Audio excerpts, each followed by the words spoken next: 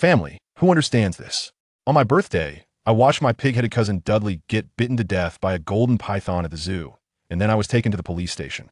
In the end, Hagrid came to rescue me, saying I was a wizard, and took me to Diagon Alley, where I ran into that arrogant little lord. This day was so thrilling. Let me tell you, things got a bit out of hand today. I was at the zoo when I witnessed my pig-headed cousin Dudley get killed on the spot by a golden python. The scene was bloody, and his parents cried like they were slaughtering pigs. But to be honest, I felt really good inside. Well, how should I put it? It didn't come from nowhere. The story has to start from this morning, Dudley's birthday. Let me tell you, I live in that storage room at the bottom of the stairs like a doghouse. But I have a bit of a mental cleanliness obsession, so I clean that doghouse better than a five-star hotel. Every morning before dawn, I wake up, dress neatly, put on my gold-rimmed glasses, and feel like an elegant, noble living in a slum. Once I step out of my doghouse, wow. The living room was like a garbage dump, filled with all the birthday gifts Dudley received yesterday, piled up like a small mountain, with no sense of aesthetics at all. Family, who understands, my OCD kicked in right away, and I went up and swept all that junk on the floor, then arranged them neatly like a perfect rectangle, just like playing Tetris. So satisfying. Then it was time to make breakfast, frying bacon, eggs, and sausages. It was a top-notch assembly line. I greeted my aunt, no response. I greeted my uncle, he ignored me. I greeted Dudley, and he turned his back on me. Unbelievable, but I'm used to it. Ever since a few years ago when I found him too noisy and stabbed him, causing him to be hospitalized for half a month, this family has treated me like air. Except for Dudley, that stupid pig who still insists on picking on me. But every time he does, I return it tenfold. His brain is really just a bit more complex than a single-celled organism.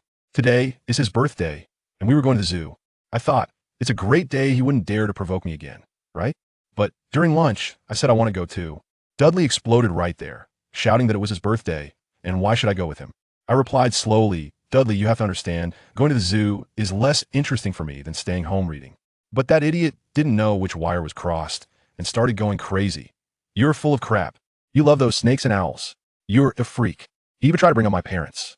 The moment those words were on his lips, my dinner knife whooshed out and landed firmly in front of his plate, just a centimeter away from his pig hoof.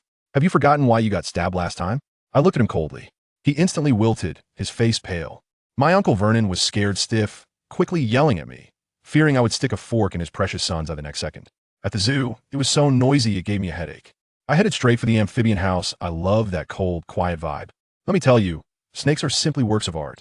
They usually stay still, but when they strike, it's with incredible force. That kind of restraint and ambition is just my taste.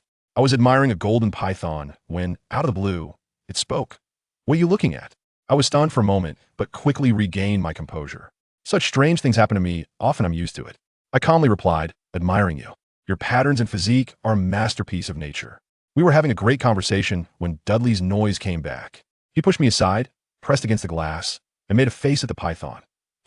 You're crazy. You really talk to snakes? He knew I value my reputation outside and wouldn't act out in public, so he felt invincible. That noise ruined the tranquility I had finally found. I snapped. Dudley, shut up. I want. What do you do to me? He was still showing off. The next second, the glass he was leaning on vanished into thin air. Dudley's hefty body, weighing over 200 pounds, fell straight into the water tank with a splash. He turned around, face to face with the python, screaming in terror. The python ignored him, turning to flee. It nodded at me, as if to say, thanks, buddy. I had one thought at that moment. Hey, raise my chance. I called out to it, wait, I'm not providing free lunch. The python looked back at me, its eyes filled with inquiry. I said nothing but stared intently at Dudley floundering in the water. The python instantly understood. Its pupils narrowed into slits, and it opened its massive jaws. Just as the Dursleys were screaming and rushing over, everything was over. The giant python bit through Dudley's thick carotid artery with precision.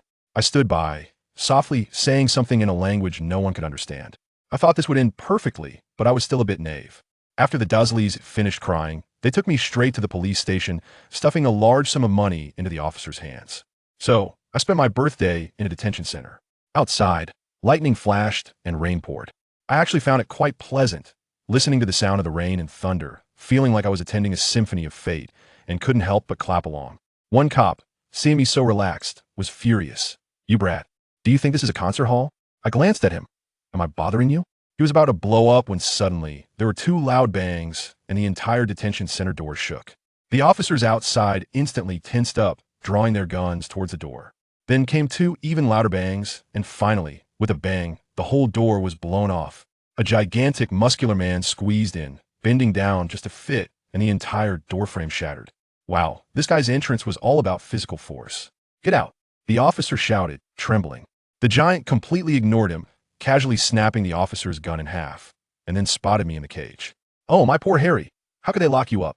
he exclaimed excitedly, waving his hand as if he could lift the roof off. He pointed a little broken umbrella at the iron bars, and it instantly became as soft as noodles.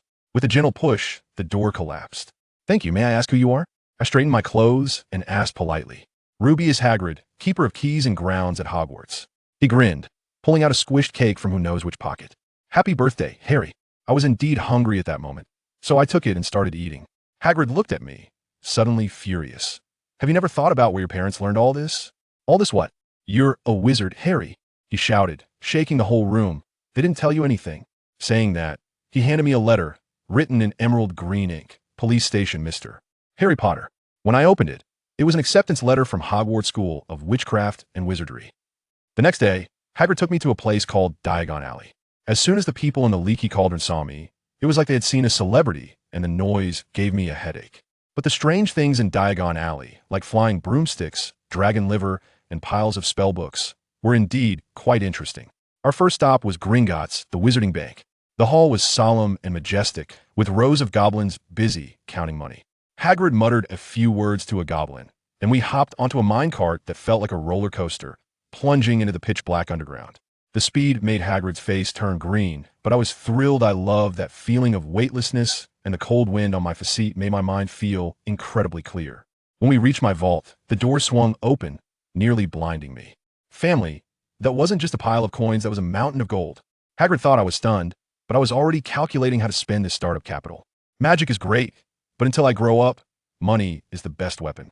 I had Hagrid fill 2 more large bags with galleons, saying I wanted to buy some extra things later. Next, we went to another deeper vault, where Hagrid took out a dirty little package, looking quite mysterious. After leaving Gringotts, Hagrid wanted to go to the pub to relax, so I went ahead to buy my school uniform. At Madame Malkin's shop, I ran into a pale-faced boy who spoke in a long, drawn-out tone. His air of arrogance was just like Dudley 2.0. He approached me and asked if I was also going to Hogwarts, boasting that his parents were buying him things. His demeanor reminded me of Dudley, who was bitten by a snake, and I couldn't help but laugh. "What are you laughing at?" He frowned at me. "Nothing. It's just your tone reminds me of an annoying guy." "Of course, my dislike is something he couldn't withstand," I said, grinning even wider. He seemed intrigued and aggressively asked for my name. "You should have heard of me, right?" "Harry Potter." I mimicked his tone and gave a slight bow. He was taken aback, but quickly regained his arrogance, though there was a hint of desire to befriend in his gaze. "Oh, the famous savior. I think we'll meet in Slytherin." "I don't think so." My voice turned cold. "Otherwise, under the snake's venom, there will be another annoying ghost." "Very well. I like a rival like you." He toned down his arrogance and extended his hand. "Draco Malfoy." I extended my hand and shook his, but the aggression in my eyes didn't diminish at all. As soon as he left, Hagrid came in holding a large. "The ice cream has arrived." Malfoy turned back at the door, glanced at Hagrid, and his expression instantly turned sour as he threw his sleeves and walked away. I understood right away. This kid took Hagrid for my servant. Upon entering Flourish and Blots, I walked straight to the counter and pulled out a large handful of galleons, slamming them on the table. "I want one of every book you have here." The clerk was petrified on the spot. Hagrid was also stunned by my move. When we came out of the bookstore, I had a stack of books floating behind me, taller than I was. Then we went to the apothecary. I did the same thing, buying one of every type of ingredient. By the time Hagrid dragged that mountain of stuff out, we were practically the most stylish pair in all of Diagon Alley. We just had one last stop left, Ollivander's wand shop. But let me tell you, Hagrid is really stubborn. Dragging that mountain of stuff, he was out of breath and insisted on getting me a birthday gift, saying the Dursleys wouldn't prepare anything for me. I thought to myself, well, at least they won't throw me out like garbage. I initially wanted to say forget it, but then he said he would get me an owl. Goodness, I was completely speechless. I tell you, besides snakes, my favorite animal is owls. They're cool and can fight. Simply the tyrants of the raptor world. 20 minutes later, I had a cage in my hands with a snow-white owl sleeping inside, looking as beautiful as a work of art. Seeing how I cherished it, Hagrid proudly patted me on the back, nearly sending me off. Then we got to the main event, Ollivander's wand shop. The shop was small and shabby, but once inside, let me tell you, the atmosphere was absolutely perfect. It was so quiet you could hear a pin drop, and the air was filled with that mysterious scent of wood. I fell in love at once. Then a light, airy voice emerged. "Good afternoon," nearly giving Hagrid a heart attack. An old man with incredibly bright eyes, like two spotlights. As soon as he saw me, he said, "I knew you would come. Your eyes are like your mother's." My heart sank for a moment. I thought this old man was quite eloquent, but then he followed up with, "But they also resemble." I'm sorry, I can't say his name. Family, who understands? My face darkened instantly. Goodness, can this old man not hold a decent conversation? Just when the atmosphere was building up, he brings up my parents. Talk about emotional intelligence evaporating, right? The little respect I had for him vanished in an instant. I took a step back and coldly replied, "Of course my eyes look like my mother's." The old man was startled by my attitude and took 2 steps back, stammering that I looked more like him. I was too lazy to argue with him and went straight to the point, choosing a wand. Let me tell you, it was quite a hassle. I tried one after another.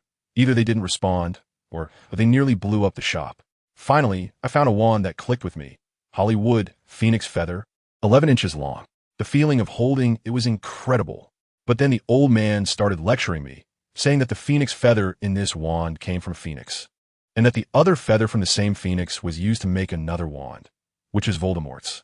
He stared at me and warned me never to use it for dark magic. I said, of course, but inside I was already plotting. The month I spent back at my aunt's house was something else. I locked myself in my room every day, cramming magic books, and it opened a whole new world for me.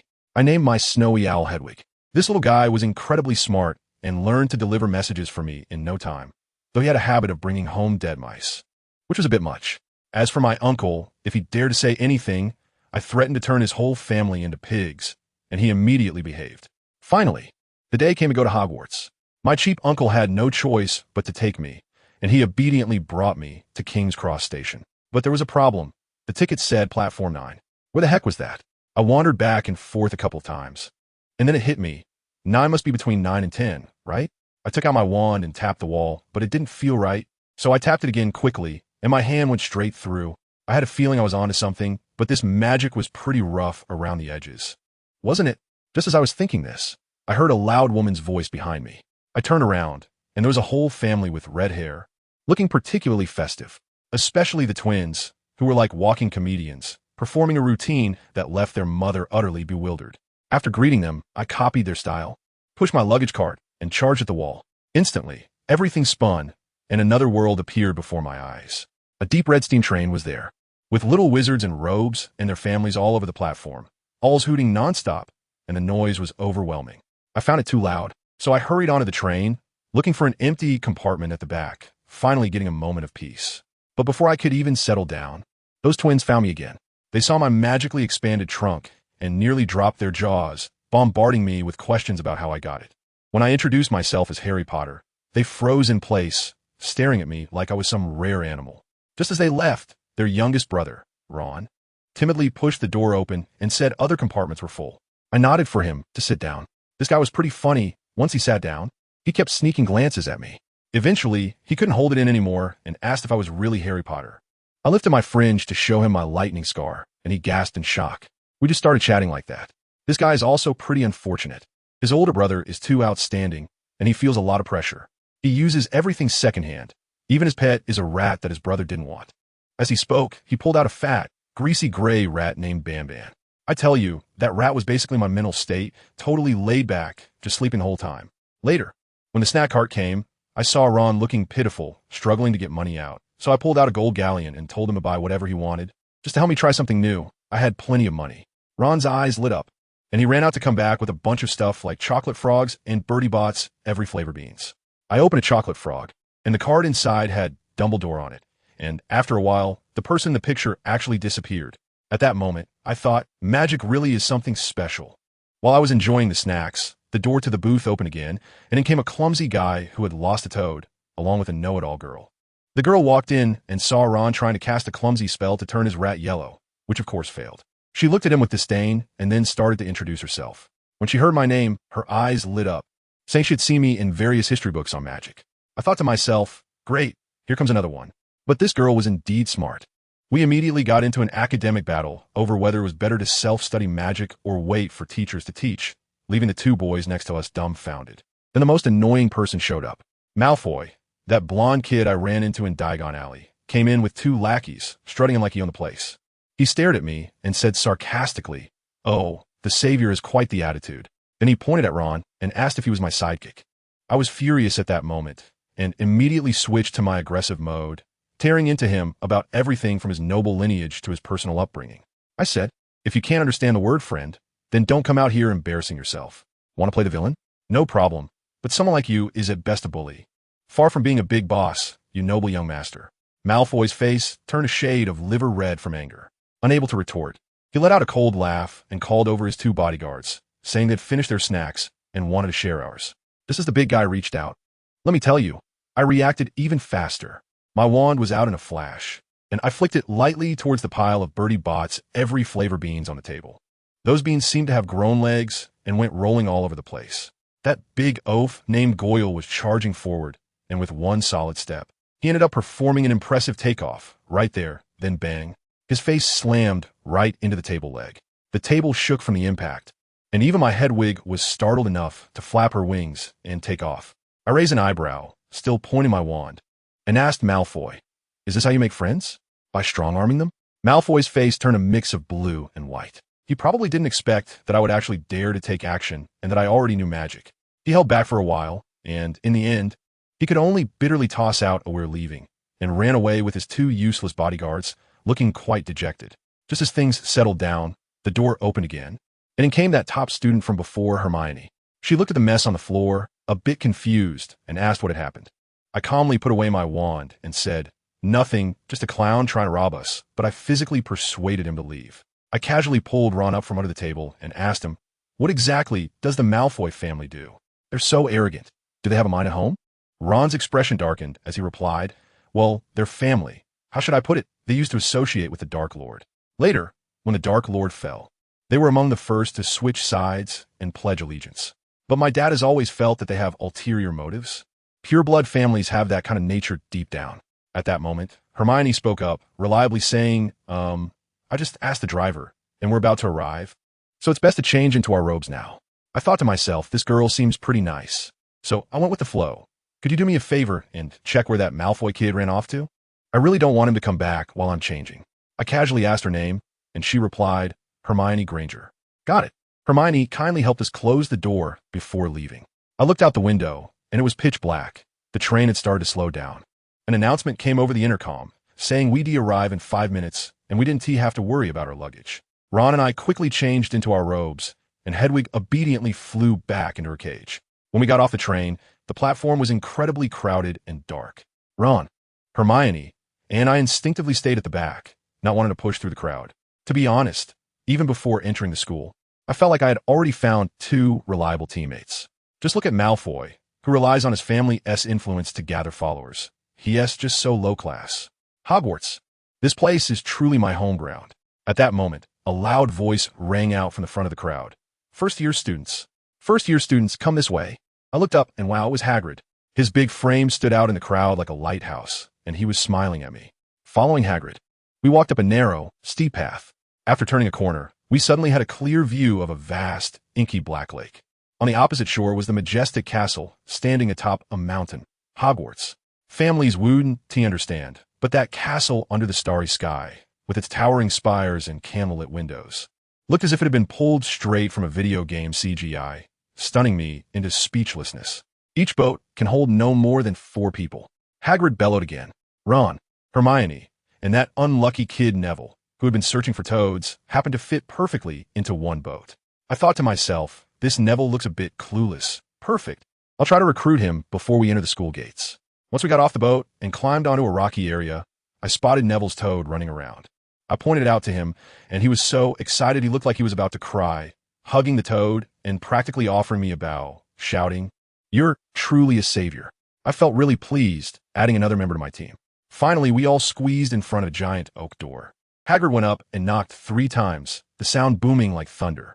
The door creaked open, revealing a witch in a bright green robe. Her expression serious like my elementary school principal. I could tell at a glance that she was skilled and held a high position. Definitely someone I couldn't offend. "First-year students, Professor McGonagall," Hagrid introduced. Professor McGonagall led us into a huge hallway, then crammed us into a small, empty room, packed like sardines.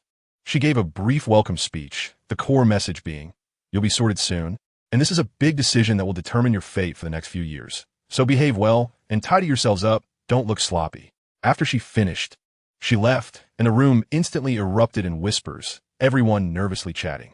Of course, except for me and Hermione. I wasn't too worried at all. What a joke. A school entrance test for magic? What would we need the school for then? I was that confident. Neville leaned over and quietly asked if I was scared. And I reassured him, "Don't worry, there's no way they LL test for magic. It just doesn't make sense." Seeing his half-doubtful, yet trusting eyes, I knew this kid was completely on my side now. Suddenly, people beside us began to scream. I turned around to see, wow, over 20 translucent ghosts floating out of the walls, wandering among us like they were in their own backyard. One plump, monk-like ghost cheerfully greeted us, saying he hoped we'd be sorted into Hufflepuff because their breakfasts were the best. I was speechless. Come on, this is a magic school. And you're talking to me about breakfast? Can we think bigger here? Just then, Professor McGonagall returned, and the ghosts vanished through the walls. She instructed us to line up and follow her. I was in line behind Ron, Hermione, and Neville, and our little group was starting to take shape. We passed through a pair of double doors and entered the Great Hall. I have to tell you, at that moment, I was truly stunned. This place was incredible. The ceiling was the night sky, with thousands of candles floating in midair, and below were 4 long tables filled with upperclassmen. The whole scene was both magical and grand, making me feel as small as a speck of dust. Professor McGonagall brought us to the front, placed a 4-legged stool down, and on it was an old tut-tut-vit-sa-tut. The hall fell silent, all eyes on the hat. Suddenly, a slit opened in the hat, like a mouth, and then it started singing. After the song, the hall erupted in applause, and the sorting ceremony officially began.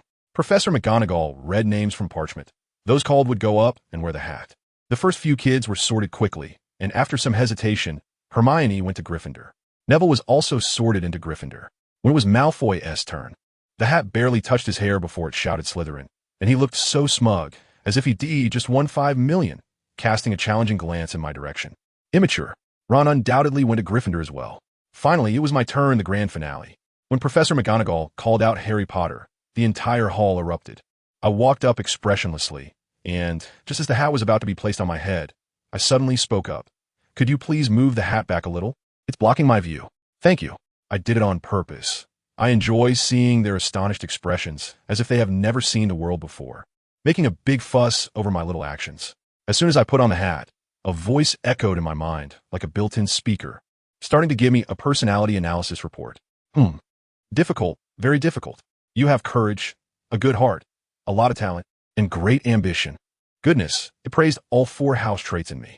In the end, it actually admitted defeat, sighed, and said, "Oh my, I actually don't know which house to sort you into. This is the first time in 1,000 years. How about you choose one yourself?" I felt a jolt in my heart at that moment, but on the surface, I pretended to be flattered and surprised, while deep down, I had already analyzed the situation thoroughly. This was definitely not a decision made by the hat itself. There must be someone behind the scenes causing trouble, and that person could only be Principal Dumbledore. He was putting me through a trial and conducting a stress test. My mind was racing. I cleared my throat, and my performance began. First, I praised Hufflepuff, saying that loyalty and kindness are treasures. Then I added a "but," expressing my desire for more, and apologized to them. Although the Hufflepuff students felt disappointed, they maintained their composure. Next, I complimented Ravenclaw, saying that wisdom leads to the future and that ideas can change the world, showering them with praise. The Ravenclaw students were thrilled. Then came another, but where I mentioned that wisdom alone, detached from the present, is not enough, and I apologized again. Then it was Slytherin's turn. I said I appreciated ambition. That desire is a ladder to progress. I could feel the sharp gaze of Dumbledore behind me intensifying. The Slytherin students already wore proud expressions, as if to say I must join their house. I smirked inwardly and then delivered aloud, but I directly criticized the so-called nobility, stating that all are born equal and that arrogance is a stumbling block to progress. As I spoke, I deliberately glanced at Malfoy, who turned pale. The Slytherin table looked at me with eyes as sharp as knives. At that moment, I sensed Dumbledore's gaze softening and becoming approving. Well, the answer was already very clear. I closed my eyes and shouted with all my might in unison with the sorting hat, "Gryffindor!" At that moment, the Gryffindor long table erupted. The cheers nearly blew the roof off. The pair of twin brothers from the Weasley family shouted at the top of their lungs, "We have Potter! We have Potter!" I smiled as I walked towards the Gryffindor long table, shaking hands with each of them. The scene was like a celebrity meet and greet. As soon as I sat down, Dumbledore stood up to speak. I thought he was going to say something profound and mysterious, but instead he opened his mouth and said, "Fool, crybaby, rubbish, twist. Thank you all." You? I was thinking at the time, is this principal really okay mentally? He looked a bit crazy, but that glance just now didn't fool anyone. This old man is definitely a top-notch trickster. As soon as he finished speaking, the empty golden plate in front of us instantly filled up with delicious food. Magic really is convenient. I'm eating right now, and I just had a chat with Nick, the ghost next to me, who almost has no head. I even watched him perform his trick of having his neck connected by just a bit of skin. I wasn't scared at all. In fact, I found it quite interesting. I glanced up at the teacher's table. Hagrid was drinking heavily. Professor McGonagall was talking to Dumbledore, who was smiling at me. There was another teacher, Professor Kettleburn, whom I had seen at the Leaky Cauldron, sitting next to a man with greasy hair, a hooked nose, and a waxy complexion. Just then, the hooked-nosed teacher's gaze crossed over Kettleburn and fixed directly on me. The moment he looked at me, my lightning-shaped scar on my forehead suddenly burned with a searing pain. It felt as if someone had pressed a red-hot iron against me. Ugh! I let out a muffled groan and instinctively covered my forehead with my hand. "What's wrong?" Percy, the prefect beside me, asked with concern. "It's nothing. The pain comes quickly and goes just as fast," but I kept my eyes fixed on that teacher. Who was he? Why did my scar hurt the moment he looked at me? I lowered my voice and asked Percy, who was the person talking to Professor Chilo. Percy glanced over and said, "Oh, that's Professor Snape. He teaches potions. But everyone knows that what he really wants to teach is defense against the dark arts. He's quite skilled at that stuff." I followed Percy's gaze and looked over. That Snape was exuding a gloomy aura that screamed, "Don't mess with me." He was clearly sneaking glances at me. His eyes seemed like they had radar, but as soon as I looked over, he immediately turned his head away, acting as if nothing was wrong. What a guy, playing hide and seek over there. After we finished the last pudding on the table, old Dumbledore stood up again, and the whole place went silent. He cleared his throat and began to announce the school rules. "First-year students, listen up," he said slowly. "The little woods on campus are off-limits, so don't go there." Of course, I made sure those old hands-on folks remembered this. He said, glancing intentionally at the Weasley twins, and my heart skipped a beat. This principal is something else. Also, he continued, "Mr. Filch, the caretaker, asked me to remind everyone not to wave your wands around in the corridors during breaks, or he might invite you for tea." I felt like he glanced at me again. What does my face say? I want to play Quidditch? Finally, he hit us with the big one. I must warn everyone, if you want to make it through to graduation safely, don't go down the corridor on the right side of the 4th floor. The whole room was stunned for a moment, and I was suddenly alert. I'm telling you, this is definitely not a joke. That place must be hiding a big secret. But guess what? The next second, the old man changed his tone, grinning like a child who just pulled off a prank, insisting that we sing the school song. With a wave of his wand, a golden ribbon floated out with the lyrics. When I saw those lyrics, I almost fainted on the spot.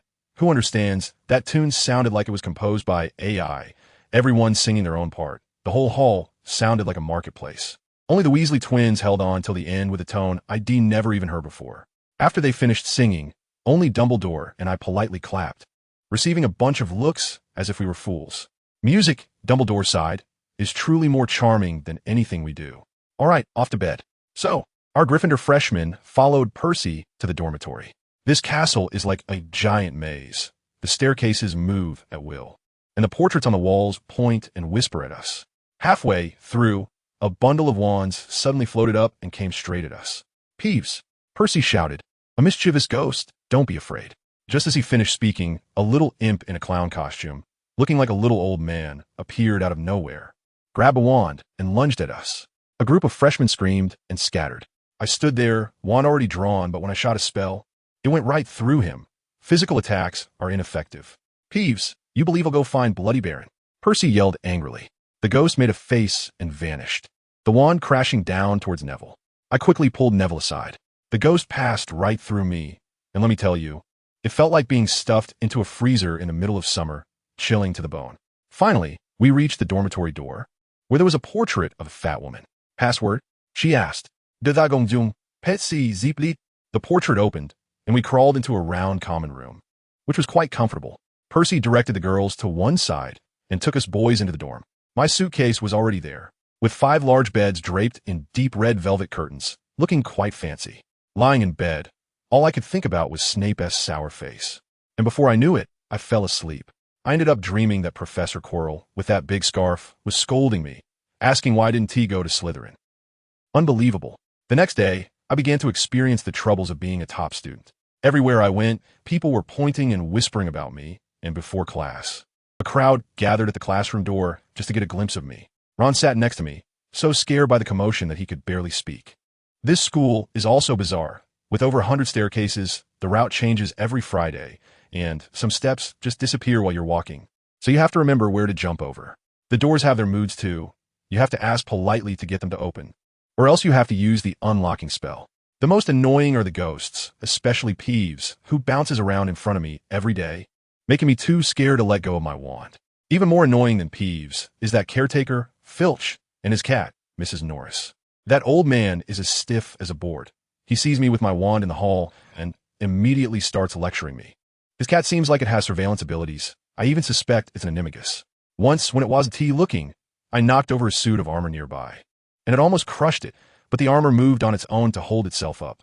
What a shame. Not long after school started, Hermione and I became the top scholars in our year. In Professor McGonagall's Transfiguration class, we were the only ones to successfully turn matches into needles in the first lesson. How famous are we? People have started to ship us as a couple.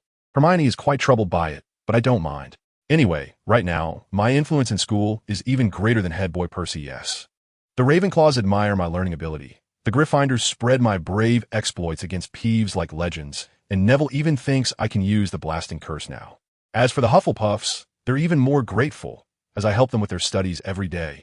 The result is that, aside from the jealous Slytherins, practically everyone else has become part of my fan club. On Friday morning, Ron and I were having breakfast in the hall. What classes do we have today? Ron asked.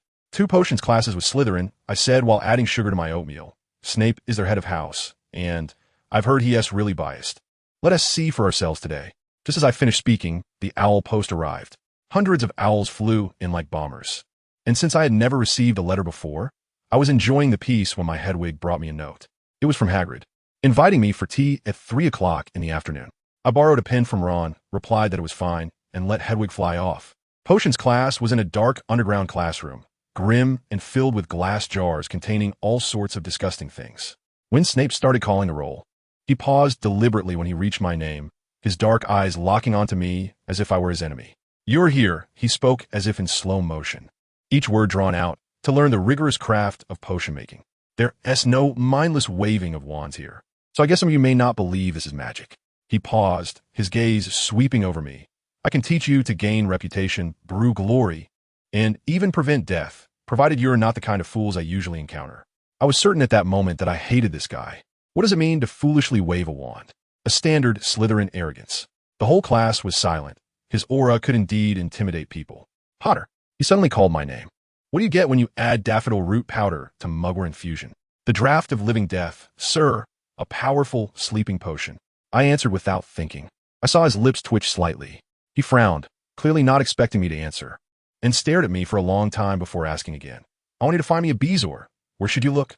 In a goat's stomach, sir. It can cure most poisons. I remained expressionless. What is the difference between aconite and wolfsbane? No difference, sir. I even smiled a bit. They're the same plant. Both called aconite.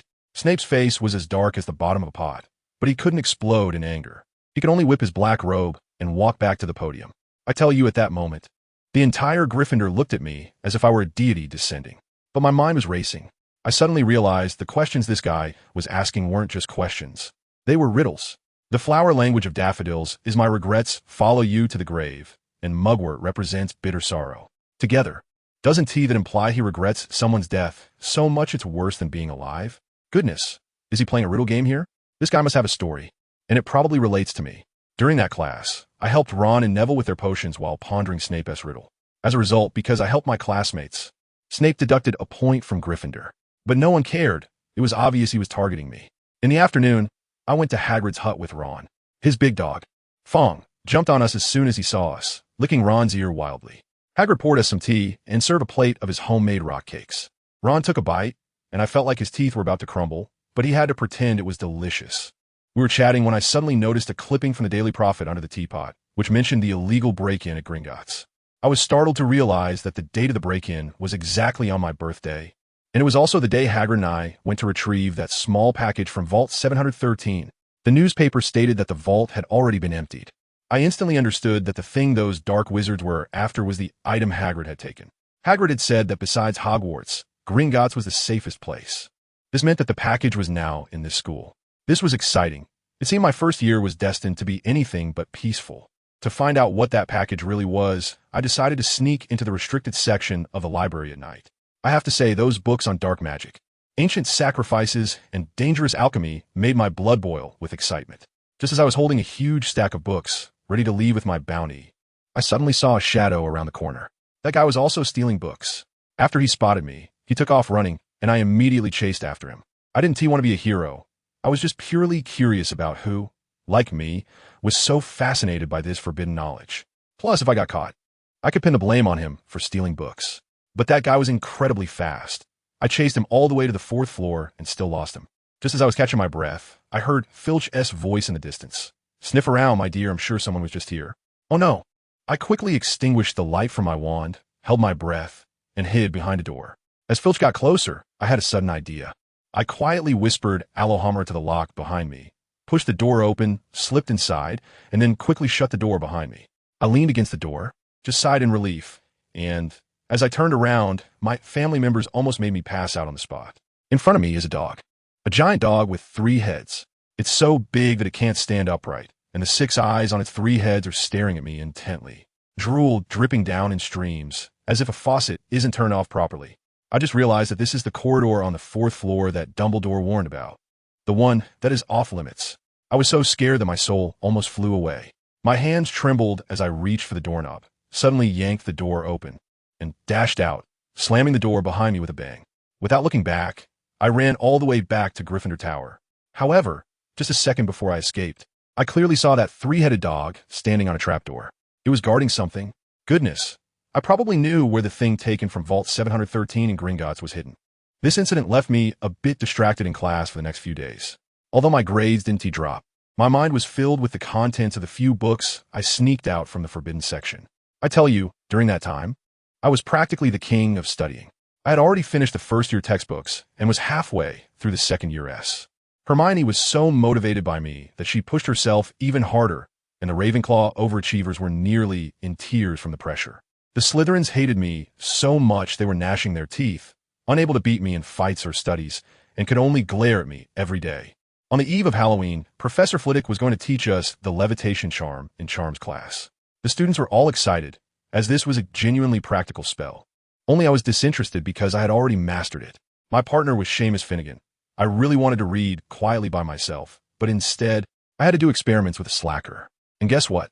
My slacker partner, Seamus, under my extraordinary patience in tutoring, actually managed to make the feather float before class ended, and he didn't blow up the desk. It was nothing short of a miracle. Let me tell you, those 2 clowns on the other side, Ron and Hermione, are just a disaster. Hermione, like a little headmistress, stands there with her hands on her hips, pointing out everything, repeating over and over that it's Leviosa, not Leviosar. That sternness makes me wonder if she is Snape's illegitimate daughter. Ron, on the other hand, has turned as red as a beet, his self-esteem shattered, and the feathers, don't even mention them, they haven't moved an inch. Finally, after class, Professor Flitwick praised 3 people, me, Seamus, and Hermione. Ron's face was as dark as a frying pan. As soon as we left the classroom, he started ranting to me. No wonder everyone can't stand her. I tell you, she's a nightmare. And wouldn't you know it? That comment happened to be overheard by Hermione, who was passing by. I watched as the girl bumped into me, then covered her face and ran off, crying. My heart sank, and I nudged Ron. Dude, she heard you. Ron was stubborn at first. So what? She deserves it. She should know she doesn't have a single friend. But just look at his evasive eyes, and you'd know he was panicking. I sighed and told him, you'd better go apologize, be sincere. But this guy chickened out, saying he needed to prepare, and he ended up preparing all the way to the Halloween feast. Hermione hadn't shown her face all day. And later I heard from Parvati that she had locked herself in the girls' bathroom crying.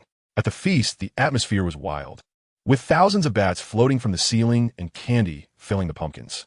Just when everyone was enjoying themselves, Professor Quirrell, the defense against the dark arts teacher who always wore a big turban, came rushing in panting, shouting, "Troll!" in the dungeon. Then he rolled his eyes and fainted. Well, the entire hall erupted into chaos, screams rising all around. Only Dumbledore, I tell you, that old man was as steady as a rock, with a wave of his wand. He silenced everyone and slowly had the prefects lead us back to the dormitories. Just as we were following Percy out, my mind suddenly buzzed and I grabbed Ron. "Hermione." I said just those 2 words, and he understood immediately. That girl was still crying in the girls' bathroom, completely unaware that a 12-foot giant was wandering towards her. Ron's face went pale. He gritted his teeth, making up his mind. "Let us go. Don't let Percy see us." We ducked low and slipped away from the main group, heading against the flow towards the girls' bathroom. As soon as we turned a corner, we smelled a terrible stench, worse than the latest bioweapons of 2025. Then came the sound of heavy footsteps, and a massive figure appeared before us. 12 feet tall, with a small head, dragging a club thicker than me. I watched as it turned into the girls' bathroom. "You better pray you have a chance to apologize," I shouted, bursting in first, with Ron right behind me. The bathroom was already a mess, sinks smashed to bits, water spraying everywhere. Hermione was huddled in a corner, too scared to speak. "Get its attention, quickly," I calmly directed. Ron, being tough without a second thought, grabbed a broken faucet and threw it against the opposite wall with all his might, making a huge noise. The troll was indeed attracted. It sluggishly turned to look at Ron. "Now is the time." I pointed my wand, and a dazzling beam shot straight at the troll's face, bursting into a shower of sparks. The troll, in pain, started swinging its club wildly, and I took the chance to lift the stall door. The slippery floor combined with the door caused the troll to step on it and slip, crashing to the ground. "Watch out!" The troll fell right towards Hermione, and Ron shouted, leaping forward to grab her and roll to the side, avoiding a fatal blow. I didn't stop. Taking advantage of its fall, I muttered the levitation spell I had just learned, Wingardium Leviosa, and made that huge wooden stick float out of its hand. Just as the giant struggled to raise its upper body, trying to reach for the stick, I released the spell. With a loud bang, the heavy wooden stick fell from a great height, striking it right on the back of the head. The guy didn't even let out a grunt before completely passing out. I crossed over the giant's body and helped the 2 of them up. Before I could say a word, the door was suddenly slammed open with a crash. Professor McGonagall rushed in, followed closely by Snape. I had never seen Professor McGonagall so furious. Her face was stiff, and her voice was as cold as ice. "What on earth are you doing?" To my utter surprise, Hermione, the studious and obedient girl, actually started spouting nonsense in front of the professor. She trembled as she stood up and said, "Professor, it's my fault. I read a lot of books about trolls and thought I could handle it, so I came to find it by myself. It was Harry and Ron who came to save me." Ron and I were both wide-eyed in disbelief. Hermione was still putting on a show. It was Harry. He defeated the troll all by himself. He tripped it with a door and then used the levitation charm to knock it out with a stick. Professor McGonagall's focus shifted instantly. She went from anger to shock. "What? Harry did it alone? Goodness." I could almost see a line of text floating above Professor McGonagall's head. "Feeling proud in front of Snape? How delightful." In the end, punishment? Non-existent. Points for Gryffindor. A school-wide commendation. That night, Professor McGonagall went to find Dumbledore, saying my talent was too frightening. A first-year student taking on an adult troll was unprecedented in wizarding history. She even worried that I had been suppressed for too long in a Muggle family, and might end up creating something called a silent, dark energy entity. However, Dumbledore seemed to not care much and let the matter pass. After the troll incident, the 3 of us became an inseparable trio. Time flew by, and it was November. The Quidditch season had begun. The whole school was going crazy, but I just wanted to stay in the dormitory and study my little treasures, the restricted books. In the end, I was dragged by Ron to watch the Gryffindor versus Slytherin match. Halfway through the game, just as both seekers spotted the golden snitch, preparing for a showdown, suddenly, the entire stand we were in began to shake wildly, as if we were on some crazy ride, and screams erupted all around. Hermione, with her keen eyes, grabbed Ron's binoculars, scanned the crowd, and then whispered urgently, "It's Snape. He's on the opposite stand, muttering something. He's casting a curse on us." I felt a sinking sensation in my heart. Who on that platform was worth such a huge effort from him? Who else could it be but me? This guy was willing to risk the lives of all the students in the stands just to get rid of me. "Fine, you're ruthless." I let out a cold laugh in my heart, drew my wand, and quietly pointed it at a section of the railing on the professor's platform, muttering incantations under my breath. In the next moment, that section of iron railing instantly transformed into dozens of venomous snakes, plummeting down and then scattering towards the professors.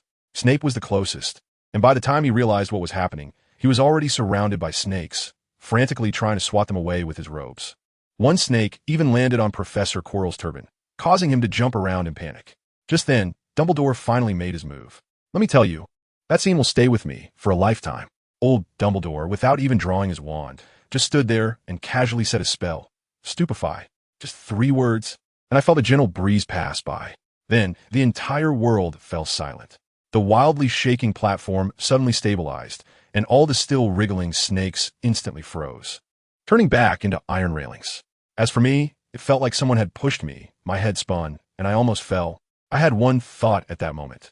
This old man is unfathomable, as strong as a monster. Christmas was approaching. Everyone had gone home, and I chose to stay at Hogwarts. Why? Because there was no one around. I could boldly sneak into the restricted section of the library to stock up. On Christmas morning, I opened my eyes to find a pile of gifts by my bed. Hagrid sent a flute that sounded like an owl when played. The Dursleys mailed a coin along with a note insulting me. As usual, Ron's mom knitted a sweater, and Hermione sent a chocolate frog. But the last package had no signature. When I opened it, wow, a silver gray, liquid-like object slid out, feeling smoother than silk. It was an invisibility cloak. Who would send me such a precious item? Who cares? It's useless if not used. It's expired. That night, I put on the invisibility cloak and sneaked into the restricted section of the library. Just as I was happily picking out books, I accidentally pulled out a book about monsters, and it suddenly started screaming. The shrill sound pierced the night sky. I felt a sense of dread and threw the book aside, bolting away just as Furky arrived on the scene, brushing past me. The footsteps behind me grew louder, and in a moment of panic, I randomly found a classroom door and dashed inside. It was an abandoned classroom with a huge mirror standing in the center, its frame engraved with a line of strange characters. Curiously, I leaned closer, and to my surprise, I wasn't the only one in the mirror. Behind me stood a man and a woman. The man wore glasses and had messy hair, looking like an adult version of me. I understood it instantly. These are my parents. My face turned dark in an instant, and I didn't want to stay for even a second longer. I turned to leave. Why was I leaving?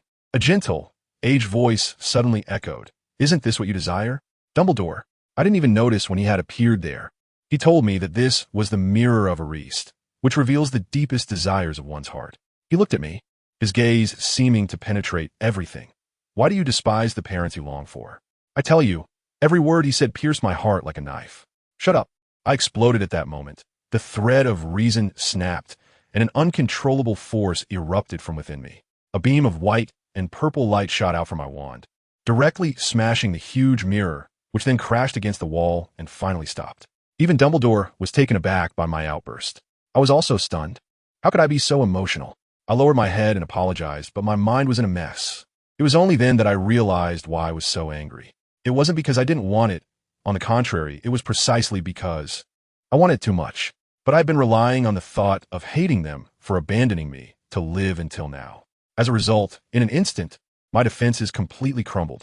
I told you, I just couldn't hold it in at that moment, and the tears just streamed down. Damn, it was my first time at this age. I was completely embarrassed.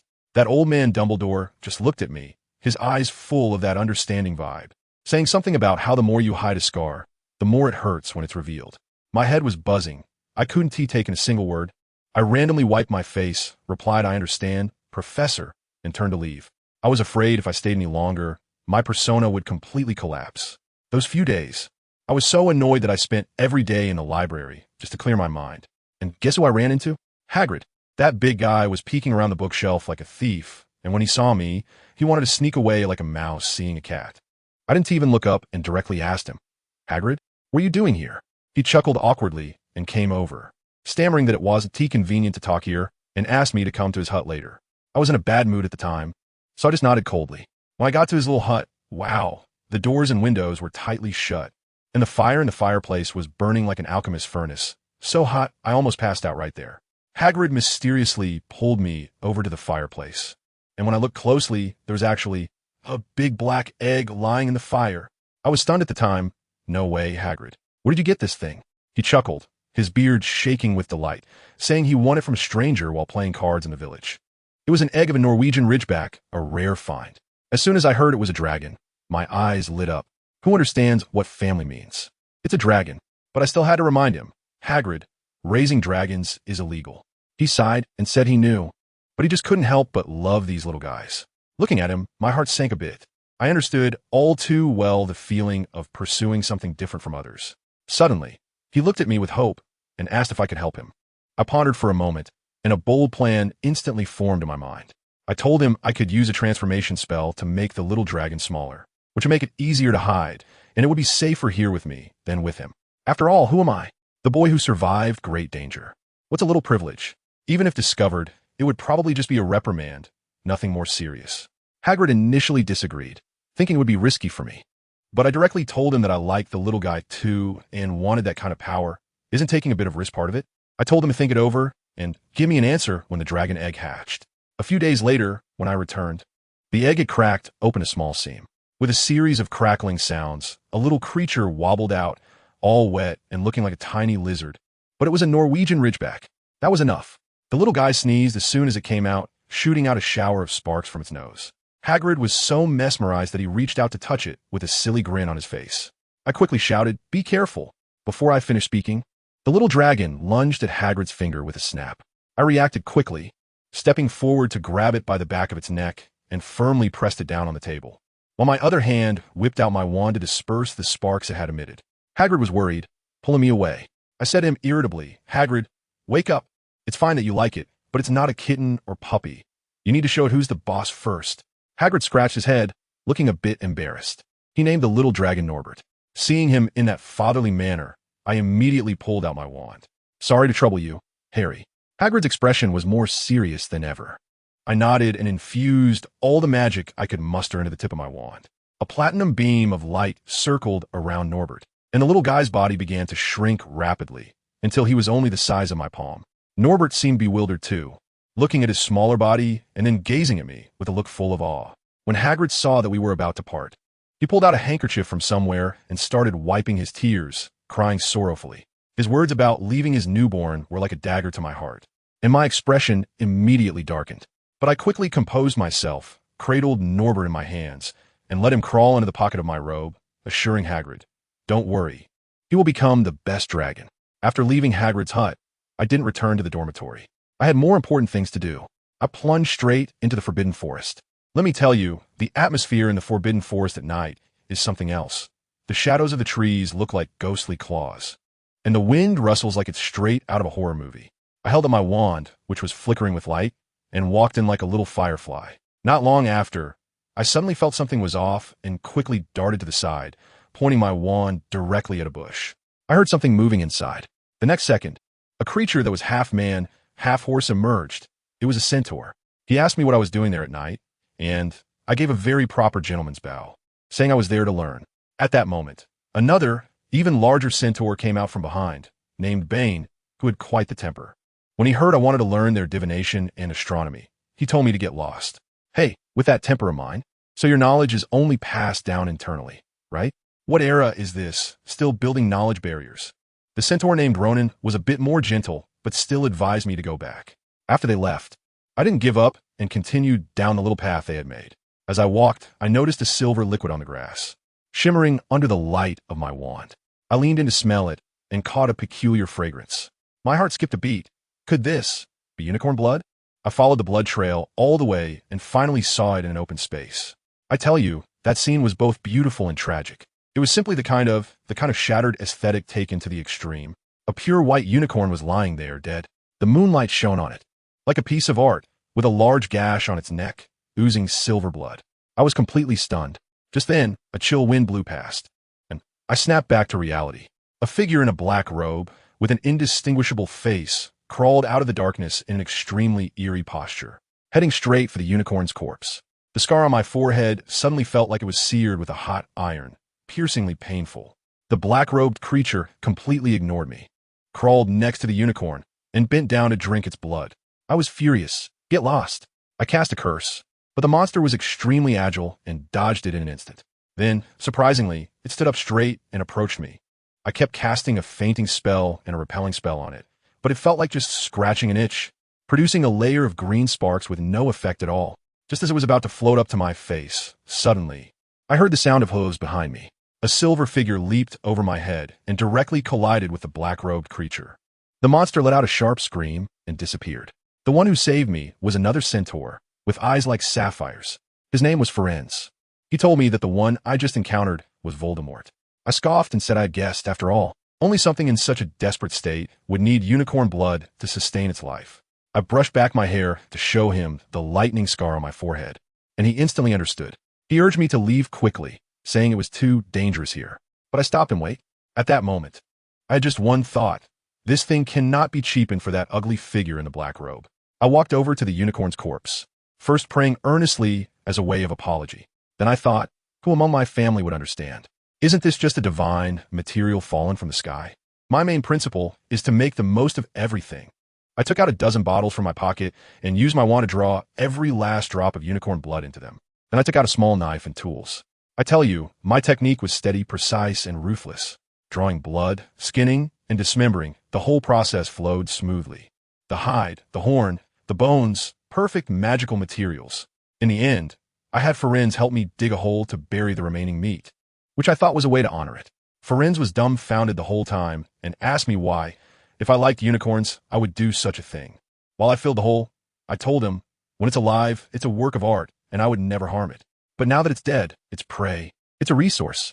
What's wrong with that? The centaur was left speechless by my words. I seized the opportunity and looked up to ask him, now, can you teach me astrology?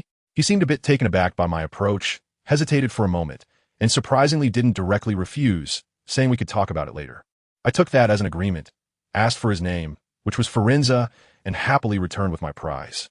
For the next month, I became a regular in the Forbidden Forest, going every night to learn astrology from Ferenza. I must say, I really have a knack for it. I can already predict small things. Just a couple of days ago, I perfectly anticipated Malfoy and Peeve's movements by stargazing, creating a beautiful misunderstanding between them. It felt amazing to have control over fate. That night, as usual, I headed toward the Forbidden Forest, but just as I reached the edge of the woods, someone called out to me, "Hey, Harry, what are you doing here?" I turned around and saw Hagrid holding a lantern.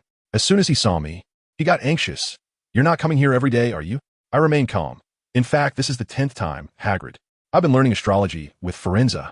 Hagrid's eyes were as wide as saucers, ready to scold me to hurry back to bed, but I suddenly smiled at the air behind him. "Hello, Professor.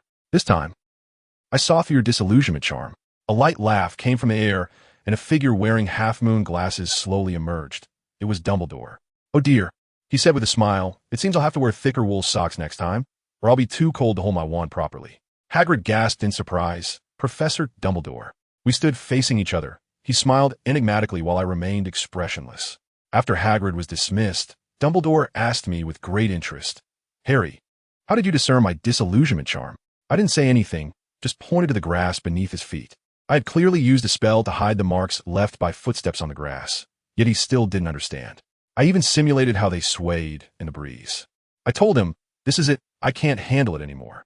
I replied to him, "Old man, your work is too rough." What does it look like when the wind blows over a field of grass? It's a whole wave, but each blade of grass has its own independent swaying frequency. You, on the other hand, just copied and pasted it, making it look like a computer special effect lagging, with the entire field of grass swaying in sync like it was cramping. "Aren't you just waiting for me to catch you?" Well, Dumbledore went silent, probably not expecting that his proud disillusionment charm would be detailedly knocked out by my microscope-like eyes. But he didn't give up, smilingly asking me, "How can you be sure it's me and not some invisible beast?" I thought to myself, is he playing the process of elimination with me? I said, if there were such heavenly creatures as invisible beasts in the Forbidden Forest, Hogwarts would have been torn down long ago, right? The professors wouldn't be bored enough to use the disillusionment charm to catch me. The only remaining suspect is you, the headmaster with a history of nighttime wanderings. Now Dumbledore was completely speechless. I felt he must have been thinking, am I the one catching him, or is he catching me? How did I end up like a little student caught, daydreaming in class? He looked at me earnestly and said, "Harry, your sharpness is incredible. But I just don't understand why you're so wary of me." This question left me silent. After pondering for a long time, I finally spoke. "Professor, I'm sorry. I know you mean no harm, but you are on a whole different level. I can't see through you. I tell you, since I was little, when I look at anyone, it's like seeing a transparent person. I know what they're thinking and what they'll do next. It's the same in the magical world. I can tell whose magic is what style at a glance, and I'm confident I can play better than them. But you, in my eyes, are just a mosaic. That's not a sense of security. That's a horror movie. Okay? Dumbledore fell silent again. I estimated that the number of times he had been silent that night was more than in the entire past year. He asked me with a serious expression, "You don't trust me?" "I can only tell the truth, Professor. We aren't that familiar yet. Trust takes time." As I said this, I politely bowed to him. He probably felt he had no way to deal with me, sighed, and said, "All right, I'll allow you to learn astrology from Forenza, but Hagrid must accompany you." My eyes lit up, and I quickly thanked him. But then he changed his tone and said, "Hagrid is busy today. I'll go with you." I directly went, The headmaster is personally accompanying me to explore the Forbidden Forest? This treatment is unrivaled. Looking at his cheerful figure in a white robe walking into the Forbidden Forest, I couldn't help but smile slightly. All right, today's Forbidden Forest adventure is probably going to be interesting. Later, we met again, this time in the headmaster's office. I tell you, that entrance was something else, called booger-flavored Birdie Bott's every flavor beans. This old man's taste is truly exceptional. Once inside, I saw his phoenix named Fox, which was indeed beautiful, red like a ball of fire, though it looked a bit dazed while napping. Suddenly, Dumbledore appeared out of nowhere, standing on the stairs, smiling and pointing at a plate of something on the table, asking me, "Harry, would you like some cockroach clusters?" I looked at it expressionlessly. It was chocolate cockroaches. I said, "You put this on your desk. Aren't you afraid the chocolate will get your important documents dirty?" He joked back, saying, "That's one of the perks of being headmaster." I said, "Aren't you just relying on your cleaning charm?" He held his forehead with an expression that said, "You're really no fun," and said I was being too serious. I replied, "Isn't being serious a good quality? Then I won't change." He was completely at a loss for words and asked me what I wanted to learn today. I said, "Clear water like a spring." He was curious and asked why I wanted to learn such a useless spell. I replied, "Because tomorrow I'm going to learn Fiend Fire. Isn't that obvious? Water and fire need to match." He laughed and said, "It seems you still can't forget about roasting turkey." I glanced at Fox napping next to us and said, "Compared to roasted turkey, I actually prefer Thunderbird." He suddenly sighed, saying, "I now think you really should have gone to Ravenclaw." I raised an eyebrow and said, "But didn't you hope I would go to Gryffindor back then? Are you regretting it?" He seemed surprised, saying, "So you went to Gryffindor because of me?" I said, "Sort of. Anyway, it doesn't matter which house I go to. I'm still me. Even if I went to Slytherin, I wouldn't become Voldemort." Dumbledore was at a loss for words again. He probably hadn't encountered such a difficult student in all his years of teaching. He quickly explained, No, I still hope you are in Gryffindor. I just think you're more suited to Ravenclaw." I directly exposed him, saying, "Weren't you in Gryffindor back then? Isn't this a little bit of your own selfishness?" He candidly admitted, "Yes, just like I enjoy eating Honeydukes Fizzing Whiz Bees." Saying this, he really took out a box from his drawer. I expressionlessly reminded him, "You haven't finished your cockroach clusters yet." He placed the candy on the table and said, "I'll make an effort to finish them." I flickered my eyes and changed the subject, saying, "Instead of eating candy, you should work harder to think about how to protect what your three-headed dog is guarding." I told you, Dumbledore's whole demeanor froze at that moment. Although he quickly returned to normal, the look in his eyes behind those crescent-shaped glasses clearly changed. He asked me how I knew about Fluffy. I calmly corrected him, saying it was a whole corridor, not just a room. As for Fluffy, that's the three-headed dog. I've seen it. He then accused me of violating school rules and asked how I knew Fluffy was guarding something. My glasses reflected the light as I met his gaze and said, "Gringotts Vault 713. Hagrid took me there. Have you forgotten? It's empty now. The stuff was taken by you. And now there's a three-headed dog guarding a trapdoor on the 4th floor of the school. Is it really that hard to connect the dots? I'm just curious. What exactly is it?" He started to speak formally, saying students shouldn't inquire about such things. I revealed my trump card directly, saying, "Nicholas Flamel, you're familiar with that name, right? The only philosopher's stone in the world, a masterpiece of yours and your old partner." I raised an eyebrow and asked him, "So, is your old partner, who has lived for over 600 years, suddenly not interested in living anymore?" Dumbledore's expression changed completely as he looked at me, and he said, "Harry, you know too much." I replied, "Just the tip of the iceberg." Then I stood up and said, "I won't learn about pure water anymore. I'll come to you tomorrow to learn about the blazing flames." After bowing, I turned to leave. As I went down the stairs, I heard the sound of candy wrappers being torn open behind me, followed by Dumbledore's light laughter, saying, "Now that the packaging is all opened, I guess I have to eat it all now." This little brat truly has a twisted sense of humor. In the last few days of winter break, I was at Hagrid's hut with Ron and Hermione again. The rock cakes Hagrid made were hard enough to be used as weapons, and only his little dragon, Norbert, was enjoying them. I was sipping tea and casually asked Hagrid, "You said you won Norbert back in a pub. What did you bet with?" Who understands family matters? Hagrid is such a big blabbermouth. Without thinking, he said, "Oh." I bet him the weakness of the three-headed dog, telling him that if he played some soothing music, that little cutie would fall asleep. My hand holding the teacup froze on the spot. I looked up and stared at him, asking, "Fluffy is your dog, right?" He was startled and said, "How do you know Fluffy?" I led him to Dumbledore for protection. Before he finished speaking, he realized he had let something slip. I clicked my tongue on my heart, realizing it was over. I stood up and told him to wait and not to follow me. After saying that, I pulled the door and left. As soon as I stepped out of the small room, I quickly pulled out the invisibility cloak from my sleeve and wrapped it around myself, instantly disappearing. Norbert also skillfully squeezed in through the last gap and hid in my pocket. Behind me, I heard Ron and Hermione's exclamations, but I didn't have time to care about them anymore. I rushed up to the 4th floor, found the door, cast the unlocking spell, and barged in. Sure enough, the three-headed dog, named Fluffy, was sound asleep, with an automatic harp standing beside it. My eyebrows knitted together. A surge of anger rushed to my head. I put away my invisibility cloak, drew my wand, and aimed a spell at the broken harp. To my surprise, the harp exploded into pieces. The dog was instantly awakened, its 3 pairs of eyes blazing with fury as it glared at me, all 3 heads roaring in unison, and 1 paw swiped at me. I lunged forward to dodge it, and countered with a repelling spell aimed at its other paw. It smashed its paw into the floor, shattering it, but lost its balance and crashed into the wall with a loud thud. It got even angrier and swiped sideways with another paw. I quickly cast a levitation spell on myself and floated away gracefully. After landing, I even gave a polite bow. It tried to stand up, but the space was too small and it got stuck. Seeing my opportunity, I shouted, "Come out, Norbert." The little fellow flew out of my pocket, and I casually lifted the transformation spell, causing it to swell in size, instantly becoming larger than a car.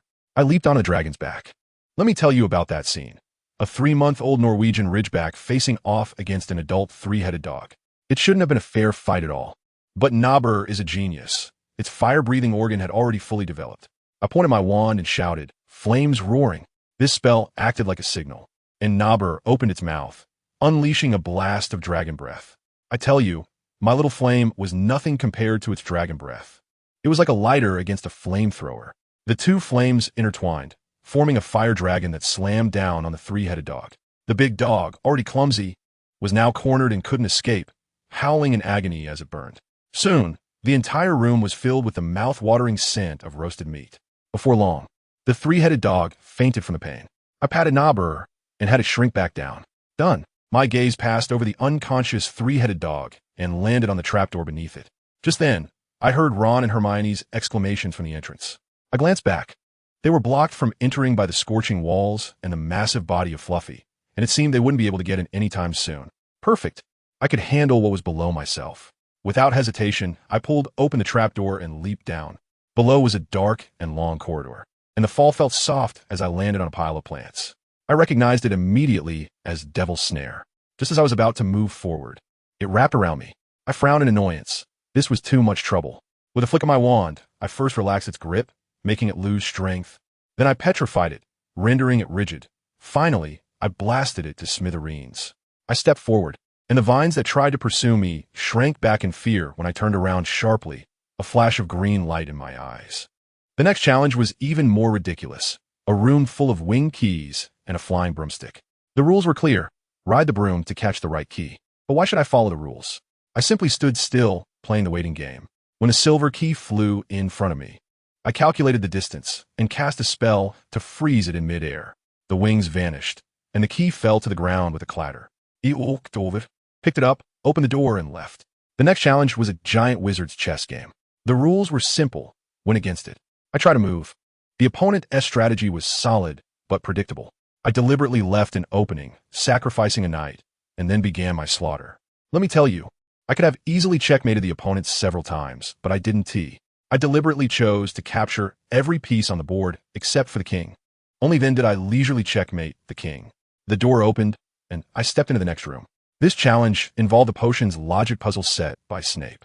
For me, it was a breeze. I didn't even take 5 minutes and completed it easily. After passing through the last flame door, I saw a frail figure with a large scarf wrapped around his head. Quirrell. He turned around and seemed not at all surprised to see me. The flames behind me cast a shadow in front of me, leaving only my eyes glinting coldly. I calmly told him that I had passed Snape's challenge in 5 minutes. That logic and reasoning were my strong suits. So, it was you who cast the curse during the Quidditch match that day. And it was you who released the troll. Snape was the one who cast the counter curse. I'd already figured it all out. My words were as emotionless as a recitation, and even Quirrell felt a bit uneasy. I ignored him and focused on the erased mirror behind him. He finally became exasperated, drawing his wand to try to bind me. But I easily countered it with a spell that shattered his efforts. I even laughed and said, "Professor, you're so weak that you can't even cast the 3 unforgivable curses. It seems like you might be the one falling here today." Just then, a hoarse voice echoed in the room. "Use that, boy." I was taken aback. "Voldemort?" Quirrell listened to the command and instructed me to stand in front of the mirror. I complied. In the mirror, I saw myself. And then my reflection pulled a red stone from its pocket, the Philosopher's Stone. But I felt nothing but disdain for this thing. Immortality and turning stone to gold were simply an affront to magic. Because of this thought, in the next moment, a cold, hard object truly fell into my pocket. So that is how it is. Only those who do not desire it can obtain it. Quirrell grew anxious and asked what I had seen. I said a broken stone fell into my pocket. He rushed over like a madman to snatch it. At that moment, the voice spoke again. Let me talk to him. Face to face, Quirrell obediently turned away and slowly removed his large turban. I have to tell you, that scene is simply a candidate for the 2025 Confusing Behavior Awards. On the back of his head, there's a face whiter than chalk, with blood-red eyes and snake-like nostrils. Voldemort. He weakly complained to me about how miserable he is now, asking me to give him the Philosopher's Stone. And guess what? I couldn't help it and burst out laughing, getting louder and louder. Voldemort went crazy with anger and asked me what I was laughing at. I finally managed to stop laughing and said, "Sorry, Mr. Voldemort, but your appearance is just too funny. Look at you now in this ghastly state. Ugly, disgusting, pathetic. For a Dark Lord to end up like you is quite a failure. Living is about experiencing beauty, and dying is about returning to peace. But here you are, afraid of death while alive and afraid of ghosts when dead, tormenting yourself into this state. Don't you find it sad, lamentable, laughable, even nauseating?" Voldemort's pale face turned red with anger for my scolding, and he screamed, "Enough! Harry Potter! D." Quirrell immediately became controlled by him, crazily lunging at me and pinning me to the ground. The smile on my face instantly disappeared, replaced by a coldness that was filled with my completely ignited anger. "Mr. Voldemort, you are truly unreasonable."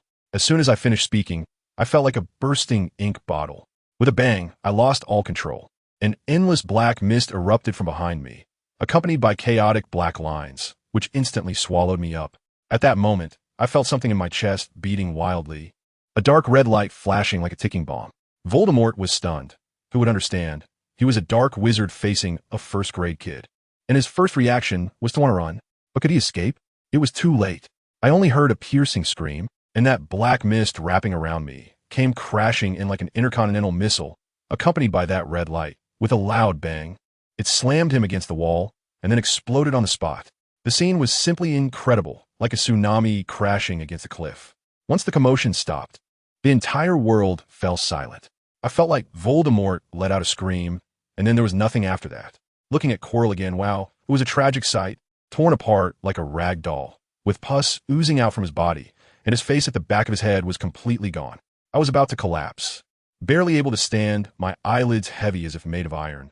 But I told myself, I can't sleep, absolutely can't sleep. There's one last step to destroy the evidence. This thing is clearly top-tier dark magic. How could Dumbledore see it? What a joke. Anyway, I managed to kill him once in my infancy. So why not do it again now? As long as the scene is clean enough, how I explain it is up to me. That bastard Chilo wasn't even dead yet, lying on the ground, gasping like a broken windbag. Help.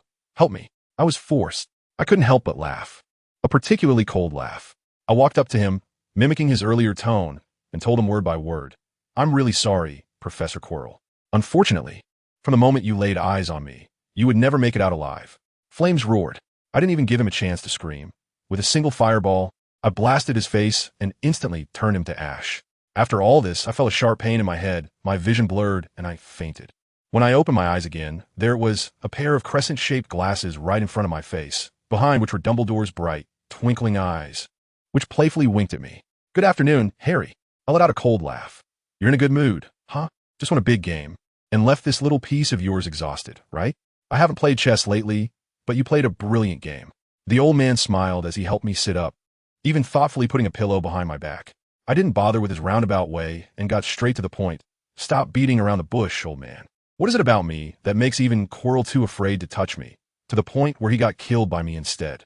This question was too direct, and Dumbledore was momentarily taken aback. Then he started to give me a motivational speech, saying that the most powerful force in the world is love, that it was the protective spell my mother left for me with her life, and that even the Avada Kedavra curse couldn't break it. I thought to myself, come on, old man, do you think I'm a 3-year-old? That black mist has nothing to do with love. But I said, oh, I thought it was your wisdom. It seems I was overthinking. Don't think of me as so powerful. Harry, I'm just an ordinary old man. Dumbledore was still putting on an act. I'll start memorizing his resume directly. The greatest wizard of modern times defeated. All right. He hurriedly interrupted me. Almost forgot. Here you go. Saying this, he opened his hand, and in his palm lay a brilliantly red stone. The Philosopher's Stone? I was shocked at that moment. You didn't destroy it? What do you want to give it to me for? Just consider it a reward for you. I scoffed coldly in my heart. A reward? I don't believe you for a second. Those levels are less about defending against Voldemort and more like a customized upgrade path for me, right? This old man is definitely testing me, seeing that I've been weakened by dark magic. He wants to bait me with this. You might as well keep it for yourself. I pretended to get out of bed, only to find my shoes over there with him. Hey, is he forcing me to face him? Don't you even want a gift I gave you? It really hurts my feelings. He's still putting on a show over there. I steel myself and thought, what's there to be afraid of? So what if I get discovered? It's just a stone after all. I sat back down, grabbed the Philosopher's Stone, and said expressionlessly, all right, thank you. I suggest you better not keep it for yourself. You should have Hagrid accompany you to deposit it at Gringotts. Deposit it? How can I use it if I just store it away?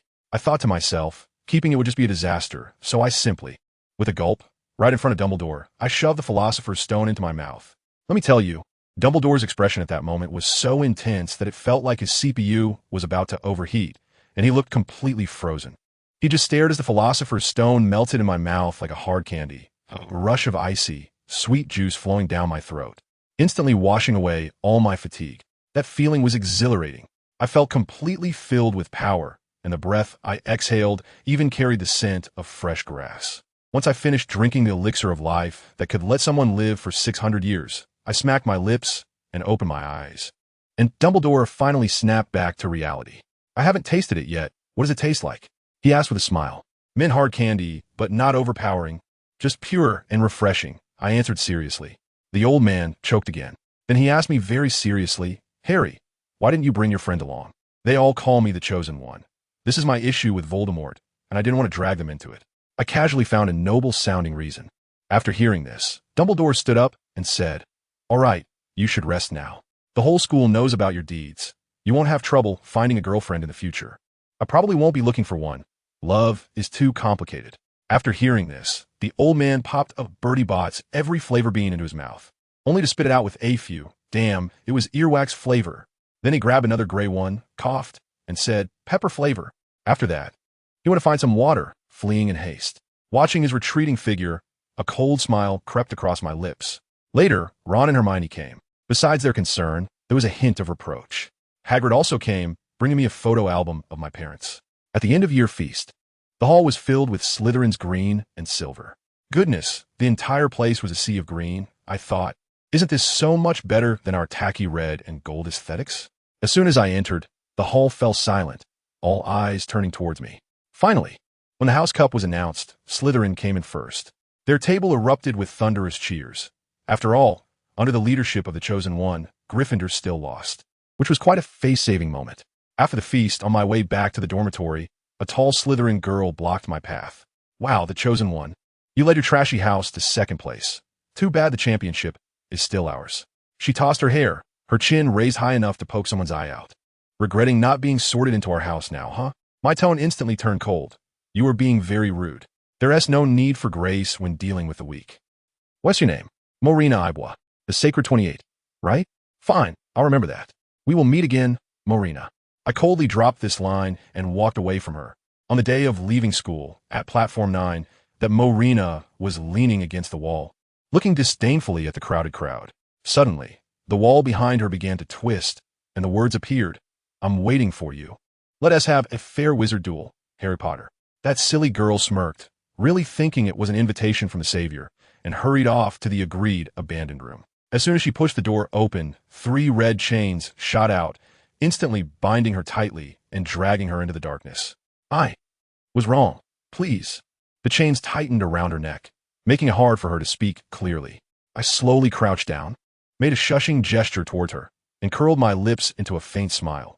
Didn't you say that there's no need for grace when dealing with the weak? However, the struggle of the weak before death is indeed interesting. Just like that, the young lady from the Sacred 28 Clans paid the price for her sharp tongue. Just a step away from home, I cleaned up the scene thoroughly, leaving no traces behind. During the summer vacation, in a dark alley in London, a robber was being chased by something that terrified him. Suddenly, he let out a scream as a zombie grabbed his leg. That thing was pitch black, skin stretched over bones, with eyes that were 3 black holes, horrifyingly ugly.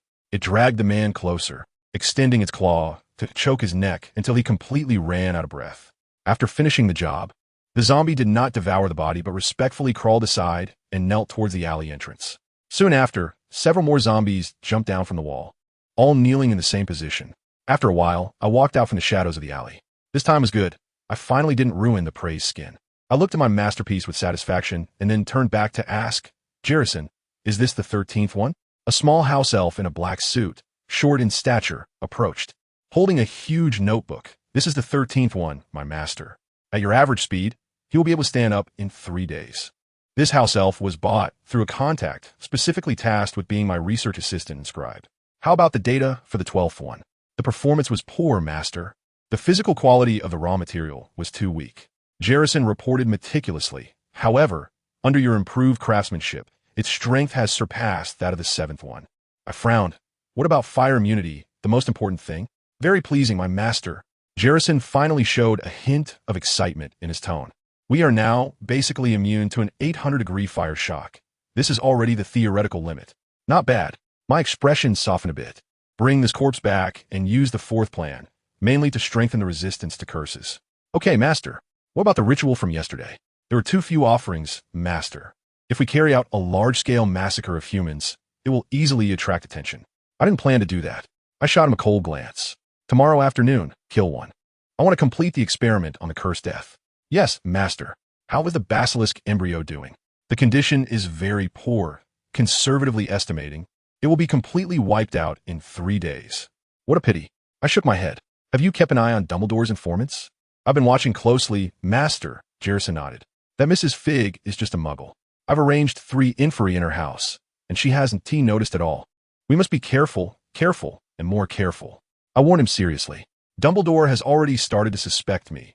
We must not let our guard down. Yes, master. Have the traces of those people we killed before, as well as the experimental subjects for the sacrificial curse, been dealt with? Rest assured, master. That essay must. Each one has been cleaned up thoroughly. They either died of natural causes or just some unregistered vagrants. I tell you, these people never even had a household registration, so no one will know they are dead. This method is simply too effective. I told him that in a week I would be going to school, and he should just stay in my storage room and not run around. I would finish tidying up the mess in my secret base. And once the materials were cleared out, I would blow it up. I also told him that the magic of house elves is not bound by the rules of Hogwarts. And at that time, we would have a signal. When I waved, he could just apparate over. The next day, let me tell you, I was still sleeping when I heard a lot of noise outside, which really annoyed me and made me wake up in a bad mood. It sounded like my house elf Jerison, but that didn't make sense. This guy wouldn't dare disturb my sleep. I shouted, "What's going on?" Only then did Jerison dare to sneak in, pointing at my desk, looking very aggrieved. "Master, this guy isn't one of yours, right?" I looked in the direction he pointed, and good heavens, what is that thing standing on my table? Another house elf, but the problem is, I don't know it at all. I put on my glasses and coldly asked, "Who are you?" You got some nerve barging into someone's home. The little elf saw me and let out a voice sharp enough to shatter glass. Harry Potter. Luckily, he had some sense. See, my expression was off. His voice immediately dropped by 8 degrees, and he started performing. "Dobby has always wanted to meet you. It's an honor." "Dobby, right?" I said, signaling Gelrosen to hand me my wand. With a flick, I cast a silencing spell, sealing off the room. Then I said to him, "Come sit." Just that one word almost made him cry. Seriously, who understands the emotional triggers of these house elves? Seeing him about to start screaming with self-indulgence, I waved my wand and physically muted him. Let me tell you, dealing with these kinds of characters requires a bit of ruthlessness. Otherwise, he could perform for you all day. While his attention was fully on me, I pretended to wave my wand and quietly used magic to make a quill write a few words on the table. Gelrosen understood immediately, vanished with a disillusionment charm, and went to direct my zombie minions to surround the area and check if anyone was causing trouble. After all, house elves are incredibly useful as cannon fodder. Once all that was done, I leisurely said to him, "You're not from my family, so you're a guest. I invited you to sit to have an equal conversation, not to have you come to my house as a slave. Can you put away that dramatic act and speak properly?" As soon as I lifted the restriction, Dobby nodded timidly, tears still welling in his eyes. "All right, now I ask. You answer. No nonsense." I got dressed, sat at the edge of the bed, crossed my legs, and stared at him as if he were a corpse. Let me tell you, the headwig in my cage is awake, in the same position as me, tilting its head, with a face that clearly says, "Where did this guy come from?" First question, who do you belong to? Dobby shivered all over, starting to struggle wildly again, looking like he was about to bang his head against the wall. I sighed. "I just need you to say a name. It's not betrayal." Hey, guess what? This sentence seemed to have a magical effect, and he immediately became obedient. "It's the Malfoy family. Your classmate Draco Malfoy's family." Heh, interesting. I scoffed coldly in my heart. Second question, what are you doing here? Dobby must protect Harry Potter. Harry Potter is in danger. There's a huge conspiracy at Hogwarts this year. You absolutely cannot go back. He was shaking like a sieve. I squinted my eyes. A conspiracy? Planned by the Malfoy family? They want to kill me? He what? Oh, bad Dobby. Great. Here we go again, wanting to harm himself. I raised my wand and cast a spell to levitate him in the air, telling him to calm down. All right, I think I understand now. This Malfoy family's sycophant thinks his master is plotting against me, so he comes to warn me, advising me not to go to school. Who else could be behind this conspiracy but the Malfoy family? Can a house elf really know the Pentagon's secrets? After he hung there long enough, I finally let him down. All right, settle down. I'm sorry, Harry Potter. I've caused you trouble, he said with a long face. At that time, I had a bit of a headache. House elves, this thing, have a completely different magical system from ours. If I forcefully try to drive him away, it would be quite troublesome. However, I had a sudden idea. I said to him, "Dobby, I know you want to protect me, but have you thought about who I am? I'm the savior. My mission is to protect others. If even I, the top student in my grade, am in danger, then others are bound to be in big trouble, right? So, I should go back to Hogwarts to protect them, shouldn't I? I tell you, there's not a shred of emotion in my words. It's purely a logical kidnapping, and as a result, it made Dobby cry uncontrollably. Boo-hoo, Harry Potter is truly great. He nodded while crying, and then with a snap, like the crack of a whip, he vanished with a disapparition. I pinched my brow, walked to the edge of the table, wiped away the ink stains, and quickly wrote a letter addressed to Draco Malfoy. Hedwig, time to work. I tied the letter to her leg and watched her fly away, smiling. I tell you, it was a heartfelt smile, one filled with the anticipation of catch. My second year seemed to be getting interesting again. Then I raised my wand, tip pointing to the sky, and recited a particularly obscure spell in parcel tongue. In that moment, the 12 corpses I had buried along Privet Drive all looked up at the sky. The snakes in the grass were hissing. The birds in the air and the fish in the water all went mad. Come on, I want to see just how big a storm it takes to capsize my aircraft carrier. On the Hogwarts Express, I kicked open the door to Malfoy's compartment. He was sitting there alone, his face as dark as a pot's bottom. Well, Malfoy, long time no see. I plopped down opposite him. How was your holiday? He shot me a glance. It was fine until certain people messed it up. My father wants me to talk to you. He had no choice. I rested my head on my hand, feeling quite comfortable seeing Malfoy. This is what happens when you leave a line for others. Those little characters you look down on can be fatal at a critical moment. Oof. How do you know that? You don't need to worry about that. There's no way I would tell him more than this card. He became a bit anxious. Don't pretend with me. You don't actually know that much, right? Maybe. I slowly opened a packet of snacks, but I don't need to know too much. All I need to know is if I let Mr. Weasley investigate your family, you're done for. If I let Dumbledore keep an eye on you, your father won't be able to accomplish anything. Your family is hiding something good, right? Malfoy was clearly intimidated by my demeanor, his face turning pale. Speak, what do you want? First, I got serious. You hand over that key item or plan you have in your hands to me personally and explain what it is. Second, I smirked. We both know that right now the focus of the entire Hogwarts is on the two of us. Gryffindor is my territory, and Ravenclaw and Hufflepuff are also revolving around me. 3/4 of the entire school are my people. The remaining quarter, Slytherin, is in your hands. I mimicked Dumbledore. intertwining my fingers in front of my face, my gaze piercing through the gaps, fixating on him. I'm greedy. I want that part in your hands too. Malfoy turned pale. Do you want to be the god of Hogwarts? No, no, no. I threw a piece of candy into my mouth. The god is Dumbledore. I just want to be a king. He was so furious, he was breathing heavily. Slytherin was his only foundation, and now he was being asked to hand it over? But did he dare refuse? Don't look at me like that, Malfoy. I leaned against the window. You should be grateful I didn't make any outrageous demands. This little power is nothing to your family. Do you think I'm stupid, Harry? He sneered. This is Hogwarts.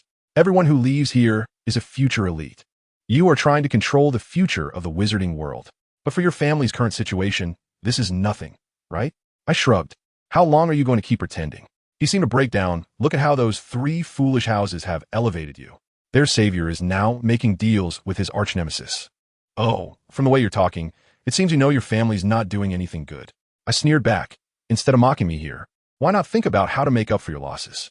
He didn't say anything more and pulled out a black notebook from his pocket, throwing it at me. My father anticipated this. He told me to bring it. I took a look and saw a tattered diary. What is this? Out of caution, I didn't open it. I don't know, and my father doesn't know either. All I know is that it was personally handed to my father by that person from back then, the one whose name cannot be mentioned. Thanks, Malfoy. I put away the diary and stood up, ready to leave. Just as I was about to step out of the private room, I stopped, turned around, and asked him, Malfoy, are you really Draco Malfoy, or the Malfoy family? He froze completely, unable to say a word. I didn't wait any longer and just walked out the door. When I arrived at Hogwarts, I immediately saw the creature pulling the carriage. I tell you, it looked a bit abstract, completely black, like a skeleton with a pair of bat wings, and its eyes were 2 white crystal balls. But for some reason, I found it particularly beautiful, with a kind of dark aesthetic. So beautiful. I couldn't help but exclaim. Ron leaned over. Harry, what are you talking about? What thing is beautiful? The creature pulling the carriage. Ron looked completely confused. Harry, what pulls the carriage? I was taken aback for a moment and called Hermione over to ask, but she couldn't see it either. I was a bit speechless at the time, so I had to use the disillusionment charm to project what I'd seen to them. The students around us shivered in fear, and Hagrid came running over. Oh, Harry, how did you make the thestral appear? This thing is called a thestral? I was suddenly excited. Why could only I see it? Hagrid had an expression that said he had let something slip again. Only those who have seen death with their own eyes can see them. Oh, the breath of death. I was even more excited. Isn't this the ultimate art? Ron suddenly understood. Oh right, your brother Dudley died in front of you. Hermione, on the side, didn't know what to say, so she just awkwardly called out, Harry, looking at their sympathetic expressions. I waved my hand dismissively. Isn't this great? Witnessing a death and unlocking a new species, this is a win. On the second day of school, I started to get annoyed. The weather was gloomy, breakfast was terribly unappetizing, and the most disgusting thing was the new defense against the dark arts teacher, Gilderoy Lockhart. Let me tell you, this guy's simply a walking embarrassment in the late stage of awkwardness. As soon as he sees me, he starts shouting and is completely full of himself. I can see at a glance that he is just a clown, a total fool. The first class this morning was on herbal medicine, and Professor Sprout asked about the characteristics of the mandrake. I tell you, now the entire school, except for Slytherin, has formed an unspoken rule. When the professor asks a question, everyone looks at me first, and only if I'm not interested do they dare to raise their hands. Today I was in a bad mood and just wanted to have some fun, so I slowly raised my hand. I not only answered its characteristics, but also shared its history, medicinal value, and how it deceived witches in the Middle Ages. Professor Sprout was thrilled and gave me a ton of points. Then, an even cooler move came. Everyone was wearing earmuffs, ready to pull that thing out. I waved my wand, and with a silent spell, the root that looked like an ugly doll could only open its mouth and howl. But no sound came out at all. I was holding that thing and said to the professor, Professor, it's so troublesome to wear earmuffs. Let me mute everyone here for you. The professor was shocked at that moment, looking at me as if he were looking at a deity, and he added 30 points to my score. By the end of the class, I had single-handedly earned Gryffindor 80 points. Gryffindor? No, it should be Gryffindor. After class, I was the only one, clean and elegant. Let me tell you, that's how prestige is earned. During the break, I saw Hermione actually reading Lockhart's terrible novel, and I was just like an old man on the subway looking at his phone. Seriously, why her of all people? I casually made a remark, and she actually blushed. She even used a book to cover her face. I quietly waved my wand, and a gust of wind knocked over the pile of books next to her. She hurriedly tried to catch them, and I cast a levitation spell to pull her schedule over to me. Goodness, when I looked at it, I saw she had circled every defense against the dark arts class with hearts. And she gave it to me. She was both embarrassed and angry. I returned the schedule to her and coldly said, I remind you, he is not as good as you think. She was unconvinced. How do you know? This afternoon is his class. I bet you after this class, you'll understand. My eyes were filled with the light of anticipation. All right, I'll take your bet. In the afternoon, during the defense against the dark arts class, Lockhart spent half an hour boasting about his glorious achievements, then gave a little quiz that was entirely based on the content of his book. As a result, both Hermione and I scored full marks. I simply have a good memory. As for her, Lockhart was so pleased that he awarded me 20 extra points. Then, he pulled out a cage containing a few Cornish pixies. The Slytherin crowd laughed hysterically. It was the first time I felt they did something right. Lockhart, embarrassed by the laughter, opened the cage. Goodness, the whole classroom instantly turned into a scene from Train to Busan. The room was filled with blue little creatures. Some were pulling hair, others were tearing books. Lockhart was waving his wand around helplessly, to no avail. I sighed, stood up, and shouted, Everyone get down. The Gryffindors obeyed. But the Slytherins were still there watching the show. I ignored them and drew a large circle in the air with my wand. The next second, a storm of snowflakes erupted from the tip of my wand, instantly covering the entire classroom in frost, except for the circle at my feet. Those little fairies still flying around, and the Slytherins who in crouched down were all frozen into ice sculptures. Lockhart was dumbfounded. Oh my, is this the freezing spell? I took a glance at the ice sculptures, then looked sideways at Hermione, whose face had turned extremely pale. She had lost this bet miserably. Lockhart, seeing the icicles hanging from his backside, ran away in a dejected manner, but not before adding 50 points to my score. I coldly glanced around the classroom, flicked my wand towards the Slytherin side, and a burst of blue flames spread out, instantly melting the frost on them, stepping on the thick mist covering the ground. I left the classroom without looking back. That class lasted only 10 minutes. I walked alone by the Black Lake, trying to sort out my thoughts. Gilderoy Lockhart, I really want to kill him. No, I can't. Dumbledore is watching. How about luring him into the Forbidden Forest? Wait. What's wrong with me? Why am I so irritable? My behavior today has been too abnormal. Why am I so restless? In herbology class, I found it amusing to give Gryffindor points, and I privately discovered that Hermione has a crush on the new teacher, and I actually intervened. And just now, with that number of house elves, I could have easily solved it with a few low-level spells, yet I used the strongest magic I could summon to cast that freezing spell, even leaving that cold remark. Normally, I wouldn't express my displeasure, no matter how upset I was. I even had thoughts of killing just now. Killing the Hogwarts Express station would be fine, but not at Hogwarts. That's absolutely unacceptable. Why was I so impulsive? It couldn't be because I didn't have a good breakfast, or because the weather was gloomy. The nightmare? No, that's impossible. Because I wasn't as agitated last night as I am today. If the nightmare had some curse-like power, I would have felt this way last night. Harry wanted to calm down and think, but the moment he tried to calm down, the lightning-shaped scar on his forehead began to hurt. And that deep-seated pain made his already restless thoughts even more scattered. He almost lost the ability to think. Why? Why does it hurt? That scar, it's so annoying. Wait, what just happened to me? This is not like me at all. Harry pressed his forehead against a large rock, breathing heavily, trying to calm down amidst the pain and chaos in his mind. The scar hurts. It's that guy's doing Voldemort, something related to Voldemort. The diary. Malfoy said that diary was personally given to his father by Voldemort. As if aware of what Harry was thinking, the more he struggled to think, the more the scar hurt. His head grew dizzier, and his emotions became more chaotic. It even seemed like he could hear magical hallucinations in his ears. Something was confusing him. That thing was drilling into his mind. That lightning-shaped scar was a loophole, so much so that he hadn't even touched the diary. Just carrying it with him almost changed him into a different person. Harry struggled to do something, but the headache made it hard to move. And although he clearly wanted to control his limbs, it seemed he couldn't concentrate on doing it at all. Moving his arm, something he could do effortlessly, now felt incredibly difficult. Suddenly, a scream erupted that only Harry could hear, like the roar of a ferocious beast awakened from its slumber. The scream made Harry's ears ring, but it briefly dispelled the strange feeling of unrest. Harry hurriedly pulled out the black diary from his magically concealed sleeve, threw it several meters away, and took a few big steps back. Only then did the incessant buzzing disappear, and the dizziness gradually lessened. A wave of nausea rose up, and after holding in for a long time, Harry finally couldn't hold back and vomited up the eggs and porridge he had eaten that morning. Fortunately, this embarrassing moment went unnoticed by anyone. After resting for a moment, Harry slowly stood up, cautiously approaching the book bit by bit. Reaching a distance where he felt confident he could cast spells, and he cast several sealing spells he knew from a few meters in front of him.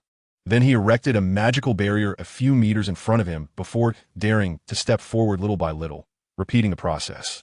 Casting the sealing spell more than 10 times before he felt safe enough to pick it up. Dark magic. Interesting but really dangerous. Harry actually smiled. For the first time, he felt his life and soul were threatened, and instead of feeling fear, it excited him. But that oppressive feeling was really annoying.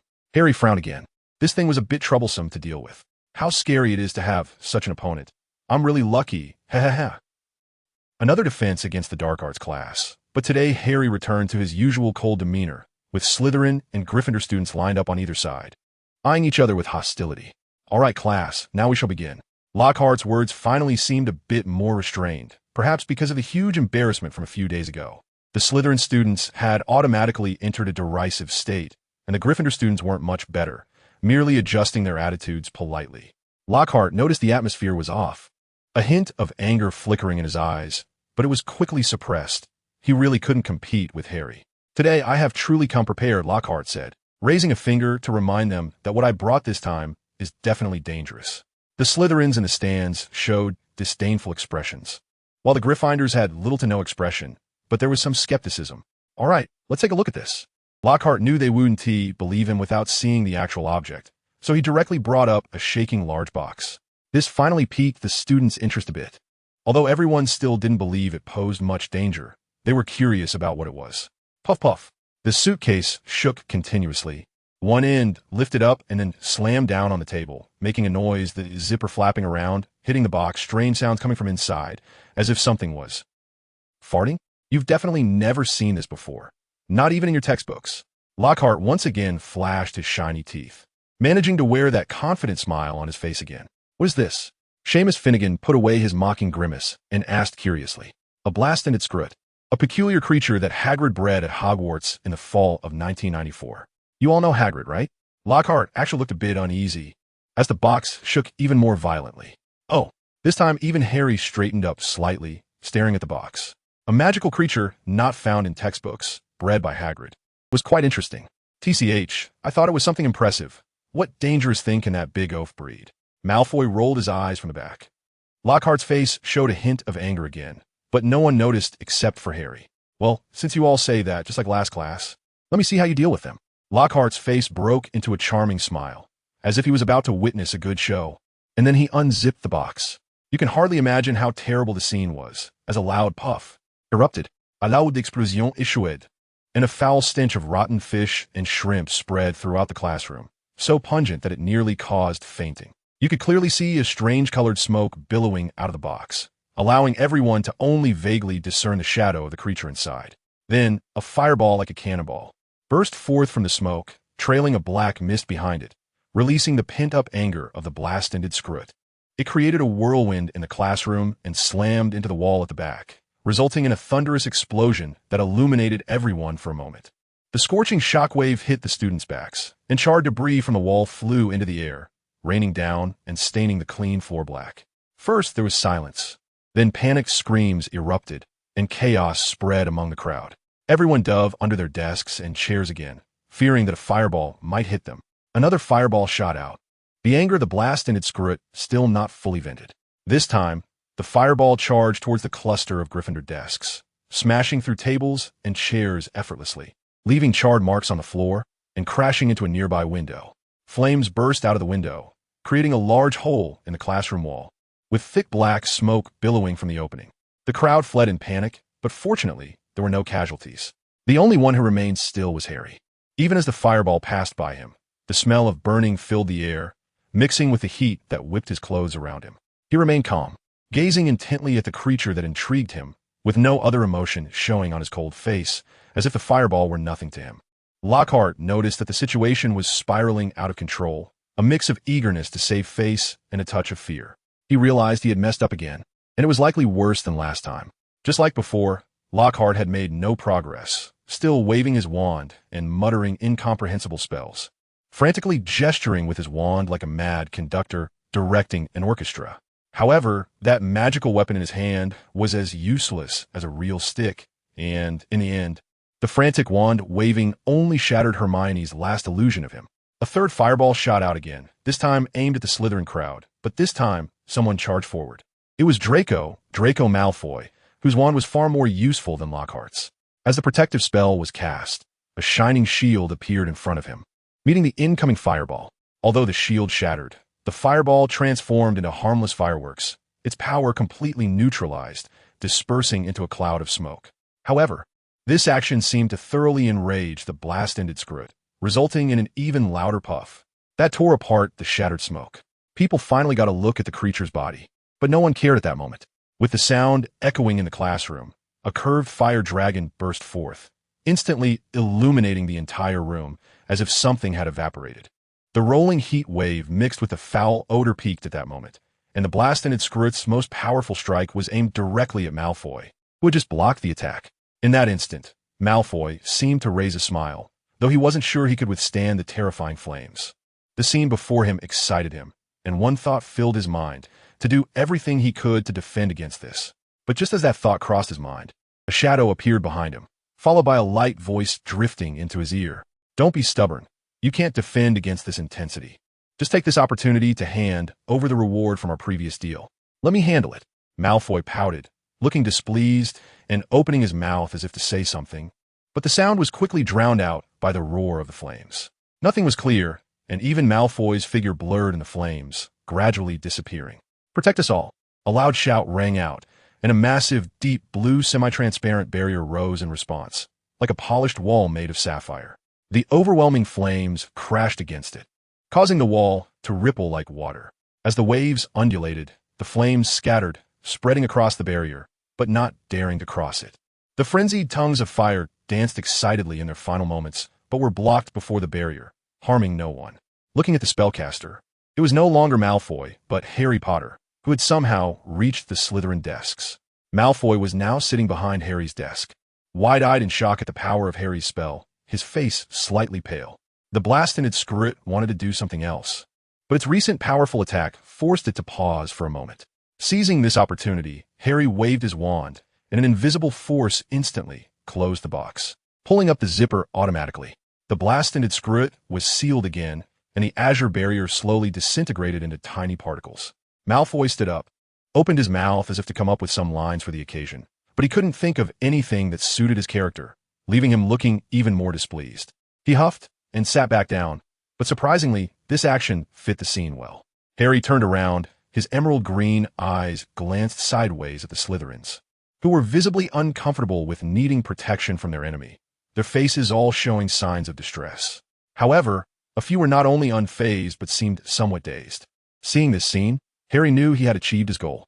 He nodded slightly, unsure of what he wanted to express, but feeling quite satisfied inside. He said nothing and quietly returned to his desk, continuing to watch the teacher at the podium like an ordinary student. Lockhart, feeling humiliated, ran away in front of everyone, not even bothering with the box containing the blast-ended Skrut. Gryffindor, does anyone want to join me in returning the box to Professor Hagrid? After a moment of silence, Harry spoke first. I'll go. On one side, Ron excitedly leaned over, his face almost showing that he wanted to pull Harry out to talk. He quickly ran over and hugged the shaking large box in his arms, looking quite strained. Oh, I'll go with you guys. Hermione also came over, looking a bit disappointed, but seemed to have adjusted her mindset well. Let's go. Harry calmly led the way out of the classroom, with Ron and Hermione following behind, strolling out under the gaze of all their classmates. Harry was tinkering with wizard chess in the headmaster's office with Dumbledore. Since Harry could only experience the taste of losing when playing chess with Dumbledore, there weren't many things in his life that made him fail. Dumbledore and Ron's wizard chess was one of them. A black pawn moved forward and captured Dumbledore's white queen. Harry's moves remained aggressive and brutal. Even the way the pieces moved seemed cold and efficient like a machine. A white pawn smashed Harry's black pawn, and Dumbledore smiled. But Harry felt there was nothing to be proud of. He knew that this piece would surely be destroyed, but exchanging a pawn for a queen was completely worth it. He even found it hard to understand why Dumbledore was smiling. It was clearly not a victory. Another intense battle ensued, and Harry calculated the benefits very clearly, often able to exchange small for large, and the worst-case scenario was merely exchanging pawns. Dumbledore, on the other hand, could only keep retreating. He seemed to want to save all his pieces, even though he understood that this was not wise. The dying Black Queen moved to a square, blocking all retreat routes of the White King, and the White King automatically fell apart. Then the chessboard quickly returned to normal, as if nothing had happened. Are you trying to teach me some lesson with this game? Even someone who has never touched a piece could take a couple of yours in front of an opponent like you. Look at the board just now. Which color had more pieces on the field, white or black? Dumbledore extended a long finger and pointed at the chessboard. But I won. Harry, in front of Dumbledore, no longer concealed anything except his character and principles. Only the king has value. That's the rule. Maybe it's because of me. I always want to keep more, even if I lose myself. Dumbledore smiled. Or maybe it's because I can hold on to so little in reality. You find it hard to hold on to anything, don't you? Harry raised his head. Unless the game isn't fair. Do you care about the king's life or death? Dumbledore's slightly hoarse, magnetic voice faintly echoed in Harry's ears. I only care about winning. As long as I can win, it doesn't matter how many pieces get smashed. Harry's gaze was somewhat cold. He seemed not to notice the strangeness in his own eyes. Is winning important to you? Dumbledore's eyes began to sparkle with something again. As far as I know, you never liked participating in competitions. That's because those opponents are too boring, or those activities are too dull. Harry turned his head slightly. I'm a person who seeks satisfaction in the spiritual world, and victory is undoubtedly an excellent way to provide me with what I pursue. What does life and death mean to you? Doesn't death mean losing? Unknowingly, Dumbledore had taken on his usual thinking posture. Death. It's beautiful. Harry seemed to think of something. In that moment, beautiful flowers blossomed, bloomed, and withered, ultimately opening the path to another world. People's present lives and afterlives, virtues and cultivation, experiences and emotions fused together and erupted, quiet yet splendid, intense yet elegant. Harry's voice was soft and calm, yet seemed to be infused with emotion, as if reciting poetry. Your thoughts are indeed different from others. Dumbledore seemed to be lost in thought. Others? What do you mean? Harry seemed to smile, yet his expression remained unchanged. Hermione? Ron? Or you? Or everyone except me? If it's the last one, I think I could find a common language with someone I don't know. The vast majority of people in the world. Dumbledore seemed to be thinking about something. Of course, perhaps you were right. What I do doesn't need validation. Harry seemed not to be on guard yet, but he had already locked eyes with Dumbledore. The world in my eyes is different from anyone else's. Everyone is like that. Perhaps the worlds of the vast majority overlap, but mine doesn't. Dumbledore's eyes sparkled, but Harry's eyes were like an unfathomable deep pool, swallowing light.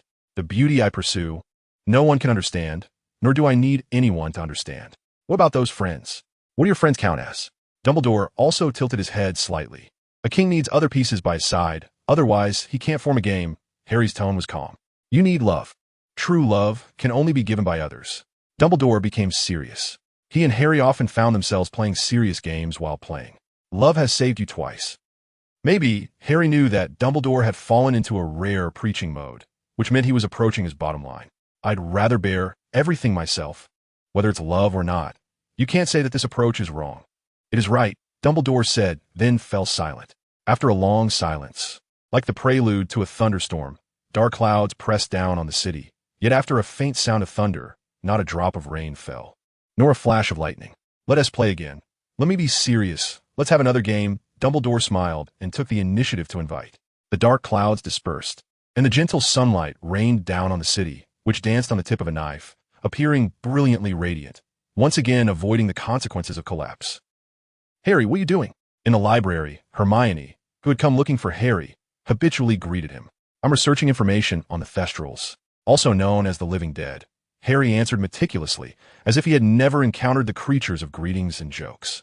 They're S2, little record. If it weren't for fantastic beasts and where to find them, I wouldn't even know there was such a magical creature. Thestrals? Why are you researching that? Hermione looked a bit puzzled. The living dead is the only creature besides Dementors that can only be dispelled by a Patronus charm.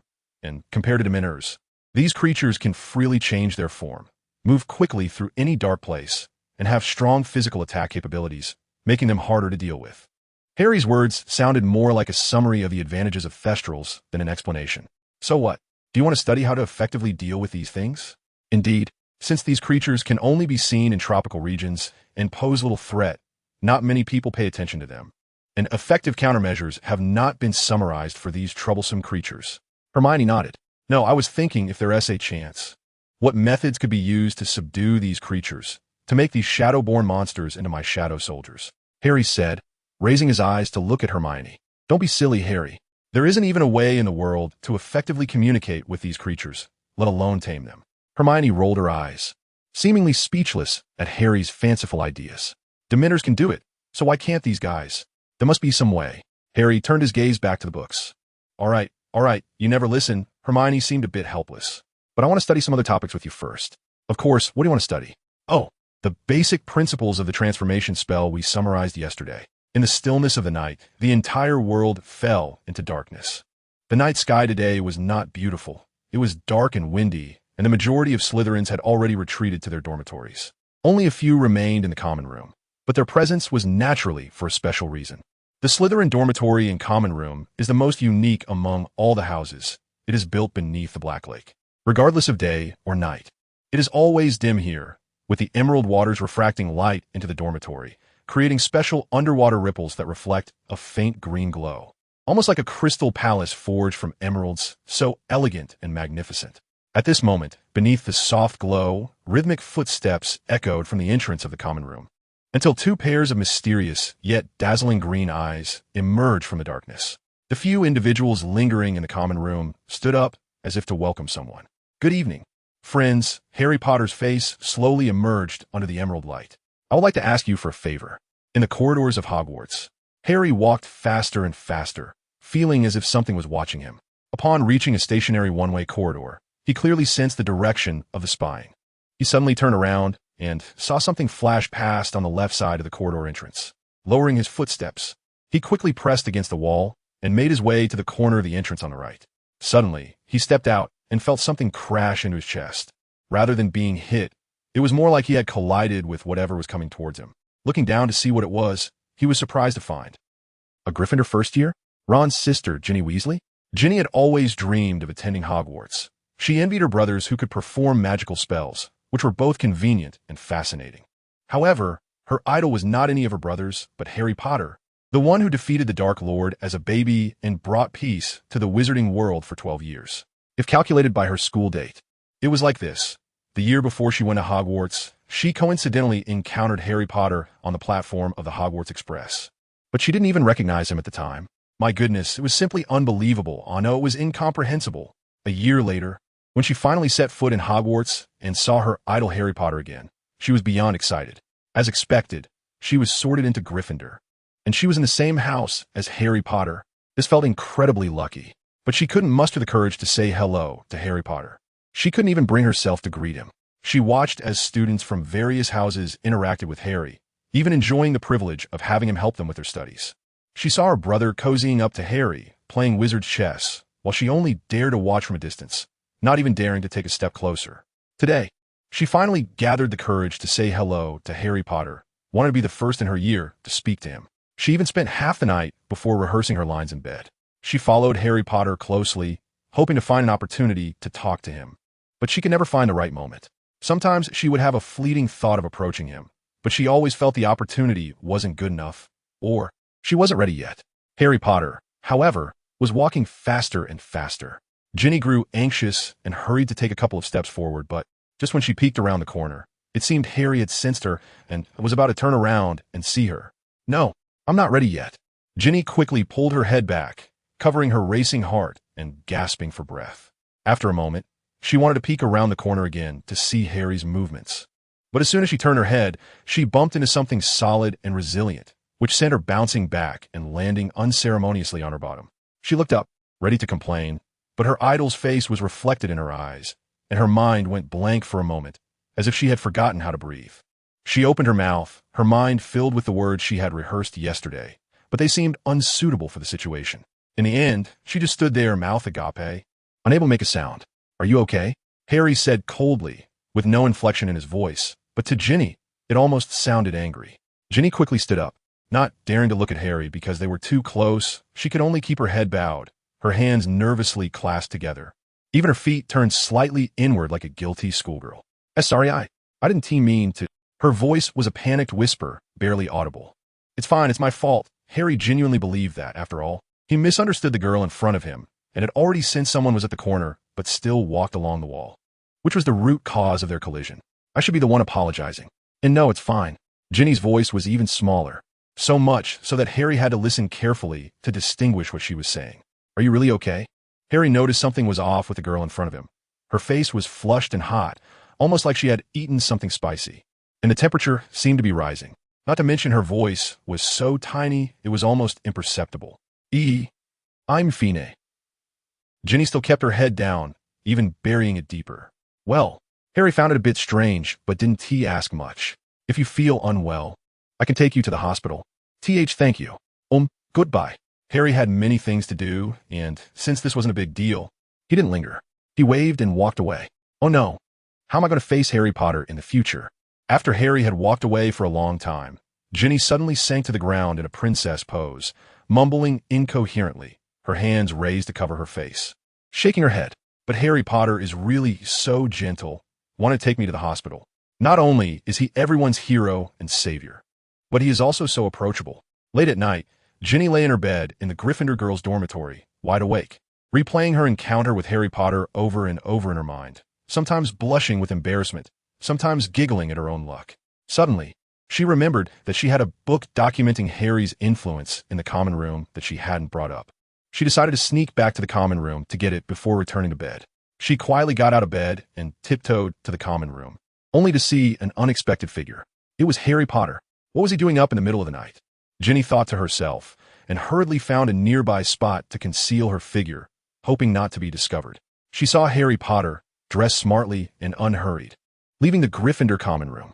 After a moment of hesitation, she, being a Gryffindor student, paused for less than 3 seconds before chasing after him, following Harry Potter all the way out of Hogwarts, heading straight for the Forbidden Forest. Once she arrived here, she couldn't help but hesitate again and again. But each time she only thought for a very short period before resolutely following him. Perhaps it was this courage that allowed Ginny to remain undetected by Harry Potter throughout the journey. Entering the Forbidden Forest and walking a considerable distance deeper, they finally stopped in a clearing where Harry paused, looking into the darkness beyond, seemingly waiting for something. Under the swaying shadows of the trees, the gentle breeze rustled the leaves, and within the myriad of colorful shadows, something slowly revealed itself in the moonlight, causing Ginny to gasp. Thud, thud, thud. The rhythmic sound echoed, resembling the proud footsteps of high heels on a magnificent marble staircase, but more like the hooves of a steed, bringing endless pressure in the shadows and darkness. First appeared a pair of misty white eyes like crystal balls used for divination, followed by a robust body that blended with the night. A night steed slowly emerged. But it was not just a night steed. A pair of legs stood beside it. Following the night steed's body upward, there was half black armor and half black cloth. The black clawed hand holding the reins was adorned with a wide sleeve of the cloth, while the other arm resembled a mechanical arm, ominously dark and concealed in the shadows. The arm was so smooth it resembled a black mirror, reflecting a shining brilliance when illuminated by the moonlight. In that powerful black arm was a completely black spiral spear. The spear's shaft twisted like a rectangular shape into a spiral with a semicircular base, and the spear tip resembled a short sword, narrow and almost visibly sharp. Perhaps it was because human arms were more suited for wielding weapons that the creature's original arm was replaced with this black magical arm. Looking further up, the half of the black armor that fit the arm extended upward, forming a medieval knight-style armor at the head. Though this armor was not smooth and dazzling, but emitted a cold, ruthless glint, almost proclaiming the armor's owner's status as a killing machine. The cloth robe spread downward, transforming into a skirt resembling a wizard's robe, but for ease of riding, it split from a belt, extending only to the sides and back, fluttering with 2 trailing ribbons in the breeze, giving it a majestic appearance. This was the only lively element in this mechanical-like combination. The knight's legs were quite complex, with thin irony guards but also tightly fitted black fabric on the legs, with half of the lower legs and feet wrapped in black cloth strips, like a mummy. Without shoes, sounds of neighing like a horse echoed, and a cold white mist rose in the darkness, revealing one knight's steed after another, each carrying a knight just like the first. A louder neighing sound came from the sky, as more demon knights appeared from above. The night steeds flapped their black flesh wings, descending from the sky, forming a semicircle in the clearing, then remained still, only occasionally making small movements. The knights on their backs exhibited no other movement, appearing as cold and ruthless machines, like soldiers waiting for the Demon King's parade. The first appearing Demon Knight's helmet faceplate automatically opened. The iron mask with 4 slits slowly lifted, revealing a hideous and terrifying face, a ghastly visage. Ginny was frightened and almost couldn't suppress a scream, quickly covering her mouth tightly and turning her back against the large tree where she was hiding.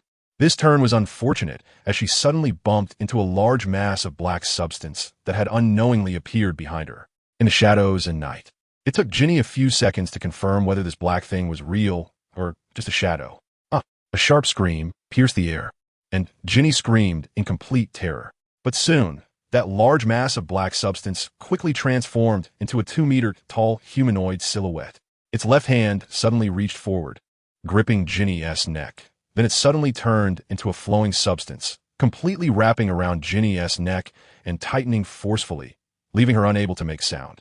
Ginny could feel that mass of black substance genuinely existing on her neck, the sticky and slippery sensation sliding over her chin, while her neck completely lost sensation, replaced by a bone-chilling cold. In just a few seconds, she began to feel dizzy and disoriented, her body going limp, making it hard to resist. With the last bit of strength, Ginny took out her wand and aimed it at the large mass of black substance, casting a spell that was not even worthy of being called a spell. Regardless, that final glimmer of light was like a small stone thrown into a lake, causing no damage to the black substance, passing straight through and sparking a small flare on the tree behind it. "Wait, put her down." Harry's voice came. A week ago, Harry had just asked several noble members of Slytherin to help him find a batch of high-quality knight steeds to form a demon knight regiment using his ghastly soldiers. That mass of black substance was the Vesper bat that Harry had painstakingly located. Although finding them wasn't too difficult, transporting them from tropical regions was the challenge. Thus, he could only search among a few that had fled locally, which was not easy, but Harry had been very lucky to find one. After sacrificing 15 victims, Harry finally discovered a way to manage to coexist with the Vesper bat and make it follow some commands, receiving his first Shadow Soldier. Today was the day he admired his results, the parade ceremony for the Knight Regiment and his first soldier. However, he had not sensed where the Vesper bat had gone for a while, and was about to calm down and search when a scream sliced through the air, almost piercing his eardrum. Turning around, he saw the Vesper bat transforming into a humanoid silhouette, one hand tightly gripping Ginny Weasley, who had appeared from nowhere, ready to find another prey. "Wait, put her down," Harry shouted urgently.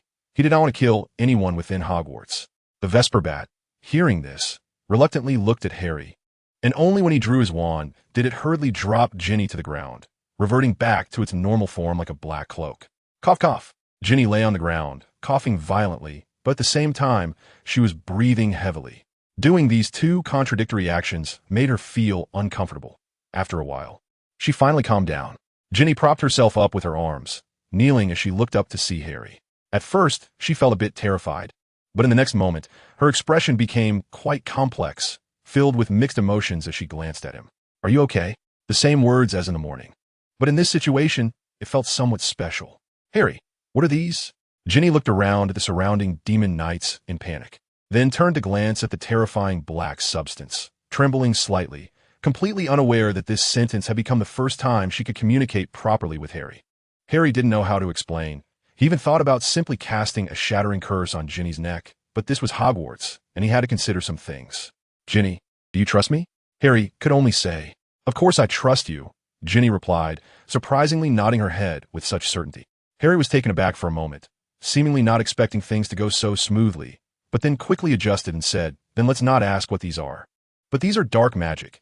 Even if Ginny didn't know what it was, she could guess that it was related to dark magic, which was very dangerous and also illegal. Harry stiffened again. "You said you believe me." "Oh." Ginny's voice grew quieter, as if she was hesitating. Harry fell silent again. "Ginny, I need you to make an unbreakable vow with me." Harry suddenly spoke up. "What is that?" There was a hint of anxiety in Ginny's voice, and she looked at Harry cautiously. "It's a magical vow. If the one who makes the promise breaks it, they will die."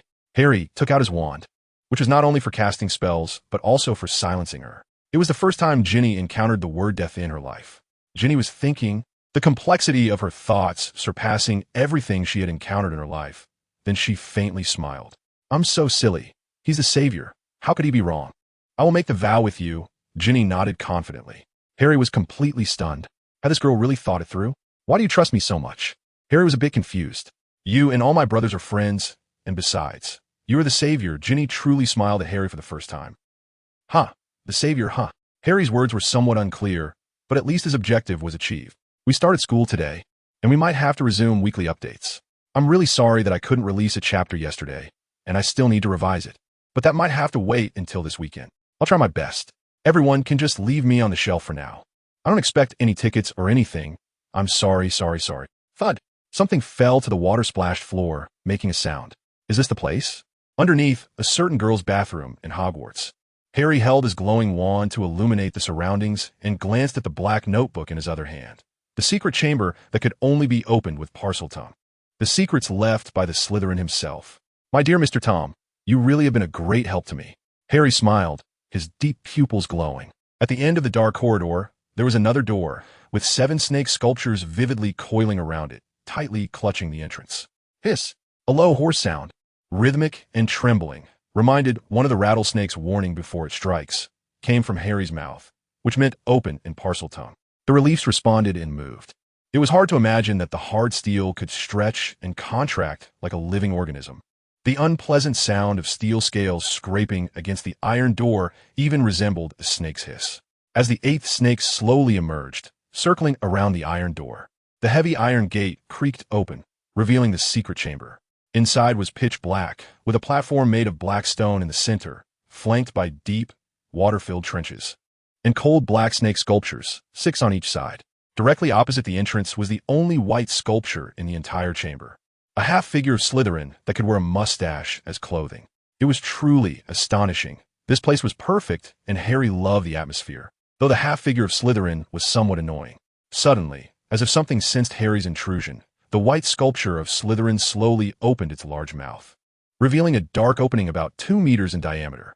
From within came an even more ferocious and domineering hiss. If Parseltongue sounded like a snake about to attack, then this sound was that of a snake already opening its mouth to strike. Harry froze for a moment, then quickly closed his eyes. He was well aware of what might be here, and he recognized that hiss. It was a basilisk, a creature of the Dark Lord. Sure enough, a creature that seemed to be a massive serpent slowly crawled out of the opening. If it weren't for the rounded edges of the opening and the slick scales of the basilisk, it might not have been able to emerge at all. Its body was 2 meters wide. Externally, aside from its upright, amber-like eyes and slight differences in its head that made it hard to describe as a snake, this basilisk seemed to be a 20-meter-long serpent, combined with the 12 surrounding snake-shaped stone sculptures, perfectly summing up the number 13, which represents disaster and demons in the West. Its razor-sharp scales tightly adhered to its body, forming a solid protection. Not only did it have physical defenses that could block all cold weapons, but it also possessed a terrifying magical defense capable of deflecting spells. One could say that even Avada Kedavra would only damage its scales. The enormous chamber had a central platform that was ridiculously large, yet it could barely accommodate this massive serpent, forcing the basilisk to twist its body into several bends, coiling like a black wave on half of the platform before it could stop in front of Harry. At this moment, Harry had every reason to believe that Jormungandr from Norse mythology and Medusa from Greek mythology both originated from it. The monster raised itself before Harry, slowly bringing its head closer, gradually opening its large mouth, revealing a black cavity like that of a black mamba, with a long, forked tongue darting out, looking terrifying, like the twisted thorns in a dark forest. Dozens of large fangs lined its mouth, orderly and neat, which for the basilisk might be considered small and delicate. But in reality, they were comparable to short swords. A chilling gust of air blew out, damp and cold, as if tropical air had been placed in a refrigerator and then blown back out. Harry noticed that this airflow contained a pungent stench, seemingly the smell of some creature's corpse. Rustle, rustle, hiss. The basilisk made another sound, like a small typhoon sweeping past Harry. He could even feel the airflow swirling around the chamber before it settled down, as if it had brushed past the grim reaper of the world. Hisses. A somewhat rhythmic change in tone conveyed quite a complex message. In the face of this monster, which was more terrifying than death itself, Harry maintained a calm expression, though perhaps there was a storm brewing within him. Rustle, rustle. The basilisk emitted a slight sound, seemingly attempting to communicate with Harry, but hiss. Snakes are cunning creatures, and even the ferocious basilisk was no exception. It emitted a slight sound as if in agreement with Harry, then suddenly launched an attack. Fortunately, although Harry had his eyes closed, he remained vigilant, and in the instant the large mouth approached him, he quickly used a spell to create distance. Rustle, rustle. This basilisk was hatched by Slytherin himself, and had been here for 1,000 years. It only obeyed the commands of the Slytherin family, even if Harry could speak Parseltongue. To it, he was merely an intruder. The massive serpent surged, turning into a dark tide. Such rapid and violent movement had never been seen even in the most turbulent rivers, with the serpent's body lifting its head like a flood crashing against Noah's Ark, charging straight at Harry. However, Harry also had his countermeasures. He swung his wand violently, and the deep trenches around the chamber erupted with water like a flood. In the air, on the ground, throughout half the chamber, the immense space was suddenly engulfed by the surging water, slamming against the basilisk. The black tide collided with the real flood, driven by magic or splashed out from the impact, rampaging throughout the chamber, water spraying everywhere. Yet, this seemed to do little to stop the basilisk. Although the force of the water slowed the creature down a bit, it still pressed forward relentlessly, appearing unstoppable. Bang! Bang! 2 spells shot out from the tip of Harry's wand, crashing hard against the basilisk's scales, but they merely slid off, leaving not a single mark, and even altered their trajectory, exploding against the walls of the chamber. TSK. Harry had his eyes closed, but he could still sense the situation within the chamber. The monster was proving to be quite troublesome. It was the first time he had encountered such a terrifying enemy. Why not just blast it? Harry shouted the spell towards the dark platform beneath him. A seemingly unstable, blinding white light shot out, smashing into the center of the floor, and a thunderous roar echoed through the chamber, creating a massive crack in the floor. Immediately after, Harry used the levitation spell to lift himself into the air and then vigorously waved his wand, causing water columns to spray out from the cracks in the black floor, which then suddenly shattered like a dam bursting. The basilisk, coiled on the platform, was flipped over by the floor's collapse, its extended body smashing through several snake-shaped stone sculptures, and the rushing water pulled it into the depths, vanishing from sight. Harry floated in the air, yet he still fixed his gaze on the now calm water surface, not daring to let his guard down. After all, that was a snake. Rustle. Sure enough, the whispering sound returned, as if the basilisk was saying, "Thank you?" Harry felt something, his body suddenly tensed again. Something was swimming beneath the calm surface of the water, seemingly quite comfortable and joyful, subtly anticipating something, waiting for the right moment to strike. Harry felt himself becoming prey once more. Being the prey of a serpent was a terrifying experience. Serpents are creatures that lie still like the grass and strike to kill. You can only regard everything around you as an enemy, for a snake could be lurking in any shadow nearby. To become the prey of a serpent meant there was no safety or respite. Harry could sense the basilisk's delight as it swam beneath the surface, seemingly hiding in some darkness, yet also everywhere at once. He could feel those dangerous, pale yellow eyes examining him from the shadows, but he kept his own eyes shut, unable to see where it truly was. This was the most fearsome creature in the world, a group of monsters more terrifying than demons. Wherever they went, they brought with them death as light as a feather, and without warning, the torment of icy venom, and the fear of waiting for death in a darkness that denied sight. Once again, Harry sensed that the basilisk seemed to have paused, and this small action made the air feel as if it had solidified, for Harry knew it meant the basilisk was about to act. Splash! Splash! Hiss! First came 2 sounds of water breaking, followed by the basilisk's hiss. The massive serpent's head emerged from beneath the surface, raised high, opening its gaping maw wide as it lunged at Harry. Meanwhile, the basilisk's enormous tail whipped out, hurling a shattered snake-shaped statue directly at Harry. Shatter! A pale blue light shot out, aimed at that dark, gaping mouth. The basilisk's attack was clearly more threatening. The venom in its fangs could not touch him even a little. The pale blue light accurately struck the basilisk's gaping mouth, tearing open a wound on its unprotected, scaly interior. Dark red and black blood gushed forth, and as the basilisk's massive head tilted back, a curtain of blood was flung out. But on the other side, the statue also crashed toward Harry like a cannonball, colliding with him at high speed. Harry barely had time to conjure a thin, web-like magical shield before being struck hard. The shield provided some minor protection, at least preventing him from being killed instantly. But it was ultimately just a small buffer. The statue shattered upon impact, sending dust flying through the air, and Harry could no longer maintain his levitation spell, falling from the air. Harry knew the water was the basilisk's domain.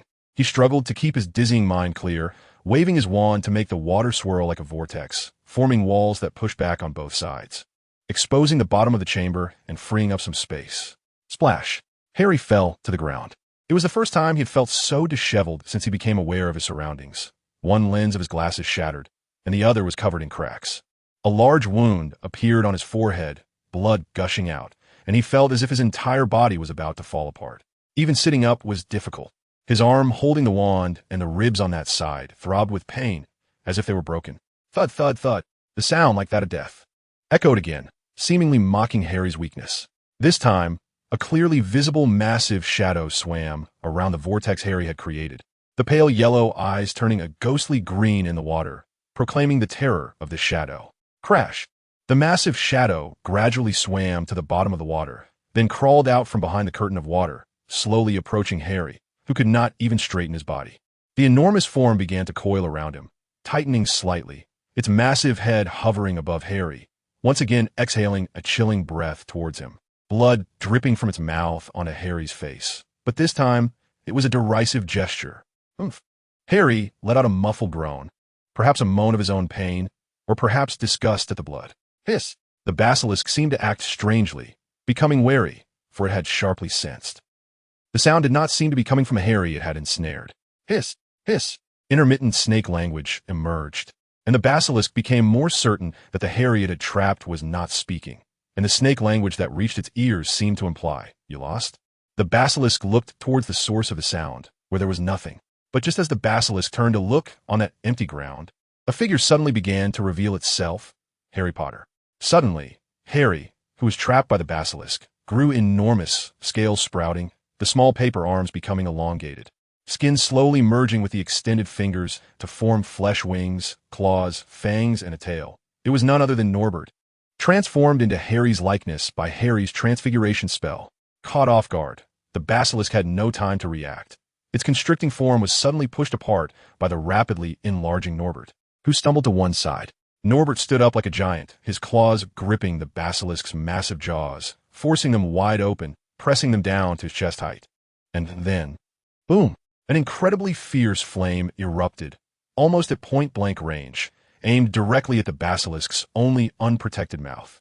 The basilisk convulsed violently, its body twisting madly, creating a storm around it, and its pained wails were swallowed by the roar of the flames, along with the fire itself.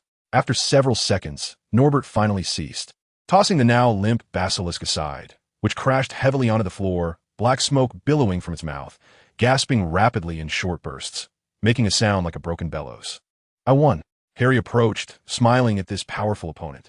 The basilisk's pale yellow eyes slowly moved towards Harry, wishing desperately to close its eyes and die silently. But alas, it had no eyelids, only a layer of membrane that could contain its dangerous abilities. Harry's snake language rang out once more, interested in working together. Monsters, snakes, the embodiment of danger and mystery, a combination of nightmares and redemption, have woven through human history from ancient times to the present. They are demons in Egyptian mythology. A terrible serpent brings destruction, drinking up the waters of the Nile. In Norse mythology, it is the Midgard serpent, Jormungandr, that kills Thor during Ragnarok. In Greek mythology, the snake-haired Gorgon and the nine-headed Hydra bring floods and possess deadly poison, capable of turning people to stone. In Christian mythology, the terrifying ancient serpent, Satan, tempts the first humans to eat the forbidden fruit. But they are also deities. In Chinese mythology, Fuxi and Yuhua have human bodies with snake tails. And the creator gods of Mesopotamian civilization also have human heads and snake tails. Similarly, in Indian mythology, there are gods who created humanity, and Shiva's messenger is still a cobra. The shedding of a snake's skin represents reincarnation, rebirth, immortality, and resurrection. A snake's fangs always harbor venom, capable of killing even gods. The existence and appearance of snakes and dragons always bring disaster or glory. Humanity's fear and reverence for snakes is unmatched by any other creature throughout history. And now, the most terrifying snake in the world lies in wait before Harry, the basilisk of Slytherin. The basilisk weakly hisses, its broken mouth oozing a few drops of blood. Crimson and dark, flowing down its black maw, trickling over its scales and pooling on the ground. Its upright yellow serpent eyes shine with an amber hue, reflecting Harry's figure, revealing a glimmer of disbelief, a hint of anger and unwillingness, and a touch of relaxed relief. The snake's mouth moves again, deep and unfathomable, urging Harry to open his eyes, while a pale gray membrane falls, covering those brilliant amber eyes. Harry is cautious, not opening his eyes first. Instead, he summons a stone, transforming it into a rabbit with a transfiguration spell. After a few minutes, seeing the rabbit still struggling lively, he tosses it aside and opens his eyes. As expected, nothing happens. The basilisk's dangerous ability is blocked by that pale gray membrane. Thank you. Norbert, you can open your eyes now. Harry first nods to the basilisk, and then says a few words to Norbert beside him. Norbert seems to cheer at this command. After all, no one likes darkness. Your eyes are beautiful. I have rarely seen living eyes in my life. Yours are the most beautiful I have ever seen. The basilisk hisses, its serpentine voice revealing a hint of the passage of time, even a touch of sadness. Perhaps you can see them more often in the future. Harry smiles. No need. The hissing voice echoes in the chamber, creating a somewhat terrifying atmosphere. Kill me. Why the rush to die? The basilisk never thanks anyone, not even its mother or creator. For example, my first meal was that toad, and compared to the ferocity of a few minutes ago, my voice now sounds like a whisper. But we possess absolute loyalty. Even though I once attacked Slytherin, he subdued me with his superior magic, and I swore loyalty to him in my only language. I will forever belong to him and his family, and I will never betray him. This is my supreme glory. The basilisk's recovery ability is quick. Although it still looks somewhat weak, it slowly lifts its body, casting a shadow over Harry. Why don't you live for yourself? Harry's eyes flicker, growing more interested in the basilisk. Let the toad hatch the eggs. Such things can only be achieved through external force, right? The basilisk was created, a tool, a weapon. The only difference lies in the danger of this weapon and the possibility of betrayal. That's all. The basilisk's long tongue almost licks Harry's face, but it shows no intention of harming him. It seems indifferent to life and death, perhaps even unaware of emotions. Probably, at the moment it was defeated by Harry, it believed it was already dead. You underestimate yourself too much. Snakes are sacred beings, monsters worshipped by people in ancient times. Magical creatures that evoke fear and reverence in all humans. Tools? You should be a god. Harry hesitantly extends his hand, slowly placing it on the basilisk's massive snake head. Feeling a cold touch. Gods create humanity, not the other way around. This giant basilisk is somewhat stubborn. Gods are also imagined by humans. One of the limitless creations of human imagination. The basilisk emits a meaningless low moan, unsure of what it wants to express. Be careful. Suddenly, a girl's scream comes from behind, and Harry instantly becomes alert, turning around to see a dark figure lunging at him, too close to dodge. Zzz. The sound of metal dragging on stone resonates as the basilisk's massive tail strikes from the side, the black serpent scales sparking, leaving deep grooves on the chamber floor like a terrifying blade sweeping before Harry, knocking away the lunging figure. With a thud, a stone falls to the ground. The figure had just been holding a sharp stone, something that could be used as a weapon to kill Harry. Thud! The black figure collapses to the ground, rolling twice before finally stopping, wearing Slytherin's uniform, but Harry had never seen this person in Slytherin. He radiates the aura of dark magic, anger barely concealed. His face extremely pale, yet strikingly handsome. Hiss! The basilisk raises its massive head, its black mouth opening, emitting a standard snake warning sound towards the figure. Harry looks up and sees Ginny standing at the high entrance of the chamber. How did this girl follow me again? Harry turns back to the slowly rising black figure. Noticing the scattered notes nearby, the diary had fallen during the battle with the basilisk. Mr. Tom Riddle, did you crawl out of that diary to make a last stand? Harry raises his wand slightly to the side on guard. It seems that killing me will bring you considerable benefits, and benefits that can help you escape your current predicament. Predicament? Are you referring to being sealed in that diary? Their dear Mr. Riddle doesn't seem to find it amusing, yet still remains expressionless while talking to Harry. No, I mean a half-dead predicament. The cold gleam in Tom Riddle's emerald eyes intensifies. Tom Riddle, or should I say, Mr. Voldemort. Tom's face darkens. How did you figure it out? Harry raises his chin towards the diary. Although it cannot be destroyed by external forces, it will still change with time. Based on its yellowed, aged exterior, I have narrowed its birth date down to the year you graduated. adding to the fact that this is a dangerous and powerful dark magical item, and your good friend explicitly told me that you gave it to him back then. I naturally have some conclusions about the owner of this magical item. You have some skills, Savior. Tom's face darkens. Kill him. Basilisk. Tom suddenly shouts at the basilisk behind Harry, but the basilisk remains still warily watching him, and the scene falls silent for a moment. What are you doing? Hurry up and kill him. Have you forgotten that you are the basilisk of the Gaunt family? Tom shouted once again, this time his words laced with anger. Hiss. Of course, I remember, but what does that have to do with you? The basilisk's pupils narrowed slightly as it leaned its head forward. I am a child of the Gaunt family. I am the heir of Slytherin. Tom yelled in rage. No, you're not the heir of Slytherin. The basilisk's pupils almost became slits. Indeed, half of your blood comes from the Gaunt family, but the other half, the filthy mudblood. It is a disgrace that my noble and powerful family has a descendant like you. Tom's face twisted in anger, and he took a few steps back. The basilisk's hissing seemed to hit a nerve. The basilisk turned to look at Harry. You are even less than him, a comforting pure blood, half of which comes from the ancient Potter family, and it even carries a hint of the Gaunt family scent. How could that be? How could he possibly have the blood of the Gaunt family? A faint flush appeared on Tom's pale face. I don't know if he has the sacred bloodline of Slytherin, but he does carry a faint aura that belongs to my noble family. The basilisk turned back to Tom. So what? The Gaunt family is left with just me now. I'm the last heir of Slytherin, no matter what. I have half of Slytherin's blood in me. Now, in the name of the last descendant of the Gaunt family, I command you, kill this guy. Tom shouted, almost hysterically. I do not acknowledge you. I do not allow someone with half mudblood blood flowing in their veins to be the heir of Slytherin. The basilisk coiled its body menacingly, as if ready to attack at any moment. If you're truly the only one left with the aura of my noble family, I might consider compromising with you. But now, I have something better, the basilisk said, turning its gaze towards Harry, the dangerous amber glow now becoming a sacred and glorious reward.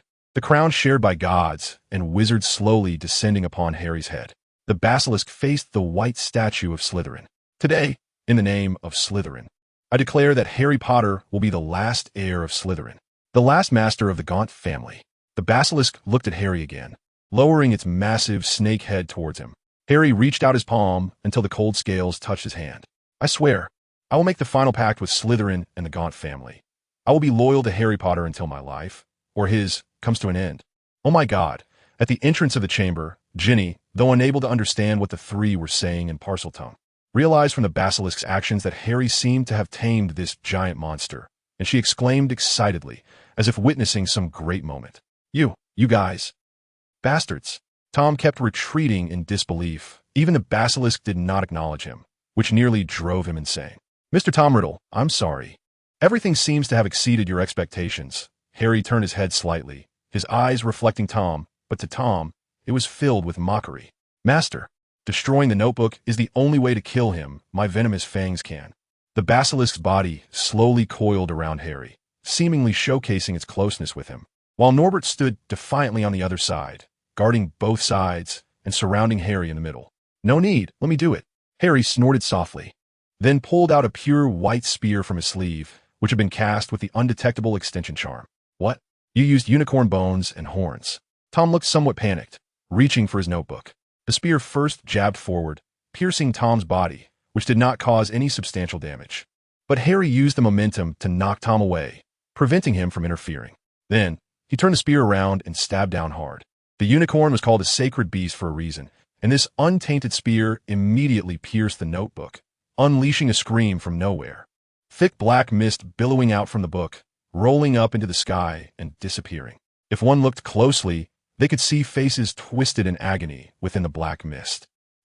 A glowing crack immediately appeared on Tom Riddle's body, running through his entire chest, and white light shone from his mouth, nose, and eyes. Then he exploded, turning into a beam of white light and vanishing. I have won. Amidst the chill of the black mist brushing against him, Harry declared the outcome of this battle. This is the fourth one. Another death. So terrifying. There's a monster. There's a monster in the school. The defense against the dark arts teacher? How could he be? Gilderoy Lockhart is dead. This is big news. Woo woo woo. Ginny's cries echoed in the headmaster's office, pearl-sized tears falling like rain, looking just like a crying Myrtle's. If Myrtle hears this, she'll cry again. All right. Don't cry, Professor McGonagall said helplessly, but she gently comforted, "It's not your fault." Dumbledore was sitting behind his desk, striking his signature thinking pose, staring at the notebook spread out on the table, or rather, staring at the crack on the notebook. Now it's clear, the notebook left by Voldemort, carrying dangerous dark magic, controlled Ginny to go to the chamber and release the basilisk, but because Ginny did not have the bloodline of the Gaunt family. The basilisk went out of control, lurking in the school and killing 4 people, and was finally found by Harry, who took advantage of the basilisk's slow movements while digesting its food to kill it. Molly Weasley hurriedly recounted, fearing she might overlook something that could prove her daughter's innocence. What about the basilisk's body? That's the best thing to prove the whole matter. Severus Snape, even asking the simplest question, seemed to be making things difficult. The chamber collapsed, and the basilisk's body has no idea where it got swept away to. Harry leaned against the shadows, his eyes glowing faintly, stating calmly, "But I should have shown you the basilisk's fangs. This should be enough to prove the authenticity of this matter, right?" Luckily, regardless of age, the fangs of the basilisk will regrow. Otherwise, pulling out the basilisk's fangs would have truly pained me.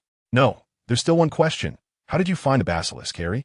In the shadows, Snape could only reveal a nearly yellowed face, his sharp eagle-like gaze turned towards Harry. "You can speak Parseltongue?" Harry retorted back. "What does that have to do with this?" Snape frowned. "I can hear the hissing that you cannot," Harry replied. "Is that reason enough?" Harry smiled. Snape was momentarily speechless. Suddenly, Ginny called out and rushed forward to hug Molly, who quickly embraced her seemingly pitiful child, tenderly stroking her back. This interruption broke the conversation. No one noticed that Ginny, resting her face against Molly's shoulder, smiled at Harry behind them. Of course, Ginny was Harry's scapegoat. For people, a hidden chamber. Someone needed to take responsibility, and someone had to bring it to the table to resolve it. There was nothing more fitting than this absolutely loyal puppet. As for why 4 people needed to be killed, aside from Gilderoy Lockhart, whom Harry simply couldn't stand and wanted eliminated, the other 3 were the leaders of Harry's enemies from Slytherin. Using the basilisk to eliminate them would remove his foes, and with Malfoy's inside help, Slytherin would soon fall. Harry didn't want to engage in these power struggles, but Slytherin was getting too arrogant, and the other 3 houses were now in collusion.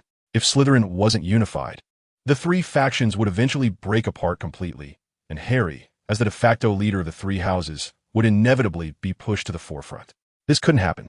Additionally, being pointed at by the masses was unpleasant. Even the strongest individuals needed some followers. Otherwise, what would it look like for him to do everything himself? Harry had an absolutely loyal and efficient iron-blooded legion, but relying solely on one legion couldn't settle everything. Harry needed some intelligent beings around him. Considering everything, completely conquering Slytherin was the best choice, but this also meant one thing. "Harry, you've done very well. I can give Gryffindor 200 points," Dumbledore said, but without his usual kind smile. A fierce silver light flickered in his aged eyes, and the atmosphere grew tense. "Thank you, Professor Dumbledore," Harry politely bowed, but his deep-set eyes remained cold, almost written with, "I'm sorry, but I am the new king." "What's wrong?" Professor McGonagall seemed to sense something and leaned in closer, speaking softly to Dumbledore. "Nothing," Dumbledore replied, then turned to everyone in the room, saying they could go rest. "Ginny, stay for a moment. I think Ginny needs to rest." "Professor Dumbledore," Harry interjected before Ginny could say anything. He wouldn't give Dumbledore any chance to get the upper hand. This powerful and wise opponent was someone he had to be cautious around. "Professor Dumbledore, I'm really sorry, but I'm a bit tired." Ginny quickly pretended to show fatigue, prompting Molly to plead as well. All right, Dumbledore had no choice but to wave his hand in resignation, allowing everyone to disperse. As Harry was on his way back to the dormitory, passing by the girls' bathroom where the hidden chamber was located, a bracelet on his wrist glimmered. The bracelet was black, shaped like a simple snake, with amber light glowing from its eyes. Suddenly, a figure crashed into him from the side, grabbing Harry by the collar and pushing him into the girls' bathroom, pinning him against the wall. "Mr. Lucius, I think you need to pay attention to your image." Harry's expression was cold. "Harry, is this how you honor our deal?" Lucius said expressionlessly, his eyes filled with malice. "I don't think I need to elaborate on our deal," which seemingly did not include the clause of not releasing the basilisk. Harry remained calm and cold. "You're dragging me into the mud." Lucius tightened his grip. "You'd better let go of me immediately. As someone who has defeated a basilisk, I don't think you are significantly superior in magical prowess," Harry said, and Lucius rarely encountered such a gaze, one of a higher status looking down at a lower one. Fueling his rage, "Kid, You're really arrogant. Lucius's expression darkened further, and he undoubtedly harbored murderous intent. However, for some unknown reason, Lucius let go of Harry. Oomph. But you do have that capital, Savior, Lucius said, lifting his snake-headed wand and walking away quickly. Harry shook his left hand that held the wand, seemingly filled with anger but with nowhere to vent it. A crack appeared on the mirror beside the girls' bathroom, and 2 shards even fell off. Suddenly, a toilet from a stall behind them exploded, sending a torrent of water rolling out. The crying Myrtle screamed for some unknown reason and then vanished. Hiss, hiss. The basilisk whispered softly, seemingly trying to comfort Harry's anger. I know, killing Lucius would be problematic, and he still has great use, Harry said. Squeak, squeak. A rather plump rat scurried out from the shadows, having seemingly been frightened into a corner by Harry. Bang! A spell was cast, accurately exploding on the rat, with a splash of crimson water. Once the rat was dealt with, if he dared to provoke me again, we would settle the score. Some time had passed since the basilisk incident, but for this semester, it was still early. Christmas had just ended a month ago, yet spring had already arrived. Spring, a time that should be filled with blooming flowers and the revival of all things, saw delicate snowflakes drifting down today. The wind and snow were heavy, so thick it blurred the sky, yet the snowflakes were thin, almost like scattered ice shards. The tiny snowflakes formed waves, dancing in the gale, drifting forward. Frost clung to the windows, and the ancient tree that had just begun to sprout thin green buds was adorned with crystal-like icicles. The black lake did not freeze, and amidst the green and white, blue and black, spring and winter intertwined. The colorful human festivities embraced the pure, lofty sanctity, resembling an unparalleled painting, or perhaps melting and spreading colors. People were intoxicated by this visual impact, forgetting the time, their hearts full. Was this the winter's reluctance to let go? Or was spring weeping? Have I caused too much bloodshed? Even the snow mourns. Harry stood by the window, extending his hand outside, feeling the wind and snow, gazing at the snowy curtain in a daze, muttering to himself, or perhaps my pursuit of beauty has won the ice's heart. Its cold elegance also comes strolling down from the heavens, granting me a divine gift. Harry, Hermione came over. What are you doing? The dinner is about to start. It's fine. I'm just admiring today's snow scenery. Harry withdrew his gaze and turned to look at Hermione. Let's go, it's time to eat. Hermione waved at Harry and turned to leave. Perhaps it was sadness. After all, the ones who truly captured the hearts of the gods were never kings. Harry smiled faintly and shook his head, following Hermione. Harry usually didn't eat much, but in fact, he was quite greedy. Delicious food was his only vulgar pursuit among those obsessive endeavors, though this didn't change the fact that he had a small appetite. Harry liked sweets, specifically those that weren't overly sweet. When the sweetness reached a certain level, or when cream and syrup were too much and made it cloying, Harry found it utterly detestable, especially things like syrup-filled pastries. Unfortunately, Hogwarts dinners often had such items, truly lacking in taste. Harry always had high standard for things he liked, and food was no exception, especially desserts. Although he felt that elegant formalism had no use, the desserts he enjoyed had to be exquisitely crafted. As for main courses, except for breakfast, Harry despised all coarse grains except for pasta and risotto. To be honest, Italy is a culinary paradise in the West, and risotto once changed Harry's attitude toward coarse grains until he tried American-style barbecue rolls again. Regarding meat, Harry only liked chicken wings and beef. Other than that, there were only snacks and soups, like borscht and cream of mushroom soup or chickpea spice soup. These were all winter delights, and since Harry liked winter, he naturally liked these dishes as well. Snacks? Harry liked every single one of them, even those he detested earlier, such as fried frog legs with garlic honey sauce or Spanish potato omelet, even nachos. Of course, these preferences were limited to lunch and dinner. Harry had no particular preferences for breakfast, or rather, he had very few. Right now, Harry was quietly sitting at the table, savoring his plate of pasta, occasionally popping a couple of chicken wings into his mouth. The wings were prepared by removing the bones and stuffing the meat with minced meat, making them easy to eat without gnawing. On Harry's sides were Hermione and Ron, with Ginny sitting on Hermione's other side, and a seat beside Ron was left empty. Except for a few people across from Harry, everyone kept a slight distance from him, maintaining a sense of reverence. The dinner at their table was the most lavish, not because the teachers treated them differently, but because the Gryffindors spontaneously pushed dishes toward Harry, with a few portions even being secretly passed over from the long tables of other houses. Almost all the dishes were pasta, chicken wings, and beef, with scattered bowls of thick soup in between, along with some of Harry's friends' favorites. Malfoy appeared from somewhere. flanked by his 2 lackeys. These were almost the only followers he had left in Slytherin. "Hey, Harry, interested in having a meal with me?" The golden-haired boy with slick-back hair still wore a flamboyant smile on his face. He was the only person in the school who had not bowed down to Harry. The noble obsession he had developed since childhood was something Harry could not smooth over. Harry remained silent, just quietly putting another piece of chicken wing into his mouth, the crispy skin cracking, releasing golden, hot oil in his mouth. "I'm talking to you, Harry." Malfoy frowned, as glances from all 4 house tables subtly drifted over. Even the teacher's table was the same. Harry still said nothing. He hated being disturbed while eating. He merely glanced at Malfoy with his dark green eyes and then returned to his meal, chewing elegantly and quickly. "Respond to me, Harry." Malfoy's frown deepened. He somewhat regretted approaching Harry at this time, but now the entire school was focused on this spot, and he had to salvage some face. Harry popped another piece of curry beef tendon into his mouth. The chewy tendon mixed with the heavy spice of curry was quite good. The house elves truly were the best chefs in the world. However, it was strange. That piece of meat was so big, yet Harry's mouth was so small. How did he manage to fit a whole piece into his mouth? "Harry!" Malfoy's wand flicked into his hand. The level of embarrassment made him somewhat angry. Crash! The sound of a large number of chairs scraping against the floor filled the once quiet hall. Students from both Gryffindor and Hufflepuff stood up, except for Harry, who remained calm and continued eating. Ginny, at some point, had drawn her wand. Half of Ravenclaw stood up, but most of them still sat composedly in their chairs. However, their chairs shifted slightly, and everyone's gaze was directed toward this side.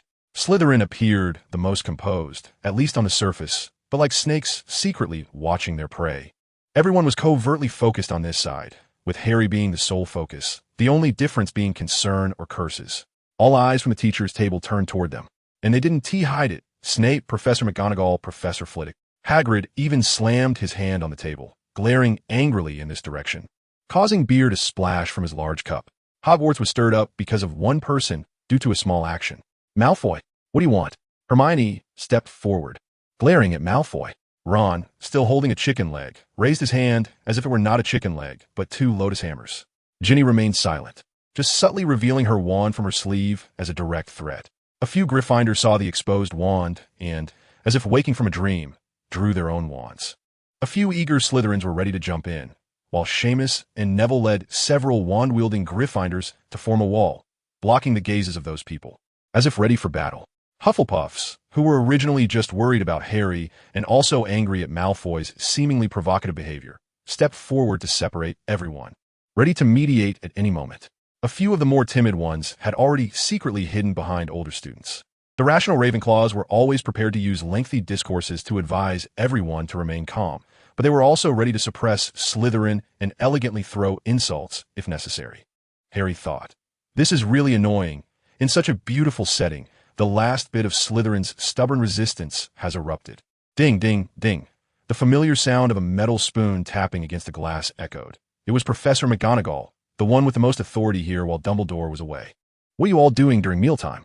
Professor McGonagall's voice clearly held some anger, but the atmosphere, charged like a barrel of explosives, seemed to make her hesitant to unleash it. Her voice echoed in the hall, but soon the silence was so profound that a pin drop could be heard. The situation seemed to have frozen. "I'm really sorry, Professor McGonagall. I think this is a small misunderstanding." Harry seemed to deliberately chew his beef slowly, then reached out to the side. Ginny immediately understood and handed him a napkin. Harry elegantly wiped his mouth and set the napkin aside.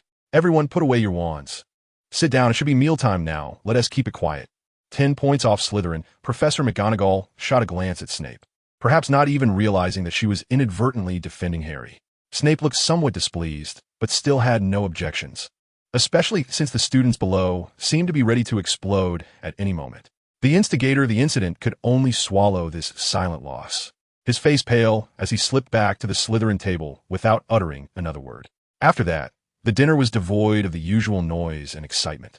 Everything moved toward the deep night in this near-absolute silence. "Professor Dumbledore, what are you thinking?"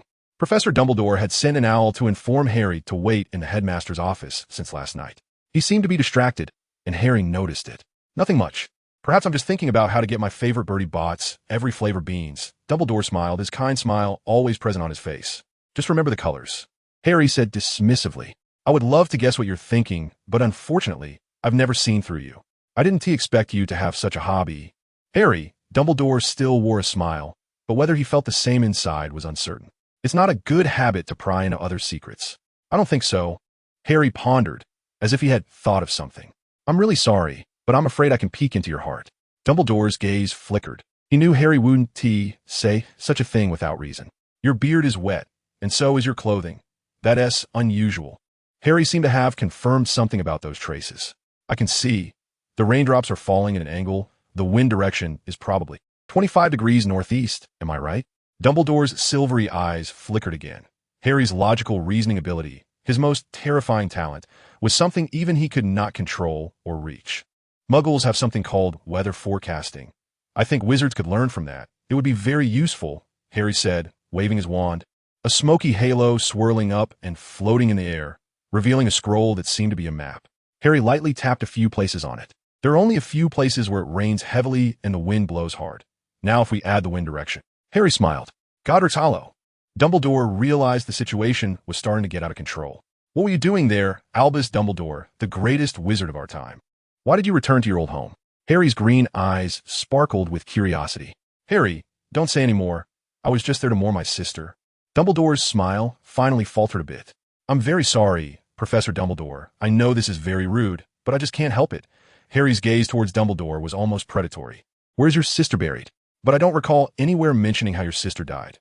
That's a secret, right? Why? Your great magic couldn't protect your sister. Why? Harry. Dumbledore's voice grew a bit lower, tinged with weariness. Of course, I could change a question. What killed your sister? A snake circled around the golden bird, revealing its fangs. Harry Potter, don't say any more. Dumbledore had tried to remain as calm as possible. Not enough. What I have is still not enough. Harry murmured, though it was not enough to draw a conclusion, but it was close. Your nose is crooked. With your strength, it's impossible for you to be beaten like this. Even if someone really overpowered you and defeated you, they wouldn't leave your life intact while only breaking your nose. You must have willingly taken a hit and remained unresponsive. You feel deep guilt about something, right? Dumbledore's expression finally changed for the first time, looking somewhat ugly, a look Harry had never seen since meeting him. It even looked like unease. You have a relative, and that relative is extremely angry that you couldn't protect your sister and impulsively punched you in the face. Your experiences are public. Your parents had already passed away before your sister died, so you have a sibling. It was him who broke your nose. But if that's the case, what about the one who killed your sister? Did that third party flee after killing your sister? Are they also guilty? That third party may not be your enemy. Or perhaps they are both enemy and friend.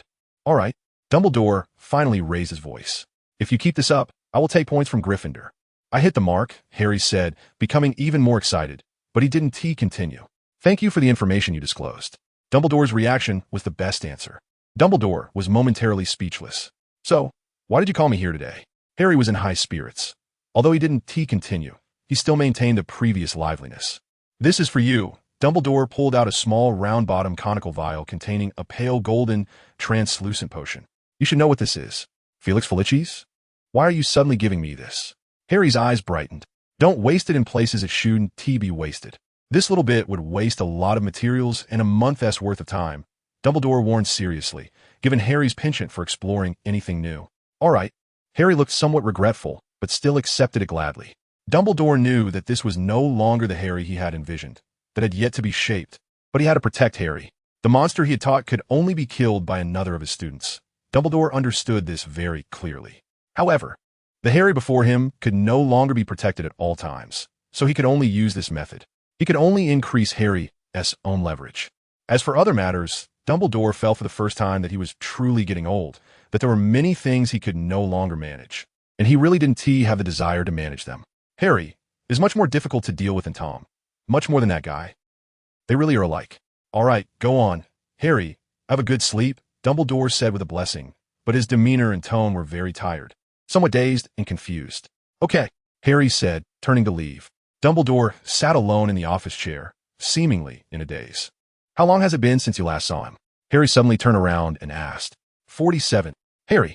Dumbledore was momentarily taken aback and blurted out, I see. Harry smiled, I guessed right. It's been exactly 47 years since you defeated Grindelwald. Goodbye, Professor Dumbledore.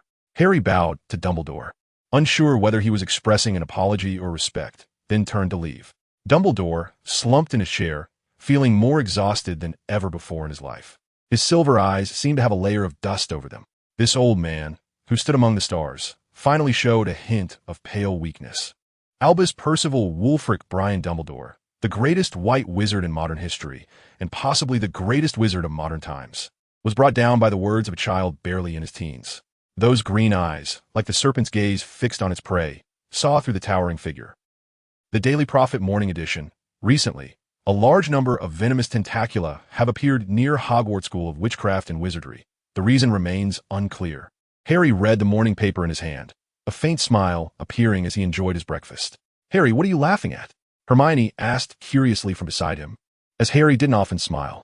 "It's nothing, just thinking of something fun," Harry replied lightly, putting the paper aside and focusing on his meal. That night, due to the appearance of the venomous tentacula, students from all houses needed to take turns patrolling the Forbidden Forest with Hagrid. In today's allocation, Harry and Malfoy happened to be grouped together. It almost made Harry think someone was doing it on purpose, like Snape or Dumbledore, but he quickly dismissed that idea. "Keep up, Malfoy, you'd better stay close to me," Harry said, holding a bright lantern and leading the way, while Malfoy followed closely behind. "Shut up, Potter. I can walk just fine without you," Malfoy retorted, but he was constantly looking around cautiously. "Those are venomous tentacula. I can't afford to be careless. Even if you run into them, it probably won't end well." "A herd? Huh. Those news articles just love to exaggerate. The paper keeps saying herd. But there are only 3, Harry said dismissively. 3? How do you know?" Malfoy sensed something. "It's nothing." Harry stiffened for a moment, just alerting himself to his own carelessness. Even someone as rational as him could sometimes give in to fatal arrogance. Today's events served as a reminder. "Harry, do you know something?" Malfoy became wary, just regarding this classmate in front of him. "Shoo." Harry suddenly made a gesture for silence, then crouched down to look at the fresh tracks of the venomous tentacula on the ground. They were nearby. Malfoy instantly held his breath. Harry scanned the surroundings, as if searching for something, heightening the tension.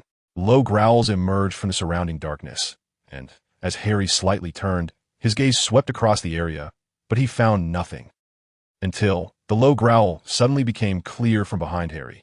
Roar! The massive body of a venomous tentacula charged at Harry without warning. Its huge horns aimed directly at the intruder. However, agile Harry sidestepped and jumped out of the way, turning to face the venomous tentacula, and he grabbed Malfoy's collar, pulling him out of harm's way as well.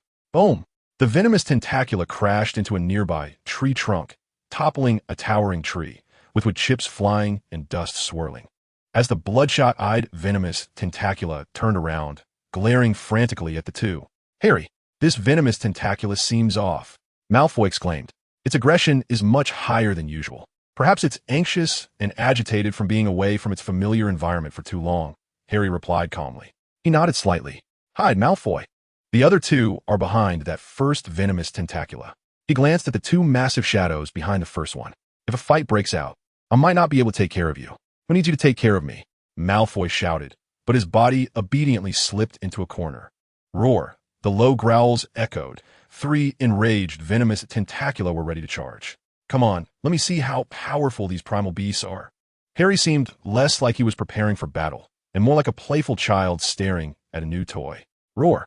Perhaps annoyed by Harry's attitude, the venomous tentacula roared even more angrily, followed by a rush and collision, with the explosive venomous sacs on their heads glowing fiercely. Clear water like a spring? Harry stepped back while casting this functional spell. However, the power of these spells in Harry's hands seemed quite different from others. It surged forth like a small stream, and then transformed into a massive wave, crashing against the 3 beasts but failing to budge them. But then, drifting fine snow burst forth, landing on that wave and instantly turning into a 3-foot layer of ice, rising like towering mountains of cold ice in front of the beasts, blocking their charge, even jamming the monster's horns. Roar! The obstructed, venomous tentacula became even more frantic than ever before. As the monster struggled, the ice layer quickly filled with cracks, as the venom flowed along those cracks like lava, appearing dazzling on the crystalline ice layer. The terrifying heat had already begun to melt the ice, but in the moment the beast exerted its strength again, the venom turned into an explosive liquid bomb, instantly shattering the icy fortress. "Not bad. A bit stronger than I imagined." Harry remained calm, nodding slightly. The other two, unimpeded venomous tentacula, continued to charge recklessly, their massive weight shaking the entire forbidden forest. But I have something more important to do. I can't play with you. Harry waved his wand, conjuring a whirlwind of sand that struck Malfoy's eyes, blinding him. Then, Harry also closed his eyes, raised his left hand, and turned his wrist outward. The black bracelet in the shape of a serpent on his wrist emitted an amber glow, illuminating the entire area. In that instant, the world fell silent. The three venomous tentacula lost their lives mid-charge, sliding to a stop in front of Harry in a kneeling position. Countless startled birds in the sky were once again pulled down by gravity, creating a brief rain of corpses. Well done. Harry opened his eyes again, blinking, stroking the bracelet on his wrist, speaking in Parseltongue. Merlin's beard. Malfoy, who had just returned, gasped. What? Surprised already? Harry tilted his head. What exactly did you do? Malfoy asked coldly, seeming to have guessed something. Potter, you'd better explain clearly.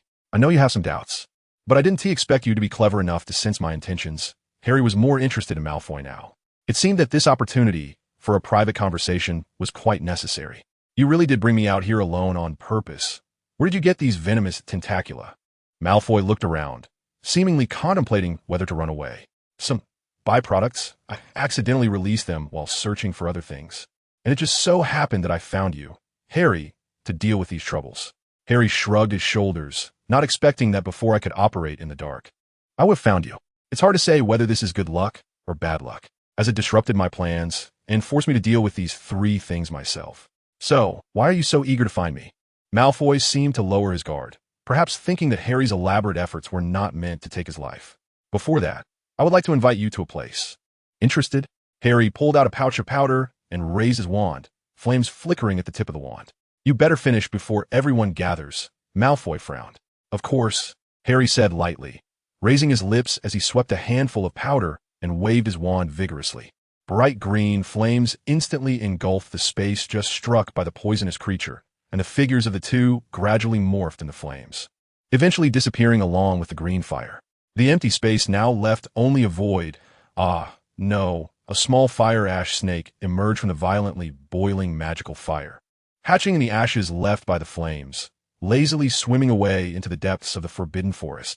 With the arrival of a 3-day holiday, an unexpected illness struck. My throat hurt, making it difficult to input words, and I felt extremely weak, bedridden. Writing must be put on hold, and I specially inform you with this letter, hoping for your understanding. The young son of the stars in the boring times, days always feel long, and even Harry could only endure the wait for something exciting to arrive. However, nothing thrilling happened during the next semester, which made Harry feel extremely bored. But soon, the delightful summer vacation was approaching. This joy was not because Harry wanted to rest, but because he could finally pursue everything he desired without restrictions. Just like last time, dark magic, killing, and death, the forbidden spells recorded in the restricted section, the expansion of the army. Just thinking about these made one feel elated. It's hard to imagine that at the moment the Hogwarts Express arrived at the station, countless eyes were watching the carriages from the shadows of the station, and countless shadowy soldiers were quietly lurking in the shadows, like snakes waiting for an opportunity, greedily scrutinizing every fresh, tender meat that disembarked, and of course, their master, Harry Potter. However, the most anticipated itinerary of this vacation was not limited to this. Crack! Thunder pierced through the overcast sky, illuminating this place that had not seen the sun for years for a moment, but that pale light faded within seconds, as if the thick clouds were a curse from death itself, forbidding this place, forbidding that person from receiving even a hint of brightness. Nermengard welcomed a special guest today. Dior has gone missing. Go check it out. A patrolling Auror on a broomstick called to his companions. Roscara has also gone missing. Another patrolling Auror reported nearby. TSK. What's going on? The first speaking Auror felt a bad premonition rising within him. No one noticed that in the already dark shadows of this prison, ripples like water waves began to stir, the sound echoing in the cold wind like soft mud rubbing against smooth marble, mocking the prey. However, this was not important, as it was merely a distraction, an illusion. The magical barrier was easily breached, and the patrolling Aurors were busy searching for their already devoured comrades. Crack! Another flash of lightning illuminated the high tower's windows, and in a place where the lightning could not reach, a chain-bound, portly old man sat alone in the cold prison, devoid of the vigor of his youth, yet his dark, shiny eyes still sparkled with life. Who? At the only source of light in the cell, the iron-barred window facing the cliff, strange noises emerged, like a massive torrent flowing there, or like something breathing. Upon closer inspection, the space there rippled, resembling the visual distortion caused by distant heat waves on a scorching summer day, from outside to inside. But it lasted only a few seconds, making it hard to discern in the dark environment. Ah, this silent breath, how long it has been. The seated old man's entire body was hidden in shadows, leaving only a silhouette, but those clearly dark pupils seemed to emit light, making them so clear that one could almost see their reflection in the darkness. Perhaps this could become the first topic I consult you about. The sound of robes swaying was like a half-unfurled red flag suddenly opening in a storm. The beautiful invisibility cloak rolled like waves, revealing the hidden Harry beneath. I think I made the right decision. Risking it to find me, this old man? Ha! What kind of decision is that? The old man mocked with a smile. I send my regards on behalf of Professor Dumbledore, Harry said, his face unchanged, only coldly stating this, then continued, the Dark Lord, Mr. Grindelwald. Grindelwald stiffened slightly, as if he were allergic to the name Dumbledore. Do I look like a Dark Lord to you now? The old man chuckled again, seemingly having reigned in his sharpness, truly becoming a calm and peaceful old man. That fellow was also defeated by you, right? But he probably isn't dead. I can see that he still looms over the wizarding world in fear. If you want to find the Dark Lord, you should look for him. I do not acknowledge him. That detestable fellow. Harry moved a bit closer. Grindelwald. He was recruiting, just like you, ultimately pursuing life and power. Hypocrita. The Dark Lord cannot be attained solely through power. This title is a combination of the world's fear of him, and equally, it is an alternative, morally transcended title of coronation. This crown I only acknowledge resting upon your head, at least for now. You are interesting. Grindelwald was a proud man, his tone finally carrying the appropriate arrogance and coldness, along with a hint of interest, but the glint of coldness in his eyes disappeared. But why have you come to find me? I seem to have lost my value. No need to belittle yourself. You still have much that surpasses the wizards. Harry's tone seemed to carry joy, but faintly, it was not very clear. Your old friend taught me many practical spells, but I think you can teach me more. Dark magic, the art of combat, and the secrets that Professor Dumbledore would not tell me. Dumbledore's personal instruction. Were you his favorite student? Grindelwald's pupils flickered violently. I'm afraid not. You know, my fame is all due to another student of Professor Dumbledore, though he went astray. That annoying fellow still seems to be fondly remembered and cherished by Professor Dumbledore. Harry rarely frowned. My teachings are not free. Grindelwald seemed to think of something and smiled again. I'm all ears. Harry uncontrollably raised the corners of his mouth, although he quickly calmed down, but who knows how he truly felt inside. Grindelwald suddenly fell into a dilemma, pondering for a long time, but unable to say I'm hungry.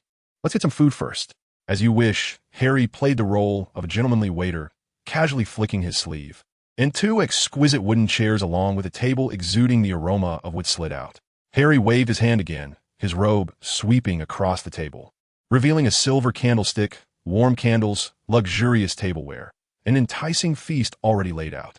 It's amazing that at such a young age, you can use the non-detectable extension charm like this. Grindelwald became increasingly intrigued. I find it hard to believe that you aren't that guy's prized pupil. Well, my values don't quite align with his. Harry sat down at a position closer to him. French-style pan-fried. You like it? Very good, thank you. But I remember this seems to be Napoleon's last meal. Grindelwald seemed to recall something, hesitating to say more. Sorry. Harry paused, pulling the French-style pan-fried dish closer to him, and his robe swept over the table again, replacing it with a plate of pasta. My favorite meat sauce recipe. Want to try it? Oh, thank you.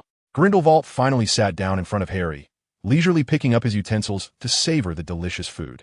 Your condition? Harry quickly finished his meal. Do you know why I don't eat that? Grindelwald threw back a question. Harry was taken aback for a moment, since Grindelwald asked like this. The reason surely wouldn't be as simple as he said. Because I hate France. I loathe Paris. Grindelwald snorted, wiping his mouth with a napkin he picked up. Dumbledore and I made a blood pact that neither of us could harm the other. Grindelwald said, and a hint of murderous intent surged forth. But there's a bastard, Newt Scamander, who actually stole the blood pact. This is one of the key reasons I ultimately failed. Are you still bitter? I thought you had moved on. Harry chuckled. Is that considered bitterness? Perhaps that Dumbledore was the vanguard against me, an important piece on the chessboard. This might be seen as revenge for my past failures. Grindelwald's voice grew a bit somber. I understand your desire, But not now. Once I am completely free from your old friend's supervision. You'll be my first sacrifice, how about that? Harry extended his hand. Of course. Grindelwald smiled and extended his own hand, already wrinkled, to grasp that youthful power. In the dark night, thunder rumbled, wind howled, and rain poured. These were the best words to describe this sea area. Yet something was hidden on a rocky mountain here. Roar! A dragon's roar echoed through the rain. And even such a majestic roar could only sway in the storm, eventually disappearing without a trace. A massive shadow descended. A gigantic dragon broke through the storm, landing on the rocky mountain, quickly shrinking into a cute little lizard, a stark contrast to its previous grand form. Boom! The thunder was low and oppressive, like the sounds of cannon fire in wartime. In the torrential rain, a figure in black was almost hidden in the night. With only those eyes, those eerie green eyes, like two ghostly lanterns hanging there, undimmed by the pouring rain, looking down at everything here. The gold-framed glasses shone brightly in the darkness, catching golden light under the occasional flash of lightning, dazzling around the ethereal morning star, shimmering with the flickering starlight, like lanterns carrying these two eternal lights. The black cloak rustled, but the sound quickly vanished in the rain, like a small boat swallowed by the sea, leaving no ripples behind. Ah, another little splash erupted, and the space beside Harry twisted violently, revealing an elegant small figure. It was Jarrison, Harry's house elf, as well as Harry's clerk and servant. Is the information accurate? Jarrison's voice carried a rare hint of urgency. You better be sure this time, because I've already run around to 4 places. Yes, I'm really sure, Master. This is the last place, it's absolutely here. Jarrison's voice was tinged with a bit of timidity. He was fully aware of his master's coldness and terror, completely believing that if Harry truly became unhappy, he would be turned into a wax figure or ground into paint to be used in a painting, all while being justified as for the sake of art. I hope so, Harry coldly replied. It was as if mud was moving, or some sort of fungal blanket was crawling. Black substance clawed its way out from Harry's robe, slipping into the shadows of the lightning, darting toward the target first. Harry slowly walked down from above, his leisurely steps as if untouched by the storm. The wet stones beneath him transformed and reshaped, piecing together into steps, while the accumulated water on the ground automatically flowed aside, gathering in torrents on both sides of Harry, not spreading to his feet. The dark clouds in the sky twisted into a vortex around Harry, and the raging lightning occasionally struck the stones beside him. The king, stepping down from his high platform, brought the storm with him. In the gaps, shadows flowed, mocking, whispering, roaring to conquer more alongside the king's steps. Harry slid down from the cobblestones he had walked down, parting the sea water with his spell, as if opening a path to the hidden. Deep within the cliffs, a dark little crack opened, rough and slippery, with walls less than 3 feet apart, making it almost impossible for Harry to pass. However, he still sideways pressed against the rock wall to walk through. The silent and cold air was the only good news. Harry's bright eyes pierced through the illusions. At the end of the path, an ordinary rock wall. But Harry seemed to see something through it. Huh, Jarrison, you finally found the right place, Harry said, stepping forward to explore, seemingly trying to find a way to break through the stone wall. But this unique magical barrier was difficult to break directly with a spell. Ah, it's an honor. My master, Jarrison hurriedly said. No need to be so eager, Jarrison. You know I prefer slow and quiet. Harry replied lightly, his unruffled gaze shining with a cold light. Go give me a sacrifice. Yes, all right. Jarrison shook, snapped his fingers, and instantly vanished. Puffed.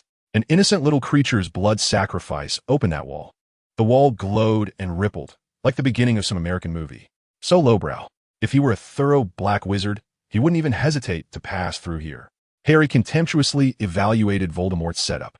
The strange sight behind the door could only be described as such. It must be said that Voldemort's aesthetic is somewhat unconventional. A vast black lake, like a thick, stagnant accumulation of oil, formed this large lake. Beneath this sea, there was actually a great lake. If your imagination is strong enough, you should be able to envision such a contradictory scene. Above, there were storms and gathering dark clouds, the ocean's tidal waves crashing repeatedly against the cliffs, slamming against that black great wall, vast and majestic, like the roar of fate, roaring to devour everything. Yet the magical creations underground did not contend with it, but remained lazily and comfortably calm. This was indeed not a good setup. TSK, too bad, Mr. Dark Lord. Too bad. I don't even want you as my opponent. Harry kept shaking his head, hoping his opponent could confront him head-on, be more outstanding, and even understand him like a confidant. But unfortunately, our dear Mr. Dark Lord could not. The dead silent black lake cast green shadows onto the cave's ceiling. Apart from that, there was almost no light here, surrounded by a thick, oily darkness. This was not the kind of comforting shadow, but a nauseating, thick, sticky, heavy, swollen darkness that made one want to vomit. Harry slowly walked down the slippery path at the cave entrance, the sound of his footsteps cracking on the relatively dry, narrow rocks. This was somewhat amusing and could be considered the only interesting thing in this dull and disgusting cave, though it might have been Voldemort's unintentional act. Harry clearly caught sight of something in the hazy green light at the center of the lake. What was that? A surge of dark magic, oh no. The aura wasn't that strong, lacking that soul-like essence, which made Harry feel somewhat uneasy. But it didn't matter. At least this was indeed something Voldemort had set up. Looking at it wouldn't be wrong. Harry muttered to himself, tapping his chin, and after a moment, continued forward. Just as he was about to touch the lake's surface, he suddenly raised his wand. The tip of the wand emitted some fluorescence, obviously having touched some magic. A small boat with chains seemed to be pulled out by some invisible force, dragged up from the bottom of the lake. Something disgusting wriggled beneath the calm surface, and settled back into stillness. Harry was quite familiar with this thing, but could not truly grasp those illusory creations, making it hard to be certain. The shadows and the crevices of the rock walls seemed to jump in excitement. Those shadowy soldiers briefly displayed a moment of excited emotion. Something's perception was scattered in the water. Stupid Voldemort couldn't even manage his own setup? Haha, he actually wanted to avoid the trap he had set. With his expectations dashed, Harry felt bored, constantly muttering his inner thoughts to himself. But I want to see what that thing is. Harry stepped onto the small boat, then eagerly locked his consciousness onto that hazy thing in the center of the lake's light. The calm surface of the lake suddenly boiled, and a dozen black, withered corpses surged up from the lake, clawing and flailing, attacking with all limbs, making nauseating sounds, even the crunching of charred bones colliding. How boring, relying on cannon fodder to guard something so important to him. Harry sneered, not even moving. Suddenly, the sound of something slippery and sticky rapidly rubbing against another smooth object echoed across the calm lake. But this time it was Harry's shadow that moved. Dozens of shadows blocked Harry's path, linking together to form a great wall of shadows. The attacking corpses clawed and attacked frantically, but they were merely deflected by the slippery black substance, unable to harm Harry in the slightest. Instead, one by one, they fell into the shadow's dangerous traps, becoming disassembled sacrifices. Harry leisurely waved his wand, the magic slowly propelling the boat across the lake, inching toward that hazy green light, while more corpses crazily floated up from beneath the water, trying to capsize Harry's boat. A handful of blazing fire descended from the sky, circling around Harry, but not touching his face. It was Nabur. Harry had liberated it as soon as he entered, allowing it to guard him. The corpses began to stir, not only attacking Harry directly from beneath the water, but also grouping around the stone platform. Some scattered ones crawled up the lake shore, climbing into the shadow's crevices, shrieking, only to be found by the shadows. The puppets of the Dark Wizards and Harry's shadow army began a direct confrontation. The corpses fought desperately, madly, using their bodies to block the army's advance. The shadows grinned mischievously, the wise ones deceived, using lies and tactics to gradually wear down the corpses. Of course, physical damage meant nothing to them. This was just a boring cat-and-mouse game. Some were responsible for breaking through the entire corpse's defensive line, while the rest grouped into threes and twos to ambush the scattered corpses. The fallen corpses all became disassembled sacrifices, a feast for the shadows. The struggling puppets blocking the army were meaningless. Harry still arrived at the central stone platform as scheduled, strolling leisurely in the center of the battlefield. The water filled with dead bodies. It was truly disgusting.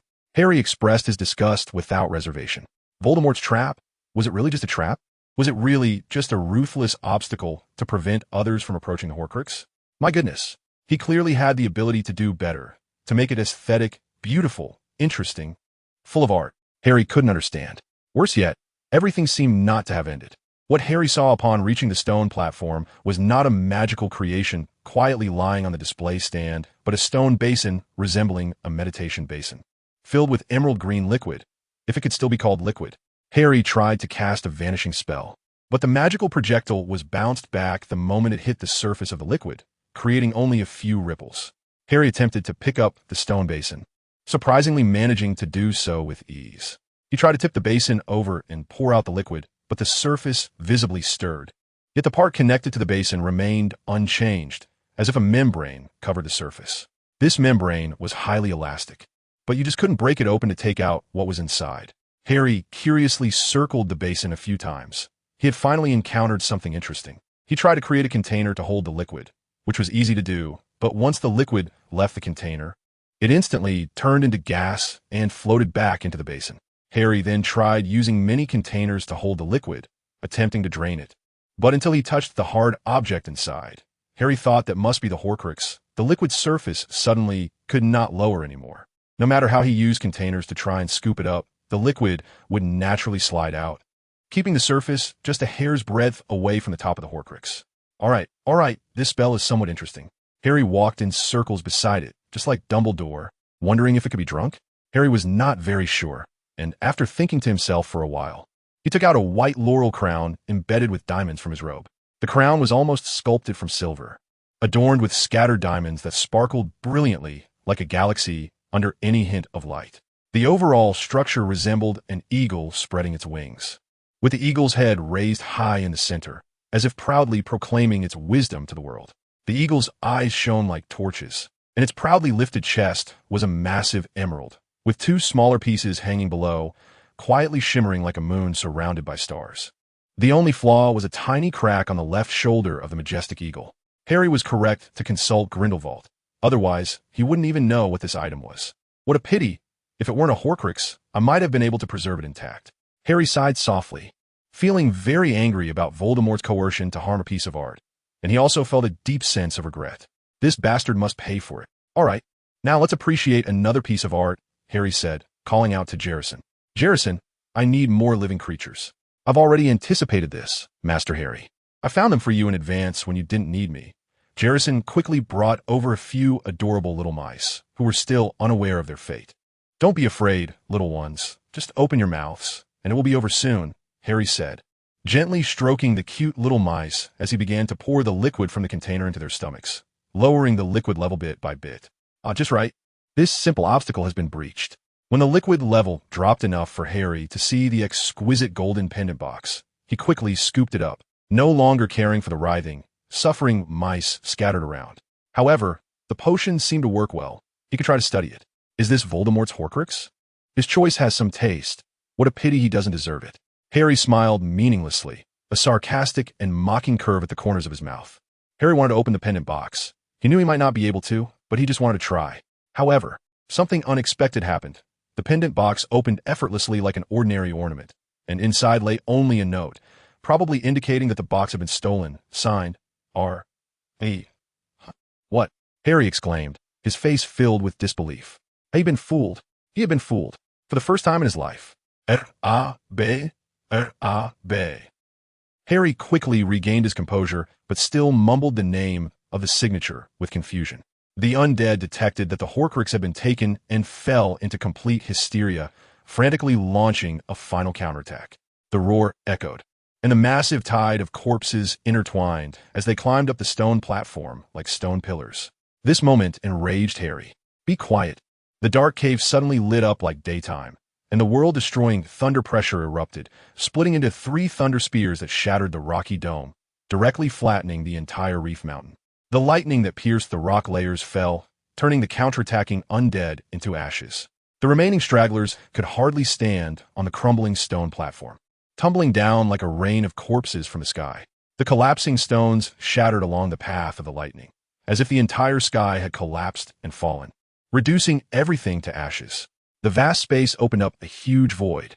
The moment the outer shell of the rock shattered, seawater began to rush in. Water moved faster and more nimbly than the sluggish rocks, and a torrent was already visible in the cracks of the rocks that had not fully collapsed. Water gathered into a canopy, and a massive whirlpool began to form in the void, as if a storm was brewing in the underwater world, with turbulent waves spreading for miles around, as if a monster in the center was swallowing natural disasters. Seeing that the place was on the verge of collapse, Harry had no choice but to leave. There were restrictions set by Voldemort here, preventing him from operating, but Jarrison was unaffected.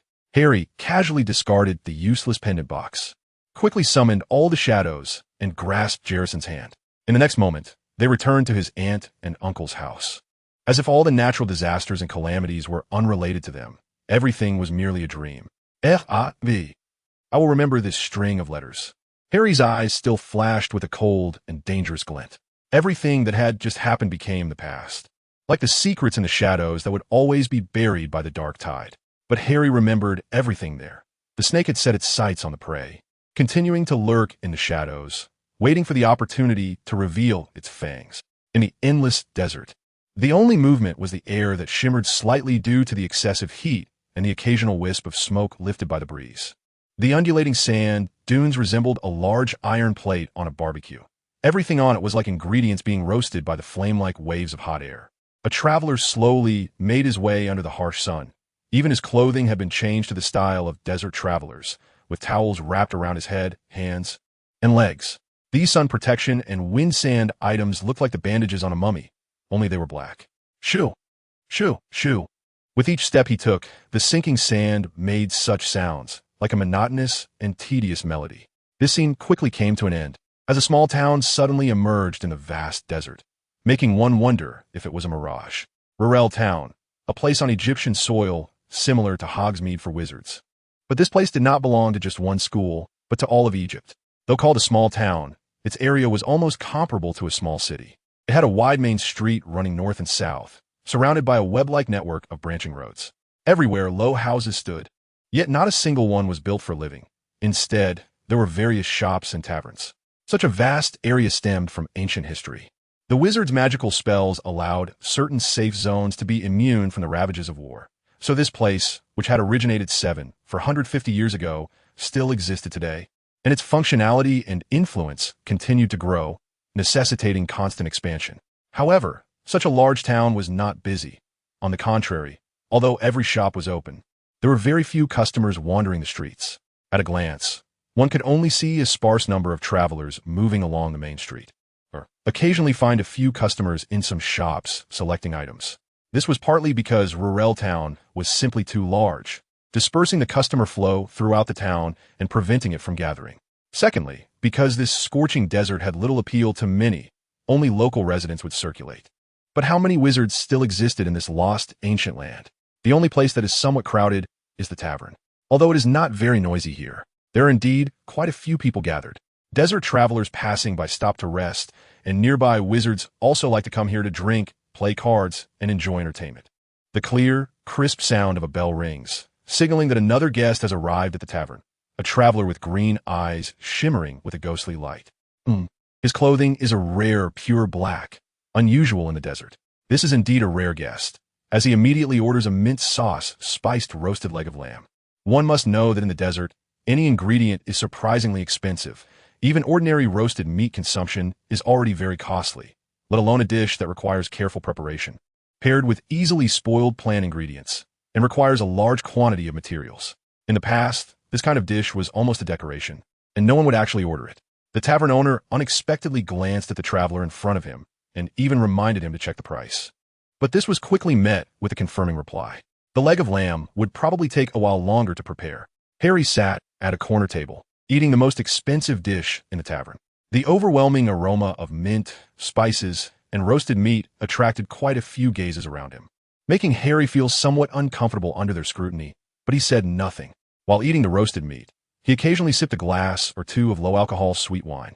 But most importantly, he was carefully examining a golden-red gemstone in his hand. It was a palm-sized ruby of excellent color, almost resembling a magical stone, firmly set in a shell made of pure gold. Due to its age, there were even some black spots in the seams of the shell, and the overall shape of the shell resembled a scarab, intricately engraved with mysterious runes.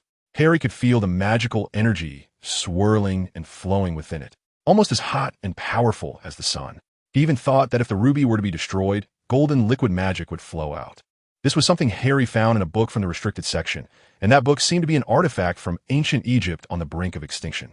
The strength and atrocities of England during the Age of Exploration are well known, and those ancient treasures and texts were almost all crammed into the small British Isles, turning that 3-inch piece of land into a hotbed of treasure. Ancient relics from Africa, Asia, and the Americas were all concentrated there, to the extent that even the British themselves could not distinguish them. Naturally, British wizards profited from this. Countless ancient magical creations, knowledge, and secrets were all hidden in the vaults of the Ministry of Magic in various schools, and no one knew how many mysteries lay hidden in those places. This ancient Egyptian relic was one of them, stored in the restricted area of the best magical school today. Unfortunately, Harry, being a rule-breaking child, was very interested in this item. So he came to Egypt during this hot summer, following the ancient artifact to search for the tomb of an early royal princess. The chief priest of the dynasty, and one of the most powerful wizards in Egyptian history. Perhaps due to the special circumstances of wizards, the long passage of time, and the fact that this princess was not an emperor, the traces left by this powerful wizard in history were pitifully few. After finding that book in the restricted section, Harry read through a large number of Egyptian history books, but could not find any trace of her. However, that book was still somewhat useful, as it basically clarified the life of the high priest, but it did not clearly record the location of her tomb. Perhaps it was done intentionally to prevent the tomb from being disturbed. Harry was certain that her tomb was not within the massive pyramid tombs of the Valley of the Kings, and it was very likely not located in the central areas of various countries in South Africa. Otherwise, a tomb that had existed for thousands of years could not possibly remain hidden for so long. So, Harry would probably need to wander along the borders of various countries for the next few days, with the tavern in this small town becoming his base. "Hey, what are you doing?" Suddenly, someone approached Harry, looking like a non-local resident, because very few people have such fair skin under such a scorching sun, especially with that unusual short golden hair and blue eyes. "Can't you see I'm eating?" Harry finally snapped out of his thoughts. But this unexpected visit made him somewhat curious and on guard. The person said awkwardly, waving his hand. "You seem to be daydreaming. What were you thinking about just now?" The person took a seat across from Harry with a familiar demeanor. "None of your business," Harry frowned, becoming even more vigilant.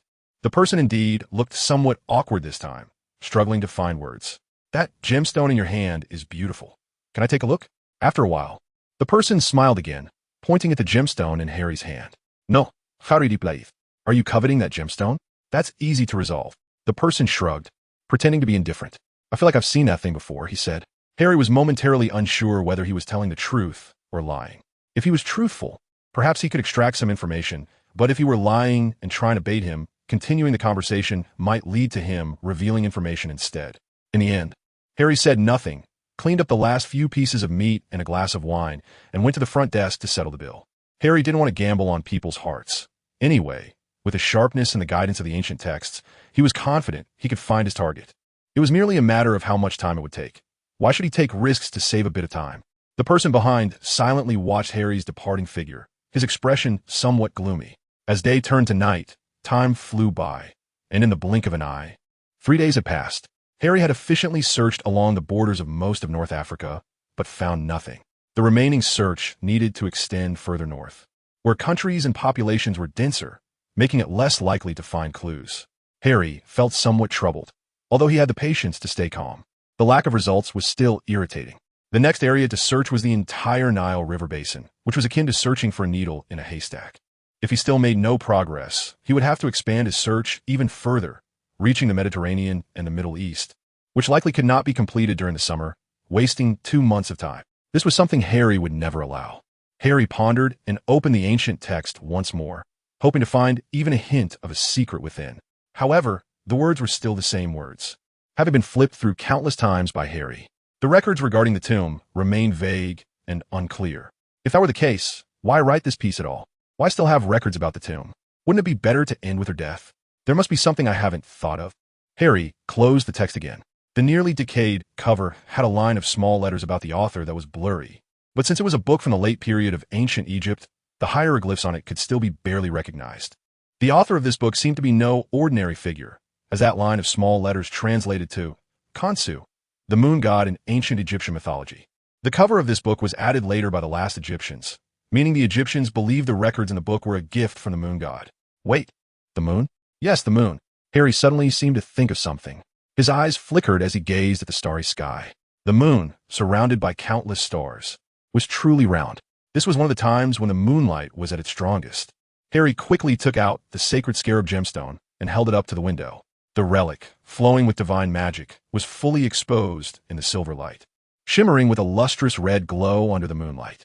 The intense, powerful magic calmed down, seemingly transforming into gas, filtering out from the gemstone in wisps and drifting in the air, resembling a river of stars under the moonlight, while also scattering the moonlight, infusing it with magic, turning it into an even more brilliant radiance. The sun bestowed its brilliance upon the bright moon, and now the moonlight stirred the divine power of the sun. The dense, rich magic cascaded down like silk or air, seemingly intentionally or unintentionally swirling up to the ancient tome. Harry excitedly flipped to the last page of the tome, the only page documenting the tomb of the great priest. When he touched the magically infused paper, it indeed burst forth with an extraordinary brilliance. The ancient characters quietly faded away.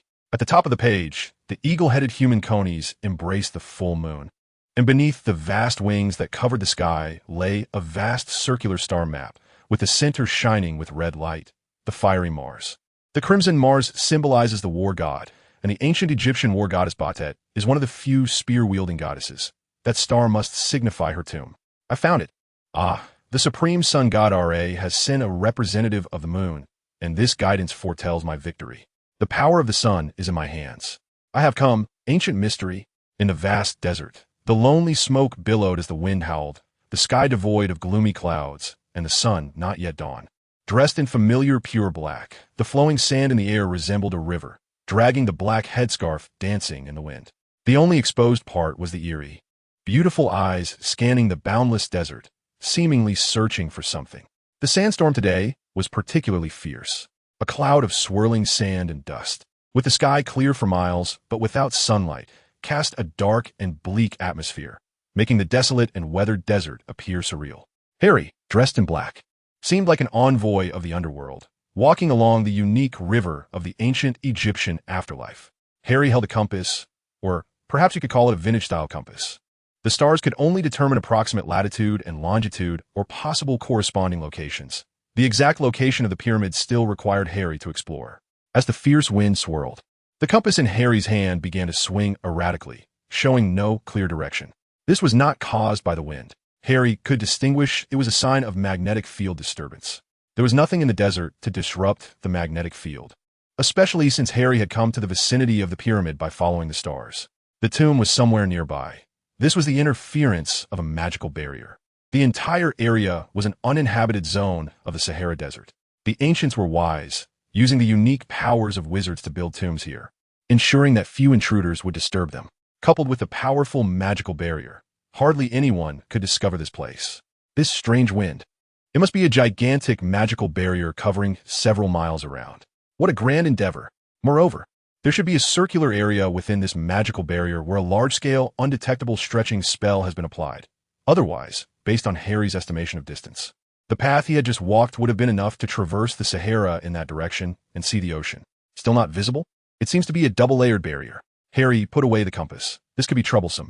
The compass wouldn't work here, and he couldn't see a single star in the sky. In this barrier, he couldn't determine the corresponding latitude and longitude of the celestial phenomena, blocking the view, distorting the light, or perhaps a large-scale illusion spell. Harry muttered to himself in the desolate wilderness, thinking it was not an illusion spell, as it would fail over time. That must be the trick of a mirage. Harry smiled, drew his wand, and raised it high, causing the light to flicker. A reinforced illumination spell, blue dots of light instantly expanded into a dazzling, blinding brightness. The immense blue light almost solidified into a pillar of light, piercing through the sea of clouds and sand. The principle of a mirage is merely light distortion combined with a bit of the subject's imagination. As long as a strong light breaks through the refracted and distorted light, it can break the spell. The vast ocean of sand gradually became sparse, and the sandy river in the air seemed to encounter some obstruction, with flowing sand outlining the silhouette of a gigantic structure and an entire architectural complex. In just a minute, the ominous clouds dissipated and the holy and majestic sunlight once again enveloped the desert, as if the gray-white valleys of the underworld shimmered with golden light. And under that sunlight stood a sand city, towering majestically. The pyramid, if viewed as a gigantic triangle standing on a sea of sand, was constructed from numerous triangular structures the size of the Great Pyramid of Khufu, stacked together to achieve its height. It stood over 400 meters tall, with a perfectly square base measuring nearly 700 meters on each side. If it weren't for the pyramid's unique shape, Harry would have every reason to believe this building could block out the sun. This magnificent four-sided pyramid shone with unparalleled brilliance under the sunlight. From Harry's perspective, the apex of the pyramid just blocked a small portion of sunlight, while the remaining large half of the sun appeared as a sacred halo suspended above the pyramid's peak. The stepped exterior of the pyramid resembled a staircase leading to the realm of the gods, with its square sides perfectly aligned to the cardinal directions. Calculated according to the geographic poles. The cluster of obelisks, when viewed from above, formed a square that perfectly corresponded to the four corners of the pyramid. The obelisks at the pyramid's corners pointed to the midpoints of the square's sides, arranged around the pyramid like guards, constantly proclaiming the ancient Egyptian royal family's divinity and power. Did you think this was the most extravagant sight? No, far from it, because this scene was what Harry saw from hundreds of meters away. Surrounding the massive obelisk cluster was a square moat-like protective trench, with the corners of the obelisk cluster pointing precisely to the midpoints of the moat's four sides. The terrifying depth and width, both nearing 20 meters, clearly could block any ill-intentioned muggles. Beyond that moat were two complete rings of architectural complexes. The first ring consisted of tall, above-ground tombs resembling pyramids. Perhaps due to their non-royal owners, most of these tombs were styled like temples rather than pyramids. Harry could imagine that the owners of these tombs were likely subordinates and colleagues of that female priestess, and most were probably wizards. The second, larger ring of buildings was somewhat perplexing. These structures seemed to have used ordinary desert rocks instead of solid stone and special magical composite materials to ensure they wouldn't erode. And now they had been eroded by time to the point of becoming ruins. The few remaining relatively intact buildings were merely low fortifications, but even among the scattered ruins, a sense of solemnity could still be felt. This second ring of buildings appeared to be a circular, highly militarized fortress city, but what was its purpose? Harry pondered as he tore off the scarf from his head and strolled through the ancient ruins, heading toward the cluster of obelisks. The ruins were filled with deep ravines, where sacred sunlight shone alongside shadows of the darkest kind, like trenches forged by time. The wind howled within, occasionally accompanied by wailing sounds as sand scattered and floated, then lifted again to settle on other structures. This place felt like a long, silent, ancient battlefield. Suddenly, a sharp sound sliced through the air from the right. Harry raised his wand hand, swift as a snake striking its prey, and a figure clad in white and wielding a giant axe was sent flying like a cannonball. Whoosh, whoosh, whoosh. Three more sounds of sharp objects slicing through the air followed, as three feathered arrows flew straight toward Harry's bright eyes. Harry raised his empty hand, clenched it in the air, and a magical brilliance coalesced. The incoming arrows halted mid-air, and with a fierce wave of his hand, they shot back at an even faster speed, striking the three archers' eyes, killing them instantly. Guardians of the tomb? Those who had thrived within the barrier for 6,000 or 7,000 years. Harry's expression grew serious. What kind of magic did that son possess to have an entire race so loyal as to become death servants? Suddenly, figures emerged in the gaps of the ruins, shouting ancient languages, some intimidating, some cursing, others rallying others to defend the glory of their faith that had lasted for millennia. I'm sorry, but although your spirit is moving, I will not turn back. A fierce cold light erupted from Harry's eyes, his expression growing utterly frigid. Even the harsh sun could not melt it. The massive shadow that had merged with him began to spread outwards from under Harry's feet, transforming into a quiet lake, then like a surging undercurrent. Shadow soldiers, grinning ominously, rose from the shadowed ground like evil spirits draped in black cloth. Legion attack. Absolute ruthlessness, like a commander of iron blood in wartime. Whoa! As groups of dark figures flew among the buildings, the figures in the gaps of the ruins began to riot, waves of battle cries rising higher and higher. Large numbers of warriors, clad in pure white cloth armor and wielding gold equipment inscribed with runes, seemed to emerge from the ground, instantly filling the ruins. The golden and white legion clashed with the swirling black storm. Yet, this was ultimately a slaughter without suspense. The weapons held by the Guardians indeed had enchantments, bolstered by magical power, making them much stronger than ordinary weapons. However, they were of no use against the ground-dwelling bats that could not even be harmed by basic spells. The solid Guardians gained an advantage in the first wave of the clash, almost tearing through the formation of the shadows. But the shadows were more adept at exploiting their advantages. They swooped down from above and flanked from the sides, using guerrilla tactics to gradually divide the Guardians' legion into smaller groups, scattering their formation and encircling them for slaughter. The Guardians were overly eager. They did not realize that these monsters were immune to nearly all attacks. Their assaults were somewhat reckless, which allowed the shadows to find openings in their offensive. The shadows continuously cut down the lines of guardians that charged like spears, gradually depleting their numbers and weakening these defenders. They waited for this ancient race, which had existed for over 1,000 years, to show signs of fatigue, ready to strike with lethal precision from the lurking shadows. The guardians clearly recognized this, beginning to constantly retract their lines, gradually maintaining their formation in a circle, making it difficult for the shadows to find an opportunity. The tactics left by 1,000 years of experience should not be underestimated. However, it seemed to be of little use in the face of absolute power disparity. In front of the steadfast human wall, the shadows grew furious. They cast aside their playful and dismissive attitudes. Now, having finished their appetizers, they demanded the feast. The shadows still silently sliced through the air, gliding over the sandy river, but their methods became increasingly brutal. Their undead forms allowed them to act without hesitation. Each shadow charged fiercely at the guardians' lines, lacking any tactics but being simple and effective. If they couldn't break through, they would forcefully shove themselves in. If they were knocked back, they would accelerate and crash again into the lines. They were indestructible, relentless, and could fight forever. But how many lives did you have? Smack!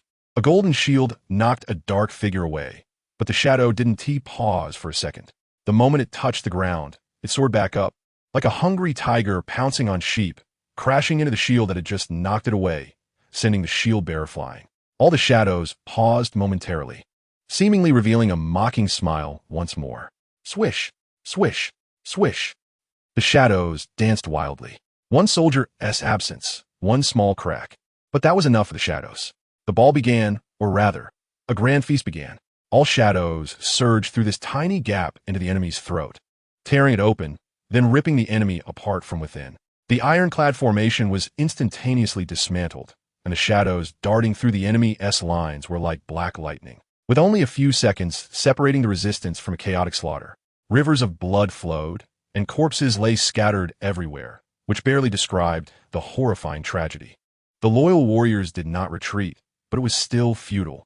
They fought with all their might, giving everything for a final struggle. But their lives clearly could not bring forth miracles. You see, despair is never an instantaneous collapse. It is when you give everything yet change nothing. Harry strolled through the brutal battlefield, wandering through the remnants of the banquet. Such loyalty did not earn the favor of the divine. That son, could it be that warriors with such great were merely slaves and cannon fodder? Harry left the center of the battlefield and wandered to a more remote area. He wanted to take another look at the outer circular city. After all, it seemed he would only come to this place once. This area seemed untouched by the shadows, perhaps because there were not many people. After all, the shadows only cared about food. Whoosh, whoosh, clack. A small alley by the street suddenly had a little girl, probably around 4 or 5 years old, who stumbled and fell, perhaps due to running in panic or because the ruins were uneven. Are you okay? Harry approached, crouching down, extending his hand to the fallen girl. He didn't care about her, nor about the possibility that his soldiers had just slaughtered her family.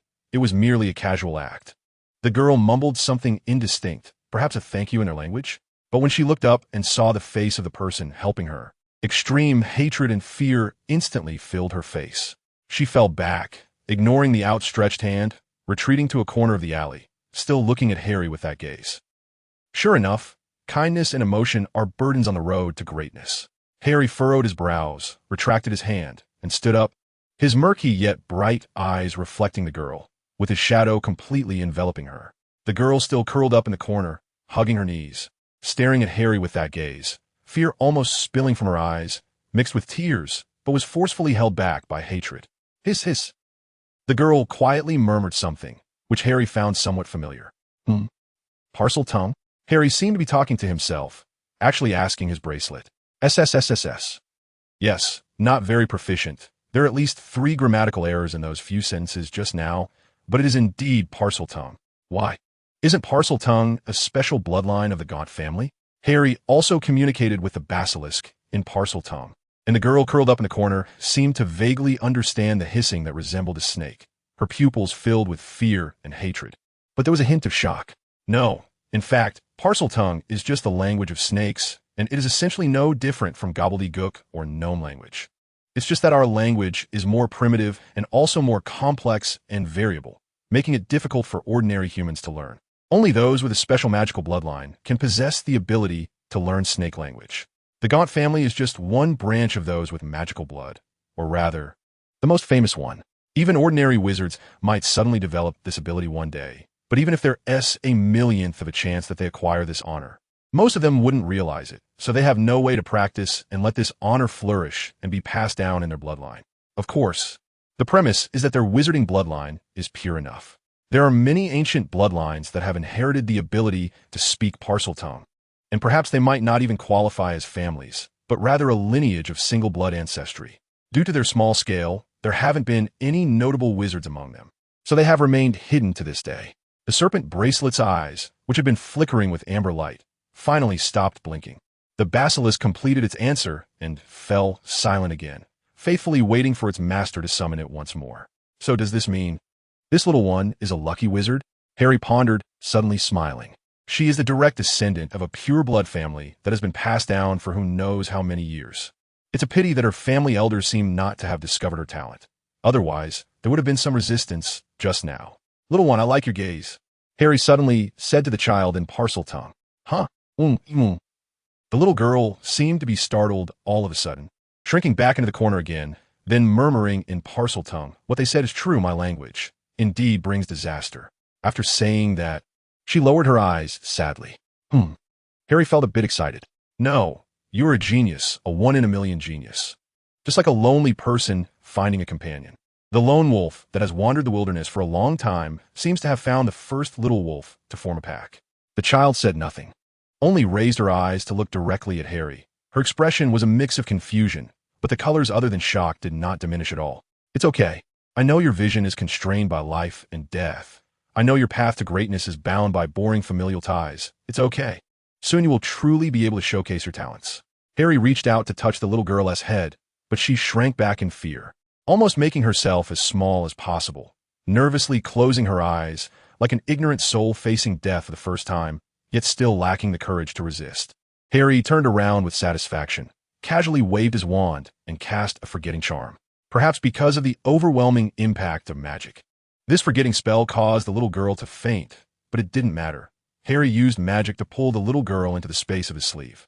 The long road ahead, the talented one in the desert will eventually turn to gold. This ravine is indeed deep. Is it to prevent those tomb guardians from stealing? Such loyalty actually couldn't earn this most basic trust. Harry stood at the edge of the ravine, surrounding the obelisk cluster, gazing down into the abyss. But it can only ward off muggles, Harry said casually, stepping forward while gently waving his wand. The sand on the ground gathered and solidified like rock, slowly forming a bridge over the ravine. As Harry took steps forward, it gradually took shape, safely delivering him to the other side, then collapsing with a roar as if completing its mission. Once you step in here, you have to be careful, Harry muttered to himself, quietly putting away his arrogance and stepping forward. Harry's direction was towards the south gate of the pyramid, walking past a cluster of towering obelisks, his gaze sweeping over the swirling sand. A great door tightly closed, adorned with golden edges and intricate patterns. The sun gate stood majestically. However, before that, at the midpoint of the pyramid's south gate and a corner of the obelisk cluster, stood a silent, massive figure. Standing over 2 meters tall, almost 3 meters in height, the upper body was bare, revealing muscles like those of European gods. While the lower body was clad in a tattered black war skirt, the imposing body remained motionless, but the war skirt danced in the wind and sand. The skirt and the black boots on its feet were integrated, sinking into the sand beneath. The figure had long, unkempt hair, golden locks flowing freely, also swaying in the wind. Its ruggedly handsome face bore a slight difference from that of an ordinary human. Its eyes were tightly closed. It held a war hammer, its hands gently resting on the hammer at about chest height. The hammer's handle plunged straight into the ground like a pillar. The handle appeared like dry wood, while the hammerhead was a large piece of pitch-black rock, bright and pure like obsidian. The roots of the dry wood intertwined with the irregular protrusions on the rock, firmly securing the hammerhead. Harry cautiously circled a little further away from it, but carefully examined this statue-like body. Is it a giant? Ancient giants were not like the intellectually deficient hulks of today. They possessed wisdom akin to humans, along with greater magical affinity, and were also better at physical training.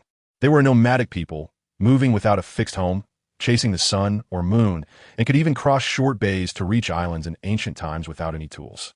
The footprints of giants in Europe alone spanned across Europe, the Middle East, and North Africa, crossing 3 continents. It's a pity that the Himalayas and the Sahara Desert isolated them from the giants of Africa and Asia, until the opening of new trade routes in modern times caused significant ecological damage to their world, ultimately leading to near extinction, leaving only some hybrid descendants with greater adaptability and lower intelligence.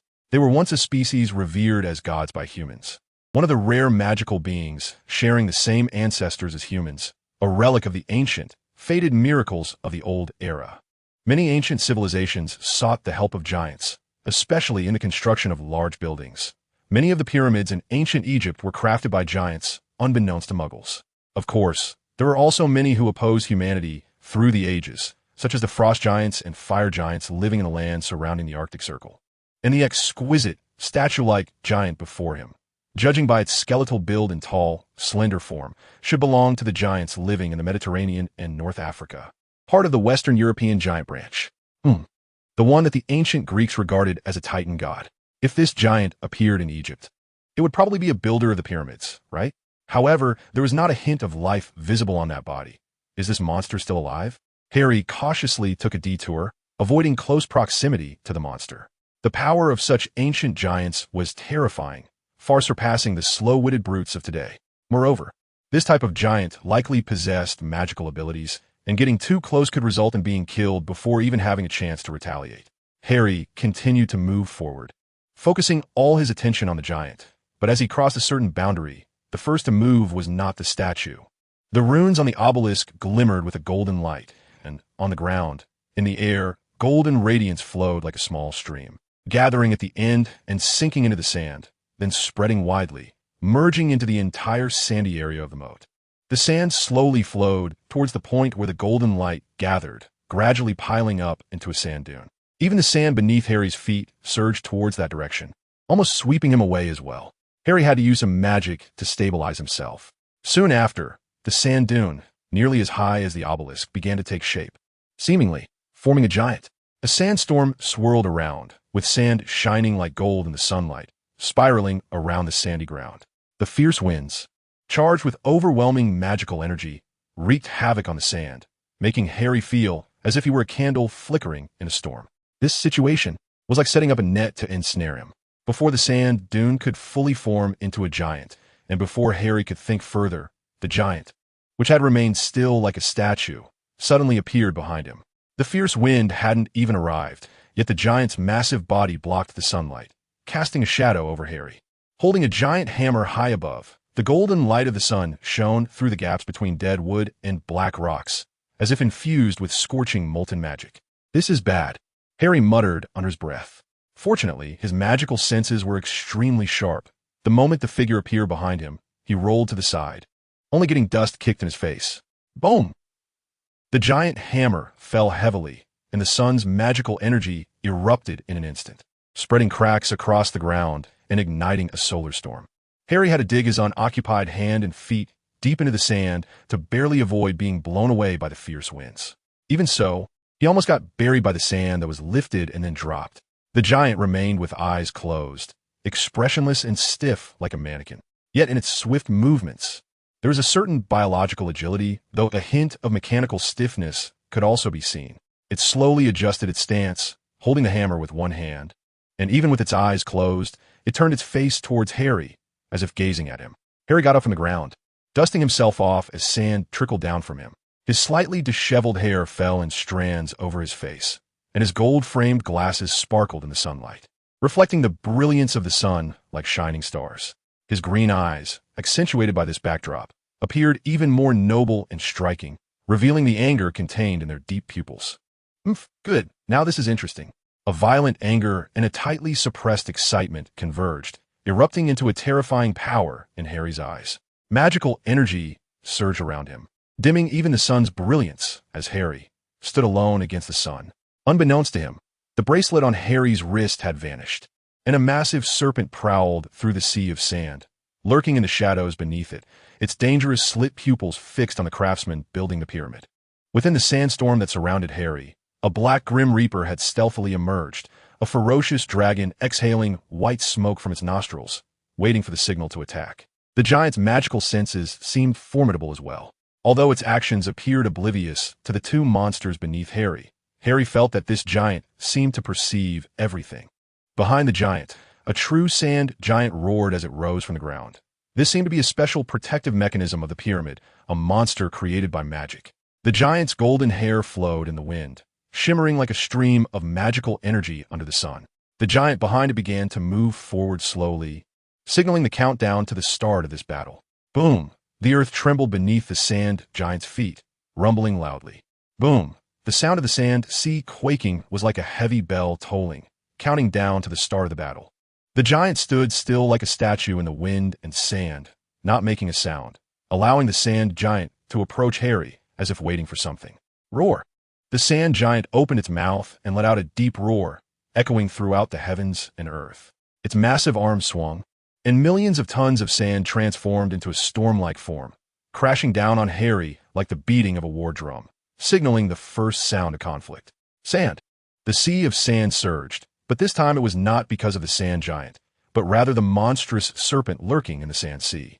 The ground heaved like a tidal wave and then exploded, a massive, gaping mouth emerging from the sand sea, charging towards the hammer-wielding giant like a missile. Whoosh! Roar!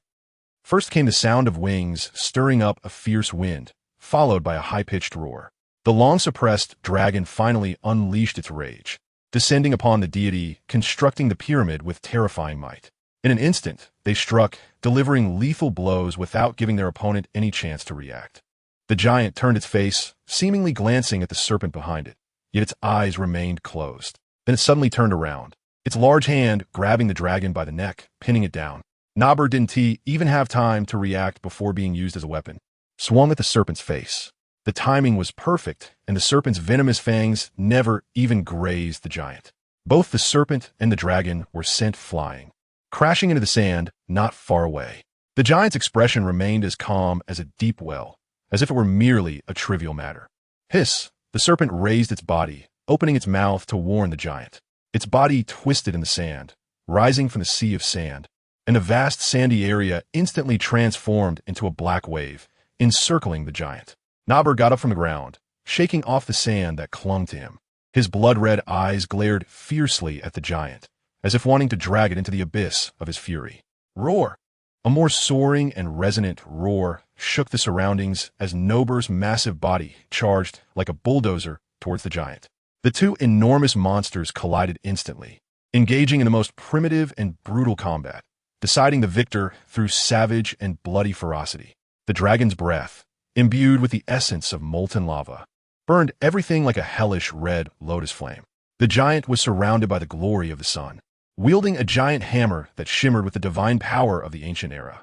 This was a clash between gods and demons, a mutual conquest of savage brutality and ancient civilization, a face-off between the builders of divine thrones and the destroyers of scorched earth. Even the tiniest spark could blacken a patch of sand, and even the faintest glimmer of golden light could boil the air. Sharp claws left gashes on skin as tough as a fortress, and a searing hammer shattered dragon scales as solid as rock. This was a war between monsters, with no one able to intervene. The snake monster's black body slipped into the dark sea of sand, searching for the right moment. The giant kept its eyes closed, its most terrifying ability having no place to be used. Although Nobber was fierce and had help, the giant's magic was so powerful that even their combined strength could not match it. If they engaged in a direct confrontation, they would soon be defeated. But there was still hope. Nobber's venom was an excellent condition for overcoming strength with weakness. If he could find an opportunity to bite the giant, victory would be assured. The snake monster circled the two beasts, appearing and disappearing in the sea of sand, silently calculating its strategy.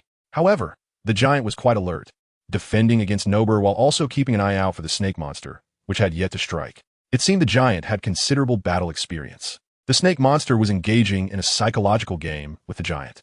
Of course, even without an opportunity, the snake monster would occasionally dart out to harass the giant.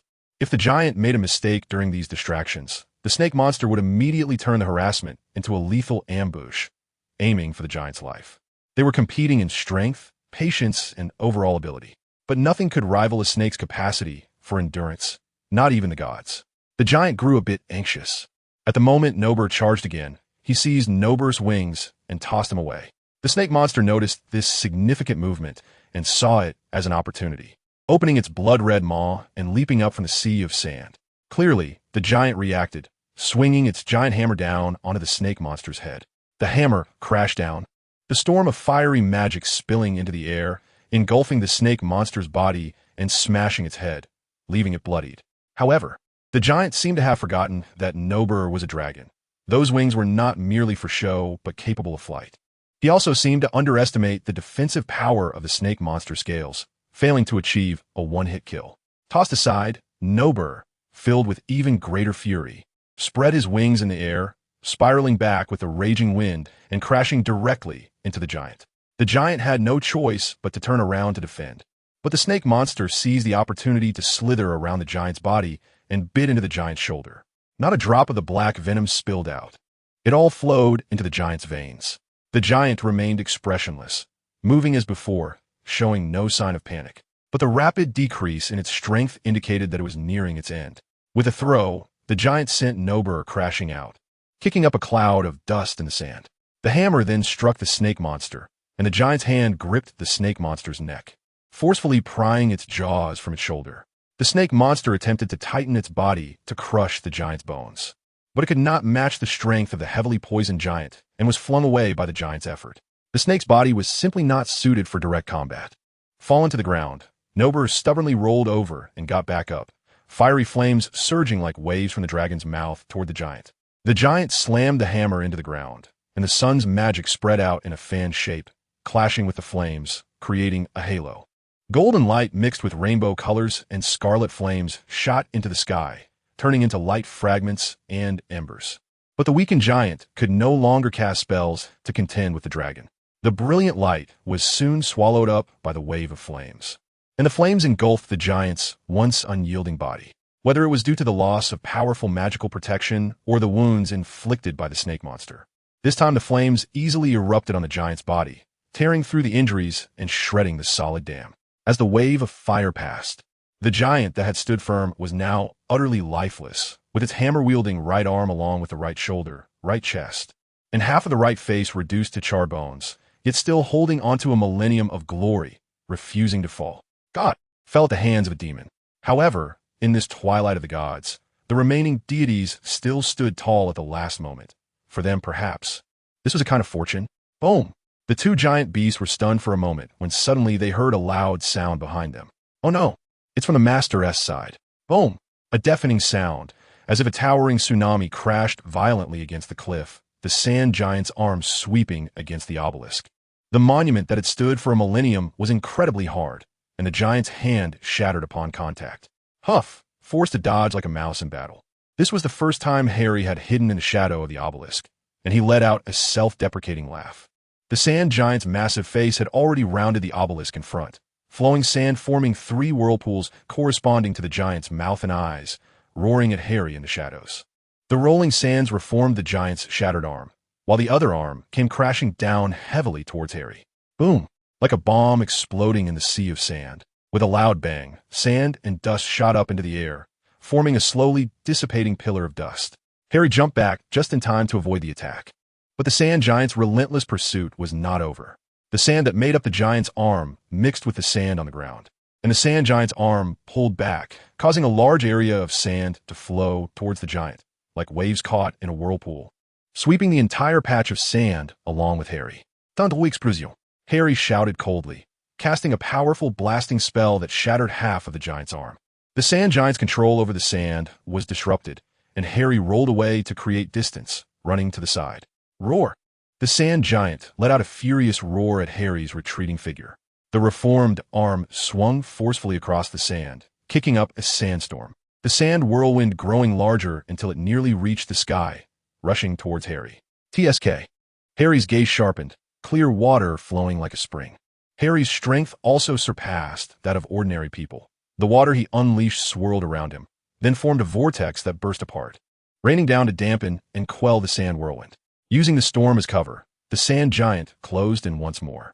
Thin raindrops fell on its body, washing away only a few specks of dirt, while large amounts of sand from behind merged with the rain into its massive body, making it even larger and sturdier. Roar! A deep roar echoed across the clear blue sky as the giant poured a large amount of sand into its left hand, which instantly grew larger, blocking out the sun as it swung down towards Harry. Just as Harry intended to dodge, he found himself unable to move his feet. Looking down, he realized that the sand, wet from the water, had turned into mud, while the surrounding sand spiraled inward, continuously stirring, creating a muddy pit in the desert. Damn! This feeling of being at odds with everything around him was terrible. The entire desert seemed to carry malice.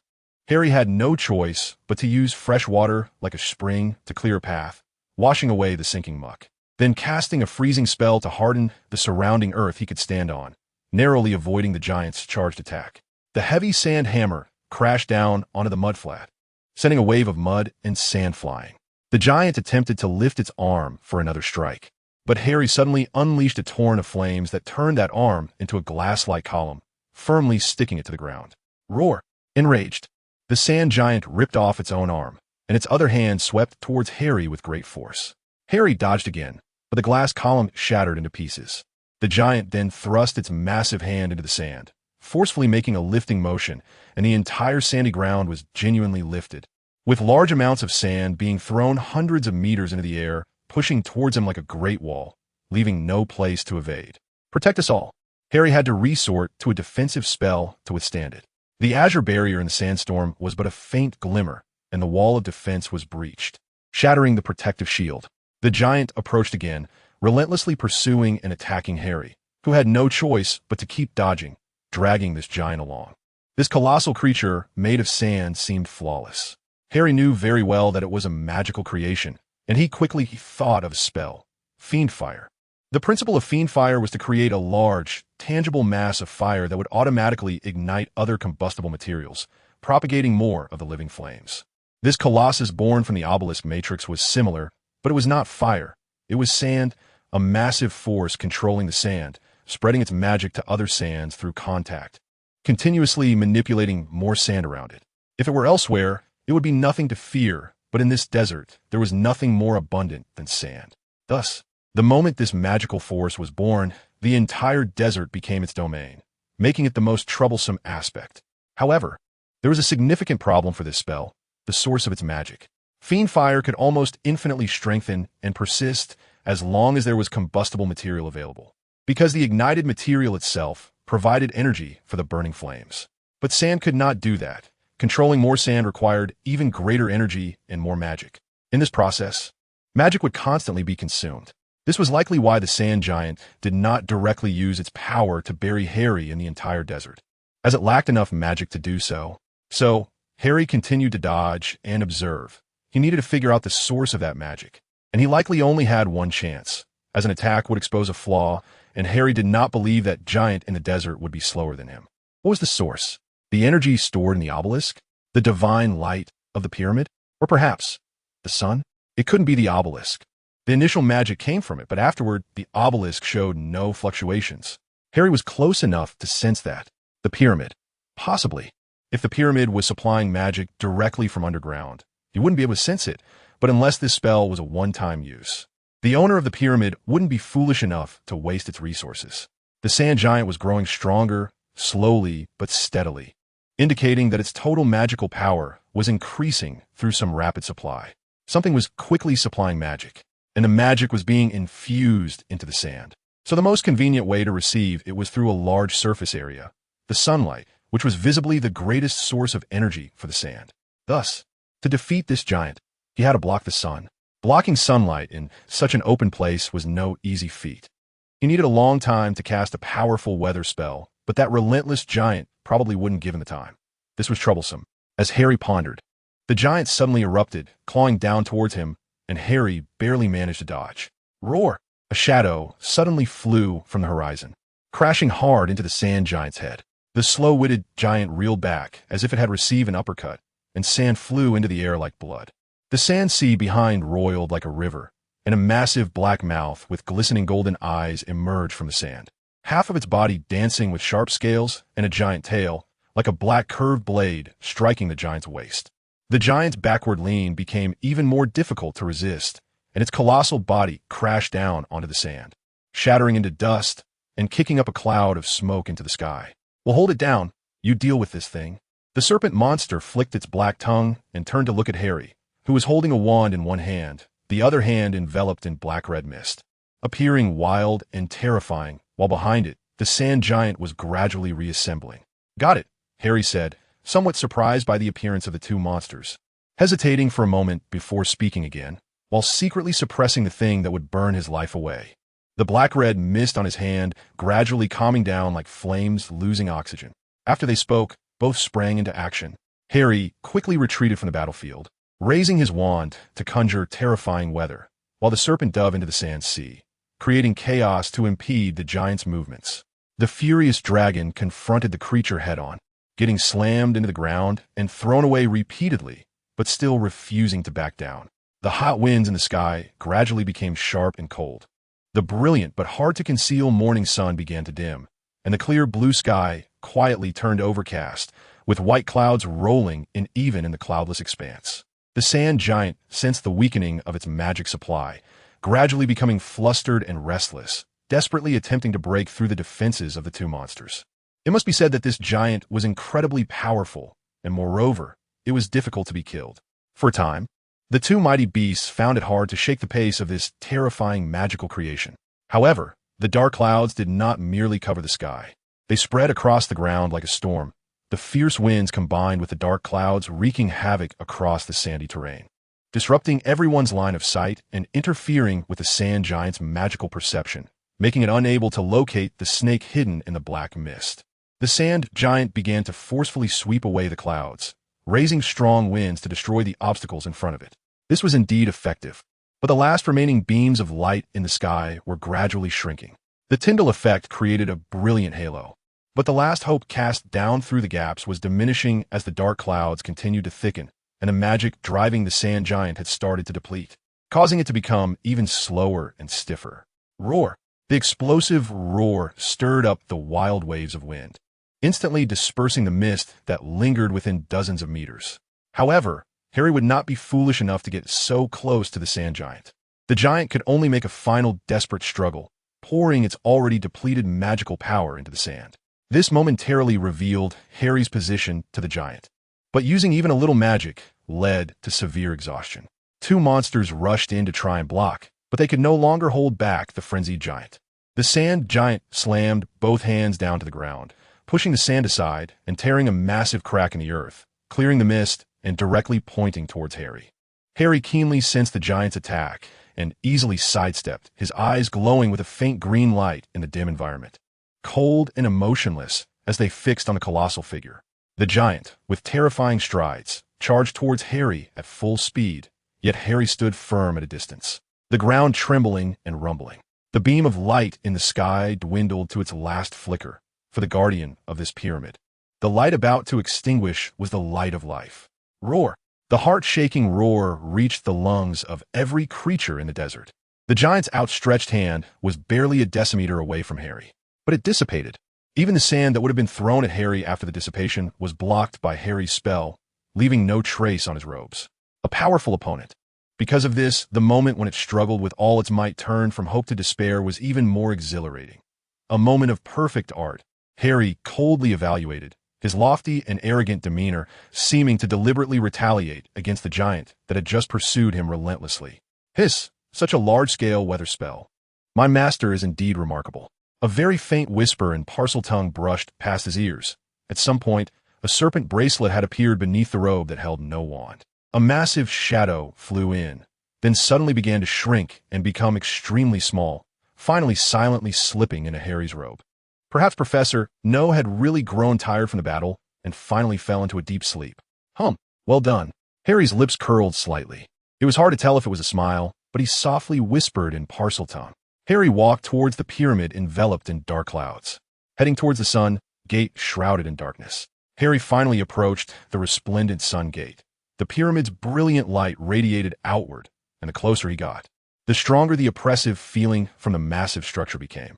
The light, now shining on him, felt like a shadow, making it hard for him to breathe. This extreme majesty was somewhat uncomfortable, but perhaps it was intentionally designed by the tomb's master.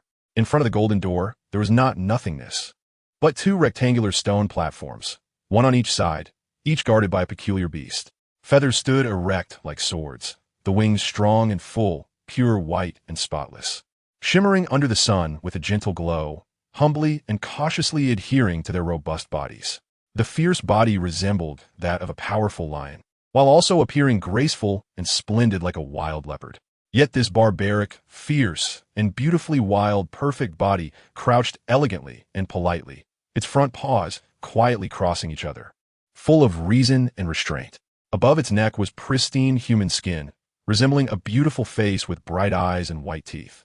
But the expression on its face was completely emotionless. At first glance, it didn't seem like a living creature, but more like a sculpture. Harry was very clear about what this was: the most powerful guardian beast of Western Europe, known as the most intelligent being, a species of extraordinary wisdom, the Sphinx. In Harry's view, they hardly resembled a species, but rather a kind of unspeakable, great existence, more like gods to humans. Yet they would not bring any benefits or blessings to humanity, and would occasionally find answers to their own questions from human wisdom. On ordinary days, they would mostly immerse themselves in their own thoughts, devouring only those creatures that could not answer their questions and would not do anything else. They could survive for a long time with minimal food, even without water, and the average lifespan of individuals in their species reached over 1,000 years. They were practically a race that existed solely to contemplate philosophy. The reason they could become guardian beasts was simple. Each individual of this group would rack their brains to find various reasons to negotiate with sufficiently intelligent beings. If there was sufficient reason, they would not let any thinking intelligent creature escape. This negotiation was mostly in the form of questions, and in the rarest of cases, it would evolve into discussions or even debates. The pharaohs of ancient Egypt and some priests of Greece seized this point to initiate contracts with these beings. They provided a place that allowed the sphinxes to think quietly and an opportunity to negotiate with intruders under the pretext of guarding or testing. While the sphinxes would pose riddles to test every uninvited guest. If they did not pass the test, they would not be allowed to pass. You might ask, what if someone tries to force their way in? You probably don't know that it takes at least a dozen Aurors to match a single sphinx. It is no exaggeration to say that if all sphinxes lost their reason and wisdom and went berserk, the entire southern Africa and Mediterranean regions would likely become desolate. However, because the number of sphinxes is relatively rare, those who could use them as guardian beasts are still individuals of high status or great strength. From the moment Harry confirmed his target, he had already thought about how to face the sphinxes. Now, the puzzle came. Please answer our 6 questions. If you answer all correctly, we will let you in. If you answer incorrectly, I'm afraid we will have to deny you entry. The cold and somewhat mechanical, ethereal voice came from the mouths of the lion-bodied, human-faced beasts, both sphinxes speaking in unison. All right, please ask your questions. Harry replied without any nonsense, knowing that the sphinxes would not do anything other than ask questions and explain. What is the meaning of life? The left sphinx asked first. Life itself has no meaning. Any meaning of life depends on the definition of life itself. This question seemed profound, but in reality, it was quite simple within the context of the question. What is the meaning of the world? The Sphinx perhaps did not anticipate the wisdom of the person before it, thinking it was merely an underage boy. The world itself has no meaning. Even the term world comes from each person's understanding of world, in the eyes of each individual. The scope of what is called the world is also different. Harry expressed his understanding. The Sphinx's riddles often did not have specific answers, as long as it made sense. One could pass. What is the purpose of the universe? The Sphinx did not pause for even a second and immediately threw out the next question, leaving Harry somewhat puzzled. It seemed he had underestimated the intelligence of the Sphinx. There is no purpose. The universe exists simply to exist. The left Sphinx returned to its expressionless demeanor, turning its head to continue staring straight ahead as if no one had come. Meanwhile, the right Sphinx quietly continued to gaze at Harry. What is the celestial phenomenon of today? The first question was uttered. However, Harry's face suddenly turned cold because he was all too familiar with that hissing sound. How do you know I speak Parseltongue? The Sphinx did not speak, merely slightly diverting its gaze. Harry noticed that the Sphinx was staring at the serpent bracelet on his hand and hurriedly moved his hand back to cover it with his sleeve. It recognized that it was a serpent. Humph, this indeed piques my interest in dissecting you. Harry smiled a little. What a fascinating race. Each Sphinx gains the memories of all its kind at birth. A painful moment, but the state of mind and wisdom we obtain from it is incomparable. It casually revealed the secret of its race's wisdom, as if it were trivial. Harry was momentarily speechless, but quickly adjusted his demeanor. According to the astrological calculations left over from yesterday, the Big Dipper should shine brightly today, while the opposing 7 stars of the Big Dipper will illuminate the world alongside the Centaurus in the night. Taking advantage of the pause, Harry thought, and soon deduced the corresponding star map. This was a display of mastery in astrology, rare even among the centaurs, who seldom produce wise ones capable of predicting the movements of the stars. Not a good time, is it? The Big Dipper, the star of death, Harry quipped casually. Then why did you choose to act today? The Sphinx's tone remained steady, but the question it posed revealed a keen interest. The fate of prophecy can be altered. Many great sages and warriors have done so, and I don't think I'm lacking in that regard. Moreover, astrology can only see the general outline of fate, Harry said, suddenly smiling again. Would this count as the second question? All right, I suppose it does. The Sphinx paused for a moment, seemingly struggling to concede. The final riddle. Some try to hide, some try to deceive, but time will reveal all, and we will always meet. Guess my name as best as you can. When I truly possess you, I promise you will know. What is this? The greatest art in the world, the ultimate beauty that belongs only to the creator of art, death.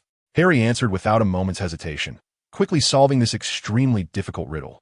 From your answer, I see your attitude towards death. Perhaps that is why you were able to answer so quickly, the Sphinx commented rarely. Thank you. I suppose I passed. Harry politely performed a 45-degree gentleman's bow. The Sphinx said nothing, merely turned its face away to return to a neutral gaze, then stood upright with the Sphinx on its left, singing to the heavens with its ethereal and sacred voice. As the song echoed through the heavens and the earth, the ancient and mysterious door finally began to slowly open. In the distance, as the door gradually opened, strange patterns erupted from the tip of the pyramid in a dazzling golden hue, spreading down the tower and extending across the entire sand city, with all those in the area able to feel the peculiar vibration. Then, with a booming sound, an incredibly bright golden beam shot from the top of the pyramid, piercing the sky and striking heavily against the massive barrier that enveloped the entire area, with golden patterns outlining this intangible boundary. The tower also released golden waves outward, stirring up a whirlwind that swept through the sandy dunes. After thousands of years, this long-sealed, magnificent structure may have been fully liberated for the first time. Whether the abode of the sun god was in jubilant celebration or furious rage, it unreservedly showcased its might to the world. On a high slope of a sand dune, a figure in dark clothing holding a wand suddenly appeared, gazing at the pyramid that shone brilliantly in the distance. Harry finally entered this divine abode as he had wished, but it was even larger than he had imagined. Not just the upper tower, but even more expansive was the underground labyrinth. Harry did not linger too long upstairs, as most of it was filled with shrine-like structures. The real tombs were guarded in the labyrinth below. Crack, clang. A curved dagger scraped against the hard wall of the pyramid's special material, then fell heavily to the ground. A shining explosive was thrown out, detonating on the figure holding the curved dagger, instantly sending a fierce wind swirling, the blue and white explosion dazzling like the sun. The figure holding the curved dagger was instantly torn to pieces, but no blood flowed. Only a ghostly blue aura, not belonging to any spell, quietly dissipated. Upon closer inspection, the tall figure wielding the dagger was not human, but a statue wrapped in mottled, ghostly blue light, with a dog head and human body, holding a curved dagger and round shield, now reduced to a pile of fragments. Undoubtedly, this was the guardian of the tomb, the Shabdi, a puppet driven by spells and ancient Egyptian legend. But this was no mere puppet. It was a precisely constructed mechanical soldier, a moving statue of slaughter. Swish, an arrow rain filled the air, trailing green light, the poisoned arrows of the labyrinth's traps. Flames blazing. Harry shouted loudly. Flames surged from the tip of his wand, turning the arrow rain to ashes in midair, while also flattening several Shabdi behind him. The surroundings finally quieted down. It seemed there was no danger for the moment. What a hassle. There's an entire army down here. The number of Shabdi is not small. Harry had encountered nearly 100 Shabdi on his way here. And this was just a small part of the tomb, and still at the edge, not close to the center. Master, if we keep wandering like this, we'll encounter too many enemies. If we clear them one by one, time will probably. The amber eyes of the serpent bracelet flickered brightly. I'm analyzing the tomb. Harry continued walking without looking back. As a high priest, the owner of this tomb would undoubtedly bring the obscure prayers from his life into the grave, some of which are useless. but a large part records what is now known as magic. This is one of our goals. We are probably on the first underground level now. I still need to explore 3 levels, and if I can explore about a quarter of each level, I will be able to grasp the general structure of the tomb, Harry said, stepping onto the stairs leading to the next level. You mentioned one of the goals. What about the other goals? The serpent monster was somewhat curious. You will know soon enough. A slight smile tugged at the corner of Harry's mouth. The serpent monster stopped talking, just as they stepped into the second layer. The large door behind them suddenly shimmered with golden ripples and closed heavily, reinforced by magical seals. Harry grew alert. The door they had just entered led to a hall-like area, which, even in this tomb, could be considered vast. Tall stone pillars and walls covered in murals were interspersed everywhere. Aside from the unobstructed view from the door to the central open space, the surroundings were blocked by the overlapping structures. At the very center of the open space lay a stone coffin. Indeed, the moment the door closed, dozens of jackal-headed creatures emerged from behind the walls. The coffin in the center began to stir, and the entire hall seemed to tremble as metallic apparatuses slowly rose from beneath the coffin, glowing with blue runes similar to those of the jackal-headed puppets. The coffin gradually embedded itself into the machinery, producing a grinding sound reminiscent of gears turning. Next, 6 saw-like legs beneath the apparatus began to move, along with a pair of large pincers that raised at the front, and finally, a tail that slowly lifted at the back. The coffin was unmistakably a mechanical giant scorpion. Harry let out a soft hum, choosing not to act first, but to silently observe the corners around him to ensure there were no other traps or reinforcements. The machinery paid no attention to Harry. Several jackal-headed creatures operated a giant bow aimed at him. Harry managed to deflect the rain of arrows back, injuring a few but achieving little more. The giant scorpion advanced menacingly, its tail raised high, unexpectedly spewing blue magical flames. Harry was somewhat taken aback and quickly ducked behind stone pillar. Peeking out from behind the pillar, Harry quickly noted the positions of the enemies, but the next second, the position he had exposed was engulfed in blue flames, forcing him to retract his head swiftly. Even so, a lock of his hair was singed. The tomb's guardians seized the opportunity to close in from different directions. The enemy's reaction was swift, and their positioning dispersed. If he moved from the other side, he had about 0.5 seconds to act. If he could take down 2 jackal-headed creatures with an attack, Harry calculated his tactics. Avada Kedavra! But before Harry could finish his thoughts, a voice filled with murderous intent suddenly cast a spell nearby, and a green flash shot straight towards Harry's forehead. The eerie green light seeming to connect with the underworld. Protego! A thick blue barrier timely blocked the unstoppable green light. The 2 lights collided violently. The heavy barrier shattered like a fragile glass cup, but the killing curse exploded like forked lightning, no longer threatening Harry directly, but instead splitting into 4 beams that spread outwards, leaving death in their wake, killing 5 or 6 jackal-headed creatures. Only then did Harry have time to look towards the source of the green light, where the recently closed door now swung wide open, revealing a group of masked dark wizards. The leader, with only a pair of striking blue eyes visible, exuded a coldness that surpassed Harry's. Harry's expression darkened, but he glanced fleetingly at the leader's left index finger. Avada Kedavra! A second green light followed swiftly, and Harry quickly dodged. Other wizards aimed their wands at him. There was no way Harry could handle so many dark wizards. Whoosh, whoosh, whoosh, swish! Blue flames rolled, carrying arrows hidden within the flames, charging towards the dark wizards at the door. The machinery was not only targeting Harry. Any outsider to this tomb was its target, and these dark wizards were undoubtedly one of them, and even bigger targets. Seizing the opportunity, Harry slipped away through a side entrance of the tomb. Damn it, the leader's gaze sharpened. Owls, falcons, you stay back and deal with these mechanisms. The rest of you, follow me to chase that kid. Compared to the rigid antiques, an unpredictable factor is far more concerning. Harry glanced back at the black-clad figures, noticing that the 2 groups left behind were encircling one of the dark wizards, and that person's attire was somewhat peculiar. The dark wizards surged in from behind, and Harry dared not linger, sprinting forward. The agility of one person would always surpass that of a large force, and in such a complex terrain, agility was often more important than speed. Harry quickly shook off the pursuing dark wizards. However, the numbers of the dark wizards were overwhelming. They quickly spread out, conducting a thorough search of the area in a half-carpet-like manner. At this rate, it was only a matter of time before they found him. The leading dark wizard soon led his group to finish searching their area, heading towards the place where that guy might be hiding.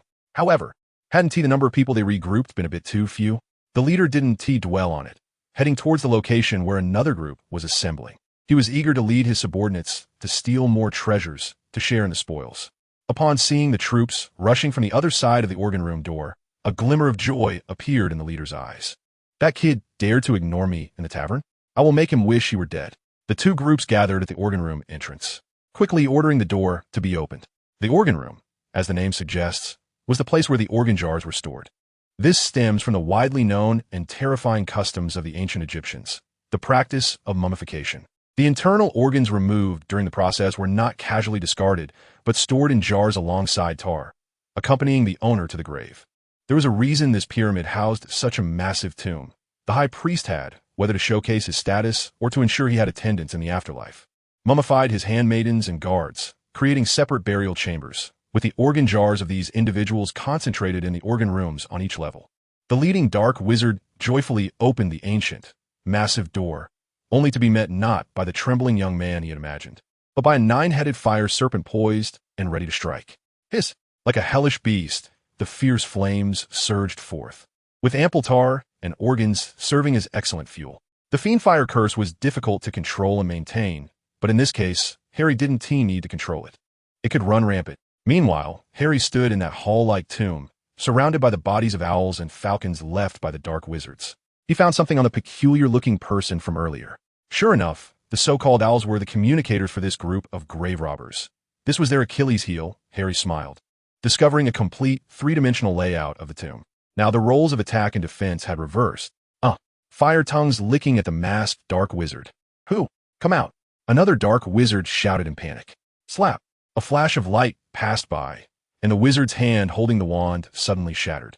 The wand flying off into a gory mess, its location unknown. Blood splattered as the wizard screamed and fell to the ground, while the specter that attacked the two had long since vanished, leaving the half-dead wizard on the ground to writhe in agony, bleeding to death. Harry coldly looked at the fallen dark wizard in front of him. How many of these guys had they brought? The intense use of spells and movement had left him somewhat fatigued, especially since these dark wizards were not of low rank. Defeating one required considerable effort, especially after he had acquired the three-dimensional structural diagram of the pyramid. Master, time is tight. We have to complete our objective quickly. The sun is already set, said a voice. Harry felt rather displeased.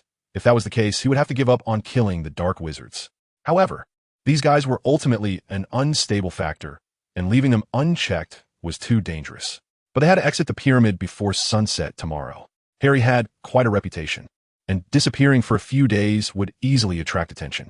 Their current actions had already involved significant risks, and they could not afford to wait any longer. More importantly, the Big Dipper was shining too brightly, almost plastering the words danger in blood red onto Harry's face. Although Harry did not rely heavily on fate, he felt a bit anxious, so it was best to wrap things up here quickly and then return to his familiar privet drive, or even run straight to Hogwarts. Harry pulled out an object resembling a compass, but it was covered in swirling golden sand. When the sand caught the sunlight, it suddenly flew up, suspended in the air and forming a highly structured three-dimensional diamond shape. That was the three-dimensional magical diagram of the pyramid he had snatched from the dark wizards. Harry only realized after studying the diagram that the shape of the pyramid was actually diamond-shaped. Beneath the pyramid on the ground, there was even an inverted pyramid structure, and the apex of the underground pyramid was the tomb owner's burial chamber. This magical map seemed to belong to the tomb owner, like the scarab beetle in his hand, a treasure left outside that recorded the structure of the pyramid. From a bird's-eye view, the pyramid appeared as a regular square. The entire pyramid had two walls erected along the diagonals of the square, and these walls were impassable. The ground, which could be traversed, divided the pyramid into two parts, creating 8 sections in total. The only way through the diagonal was at the tops of the two pyramid structures. Unfortunately, Harry's luck was rather poor.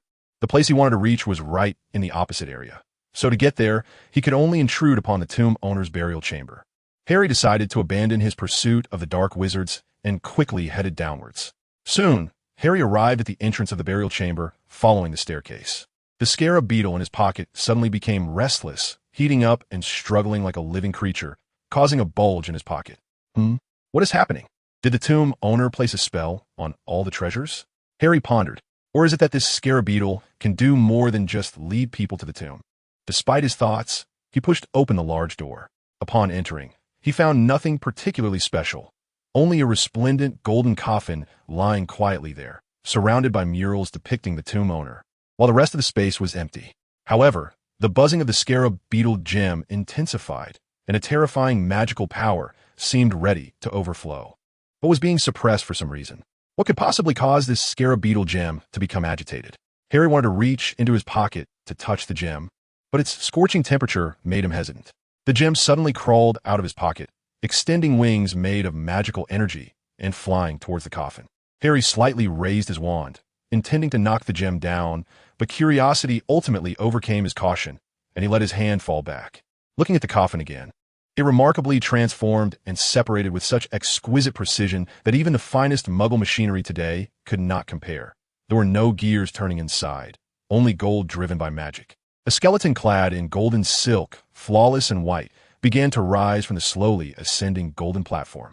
The shining ruby slowly approached the junction of the skeleton's neck and body, gripping the skeleton's bones like a real insect, and then seemed to bite down on the bone with some sort of mouthpart. The radiant light instantly reached its peak, and the golden red glow erupted from the gem like an explosion, pouring forth like tangible light golden energy, flowing along the bones and outlining familiar shapes, albeit blurry. Soon, beneath the golden light veil, a touch of vibrant red filled with life emerged, the cooled gold transforming into red.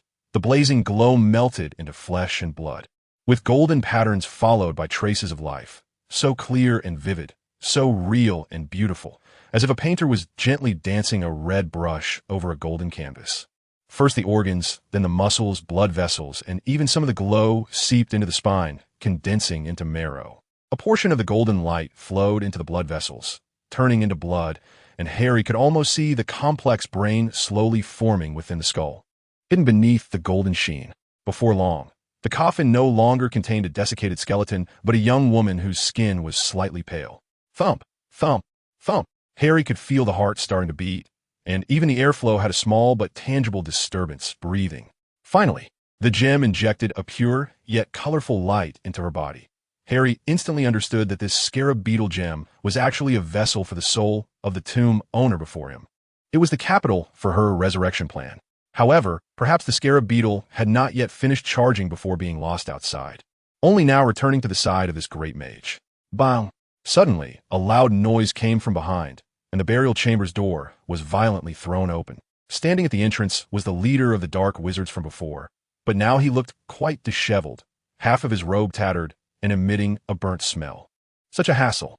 Harry watched him warily, knowing that with his current strength, it would be difficult to defeat this guy.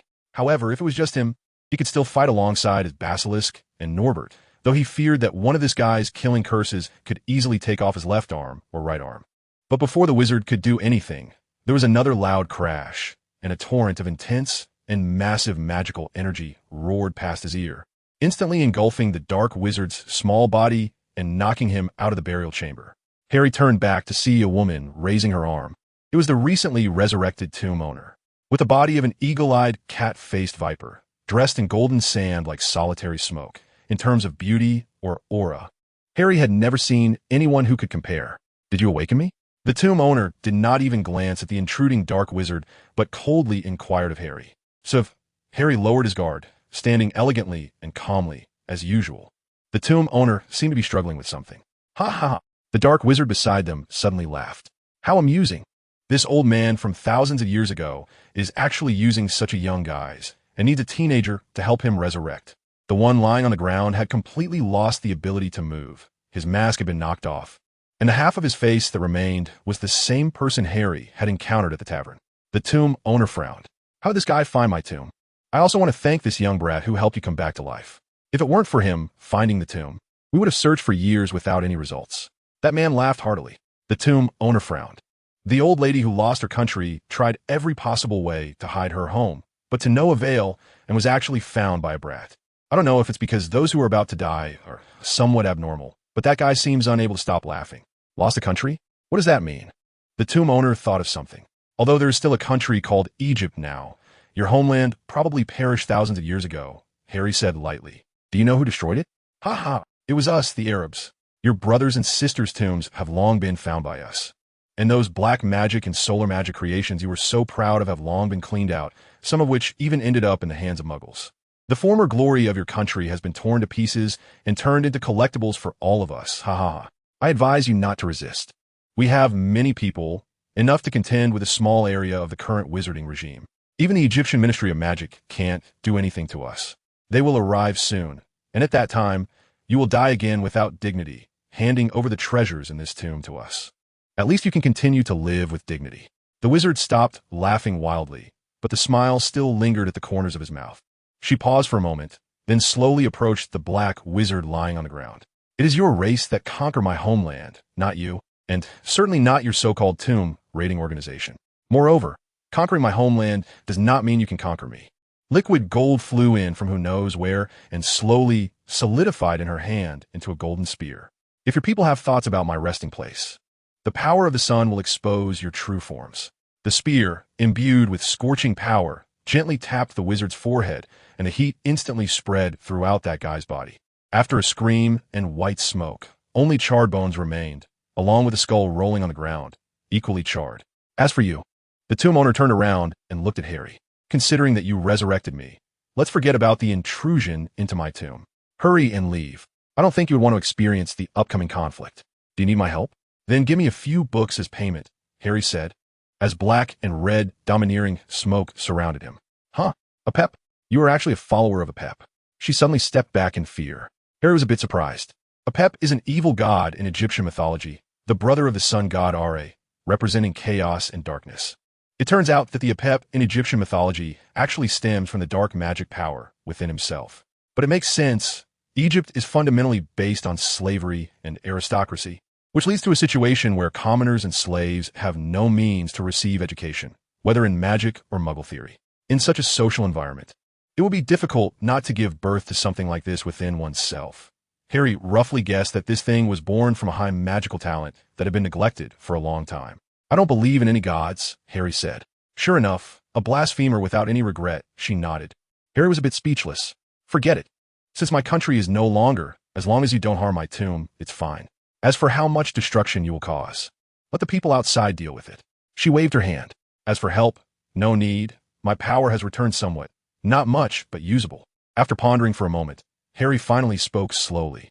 I understand. I will leave. Master, are we really just leaving like this? Isn't that equivalent to leaving empty-handed?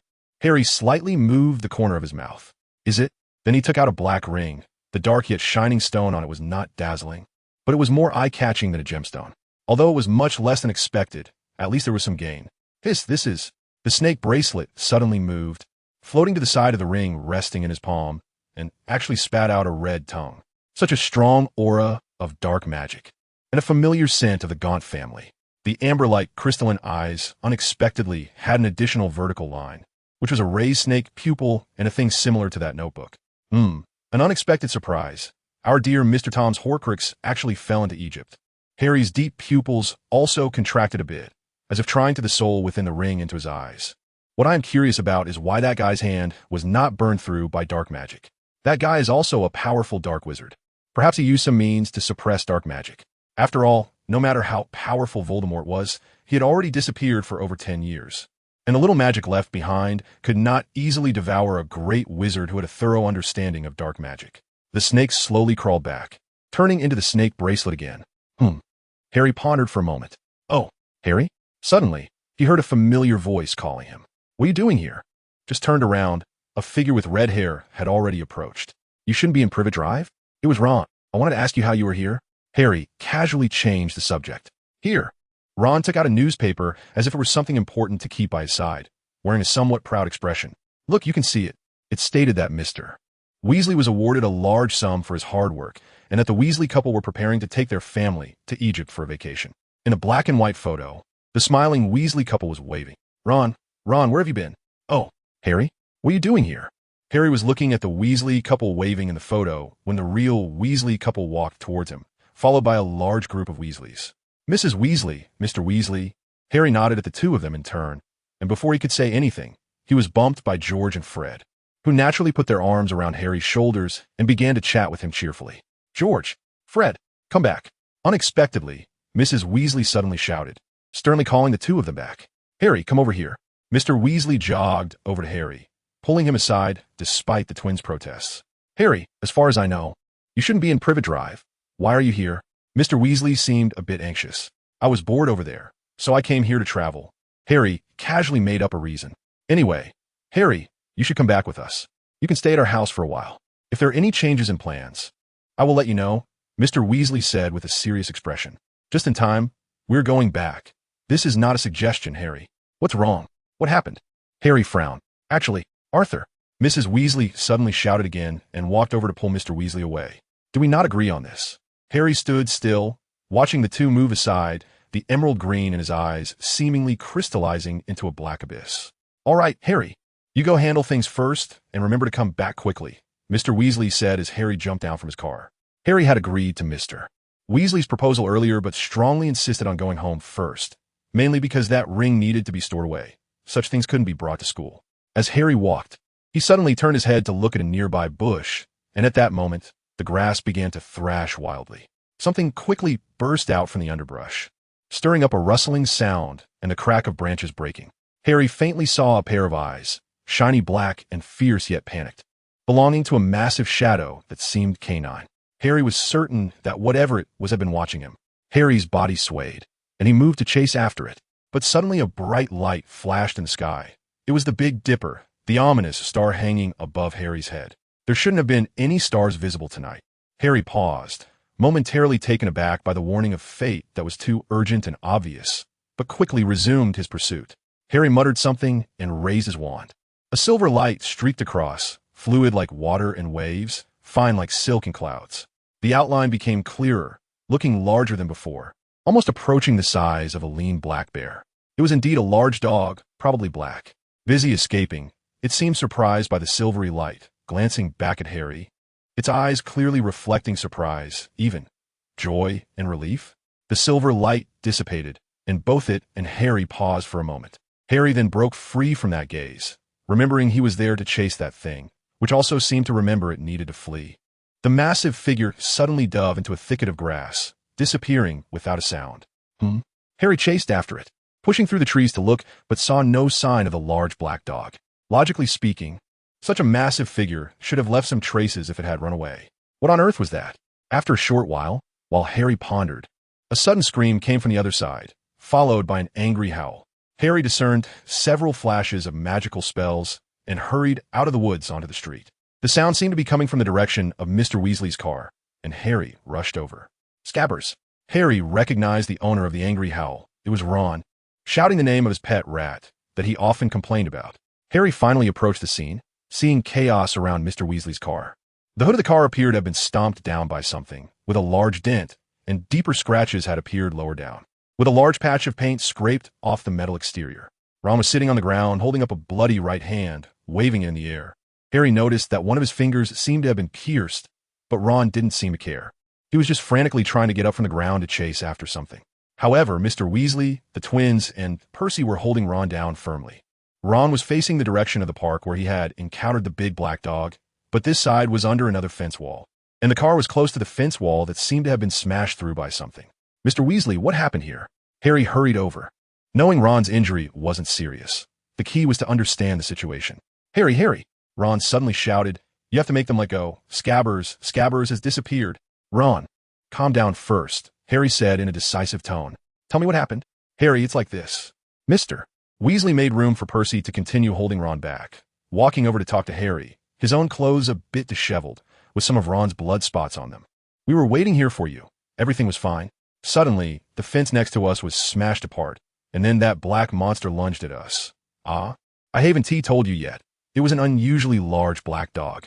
That big black dog knocked Ron down. We weren't prepared, and by the time we got our wands out, it was too late. Ron's finger was bitten, which made him let go of Scabbers, and the big dog seemed to want to kill the rat, but Scabbers got scared and ran off somewhere, and the big black dog chased after it. Mr. Weasley seemed a bit fearful. That wasn't an ordinary black dog, Harry. It looked weak, but it was huge, and its strength was terrifying. The fence was smashed apart like it was made of paper.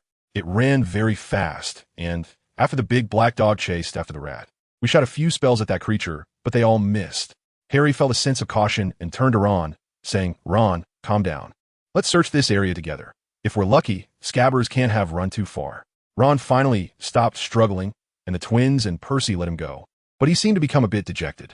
Remember to search together. Don't split up, otherwise if that monster attacks again. Many of us might not be able to face it alone, Harry reminded, then looked at the park nearby and at the ominous star in the sky, deep in thought. Today is the exam. Wish me luck. After staying at Ron's house for a short while, the third school year was about to begin. Mr. Weasley escorted them all the way to Diagon Alley. Harry entered the leaky cauldron. Mr. Weasley didn't knock on the bricks to Diagon Alley first, but led Harry to a corner of the leaky cauldron, where Ron and the others were already taken ahead by Percy into Diagon Alley. Hello, Harry, an unexpected person turned out to be Minister of Magic Fudge. Minister Fudge, I thought you had a lot of work every day. Harry nodded slightly. I just have nothing to do right now. So I came over to find Arthur, Fudge said, a bit flustered, as if he had been thinking about something. But seeing Harry seemed to relieve him. If there's anything, you can just say it. Aha! It's nothing, Harry. You go to Diagon Alley first. I have something to discuss with Arthur, Fudge said, but he kept staring at Harry. Mr. Weasley ran over to Fudge and whispered to him. Harry felt a bit uncomfortable with their mysterious demeanor and poor lies, especially since he always felt they were on guard against some danger directed at him. But he didn't know what it was. However, he knew that even if he pressed them for answers, they wouldn't tell him. So he had to head to Diagon Alley first. Harry remembered the bricks and quickly knocked on them to enter Diagon Alley, but he soon felt something was watching him. Harry suddenly turned sharply toward the corner, where a sneaky shadow shrank against the wall. It looked like an auror. TSK, protective supervision? The light in Harry's eyes flickered. They won't discover me. Harry kept watch over that corner, quickly darted into a nearby alley. There should only be that one auror surveilling. Otherwise, too many people in Diagon Alley would cause panic if discovered. The auror peeked his head out and, seeing that Harry had disappeared, began to panic. Minister, there's a problem. This alley. I think I've never been here before, Harry muttered to himself, walking deeper into the alley. Is it called Nocturne Alley? Harry glanced at the crooked sign at the entrance of the alley. Inside the alley, he saw a strange shop with decayed and rusty lettering that seemed to read Borgin and Burke's. At that moment, Harry noticed a peculiar owl, a gray owl, perched on the shop sign. It did not make a sound but stared at him with a fierce gaze. Harry's eyes flickered. Malfoy? What was he doing in a place like this? Could it be? He stepped into the shop. Dark magic. As soon as Harry entered, he felt a chilling atmosphere. Rather than horror, it was eerie. A heap of boxes filled with skeletons and old bottles was haphazardly piled to one side, making Harry feel quite uncomfortable. He was also wondering where these skeletons came from. If they were from illegal sources, perhaps he could get the Ministry of Magic to arrest the shopkeeper. Nearby, a large dusty bottle revealed a green liquid bubbling with eyeballs, resembling those of a bear or a dog, reminding Harry of the big black dog from a few days ago. The sound of a bell rang as the door opened, but there was no shopkeeper to greet him, making the place feel like an abandoned shop. Curiously, Harry walked further inside, knowing that shops in Diagon Alley and its surroundings were rarely vacant. We're not open for business right now. If you are a customer, please leave. A hurried voice called from within, muffled and unclear. Harry heard it, but said nothing, deliberately lightening his footsteps. He opened the door once more, letting it close naturally, while lowering himself to sneak a look inside. Sure enough, he saw a familiar figure, the slick-back blonde hair, pale skin, and the already donned Slytherin uniform. It was indeed Malfoy. Beside Malfoy stood a man with slick hair and a hunched posture, presumably the shopkeeper. They were near a large cabinet that looked like a common Muggle piece, but it was covered in dust, and Harry felt it looked somewhat familiar. Harry waited silently for a moment, watching as the two argued. The shopkeeper appeared very angry and fearful, while Malfoy was arguing his case, but his eyes kept darting toward the shop's entrance, hinting at anticipation. After considering it, Harry decided to step out directly. Malfoy, what are you doing here? I thought underage wizards weren't allowed in dark magic shops. The sudden appearance of Harry startled the shopkeeper, who jumped back as if contact with Malfoy was a crime. Malfoy's eyes were filled with fear and surprise, but also a hint of delight. What's it to you where I am? Besides, can you even come in here? Malfoy frowned. Well, if you leave, I'll leave, Harry replied coldly. I'm sorry, but that's not possible. Malfoy hesitated, looking nervously around the shop. Is that so? So you mean you can come into this shop, but I can't? Harry sneered. Potter, you have some self-awareness, don't you? Always hanging around with Muggleborns. Shut up. Harry suddenly lunged forward, grabbing Malfoy's collar and pushing him against the cabinet. Potter, what are you doing? Malfoy placed one hand on his chest, seemingly trying to grab Harry's hand that was holding him, but but actually feeling for his own clothes. Then, Malfoy forcefully pushed Harry away, glaring at him with an ugly expression, but showing no sign of leaving. "Fine, good luck," Harry mocked, smiling slightly, covering his entire chest with his sleeve and discreetly reaching into the pocket of his robe, hiding his hand in the loose sleeve as if adjusting his clothing, before letting his hand drop. With a flick of his sleeve, he left Borgin and Burks, watched by Malfoy and Mr. Borgin. Harry casually emerged from Nocturne Alley, discreetly walking a short distance before standing openly among the crowd of wizards, soon waiting for Fudge. "Harry, where have you been?" Fudge asked, wiping the cold sweat from his forehead with a handkerchief. Harry had only been gone a short time, and they hadn't managed to search Nocturne Alley yet. "I'm sorry, Mr. Fudge, but I won't tell you, just as you won't tell me why you were protecting me so dramatically." Harry casually nodded. "As long as you're all right. That's all that matters." Fudge sighed, but did not press further. "Go find your friends. They should have bought everything they needed." "You haven't bought anything yet, have you?" "Yeah," Harry replied softly, then slowly walked in silence toward Madame Malkin's robes for all occasions, under the gaze of the crowd. Just before stepping through the door, Harry glanced back meaningfully at the direction of Nocturne Alley. Then, a smile crept across his face. Harry had never felt so strangely before, a feeling so odd that he couldn't quite describe it, especially while on the train to Hogwarts. The third year had yet to begin, but the people around him seemed to have changed one by one. The strange Minister of Magic, the odd Weasley couple, and even the bizarre Big Black Dog. Even the Hogwarts Express seemed to have taken on an unusual quality. The steaming steam burst forth, turning into cold air in mere seconds. The only sound in the silent night was the hissing of the steam, which felt more like an embellishment to the silence rather than a disruption. In the cold night, the stars were completely obscured. Not even the flickering, candle-like stars hidden in the clouds were visible. Harry felt that this dreadful weather would be worse than any semester, as if ominous signs had never just begun with his trip to Egypt. Toot! The whistle sounded, followed by a hissing sound as steam burst forth with a loud puff. The scalding white mist erupted like a flood, but what hit people was cold air, like fog in a chilly night, adding a white hue to the black background without any of the warmth that white should have, even making one doubt if this was a world inside a crystal ball, where everything appeared as blurry as a vision of the future. Harry was one of the last to arrive, and the reason was simple. He was sent off by the current Minister of Magic, Fudge, along with 3 Aurors surrounding him. Such preferential treatment was hard for Harry to ignore, and more importantly, he still had no idea why.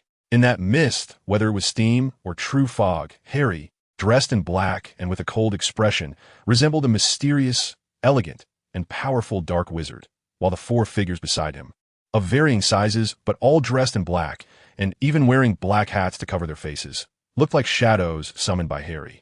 "Why is it night this time?" "The Hogwarts Express always departs during the day at the start of the school year," Harry asked Fudge with a cold face. "And it's so quiet. I suppose they didn't let the parents of the wizards come to see them off?" Mainly we were concerned about safety issues, so we specifically chose a relatively discreet time and did not allow those parents to come." Fudge seemed somewhat awkward. "Safety issues? So that's why you won't tell me what happened?" Even Ron, at the suggestion of the Weasley couple, refused to tell me. "I didn't even see my classmates in Diagon Alley. They must have deliberately staggered the timing for buying supplies, right?" A cold glint flashed in Harry's eyes, piercing like a dagger into Fudge's gaze. "All right, Harry, stop asking so many questions. You're a bit late. If you don't get up there soon, the train will leave." Fudge noticed the situation was getting a bit out of control and quickly changed the subject, wanting to get Harry on the train. "I know you don't want your classmates to see you like this. It's dark now, so they can't see us here. You should take this opportunity to go up. But be careful. If the moon comes out, you'll be discovered." Last night was a full moon. I don't think tonight's moon will be so bright." Harry waved his hand casually, deliberately making his way to the last carriage before boarding. "Sigh. This kid is too clever. It's really hard to fool him." Fudge sighed and shook his head with a wry smile. As soon as Harry opened the door, he was greeted by Hermione's laughter, and his eyes fell upon Ginny and Ron, along with Hermione, and a strange middle-aged man tightly wrapped in a blanket, sleeping against the window, looking quite thin and weak. Harry looked at the man with some confusion. The last carriage of the Hogwarts Express had long become their reserved spot, but where did this man come from? "Oh, Harry, he's our new defense against the dark arts teacher, Professor Lupin." Hermione noticed Harry's gaze and introduced him softly. Harry responded lightly. He understood why everyone was being so cautious. They were afraid of waking the seemingly frail professor. "Ginny," Harry said softly, and then she beckoned him over. Harry knew what she was about to do. Inform him about the reasons for the strange attitudes of the Weasley couple and Fudge that he was eager to know. Oh, Ginny. Ron hesitated. I mean, we shouldn't tell Harry. There is only one thing that could prevent them from telling Harry the truth. Knowing the truth would immediately put him in danger. Ginny firmly expressed her stance to her brother. Sigh. Dad, and Mom should really put some kind of contract spell on us or something. Ron shook his head helplessly, clearly unable to keep a secret either. Did you see the newspaper? Ginny asked Harry seriously. I don't have that habit, Harry replied indifferently. It's because of a big news story lately, Azkaban, you know? She continued, that place is known as the most terrifying wizard prison, and an inmate has escaped. They say he used to be Voldemort's most loyal follower. When mentioning that guy, Ginny's voice involuntarily lowered a bit, and Harry noticed that one of the hands under Professor Lupin's blanket twitched slightly. Really? What's his name? Harry asked, intrigued. His name is Sirius Black. Ginny nodded gently. Black? Is he from the Black family?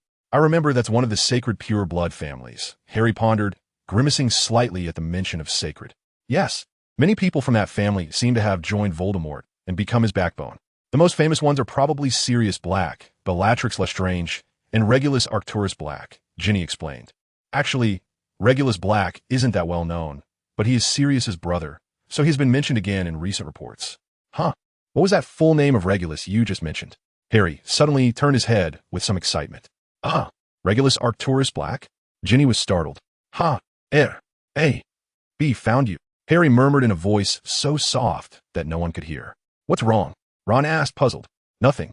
Just felt like I've heard that name somewhere. Harry suppressed his unusual expression. The few of them were skeptical, but didn't pursue the matter further. Everyone knew Harry had many secrets. Suddenly, with a loud bang, the entire train lost its light, and the once brilliant splendor was swallowed by a chilling darkness. Harry heard screams coming from other directions of the train. Creak! Following, there was a jarring sound of metal grinding. It seemed the Hogwarts Express had suddenly braked. Students, please do not panic. Inspectors from Azkaban need to check this train for any infiltrators. Please stay in your compartments and do not move. Cooperate with the inspection. I repeat, students, do not panic. This was Harry's first time hearing a unified emergency announcement on the Hogwarts Express. What is going on? Ron's voice came from the darkness, sounding a bit dazed, as the compartment became pitch black. A flickering light appeared. It was Hermione, followed by a faint blue glow flickering like a candle flame, but the light was so unsteady, it seemed it could go out at any moment. So cold. Why is it suddenly so cold? Has the train's heating system stopped? Ginny crossed her arms, and it was clear that her skin had broken out in goosebumps. But Harry noticed that this was not due to the train stopping. A layer of white frost was creeping up the window at an unnatural speed, soon blurring the night like a mist shrouded in darkness. Shoo! Quiet, something's coming. Harry suddenly raised a finger to his lips to signal silence, while his other hand shook his sleeve and his wand fell into his grip. Ron and Ginny immediately drew their wands as well, and the entire compartment, except for Professor Lupin, who was still asleep, became tense and alert, so quiet that one could hear a pin drop. Harry noticed that Professor Lupin's hand, which had been resting on his chest under the blanket, had fallen away at some point. He must have taken out his wand. His instincts told him that this man held many secrets and was very dangerous. But soon, something else caught his attention. Harry sensed that something was approaching, but he could not pinpoint exactly where it was or what it was doing. Everything felt so vague. However, he was certain that it was very close. For the first time, something was able to somewhat shield even Harry's intuition. But he clearly heard it, a faint clicking sound, like the last words of a dying person caught in their throat, while simultaneously the frost on the window thickened almost instantaneously. Harry knew that the thing was right outside the door, something chillingly terrifying. With a soft sound, the door slid open slightly, and 4 long, slender fingers slipped in, their knuckles so distinct, marred with spots, resembling the bloodied hand of corpse. At the same time, a chilling aura, seemingly from the depths of the underworld, filled the entire compartment, freezing to the bone, as if one's heart was pulled out and swayed in the cold wind, while liquid nitrogen was poured down their throat. The entire chest and abdomen felt like they were filled with blocks of ice, emitting a coldness from within, as if that cold was crawling out from their belly, out of their mouth. The group almost held their breath, yet white mist, like breath in winter, continued to escape from their mouths and noses, as if a door to the underworld had opened in their mouths. Suddenly, the door was yanked open violently, but the air felt frozen, without a hint of movement. Only the coldness that connected with death geometrically multiplied, causing everyone to feel their hearts skip a beat, and breathing felt as if they were encased in ice. Not daring to exhale, outside the door stood a figure like a monster from a horror movie, cloaked in black with a hood, towering at least 2 meters high, and floating a few centimeters above the ground. This forced the creature to hunch over to move inside the train. The simple yet terrifying black hood and wide robe, tattered at the bottom, cast a shadow that completely obscured the monster's face. Even the flickering light from Hermione's wand could not illuminate it. But the skeletal, corpse-like hands that peeked from the sleeves added to the terrifying imagination of what lay beneath the hood, resembling the grim reaper from Greek mythology. No one dared make a sound or move, as if afraid that this monster would notice and take their souls away. Everyone's minds involuntarily replayed their most painful and fearful moments like a film. Ron trembled slightly, trying desperately to suppress a shiver, his demeanor suggesting he was crawling with spiders. Hermione seemed to be on the verge of a breakdown, covering her forehead with her non-wand hand, appearing to have a headache. Ginny looked at her wand in terror, realizing she could not use magic, paralyzed by fear and panic, which was her greatest dread. Harry shrank into the shadows, and apart from his eternally shining eyes. No one could see him. Only Professor Lupin remained asleep in the train, but Harry noticed he seemed to be waking, preparing to stretch, perhaps momentarily trapped in a nightmare awakened by the monster at the door. The monster stood silently at the entrance like a statue, but Harry detected a hint of excitement and greed in its behavior as the clicking sound grew louder. Suddenly, like mercury spilling, a silver-white light spread across the floor of the compartment like glowing mist. This mist drifted towards the door, and the monster, seemingly panicked, quickly retreated, as if avoiding something dirty. Before long, it disappeared. The mist had emanated from the tip of Harry's wand. Professor Lupin had already woken up, looking slightly confused as he surveyed the surroundings, but he glanced at Harry with surprise, joy, and relief, which reminded Harry of the big black dog. Before long, Harry heard more sounds of the sliding door, followed by the fading of more vague noises and the muffled discussions of those who had survived the ordeal. But he paid no mind, simply moving to close the door, shutting out the outside noise. "Where did you learn that spell?" Lupin asked Harry as he settled back down, the silver light still lingering. The train compartment, still dim, allowed everyone to see each other. "For some people, this kind of magic comes almost naturally," Harry replied. "Those who feel strong positive emotions." Lupin was silent for a long while, seemingly struggling to accept this answer, but ultimately said nothing more and wrapped himself in the blanket again, tilting toward the window to sleep. The others wanted to ask something, but Harry made a silencing gesture again, seemingly preventing them from disturbing Professor Lupin's sleep. The silver light dimmed again, and the glow from Hermione's wand tip extinguished at some point, perhaps swallowed by the chill and darkness brought by that monster.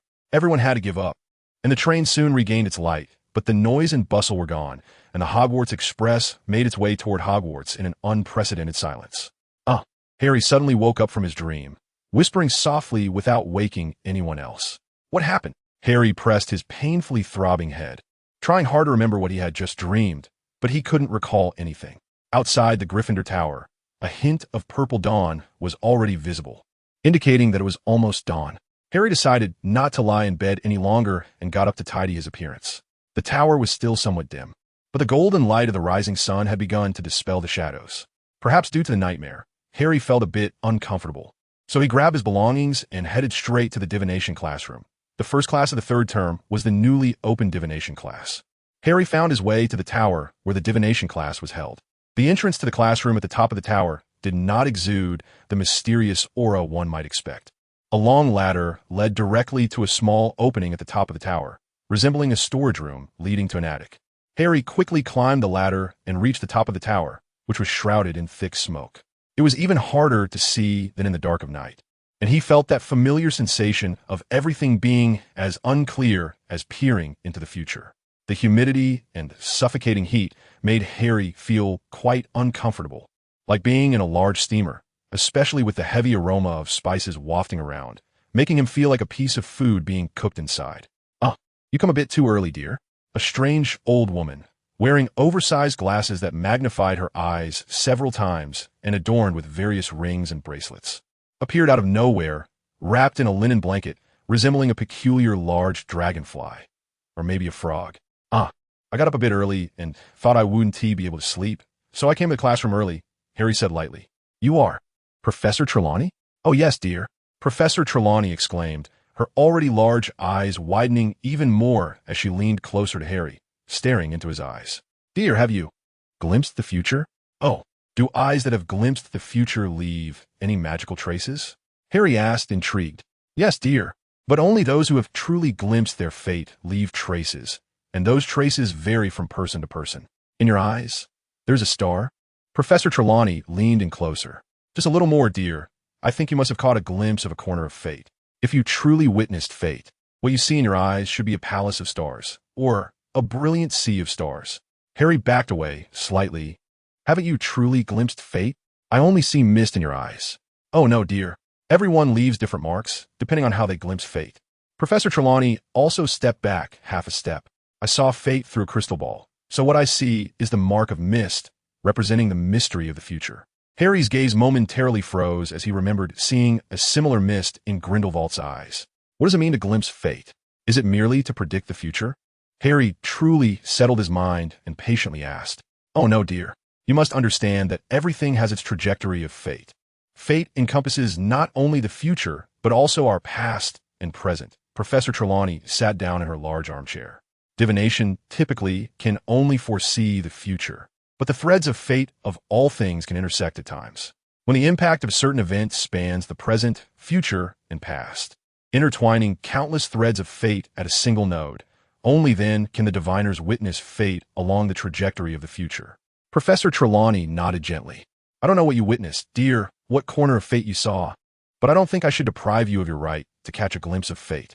Moreover, I believe that when that fate truly arrives, that moment will forever change you, and perhaps even the future of the world. She added a large handful of something unknown to the fire, though the smell seemed to be some kind of spice. Is that so? Harry's tone seemed somewhat skeptical, but he slightly accepted this explanation in his heart. However, his wariness of any stranger prevented him from fully believing it. What we will learn today is the most fundamental aspect of divination, observing tea leaves. This strange plant related to the future is the easiest tool for diviners to predict their own fate. She was saying this as she stood up from her chair, a hint of excitement in her voice, and went to the table to grab a large teapot, pouring herself a cup of tea. Drink it while your classmates aren't here yet. We'll start early. Harry hesitated for a moment, but took a sip of the overly thick dark green tea. All right, go find a seat. Thank you, dear. Professor Trelawney smiled and sat back in her armchair. Suddenly, she let out a muffled, strange noise, rolling her eyes back. What happened? Harry stepped forward, wanting to see what was wrong, only to suddenly feel a splitting headache, as if a flash of indistinguishable lightning had struck his head, causing an explosion of pain. Everything around him seemed to dissolve into a mirage like paint melting in water, except for the area around Professor Trelawney's armchair, which remained relatively three-dimensional. Harry felt dizzy, making it difficult for him to think, and he could only hear Professor Trelawney mumbling something about the servant of the demon will be judged on a full moon night.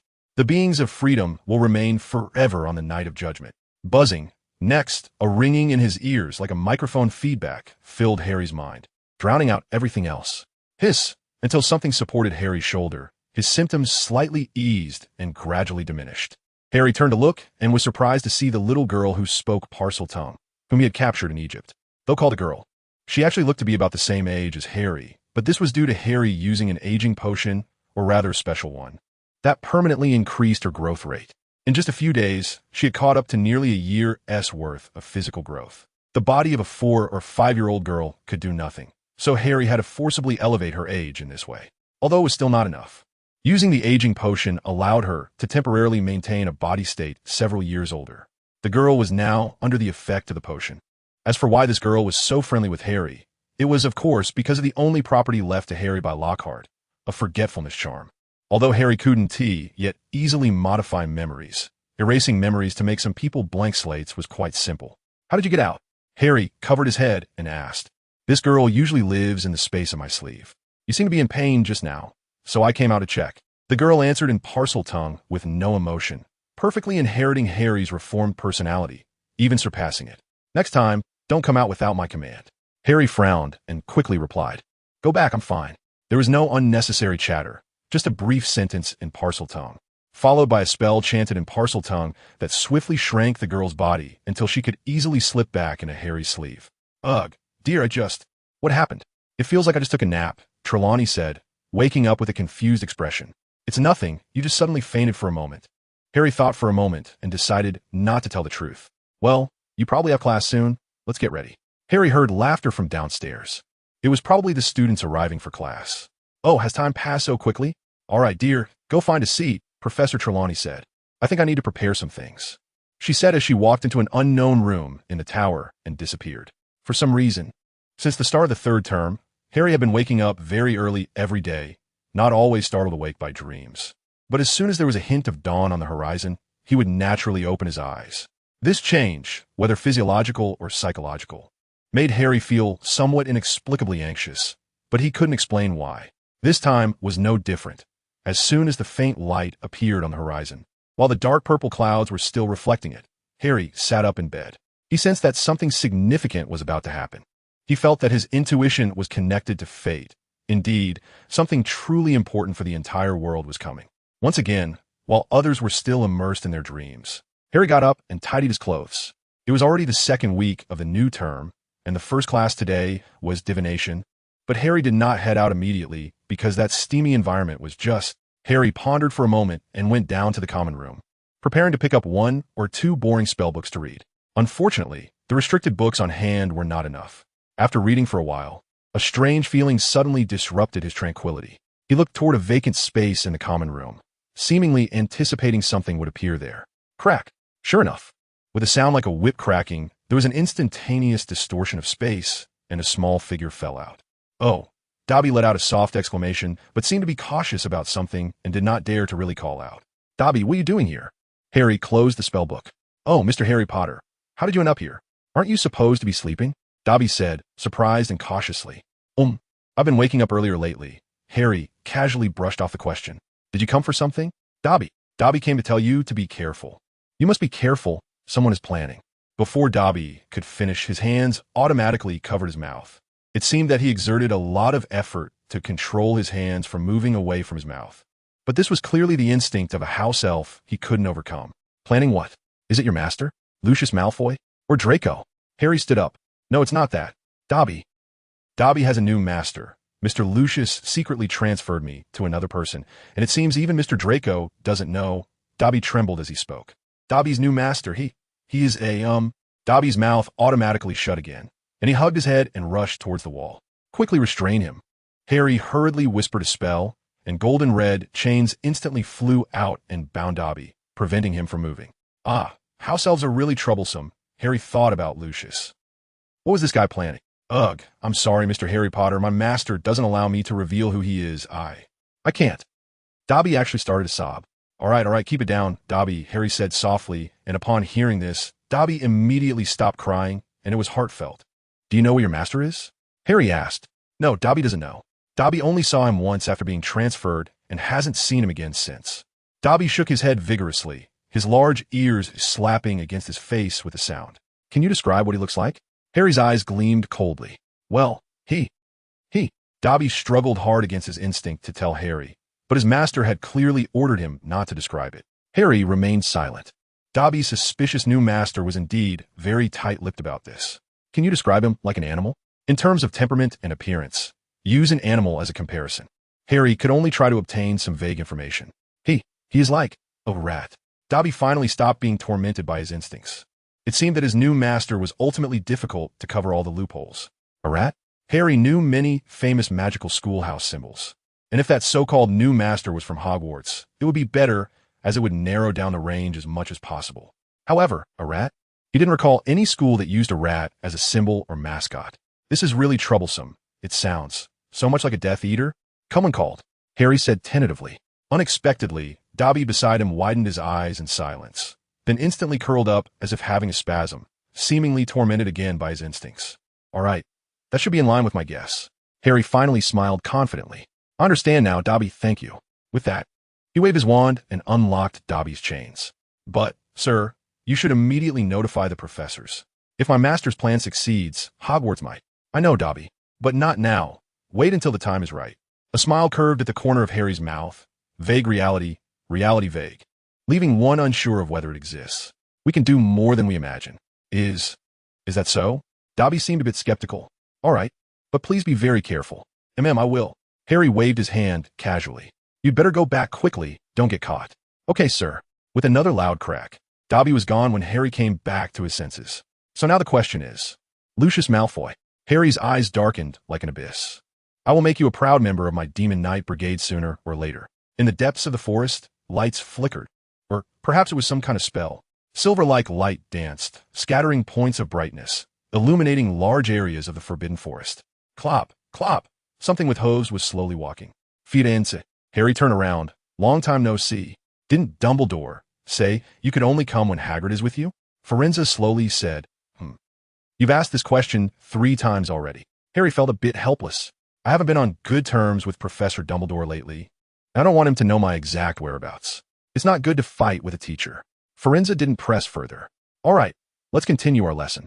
Why do you want to use that spell? Firenze asked, a bit confused. There are no Dementors here. Don't you think this thing is much brighter for illumination? Harry glanced at him. It's much brighter than Lumos. Ah, Firenze paused, seemingly at a loss for words. I didn't know it could be used this way. Let's hurry, Firenze. Where did that open space go? Harry asked. I thought we should have arrived by now. Sorry, Harry. That open space has grown many trees during the summer, and I didn't cut them down. Today, we might have to go to another one. Firenze looked at Harry beside him. All right, but I hope it won't take too long. Harry could only nod. Don't worry, it won't, unless something unexpected happens. Firenze laughed. Harry recalled the ominous star hanging over his head these past few days, feeling that if nothing unexpected happened, there should be an unexpected event. I hope nothing goes wrong. We're almost there. The open space is just ahead, Firenze said, sounding quite cheerful. Wait, Firenze, wait, Harry suddenly said. What is it? Firenze turned back, puzzled. I sense a strong power, Harry began cautiously. What's wrong? Firenze became alert, looking ahead. The forest was still dense, blocking their view, but the moonlight peeking through the gaps was faintly visible. A diviner with insight into the future. This was something that couldn't be ignored. Boom! A thunderclap sounded, but the sky was clear without a single cloud. What is happening? A piercing eagle cry echoed throughout the forbidden forest, followed by an odd change in the moonlight filtering through the trees, turning into blue. Boom! Thunder erupted, and a violent gust of wind surged forth. The thick trunk of a large tree ahead was instantly blown to smithereens, with chips flying, ashes swirling, and the barrier blocking their view was cleared. However, a colossal creature had already appeared in the open space ahead. Its golden fur shone even in the dark night, and its elegant feathers adorned its majestic face like a Valkyrie's headdress. Dangerous lightning flickered on its wings, scorching black marks on the surrounding trees and grass. The magnificent giant eagle hovered several feet off the ground, its wings seeming to overshadow the entire world like dark clouds pressing down, making it hard to breathe. Caw! Another sharp cry pierced the air, as if to shatter eardrums. The Thunderbird's pupils completely dilated, staring intently at the two of them. Several powerful lightning strikes shot out again, like a thunder god wielding a whip, striking in all directions. Thankfully, it didn't attack them, but it destroyed dozens of surrounding trees, leaving charred marks that surrounded them. The Thunderbird. Harry's voice carried a hint of excitement. Firenze, where did this thing come from? I don't know. I can only see the future, not the past. Firenze gritted his teeth. The destructive power of this creature is too strong. It holds too much weight and fate. Even I might not be able to predict its movements accurately. Let's leave here for now. Harry, it seems to see us as intruders in its territory. Another burst of lightning crackled, and the furious thunder nearly drowned out Firenze's voice as they tried to escape. As long as we leave its territory, we should be fine. Why not try to defeat it? Harry smiled. What? Harry, that's a Thunderbird. This is not a joke. Its destructive power is greater than a dragon's. Firenze warned sharply. All right, Firenze conceded. Harry looked up at the sky, ultimately deciding against taking the risk. In the stillness of the night, the bright and peaceful moonlight shone through the windows of Gryffindor Tower, bringing a rare tranquility and beauty to the noisy tower. It was not yet fully winter, so perhaps to cool off the excess energy while sleeping, the windows in the dormitory were all open, allowing the cold wind to blow in, gently stirring the curtains. The slightly chilly wind carried the scent of earth and the fragrance of grass, reminiscent of a refreshing breeze after rain. However, the serene beauty was not meant to last. Something crawled up to the windowsill, the moonlight clear, but the shadow cast on the wall was that of a hunchbacked, ugly monster, a grotesque rat. Squeak! The tiny, nearly inaudible squeak of the rat was still sharp and piercing. The shadow jumped down from the windowsill, landing in another patch of darkness. In the process of jumping, it seemed to twist and transform, becoming even more terrifying and enormous. Then, another shadow rose from the flat shadow on the ground, entirely different from the previous one. It was a human shape. Whoosh! A sudden gust of cold wind blew fiercely, causing the curtains to flutter wildly and temporarily blocking out the moonlight. When a strong wind calmed down again, the shadow had vanished.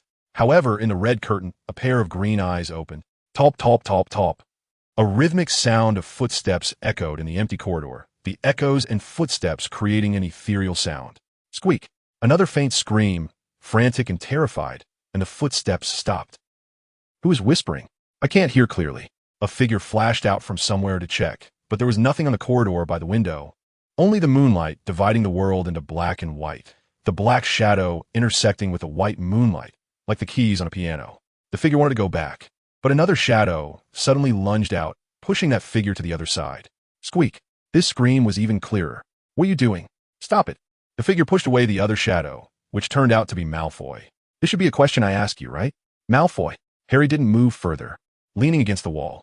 You're here again, Harry, as if you should be here right now. Malfoy frowned, his eyes brightening as he made two gestures. At most, we both get detention. I came here, tracking something, Harry said, crossing his arms. Nearby, a few faint, panicked squeaks of a rat could be heard. But Harry didn't notice where the annoying rat was. And then I saw you, so I think you should explain why you're out here. Ha, you didn't clarify either. Did you? Harry, tracking what? Malfoy said disdainfully. There are no murderous basilisks in our school right now. Harry's serpent bracelet glowed at the eye part, and he rubbed the bracelet, causing the light to dim. Why don't you let me hear your explanation first? Harry provocatively looked at Malfoy, showing no intention of explaining first. I don't have time to play house with you, Harry said. Malfoy frowned again. I'm leaving, and then walked away, ignoring Harry beside him. Come back. Did I allow you to leave? Harry pulled Malfoy back, and Malfoy immediately retaliated by pushing Harry away, causing Harry to stumble against the wall. Both of them reached to straighten their disheveled clothes, seemingly taking the opportunity to grab something. Squeak, squeak, squeak. Another weak mouse sound which annoyed Harry a bit, but interestingly, he noticed that the sound was coming from Malfoy. You have a mouse on you, Malfoy? I thought you didn't allow dirty things to touch you. Now that I think about it, it's just for show. Harry mocked mercilessly, although his expression didn't change much, and there was no arrogance in his eyes. Shut up, Harry. Malfoy's face turned a bit ugly, and then as if he thought of something, he explained, it's just food I brought for my owl. It's not like your owls. It only eats live ones. Malfoy actually laughed. What a pity, Malfoy. My owl never eats mice. Harry's expression turned cold again, as if he wasn't very fond of or good at making mocking expressions. Then what does your owl eat? Syrup pie? Malfoy laughed again. I hate syrup pie the most. Harry's expression darkened slightly, though not too noticeably. Harry, you... Wait, what's that? Malfoy suddenly pointed behind Harry and shouted. Huh, what? Harry immediately turned around defensively, his left hand shaking and dropping a wand. In the shadows behind, a pair of scarlet eyes glowed menacingly, and something was huffing out white vapor. It was that black dog.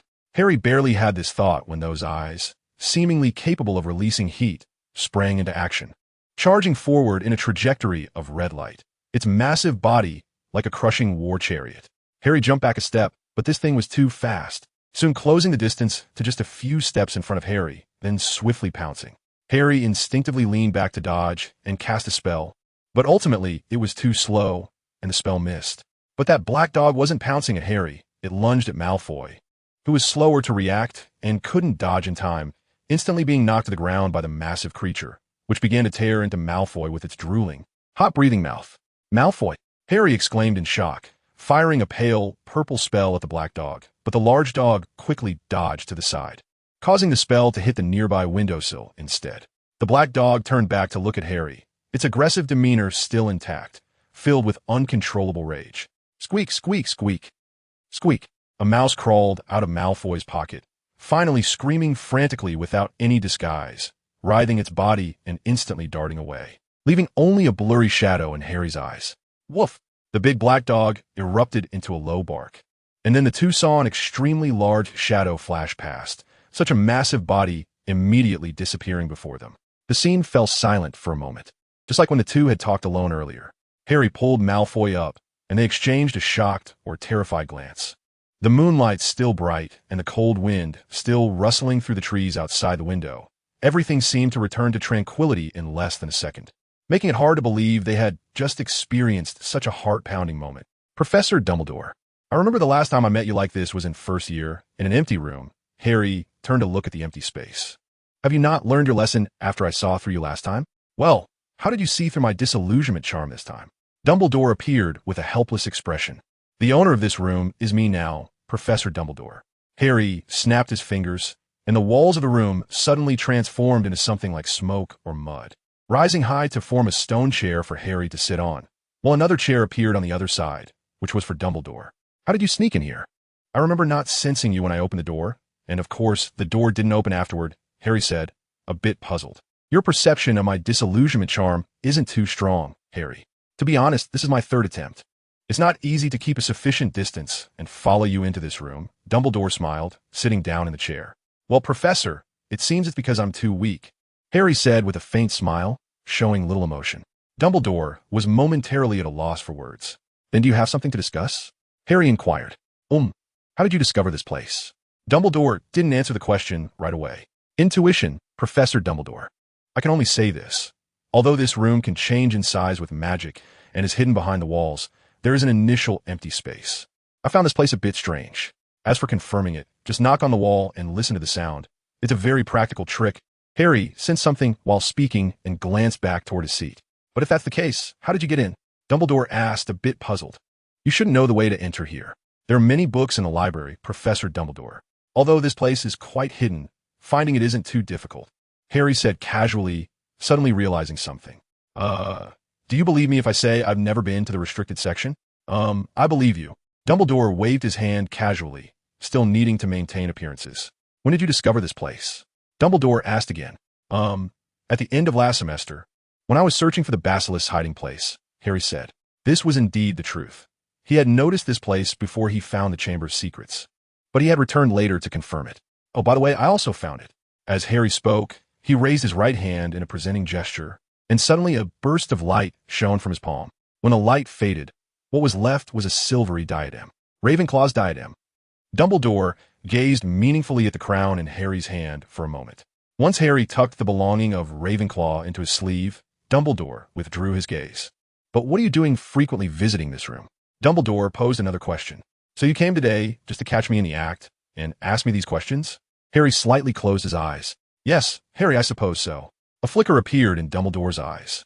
Harry remained silent for a while, studying the magical principles of the room, attempting to create something, and most importantly, Harry got up from his chair, and so did Dumbledore. Harry then snapped his fingers, and everything around them began to ripple like water in the sea. The chair quickly sank into the ground and disappeared. The floor rapidly transformed as if being swiftly sculpted into long strips that soon changed color to become wooden planks. Piles of clutter rose from the ground, as if emerging from a muddy pit, like a divine hand arranging a stage. The space unexpectedly expanded. The ceiling had unknowingly stretched to several stories high, and the distance from the walls to the center of the room instantly multiplied by dozens of times. No one knew when that had changed. It seemed like a mere oversight had turned everything upside down. Behind Harry, where the stone chair had just been, a large cabinet rose up, accompanied by drifting dust, resembling the one from the Borgin and Burke's shop. Let me introduce you to our plan. A tiny squeak of a mouse echoed. Huh. Harry instantly turned around, seemingly seeing terrifying black lines surging chaotically, creating a vortex at the eyes that emitted a green cold light.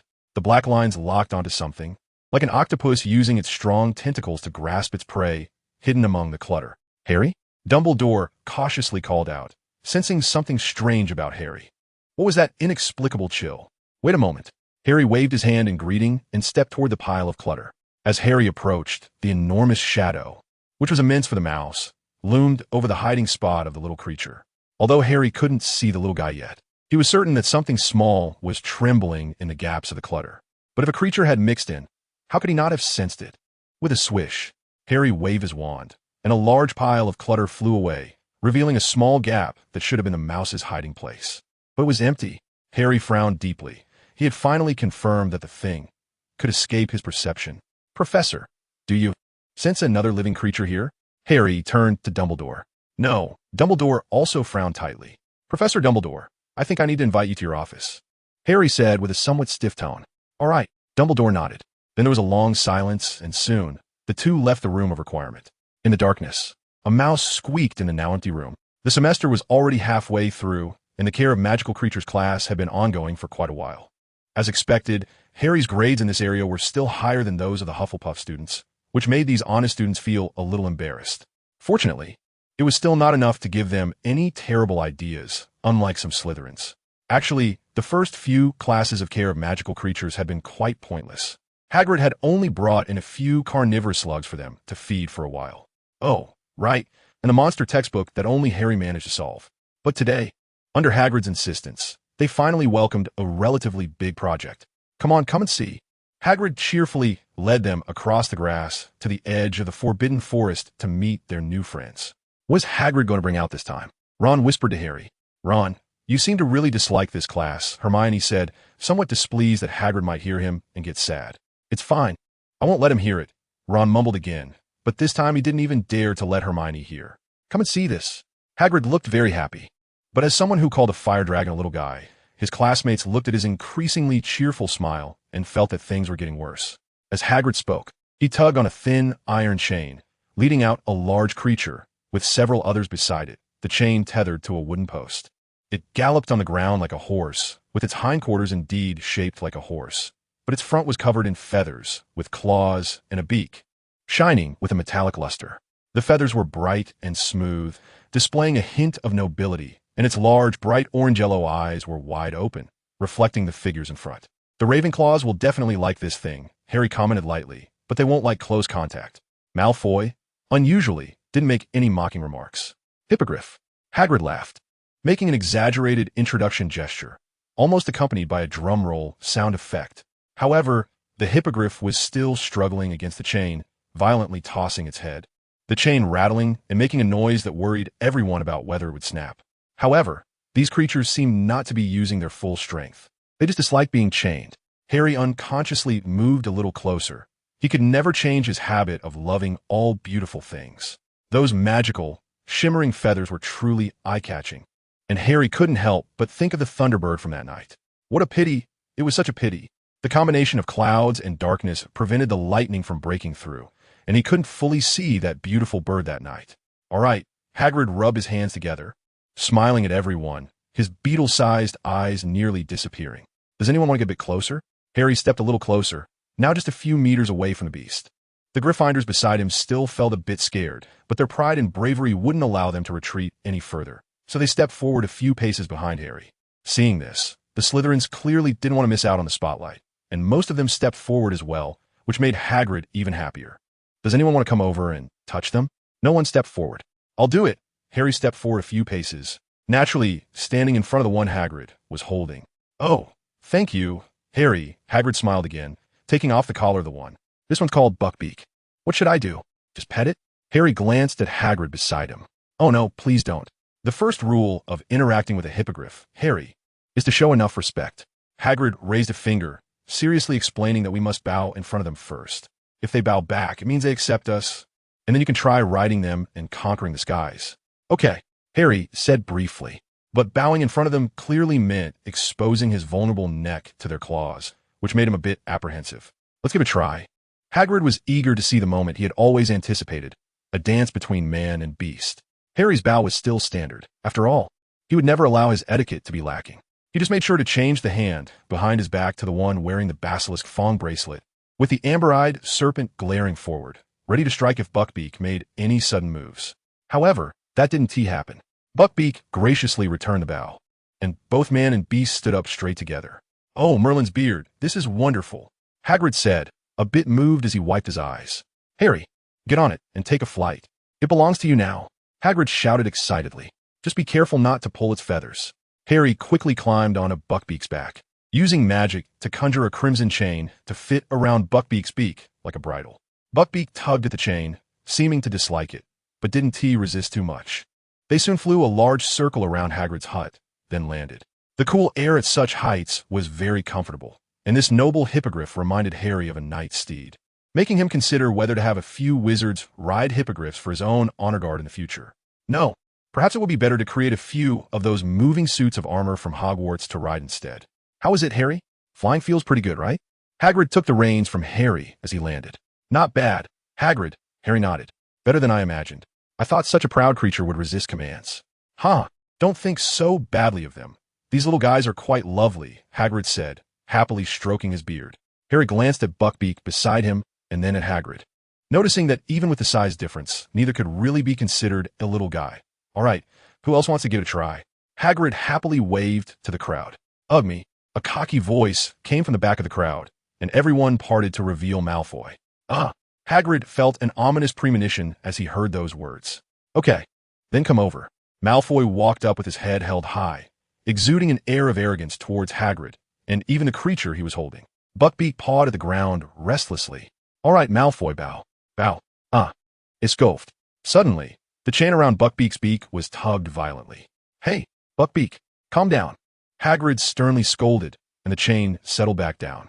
Malfoy took a few steps back, his gaze and voice betraying a hint of fear, but he still maintained his arrogance. As if on purpose. Why should I bow first? Buckbeak seemed to understand, slightly lowering his body and performing a small bow, his orange-yellow eyes dangerously fixed on Malfoy. See? That wasn't so hard, was it? What's so great about taming such a beast? Malfoy laughed again, his smile filled with arrogance. If Harry were to say, this was definitely something Malfoy excelled at, as he reached out to pat Buckbeak's large beak. Then, with a swish, a glint of metal flashed by, and the loud sound of chains rattling was almost deafening. Hagrid shouted Buckbeak's name, seeming flustered, and blood flew into the air, accompanied by a scream. All right, it's not serious. You'll be fine. Madame Pomfrey clapped her hands, seemingly satisfied with her work. Your arm will be able to move normally soon. Oh, but it still hurts, Madame Pomfrey. Malfoy exaggeratedly clutched his arm. Can you put a cast on it? I'll come back in a couple of days to get it off. But your injury doesn't need a cast. That hippogriff didn't hurt your bones? Madame Pomfrey asked in confusion. Just don't worry about that. It won't do any harm to my injury, right? Malfoy said with a sly smile. Squeak. A mouse squeaked nearby, as if agreeing with Malfoy. All right, fine. Madame Pomfrey looked displeased, but ultimately agreed to Malfoy's request. By the time Malfoy finished with the cast, it was already quite late, or rather, the treatment had indeed taken some time. The dusk light flickered on the stone tiles of Hogwarts Castle, casting a golden glow. Malfoy wore a smirk as he walked toward the Slytherin common room. Hagrid is crying. A voice suddenly came from beside Malfoy. Malfoy turned to see Harry leaning against the wall with his arms crossed, looking at him. What is it to me, Potter? Malfoy smiled provocatively. I'm the injured one here. He just cried. You're not expecting me, an injured person, to sympathize with that big oaf, are you? He raised his arm, wrapped in a cast. You're not injured at all, Malfoy. Harry's gaze was icy, but it also held a hint of another emotion. I just heard everything at the hospital door. Do you dare to take off that cast in front of Hagrid? Oh, Potter, how can you say that? That's pure slander. Malfoy's smile didn't change at all. I really wouldn't dare to take off the cast in front of that big oaf, because I'm afraid he'll go berserk at the smell of blood. Ha. Harry drew his wand and swiftly raised his arm, shooting a bolt of red lightning. Malfoy's wand, hidden behind his back, came forward, seemingly intending to cast a spell as well, but he was unfortunately not as quick as Harry. The red lightning struck his wand and coursed through the wood, hitting Malfoy's hand. His hand trembled as if truly shocked, and then the wand flew from his grasp toward Harry. Don't think I don't know what you're planning, Malfoy. Harry quickly stepped forward, pointing his wand at Malfoy and pinning him against the wall. You've already had Goyle write to your dad, telling him to pressure the school to execute Buckbeak, right? So what? Potter, do you really think you're something special? Huh? Look at you, what are you in front of me? You want to protect that monster, don't you? Then let us see if you can withstand a Hogwarts board member. Try to withstand my noble Malfoy family. Malfoy was pointed at with a wand, his smile fading, but his words still revealed arrogance and confidence. A faint squeak of a mouse echoed, sounding like a sinister laugh. You're right, Malfoy, but I'm sorry. I don't have any special feelings for Buckbeak, so I don't need to rush around to save it, Harry snorted coldly. Huh. Hagrid, that big idiot, won't give up on the monster he raised. You can't just leave him hanging, can you? Malfoy's smile returned. You can see for yourself whether I'll help or whether I'm afraid of you. Harry withdrew his wand, but with the other hand, he swung a fist and knocked Malfoy to the ground. Malfoy groaned in pain, covering his face and glaring hatefully at Harry. When we get to court, let's see if you'll still be so arrogant, Harry Potter. Malfoy's voice sounded like he was gritting his teeth. Humph. Maybe we won't even make it to court. That monster might lose its head first, huh? He laughed again. Squeak, squeak. The mouse's cries sounded again. And the mouse, hiding in the shadows, seemed to enjoy the scene of struggle. When I knock you down again, let's see if you'll still be so arrogant, Malfoy. Harry cast another spell that struck the ground near Malfoy's head, causing him to gasp in shock. Are you going to kill me, Harry? Malfoy looked genuinely startled. I really want to, Harry said coldly, turning to leave. Who's there? Who's using magic in the corridor? It was Filch's voice. What? Wait. Malfoy struggled to get up. Mr. Draco Malfoy, you were just using magic in the corridor, weren't you? Filch's ugly face appeared around the corner. What? Where's Potter? Malfoy looked around, but found that Harry had already disappeared. What Potter? Come here, Mr. Malfoy. You're going to be punished, Filch said delightfully, eager to take Malfoy to the teacher who dealt with such matters. Damn it, Harry Potter. All right, class, it's time for us to start. Professor Lupin looked very happy. The students below quickly took out their books upon hearing this. Ah, no need for those mundane things today. Professor Lupin smiled again. Put your things away and follow me. After saying that, he walked towards the back door, waiting there. A group of students were somewhat confused, but quickly packed their things and lined up to follow the teacher out. They arrived at another room, which looked like a storage place, with many desks and chairs piled against the walls, and in the middle, there was a large cabinet making thudding sounds. What is that? A timid girl backed away. Something hiding in a cabinet. A goblin? A boggart? Or maybe, is it a snake? Hermione pondered seriously, pinching her chin. A snake is impossible. If that kind of creature were to go wild, it could blow this room apart, and if tamed, they wouldn't be crashing around in the cabinet. Harry glanced at Hermione, but then added, of course, if it's a juvenile snake, that could be possible. Actually it's a boggart, Harry, and this young lady. Professor Lupin looked at Harry and Hermione with some surprise. You both have quite a broad knowledge. 5 points to Gryffindor. I like you too. He smiled faintly. Oh, thank you, Professor. Hermione was momentarily stunned, then expressed her surprise and gratitude, while Harry's response was more standard, thanking Professor Lupin while giving a slight bow. It seems almost every professor likes Harry. Ginny laughed softly beside him. Oh, think of Snape. Ginny, I really want to know if that guy's brain is broken. Ron seemed to think of a certain big black bat. Mr. Ron Weasley. A familiar drawling voice suddenly came from behind, startling everyone. They turned to look, but Ron didn't dare turn back. His hair stood on end from fright, and Neville turned pale with fear. You really have no manners. 10 points off Gryffindor. I'll consider whether to put you in detention, Mr. Weasley. Standing at the door was indeed the big black bat, but Snape didn't linger on Lupin. I'll bring the potion over later. You better not run over time. After saying that, he slammed the door and left without further ado. Thanks, Snape. Lupin raised his arm slightly, then quickly lowered it, as if greeting. All right, let's continue with the class. Lupin clapped his hands to draw everyone's attention. As I mentioned earlier, today we will learn about boggarts. What's a boggart? A student below raised a question. Good question, Lupin nodded slightly. Does anyone know? A shape-shifting creature that usually lives in dense forests, corners of houses, or swamps, but can be found in any dark place. Harry raised his hand high before quickly putting it down, knowing that no one would rush to answer. They can see into a being's heart, find what they fear the most, and transform into that. No one knows what they really look like. They feed on human fears.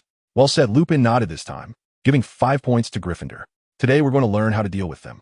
This is a very important lesson because this shape-shifting creature is hard to cause real harm to, if you don't learn the specific spells to deal with them. Even the most powerful wizards can't easily get rid of them. Lupin always smiled while teaching. Then when we learned the Patronus charm later, Harry asked thoughtfully, pressing at the end of Professor Lupin's sentence. Lupin paused slightly. The Patronus is a spell studied in higher years. As far as I know, you'll have a dedicated course to study these in your last few years. Lupin glanced at Harry again, then said no more. All right then, now who knows the weakness of boggarts? Lupin smiled at the crowd. This time Harry didn't raise his hand. Lavender Brown, you can answer. They're afraid of laughter in large groups. Hermione answered confidently with a smile. Courage and happiness can completely defeat these creatures, and when there are many people, it can confuse them, making them not know who to transform into the thing that people fear the most. That's why they always attack the isolated. Absolutely correct, Miss Granger. 5 points to Gryffindor. Lupin nodded affirmatively. I believe you Gryffindors will be very capable of dealing with this dark magical creature. But before you grow enough that you can handle them without relying on spells, I think you need to learn the spells to deal with them. Now, let's chant together. Ridiculous, Lupin said, demonstrating first, followed by a chorus of voices. Very good. No need to emphasize the tone too much, but please remember, if you want the spell to work, you first need to overcome your fear to a certain extent. Lupin smiled and scanned them. All right, now it's time for practical exercises. Who wants to go first? Everyone looked at the shaking cabinet, and no one spoke. I'll go first. Harry crossed his arms and said, "Oh no, let the student go first." However, Lupin smiled and pointed to another person. It was Neville Longbottom. Neville's face turned pale again. Don't be afraid, Neville, come on. Professor Lupin beckoned. Dealing with a boggart is quite simple. Okay, Neville still walked up. I'm going to open this cabinet in a moment. And what comes out should be your greatest fear. Professor Lupin pulled Neville closer. What do you fear the most? I fear Professor Snape the most. Neville's voice dropped to a whisper, as if he felt this was embarrassing, and there were faint chuckles around. All right, then what do you usually find the funniest? Professor Lupin seemed to be amused as well. I don't know. Neville lowered his head. That's okay. When Snape comes out of the cabinet, you just need to point your wand at him and shout, "Ridiculous," and you'll know what you find the funniest. Lupin smiled lightly. Are you ready? Lupin stepped aside a bit, and Neville looked a bit nervous, raising his wand in advance. Allohamra. Lupin flicked his wand to the cabinet, and a burst of silver light shot out, instantly opening the cabinet door. A Snape walked out with his usual long strides, heading straight towards Neville, trailing the long black robes from a cabinet. Mr. Longbottom, would you like to try the potion you brewed? Snape's annoying drawl was perfectly replicated as he walked forward. Or I could let her Toad taste it. Oh, ridiculous. Neville nervously stepped back, pointing his wand in front of him and shouting the spell. Snape's dramatic robes and black attire instantly vanished, replaced by a pink mink coat, and the wand in his hand changed into a strangely colored handbag, looking like an old lady buying groceries at her doorstep.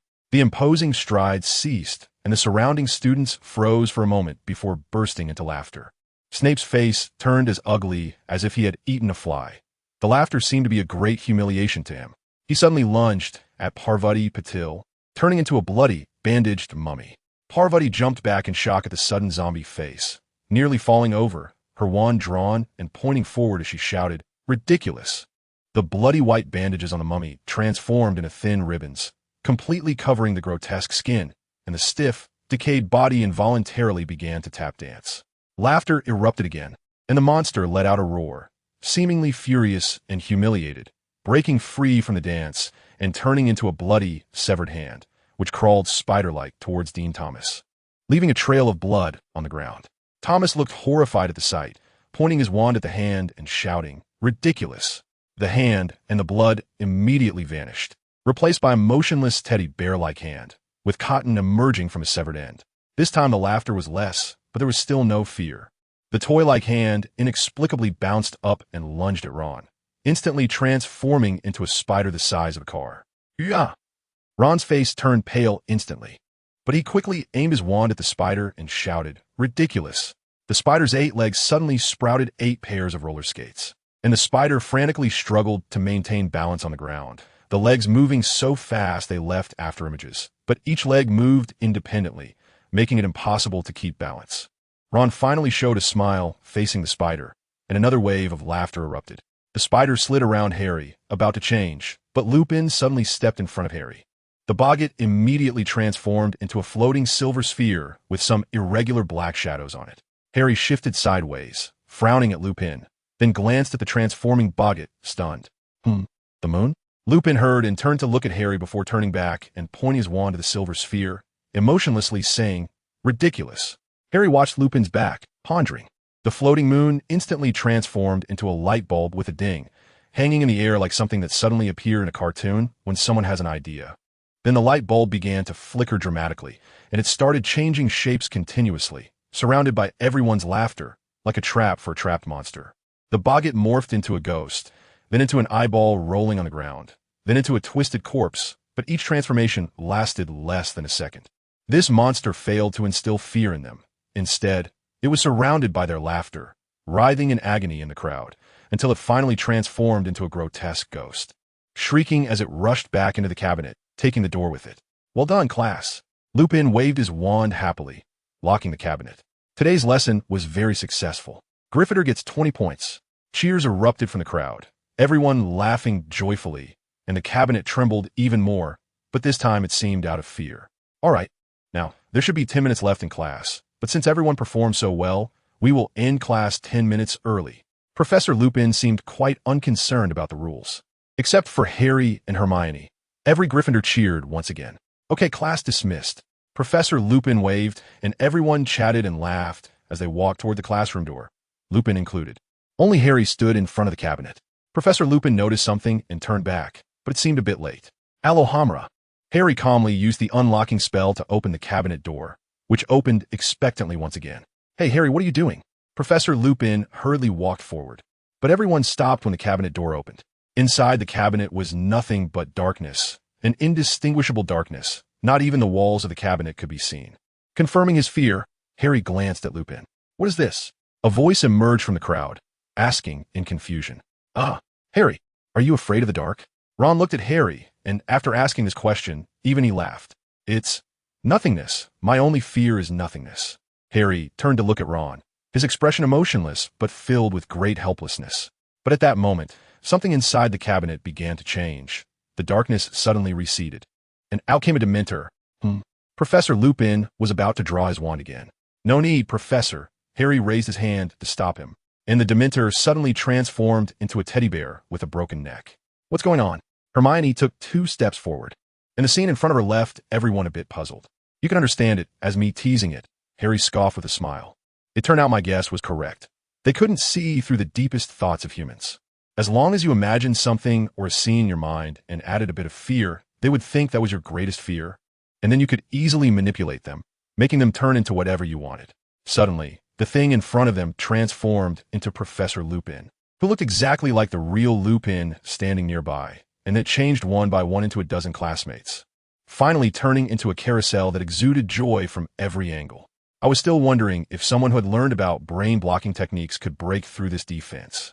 It seems I already know the answer. This statement left most of the classmates confused, but Lupin looked at Harry in surprise. Even with such a complex scene, if one mastered this technique, using it to paint or even screen movies would be quite nice.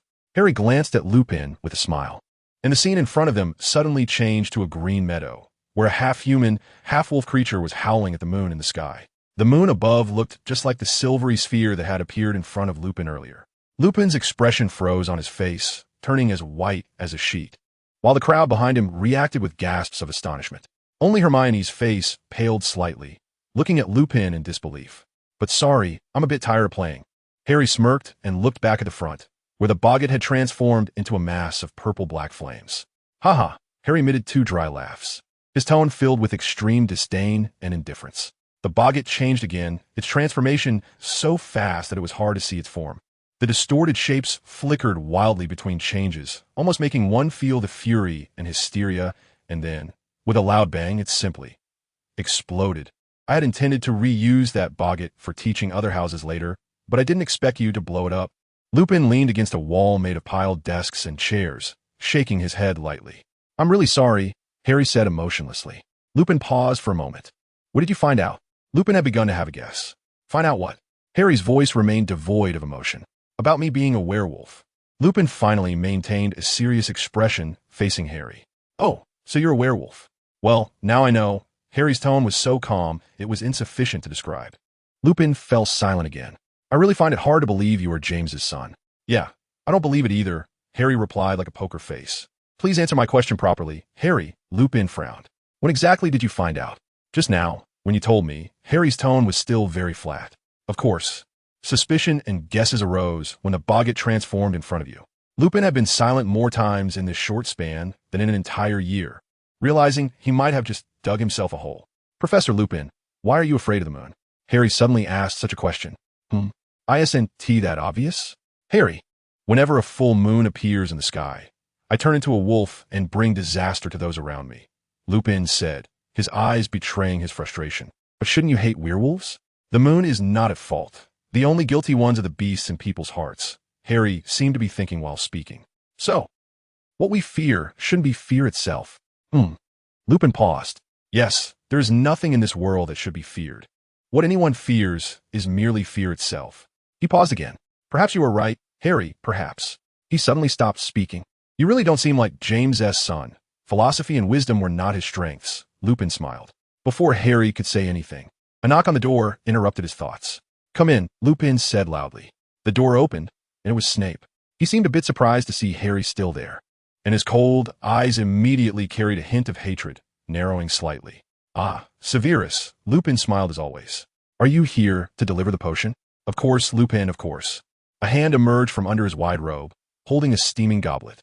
"You'd better drink it right away, Lupin." "Of course, Severus. I will." Professor Lupin nodded lightly, looking quite cheerful. "Thank you. I might need to drink some more tomorrow morning." "Understood. I brewed a whole pot. It seems you really need it."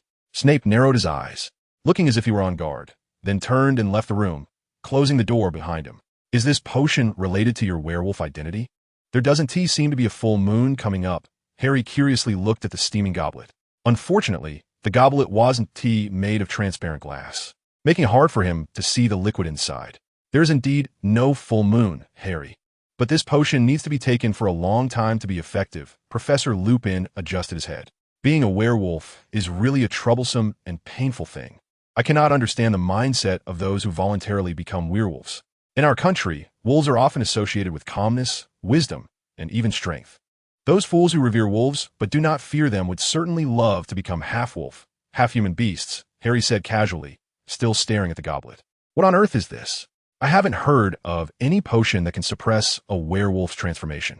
It's a new potion that has only recently been developed, and currently, it's only available at Hogwarts. That is one of the reasons I came to teach here." Lupin's smile grew a bit brighter. "Severus is indeed a genius. He has made outstanding contributions to potion making and defense against the dark arts in the magical world." "Indeed, but you and Professor Snape seem to be old acquaintances?" Harry glanced at Lupin. That is true, but we, don't have a very good relationship." Lupin seemed to have pondered for a long time before saying, "What about Sirius?" Harry suddenly asked. "Why do you ask about him all of a sudden?" Lupin said warily, "You know, you're about the same age, and Sirius Black seems to have come from Gryffindor at Hogwarts." Harry appeared completely oblivious, continuing, "I checked, I think. My father was also from Gryffindor, and you knew my father, so do you know him?" "Well, Harry, I do know him, and I can say I'm familiar with him." Lupin paused for a long time before speaking again. "Can you tell me what kind of person he was?" Harry seemed very interested in the fugitive. "No, Harry," Lupin paused again. "I'm sorry, but you should go to class." "You abruptly ended the conversation, Professor Lupin." Harry's expression turned cold. "Why are you avoiding this topic?" "I don't want to lie, Harry, but at the same time, I have other things I don't want to happen." "I'm sorry Professor Lupin still says this." Well, but I'll figure it out." Harry waved his hand and walked straight out of the room. Lupin behind him wondered what he was thinking, his eyes flickering as he raised the steaming goblet and took a sip of the liquid inside. "James, Bigfoot." He was mumbling something incoherently. "Is it still a waning moon today?" Dumbledore, about to board the Thestral carriage, suddenly asked. "It should be. The moon is covered by clouds and can't be seen. You don't need to worry," Professor McGonagall replied. That's good." Dumbledore looked up at the pitch-black sky. "Tonight, something big is going to happen." "What is it?" McGonagall asked, puzzled. "Haha, it's nothing, just a feeling." Dumbledore's smile waved his hand. "And vague about it. After tonight, we will know." "Is Buckbeak's case going to court?" Hermione asked worriedly. The trio had snuck out again tonight. "Yes. It should go to court tonight." The last hearing, Hagrid wiped his tears sadly. He even wore his extremely oversized and tattered suit today, looking outside at Buckbeak, who was chained. It seemed to sense something and was very restless. "It's okay. Even if we lose in the end, I will definitely accompany him to the last journey." "Don't be too sad, Hagrid." Ron stepped forward to pat Hagrid, comforting him, but Harry was curled up in the corner, unwilling to approach. "Harry, come here. What are you doing over there?" Ron signaled for Harry to come over and comfort Hagrid. "It's okay, Ron." Hagrid pushed Ron's hand away. "Maybe Harry is too sad." "Forget it. I should go," Hagrid said and left the room. Outside on the lawn, a huge carriage was parked far away, sent specifically to take Hagrid to court. "Harry, why don't you know how to comfort Hagrid?" Hermione said somewhat reproachfully. "Tonight, the Big Dipper is about to extinguish its fire." Harry, however, ignored her and looked out at the sky with expectation, as if he could see the stars through the gloomy clouds. "What? Harry, you are... Wait, that's Scabbers." Ron was about to say something, but saw a wriggling gray body in the teapot that Hagrid had set aside. "Scabbers, you're alive.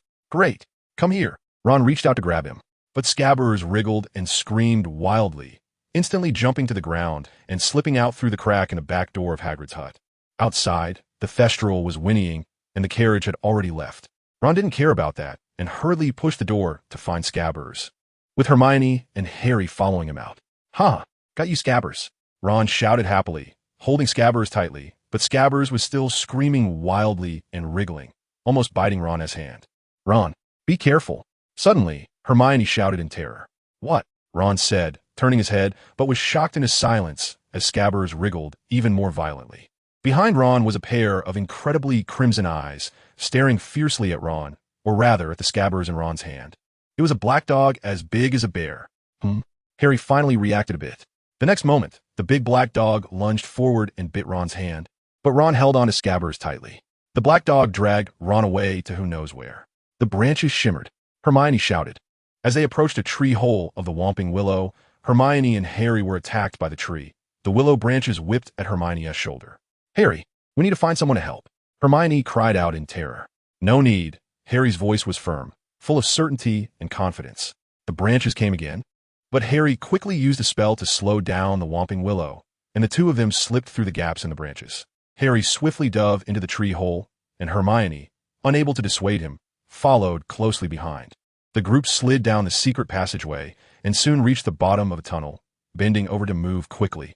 They crawled for a long time before finally seeing a faint light ahead, a small exit.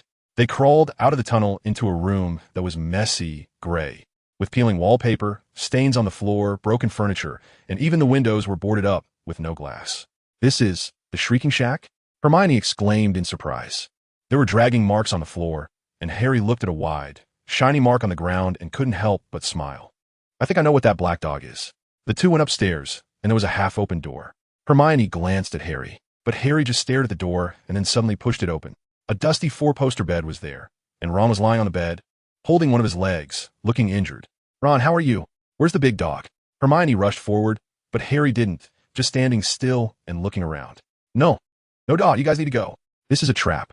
Ron suddenly shouted. "That dog is Sirius Black. He is an animagus." Harry sensed movement behind him and quickly turned around. A lean man stepped out from the shadows and closed the door. His dirty hair hung down, and his deep-set eyes were pitch black. If not for the faint reflection of light, he looked like a corpse. His waxy skin was stretched tight over his bones.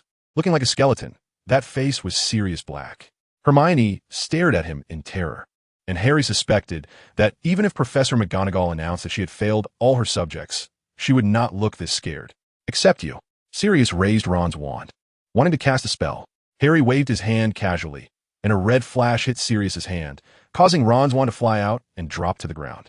"All right, enough of the nonsense. Tell me where that rat is," Harry said somewhat impatiently. Sirius looked a bit dazed, staring blankly at Harry. "Except you, weapon." A sharp voice came from the side, and red lightning appeared again in the darkness, but this time it hit Harry. Harry looked surprised at the shadow beside him, feeling uneasy without his wand. "TSK. I was careless." The figure that emerged from the darkness was Lupin, who leaned next to Sirius. "Harry, calm down, listen." "I'm very calm, both of you." Harry interrupted the conversation between the two again, filled with strong helplessness and impatience. "Now, tell me where that rat is." Lupin was also taken aback, exchanging glances with Sirius. Ron and Hermione looked at Harry in confusion, about to say something when Harry raised his hand to stop them. "You know the truth?" Sirius asked in disbelief. "Ugh. How long are you guys going to stay in this trap?" Harry did not directly answer the question. "Huh?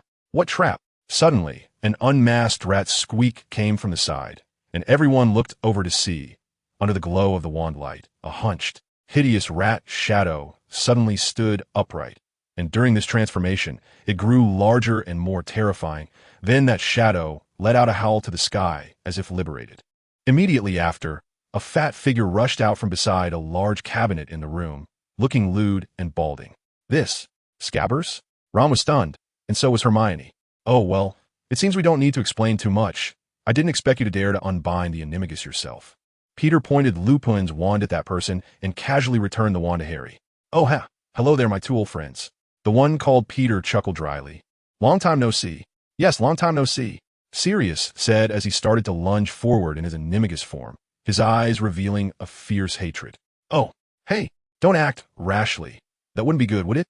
The guy named Peter sneered instead, although his actions betrayed a hint of unease as he jumped back like he had been electrocuted.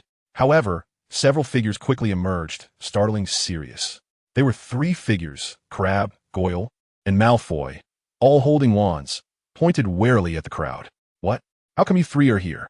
Lupin, familiar with the trio, exclaimed in surprise, as the chaos of the situation seemed to spiral out of control. All right, everyone, let's calm down for a moment. I believe everything will become clear in the end, Malfoy said blankly, glancing at the others. Everyone paused at his words. Okay, can anyone explain why you three are here? Lupin was most concerned about why his students had come to such a place. Oh, my dear old friend, let me take this one. Let me tell you what is going on, Peter said, seeing that the situation had been brought under control, and he once again sneered with delight. Just before the semester started, my dear little master took me on a trip to Egypt. Peter became even more smug. And guess what? I unexpectedly found a remnant of my master's forces. Voldemort, Harry murmured to himself. Peter trembled slightly, but quickly composed himself. They helped me connect with other Death Eaters hidden in the magical world, and even more fortunately, I got in touch with Lucius Malfoy. Old Malfoy's good son Draco is studying at Hogwarts. How could such a good identity not be used well? Perhaps because he was in front of Malfoy, Peter's voice, although somewhat mocking, still chose his words carefully. So we explored the layout of Hogwarts thoroughly, and eventually found a great entry point, a vanishing cabinet in Borgin and Burke's in Nocturne Alley, which is connected to the vanishing cabinet we previously found in the Room of Requirement. Peter's smile became a bit manic. So you want to use this to invade Hogwarts? Lupin laughed instead. Peter, have you forgotten we have Dumbledore? Of course I haven't forgotten, but don't we also have Voldemort? Peter actually retorted this time. You don't really think the Dark Lord has vanished, do you? He is still alive, just dragging a broken body, waiting for resurrection. We've been to the restricted section quite a few times before, but I think you probably still don't understand how much knowledge is hidden there. I really have to thank our dear Quirrell. A book he stole from the restricted section 2 years ago gave the Death Eaters and my master hope for rebirth. Tonight, Dumbledore was called away for a meeting by Minister Fudge, and our only unbeatable factor has left Hogwarts. The vanishing cabinet has already been repaired by Malfoy, and all the Death Eaters still loyal to the Dark Lord are ready to invade the castle. With inside and outside working together, Hogwarts Castle will become ours. Peter continued to laugh maniacally, and during this time, the Dark Lord will be reborn, and by then, even Dumbledore probably wouldn't dare to step foot here. The scene fell silent for a moment. You bastard! Is it not enough that you killed James and Lily? Sirius, furious, tried to lunge forward again, but was pulled back by Lupin.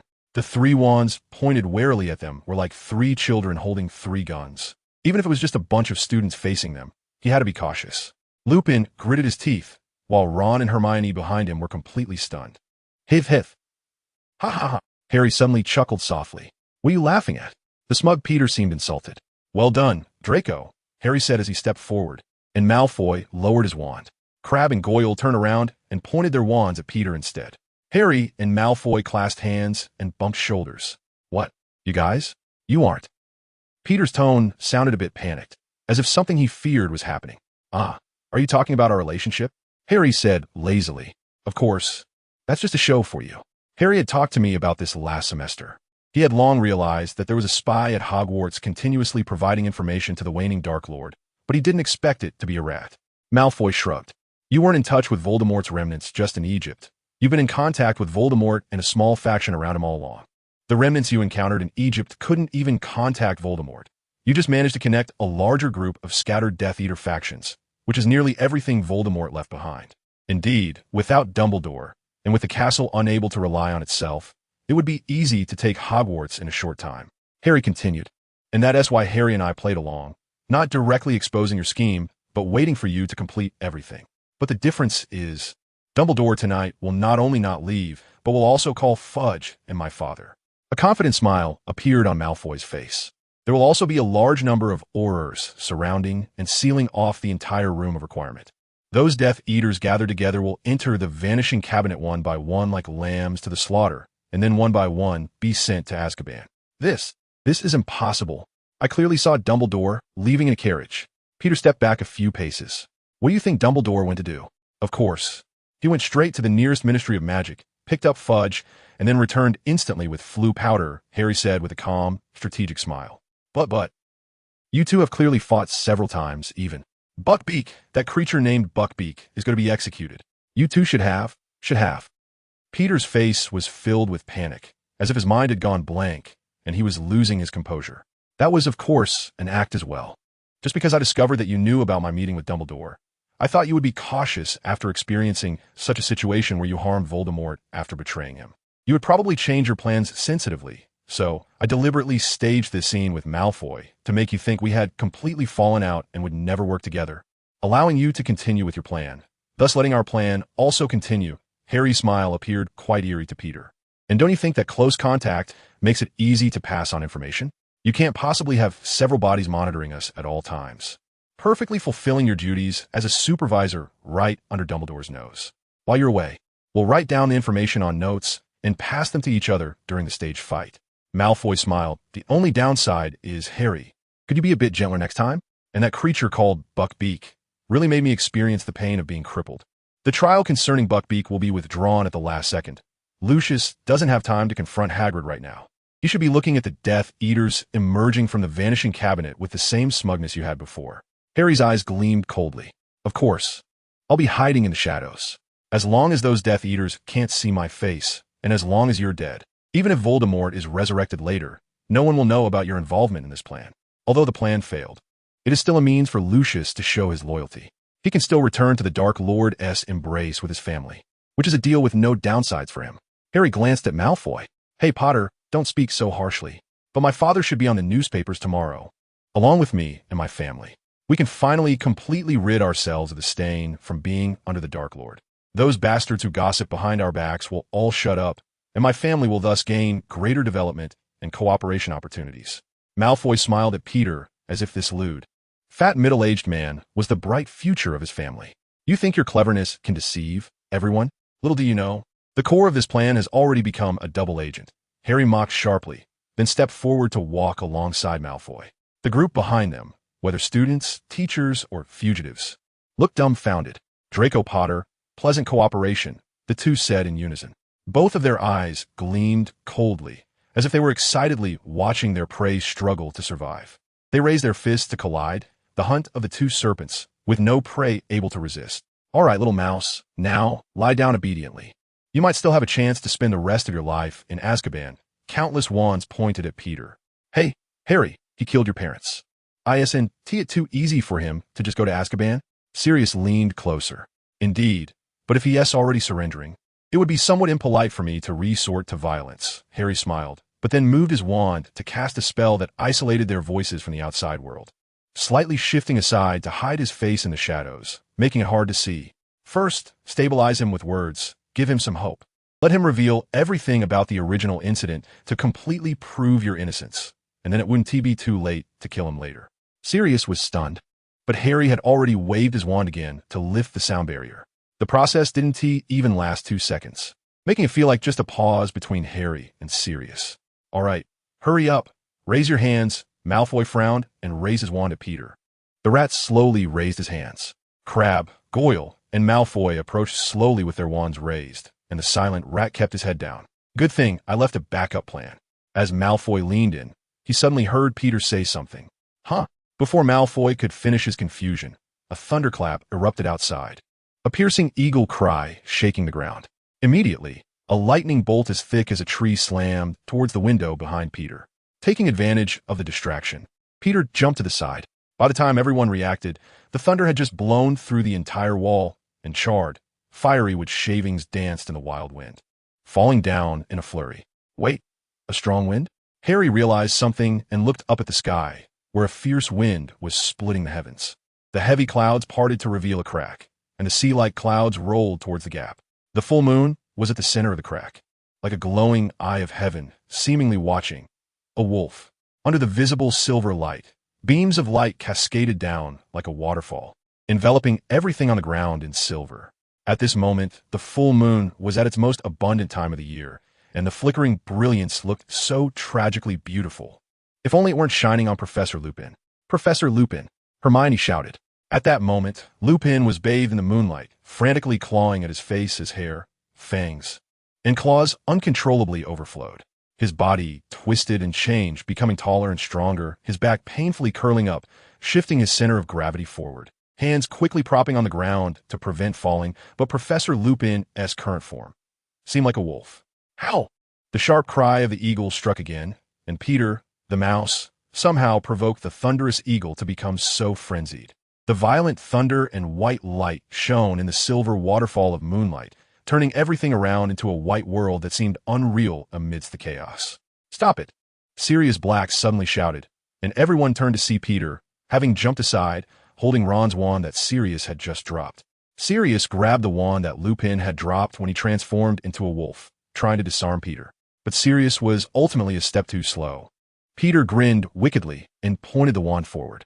Sirius could only cast a protective charm, which only shielded himself and the Hermione and Ron behind him, while the others, including the werewolf Lupin and Harry, were all blasted away. The entire second floor of the Shrieking Shack was basically flattened, just like when that despicable mouse framed Sirius back in the day. Damn it! Sirius released a spell, and so did Peter. The two beams of light met at the center, and this confrontation briefly turned into a contest of magical strength between the two. "That little girl. I'm sorry I hurt that boy's leg, but could you please take the injured boy away first?" "Okay," Hermione said, somewhat flustered, but she had no time to say much. She struggled to drag Ron down from the attic to leave, while Sirius, with a loud shout, pushed Peter's spell beam back toward him. But Peter flicked his wand and sent the forces of both spells crashing into the ruins on the other side.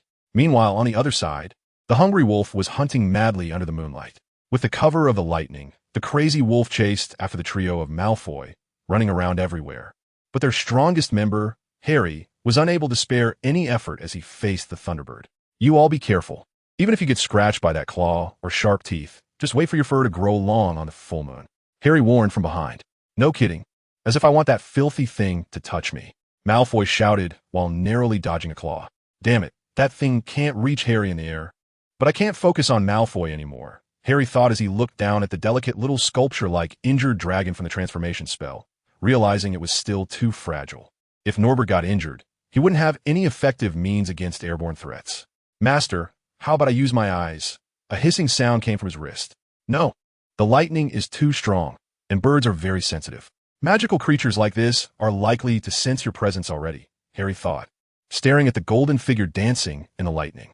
"It might not necessarily die, but that group of fools behind me will definitely be lost. After all, we are still within Hogwarts, and it will be hard to explain if discovered. We need to lure it down." As Harry said this, another bolt of lightning struck.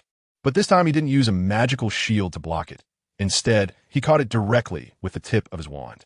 Then Harry pointed sharply into the sky, and that bolt of lightning pierced like a spear towards the Thunderbird, which was struck by its own lightning.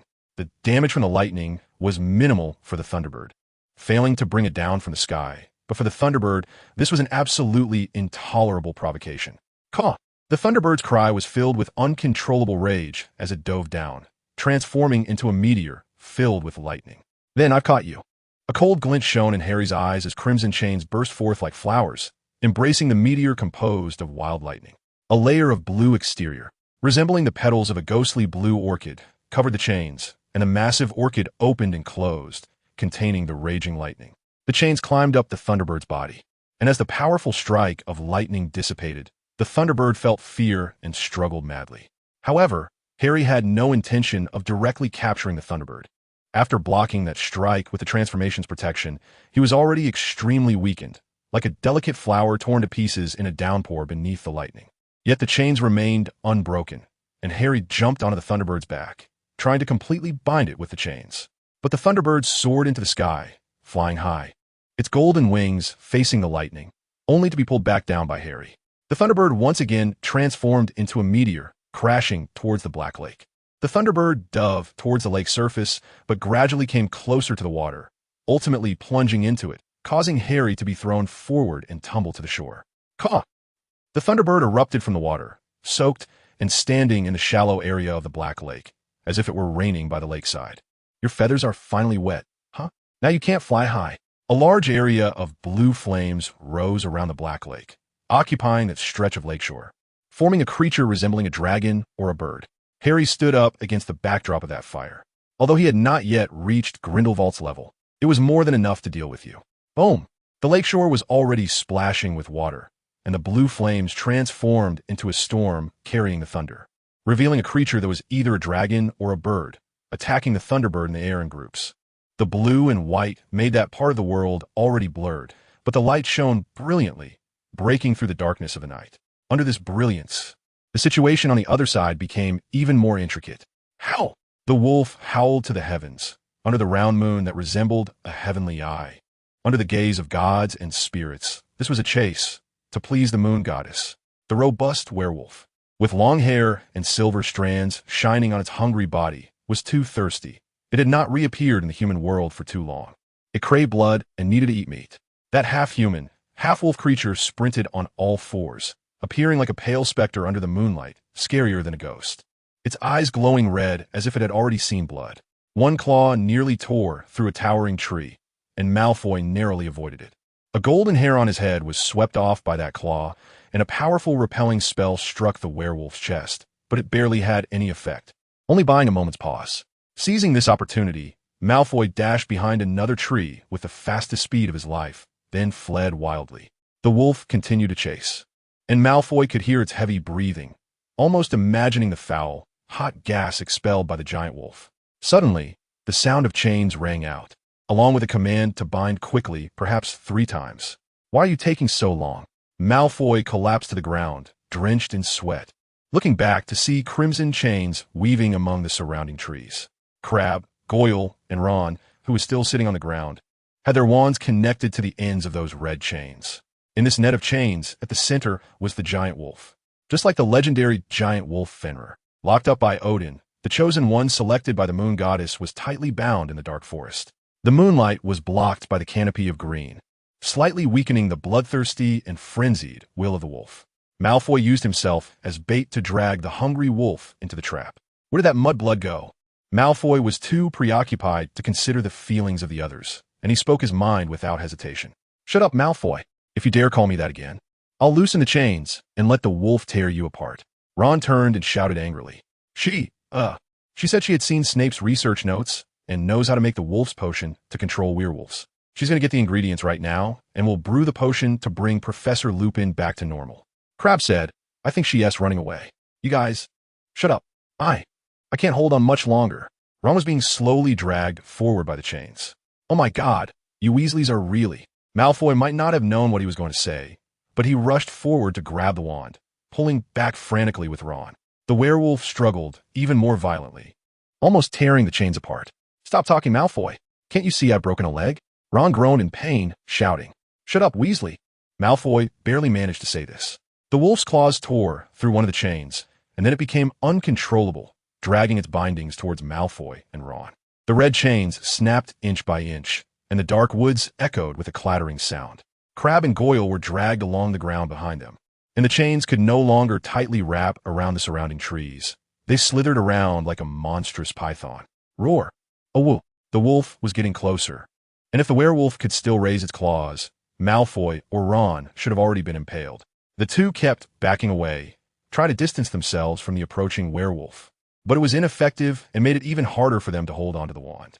Finally, they could no longer grip the wand. It slipped from their bloodied hands, and the werewolf howled excitedly as it lunged forward. A shadow flashed by, and the two disappeared from their original spot, with wolf claws grasping a few feathers. "Buckbeak?" Two voices came from the air, both filled with disbelief. It was Ron and Malfoy. Ron, dragging his broken leg, was sprawled on Buckbeak's back, while Malfoy was being held by the nape of his neck in Buckbeak's mouth. "A wolf!" The werewolf howled angrily at the half-eagle, half-lion shadow in the sky, wishing to tear down that creature that dared to snatch its prey. "Hey, you two, good evening." A voice suddenly came from the shade of a tree. It was Hermione. "Sorry, I'm a bit late, but that's because I want to find Buckbeak." "Oh, thank goodness, Hermione." Ron, seemingly exhausted, let his head hang completely on Buckbeak's back. As for Malfoy, that guy had been thrown into a nearby bush in retaliation for his feud with Buckbeak, head down. Buckbeak shook his body, throwing Ron off onto Hermione, who gently placed Ron against a tree. "The time you bought won't be in vain, I promise. That wolf won't harm anyone. We will take care of it." "Buckbeak, go!" Hermione shouted, leaping into the air while casting a levitation charm, moving as gracefully as a cat. Buckbeak screeched and swooped down like a true eagle, his lion-like claws clashing with the strong wolf claws, and the two massive creatures instantly tore into each other. Fire! As soon as Hermione touched the ground, she immediately cast a spell, sending a burst of flames towards the werewolf. Its long, glossy fur was instantly ignited into a flickering flame, and the werewolf howled in agony. frantically trying to extinguish the fire on its body, but its long fur was of no help. Buckbeak seized the opportunity as the hungry wolf staggered, attempting to pin it down, but the wolf stepped back a few paces and then charged back, throwing Buckbeak off. Buckbeak's razor-sharp claws, which had previously injured Malfoy, struck the werewolf's face hard, leaving a mark. The werewolf retaliated quickly, slamming into Buckbeak and leaving claw marks on his beak, as well as a wound on Buckbeak's chest. Hermione ran to the side, trying to support Buckbeak and take the chance to inject the wolf's potion, but the struggle between the werewolf and Buckbeak was too intense. Hermione dared not act recklessly for fear of accidentally hurting Buckbeak. Crabbe and Goyle had long since lost their wands, and the magical chains had dissipated into scattered sparkles. Just as the two monsters were locked in a fierce struggle, a snow-white figure suddenly shot out onto the moonlight like a missile. The shadow flickered as it passed through the small gap between Buckbeak and the werewolf, merely a moment before intertwining with the two figures. Then the werewolf suddenly let out a heart-wrenching howl, and upon looking over, droplets of blood splattered. One of its claws abruptly lifted, human-like, to cover its left eye. Buckbeak seized the chance to deliver a heavy paw that nearly sent the werewolf flying. Looking again at that shadow, it was none other than Hedwig, who had mysteriously appeared. Her tiny claws, which seemed harmless on ordinary days, now dripped with blood. This was not over. Taking advantage of the moment, Hedwig let out a loud hoot, and suddenly, two stone statues that looked like oversized wizard chess pieces appeared, as if they had sprung from the ground. Hermione didn't even see where they had come from. Taking advantage of the werewolf's slight pause, the two stone statues firmly held the werewolf, like shackles, tightly locking it in place. No matter how the werewolf's claws and fangs attacked, only shallow scratches were left, severely restricting the raging werewolf. The statue, transfiguration spell? It's Professor McGonagall. Hermione stared wide-eyed, not quite understanding why Professor McGonagall had come, but she quickly realized what she needed to do. Hermione rushed forward, leaping high, and plunged a vial of steaming potion into the werewolf's carotid artery, injecting it completely in just a few seconds. The werewolf paused for a moment, and this time it truly paused, staring up at the sky with wide eyes. Then it began to struggle more violently than ever, thrashing about whether it was locked by the statues or not. Hermione was violently thrown away, her head hitting a tree and bleeding. The werewolf began to howl incessantly, a terrifying sound echoing through the small town of Hogwarts, which had long been silent and haunted. The shrieking shack, which hadn't stirred for who knows how long, was once again in turmoil, even though this was at the edge of the shack. At the end of this monster's resealing, the dying beast's soul was painfully creating madness. Amidst this madness, the beast gradually receded, and a familiar person finally reappeared. "You won't escape this time, Peter," Sirius shouted angrily. "I never intended to." Pettigrew shouted as his wand-tip shot out a beam of green light, but it was dodged by Black. "You are truly shameless, betraying and framing your friends just to save your own pathetic life." Sirius had been suppressing his emotions for too long and finally erupted without reservation tonight, furiously reprimanding Peter. He unleashed 3 consecutive spells, overwhelming Peter, who curled up and scurried away, hiding behind the bed. "I just want to survive." Peter's voice sounded a bit guilty, but he continued to scream, frantically, popping his head out to cast the spell. Sirius narrowly dodged it, and a large rock that fell to the ground was hit by the spell, transforming into a teacup dog. Sirius retaliated once more, but Peter quickly retracted his head, and this strike missed. TSK. Sirius was a bit impatient. He had waited too long and could no longer afford to wait, especially with a Thunderbird and a werewolf on the other side. Boom! A thunderclap suddenly struck not far from the shrieking shack, and a dominant gust of wind spread out, with terrifying lightning tearing through the entire sky. It was the Thunderbird. Sirius dodged to the side in shock, but fortunately, the lightning did not threaten him. What Sirius did not know was that the Thunderbird was currently by the Black Lake, yet that terrifying thunder struck here. This meant that the thundercloud storm created by the Thunderbird had completely enveloped Hogwarts Castle and crossed over to Hogsmeade Village, with the storm scale nearly equivalent to the entirety of Hogwarts, even affecting areas beyond it. The Thunderbird had gone mad. "No, I have to end this quickly." Sirius's expression grew serious. "Thunder explosion," he shouted sharply, and a spell was immediately fired, smashing into Peter's hiding spot. Peter heard the noise, leaped to the side, and instantly transformed into a rat, escaping. Another explosion occurred in the shrieking shack, and the ancient building now swayed precariously. Seeing Peter turn into a rat and escape, Sirius immediately pursued him. He had to avenge his old friend. The bear-like black dog appeared again, looking even more ferocious than before, as if emanating resentment and hatred. The rat hid in the shadows, darting out of the shrieking shack, trying to escape beyond Hogwarts. A massive black shadow followed closely behind, never losing ground. The black dog ran to one side of the rat, attempting to corner it, forcing Peter to turn and weave back, returning to the side of the shrieking shack. Diving into the hole he had entered, Sirius followed closely behind. Although he had to shrink down to navigate the passage as a large dog, he still managed to keep up with the rat. As they exited the secret passage, they reached the grassy area by the Forbidden Forest. Sirius intended to call for Hagrid's help. He recalled that Hagrid lived in a small hut by the forest's edge. However, considering his current status as a fugitive, he ultimately decided against it.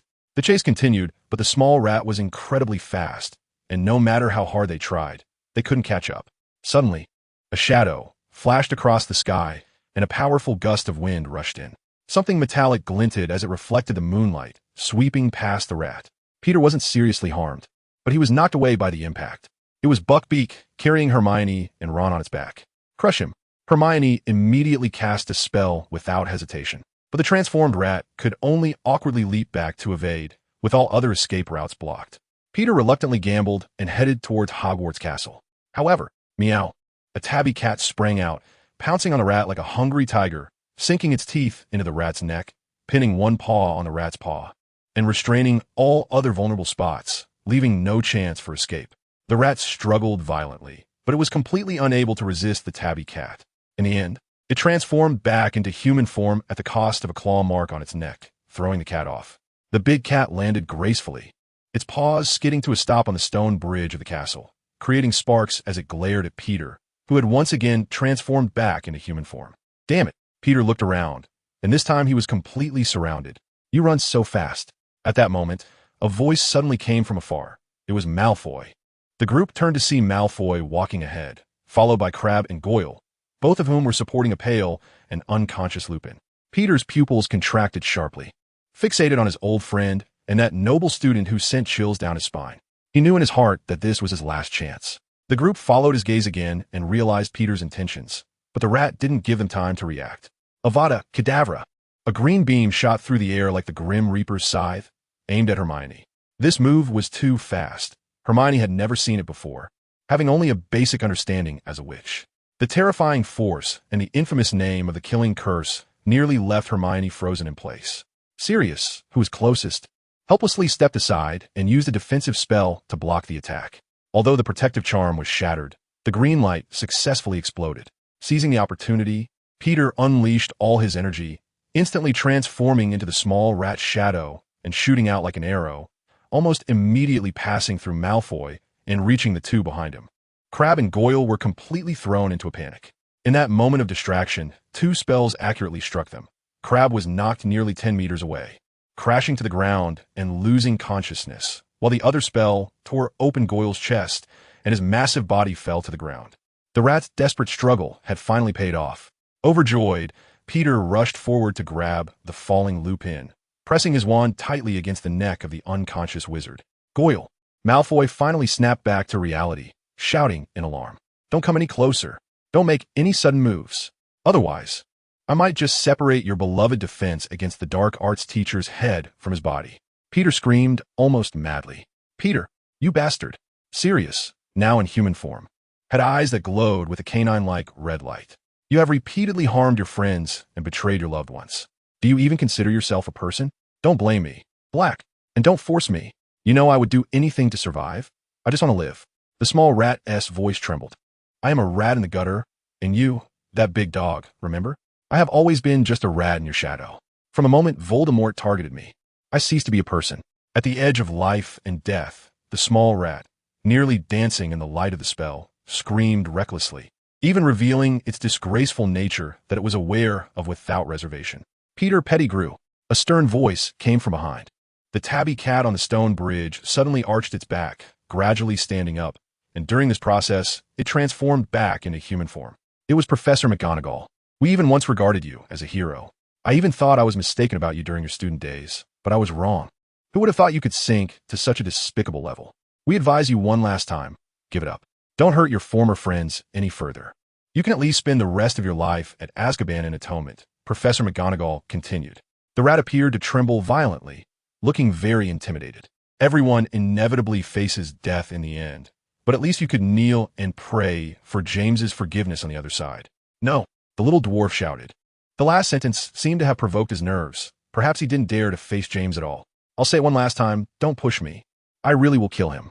The dwarf's wand once again pressed against Lupin's neck, and as he spoke, he slowly retreated towards the forbidden forest. Sirius looked as if he wanted to kill Peter immediately, but was too afraid to move forward. Professor McGonagall hesitated, wanting to raise her wand, but was unsure. Hermione had quietly dragged the precarious Goyle away at some point, and was now tending to him in a clearing beside Malfoy. Buckbeak, carrying Ron, was watching closely, while Ron stared intently at the despicable traitor, like a proud and vigilant knight. The standoff lasted for a long time, until a voice broke through the air. Well done, rat. A cold voice came from behind everyone. They turned to see the owner of the voice, Harry Potter. How is this possible? How could you defeat the Thunderbird so quickly? Peter retreated 2 steps. In fact, little mouse, I did not defeat the Thunderbird. To be honest, I was quite surprised that a magical creature could match me so closely. Harry's voice remained cold and expressionless, which made Peter even more flustered. However, I found this. Harry pulled out a silver, shell-like object, and a fine layer of cold sweat broke out on Peter's forehead. With a loud boom, accompanied by an enraged eagle cry, a vague golden shadow flashed by, with lightning bursting in the background. It was as if dark clouds were pouring down from the sky, forming a waterfall. When the broad golden wings parted the black clouds, a fierce wind danced wildly, and the powerful and terrifying Thunderbird was now standing beside Harry, glaring at the mouse with intense fury. You did surprisingly well with this framing, just like you framed Sirius back in the day. Harry's cold gaze seemed to reveal the same anger as the Thunderbird beside him. This should have been done by Voldemort's people, right? They knocked out this Thunderbird mother, and before that, they carefully wrapped it up so that its shape and face could not be seen. A dark wizard personally smashed its child, destroyed its egg, and then secretly transported this powerful magical creature to Hogwarts' Forbidden Forest to create chaos when necessary or serve as a trump card for escape. Harry held the wand hanging at his side, eager to use it. The method of using this handy tool is quite simple. You collected the liquid from its child's egg, and whenever you want to attack someone, just secretly sprinkle some on them. The Thunderbird mother, not having seen the real culprit, will go into a frenzy and attack those targets. Quite clever, isn't it? Harry sneered. Fortunately, the Thunderbird is a highly intelligent creature that can understand and comprehend human speech. After explaining and presenting evidence, it will understand who the real culprit is. Harry continued to hold up the eggshell fragment, which he had preserved, even hiding these fragments and feathers as a memento. You tell it not to act rashly. Otherwise, I'll kill him. Peter was completely panicked. The wand pressed against Lupin was almost piercing into his neck. Don't get me wrong, disgusting rat. It's not listening to me. We are merely temporary allies because we now have a common enemy. Harry lowered his head, his face dark as he slowly approached. If it wants to kill you, I want to stop it. Nor can I. Eerie blue flames began to dance across the grass, tiny flames spreading outwards, almost enveloping the entire boundary of the Forbidden Forest and the grass. If Hagrid hadn't left because of the court case, he would definitely have been alarmed. The Thunderbird slightly opened its beak, hatred and anger coalescing into a tangible sharp blade that had already eviscerated the mouse in front of it. The storm clouds pressed down, casting shadows over the moonlight, and the rumbling thunder in the storm sounded like the lament of the Thunderbird's dead child. No, no, no. Don't come closer. Did you hear me? Don't come closer. I will kill Lupin. I want to kill him. Peter clung tightly to his last bargaining chip, struggling, his body drenched in nervous sweat, his pupils trembling to the point of being unfocused. The extreme fear felt like a huge hand gripping him tightly, making it hard for him to breathe. It's useless, Peter. Even if we don't act, the Thunderbird will tear you to pieces at all costs. Not to mention, I have no intention of holding back. Harry continued to advance step by step, while Peter retreated step by step, but it was pointless. Harry raised his wand, aiming it straight, almost completely ignoring Lupin. Harry, Lupin is going to die. Sirius growled with a stern face. So what? To their surprise, Harry didn't even turn his head. Afraid of hurting Professor Lupin? Well, you can just watch this rat slip away and then go fight the Thunderbird. It's not moving a step right now simply because it feels guilty for just injuring us and knows this rat is doomed. But, enough. Harry's voice was very cold, and perhaps due to the psychological effect on the listeners, the few people around were stunned. A teacher, a dangerous spy, Voldemort's absolute loyal servant in the current situation, and possibly the help of a Thunderbird in the future, this deal is as profitable as it gets. Wow, what? Sirius took a few steps back, completely stunned. Harry? Ron and Hermione called out uncertainly, as if they didn't recognize the person in front of them. The image of Harry they knew before was completely different from the one now. Life is meant to find the meaning of existence. The only reason everyone in this world who has died yet is that they Haven found their purpose for living, or Haven realized it. Harry's voice became calm. If this meaningful thing in life has been realized, then everything we do in the remaining time is merely to add a bit more color to the great art of embracing death. I don't know if Professor Lupin has realized his meaning and value, but I know he lives in pain as a werewolf, fearing he will harm others. Now, in the process of fighting against dark forces, he gloriously sacrifices his life and finds relief, finally able to enjoy peace in another world. What is wrong with that? Harry glanced at Sirius. Peter's pupils were dilated, mumbling something incoherently, looking on the verge of collapse. He realized that the savior before him truly did not care about Lupin's life, which also meant he would be buried alongside him. Harry stepped closer, the small shadow gradually enveloping the trembling Peter.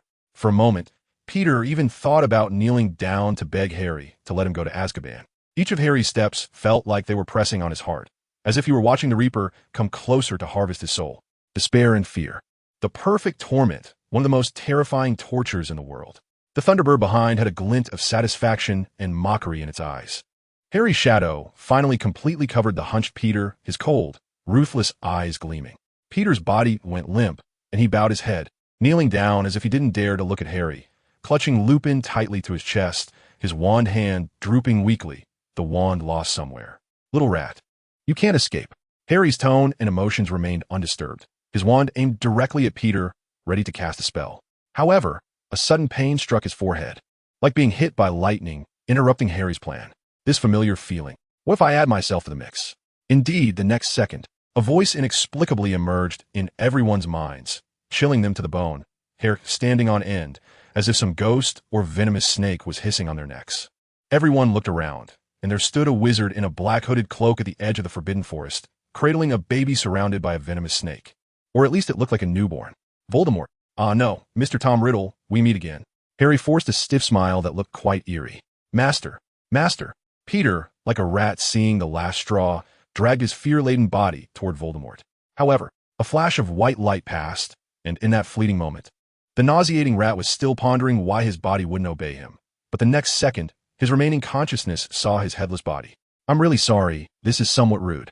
But when a rat enters the house, it must be cleaned up. Harry casually killed him and slightly bowed to Voldemort. Harry Potter. Voldemort did not continue the topic, as if the one who had died was merely an insignificant rat. This is the third time. Indeed, a boy just over 10 years old could drive you. The Dark Lord, back 3 times. This Dark Lord is rather weak. Harry's expressionless voice was a calm mockery that seemed more lethal than an arrogant face. No, you've misunderstood. I meant the third time we met. Unexpectedly, Voldemort did not get angry, but instead laughed ominously. Ah, no, counting that night, it should be the 4th time. I'm actually quite curious how you dare to execute such a plan. Even if your plan succeeded, it would ultimately be blocked by the Aurors. As long as Dumbledore returns, one person could wipe out all your followers, provided he is willing to kill. Harry truly smiled slightly. Even if you regain your magical powers, apparition is not permitted within Hogwarts. Do you really think you can break through the encirclement of a large number of Aurors and Dumbledore? That's right. Harry Potter. Voldemort's voice was always chillingly terrifying. But my loyal servant was slightly mistaken. He certainly doesn't know this. In fact, I have already found the ritual to resurrect me in the book Quirrell found for me. Voldemort's smile widened. However, it requires a special material, enemy's blood. Everyone realized something, and Harry's eyes gained a hint of understanding, while the others looked towards Harry. So I never planned to delve into the restricted section of Hogwarts today. My only purpose today, regardless of whether the plan succeeds or changes, is to obtain your blood at all costs. From the shadows of the trees at the edge of the Forbidden Forest, numerous wizards dressed like Voldemort emerged, at least 50 of them. The few beside Harry calmed down, gradually retreating toward the castle. Don't be foolish, you can't get in. I've arranged everything. Voldemort's eyes glowed red as he pressed closer, and several strands of black mist fell behind him. As the mist dissipated, more figures in black robes appeared. Although there weren't many, just a handful. They would definitely be able to hinder and delay them. These guys had hidden under the drawbridge in the moat. Harry was immediately surrounded, facing a large number of dark wizards attacking, as if he would lose his life at any moment. Ha ha ha! But Harry suddenly began to laugh. I admit I underestimated you, Voldemort. Harry stopped his cold laughter, a slight smirk on his lips. However, Harry raised his arms slightly, and a large amount of powder flew with the wind. The faint blue flames, dancing on the ground, suddenly turned green and then ignited into a raging fire, engulfing the entire lawn. Countless shadows flew out from Harry's sleeves, transforming into one monstrous soldier after another on the ground. In the firelight, their chilling smiles were so clear. Countless demonic knights seemed to step out from the flames of hell, emerging from the green fire of the flue powder, their iron hooves trampling the mountains and rivers with the might of a tiger. Today, many flowers will bloom. I really look forward to it. Harry's smile had never felt so real, cold, yet completely from the heart, almost conveying the uncontrollable excitement within this ruthless person. A hidden barrier blocked the front of Hogwarts Castle, isolating all sound and vision. The serpent-shaped hand ring revealed its true form, although the basilisk still controlled its size. It coiled around Harry's body. A dragon appeared behind Harry, and the Thunderbird, laden with lightning, stood behind him as if surrounding a king. Then, come to battle. Ah. Harry, what are these? What are these things? Professor McGonagall looked at the army before her in shock. Once the threat is repelled, I will naturally explain it to you. Harry did not even turn his head. Yes, the priority is still to repel Voldemort. Sirius looked at Harry with concern, but in the end, he resolutely focused his attention on Voldemort. Voldemort's cold and greedy eyes glowed red as he contemplated whether to continue with the plan. This sudden emergence of an entire army of magical creatures was indeed frightening, and their strength was impossible to gauge. The dragon wasn't much, but the Thunderbird and Basilisk were a significant threat. It's a pity that the arrow is on the string and must be released. My servants, at all costs, I want Harry Potter's blood.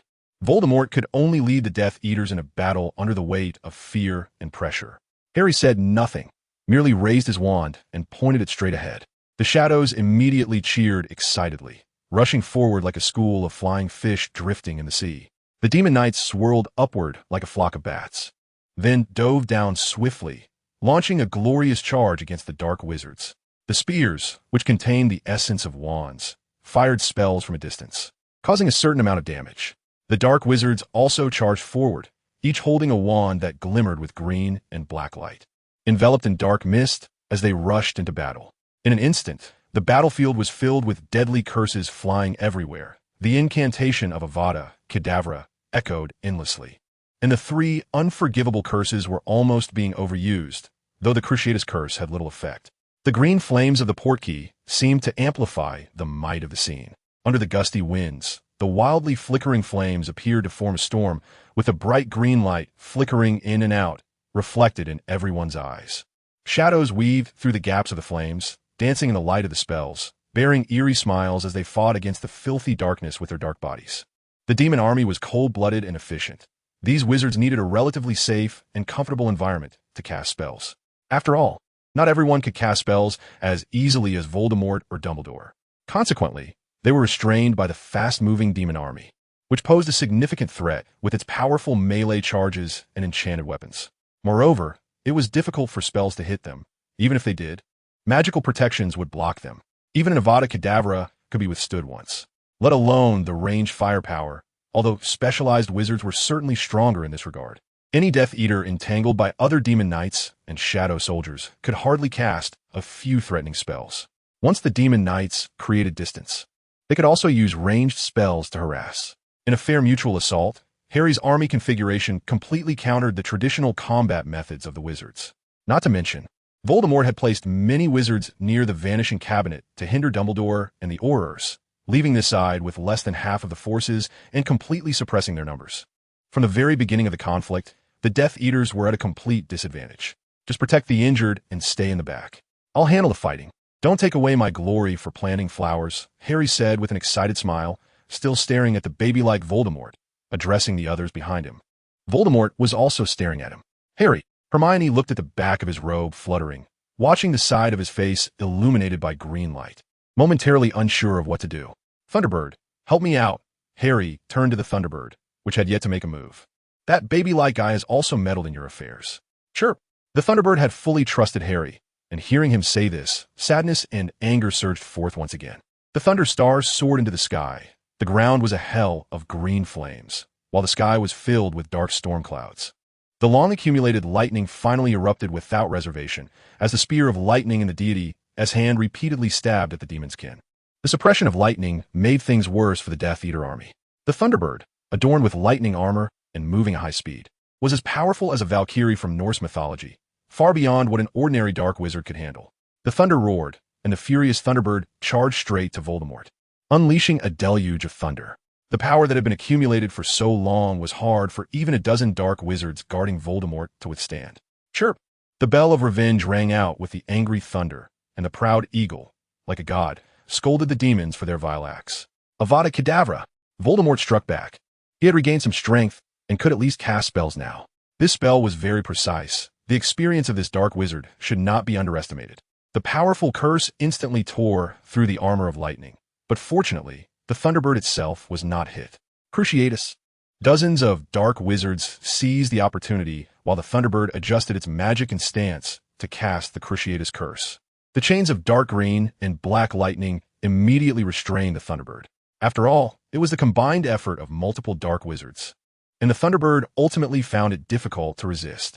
The storm of thunderclouds above continued to uncontrollably rain down lightning, tearing the formation of dark wizards apart. Harry's army was on the verge of overwhelming victory, and Voldemort was preparing to use the killing curse to take the Thunderbird's life and eliminate the threat of the thunderstorm to slow down Harry's attack. However, his red glowing eyes glanced at Harry's original position, only to find in horror that Harry had long since vanished, leaving only scattered green sparks. "What are you looking at?" "I'm right here." This time, the green flames truly transformed into a storm, soaring into the sky. The fluctuations of magic even broke the chains that bound the Cruciatus curse. Harry emerged from the flames, smiling gracefully. "Mr. Riddle, did you forget that Portkey can transfer objects?" "What?" "No." Voldemort panicked, realizing Harry had suddenly gotten too close. A silver dagger flew out, and Harry already wore a victorious smile. The dagger was coated in basilisk venom. Other spells could not inflict significant damage on Voldemort in this state, but the basilisk venom was different. This venom was enough to ruin Voldemort's body, turning him into a lost soul. Dobby. Crack. A crisp sound like a whip cracking against the top.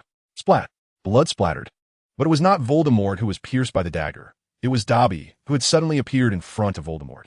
Dobby could not say a word, only looking back with wide, watery eyes, but all he saw was a somewhat astonished Harry. "Harry Potter, sir."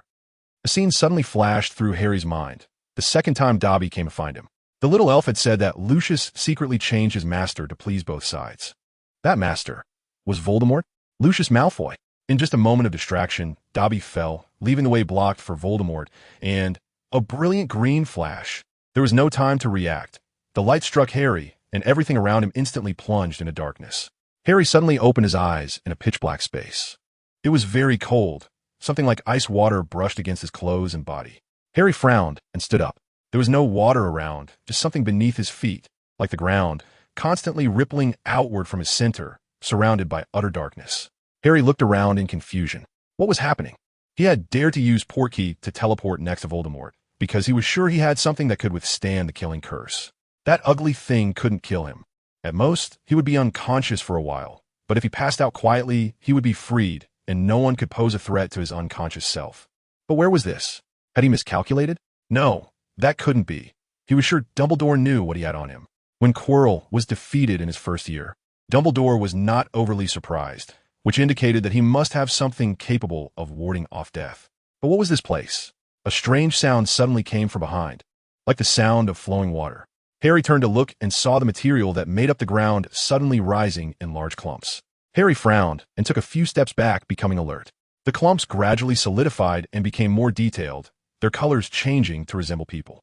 To be precise, they seemed to resemble Harry himself. How? Harry's pupils suddenly constricted, a dangerous dark chaos swirling in his eyes, resembling the vertical slits of a snake.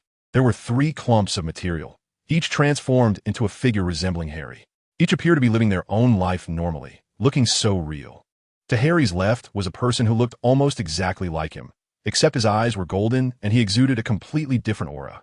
There was no hint of gloom. He smiled brightly like the sun, and one could almost imagine the warmth of love surrounding him. He wore Hufflepuff's uniform. The most notable point was that there was no lightning scar on his forehead. To Harry's right was a girl, very beautiful and also resembling Harry, but with much fairer skin, a softer face shape, a tall and slender figure, and eyes of clear sky blue, looking calm and gentle. Her long, thick, and smooth black hair cascaded down to her waist, and if one were to describe her aura, it would be gentle and charming. She wore Ravenclaw's uniform. As she softly laughed, a few strands of hair floated in front of her forehead and through the gaps. One could see a trace of a fierce lightning scar that did not match her flawless beauty. Directly opposite Harry was a version of Harry that was unlike the other two in himself, or rather, it was the expression that was different. This Harry wore an expression of uncertainty. However, in terms of appearance, they were the most alike, or rather, almost identical, as if looking into a mirror. The only difference was in the eyes. The Harry opposite had beautiful eyes, not murky dark green, nor did they have the snake-like patterns and constriction. Instead, they were like a clear pool of water rippling gently. He wore the same Gryffindor uniform as the current Harry. No, wait, Hufflepuff, Ravenclaw, Gryffindor. All are gathered, just one is missing. The four houses are only missing Slytherin, as this thought crossed Harry's mind. A streak of black fire with dark green flames suddenly ignited from the badge on his chest, spreading across his entire body. A gust of wind, seemingly from nowhere, made Harry's sleeves billow, and the flames danced, eventually swirling into a vortex that enveloped him completely. The strongest gust of air hit him, and the flames that had just been roaring in the wind were instantly extinguished. Harry came back to his senses and looked at the badge on his chest within the eerie, mysterious green. A touch of luxurious silver thread rippled, and the silver serpent of Slytherin lay in wait in the shadows. Whether it was pursuit or thirst for knowledge, it was closer to ambition than courage. Pure-blood wizards, proud and cold, with strange schemes, always elegant and pure. He should never have been a Gryffindor. He was a born Slytherin. In the sky, amidst the rolling black mist like dark clouds, red light shimmered, and a distant roar accompanied the flickering red light, as if something had been silently unleashed. Harry slightly closed his eyes. So, can you tell me what this place is now? He turned his head and suddenly opened his eyes wide again, looking at the figure that had mysteriously appeared behind him. Humph, as expected of me, truly perceptive. The figure looked remarkably like the girl to Harry's right, except for the teasing smile and identical eyes, those murky dark green, snake-like pupils. She tilted her head with interest, examining the male version of herself. Who are you? Harry asked cautiously, feeling a bit uneasy, as if he were a snake discovered in its hiding place. Me? The girl chuckled lightly. I am you. But I'm not a girl, Harry snorted. Oh, is that what you care about? The girl laughed in disbelief. Cut the nonsense. If you really are me, knowing what I'm thinking, then you know what I care about right now. Harry furrowed his brows again. Fine, the girl said helplessly. What is this place? You can think of it as your spiritual world, or rather, your inner world. Do you think this is a novel? Harry scoffed. It really isn't a novel, the girl said seriously. Oof. How could I end up in my own spiritual world after being hit by the killing curse? Harry calmly raised a question. No answer came, and a gust of wind swept through. The next second, a stronger gust of wind erupted before Harry. What do you want? Harry raised an eyebrow coldly, facing the girl who had suddenly appeared, her hand hovering before his neck as Harry tightly grasped it. The previously calm ground suddenly erupted like a tsunami. The surface that had just been as still as a lake now surged with towering waves. Oomph, now you should believe it, right? The girl relaxed her grip, her eyes shining with cold light, revealing a somewhat sickly smile. Look around you. This changes with your emotions. Whether you believe it or not, you have to believe it. Harry paused. I admit, your ruthless behavior to achieve your goals is quite like mine. Of course, I am you. The girl's smile softened a bit. Who are they? Harry let go of the girl's hand and nodded towards the 3 Harry Potters beside him. Oh, they're all Harry Potter, the girl chuckled lightly. Oh no, one is Harry Potter. Harry was taken aback, because Harry Potter and Harry Potter are pronounced the same in English, and it sounded like a grammatical error from the girl's mouth. Are you saying they are all me? Harry's eyes flickered. Yes, just different versions of you, the girl said, placing her hands behind her back and smiling sweetly. Or rather, you with different destinies. Oh, Harry became a bit intrigued. She walked past Harry and stood facing the 3 Harry Potters. He is the boy who lived who never experienced the great calamity. He is not famous in that world, and Neville Longbottom took his place as the savior. The girl pointed to the left towards the golden-eyed Harry Potter. Why Neville? Harry struggled to understand the connection between the two and Voldemort. She is Harry Potter, A very nice girl, just like you, wise, intelligent, and eager for knowledge. She is the female version of you, the girl who lived. She ignored Harry's question and pointed to the girl on the right with blue eyes. Oh no, she is not as cold-blooded as you. She should be the female version of Harry Potter, but not the female version of you. The girl laughed. I'm the female version of you. And she finally pointed at the Harry Potter directly facing Harry. His experiences are exactly the same as yours. The only difference is, he did not refuse love, the girl said, then turned back to look at Harry. He has made it this far not just by himself, but also with his friends, family, and teachers. My cowardly version, Harry smiled coldly. Where did you find these? Harry turned to look at the girl, who smiled and said, I am the true heart within you, the excited and fervent heart hidden beneath your cold exterior. I am your ideals, desires, ambitions, even your beastly instincts, and your resistance to certain things. I am the sum of your emotions, the summary of your character, a heart that is truly unmasked. The girl spread her arms wide, as if to embrace everything before her. Of course, you are different from those guys in the simulations. Only you have completely lost love because you rejected it. Therefore, my heart craves love excessively. Boom! The calm surface of the water instantly erupted into a 1,000-meter giant wave, and the previously silent environment transformed into a storm within a second, even shattering the shadows of Harry Potter. Stop pretending here. You're just another one in that simulation, merely awakened to consciousness in my unconscious projections. Harry's face darkened considerably. I don't need love. If you really didn't care at all, then what are these? The girl continued to smile, pointing at the surrounding giant waves. Boom! Water-like entities formed giant hands that tightly gripped the girl. In my heart, I can still say a few words. Harry's tone was so cold it could freeze the liquid around him. The giant hand tightened, and the girl's bones creaked under the pressure. I know what you're thinking, and I know what you want to do, Harry Potter. But the girl remained unfazed and kept laughing. You can't strangle your own heart. No one can. Erasing the soul has been done before. If they can do it, so can I. The giant hand gripped tighter, and the girl resembled a deflated balloon. Huh. The girl laughed loudly. The more you suppress it, the more that restless heart beats vigorously. Think about it. What are your ideals, your dreams? To become the king of this world. And then use my absolute laws to build a utopia of absolute peace, where there are no distinctions between wizards and muggles, no conflicts of black and white magic, no wars or conflicts, and to establish a court that includes gods and demons. Harry answered involuntarily. Yes, so where did this dream come from? Harry Potter, where did this dream come from? The girl laughed even more wildly. It's born out of your desire for love. At first, you just wanted to be a king, didn't you? To become the king of this world, what you want to gain, whether it be faith, worship, admiration, or affection. Harry Potter, you just want to gain the most love. Shut up. Harry clenched his fist, the joints cracking under the pressure.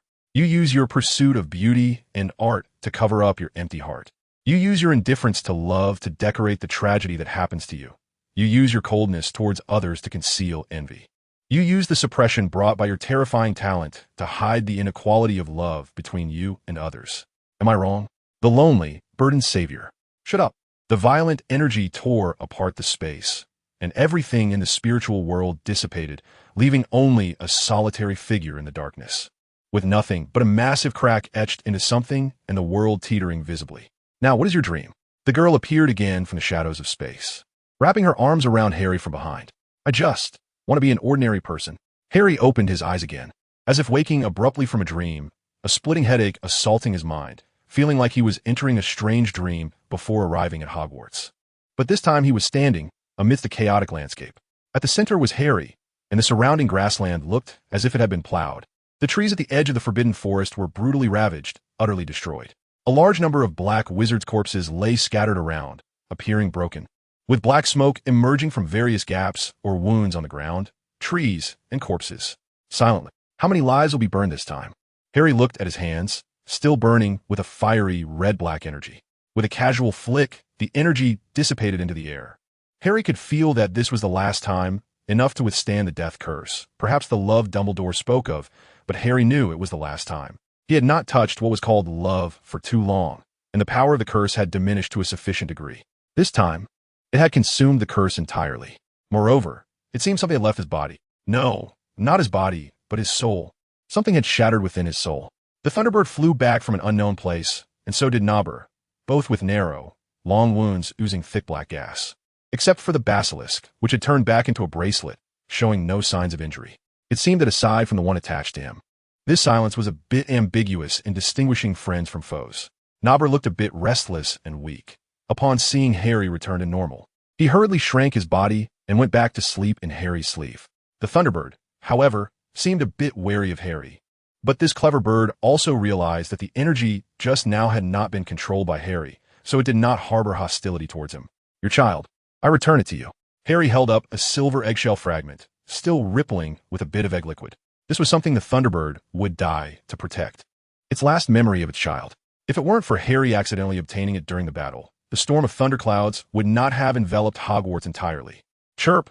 The Thunderbird lowered its body, as if bowing, expressing gratitude to Harry, then carefully covered the eggshell with its enormous wings and picked it up with its beak. In exchange, if I need your help, can I summon you? Harry suddenly placed his hand gently on the Thunderbird's beak, making the bird, which was holding the eggshell, tense up, sparks of lightning flickering on its golden feathers. Just once, Harry added, and the Thunderbird's expression appeared hesitant, but ultimately agreed. Master, you have lost the scent of the Gaunt family. The bracelet's eyes suddenly lit up, the basilisk's tone sounding uncertain. But you have already sworn loyalty. Harry glanced at the bracelet. I know, the oath of loyalty cannot be changed. Otherwise, it would be betrayal. I just have some doubts about why the aura on you has inexplicably vanished. The basilisk continued. That killing curse shattered something belonging to Voldemort. Something that remained in my body. Harry had already guessed. It seemed Voldemort was still somewhat useful. At least he had taught him Parseltongue. Harry, that voice was Hermione. Harry turned to see several people over there, terrified, crossing one clawing shadow after another, one silent and lethal demeanor after another, running towards him. Harry's wand moved, and a hurricane spell quickly formed, dispersing the black gas floating around. Harry, how come you have that thing? Sirius rushed over with a worried face, grabbing Harry's shoulder. Harry, are those inferi? Professor McGonagall, with a serious expression, walked over. Just the charge of illegal border crossing for selling magical creatures is enough to land you in prison. Not to mention necromancy. Even if all those corpses were collected by you, it would be enough to keep you in Azkaban for a lifetime. Ron and Hermione's faces turned pale. Yes, Professor McGonagall, you are absolutely right. Harry chuckled dismissively. So, how about these artworks? Aren't they exquisite? Harry, you. McGonagall was startled. Oh, what a hassle, but fortunately, I have a backup plan. Harry laughed lightly and shook his head helplessly. Snap! A crisp sound echoed, and poof! Blue smoke erupted from the knights, flooding the entire field in an instant. The smoke engulfed the crowd like waves, covering everything. What, all of it? Sirius's expression stiffened as he raised his hand to cast a protective spell, but Harry's wand shot a red lightning bolt faster, knocking the wand of Lupin out of his hand. Ron also wanted to use the spare wand Hermione had given him to cast a protective spell. But the blue smoke was quicker, and soon Hermione and Ron fainted. Harry, McGonagall called out complexly, quickly waving her wand to create a protective spell. Oomph. Ginny. Harry slightly raised the corner of his mouth. McGonagall suddenly felt something was wrong as a red lightning bolt came from a blind spot, instantly knocking McGonagall's wand away, and the unfinished protective spell quietly collapsed. Ginny. McGonagall turned back in disbelief, only to see the little girl smiling sweetly. Half her body hidden in the blue mist, that smile seemed to be directed at Harry. By the time she realized it, the blue smoke had already filled her lungs, and even holding her breath wouldn't help. McGonagall fainted with reluctance, while Sirius maintained an incredulous gaze at Harry before finally collapsing to the ground. The unprepared Malfoy trio almost fainted as well, but Harry raised his hand to cast a protective spell for them, preventing them from passing out. Oh, really? If it weren't for Voldemort, I wouldn't have to waste this venom from the winged serpent. Harry's hands were in his pockets. The mask formed by the bat-like creature covered the lower half of his face and extended upwards to obscure the side of his eye.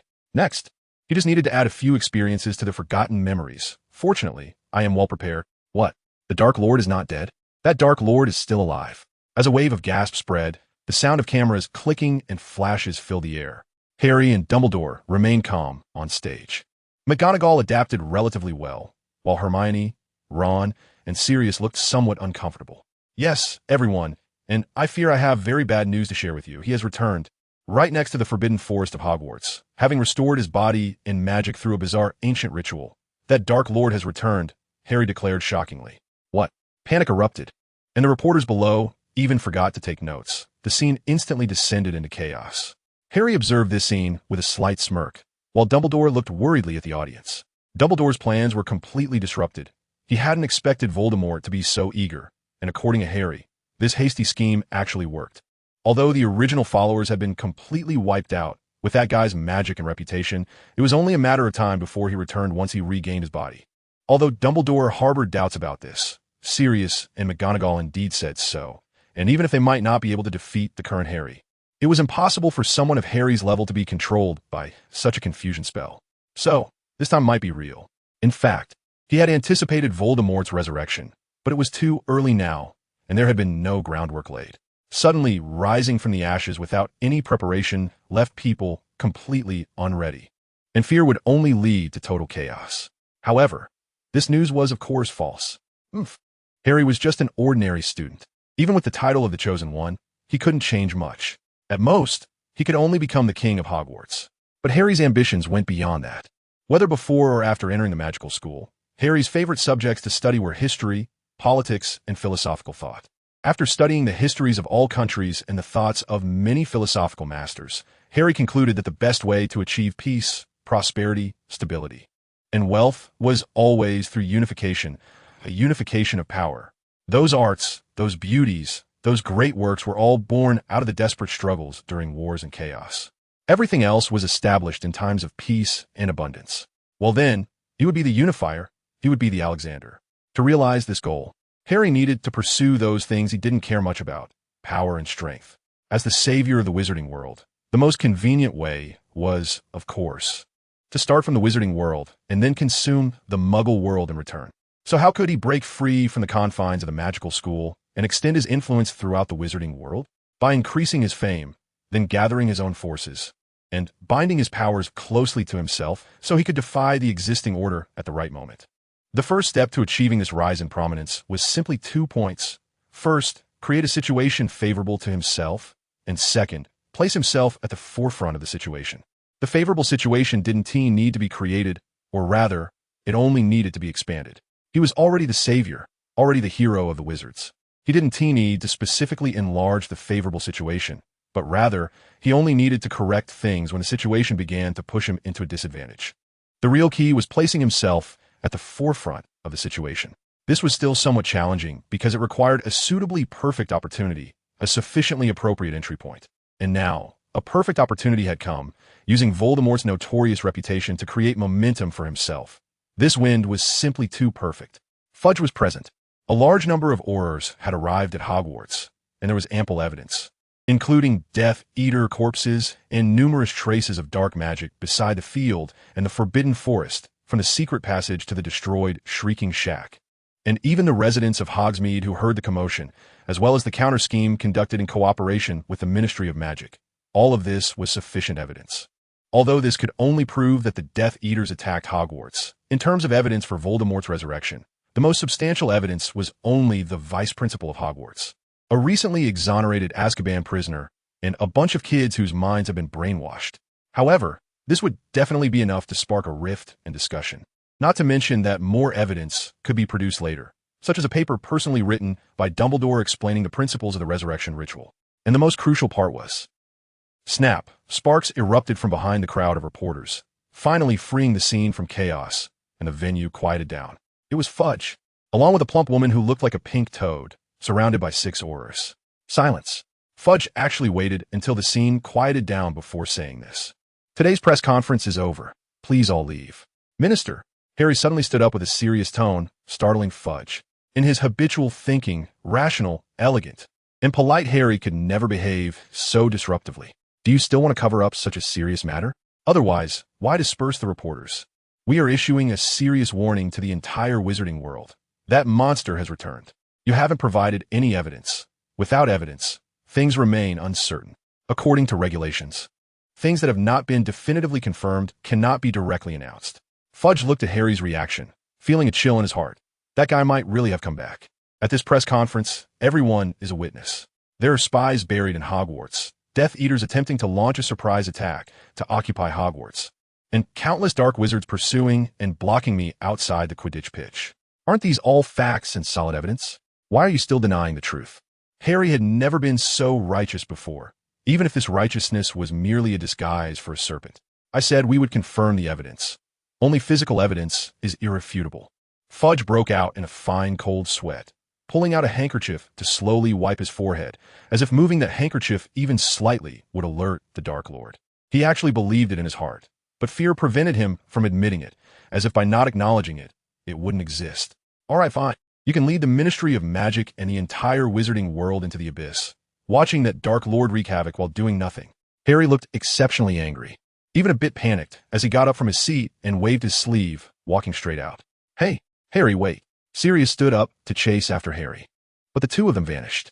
However, a demonic smile had already appeared on Harry's turned-away face. It was enough. Whether Voldemort was resurrected was no longer important. What mattered was that this performance, these reporters, would make the entire wizarding world believe that Voldemort had returned. No matter what the truth was. As long as the vast majority believed it, that was enough. And the Ministry of Magic, Fudge, would absolutely not allow such a scandal to exist. They would do everything possible to expose this lie that was already a lie.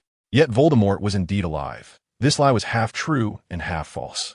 No matter how these people clarified or covered it up, it would only appear as a show of hypocrisy. Next, fear would bring chaos and desolation, and people's trust in the Ministry of Magic would plummet. After that, as long as he secretly acted out again, whether it was an illusion or the truth, the current Ministry of Magic covering up facts, reversing black and white, oppressing the people, and being indulgent and helpless would be imprinted in everyone's minds. Thus, from now on, there would be justification for developing his own power.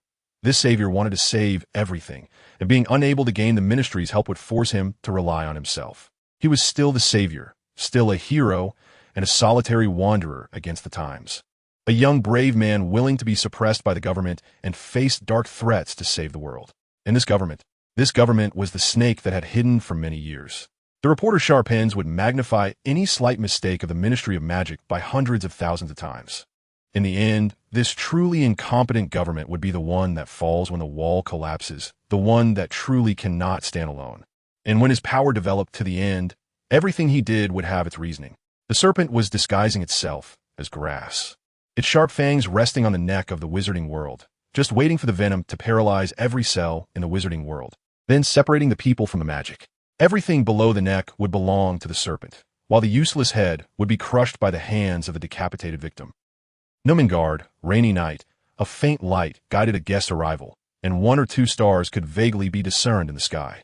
Pitter-patter. The raindrops fell sporadically on the umbrella, and Dumbledore was rarely seen strolling up the steps with a black umbrella. "Hello, Mr. Dumbledore," said the head of Numengard, who had not even opened an umbrella and was dressed in a raincoat, stepping out to shake Dumbledore's hand. "Hello." Dumbledore nodded slightly, smiling amicably, the faint starlight still causing his glasses to shine with a silver glow. "Can we check with magic, Mr. Dumbledore?" the head said, genuinely apologetic. 2 of our companions mysteriously went missing before, and with the recent rumors of Voldemort's resurrection. "It's all right, go ahead and check." Dumbledore smiled again, indicating friendliness. The routine inspection went smoothly, and although the wizarding world was somewhat uneasy at the moment, this time it was indeed genuine. The few of them reached the prison's innermost depths, searching for the most dangerous person. "Ah, here comes the meal again. I hope you can prepare something good for me today. The stars tell me an old friend is coming." A deep, hoarse voice echoed from the darkness. The head looked at the Auror beside him, who was eagerly pushing the food cart, feeling a bit guilty and lowering his head. Suddenly, the head rushed over and lifted the steel cover off the food tray, a delicious aroma wafting out. Southern-style iron pot chili cheese stew with beef, exquisite carbonara pasta, and even steaming Yorkshire pudding with hot cocoa. Here we go again. How many times have I said it? Follow the rules. I don't know why you privately spent money to bring food for him. Are you crazy? The head was furious, as if he had seen something terrifying. But then he deflated like a punctured ball. "Ah, another one gone mad. Take him to see a psychologist. If he can be saved, then try." "I'm not crazy. I have my reasons for doing this. What you're doing is unfair," the person shouted as he was dragged away. "Please forgive him. He really is. It was a correct decision to cut out his tongue the first time we caught him. We have 4 or 5 psychologists here year-round, and previously one even turned his side, and that doctor had never even met him," the head sighed. "It's all right. I understand him. It's indeed something he can do." Dumbledore nodded, knowing he had always been terrifying in this regard. "Ah, Albus, you've come." A voice hidden in the night spoke from the top of the stairs, and at that moment, Dumbledore stepped onto the stairs. With a wave of his hand, the idle food cart began to move slowly. following Dumbledore's footsteps as it climbed up the stone slope beside the stairs. Ah, the aroma of food is truly enticing. Ever since that day, the buttered bread provided in the cell has completely lost my interest. From head to toe, Dumbledore's figure gradually appeared at the iron door, and the night finally illuminated 2 points of light, reflecting brilliance from the pure blackness. Stars, you really have seen him, Haven T.U. Gale? It seems you've learned something from your student, Dumbledore said, standing by the iron window next to the iron door. There was an opening at the waist of the iron door, and inside was an iron table like a dining table, where plates of food magically floated in and entered through that small door. Oh, is it meal time? I was just wondering why Grindelwald was delivered so early today. He smiled. It shouldn't have arrived yet. It should be another hour. But the delivery person seemed eager to meet you. Dumbledore smiled as well. Oh, what a pity. They didn't prepare a portion for you. Grindelwald walked to the iron table, and something on the ground made a harsh sound. The only wooden chair in the room mysteriously moved to the front of the iron table. That chair was left by Harry. Grindelwald sat down with a smile and began to savor the food that had been delivered. You are mistaken about one thing, Albus. I already know a bit of astrology. This is merely a normal academic exchange. Grindelwald's voice was so relaxed and pleasant, as if he were on vacation. Yes, but your student is creating turmoil outside. And to you, this is merely an academic exchange. Dumbledore's tone revealed a hint of bewilderment. Isn't your student the same? Besides, he can at most be considered our mutual student, right? I just have the upper hand. Grindelwald seemed to grow happier as he spoke. Yes. What is there for him to be anxious about? The storm outside has nothing to do with him. He has simply taught the 3rd generation of dark wizard a thing or two. Ah, he is not yet a dark wizard, and he has an old friend coming over for a meal. This is simply delightful. So many years have passed, so many years, and he no longer harbored ambitions of world domination. Be they muggles or wizards, he had long since lost interest in the disputes among them. But fate had thrown a player in front of him, a chess player, asking him, the once most powerful chess player, for guidance. This was yet another player, using the heavens and the world as the chessboard. How many years had he contemplated this move? Ultimately, it was still pushed forward by the hand of fate. Albus's student, that so-called 2nd-generation dark wizard, his piece, was once again pushed to the forefront. And Dumbledore, the wizarding world, and even the muggles would be swept into this. This game was truly spectacular. Why agree to teach him? Haven't you long ceased to concern yourself with worldly matters? Dumbledore's tone revealed a hint of fatigue. Rest assured, I will not personally step into the fray. Grindelwald discerned Dumbledore's intentions and worries. His smile was so sincere that it sent chills down one's spine. Dumbledore! Grindelwald suddenly called out. Dumbledore was taken aback. It had been a long time since he had called him that.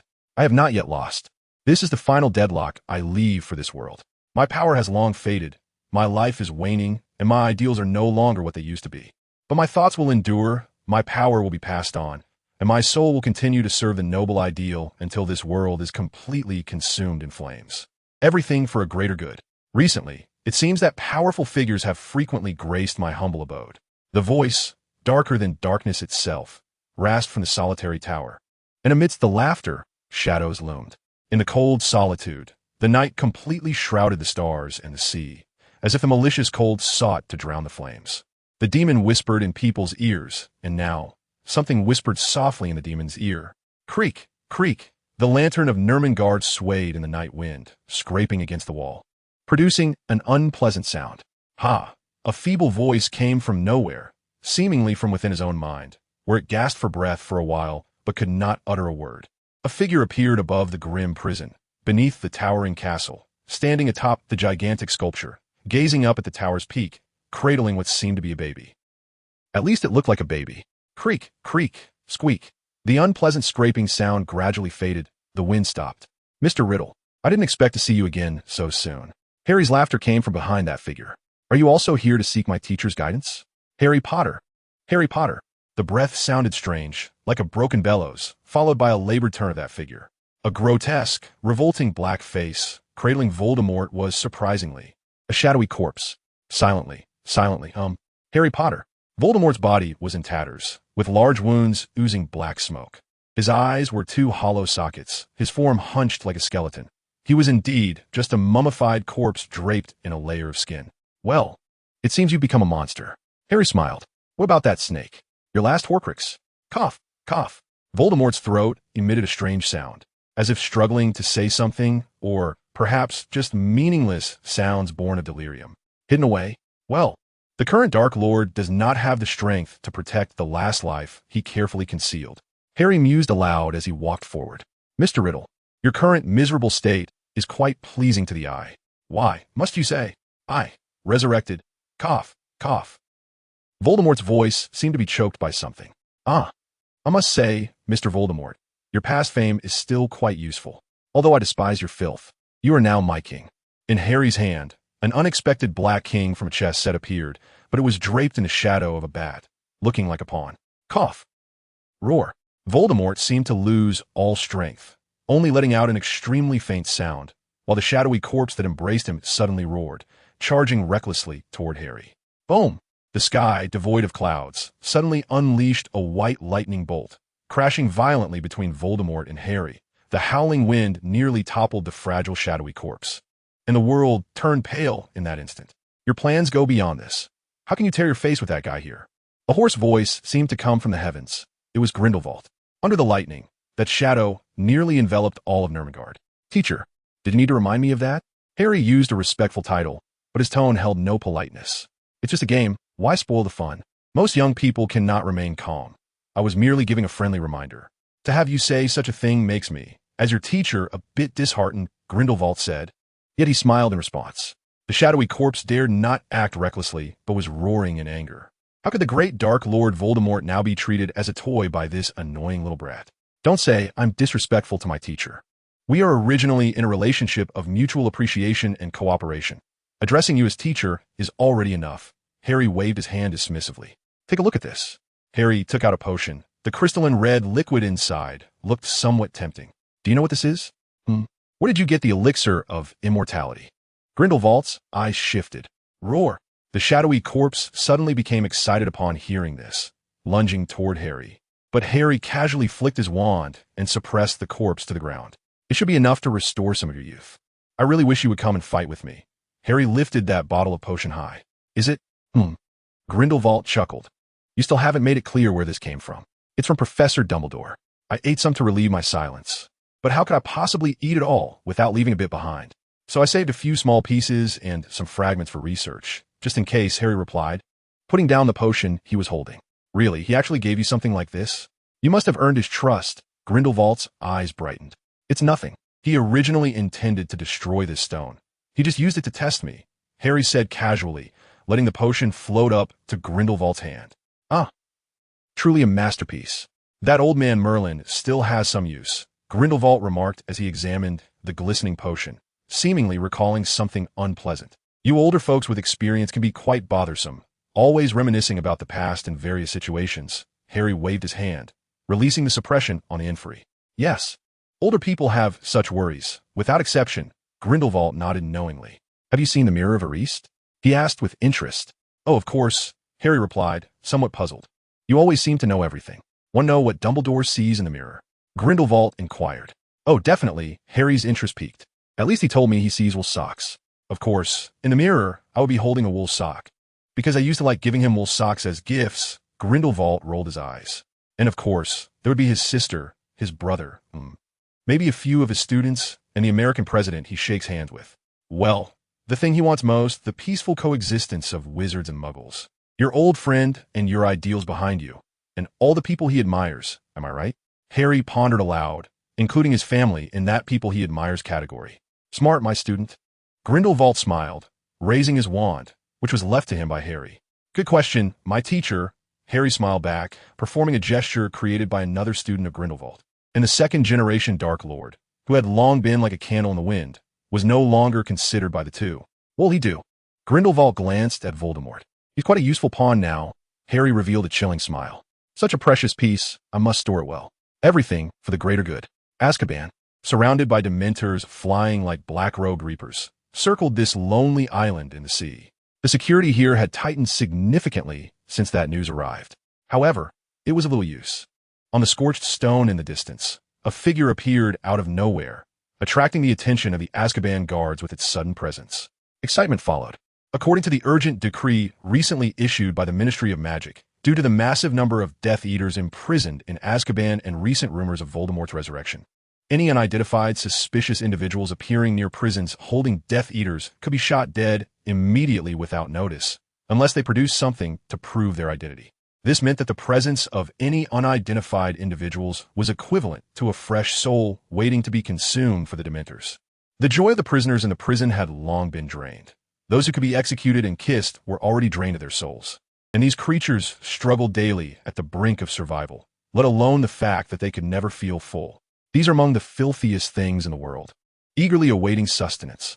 Therefore, seeing an inexplicable addition of a person here, the Dementors were ecstatic, and in no time, most of the Dementors in the prison surged towards this way, prompting the Aurors inside to take notice and rush over, though their movements seemed somewhat slow.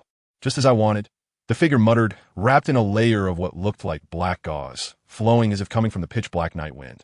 Suddenly, the surface of the sea behind him boiled, as if someone had poured a layer of oil onto the water, igniting it with a strange green flame. The flames rolled and surged through the air, eventually morphing into the shadow of a giant snake. Following that, more and more snake shadows began to emerge for the green flames, rampaging as if to destroy everything. However, unfortunately, the flames of flue powder were not lethal. They only had the capacity for transportation. The Death Eaters descending from the air were all engulfed by this massive wave of flames, becoming possessions of the cloaked figure. The combination of the fiend fire curse and flue powder proved to be very effective. "Who are you? Stop!" A voice filled with terror and anger shouted. Looking up, the edge of the cliff on Azkaban Island was already crowded with Aurors, and the speaker was looking at him with fear and anger. The Dementors, cheering and leaping into the green flames, turned back to glance at the Aurors, emitting chilling and eerie hissing sounds. The cloaked figure raised his hand to his chest and flipped it outward, releasing a massive, thick black shadow, like some strange energy. That dense energy seemed to carry something with it. Upon contact with the Dementors, it compelled those monsters to turn and stare directly at their former colleagues, as if eyeing a grand feast. What is happening? The speaker took a few steps back. In the next moment, a swarm of Dementors unleashed a storm, attacking the Aurors they had long coveted. Expecto Patronum. Expecto Patronum. The Aurors finally became aware and cast the Patronus charm. And for a moment, the bright deity and the dark vengeful souls were entangled, light and dark clearly defined under the shadow of the night. Of course, within that darkness composed of countless zombies was a hope that was second only to the soul for the Dementors. Ever since Harry conquered the bats, he had fallen in love with these mindless yet highly effective dark magical creatures, which had a terrifying desire to attack enemies and feared nothing but the Patronus charm. They were incredibly useful. Therefore, Harry had long coveted the Dementors. Thus, when he captured targets with the Inferi, he would let the bats play a hunting game, giving the prey a strong hope of escape and collecting those hopes. All of this was for this moment. For the Dementors, loyalty to someone was not important. What mattered were those positive emotions, those rich souls, those delicious feasts. So, when the Dementors sensed that delicious hope and the promise of unrestricted hunting, they pledged loyalty to Harry without a moment's hesitation. After all, not only could they act freely and provide for themselves, but everything they created through their efforts belonged to them alone, and they could also receive an additional salary. Who would envy such a job? Therefore, not just the Dementors who had already come before Harry, but all the Dementors in Azkaban, upon hearing this news, almost instantly turned against their former master. In an instant, the numerous Aurors found themselves surrounded as the Dementors surged in, even attacking from behind. For a moment, the Aurors, who had gained an advantage thanks to their Patronus, were actually backstabbed by the Dementors who had just arrived from behind, and the situation reversed immediately. This is bad. There are too many Dementors gathered, nearly a quarter more than our numbers. Our Patronus can't hold them off. An Auror shouted, clearly gripped by fear. Damn it, the leader gritted his teeth, then pointed his wand to the sky, unleashing a red shockwave that exploded in the air like a grand firework. Reinforcements are almost here. It seems this farce should come to an end.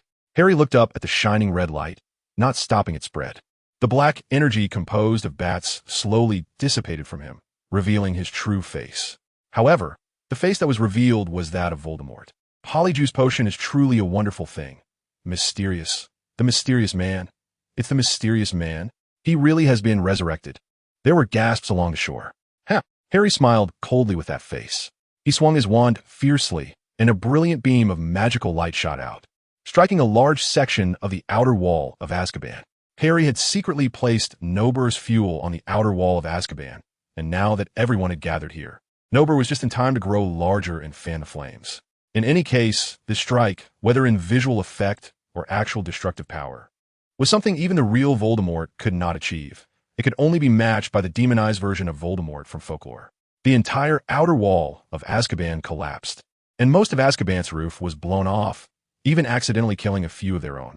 Powerful, cruel, ruthless, terrifying, treating human life as grass.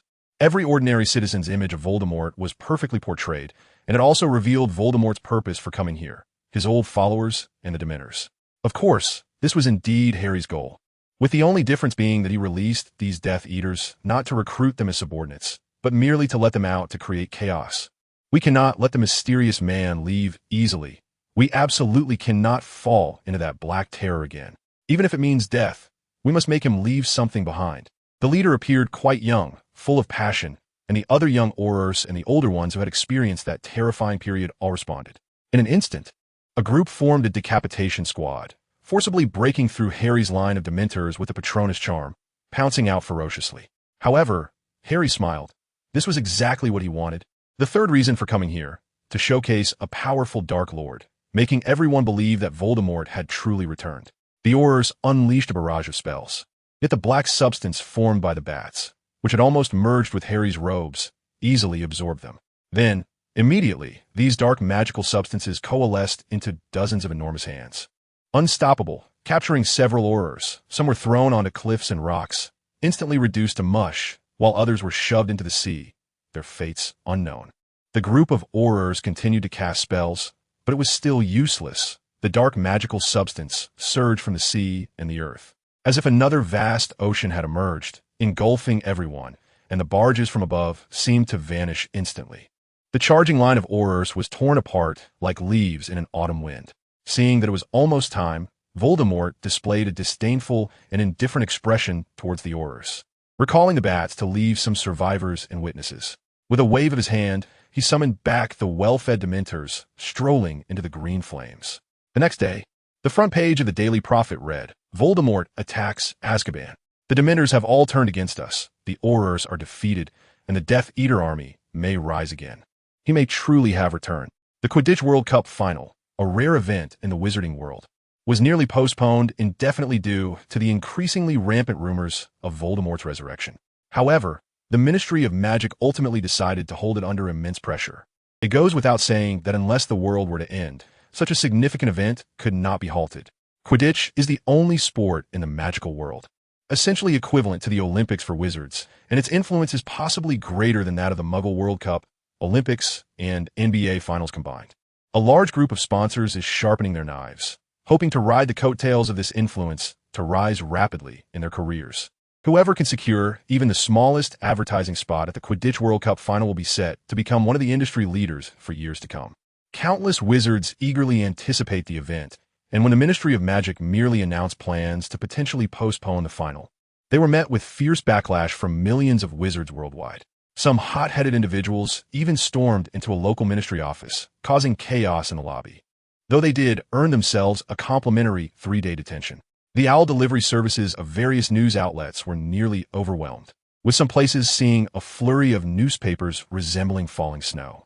The Quidditch World Cup Final is significant enough to be recorded in the annals of wizarding history, serving as a dividing line in the peaceful eras of the wizarding world. While the world remains immersed in the finals festivities, underground business battles in the wizarding community often reach a boiling point, leading to extreme fluctuations in prices. Economists studying the wizarding world generally subscribe to the theory of economic catastrophe, which suggests that whenever the Quidditch World Cup Final arrives, the explosive growth in wizards' consumer desires stimulates an equally explosive growth in the overall economy. However, for all individual groups in the wizarding community, this is a cataclysmic test of power. In summary, the Quidditch World Cup Final holds a unique significance for the wizarding world that is unmatched by any event in other realms or circles. Of course, if something goes awry during the final, the implications of that chaos would also be unparalleled. Hasn't Harry come? Ron asked, feeling a bit down. I invited him. He seems completely uninterested in Quidditch, and he said he has other things to do. Hermione shrugged. Wow, this is the final.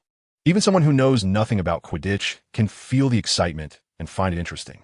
Even if you don't like it, it's something to brag about. Ron was truly disappointed. What could be more important than watching the Quidditch World Cup final? All right, forget him. You know he always has his own ideas. Let him be, Hermione said, as she was staying with the Weasley family in their tent. Get some sleep. I'm going to find Ginny. We need to watch the match tomorrow. Okay. Ron replied helplessly, collapsing onto his bed, while Hermione stepped out of the tent to head towards the girls' dormitory. What they didn't know was that Harry, whom they were discussing, was observing the newly constructed Quidditch stadium from a distance in the mountains, fiddling with his wizard chess pieces, feeling both excited and bored. A black shadow moved slowly around the chessboard, its hard black scales brushing against the edges of the board, its amber eyes scanning the game. A strange, ghostly light almost drowning out the chess match. You're so excited. Save some energy for the match, Harry said with a cold smile, his fingers gently gliding over the serpent's cold scales. Yes, the basilisk's body still writhes, its black tongue flicking out cold air, uncontrollably excited. As you put it, we will soon have a garden. Tomorrow night, everything will be quiet, Harry chuckled, moving a soldier piece forward. The Ministry of Magic had long realized they were powerless to stop the wizarding community's enthusiasm. The Quidditch World Cup final had to proceed as scheduled, or they would be devoured by the very wizards whose support they had lost. They had no choice but to go with the flow, hold the final as planned, and spare no effort to ensure its smooth execution. Although the risks were high, if successful, it could somewhat alleviate the fears brought about by Voldemort's resurrection, divert public attention, and a successful event could significantly boost confidence in the Ministry of Magic, stabilizing the hearts of the entire wizarding community. Because of this, the security measures for this event were far stronger than for any previous final, resembling a military fortress. Although this did not dampen the audience's enthusiasm, it did cast a shadow over the night before the match. Even the equipment used for this match had been borrowed from Hogwarts, the safest place in the wizarding world, where the chances of tampering were least likely. Right? The next day, at midnight, in the darkness, the splendor was on full display. A grand fireworks show, performances prepared by the Irish and Bulgarian teams to gather supporters. A fierce competition among fans filled with the smell of gunpowder, and all the bigwigs of the wizarding world made their appearances. Not even a ministerial election had ever seen such fervor. Not even Grindelwald's speeches could draw such a grand spectacle. Oh, Minister Fudge, hello, Mr. Weasley arrived first at the top box, and it wasn't long before a nervous and sweating Fudge rushed in, awkwardly greeting him. Is Harry Potter not here? That's good. Fudge pulled out a handkerchief to wipe the cold sweat from his forehead, seeming to breathe a sigh of relief upon realizing Harry wasn't in the box. But still not relaxing much. You need not be so nervous. We are fully prepared. 90% of the Aurors in Europe are here today, and we even brought back retired Mad-Eye Moody. I believe we can handle any situation perfectly. A serious-looking middle-aged man approached. I hope so, Mr. Barty Crouch, I hope so, Fudge said, his overweight body seeming to melt as he slumped onto the sofa, as if he wished to hide his entire body within it, shrinking further in. Oh, Minister, you really should take a break. You're becoming as paranoid as Moody. Another overweight man laughed as he walked in, seemingly unconcerned about the security issues. There's indeed a reason for such strict security, but you really shouldn't have brought back Mad-Eye. I just placed the cake in front of him, and he flew into a rage, using a spell to smash the cake, making a mess all over the room. He muttered in dissatisfaction. This is necessary, Mr. Bagman. You know, Moody is the nemesis of the Death Eaters. If we want to prevent Voldemort from leading his followers in a major attack, he has to be present. Mr. Crouch said sternly with a serious face. Oh, how sad, Mr. Bagman said sadly. I advise you to go to Malfoy's house immediately, the sooner the better. That guy might be planning to curse someone here or sneak in with the Death Eaters who want to attack. I don't want him to see the headlines or a chaotic scene. Suddenly, a voice came from outside, and then a large, scarred old man with a strange eye that was rolling around and a limp leg, leaning on a cane, burst in. Minister, when you came to ask for my help a few days ago, you told me I could have full authority to mobilize these Aurors. Why aren't they listening to me now?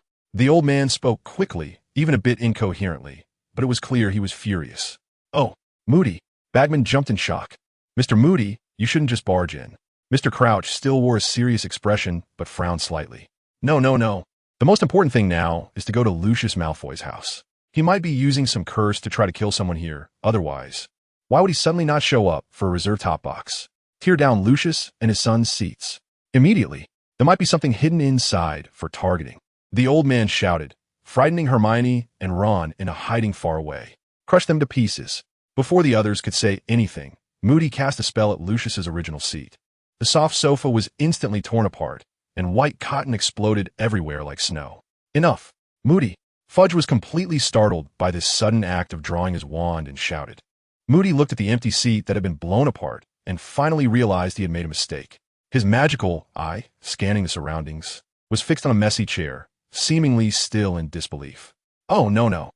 I really made a mistake. I need to check the sky again. The higher the better, dragons and dark wizards can easily hide in the clouds under the night. He muttered angrily and walked away. The two aurors who had been standing at the door, unsure of what to do, exchanged glances and followed him. Ah! Fudge rubbed his temples, and then suddenly seemed to remember something and looked toward Crouch.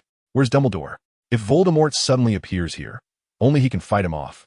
Is he here yet? Dumbledore said he couldn't easily leave Hogwarts right now. Voldemort was eyeing something in Hogwarts, so he was temporarily staying in the headmaster's office. Crouch said, but you don't need to worry. We have prepared 6 fireplaces that can connect directly with the headmaster's office at Hogwarts. If he wants to come, he can come anytime, and we can send messages at any time. That's good. That's good. Merlin's beard. I hope everything goes smoothly. Fudge finally calmed down a bit. Bagman went to the commentary seat first, and this grand event was finally about to begin.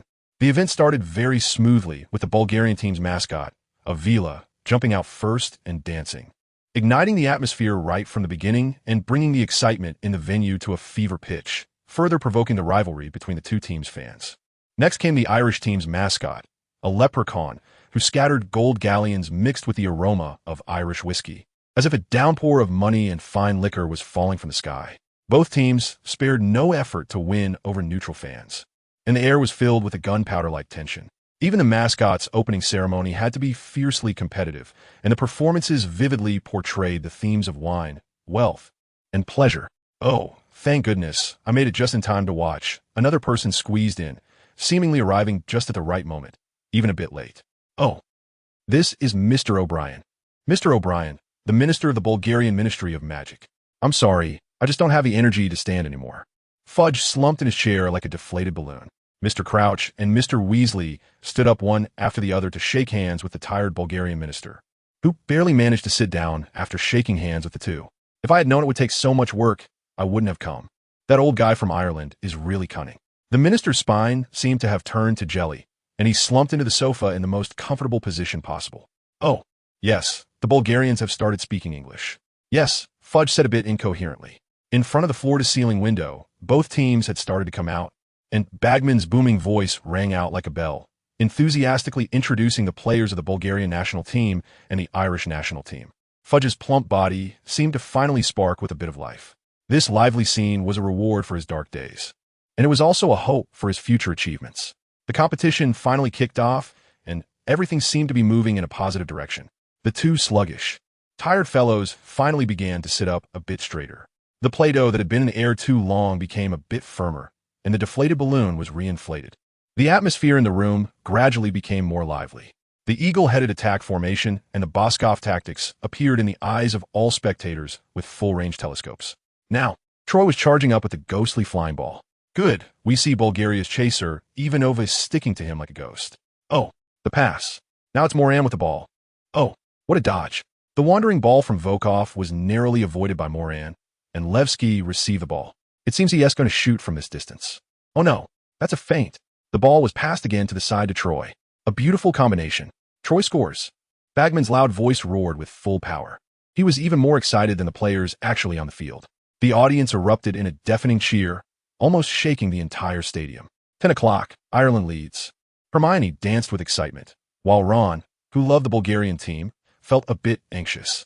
The Irish leprechaun flew high above the pitch, forming a shining 4-leaf clover in the sky. The jealous mermaids glared at the leprechaun with gloomy expressions, while the Irish fans spontaneously raised their wands to create color blocks, which pieced together into a massive 4-leaf clover pattern, as if to demonstrate. The Irish team took advantage of the momentum and launched a furious attack, pushing the score to 30-0. Cheers erupted from the Irish side, while Bulgarian fans began angrily hurling trash talk at the opponents. The long-dead Merlin was dragged out again for repeated ridicule, and the argument even escalated to national and ethnic levels, with every little flaw being brought to light. Even the coffin of a former Irish minister of magic was insulted. The Bulgarian seeker was strong, even directly knocking the Irish seeker to the ground, injuring him severely. However, Their other players were left behind by the well-coordinated Irish team. The Bulgarian Minister of Magic looked utterly disheartened, dissatisfied that all his hard work had resulted in such a disappointing outcome. The match quickly reached a near uncontrollable level. It could be said that it was always like this in the finals. Whether it was fans, mascots, or players, their obsession with victory had reached a nearly insane level. The chaos among the audience on stage quickly spread to the players and then to the mascots. The mermaids revealed their true forms, with scaly wings bursting forth from their bodies, their faces transforming into long, beaked bird faces, flames erupting from their hands as they pounced on the leprechaun. Red and green clashed together in a fierce manner, matching the desperate intensity of the match. Yet, no one noticed the ominous shadows lurking within the gradually darkening sky above this fervent spectacle. Even the aurors patrolling the skies were distracted by the commotion below, becoming increasingly cold and failing to notice the absence of a few colleagues. After all, aside from the clear view of the scene below, the surrounding clouds had obscured their view of the sky above. In stark contrast to the brilliant, colorful arena, on a dark mountain, a figure in black stood alone, gazing toward the pitch with a sinister smile. On the chessboard behind, a pawn moved forward, blissfully unaware that it had strayed from the protection of the main force. Deeply surrounded by danger, it should be nearing the end, but it should also be about to begin. Harry turned around with a smile, as the black soldier advanced, devouring the white pawn. Voldemort's dark line was still effective, misleading those loyal servants who had strayed, making it easy. It was all about dragging everything into an abyss at the moment hope reached its peak, which was the real fun. It was midsummer, yet the roses in the fields were withering and fading. On the pitch, the match had reached its climax, and the golden snitch was finally spotted by Bulgaria's seeker, Crumb. Although catching the snitch would not secure victory at this point, Crumb still resolutely pursued it. The Irish team's Lynchy followed closely behind, but Crumb's superb flying skills soon left it behind. All eyes in the audience were on Crumb as the golden snitch was within reach, his gloved hand stretched out, the shadow of his fingers already covering the golden light. That hand grasped down. Fudge finally showed a look of relief and comfort. The weight he had carried all night could finally be lifted. The referee's whistle had blown, and Crumb was bringing the golden snitch toward him. However, the snitch suddenly opened up. A black snake shadow, accompanied by a thrilling hiss that masked the whistle, suddenly appeared in midair, leaping out from the blossoming snitch. Its enormous, winding body was terrifying, and its eyes glowed, the amber light merging with the golden flames, magnifying the dark snake shadow countless times, enveloping the entire arena. Everyone's gaze was still fixed on the hand that had caught the snitch. Every person in the arena, even the mascots that weren't human, and every auror who could see this scene. A thick fog suddenly poured in as the grand doors burst open, accompanied by a gust of wind that filled the entire top box. It was Mad-Eye Moody, and just before the light reached this place, the fog had severed the Grim Reaper's grasp. The peak of sound abruptly ceased, and everyone in the top box failed to see the gaze of the snake monster. Yet it felt as if they had witnessed the life being drained from that gaze. In an instant, silence fell and the lights dimmed. The world seemed to stop for a minute. Mad-Eye Moody, who had just rushed in, was now holding his breath until the outside gradually lit up with green light, and they heard the incantations, the sounds of breaking air, and the fierce battle noises. "Are you all right?" At the entrance of the back compartment, a dozen aurors suddenly rushed in. The leader shouted as he entered, but upon seeing the scene in the room, he abruptly stopped, standing there in a daze. It was Fudge who moved first. However, he did not speak or follow the aurors in retreat. He simply trembled and slowly walked towards the window, shrouded in mist. The mad-eyed man wanted to stop him, raising his hand halfway and opening his mouth, but he hesitated, unsure of what to say. Perhaps for Fudge, the moment the basilisk appeared, he had already died.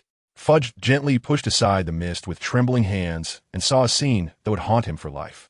Countless bodies lay lifeless in the arena. The giant snake that had caused it all was nowhere to be seen. The venue, which had been bright and bustling just a minute ago, was now plunged into darkness, with only the green skull in the sky spitting out a strange serpent as a stark reminder. The remaining aurors were struggling in this sea of corpses against the escaped Azkaban prisoners drawn by Harry's false information, as well as the Dementors sent by Harry. Although it seemed that Dumbledore had not witnessed the basilisk, the Silver Phoenix fighting alone against a horde of Dementors in the sky was quite iconic. Thus, in the eyes of the public and the Death Eaters themselves, all of this was the handiwork of Voldemort. This time, Fudge was no longer just a deflated balloon. He crumpled and knelt in front of the window. He knew that whether it was himself or the countless others who had come before him, dedicating themselves with hard work and sweat to build the ministry of magic. It was all over. In the continuous rainy weather, a funeral was being held, composed of pure black and pure white. This was a unique way for Westerners to express sorrow and remembrance. Today was not just about burying someone or commemorating a great individual. The wizarding world was mourning the over 300,000 souls lost in the Quidditch World Cup final. Magic is sometimes so wondrous. No matter how large a Quidditch stadium is, it could not possibly hold so many people. Yet magic could expand that space several times over. Another piece of good news was that Voldemort's last remaining followers had basically perished there. Harry had timed the withdrawal of the Dementors from the battlefield, leaving the Death Eaters trapped in that enormous quagmire, ultimately overwhelmed by the rapid reinforcements from the Ministry of Magic. Overall, it was a case of the clam and the heron both being caught, with the fishermen benefiting. This burial of so many souls could be considered a state funeral for the wizarding world, and even more so, as these beings came from all over the globe. This might be the only time the entire wizarding world held a grand funeral together, although too many relatives needed to come to mourn prevented everyone from attending the venue. Magic allowed for a broadcast, enabling those immersed in grief to pay their respects from all over the world, while the Ministry of Magic funded the funeral arrangements. Those present today were essentially the top officials from magical ministries around the globe, amounting to thousands of people. At the edge of the funeral venue, almost outside the location, there was a figure in black sitting in a black armchair, with a chessboard on the table beside them. "What are you doing here?" Harry's figure suddenly appeared beside him. It was Dumbledore. They seemed to have not invited him, and he looked serious. "But they didn't drive me away, did they?" Harry smiled, still observing the chess game. "Is this game interesting? You haven't even left the board." Dumbledore changed the subject. "Yes, it's very interesting, I must admit. White still has a significant advantage, but I think it would be easy to open up the game." Harry glanced up at Dumbledore, continuing to smile slightly as he observed the chessboard. The continuous raindrops falling beside Harry automatically parting, not causing him any trouble, although White had already lost a piece. A black umbrella suddenly moved above Harry. It was Ginny, also dressed in black. The wide black umbrella sheltered both of them. "Hello, Professor Dumbledore, but Harry isn't in a good mood right now. Could you please visit him later?" Ginny said expressionlessly, casually making an excuse to shoo him away. "Don't say that, Ginny. Let the professor play a game of chess with me," Harry said nonchalantly, gesturing for Dumbledore to sit opposite him. Dumbledore paused for a moment before taking a seat across from him. "Is it your turn?" "Oh, of course. But you might have to wait," Harry said, as a bright white shadow flashed across the horizon. It was Hedwig. "Thank you, Hedwig." Harry extended his hand outside the umbrella's coverage, as if catching the owl, allowing Hedwig to land, its claws clutching a newspaper, surrounded by a faint glow that kept the rain at bay. "Ah, the latest issue of the Daily Prophet. I must admit, the Ministry of Magic moves quickly, even faster than those hungry journalists." Harry retracted his hand, took the newspaper, and Hedwig jumped onto the table covered by the black umbrella. Harry gently stroked its feathers. With his other hand, Harry unfolded the newspaper. The headline was predictably shocking: Quidditch Final Massacre. However, the other smaller headlines were also quite interesting. The Bulgarian Minister of Magic mysteriously dies on the way back to Bulgaria. The cause is yet to be announced. Of course, he just accidentally drank a potion laced with basilisk venom. The director of the International Magical Cooperation Department, Barty Crouch, has gone missing from home. Is he in hiding to escape prosecution? No, he just became a meal for the Voldemort bats. The last surviving Azkaban escapee, Barty Crouch Jr. There are always a few Death Eaters who couldn't make it for various strange reasons. What a pity. A major reversal in a years-old case. Sirius is innocent. Smooth sailing. Because Harry notified several prominent families for help. If it weren't for Lucius being unusually proactive in this matter, he would have long since dealt with that old man.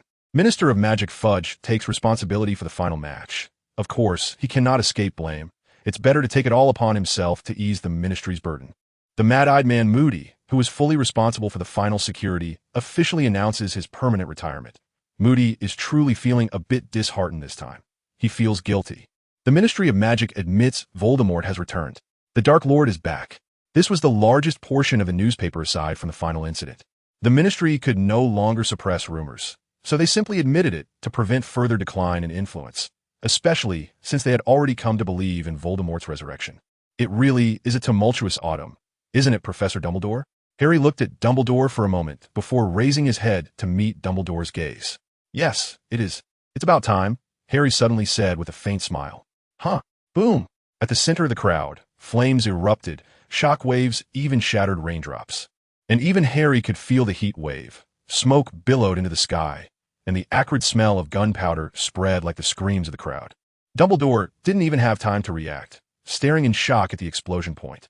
The shock wave swept through the air like a stream of water, while the chessboard, Ginny, Harry, and Dumbledore stood firm like pebbles in a rushing stream amid the storm. Dumbledore regained his senses, casting a meaningful glance at Harry before quickly rising and vanishing into a blur of light and shadow. Muggle inventions still have some use, just like bombs. Harry moved a black piece forward, especially when enhanced by magic. I wonder, how many flowers can still bloom? Since this side has ended, then the other side must be about to start, right? Harry looked at the chaotic venue from a distance, talking to himself as he gently pulled over the chessboard, which was floating at his waist height, and moved a knight on the board, on the night of the full moon, to obtain the promised item. The golden goblet, loyal to the new king, Bellatrix. The yellowed parchment was printed with messy golden letters. So you brought us here for this? Sirius looked up and said, Yes, you should know that Voldemort has recently been resurrected. This Death Eater who escaped from Azkaban is Voldemort's most loyal confidant. And she indeed hid something in the vault during that time. The goblin from Gringotts had to stand on a high table to exceed Sirius in height.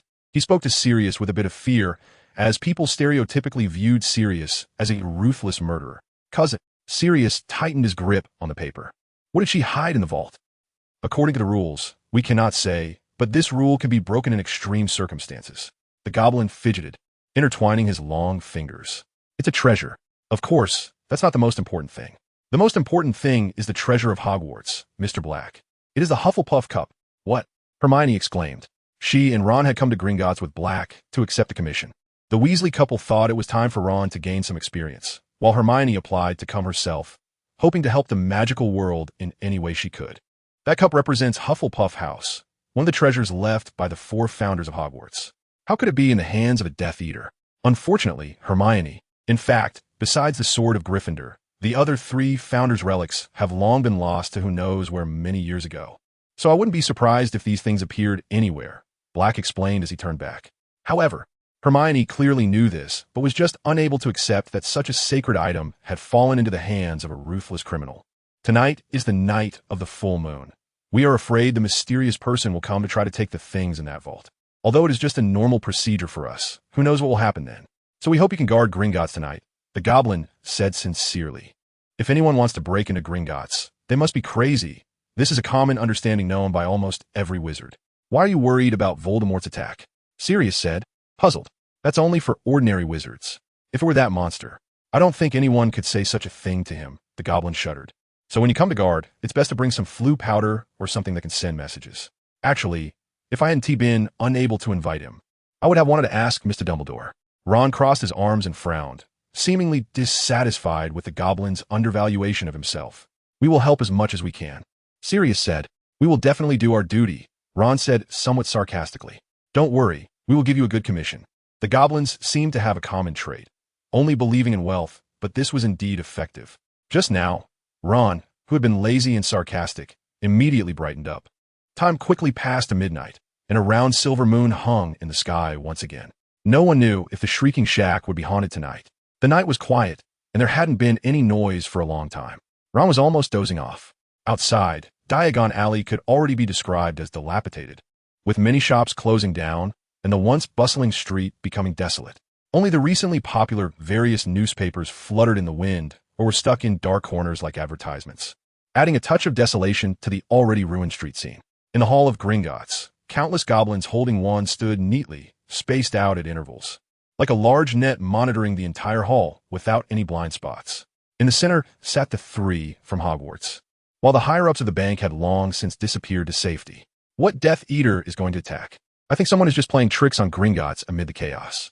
After all, such a big bank must have many enemies, Ron said, rolling his eyes, resting one arm on the table and propping his yawning chin with the other. This kind of thing should be taken seriously. What if it's true? Hermione said seriously. Since we promised, we should see it through. Observe everything in the hall carefully, Sirius sighed. In fact, what Ron said might be the most accurate. But since they had promised, they had to do it well. Buzzing, buzzing, buzz. The wind grew stronger, even making the glass windows of Gringotts hum slightly. Wait, Don't you think this wind is a bit strange? Hermione frowned, looking at the window. What do you mean? Boom! Before Ron could finish his sentence, a torrent of flames toppled the entire front wall of Gringotts. A massive amount of rubble and debris swept in with the flames, almost instantly crushing the majority of the goblins. Fortunately, Sirius reacted quickly, leaping out and grabbing Ron and Hermione. Only a fool would try to steal from Gringotts. That is based on thievery. Who said one cannot take it by force?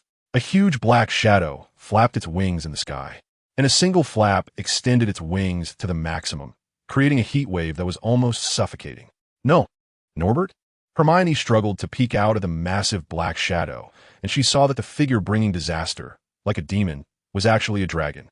In this darkness and light, it appeared so blurry, but Hermione could still sense a hint of familiarity. Watch out! Ron quickly pulled Hermione back from looking out, and, the next second, a large section of flaming bricks fell where Hermione's half-body had just leaned out. The upper level of Gringotts was already on the verge of collapse, and the remaining goblins were screaming in some language they couldn't understand, likely gobbledygook, gathering together to charge towards the sky. Dozens of spell light blasts shot into the air, but it was of no use, not even shaking the dragon scales. The dragon exhaled another wave of fire, and the inferno once again ravaged Gringotts, flattening all the buildings. Sirius transformed into his animagus form, a large black dog, picked up Ron, and let Hermione ride on his back, running wildly and finally escaping into the underground facilities of Gringotts just ahead of the flames, narrowly avoiding disaster. But the goblins on the ground were likely reduced to ashes. However, this calm lasted less than a minute, as the ground, which now seemed like a vast sky to Sirius and the others, immediately collapsed, destroying the entire underground mine tracks of Gringotts. Two roars echoed, one coming from below, that of a massive white figure, resembling a lizard-like creature, seemingly another dragon. The black figure in the sky fell with the collapsing ground, bringing the flames down as if hell was descending from the sky. Sirius used spells to clear the debris on the ground and burst out from underground, escaping just before the collapsing ground dragged them into the abyss. The place that once had the Gringotts buildings had turned into a bottomless massive pit, with terrifying roars and flashes of flames from below. The three could no longer interfere in the underground battle of the two giant beasts. For them, the only thing left to do was notify Dumbledore. Ginny handed a steaming cup to Harry. "Thank you, Ginny," Harry said, gently lifting the cup and taking a sip. "What's the situation?" Harry began to write on parchment with a quill, inquiring about the situation while looking down. The effects of the two attacks were quite good, causing a lot of panic. Ginny said, her face brightening. I'm not asking about that. While causing panic is indeed important, I'm more interested in the specific effects of the two attacks. Harry replied, glancing at Ginny. Oh. Ginny seemed to choke a bit, looking noticeably tense. The explosion at the venue was very close to the center, and the range was quite sufficient. It resulted in over 200 casualties at the Ministry, including 158 dead. With dozens more injured, Ginny hurriedly said, afraid of missing something. "How many have resigned?" Harry only cared about this. 327. Ginny lowered her head, her voice dropping. Go on." Harry was not surprised by this result. In addition to the dead and seriously injured, a group of Ministry officials wrote resignation letters as soon as they returned from the funeral, fearing they would become the next victim. However, the bad news is that those key positions you mentioned didn't have any resignations. Minister Fudge and Deputy Minister Umbridge didn't attend the funeral, which is information we hadn't received before, Ginny said cautiously. "That's normal. There's no need to dwell too much on that." Harry took another sip of tea, which he had expected. Those in core positions were either fearless wizard servants or cunning individuals who had clawed their way up. Getting them to give up their positions or responsibilities was harder than climbing to the sky. Moreover, these important figures surely had many protective measures, making it unrealistic to think a small bomb could kill them. "What about the vaults?" Harry asked, as Norbert flew onto his shoulder. "The effect is very good. The main bank of Gringotts has been thrown into chaos. Although we only took Hufflepuff's cup, Gringotts has lost all credibility, and many wizards are rushing to withdraw their deposits. This ancient wizard bank is on the verge of closing down," Ginny said excitedly, thrilled that such an old wizard bank could nearly collapse overnight. Harry smiled faintly, saying nothing. The longevity of Gringotts' existence was entirely due to the changing circumstances. Voldemort, Grindelwald, either one could bring Gringotts to bankruptcy like now. However, Grindelwald was focused on a revolution for the wizarding world, while Voldemort treated the wizarding world as his own possession, so they certainly wouldn't target Gringotts. Speaking of which, if I were to be considered the third Dark Lord, I would be the most unique one among them, as I want to completely overthrow the existing wizarding system and rebuild a new wizarding world. Even to create a new world. How's the economy outside? Harry slightly turned his head to look at Ginny, who seemed nervous again. To kill a person, unless with a powerful bullet that can kill instantly, you can't just disrupt the brain. You also have to manage the immune system and the body. And if we don't count the brain, the most important thing in the body is definitely blood. For the wizarding world, or any similar national organization in the world, its blood is always the economy, gold, and money. Disrupting the brain takes time, but disrupting the body can be done with a heart attack. What Harry was doing was these two things, attacking the brain of the wizarding world and blocking its blood flow.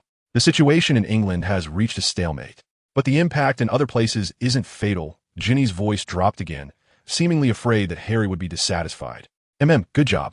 Now, besides a few old families that can help in launching a public opinion offensive, Harry actually doesn't have many means to cause destruction. The number of terrorist attacks can't be too many, or will be exposed. Achieving the current level is already very good. The next step is to build up his own power. The cancer of the wizarding world needs to slowly build its own body. By the way, Harry, I heard from a few families that the Ministry is preparing to reopen the Triwizard Tournament, Ginny said. Holding it under these circumstances? Harry paused, seemingly not expecting the Ministry to take such a sharp turn, but it was clear this wasn't to divert attention. The influence of the Triwizard Tournament wasn't that significant. Or, has the Ministry already started writing its will? Systems, kings, rules, and even history can be established, exist, and be passed down. But they are hard to endure and exist for long. The only two things that can truly exist and continue to be passed down in the history of human civilization are thought and culture. Culture is deeply rooted. No matter how the times change or how history intertwines, culture can always be passed down unless another culture invades and destroys the original one. Even then, it's difficult. For a piece of land, culture is the foundation and the soul of the nation, and it cannot be created at will. Thus, all those who can leave a mark in the world after death, and the regimes that can endure often leave behind their own thoughts, eventually embedding those thoughts within culture. The Muggle world is like this, and the wizarding world is, of course, the same. Is the Ministry preparing its will in advance, planning to heavily promote education during the Triwizard Tournament, allowing its thoughts to endure among the students of these excellent ancient schools, and to be passed down? The idea is good, but it's a bit of a pity. At least the best one can't continue, and the other two are also a bit uncertain. However, he must say that the Ministry of Magic's consideration is thorough and cautious. Harry doesn't need to stop this, but he can take this opportunity to cause some trouble. For example, he can undermine the other two schools, or use this chance to ruin the Ministry of Magic's good impression, or he can take this opportunity to rise up. Forget it. Let's not think too far ahead and adapt to the situation. What does Professor Snape say? Harry asked. He is still indecisive and hasn't given a clear answer. His attitude seems very vague, Ginny said. The pieces don't have the right to hesitate. Harry pushed a black pawn forward. Woo, woo. The Hogwarts Express's piercing whistle accompanied by hissing steam. This express is running in broad daylight, but for some reason, whether due to a curse or something else, the sky remains unpredictable, with dark clouds covering the sun. Although it's already autumn at the start of school, the wind feels unnaturally cold. Whoosh! A gust of wind blew away the white smoke, even carrying away the sound. But it couldn't break through the thick cloud cover. What are you doing here? Harry suddenly asked as he saw his godfather sitting alone on a bench at the station. Very perceptive. What made you sense me? Sirius suddenly popped up with a smile. Didn't you feel anything when you transformed into an animagus? Harry turned around and said, quite puzzled. Huh? What feeling? Sirius looked confused for a moment. Intuition, the instinct of a beast, whether it's sight, malice, emotions, or killing intent. Can't you feel it? I thought every beast fighting in the wilderness would have it. Harry's tone became even stranger. How could that be? Why would you feel such things? Sirius looked a bit awkward. What about breathing, heartbeat, footsteps, scent, the flow of air, and the very existence of life itself? Harry asked again. These things can be perceived. After all, sensing them only requires the senses. Sirius nodded. Well, I use both methods. Harry shrugged, turning to face the steaming train. Why did it arrive so early today? It's only a little after 3 a.m. Sirius walked over to Harry and sat on a long bench beside him. Waiting for someone, Harry said briefly. Oh, Waiting for whom? Who could make you so concerned? Sirius perked up. Ha! You know him, Harry grinned mischievously. I know. Don't keep me in suspense. Who is it? Sirius got even more excited. Well, do you know what the greatest use of this feeling of mine is? Harry turned with a smile. What? Sirius looked a bit puzzled as to why Harry suddenly changed the subject. Sans signe danger. Harry suddenly reached out and pushed Sirius hard, quickly leaning back. In the next moment, a lightning-like green light streaked past their eyes.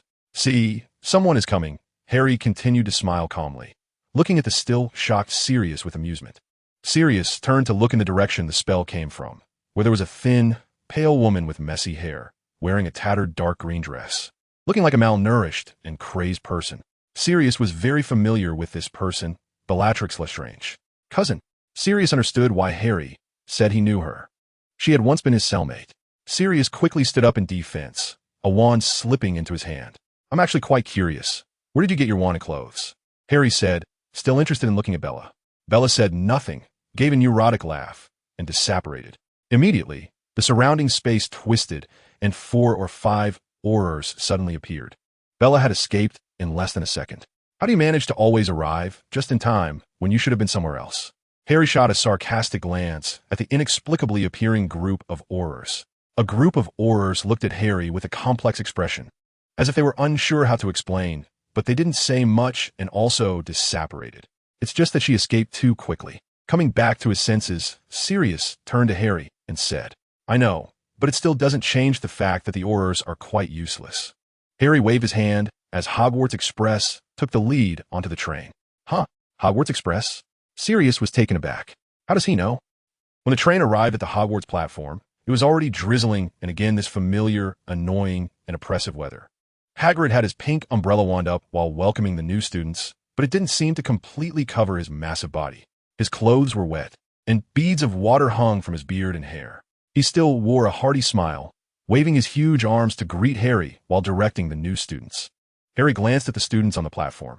The students at this magic school ranged in age from middle school to high school, just at the age when kids grow rapidly, so he looked at those first-year students like they were small beans. To be honest, walking into that mysterious hall for the first time is something he now looks back on with some nostalgia. A black umbrella moved over Harry's head. It was Ginny. Be careful, don't get wet, Ginny said with a smile, even though in this situation she reined in some of her respectful tone. But it still carried immense warmth and a hint of reverence. Well, got it. Harry came back to his senses and replied coldly as usual, walking towards the carriage that led into the castle under Ginny's guidance. Other students saw this scene and also took out their umbrellas, some without umbrellas. Harry pulled out umbrellas from his sleeve space one by one and handed them out, causing a wave of embarrassment and thanks among the crowd. Oh, an Asian? When Harry handed a black and dark golden mixed umbrella to a girl with yellow skin whose school uniform and hair were already soaked, he noticed. Yes, you can call me Cho Chang. The girl smiled awkwardly. I am Chinese. Is that so? In your country, shouldn't they call you Zhang Qiu? Harry's latter sentence suddenly switched to Chinese. You can speak Chinese? Zhang Qiu was taken aback, and her words unconsciously switched to Chinese. Of course, I pondered these things every day before entering this school. I could speak a total of 13 languages, Harry said coldly, casually stuffing the umbrella into Zhang Qiu's hand. How did you come here to study? Harry was very curious. In China, there are introductory classes about magic. My grades there weren't very good, and I couldn't get into my desired magic school, so I came to Europe to further my studies. Zhang Qiu mentioned this topic as if feeling a bit awkward. Oh, in China, not getting into the desired school. How did I end up in Europe and even got into Hogwarts? Harry was a bit surprised, his eyes lit up. The Chinese students seemed quite challenging. It's okay, I was actually just a few points away from entering the school I wanted, but unfortunately, I fell short by just a few points. Moreover, we Chinese are better at exams than practical skills. Of course, the most distinctive schools in China are mostly hidden in the mountains and don't come out easily. Zhang Qiu opened her umbrella. Really? Harry smacked his lips, suddenly losing interest in Chinese students, but those few distinctive schools excited him again. He chatted with Zhang Qiu all the way into the Great Hall, only parting when it was time to take their seats. The wizard from China seemed quite interesting. Ding, ding, ding. The familiar little silver spoon made contact with a glass cup once again, and Harry finally snapped back to reality. Welcome, new students, to Hogwarts. And welcome back to all our old friends. Dumbledore stood up to give a speech. Before we begin tonight's feast, let us welcome our new teacher, the Defense Against the Dark Arts Professor, Sirius Black. Harry just noticed that a spot was left for Sirius at the teacher's table. He was smiling as he stood up from his seat and even winked at Harry. There was a huge object covered by a curtain on the table in front of Dumbledore. Harry was surprised when he first heard this news, but he had already heard about it 10 days ago, so it wasn't that shocking. Lupin had resigned due to the werewolf issue, saying he still couldn't control himself and was afraid of hurting the children. The students below were in a flurry of discussion. After all, Sirius had only recently been wanted, and now he suddenly became a teacher. The students had some objections. "Congratulations, Godfather." Harry suddenly stood up slowly, clapping rhythmically by himself. The hall quickly fell silent, except for the bewildered first years who were all looking at Harry. His voice was neither too loud nor too soft, just enough to reach the entire hall. Below, there was another round of whispering discussions, with some surprise that Sirius was actually Harry's godfather, while others discussed how Harry had captivated the entire hall. However, the voices discussing Harry were quickly suppressed by the seniors of their respective houses. The whispers didn't last long. First, Malfoy from Slytherin took the lead, and soon all the second years and above stood up one after another. The first years were also infected and spontaneously stood up to applaud for their new teacher, even if they had never interacted with him before, and even if many felt a bit awkward not standing up. The hall erupted in applause, and the Weasley twins even took out their homemade magical fireworks, lighting up the Great Hall with fireworks, although they were eventually extinguished by Professor McGonagall with a flick of her wand. Sirius received the warmest welcome ceremony in several semesters, and he was a bit moved and didn't know what to say. Harry was forcibly creating momentum for Sirius with his influence, but he believed that Sirius wouldn't ruin this goodwill. "All right, students, I want you to calm down. After all, the hot chocolate frog mixture needs to cool down in the mold before it can take shape. Oh, I hope you won't refuse the cockroach clusters and chocolate frogs. They're super delicious." Dumbledore smiled, raising his hand in a calming gesture to settle the crowd. "Now, the second good news we want to announce is we are reopening the Triwizard Tournament." Dumbledore happily raised his arm, unveiling the curtain on one side of his table, revealing a magnificent crystal cup underneath. The room fell silent for a moment, and then the 7th and 6th year students lit up, while the other grades lowered their heads to discuss among themselves, looking completely unaware of what this tournament was about. However, Harry didn't want to listen any longer. He had more important things to do. Although he couldn't openly leave, sending a few minions over was still fine. Under Harry's robe, dark currents surged, and the Bat Bogey Hex silently glided across the floor, merging into the shadows of the surrounding castle and leaving the hall. "So, teacher, what are we learning today?" A student looked at Sirius and asked. "Today was the first defense against the dark arts class of the 4th year. I think Professor Lupin has already taught you the knowledge of dark magical creatures in great detail. So our main task this 4th year is to study those curses." Sirius stood with his hands in his pockets, happily looking at the students in front of him. "The first question, everyone. Who can tell me the 3 most vicious curses in the world?" Sirius took his hands out of his pockets, moved around the podium, and sat on a chair behind it. "Hermione, right?" Sirius seemed a bit hesitant as he checked the list and called out a name, pointing to the girl he was most familiar with, who also had her hand raised the highest. "Yes, teacher." Hermione was very excited to answer any question. It's not surprising. The feeling of answering correctly in class when no one else has is quite exhilarating. They're the 3 unforgivable curses: the Imperius Curse, the Cruciatus Curse, and the Killing Curse. "Very good. Hermione, Gryffindor gets 20 points. Sirius nodded affirmatively, gesturing for her to sit down. "However, next time, don't just say the curses. It's better to say the names of these curses." According to Hermione's description, these 3 curses are respectively called the Imperius Curse, the Cruciatus Curse, and the Killing Curse, which can also be referred to as the Murder Curse. "Teacher, why is it not good to even say these curses?" A Slytherin kid raised his hand. "Because they are criminal. The 3 unforgivable curses are theoretically crimes, even if not cast on a person, and daring to cast any of them on someone will lead to a life in Azkaban." Sirius frowned. "These 3 unforgivable curses are the first lesson I want to teach you. You need to understand their characteristics so that you can protect yourselves in front of dark wizards." Sirius said that while using something to demonstrate would be the best, unfortunately, casting the unforgivable curses is absolutely forbidden, and, as a normal wizard, I haven't learned these 3 curses either. "Teacher, I remember some Aurors are authorized to use the 3 unforgivable curses against dark wizards." Another Slytherin kid. This time he simply finished his question before raising his hand, then quickly put his hand down again. "That's because Aurors need to use the most vicious curses to give our enemies the most direct deterrence." Sirius frowned again, wanting to ask, "Why not raise your hand first and wait for me to call on you before asking. Disrupting classroom discipline. Slytherin loses 20 points. The kid immediately showed an indignant expression but didn't dare to say much. All right, now who can tell me the characteristics of the 3 unforgivable curses? Sirius smiled again, and his teaching style seemed to lean more towards interaction. Me. Hermione whispered eagerly, raising her hand high, clearly trying hard to make a good impression on the new teacher, which might also have something to do with Sirius being Harry's godfather. Gryffindor students are really enthusiastic, Sirius remarked, adding 10 points to Gryffindor. From the Slytherin side came some low murmurs about fairness, but this time, I think it's better to let Harry Potter handle it, Sirius said with a hint of a smile. Harry stiffened for a moment, looking at Sirius with exasperation. He was just waiting for this boring lesson phase to pass quickly so that Sirius could talk about the properties of the 3 unforgivable curses. And then he could deduce the tricks of these 3 spells and learn them. The Cruciatus Curse has the power to control others, even putting them in a state of control without their knowledge, making them completely obedient to the caster. Harry lazily stood up, and by the time he stood straight, he had finished reciting one spell. The Cruciatus Curse can cause immense pain and also inflict some damage, depending on the caster's emphasis. Thus, it can be used as an attack spell or for torture. The victim will feel pain and fear from the depths of their soul, surpassing any kind of torture in this world. The Killing Curse is the most aggressive among them.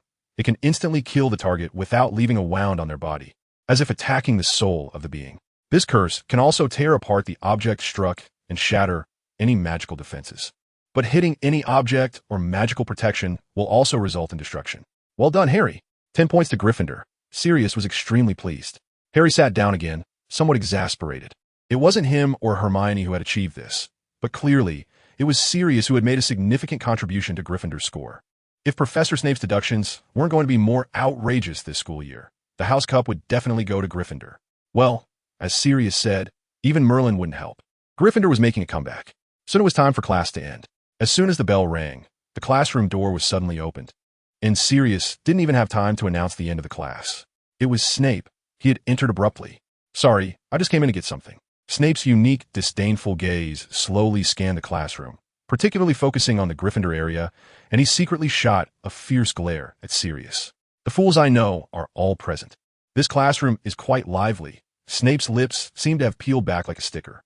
My students are still waiting for class to end, Snape. So if you want to get something, you'd better hurry up and not block the door, Sirius said with annoyance. Gryffindor, untidy, detrimental to the school's image. Deduct 10 points, Snape said heavily, word by word, with a fierce tone. Hey, Snape, as a teacher, you can't just deduct points arbitrarily. Sirius crossed his arms. It seemed he intended to offset the deduction with points added to Gryffindor. Well then, as a teacher, you can't just add points arbitrarily either. Snape remained expressionless. Gryffindor, deduct 10 points. Then tell me where my students are untidy? Sirius walked towards Snape. Gryffindor, add 10 points. In fact, Gryffindor had already earned over 100 points in this class. 1/3 of your students have something stuck to their uniforms, including dust and stains. At this point, Sirius had walked right up to Snape's face, but Snape's tone and expression remained unchanged. Gryffindor, deduct 10 points. As if no wizard's robe would get dirty. Sirius glared at Snape angrily. Gryffindor, add 10 points. Mine wouldn't. Most of the Slytherin students are also clean. Our noble and elegant family students would never get dirty like fools. Speaking of which, I remember your renowned family motto from the illustrious Black family, always pure, but now you're rolling in the mud. Harry thought that replacing Snape's teeth and tongue with blades wouldn't feel out of place. Gryffindor, deduct 10 points. The two continued their bickering, while Harry was the first to sidestep them and exit the classroom. The students on both sides also carefully circumvented the arguing teachers to run out. However, of course, even if Snape stared unblinkingly at Sirius, he still used this behavior as an excuse to raise the deduction to 20 points. It seemed that this school year, the competition between Slytherin and Gryffindor for points would be fiercer than ever. However, it didn't affect Harry at all. Harry, what are you studying? Hermione asked when she saw Harry in the library. Research on unicorns and Pegasuses, Harry replied without looking up, continuing to read his book. What suddenly got you interested in these? I remember you weren't very interested in magical creatures other than dragons and snakes. Hermione's eyes lit up, appearing somewhat surprised. This research is useful for my own project, Harry answered casually, continuing to read. What research? Hermione asked eagerly. There weren't many things that could pique Harry's interest, and she happened to be quite free lately without any projects. Maybe knowing about Harry's project could inspire her to do her own research. Harry hesitated. The topic he was researching couldn't be easily shared. It seemed that it was illegal according to the laws set by those foolish Ministry of Magic people. However, Harry remembered that he seemed to have a lot of stored winged serpent venom, and showing her didn't seem like a big deal. It was like a child getting a rare and novel new toy, or a reclusive artist yearning for recognition of their art. It was a great pity that no one appreciated his interesting art, even if he created it. Letting Hermione take a look seemed harmless. Even if he ended up erasing her memory, at least if she was stunned and horrified, that reaction would surely be entertaining. Of course, it would be even better if she shared his enthusiasm and was amazed. All right, if you want to see it, I'll show you, but you better not scream, Harry said.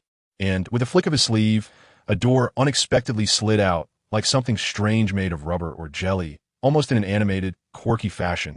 A wooden door taller than an adult emerged from that tiny sleeve. Hermione's eyes widened slightly in surprise. Come here, Harry said, turning back to twist the doorknob. Inside the doorframe was unexpectedly another world, with no buffer. A classical and elegant room in Gothic style. There wasn't much in the room. Directly in front was a bar-like counter, but the shelves behind the counter were filled with various potion-related items, with very few drinks. The entire right wall was almost entirely bookshelves, neatly categorized with various books. Oh my gosh, this. Hermione cautiously stepped inside, and Harry followed closely behind, casually closing the door. Where's this? Hermione asked, looking bewildered, as if a bit confused.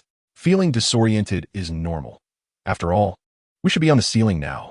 Unfortunately, the gravity in this place is still normal, Harry smirked, saying a bunch of unrelated things.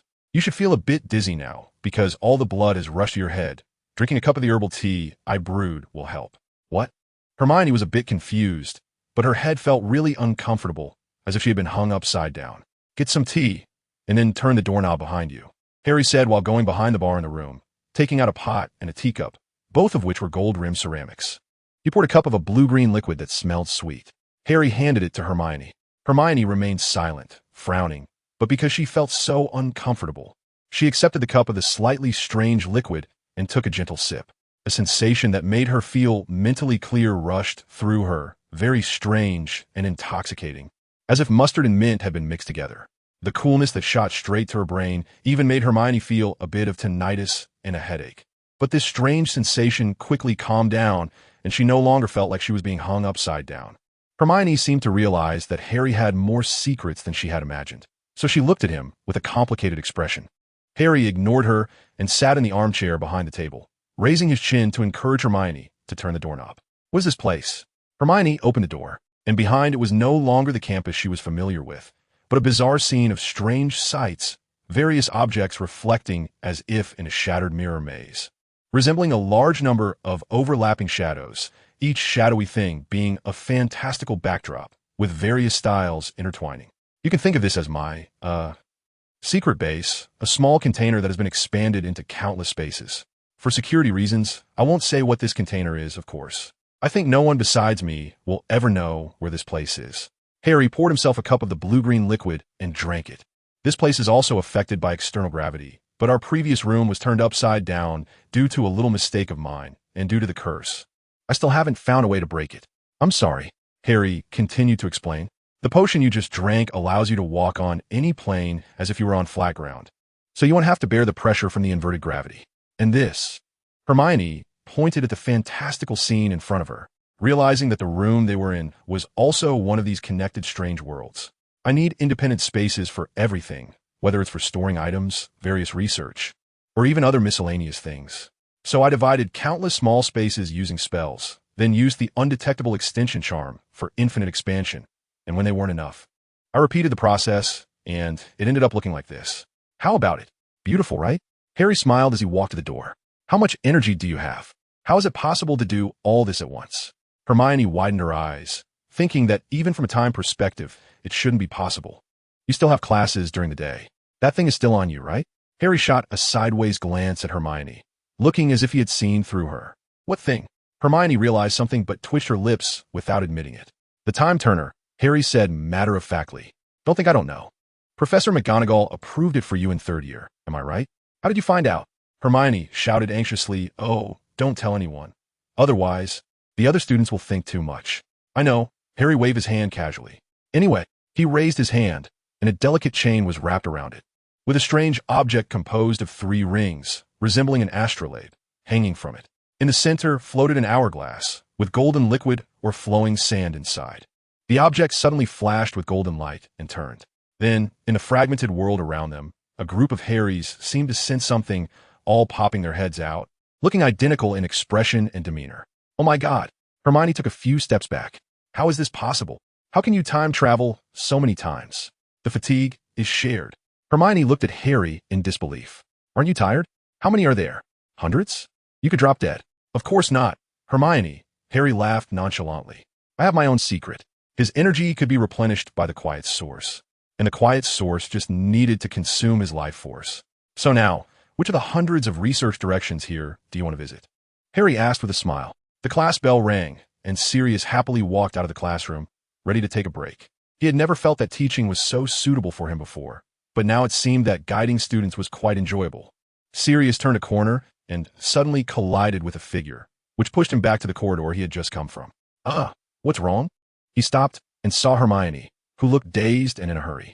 I don't have time to explain. My time is running out. Sirius, be careful with your teaching. Hermione suddenly reacted, grabbing Sirius's shoulders, her voice low and sounding very anxious. What? Just as Sirius was about to ask for more information, Hermione's figure blurred in a flash of golden light and vanished instantly. Sirius frowned in confusion. A figure suddenly dashed out from the corner, but due to the lighting being blocked, Sirius could only see a very vague outline of a person. Who?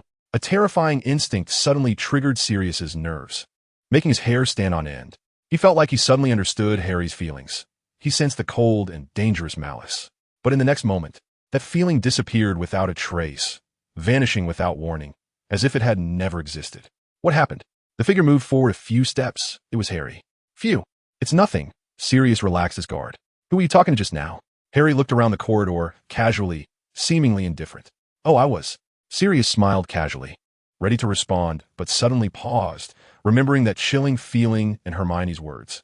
It's nothing. I wasn't talking to anyone. Sirius quickly covered up the awkward pause, shrugging as if he truly hadn't spoken to anyone. Harry was silent for a moment. All right. He walked ahead, his shoulder accidentally or deliberately brushing against Sirius's, moving to stand behind him. Hey, Harry, you. Sirius wanted to call out to Harry, but when he turned around, there was no one there. Harry? That chilling, eerie feeling crept up his back again, this time raising goosebumps. This corridor has no branches, right? What's going on? He didn't remember any spells that could teleport someone so quickly to another location. Apparition? No, it couldn't be. Not to mention whether Harry could learn it at his age. He didn't feel any spatial distortion caused by apparition. The same goes for port keys. If it were flue powder, there would be signs of burning from the flames and residue of powder. What else could allow for instantaneous movement in such a short time? How did Harry do it? Sirius felt a wave of unease rising within him. He couldn't tell if it was a storm or a gentle breeze. He quickly returned to his familiar office, feeling a bit more at ease. In truth, someone like him, who had fought against darkness for so long, was never afraid of ghosts and monsters. But perhaps it was Harry's words about intuition, that beast-like sensitivity warning him that something truly fearsome had emerged. Sirius felt relatively secure in his office, but then he became anxious again. His students and others had no safe haven. Although this was Hogwarts, the safest place in the world, Sirius still felt uneasy following his instincts. Why was that? What had happened? What was lurking? Suddenly, the sound of wings flapping came from nearby, startling Sirius. Someone lost in thought is always like a startled bird. He nearly jumped out of his chair. However, there was really no need for alarm. It was just an owl that had flown in through the window. This owl was rather unfamiliar, and it dropped an envelope on Sirius's desk before flying back out. Who would write to me? Sirius muttered to himself in confusion. Most of the people he knew were either dead or injured. Even the ones still alive had long ceased contact during his long imprisonment. The few who remained were all at school, making letters unnecessary. No, there was still one old friend, Remus. Looking at the letter, it was indeed from Remus. Whether it was self-deprecation or dark humor, it even contained 2 strands of wolf hair. The letter read, "Since leaving Hogwarts, I have been focusing on controlling the wolf within me. Dumbledore has helped me by introducing me to his proud former student, Magizoologist Newt Scamander, author of Fantastic Beasts and Where to Find Them. We firmly believe that I will receive better treatment and help there, And indeed, Mr. Scamander understands the nature of werewolves very well. We have gathered together to research methods for controlling the wolf inside me. And so far, it seems to be showing initial results. Although I cannot be completely cured, at least I can control myself to avoid harming others. However, we encountered some small issues during the examination. My problems seem to extend beyond just being a werewolf. Mr. Scamander discovered that there are traces of the venom of a boggart in my veins and brain. He told me that a large dose of this venom could cause irreversible damage to the brain, and that diluting it could destroy the memories of the victim. I am quite sure that I do not have any unclear memories, but I also remember that I was not attacked by a boggart, which means my memories must have been altered. This terrifies me, and I cannot think of anyone who would do such a thing. So during this time, please inform all trusted individuals to reduce contact with me and do not mention my whereabouts to anyone. Also, please be vigilant. I believe there may be dangerous enemies lurking around us. I hope you all remain safe. At this point, the sun had set, and the warm glow of twilight shone through the open window, casting a warm light on Sirius's back. However, in this dim light, another shadow seemed to grip Sirius by the throat, rendering him motionless. A dangerous enemy was lurking nearby. Be careful, your student. His head began to ache, and a hazy vision seemed to emerge before him. Grass, deep night, black, pale blue. What was that? Sirius dared not think too much. For him, it was indeed like overthinking, but this little overthinking, once the floodgates opened, could not be stopped. Knock, knock. A crisp knock sounded. Professor, are you there? Harry's voice came from outside. Is this your old house? Harry looked around at the building ahead. The night was very dark, but the stars still shone brightly. This place was the famous Grimmauld Place, and Sirius's ancestral home was number 12, Grimmauld Place, which was the room in the building before him. Yes, Harry, what is up? Nice location, isn't it? Sirius smiled amicably. But didn't you say you severed ties with your family? Harry squinted slightly at Sirius. This house was inherited by me. I can't just abandon it. I've been thinking of using it as a secret base for Dumbledore against Voldemort. This unexpected location might have many uses, Sirius said casually. All right, but how do we get to number 12? Is it like on platform 9? Harry didn't dwell on the issue too much, just making a playful remark. No need, watch. Sirius smiled, raising his wand. He didn't notice Harry's hand suddenly twitching reflexively, a wand slipping out of his sleeve, its tip hidden in Harry's palm. Sirius raised his wand in a gesture like an orchestra conductor, gracefully signaling the start of music, and then, without uttering any spell, the building in front of him suddenly cracked open. A perfectly neat gap appeared mysteriously between numbers 11 and 13, quickly widening to the width of the house, revealing a portal within the gap. Let's go. Sirius tilted his head, signaling Harry to follow. How long has it been since you last returned? You haven't been back since your name was cleared, right? Harry casually asked. When was the last time I came here? Have I been here? Sirius looked a bit confused. I remember this place always belonged to my brother. You seem to have invited me, right? Harry quickly stopped the conversation. As he opened the door, a cloud of dust fell from the doorframe, and Harry instantly pulled his hand back. So fast it was hard to see, almost getting dust on the cuff of his sleeve. It was quite a scare for Harry. Sirius noticed Harry's obsession with cleanliness and chuckled, going to push the door open himself. Inside, everything was covered in a thick layer of dust, looking as if it hadn't been visited in ages. Oh my God, who's there? A painting covered in a thick layer of dust suddenly shook. I warn you, if you're filthy, disgusting mudbloods, you better get out of my residence. Do not tarnish my sacred. Shut your mouth, you dead man. Harry shouted mercilessly. I don't know who you are, but since you've been hung on the wall, keep your mouth shut. Oh, how rude. You are definitely not of noble birth. Filthy and disgusting. The voice from the painting continued, getting even more animated, shaking off quite a bit of the dust. Harry said nothing and directly used a spell to send the person in the painting to the next world. Harry, was that really necessary? Sirius looked awkwardly at what might be his ancestor's portrait being vanquished by Harry's spell. Sorry, Harry said with little sincerity, but I think it's better for it to be quiet in another world, enjoying itself than cursing muggles here. Ugh. Sirius clicked his tongue, somewhat disapproving of Harry's wording, but he said nothing further. Who are you? Another hoarse and deep voice intruded, seemingly from the depths of the room. Harry became a bit alert. Don't be nervous, Harry. It should be creature, Sirius said, not overly concerned. Who is it? Harry asked. Our family house elf, Sirius replied. Although I haven't seen him much, I still recognize his voice. The two moved further inside, and the door leading to the depths of the house suddenly creaked open. A figure emerged, still with the standard small stature and large ears of a house elf. but he was now quite aged, with wrinkled skin sagging down his face. And his skin in other places looked like tree bark, extremely thin, old, and ugly. Hi, Sirius said, looking a bit awkward, as if he knew what was going to happen next. You traitor, Sirius Black, abandoning your family to mingle with mudbloods. Scoundrel, filthy creature, what are you back for?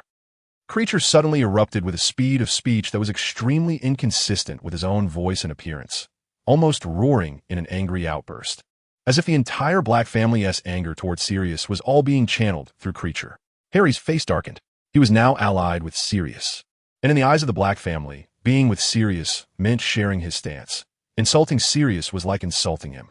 All right, Harry, calm down, Sirius urged, seeing Harry's murderous intent rising.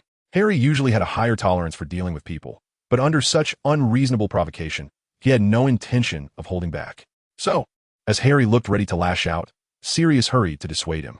But Harry suddenly made a silencing gesture, and with a flick of his wand, an invisible force covered Creature's mouth. Harry stared at the door that Creature had just come out of, now closed again. Does your house elf have something significant to tell us that he hasn't shared? Harry suddenly said without turning his head. Suddenly, a flash of green light burst from the door. Harry quickly reversed his wand and raised a faint blue barrier in front of him. The blue and green lights collided and shattered, as if a clear sky and a deep pond were both boiling at the same time. Bella! Harry suddenly straightened his bent arm, sending a red light shooting forward. But another light blocked the red beam, and the already shattered wooden door was completely torn to shreds. Cousin? Sirius reacted slowly to the name, realizing only after the light had dissipated. The face that emerged from behind the barrier was indeed that of a nervously pale woman, Bella, though she was now wearing a clean dark green dress. Lucky you, kid, and you too, cousin. This guy grinned ominously, throwing a large handful of powder into the nearby fireplace, causing the already weak flames to suddenly blaze fiercely, turning green. Sirius reacted this time, casting a hurricane spell to blow away the flames, but Bella directly threw a burst of roaring fire into the fireplace, causing the green flames to spiral into a vortex, as if the strange green energy had formed a black hole, pulling the entire room along with Bella herself away. Sirius unleashed a powerful force, spraying a thick column of water. But the unique properties of the green fire from the portkey powder meant that the water did nothing to extinguish it and was also drawn away, disappearing to who knows where. Harry wanted to use a spell to directly confront Bella, but he noticed Creature was trying to jump into the green flames. Considering the flames were too intense and might affect his aim, he decided to play it safe and subdue the house elf first to extract information, using a binding spell to drag Creature back. The green flames pulled everything in, then instantly vanished, as if evaporating due to the lack of anything to cling to. It seems we inadvertently stumbled upon your cousin's lair, Harry said to Sirius. By the way, why haven't I seen those Weasley twins lately? Harry asked while looking at a spellbook, talking to Ron, who was fiddling with a chess endgame beside him. Oh, they tried to get past the protections Professor Dumbledore set up by the Goblet of Fire, and ended up being turned into a pair of old men. They've been lying in the infirmary recently, Ron said with a bit of lament. Ugh, if only there were a way to get through that barrier. Nobody wants to miss the Triwizard Tournament. I don't want to, Harry said flatly, glancing over the spellbook at Ron. Ron seemed to choke on his words. All right, if there's an interesting challenge, I might be a bit interested, Harry thought for a moment and added. Wow, an interesting challenge? What do you think the Triwizard Tournament is? It's the Triwizard Tournament. Don't even say the challenge is interesting. It's downright dangerous. Ron began to get all worked up again. Is it? That really is interesting, Harry replied without changing his expression, continuing to casually read the spellbook. Ron seemed to be at a loss for words, opening his mouth and closing it repeatedly, unsure of what to say. What do you think of the other two schools, folks? Harry suddenly asked Ron again. Ron seemed to think of something, his face turning red. I think Beauxbatons is pretty good. And Durmstrang? Harry looked at Ron. ISNT your idol there? Ron's flushed face instantly paled. Can we not talk about that? He put on a sad expression. He dead. Harry, you know that he dead. That afternoon, students from the three schools gathered together in the Great Hall of Hogwarts.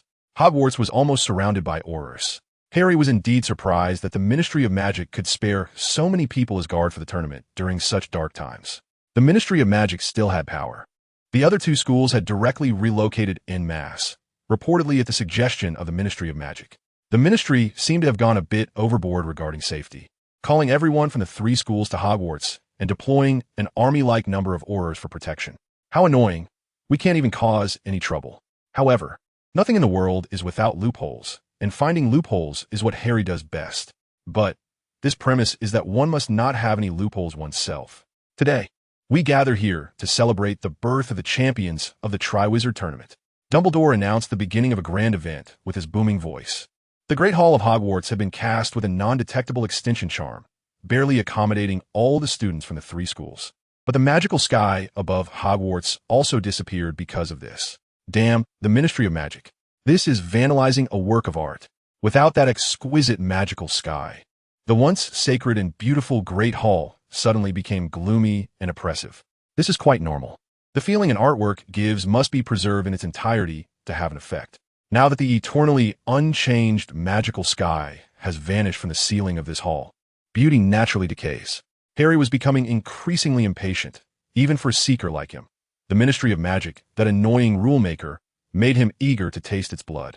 However, the snake in the shadows could only suppress its restless hunger, flicking its tongue and focusing on the neck of the enormous creature.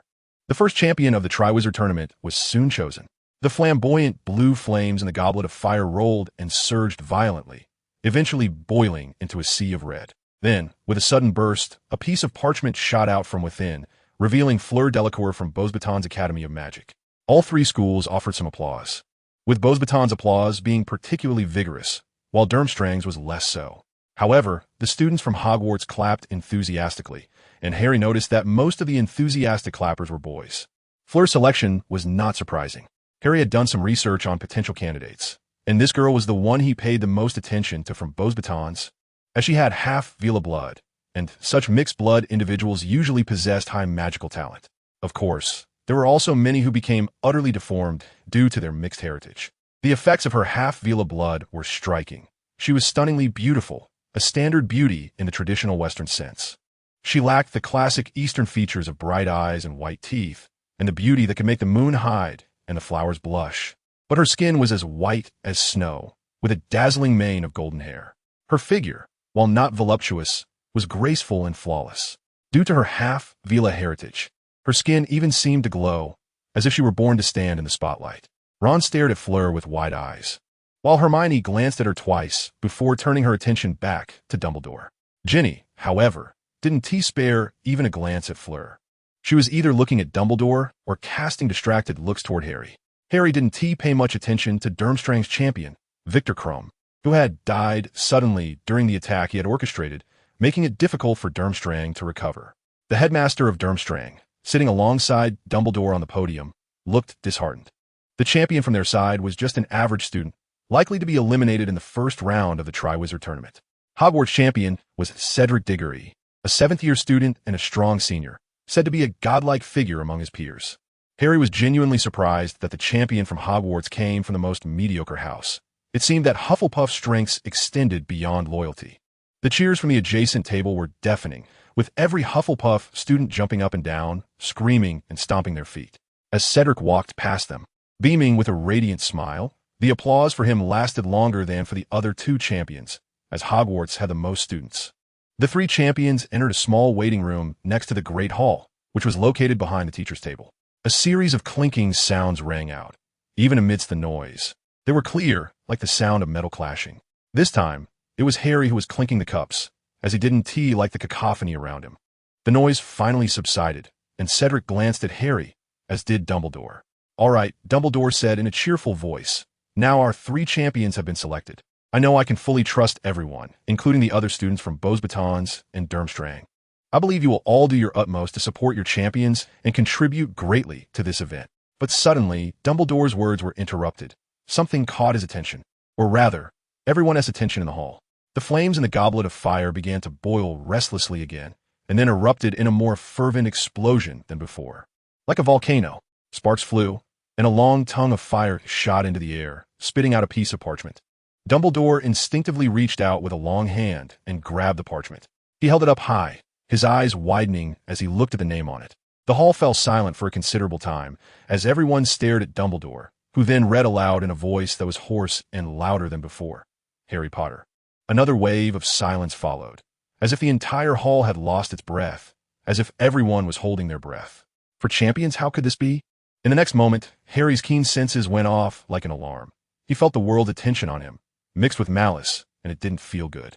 Most people from Hogwarts were confused, while the other two schools cast furious glances at Harry.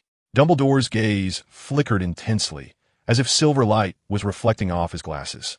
The teachers on the podium stared at Harry. Snape's dark eyes were as deep as black holes, devoid of light. The reactions of the other professors varied, but they were all complex. Harry remained composed, appearing calm and unflustered as he stood up and walked quickly, striding forward like Snape, his loose robe trailing behind him like a cape. He swiftly made his way to the other side of the table. Along the side passage of the hall shrouded by stone pillars, a place transformed into a guard post for numerous Aurors. The shadows of the pillars and the hall's lighting made Harry's face flicker between light and dark, sometimes blurring into a mottled appearance, as the side lights alternated between dazzling and dim, yellow and oppressive. However, those piercing gazes were far more blinding than the lights. The students and teachers, twisting their necks like owls staring at a mouse, were far more terrifying than this oppressive atmosphere. Dumbledore and Snape had a strange feeling that something was laughing sinisterly in the dark, but the sensation was vague. The door to the room opened, revealing Harry, dressed in black, with a somewhat dark expression. Inside were three young people, two of whom exuded confidence and vigor. Oh, what's wrong? The sound of the door caught the attention of the three, and they turned to look at the entrance, where they saw Harry with a somewhat dark expression. Fleur hesitated, inquiring about what was the matter, staring blankly at the unusually expressionless Harry. She hadn't provoked this savior, had she? Did this distinguished figure have a grudge against someone in the room? Harry reined in his unusual demeanor, adopting a normal expression, but still remained cold.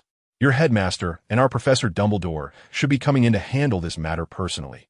You'll know soon enough, Harry said in an almost unapproachable cold tone to Fleur, then disregarded her and stepped into the room, finding the most secluded corner to sit down, his gaze flickering as if contemplating a strategy. Now, no matter how he explained himself, the vast majority of people would certainly think that he had secretly put his name into the Goblet of Fire. Such an action would only tarnish his reputation and invite immense controversy. The door closed automatically behind Harry, but before it could fully shut, it was pushed open again, as Dumbledore led the other two headmasters and a crowd of teachers inside. Dumbledore, what is going on? Why are there 4 champions? A very large woman squeezed through the door with difficulty, chattering away and asking Dumbledore, seemingly having just been questioning Harry. Did you put your name in? Dumbledore ignored the woman and stood firm in front of Harry. Harry was silent for a moment, seemingly pondering how to respond. Yes, I put it in, Harry said in a very calm tone. The atmosphere in the room froze for a moment. Huh, you actually dare to admit it, the headmaster of Durmstrang said mockingly. There are quite a few students from your school who put their names into the Goblet of Fire, right? Every one of them is in a higher grade than I am, yet not one of them is competing. The Goblet chose me, a lower year student. So, is your school filled with useless people? They VE studied for several more years than I have, yet they can't even compare to me? Harry retorted lightly and slowly. The faces of everyone in the room darkened, except for Dumbledore and Harry. This statement amounted to insulting all the older students and teachers from the 3 schools. Why did you put your name in the Goblet of Fire?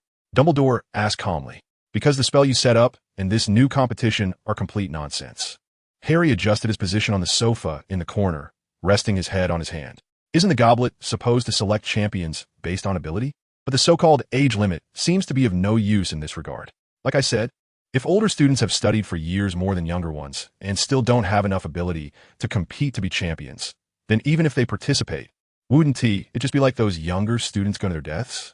In contrast, if a younger student is capable of surpassing older students, they should be the geniuses and hard workers.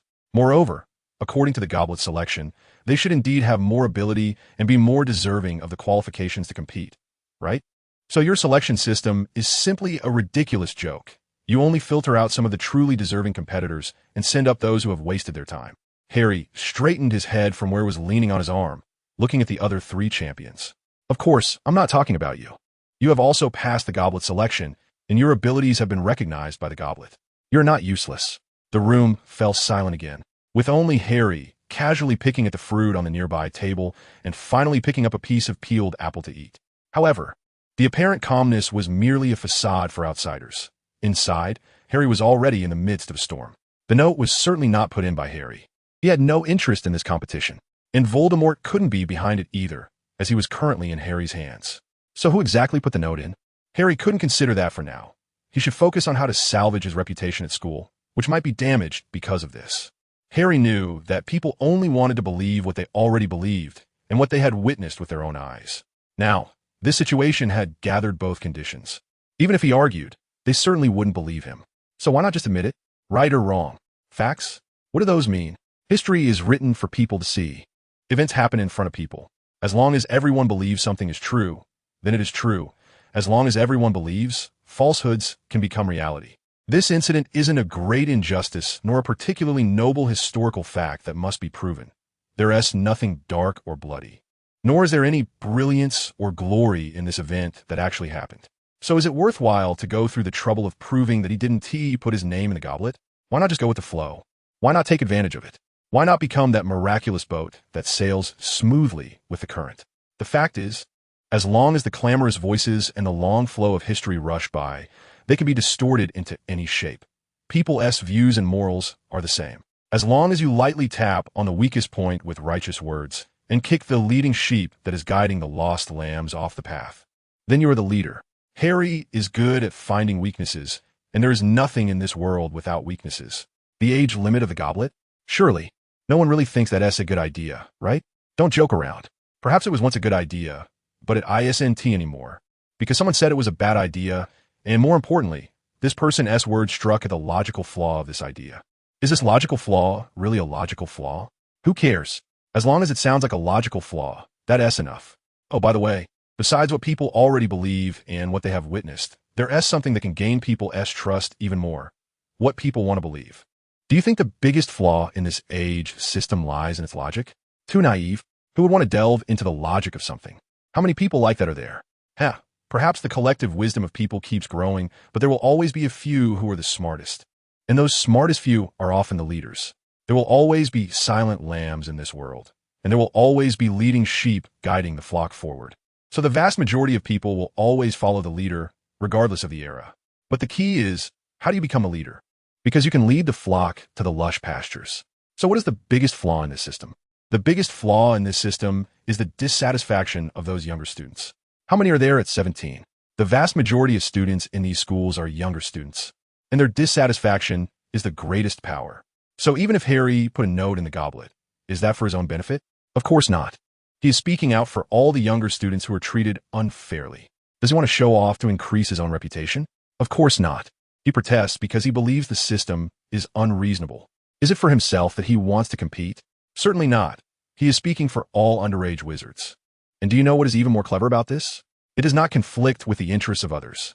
It does not degrade others so bluntly and develop into something more extreme. So for those older students, Harry is merely criticizing the system. He is just speaking out for those younger students.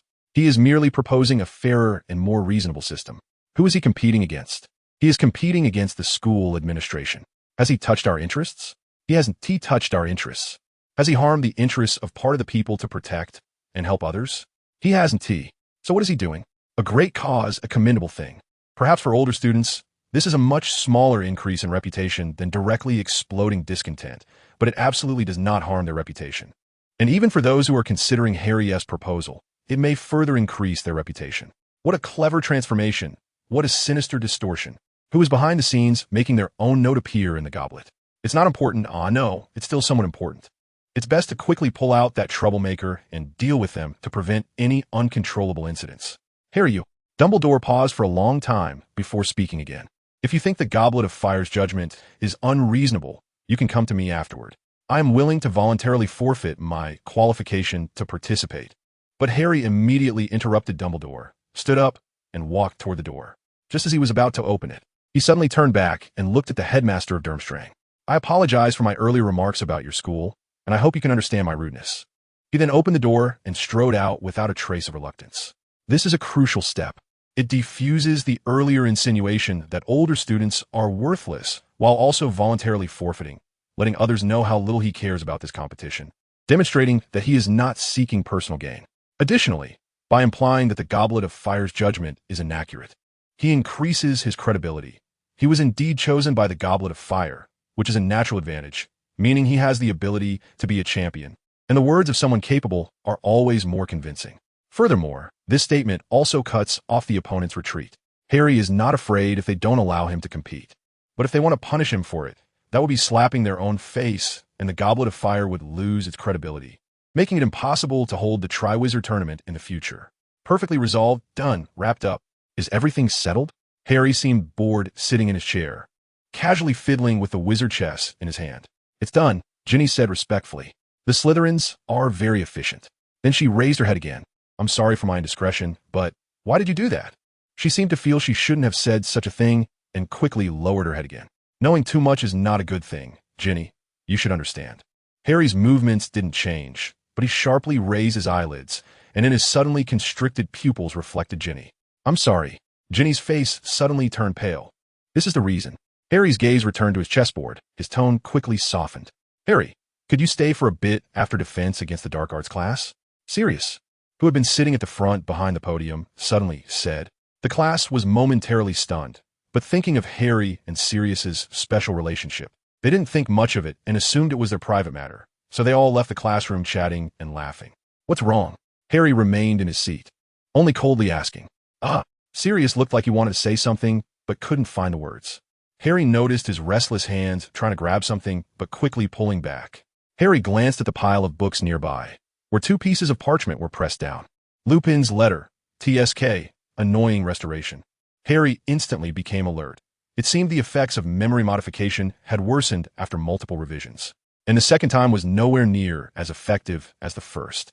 And that letter, if only he destroyed it more thoroughly. However, there were 2 pieces of parchment, so Lupin must have written again, which is probably why Sirius realized something was off. These 2 friends really are troublesome. Directly killing them would leave too many things to handle. After all, he is now the defense against the dark arts teacher, and to deal with it thoroughly and cleanly. Some prerequisite steps are still needed. Harry kept evaluating the chess game in front of him, wondering how to capture the opponent's pieces without any loss. So what use is it for you to have me do these things? Ginny asked sincerely. Oomph. Harry raised a chess piece and slightly curled his lips. In the evening, a gentle breeze stirred the grass field, and the lush green grass rippled like waves. Harry, Hagrid laughed heartily and waved his hand. In the grass field, a figure was slowly moving toward the edge of the Forbidden Forest, as if a stone was slowly shifting in the water, blocking the breeze and the ripples. You haven't come to find me to learn astrology at night for a long time.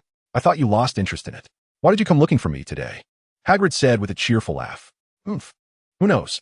Harry replied with a smile, leading the way into the Forbidden Forest, his green pupils in the shadows. Scene 2. Stand upright. Humans are social animals. Ginny, you must remember this. Humans are social animals. Harry moved a chess piece. All right. Ginny didn't know what to say and could only respond like this for now. Do you know what it means to be social animals? Harry looked up at Ginny and continued speaking to himself. I don't know. Ginny looked a bit embarrassed. It means they will always exclude the other, which means those abnormal individuals will never gain trust. Harry lightly tapped the edge of the chessboard with his knuckles. So, you want to make him an outcast? The irregular tapping made Ginny somewhat anxious. No, Ginny, I want people to recognize that he is already an outcast. Harry looked somewhat eerily pleased. You must recognize one more thing. Ginny, everyone is an outcast. Harry, where are you? Didn't we agree to meet here for a private talk? Sirius arrived at the grass field a moment late. If he had been half an hour earlier, he might have really seen Harry and Hagrid. Sirius looked around in the open grass field and eventually walked to the edge of the Forbidden Forest. Sirius was surprised to catch a whiff of a strange smell like rotten meat. He searched along the dense thicket at the edge of the playground, trying to find the source of the smell. Something flashed briefly, flashing very intensely, like lightning or something else, but Sirius didn't hear any sound. Sirius looked toward the apparent source of light, but he didn't find anything special. His instincts warned him, making him unusually uneasy, but the smell still troubled him. He felt a rising sense of unease, one directed at himself, and one worrying for others. These 2 feelings intertwined and clashed within him, as if something was clawing at his heart. In the end, he decided to stay, continuing to search along the edge of the grass field, and soon found what he was smelling, a centaur's corpse. Sirius didn't recognize the centaur on the ground, and the body looked like it had been dead for a long time, almost a day. That worry for others was justified. In the shadows, something was whispering. The fish have bitten the bait. The prey is hooked. Sirius heard it, and before he could react, another flash of light came. Sirius recognized what it was, a camera flash. He suddenly turned around, and the flash lit up again. This time, he discerned the source of the light. Who's there? He let out a loud roar, then suddenly leaped up, transforming into the large black dog with red eyes. In an instant, he shattered the surrounding forest. The flash went off twice more, but Sirius didn't catch anything. Something was moving rapidly through the woods, and the trees were rustling as if ravaged by a fierce wind. Sirius wanted to chase after it, his fierce barking as the black dog was driven by an instinct that told him that the sinister shadow was the murderer of the centaur. Click! The sound of a metallic object snapping echoed as Sirius stepped into a trap. There was no time to cry out in pain, and a bark that did not belong to him rang out. Suddenly, the woods ahead erupted in noise, and Sirius saw a shadow. Crack! Sirius heard a dangerous sound, like dry wood or bones being laid out on the ground, and then crushed by a wheel. Some massive creature was pushing through the thicket toward him. Without time to think, in his injured state, Sirius couldn't handle that kind of creature, so he immediately smashed the trap with his other paw and left quickly, leaving a pool of blood behind. Yaya, catch up! A rough shout rang out, but unfortunately, Sirius didn't hear it. Otherwise, he might not have run away. The great hunting dog Yaya also darted out quickly, chasing after Sirius. The massive creature that Sirius feared emerged skillfully from the shadows of the woods. It was Hagrid. What was that thing? Harry asked coldly, his deep snake-like eyes fixed on the place where Sirius had escaped. He certainly knew what it was. It was he who had sent it there. I don't know, it looks like a dog, but I've never seen such a large dog. Maybe it's a werewolf? Hagrid struggled to crouch down with his massive body, shining the lantern down, revealing blood and fur left by the trap. Hagrid straightened up and looked around. The surrounding trees had already been torn apart, so he quickly spotted the fallen centaur. Firenze?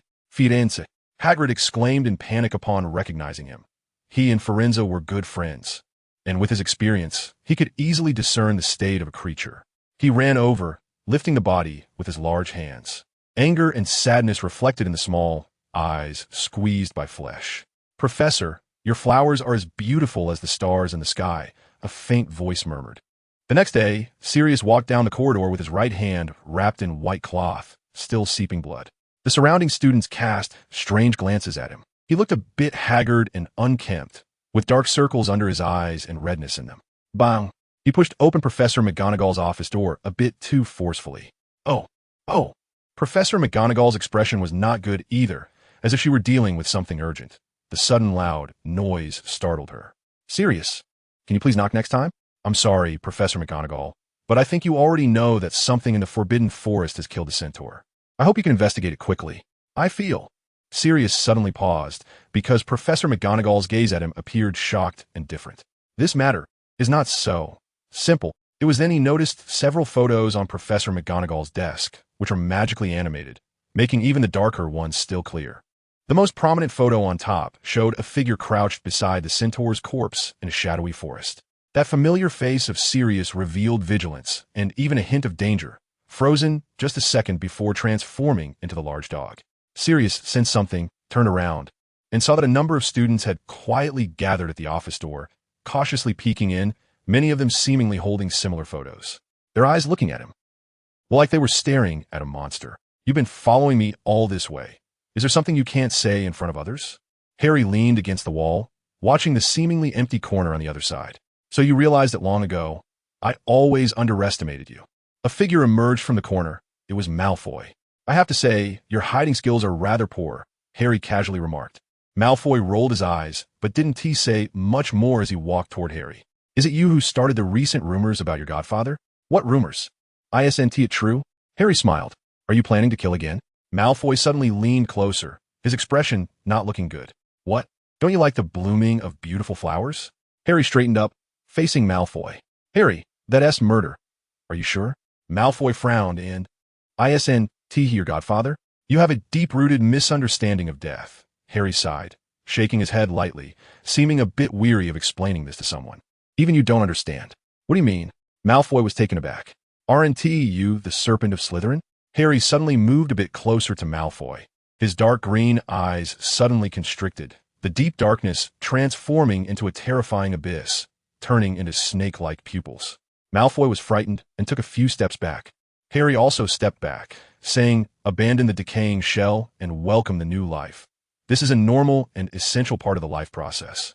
A harmonious and beautiful little interlude, or perhaps the climax of a symphony, the final stroke that brings a painting to life, the last punctuation mark in a poem. Life is elevated by death. Death is the gateway to tranquility and eternity. The moment the ordinary becomes divine, the moment the great takes a rest. Harry turned around and walked away. Only a fool would hate death. What's the situation outside? Sirius looked somewhat defeated as he slumped into the chair opposite Dumbledore. The feeling of being at odds with the world was the most despairing.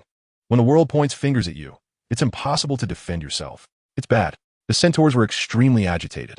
If it weren't for the fact that decisive evidence had yet to be found and Hagrid was desperately holding them back, you would probably have been torn apart by now. Professor McGonagall didn't want to further undermine Sirius's confidence, but the current situation was indeed grim. Oh my God, I'm just afraid someone will get hurt. Sirius hunched over, covering his face with his hands. I clearly did nothing. I just wanted to help him. The true culprit behind Firenze's death is still at large. And if this continues, someone else will surely get hurt. He prioritized others first. I have a general understanding of the situation at the school. I don't know where these photos came from.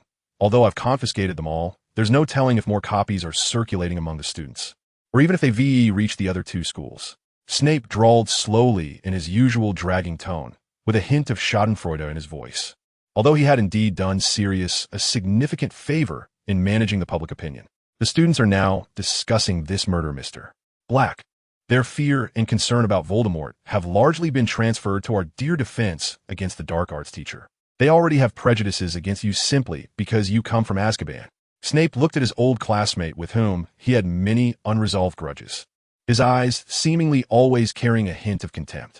Yes, isn't the greatest enemy and threat to Sirius the prejudice in people's hearts? This is exactly what Sirius is facing now. His wrongful imprisonment will not simply disappear just because he is no longer behind bars. That experience will cling to him like a parasite. Usually, this experience is stable and harmless, like a docile rabbit.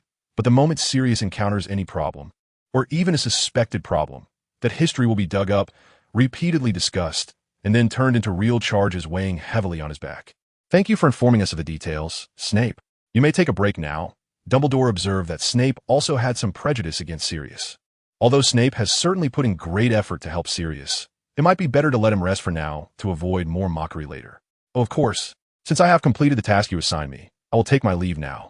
Snape snorted, seemingly dissatisfied with Dumbledore, who appeared to lean slightly towards Sirius, and emphasized once again that it was the task you gave me. He was not helping that annoying big dog. It was merely because Dumbledore assigned the task, nothing more. Thank you, Snape. Sirius raised his face, which was buried in his hands, and thanked Snape in a tired, hoarse voice. I think it would be better for you to wash your face before expressing gratitude to me. You annoying fool are always so unkempt. Snape snorted again, showing no appreciation and delivering another round of sarcasm before striding out of the headmaster's office. So, Dumbledore was about to speak when the door to the office opened again. Snape's half-body poked in from the outside, his expression still as expressionless as ever, looking at Sirius with a disdainful glare. I just remembered I brewed a medicinal tea with a happiness potion in the office. I thought you might need it.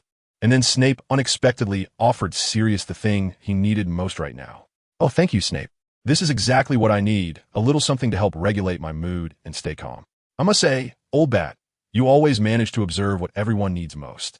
He struggled to force a smile, making a joke. I just happened to brew it. You wouldn't think I would stew the potion for you 2 hours in advance, would you? Narcissistic and filthy big black dog. Snape's expression remained unchanged, and after finishing his words, he slipped out of the door and disappeared, slamming the door with a loud bang. Well, it seems the bat doesn't tea like kind light. Dumbledore scratched his face. He should try some honey bear gummies more often. So what do we do now? We can only control the situation and barely maintain it from spiraling out of control. This is not a long-term solution, Professor McGonagall said. We must prove that Hogwarts' defense against the dark arts professor is innocent. Dumbledore's glasses slipped down slightly as he looked directly at the two of them, aiming to prove it to the whole world. But how we do that? Sirius asked. Dumbledore raised a finger, took a breath, as if he was about to say a long string of words when, bang, the door to the headmaster's office was opened again.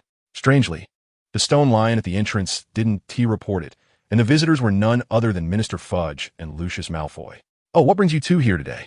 But you should have knocked first. Dumbledore adjusted his glasses and stood up. I'm sorry, Dumbledore, but I'm afraid what I have to bring ISNT good news. So I didn't think to knock, Fudge said, then pulled out a piece of parchment. This is a search warrant issued by the Ministry of Magic's Judicial Department. We will be reopening the investigation into the case of Sirius Black and Peter Pettigrew. Wasn't that case already concluded? Dumbledore's lenses flashed, as did his gaze. Just a few months ago, we also thought the case was concluded, and at that time, this teacher in front of me was still in Azkaban. Fudge signed his name on the document. After going through so much, I've realized that in this world, nothing is set in stone unless the world ends. Dumbledore's expression changed. Why had Fudge's attitude suddenly shifted like this? It was almost like he was speaking to a political enemy. Moreover, to avoid a significant public reaction, the Board of Governors believes that all positions of the current defense against the dark arts teacher at Hogwarts, Sirius Black, should be suspended immediately until the investigation of this case is concluded. Lucius also produced a piece of parchment. This is the Board of Governors' decision, but you need to sign it, Dumbledore. Oh, I almost forgot. There's also the second search warrant. Fudge pulled out another piece of parchment. Yesterday, the Centaurs appealed in the highest court of the Ministry of Magic regarding the case of Sirius Black murdering the Centaur Forenza. Starting from today, for the next 72 hours, Sirius Black will be temporarily detained as a suspect. 3 pieces of parchment were slammed onto the desk. Dumbledore's expression shifted slightly, while Sirius's face became increasingly grim. Fudge made a mistake. There are indeed things that are set in stone in this world, like now. Dumbledore could do nothing but sign. So who will take over the position of the defense against the dark arts teacher at Hogwarts? Dumbledore said, "My old friend, I've arranged this for you a long time ago. Let me formally introduce you to." Fudge turned around, and the large door opened once more. A plump woman wrapped in a pink coat walked in. Dolores Jane Umbridge, the senior undersecretary of the Ministry of Magic. She would personally take over as the defense against the dark arts instructor at Hogwarts. Fudge smiled and said, "And as a special investigator from the Ministry of Magic stationed at Hogwarts to conduct inspections. Don't worry, old buddy, this is for safety reasons." He shot a fierce glance at Dumbledore, yet wore a smile on his face. Far away in Gryffindor Tower, Harry chuckled and moved a black soldier forward by 1 space. To prevent anyone from missing the note I left at the end of my chapter, here is a formal temporary update suspension notice. Our school will begin a military training session from tomorrow, September 14th, lasting at least 8 days. During this period, phones will be confiscated, so I will unfortunately have to suspend updates for 8 to 9 days. I sincerely apologize and hope everyone understands. But the good news is that, coincidentally, the end of our military training will coincide with the upcoming National Day. Moreover, due to the pandemic and other reasons, I might take another half-month break after the 8 to 9 days of military training, during which I can resume stable updates. Here, I would like to express my apologies once again to my readers who love and support me. I will do my best to resume updates as quickly as possible. And I also want to thank everyone for their support. Love you all. Hiss la la la. The giant python coiled its body, secretly hiding its massive form in the shadows of the woods, staring intently at the lion lazily yawning under the sun. The python moved, precisely locating the lion's visual blind spot, quietly wrapping around the lion. Now it just needed to tense its body to completely bind the lion, crush its bones, and tear its neck apart with its sharp fangs. Hiss! Hiss! The giant snake suddenly sprang up, its sharp teeth aiming for the lion's neck, but it was held down by the lion's paw. The snake's body tightened even more, wrapping around the lion firmly, and the two were locked in a stalemate. However, the snake's strength and stamina were far inferior to the lion's, and if things continued like this, the python would be doomed. Smack! A beam of light struck, injuring the lion's paw, and the snake's fangs instantly tore into the lion's throat. Boom! Boom! Boom! A sound like muffled applause echoed. Impressive. Impressive. Just as expected of you, my enlightenment teacher. What does enlightenment teacher mean? A hissing voice came. And did you bring this thing? It rose dangerously.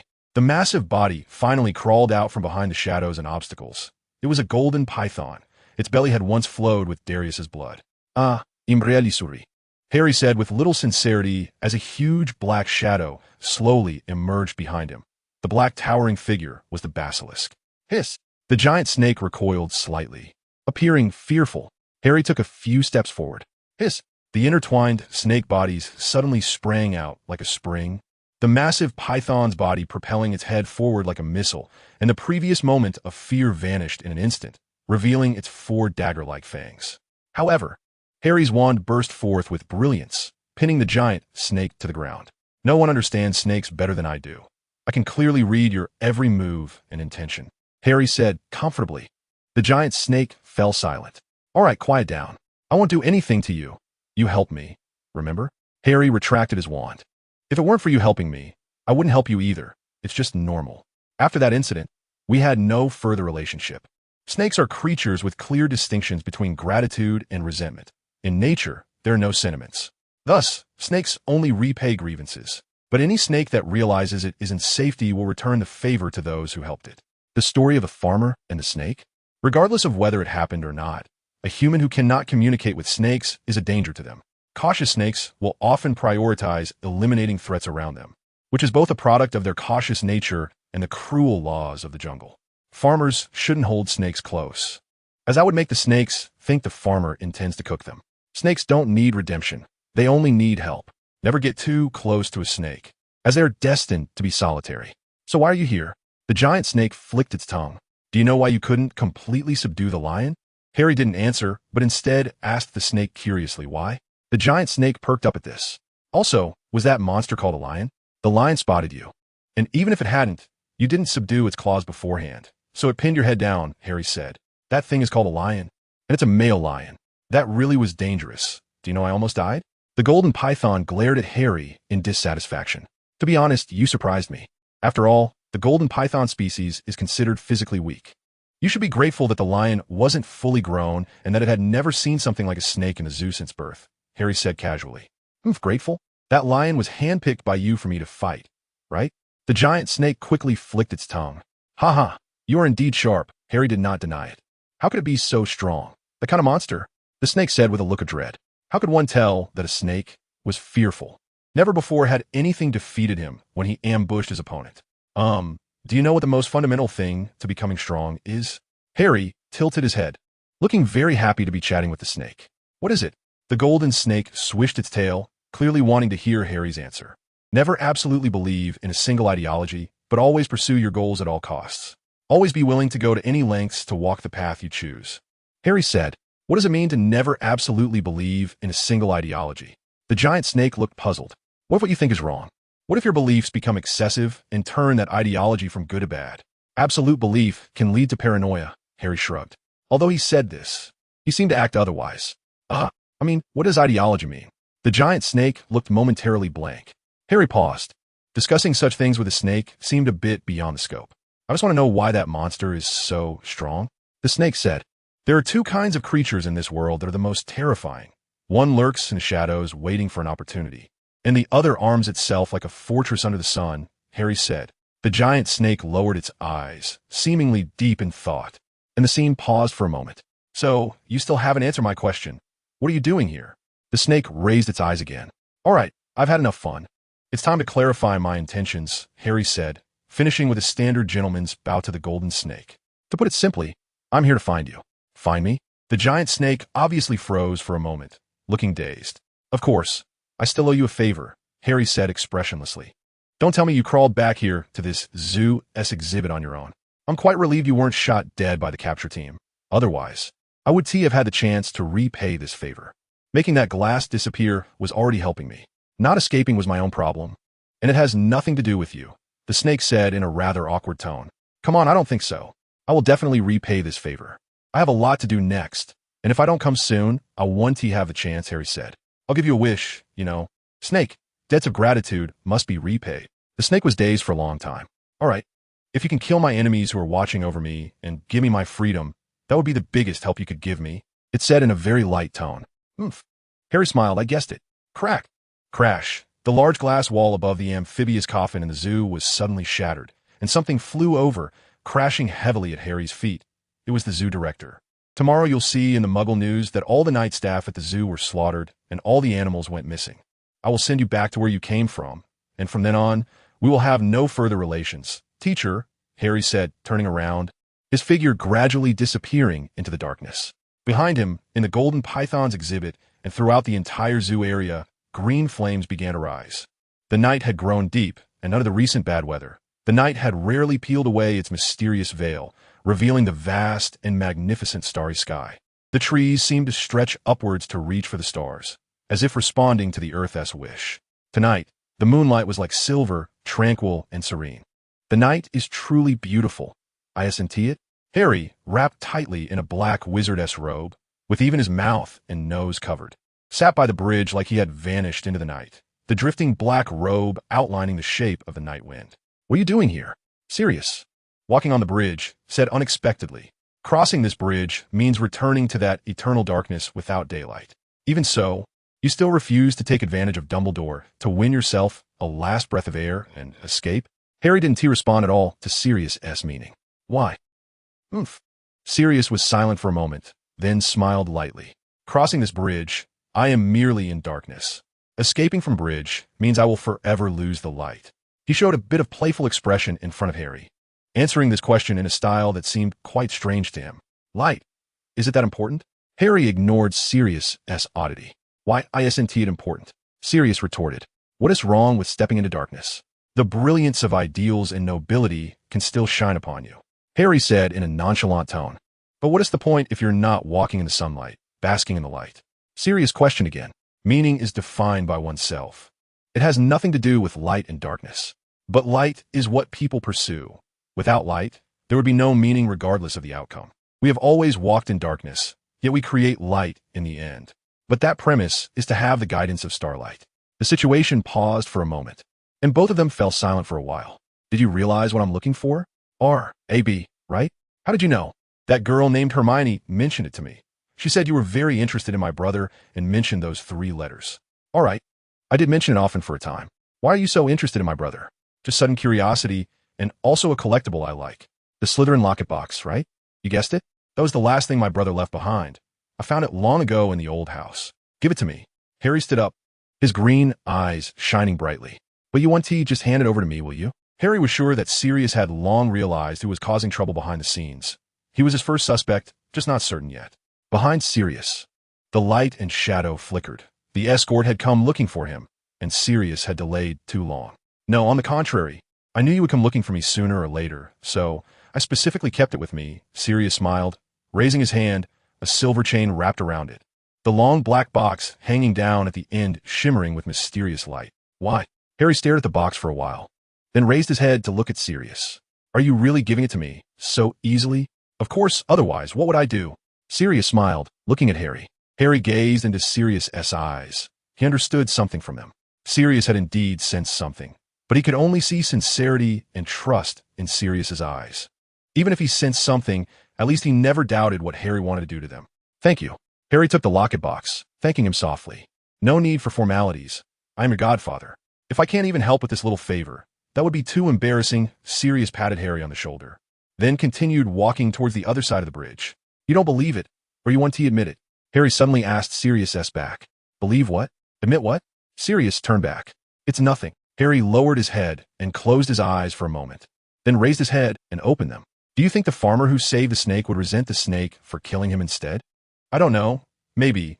But a gardener wouldn't resent being pricked by the thorns of a rose, and a painter wouldn't resent getting paint on his clothes." Sirius said in a calm tone. "The Black family motto is always pure, forever. Our sincerity is eternal and unchanging. One day, I will offer you a bouquet of star flowers to free you from the curse that has followed your name into your soul from the very beginning." "Why? What curse?"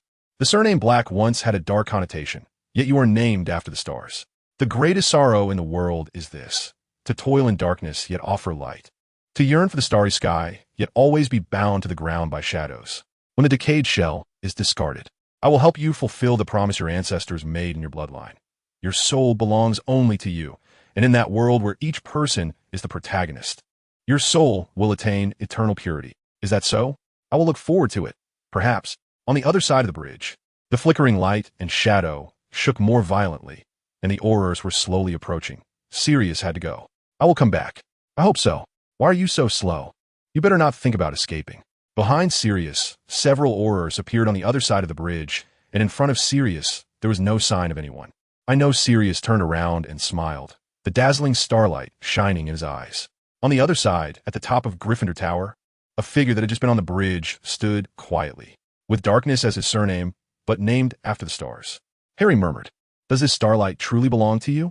Or is it merely a flower blooming from the soil that willingly paves the way for others? You deserve that eternal tranquility." Our evidence lies in the discovery of the winged serpent's toxin in Miss Granger's mind. We now have reason to suspect that at the time of the evidence review, Sirius Black modified the memories of his witnesses. Lucius slowly stood up, raising a parchment investigation report high above in his hand. This matter was first discovered by Madame Pomfrey, the school nurse at Hogwarts. Student Hermione suddenly fainted in the corridor and was subsequently sent to the hospital. It was confirmed during further examinations at Hogwarts that it was a result of excessive intake of winged serpent toxin. Lucius glanced at Dumbledore, who was sitting beside him and helping Sirius with his defense, confirming the authenticity of the report with Dumbledore's own hand. Miss Granger is still in a coma. Lucius seemed to emphasize the seriousness of the issue by reading this line particularly heavily. Hermione's symptoms are absolutely real. The only difference is that it was not Sirius who did it, but Harry. With Harry's finesse, he would never make such a low-level mistake. It was intentional. To be honest, no matter whether Sirius realizes he has been brainwashed or not, he must step down from this teacher's position because Harry wants Umbridge to take the stage. And Hermione will inevitably be used as a pawn to impeach Sirius. As for the reason, because she would be a bad teacher, and even more than that. Yes, Umbridge is a typical supporter and admirer of high-pressure policies and dictatorial rule, as well as a racist and pure-blood supremacist. Such a person would be a corrupt politician if they were in politics, and even more so, a corrupt teacher.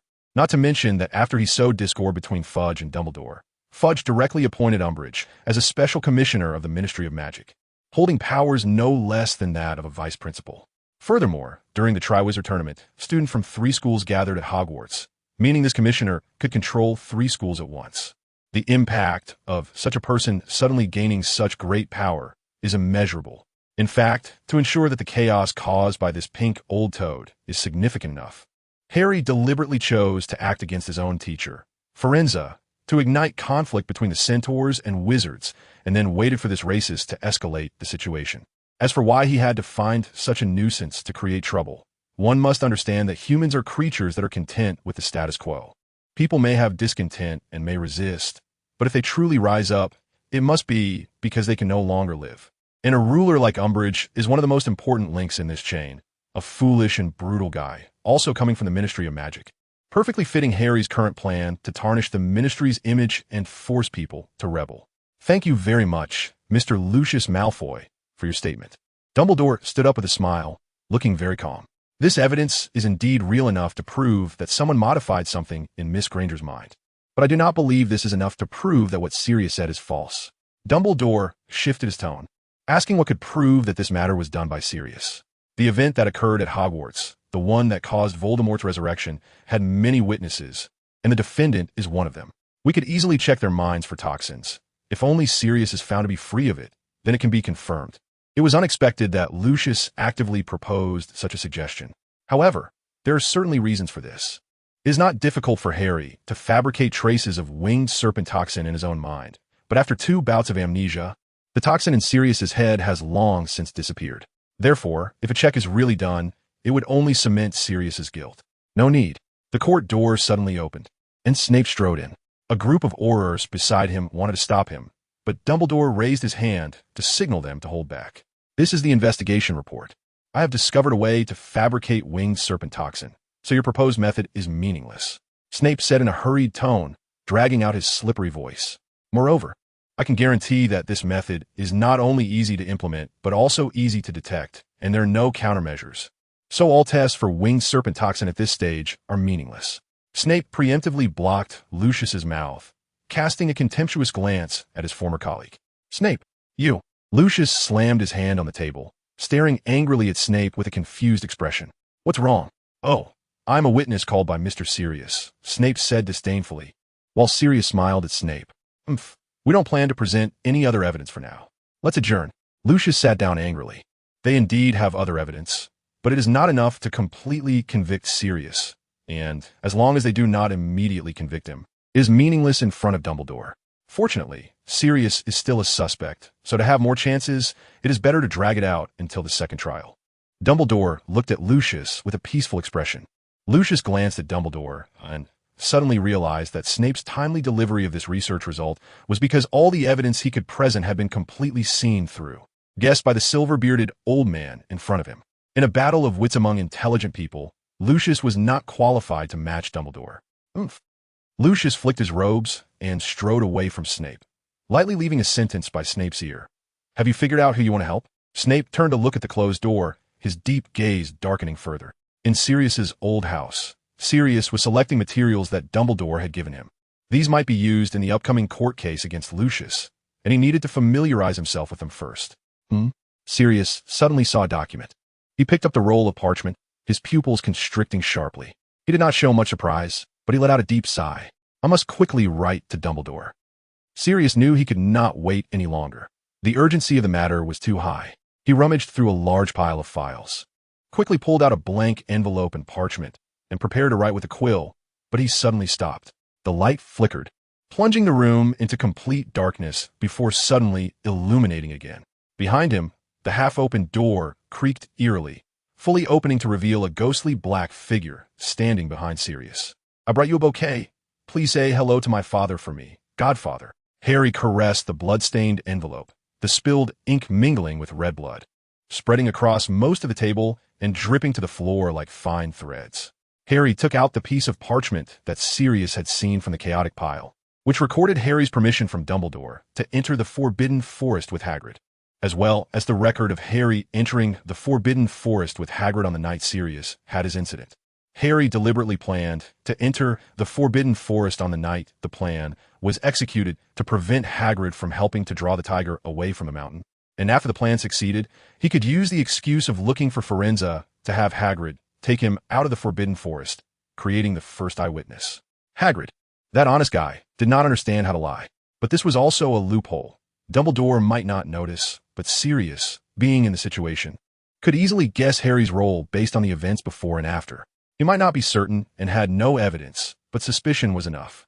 Sirius had not reported to Dumbledore before, probably because he sensed that Harry had some plan, but he was unaware of the purpose of this plan, thinking it was aimed at defeating Voldemort, and he was willing to sacrifice for it. Just like last time, he was unwilling to share his sacrifices and choices with others, just as he did not want to say a word of defense when he was betrayed by Peter. Like last time, he did not want to disclose his plans and efforts to others, just as no one knew that he entrusted the secret to Peter that night, preparing to sacrifice himself. Sirius never cared about himself. As long as others were not harmed, he could pay any price to achieve his goals, even if it meant swallowing that bitter darkness and getting hurt alone for the sake of everything progressing. But if Sirius knew about this matter, it would be different. The trial for the Centaur case was after Peter's case was retried, so Sirius had not had the opportunity to know about this before. But now that Sirius knew, he could easily guess who had moved against Firenze. He was willing to sacrifice himself, but he would not allow the sacrifice of others lives. And Harry guessed it too. The spark of truth burned through that thin layer of paper, ready to break through with a glimmer of light. But unfortunately, Harry stepped on the spark first, turning it to ashes. Harry really brought a bouquet, a bunch of baby's breath. He crouched down and gently placed the flowers on the fallen Sirius. Perhaps this could serve as a meeting gift for Sirius in the next world. You all handle the aftermath. Very few people will get a good night's sleep tonight. Harry stood up, and behind him, several dark wizards stood at the wide-open door. The door creaked again, opening a bit wider. What about Dumbledore? He will definitely notice something unusual, Lucius said, his eyes sparkling with anger. I said, you handle the aftermath. Harry turned around, his cold eyes revealing no emotion. You want me to face Dumbledore? Lucius's words were laced with barely concealed anger, as this would have a significant impact on his family. Boom! A massive hand made of countless dark materials resembling bats grasped Lucius and slammed him against the wall opposite the door. This is just a punishment for your previous betrayal, Harry said in a flat tone, and Lucius's bones made a chilling sound. We are just partners. I am not your subordinate. Boom! The dark hand controlled by Harry lifted and then smashed down, directly causing Lucius to spit blood. Oh, is that so? I don't think so. Harry slowly walked up to Lucius, his cold gaze looking down at Lucius, who was gasping and coughing blood on the ground. If you are unwilling to cooperate with me, you can completely withdraw with your family. I won't do anything about it, as long as you don't hinder me. Then you can watch the current turbulent situations leaders cooperate with other families, sharing the feast of the whole world, while you won't even get a sip of soup, ultimately being surpassed by them, and obediently handing over your current position as the leader among these pure-blood families. Other dark wizards stood behind Harry, their shadows looming over Lucius. You better get clear on the situation, now, who is hot property in everyone's eyes, and who is still an unchanged partner. Harry said coldly, and the air around seemed to freeze. You now have two choices, Continue or withdraw. It doesn't matter, as long as you keep your mouth shut. If you don't stand on my side, I won't do anything to you. Cough, cough. I will continue. Lucius clenched his fists, leaning on his serpent-headed cane to stand up with difficulty. For the sake of his family's interests, he could also do anything. Dignity? Can that be eaten? Very well. Now listen closely. Sirius Black, out of fear of punishment, fled to avoid guilt, and before escaping, he set fire to 12 Grimmauld Place to eliminate evidence. Harry recounted expressionlessly, as if reading a script. But in reality, it was Voldemort's forces that instructed the Malfoy family to assassinate Sirius Black to retaliate against Harry Potter. The fire was to eliminate evidence of the assassination, but unfortunately, they still accidentally left a little bit of trace. Other than that, no other forces were involved, got it? I understand. I really feel sick. I originally thought that after the military training ended, I could directly take a half-month break for the 11th holiday. But our school still insists on having a week of classes. The good news is that school is not like military training where phones are not allowed. So I can still update you in my spare time, although the speed may be much slower since school has started, which is unavoidable. After a week of classes, there will be a 7-day holiday for the 11th, so after a slow update period, it will pick up speed again. I want to apologize to everyone here and hope for your understanding. Thank you all for your support. Boom! A burst of flames erupted from the crowd, followed by screams and howls, and the noise of the crowd intensified. Rather than calling a parade, it was more of a carnival, a celebration where sin and madness could run rampant under the guise of justice. In the dark night, eternal darkness swayed in the fierce fire, and the Grim Reaper seemed to dance in the shadows of the flames. The shadows of the marching crowd were cast on the surrounding buildings, resembling a primitive and brutal horror ritual. Harry's actions had completely destroyed people's sense of security, and places like the Wizarding Bank were also targeted for strikes. The influential families controlling the economy colluded with Harry to inflate prices. Wizards now found life much harder and lived in constant fear. Perhaps the galleons in their hands today would turn into worthless scrap metal tomorrow, or perhaps a single galleon could buy a broomstick today. But tomorrow, tens of thousands of galleons would be needed for a potion ingredient. A loaf of bread costing 500,000 galleons was just around the corner. What made it even more unbearable was the threat to personal safety. Generally speaking, wizards in this world were quite passive, as Harry said. As long as people were not pushed to the brink, they would remain content with the status quo and compliant. However, Voldemort's threat was too great. People no longer believed in the Ministry of Magic's protection or its credibility.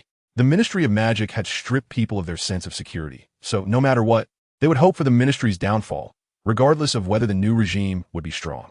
At least that would restore their sense of safety. People were like bundles of dry firewood, parched and cracked. And all it took was for someone to toss a few sparks in and fan the flames for a raging fire to ignite everything. People would shift their hopes from abstract things and a yet-to-appear figure to taking action themselves. Of course, that person would eventually appear. It was just that adding fuel to the fire when it was larger would be much more effective than when it was just a spark. You've worked hard. Elizabeth Tower. Harry looked down at all of London from above, with two figures behind him, Jarrison and that girl from Egypt. Oh, right. Harry had given her a name. M.O. They had been secretly working for Harry. Their specialty was sowing discord, and they used intimidation to spread rumors, escalating conflicts and instigating disputes, making everything descend into chaos. It was their task. The scene before them was the result of the two of them. In this chaotic situation, unity, betrayal, disputes, fear, panic, anger, resistance, oppression, justice. All of this was thrown into the same cauldron to stew into a hodgepodge. And whoever could jump out of this pot and grab the stirring spoon could take away the feast they desired. Harry found himself at the center of this thick soup, but his hands and feet could still reach outside the pot. Thus, under Harry's stirring, things turned out this way. In some places, people gathered angrily to protest. In others, it turned into violent incidents. And in some places, they took to the streets under the banner of protest to rob. This, however, further undermined the structured economy, and the entire wizarding world was in chaos. It should be noted that for every wizard, the most important wand could also be used as a weapon. This was akin to a world where weapons were more widespread than in the United States, with each person wielding a multifunctional firearm. What would chaos look like? Unimaginable. Screams erupted below, and colorful lights flickered in the night sky. Excitement glimmered in Harry's eyes, but he still appeared cold and dark. Beautiful flowers need dark soil to thrive. Well done, M.O. Harry gave a faint evaluation. Jarrison was just a helper. the translator for this girl who couldn't speak normal human language. This time, the overall leader was Mo Hiss. Hiss. She emitted a meaningless low hiss in parcel tongue, looking completely unamused. Harry said no more, just quietly watching this grand farce unfold. Shattering curses, repelling curses, stunning curses, freezing curses, fierce flames, and even thunderous explosions. Countless lights flickered under the fire, and Harry saw countless flowers blooming, as well as dirty blood and flesh flying everywhere. The sounds of wailing, roaring, screaming, cursing, and spells slicing through the air created a hellish scene reflected in Harry's dark green pupils. The parade eventually turned into violent conflict, then gradually evolved into war, starting in those hidden corners unseen by muggles, in a bridge's underpass that could barely be seen from Big Ben. Then, the conflict gradually spilled onto the streets, streetlights exploded, bricks shattered, and debris flew. In the deep night, who knows how many families were frightened, tightly shutting their doors and windows, trembling under their curtains, knowing that tomorrow the Muggle headlines would feature another terrorist attack. Was that matter handled well? Harry suddenly asked. The wolf stepped into a trap, Mo said expressionlessly, her demeanor reminiscent of the red ribbon tied to a tree in Harry's Dorset. Good. Harry's lips curled up. Master. The situation has been brought under control, Jarrison said cautiously, the chaos below gradually subsiding. The people's futile rage would ultimately be like a pile of loose sand blown away by a strong wind. Without a stream to bind this sea of sand into a mixed flow of mud and stone, it could not submerge the ancient ark. It's nothing. This can only be considered a prelude. Harry showed no excessive emotional fluctuations. Rather, it was a good omen. If even this level of chaos forced the Ministry of Magic to resort to violence to suppress it, it only proved that this loose system was even more useless than I imagined. Do we still need to tamper with the Triwizard Tournament? The Ministry of Magic is on the verge of collapse, and to Harry's surprise, the Ministry itself is calmly accepting this outcome. They are making efforts to maintain the status quo, while trying to delay their disintegration and drafting a will in hopes of quickly reorganizing after the collapse. In fact, there is still a chance for the Ministry to survive. Another chaotic era is undoubtedly approaching. However, the Ministry has many supporters. If the Ministry can stabilize its position in relatively stable areas, it might preserve some of its power when it collapses elsewhere, allowing for a resurgence. This is something Harry wants to prevent. However, this is quite difficult to guard against, as those who support the Ministry without any material basis do so out of their beliefs, thinking that the Ministry's system is the correct law of the world. Harry cannot completely dismantle this belief. Therefore, before he fully takes over the flames, the leader of the Ministry should be eliminated as much as possible. Enough. I've made the best arrangements. You've been staring at me like this for several days. What's wrong? In the empty bar? Tonks suddenly asked Lupin, who was at the bar counter wiping glasses without looking up. It's nothing. I was just daydreaming, Lupin replied, as if waking from a dream, lowering his head to stare at his untouched glass. Tonks looked up and sighed upon seeing Lupin's expression, as an order sent by the Ministry to protect Scamander. Having received intel that Voldemort's forces might attempt to assassinate him, she found herself intrigued by a certain individual. Lupin, who had come to consult Newt about his struggles with his werewolf identity, was said by his mentor to be an important member of the Order of the Phoenix. The Order of the Phoenix was an organization founded by Dumbledore during the first magical battle against Voldemort in the 1970s, composed of many brave and just individuals who fought against darkness in the shadows. It was one of the main forces during the First Wizarding War. Tonks's teacher, Alastor Moody, her cousin Sirius Black, and the seemingly weak and disheveled man before her were all founders of the Order. Tonks herself had long admired this previously disbanded group, so when she heard that the person in front of her was a member of the Order, and even a founder, she quickly became interested, often circling around Lupin while taking on various identities as she moved around Scamander.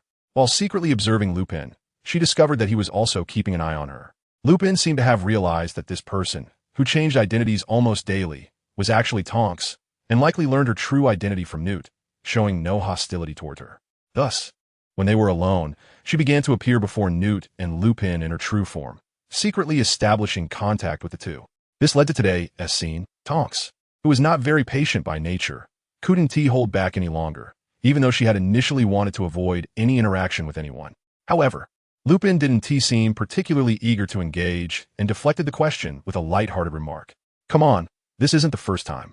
If you daydream every time you face me, I feel like this is more than just simple daydreaming, Tonks huffed, placing the glass heavily on the bar. Ah, sorry. Lupin appeared troubled, his gaze evasive. What's wrong? Lupin suddenly became alert.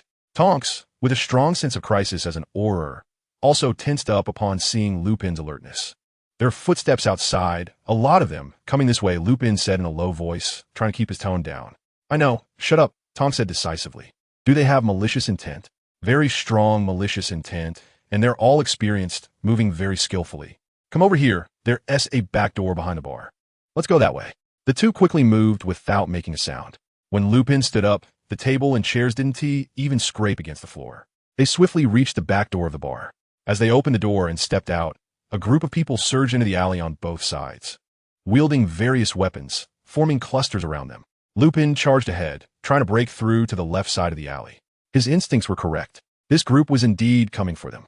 However, it was strange that these people were armed with cold weapons like muggles, and Lupin noticed that some were carrying shotguns. But there were no wands. Why? Why were muggles attacking them?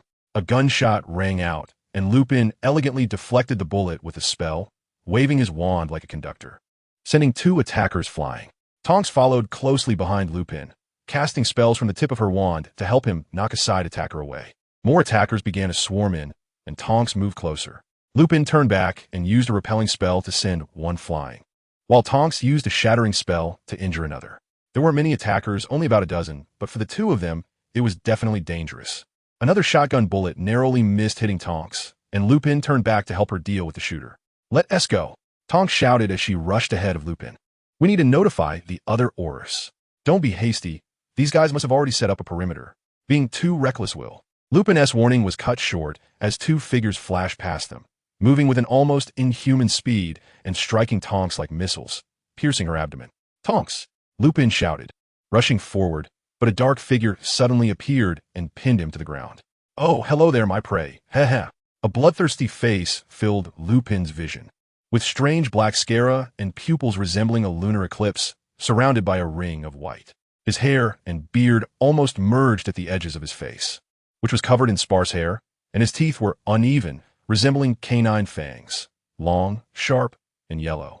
He wore a black robe that was open at the front, revealing thick, wolf-like black fur covering his body. The robe had short, narrow sleeves, exposing his large hands and sharp nails. Even without transforming, he looked like a werewolf. Fenrir Greyback. Lupin suddenly realized something, glancing around. No, those people. They weren't muggles. They were werewolves. All of them were werewolves. Oh, you know me? Are you one of the ones I've bitten? Greyback is getting closer and closer, looking at Lupin with a gaze that appreciates the ingredients. It's a pity that I don't recognize you. After all, no one would remember every piece of bread they've eaten. He grinned menacingly. I think you should remember. After all, you bloodthirsty creature never eats bread. After Lupin finished speaking, he kicked Greyback hard, raised his wand, and cast a spell. However, the spell had no effect at all. Greyback was merely pushed back a little, crouching on all fours like a wolf, his sharp claws almost sparking against the stone floor, quickly freeing him from the backward momentum of the hit. You must be someone I've bitten before, right? Those who have seen me either get killed or bitten, he said with a strange laugh. But I'm curious, why don't those I've bitten remember today's date? Date? Right?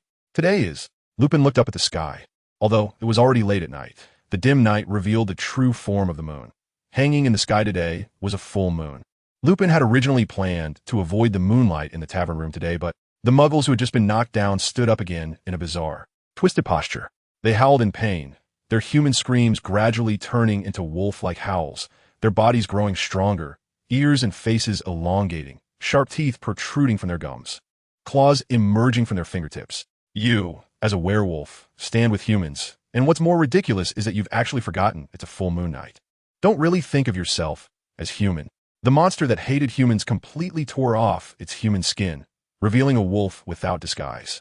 His transformed state was stronger than that of other werewolves, almost twice as strong, towering nearly 4 meters tall. His massive and terrifying figure almost completely overshadowed Lupin with the shadow it cast. His transformation process was also much more terrifying than that of other werewolves. The last bit of restraint on him, his clothing, almost instantly turned into fragments, and the human skin on him was shredded into pieces by his sharp claws in an instant. He looked like a real wolf. Tonks, kneeling on the ground and spitting blood, struggled to turn her head towards Lupin. Lupin was also kneeling on the ground, clutching his head tightly, as if something was about to come out of him. He seemed to feel the gaze and looked back at Tonks. Hurry, go. Roar, roar. I will you, Tonks suddenly sat up in the hospital bed, the pure white quilt flying off a section and falling to the ground. You're awake, Miss Tonks, a hoarse voice came, followed by the sound of porcelain colliding with something. Have some tea, that voice said. Tonks looked around. It was a strange room, but it was easy to see it was a hospital. The speaker was an elderly house elf, surprisingly dressed in a very elegant outfit. Struggling a bit to overcome his height difficulties as he gracefully placed a cup of red tea on the table beside Tonks' bed. It's you all. Tonks' hand on the bed sheet suddenly tightened. Creak. The wooden door of the hospital seemed a bit old, but that didn't prevent it from opening smoothly. A tall girl who looked to be in her youth walked in, carrying a tray with desserts on it. Where's Lupin? Where's Lupin? Tonks asked the girl eagerly. She did not speak. Don't worry, Miss Tonks. I think we have plenty of time. The house elf teased Tonks' appetite. I think you'd better have some tea first to calm your nerves, don't you think? Tonks knew she had no choice but to lift the teacup and take a sip. You two are very lucky. Our people are nearby. After the werewolf invasion, the Aurors quickly heard the commotion and came to the rescue, ultimately driving the wolf pack back. The elf continued. Mr. Lupin's performance was remarkable. Although he couldn't defeat Greberk, he managed to hold him off for a long time. Otherwise, you would have died long ago. What about him now? Tonks wanted to hear anything but this. Oh, you seem to care about him a lot, the elf said with a tone of surprise, hiding a hint of cunning in his words.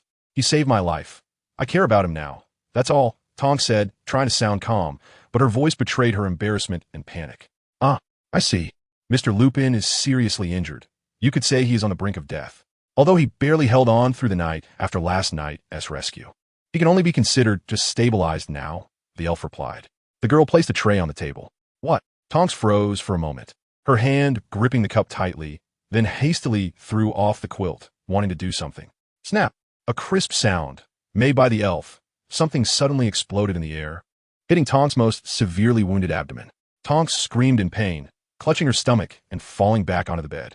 I apologize for my rudeness, Miss Tonks, but it's better for you to lie in bed a little longer. I think you should have a piece of dessert to rest, shouldn't you? Jerison said without any apology, smiling and tilting his head, offering a piece of dessert, a glint of cunning flashing in his eyes. Tonks, lying on the bed, gritted her teeth, glaring at the two with hatred. Jerison looked like a smiling fox, his eyes completely black except for a bright reflection, extending the dessert towards her again, while the girl remained expressionless, like her teacher, like the unchanging desert in her name. Tonks took the dessert and stuffed the whole piece in her mouth, biting down hard, as if she needed to bite a towel to prevent screaming during surgery without anesthesia. Her eyes were already bloodshot. The girl glanced at Jerison, who understood her unspoken message. If you have any questions, feel free to ask. We will answer what we can, Jerison said, this being the last bit of kindness from this inherently good-natured girl. You just said our people. Are you leading the Aurors? Tonks managed to swallow the piece of dessert, clutching her bleeding wound as she crawled to a place against the wall, cold sweat dripping from her forehead. Of course, our network of influence is deep enough. Arranging things like an Auror squad leader across levels is not a problem. Jerison casually popped a piece of dessert into her mouth, including the hospital you are in now. It is also a wizard hospital of the Ministry of Magic. What about Mr. Scamander? After asking, Tonks fell into a deep silence. The couple most beloved by animals died at the hands of animals, Jerison said lightly. Why did you do this? Tonks hung her head, her face obscured in the shadows. As you might expect, Jellison did not elaborate much.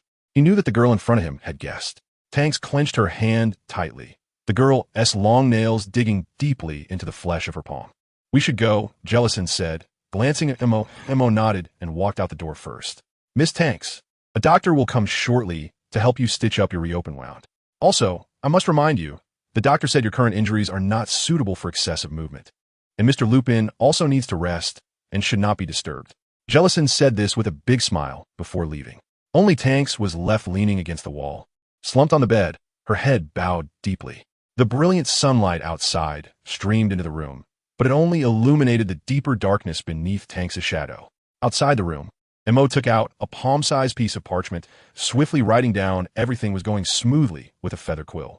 Then, a mysterious green flame ignited and quickly burned the note to ashes.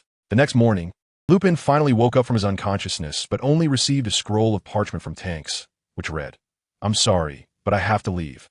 Mr. Newt has unfortunately been killed. My mission has failed, and I must go back. I intend to resign on my own. Don't come looking for me. I hope we meet again by chance." At that moment, Lupin clenched his fist, the smooth parchment instantly becoming crumpled. Then he chuckled self-deprecatingly. "In the end, I am just a monster covered in fur. I never deserve to be loved." Huffing, Tanks gasped for breath as she navigated through the dense forest. The moonlight was not full today, but it still slipped through the gaps in the trees. Behind her, several dark shadows closely followed, moving through the woods more nimbly and quickly, nearly catching up to Tanks. Tanks had no choice.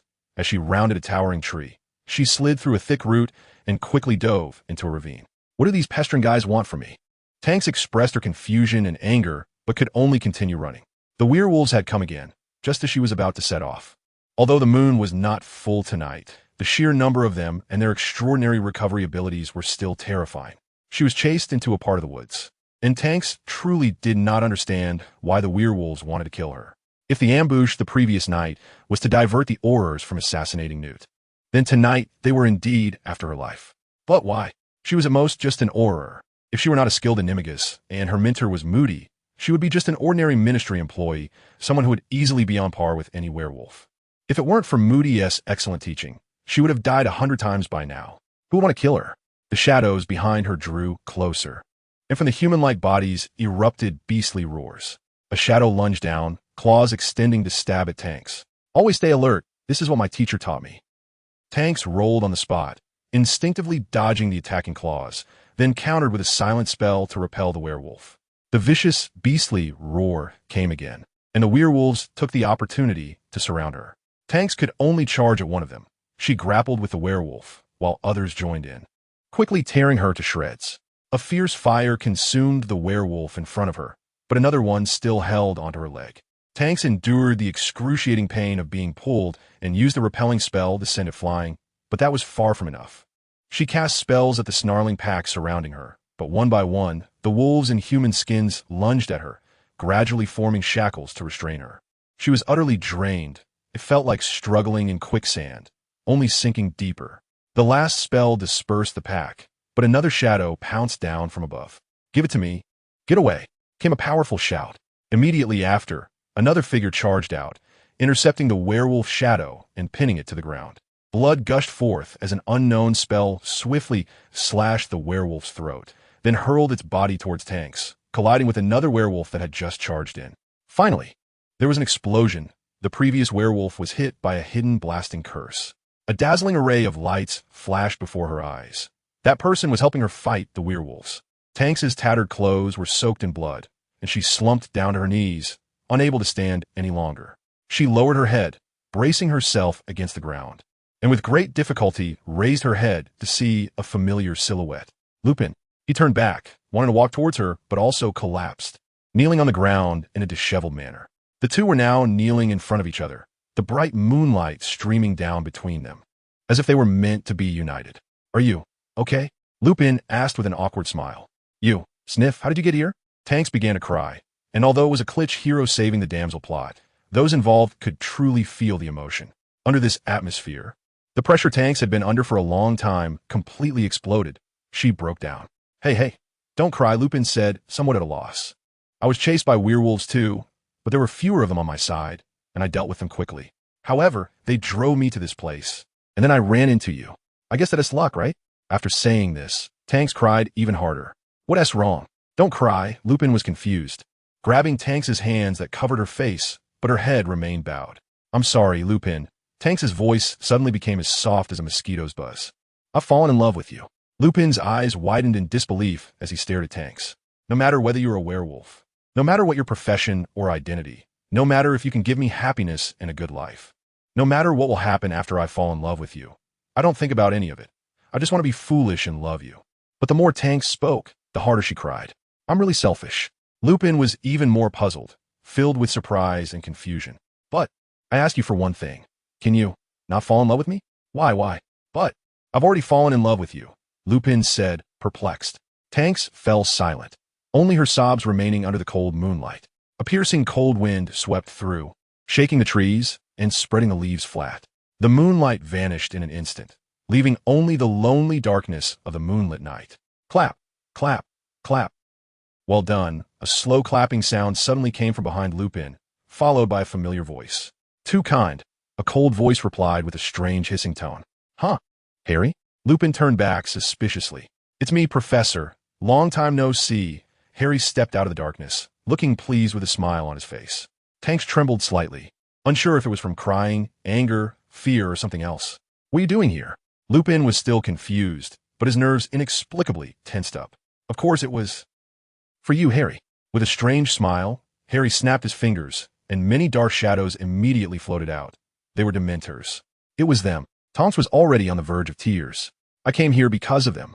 What on earth is going on? Lupin was almost frozen. Voldemort had never been resurrected. It was just that the information channels of Voldemort's remnants had been intercepted by Harry, so he could now manipulate things from behind the scenes. It was also Harry who attacked Azkaban to seize the Dementors, and the Basilisk incident in the Quidditch Stadium was just as you heard from that time in Hogwarts second year. Tonks, with a weeping voice, shared this incredible truth with Lupin. When I visited the teacher again upon entering, the teacher did not come out in anger as he always did, shouting about dark wizards. I thought the teacher had just stepped out, but when I entered the teacher's bedroom, I saw several dark wizards holding their wands to his back, and then a few more pointed at me from behind. Managing Moody is quite a troublesome task. After you left, I had someone knock him out. Harry interjected with interest, slowly stepping to Lupin's side. They threatened me with my teacher to make me work for them. I had no choice. Fortunately, what they asked me to do wasn't anything heinous. Just a Ministry of Magic task I was supposed to take on anyway, leading me here. But that task was issued by me, and I must say, the network of relationships among the major families in the Ministry of Magic is really dense. Harry stepped over to Tonks' side. What? Did you do this? Lupin struggled to process the information while listening to the two speak, and the situation before him forced him to believe Tonks' words. They did it for you. Tonks' head was almost hanging down to the ground, filled with shame and pain. What? Lupin asked in confusion. Teacher, what can make a wild wolf transform into an obedient puppy at the fastest speed? Harry supported Tonks from behind. Answer. A chain connected to a collar. And the best chain is one that the one tethered doesn't even want to break free from. Harry helped Tonks up, forcing her to straighten her back. But no matter how he supported her, that back was still soft. That thing is called love. So, you used Moody to threaten Tonks, and then used the threatened Tonks to control me? Lupin's eyes widened in anger. Clever. Harry snapped his fingers again, smiling as he leaned closer to Lupin. Do you know what the perfect scheme is? It doesn't require calculating the positions of the stars, nor does it need to decipher the truths of fate. It only needs one thing only a demon can accomplish, controlling the human heart. Harry smiled, as if admiring his own masterpiece. Only by manipulating human souls and emotions can one deserve to be called a top-notch scheme. Ah. Harry took a deep breath, standing up straight, as if enjoying something. Look at you, coming from Gryffindor, yet being so cowardly in social interactions, representing bravery, yet being incredibly self-deprecating, lamenting in the middle of the night. What could be a better remedy than a girl who is passionate, fearless, always positive, and most importantly, completely indifferent to your werewolf identity? Harry's words were filled with a cat-and-mouse kind of playfulness. What kind of girl would you love? It would be easy to guess. I just need to send her into your wolf's mouth, and create a little danger to quickly heat up your feelings. Harry raised 2 fingers and gently tapped them together. Oh, by the way, coincidentally, you are also her type. You two are indeed a perfect match. You should thank me, shouldn't you? Why? What do you want me to do? Lupin's fist cracked. No. How could it be what I want you to do? I just want to help you accomplish what you've always wanted to do. Harry smiled again, leaning closer to Lupin's face. I'll help you complete your revenge. How about that? The monster that has caused you a miserable life, that turned you into a werewolf. The king of the pack in London, Greyback, kill him, take his throne, become the king, the Wolf King, my king. Harry pulled out a chess piece, representing a knight. I have a piece saved for you. Why? Is it me? Lupin deflated, letting out a final weak question. Because you're not a bloodthirsty monster. You are a person, a true werewolf, not a wolf in human skin. Only you truly possess the ability to lead. Only you truly deserve to be the Wolf King. More importantly, only you can best control. Harry's hand completely grasped that chess piece, and Lupin could no longer see it. How ironic, that a complete monster could escape a tragic fate. Lupin chuckled self-deprecatingly. Right now, I really want to be a monster. Do you need something from me, Professor Dumbledore? Harry was sitting across from Dumbledore's desk, resting his eyes, when he suddenly spoke to the air. I haven't been here for a long time. Indeed, Harry, drowsy, suddenly perked up as Fawkes the Phoenix showed signs of life. An old man appeared at the top of the side staircase at some point. The Triwizard Tournament is coming soon. Are you nervous? Dumbledore smiled. Harry stared at Dumbledore for a while, not speaking. It took a while before Harry responded. Is that so? However, as the most special fourth champion in this tournament, you still need to prepare actively, or you will embarrass yourself. Dumbledore spoke in a casual tone, as if chatting with Harry. So, a flicker of something flashed deep in Harry's eyes. Starting this semester, how about I take a little of your sleeping time every night to give you a few hours of private lessons? Dumbledore blinked.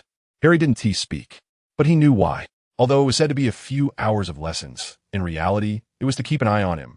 He still had classes at Hogwarts during the day and couldn't go out to stir up trouble. He only had time at night. Dumbledore was just trying to eliminate this trouble by keeping him under watch. He wouldn't have the opportunity to leave Hogwarts in the future. Since the second year, his relationship with Dumbledore had been somewhat delicate. Dumbledore had always known his little thoughts, but he hadn't managed it for the time being, perhaps because he felt they were on the same side, and as long as no one got killed, it wasn't a big problem. Starting from the third year, Dumbledore became wary of him, but they were more like a cooperative relationship, responding to the threat of Voldemort for the time being. But now it was different. Even in cooperation, Dumbledore began to realize his own threat and attempted to constrain him. Moreover, it was ironically effective. He was indeed Dumbledore's only current threat. It seems I'm in a bit of trouble, Dumbledore, and it has begun to strike back. Bang! The door of Malfoy Manor was suddenly smashed open, and a large group of Aurors surged in. What are you doing? Lucius strode forward, and with a rustle, the leading Auror unfurled a parchment. It was a search warrant, held rigidly in front of Malfoy, startling him back a few steps. Meanwhile, the other Aurors flanking the leader surged into the manor, beginning their search, zeroing in on the dangerous items of the Malfoy family. We now suspect that you are involved in the disappearance of the fugitive Sirius Black. We hope you will cooperate with the investigation. Take him away. The Auror finished speaking and tilted his head, signaling the two Aurors beside him to take Malfoy away. No need to trouble yourselves. I can walk myself. Lucius snorted coldly, slamming his wand down heavily on the ground. He then circled around the Aurors in front of him and left the manor, with the two escorting Aurors reluctantly following closely beside Malfoy. Dumbledore was taking advantage of the situation. Since Harry was using Malfoy as a shield, he would first dismantle that shield. However, Harry was always meticulous in his actions and had warned Malfoy early on, ensuring no evidence was left behind, leaving room for maneuvering in this matter. On the other hand, most of the Sacred 28 families were being scrutinized, leading to a significant loss for them under the pretext of harboring dangerous dark magical items, while also placing spies among them, enough to make these families feel sick for a while. On Shrubbery Lane, Mrs. Figg suddenly visited the Fiennes family. This peculiar family had not worked for a long time and had not opened their windows or doors for years. Knock, knock, knock, knock, knock, knock. Mrs. Figg knocked on the door twice in succession, her cat in her arms impatiently clawing at her thick sweater. Sure enough, there was a problem. Mrs. Figg muttered to herself in a hoarse voice, knocking a few more times before the large door reluctantly opened a crack. What is wrong? The person inside sounded coarse. It should be Fiennes, and he sounded quite nervous. Oh, it's too cold at home, but my cat has ruined all my blankets. May I borrow something to keep warm? Mrs. Figg seemed polite, but was constantly trying to peek inside through the crack of the door. Sorry, we don't have any extra blankets. You should try borrowing from someone else, Fiennes said hurriedly, wanting to close the door. Hey, don't you have a child who goes to school? Can't you give me his? Mrs. Figg, growing anxious, pressed her hand against the door crack and called out. Shut up. To her surprise, Fiennes exploded. Don't mention him in front of me. Don't bring him up. Bang! The door was slammed shut with such force that a few wood chips fell off. Mrs. Figg was stunned. No. She had to check this out. She hurriedly ran back home. Fudge scrutinized the newspaper in his hands, squinting his eyes, not wanting to miss a single word. The headline boldly proclaimed that Albus Dumbledore, the headmaster of Hogwarts School of Witchcraft and Wizardry, announced he would never again hold any position in the Ministry of Magic. This can't be right. This can't be right. Didn't that old fox Malfoy tell him that Dumbledore wanted to take advantage of the chaos to become Minister of Magic? What was going on? No. This isn't right, Malfoy. That old fox has tricked me. I'm so stupid to have found myself a political enemy over such an unfounded lie. I'm practically a startled bird now. I need to find a way to mend my relationship with this greatest wizard and form a united front. But I can't pull back from Umbridge's side, just in case. Fudge looked out the window at the blood-red sunset, took a deep breath, and exhaled it all. The Ministry of Magic today was like this sunset. Though it was setting, it was still the sun. How long could he hold his position in the ministry? One step at a time. Have they decided the outcome? Harry was fiddling with his chess pieces again, playing with the knight in his hand. The outcome has been decided. As you anticipated, Lupin won, said Jarrowson. Harry, why are you so sure Lupin would win? Ginny was the only one who could interrupt Harry now. She called his name, yet addressed him formally, creating a sense of intimacy and distance, both close and far. Very strange. Do you remember the pastries I had Mo bring there? Harry replied casually, appearing bored. Yes, I remember, Ginny said, confused, but still went along with Harry. I mixed a dose of Felix Felicis into one of them, and Mo fed it to Tonks. It was the same before, except the Felix was mixed with alcohol, and there were 2 servings, enough to keep them alive. Harry supported his chin with his hand. Is that all? Ginny felt it wasn't enough, looking puzzled. Of course not. I told him that if he lost, he and Tonks would be of no use to me, and they both had to die. Harry smirked disdainfully. The real reason he could win was that he had told Lupin the stakes were life and death. And then, the Wolf King of London turned out to be just a bloodthirsty beast, but he was facing a monster, a true monster that feared nothing, willing to sacrifice everything. With the sole desire to tear the target before it into pieces, a monster capable of destroying everything. Ginny watched as Harry's emotionless, cold smile slowly melted into a grin, then gradually faded back into a blank expression. Felix Felicis was merely a backup to prevent Lupin from dying. Harry returned to his bored state, but the emotion in his eyes seemed to suggest he had found something interesting. How cruel, Ginny said after a moment of silence, managing to utter this phrase. But Harry didn't feel anything, and didn't respond. Hiss, hiss, hiss. A chilling wind suddenly swept through the room, and the eerie whispers of Parseltongue filled the air. Mo, did you take care of it? Harry yawned, but a hint of dangerous light flickered in his dark green eyes. Everything is as you wish. A girl with hair like a waterfall suddenly emerged from the darkness, bowing respectfully with a blank expression. This is the way of the wolf pack. Although wolves are social animals, a one-on-one duel that decides both rank and life is the standard for determining the Wolf King. Her task was to assist Lupin in dominating the werewolves once he became the Wolf King, using the same methods Voldemort had employed, promising equality, protection, and freedom. The werewolves didn't care who the alpha was, as long as there was enough prey in a den. Oof. Well done. Harry gently placed the chess piece back on the board and lightly tapped it with his index finger. The knight's head suddenly shed a layer of dust, eventually appearing as if it had been recarved into a wolf's head. From now on, the werewolves belong to me. Just as Harry was quietly reading, he suddenly heard a cheerful shout, causing him to shift his chair to the left. The next moment, a large hand came down, landing heavily on Harry's shoulder. If he hadn't moved aside, that hand would have likely grabbed his head directly. Haha, sorry. Hagrid noticed this and quickly chuckled awkwardly. What is up? Harry was completely unconcerned. He felt it would be better to let Hagrid finish his business, so he could get back to reading. Do you want to know what the first task of the Triwizard Tournament is? Hagrid was smiling, and his beetle-like black eyes, almost squeezed out of sight by his flesh, gleamed with a bright reflection, as if the words to rise before falling were written all over his face. Oh, those fire dragons, right? Harry glanced up from his book to give Hagrid a quick look. Those adorable little creatures. Wait, how do you know? Hagrid's small eyes suddenly widened.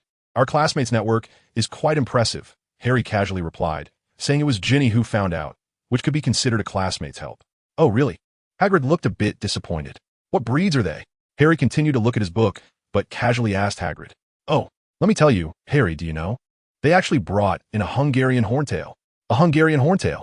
Hagrid's loud voice suddenly boomed, echoing like thunder in the quiet library. If it weren't for Harry's timely reminder, Madame Pants would have almost kicked Hagrid out. She already disliked having such a giant in her library because she thought he might damage the bookshelves. All right, Hungarian horntail, Harry said helplessly. Hagrid, you better be careful of Madame Pants. She looks like she wants to assassinate you if it weren't for Harry's sake. Sorry, Harry. Hagrid scratched his messy hair. I just got too excited. It's a Hungarian horntail, the most dangerous fire dragon in the world.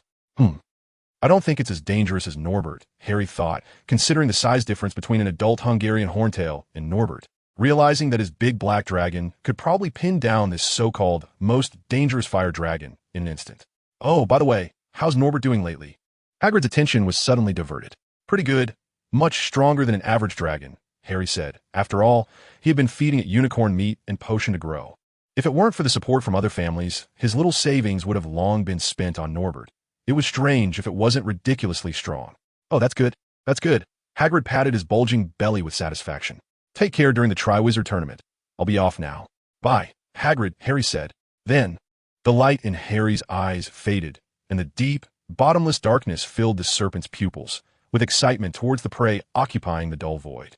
Although he could instantly defeat a fire dragon, whether it was himself, his shadow, or Norbert and the basilisk, if he didn't use silent spells, a Hungarian horntail was just right.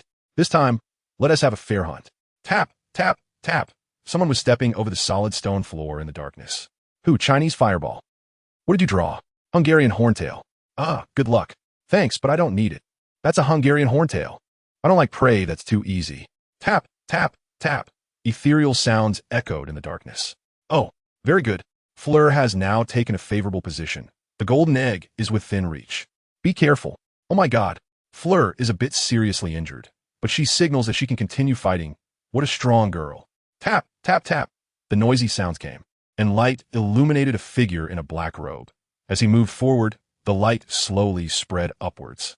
How annoying, a voice said with disgust. Merlin's beard. A Durmstrang warrior took a heavy hit. Auror, quickly call an Auror. Get that dragon away. And a doctor. He needs a doctor. He's running out of breath. Okay. We're back. Just now, a Durmstrang warrior had a little accident, causing the tournament to be interrupted for a while, but after emergency treatment, he is out of danger. We must return to the competition now. Useless. Wonderful. Cedric is on a roll. He actually passed through that flame so quickly, but next, he has to worry about the dragon's claws. Be careful. Dangerous. What a brilliant backbend. Cedric has obtained the dragon egg. He is currently the fastest. Tolp, tolp, tolp. The footsteps stopped. Now, let us welcome the final champion, the only fourth champion in the history of the Triwizard Tournament, the savior of the wizarding world, the boy who lived through great adversity, Harry Potter. The frantic cheers mixed with the howling wind came, and the dazzling light shone brightly. The audience's flags and clothes formed a colorful blur.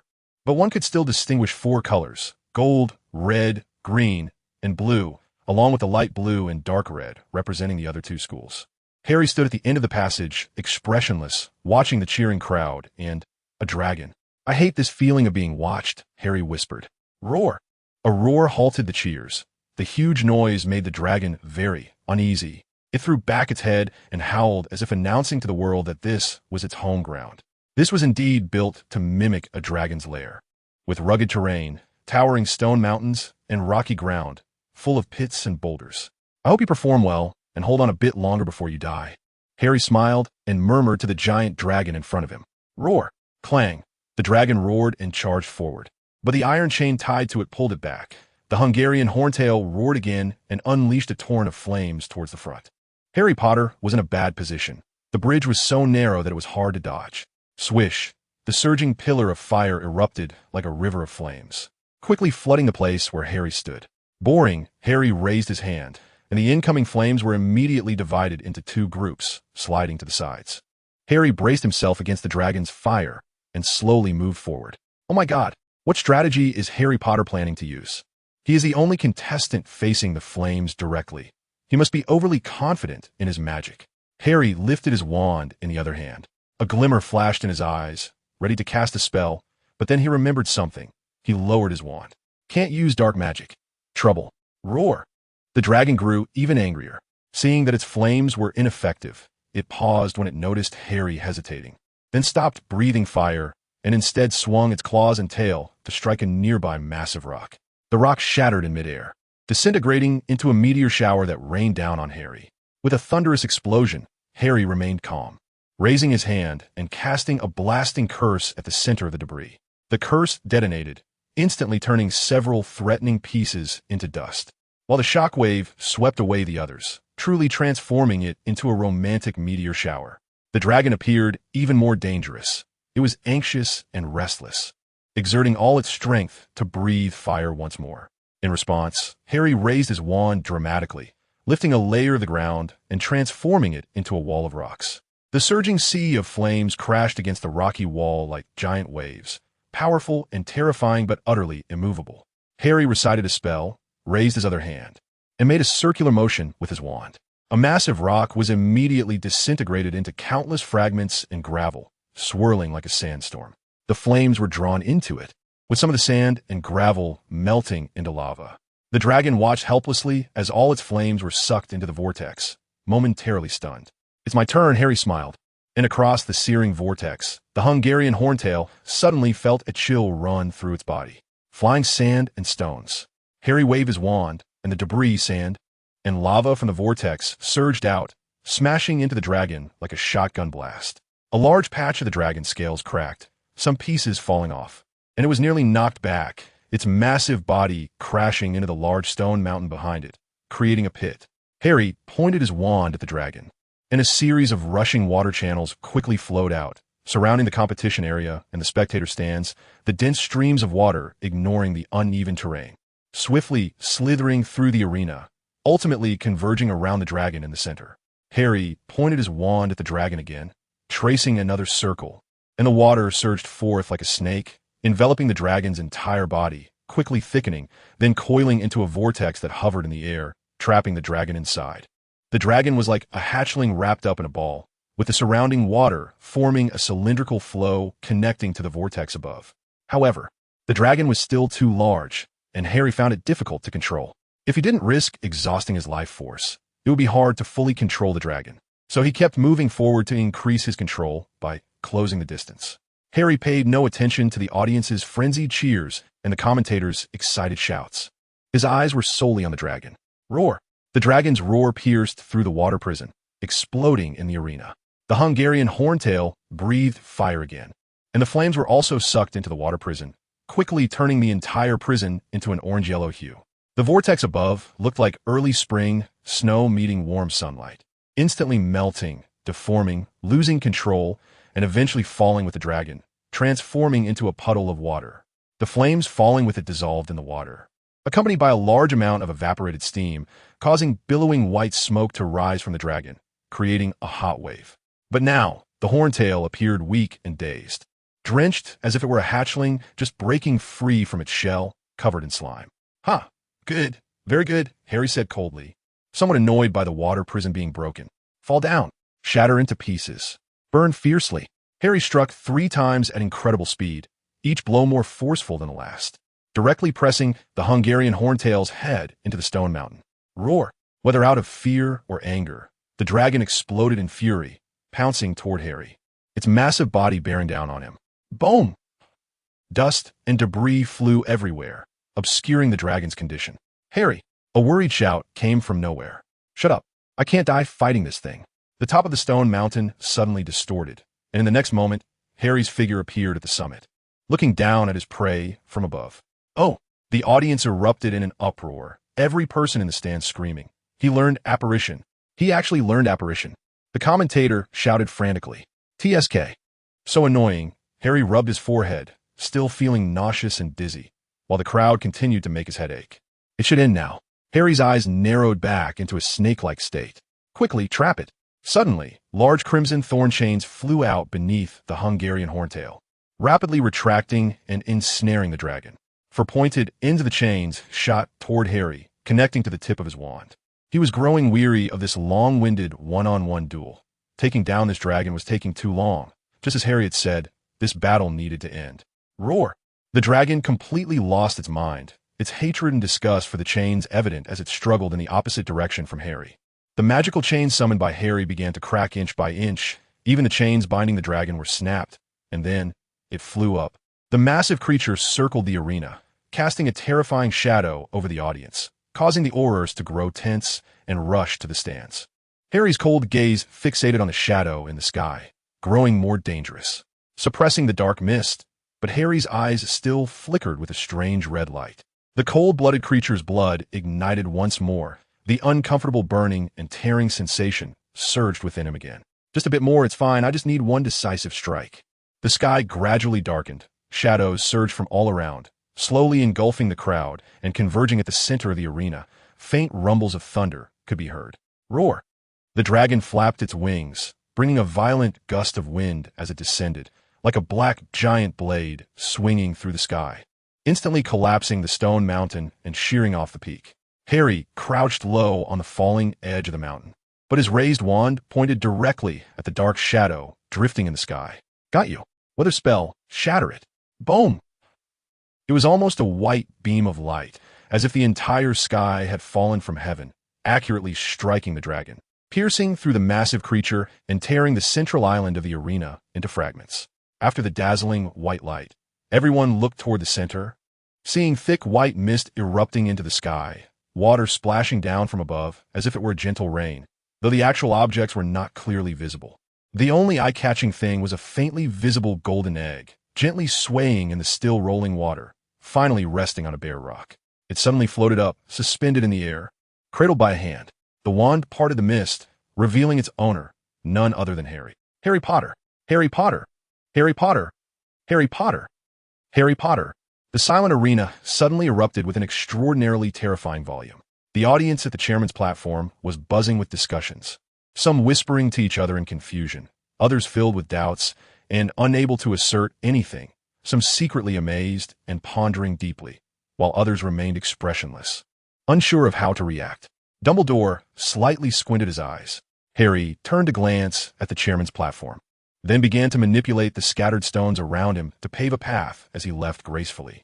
After all, this group would find out sooner or later. Harry didn't mind revealing his strength a little earlier. Today's hunting was satisfying. His true purpose was to showcase his skills and further enhance his influence. The hunter brought back the golden fleece that held meaning for him, and he had no interest in how the other prey struggled. Anyway, the venom had already seeped in deep. This morning, he saw the news about the passing of Robbie Coltrane, the actor who portrayed Hagrid. He couldn't say he was overly saddened, but it was still quite difficult to bear. Hagrid didn't just knock on Harry's door.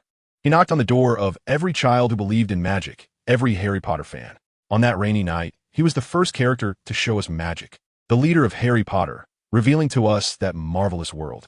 It was because of him that we witnessed the miraculous feats of that boy who survived against all odds, allowing us to wander through that magical world and witness one splendid scene after another. He will forever live in our hearts, in the bonds with every fan. He has not truly died. He has merely returned to his own forest, or perhaps gone to find Aragog and Dumbledore. He is the greatest keeper of keys. I had to interrupt my original update plan. I didn't want the world I created, filled with gloom, contradiction, death, darkness, and flaws, to appear on Hagrid's last day. Death is like finally going to bed after a long day, and for a clear-minded person, it is just another great adventure. Dumbledore, Hagrid's most respected benefactor and mentor, who could always say profound truths that were hard to reach. These words are applicable in many situations, such as when one of his loyal students reunites with him. Casting aside the decaying shell to welcome rebirth is a normal and indispensable part of the life process, a harmonious and beautiful interlude, or perhaps the climax of a movement, the final stroke of a painting, the last punctuation mark of a poem. Life is sublimated by death. Death is the gateway to tranquility and eternity.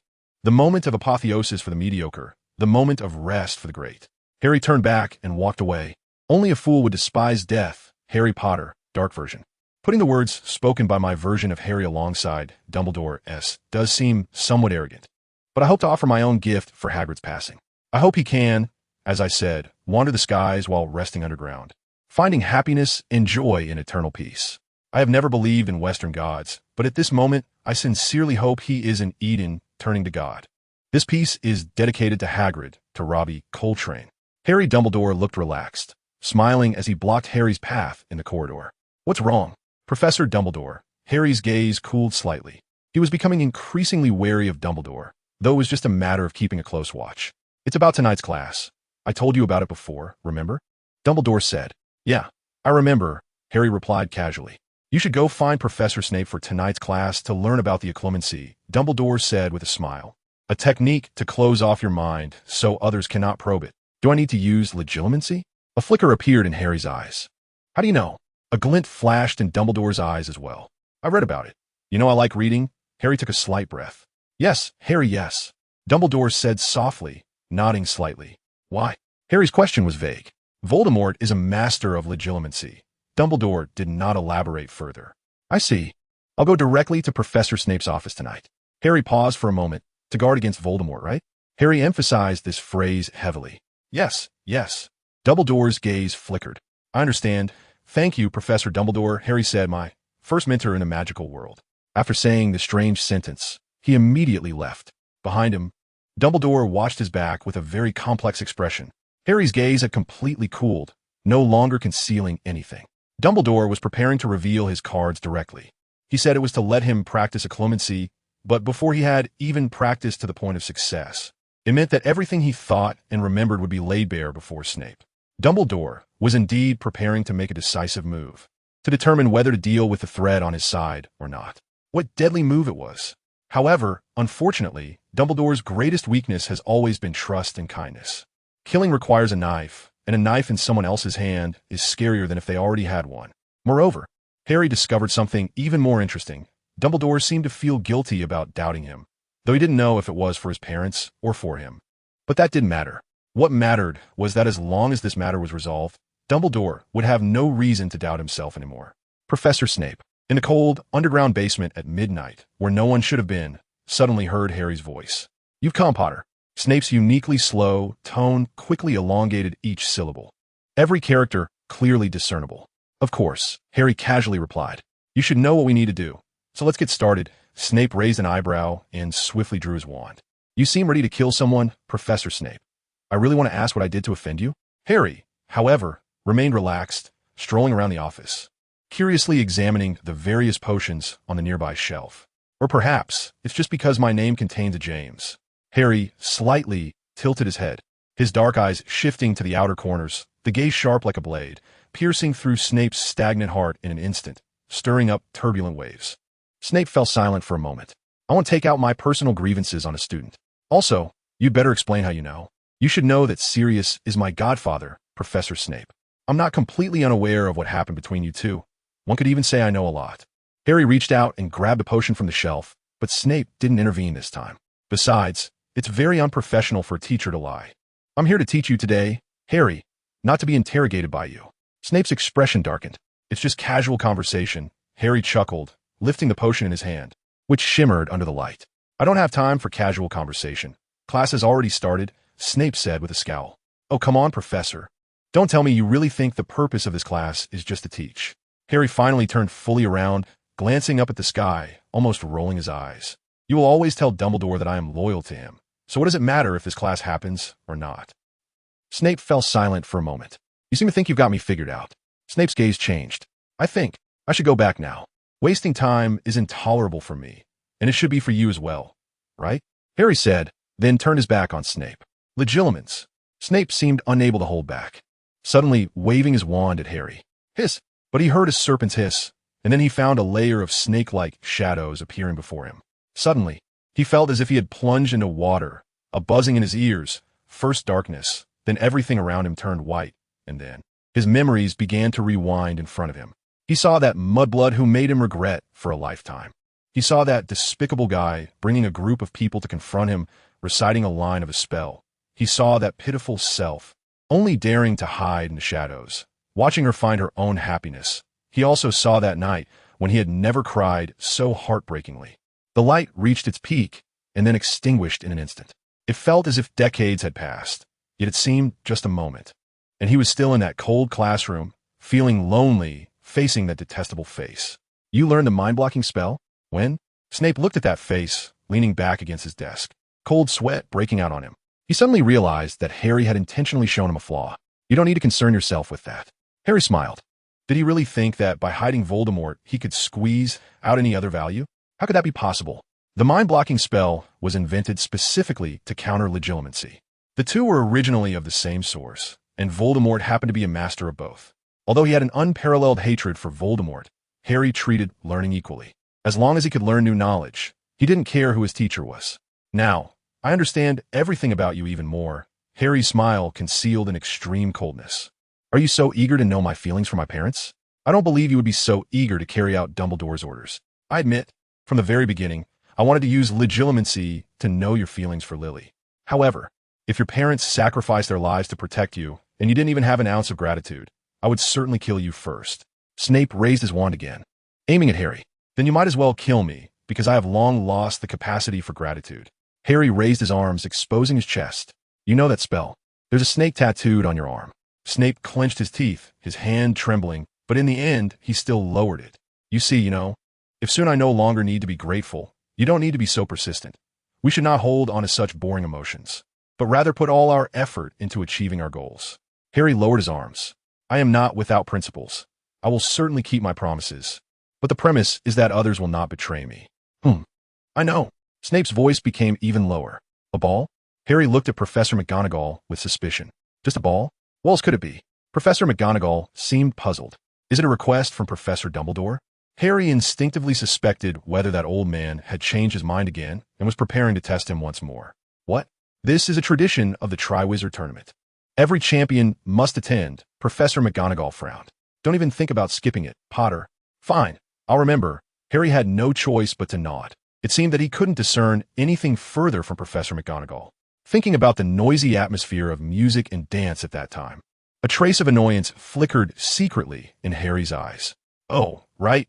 Don't forget you need to find a partner. Professor McGonagall suddenly turned around as if remembering something, warning him.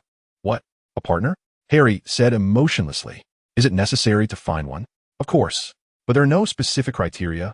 It just has to be a member of the opposite sex. Professor McGonagall nodded. That should be easy to find, right? Everyone attending the ball must find one. Is this event not for the whole school? If so, what if the gender ratio is uneven? Harry suddenly shifted his focus to this strange question. If you really can't find one, you can find someone of the same sex. McGonagall, having taught for so many years, had rarely encountered such problems. She even doubted whether she had ever faced one. What if there is an odd number of students in the school? There will always be one without a partner. Harry continued to pursue this tricky angle relentlessly, and they can just observe others dance. McGonagall froze a bit. Oh, can I be that person? Harry said expressionlessly. Are you sure there is an odd number of students in the school? McGonagall's face turned serious. Yes. Do you want me to recite every student's name? I could even include self-introductions. Harry said, equally expressionless. If I memorize it, can I skip dancing? No. You are one of the 4 champions. You must participate. McGonagall was starting to get visibly frustrated. Now, there should be 3, Harry said calmly. That Durmstrang champion got eliminated. Yes, you're right. So hurry up and find a partner. Professor McGonagall stormed off angrily. Harry was somewhat puzzled as to why McGonagall was angry. Recently, Dumbledore had been very active, and Harry seemed to be lost in thought, mumbling to himself. Indeed, he needed to remain vigilant. Early winter had passed, and a sharper frost came. The pure white snow seemed to be covered with a layer of gray. Even the azure sky was the same. Harry sat alone in the winter snow by the Black Lake, staring blankly at the somewhat gray surroundings. Oh, what are you doing here? You seem very sad. A ghostly voice came. In an instant, Harry transformed back to his original self, colder than the bitter winter and darker than the abyss. As if separated from everyone in the world by an invisible and intangible wall, those seemingly emotionless eyes turned back with a chilling gaze, and the temperature around seemed to drop a few degrees, the light around dimming slightly. It was a girl with silver eyes, dark golden brown hair, and prominent eyes that gave her a constantly surprised expression. Her skin was pale, her eyebrows faint, and she wore a pair of carrot-shaped earrings and a necklace made from a butterbeer bottle cap, giving her a charm that inspired trust and openness. She looked somewhat dazed, as if her presence anywhere was a matter of coincidence, clearly exuding a quirky, ethereal quality. Harry suddenly felt that everything around him had become somewhat absurd, or perhaps like an irrational dream. Not strange or fantastical, but more like a hazy beauty seen through a thin mist. He rarely found himself feeling exposed, as if someone had seen through him, a feat only accomplished by Dumbledore before. Yet the key was that he didn't even know what this girl had seen in him. He just felt that his innermost thoughts were suddenly dug out and laid bare to the air. Harry's gaze turned dangerous again, his pupils narrowing into sharp slits. Oh, did I anger you? Sorry. Is it because you don't like others standing behind you? The girl still appeared dazed, seemingly unable to see clearly. Why do you say I'm sad? Harry's pupils relaxed a bit, but he didn't fully let his guard down. It was this statement, this very reason, that allowed the girl to easily perceive his emotions. He had just been reminiscing about the snow that fell when he first entered Hogwarts. How long did that snow last? The cold was refreshing without being bone-chilling, and he hadn't seen such pure, unblemished white snow in a long time. That snow from that year was so wonderful that he had only seen it in his dreams since, and this year might very well be his last at Hogwarts, making him feel a sense of melancholy about the deep winter snow. Because you are very sad. The girl tilted her head, looking genuinely puzzled, as if it was natural to sense Harry's sadness. What do you mean? How do you know I'm sad? Harry frowned, not even realizing when his pupils had returned to their normal state. It's because you are very sad, the cold voice said in a matter-of-fact tone, stating such illogical and nonsensical words as if it was as simple as 112, taking for granted that she could sense the temperature of a cold-blooded creature. For the first time, Harry realized he was unable to communicate clearly with someone, as if the other person didn't follow any logical reasoning, or rather, he oddly discovered that this girl's underlying logic seemed to be a logic without logic. Their communication wasn't through words, but rather through the aura emanating from each other, relying on that vague feeling to connect, like two animals exchanging breaths. Luna, Luna, where have you been? A familiar voice came through. It was Neville. First, his voice, then a chubby figure appeared, running towards them and tripping in the snow. Oh, you're called Luna? Harry crossed his arms, looking at her with a rare interest and admiration. Which house are you in? Oh, I'm an owl, but I like to wear a lioness head, she said dreamily. The Ravenclaw emblem is an eagle. Neville couldn't help but interject. Luna, you still need to practice for the ball with me. You said you would teach me to dance. Oh, yes. I'm so glad you invited me as your partner, Neville. Luna suddenly showed a hint of joy in her tone, as if waking up from a dream. But my dad says dancing should be free-spirited. Just dance the way that fits your mood at that moment. Ah, come on, stop talking and come here. I really can't dance. Neville ignored what Luna said, pulling her along, and she obediently followed him, perhaps unaware of where she was going. Look, the snow has turned white. Snow is white, Luna said while being dragged along. Looking back at Harry, Harry saw clearly the snow really had turned white. Who exactly is she? The Grand Hall had finally shed its emptiness since the expansion, but in Harry's eyes, it still couldn't compare to the real sky.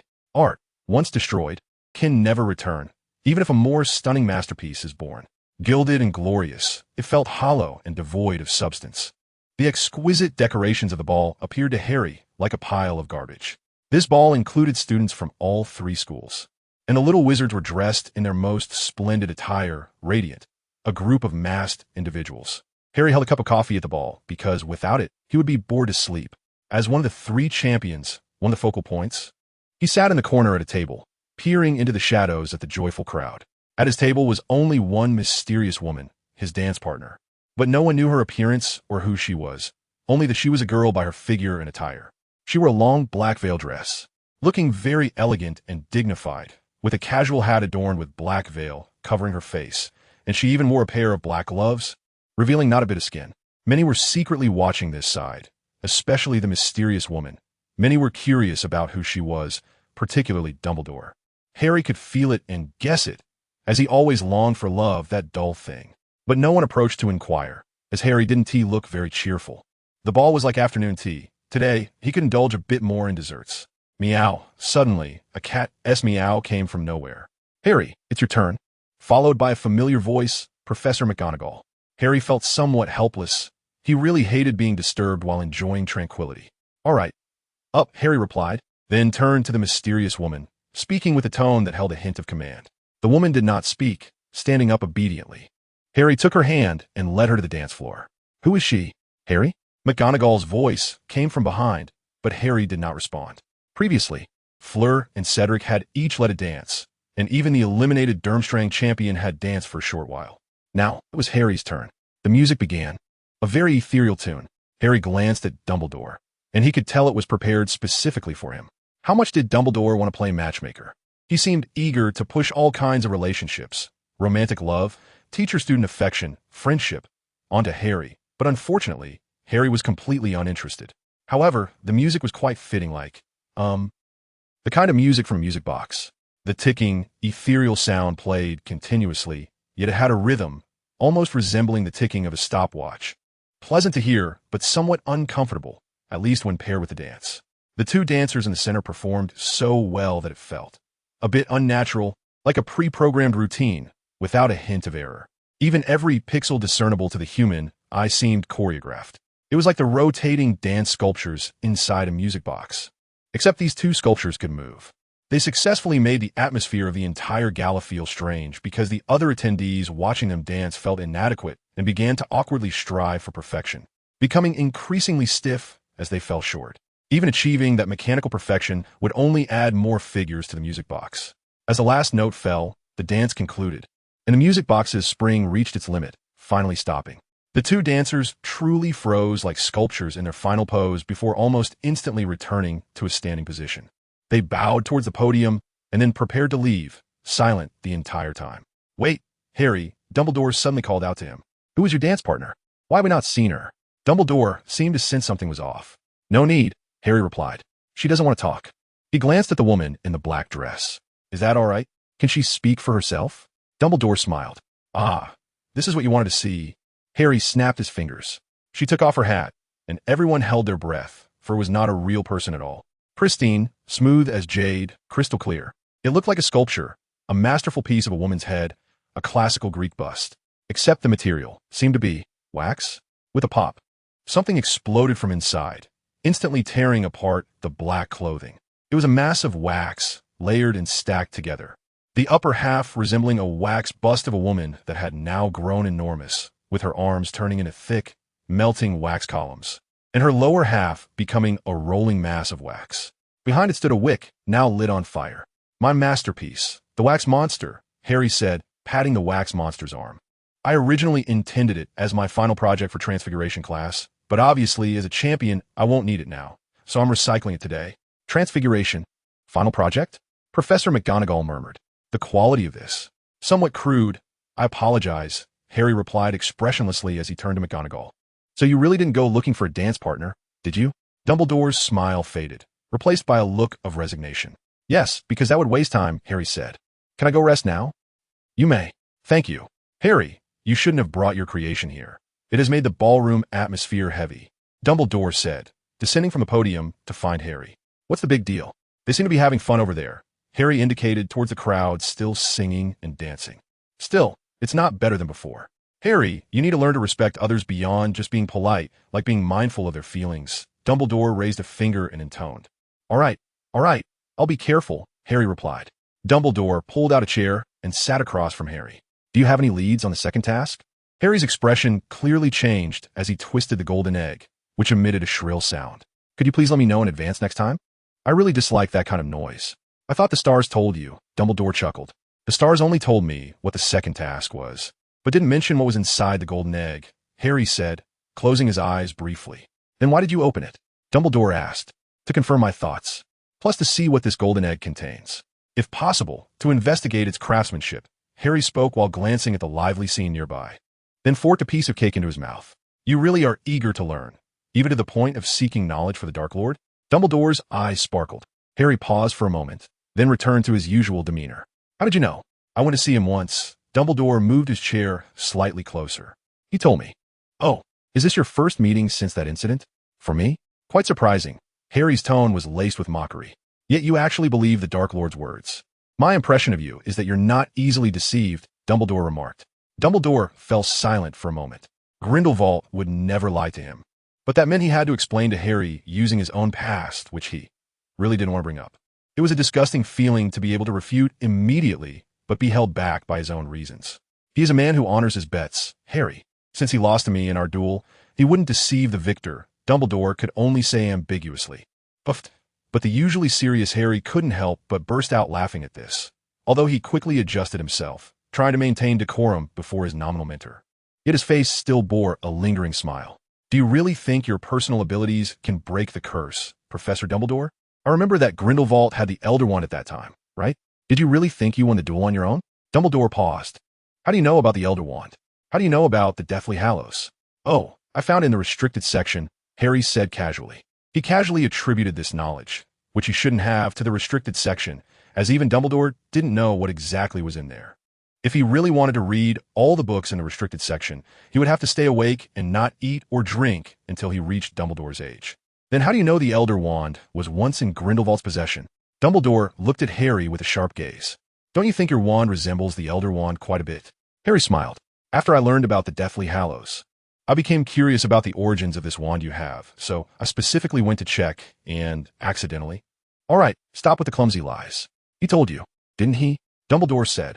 "Oh, well, since you insist on bringing this matter to the table, I'll be straightforward with you. Yes, your old friend is now my teacher." The smile on Harry's face vanished. Don't get too deeply involved with him, Harry. I'm not saying that's a bad thing, but it could make you dangerous. You like to explore things, which I greatly appreciate, but some taboos should not be touched. Dumbledore spoke for the first time in a very serious and stern tone. Is that how you speak of your friend? Or do you think the current me was created by your old friend?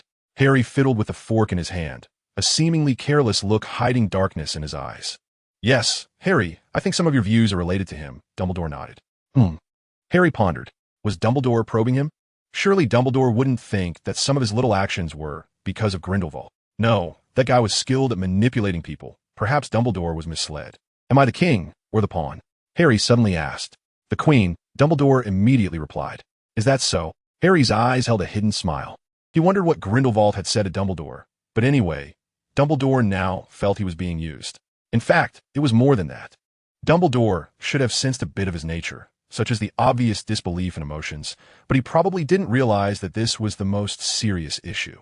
At least his recruitment activities hadn't been discovered. Otherwise, Dumbledore would have to change his views. You don't trust your old friend enough. Let's probe again. One last time to confirm. It's precisely because I know him that I know what he would do, Dumbledore said. All right, I will be careful, definitely. His advantage of age and his innate identity as the savior were too useful. Whether clever or not, they could be deceived. Harry watched Dumbledore's departing figure, swallowed a piece of cake, wiped his mouth with a napkin, and concealed his expression. Today, he could indulge in a bit more sweets. Harry was strolling by the Black Lake. He had recently taken a liking to this place. He had never realized how cool the breeze by the Black Lake was. Perhaps it was because his blood had grown colder. Harry felt a bit troubled because, although he knew the content of the second task, he hadn't figured out how to make the golden egg reveal the truth. This was the first time he encountered a puzzle he couldn't solve within 24 hours. Although it was because he had to deal with that boring ball in Dumbledore, plus he already knew the answer. He had less than 15 minutes to actually tackle the puzzle. But Harry never thought that should be an excuse. If there was no time, he should solve it in a minute. Harry was a guy who never spoke ill of others. If a friend had a problem, it was due to his poor choice of friends. If a subordinate had a problem, it was due to his poor judgment. If he had a problem, it was his own fault, needing no other reason. Of course, he might say a few unkind words when he found his enemies or competitors lacking challenge. As Harry walked, a sudden loud noise rang out from the sky, as if two things had collided. Thud! Harry had just looked up when something suddenly fell into the Black Lake beside him, followed by a crisp sound of wooden objects colliding. A broomstick fell onto a nearby rock and broke. Harry instantly understood that two guys had accidentally collided while riding broomsticks in the air. He looked down and saw that the person who had fallen into the lake was still wearing a Quidditch uniform, carrying a bag on his back. And the clothes and strap of the bag were getting tighter and wetter as they sank towards the bottom of the Black Lake, as if being ensnared by tentacles and about to be dragged into the abyss. He stood there coldly, the sunlight shining on his back, making everything in front of him incredibly dark. Yet he had an impulsive moment where he wanted to jump into the lake to save the person. Harry snapped out of his reverie, partly sneering at his ridiculous naivety, surprised by the fleeting thought, and partly secretly mocking his own cruelty. The guy in the lake was knocked out. Anyway, he didn't see him, and even if he was pulled up, he wouldn't say he stood by and did nothing. It didn't matter if he didn't save him, so he decided to just ignore it. Harry walked forward, but stopped halfway. What is wrong with me? I've been rather fond of meddling and preventing others from entering paradise lately. Perhaps it's because I'm about to leave and want to leave some memories? Forget it. Just consider it gaining some reputation.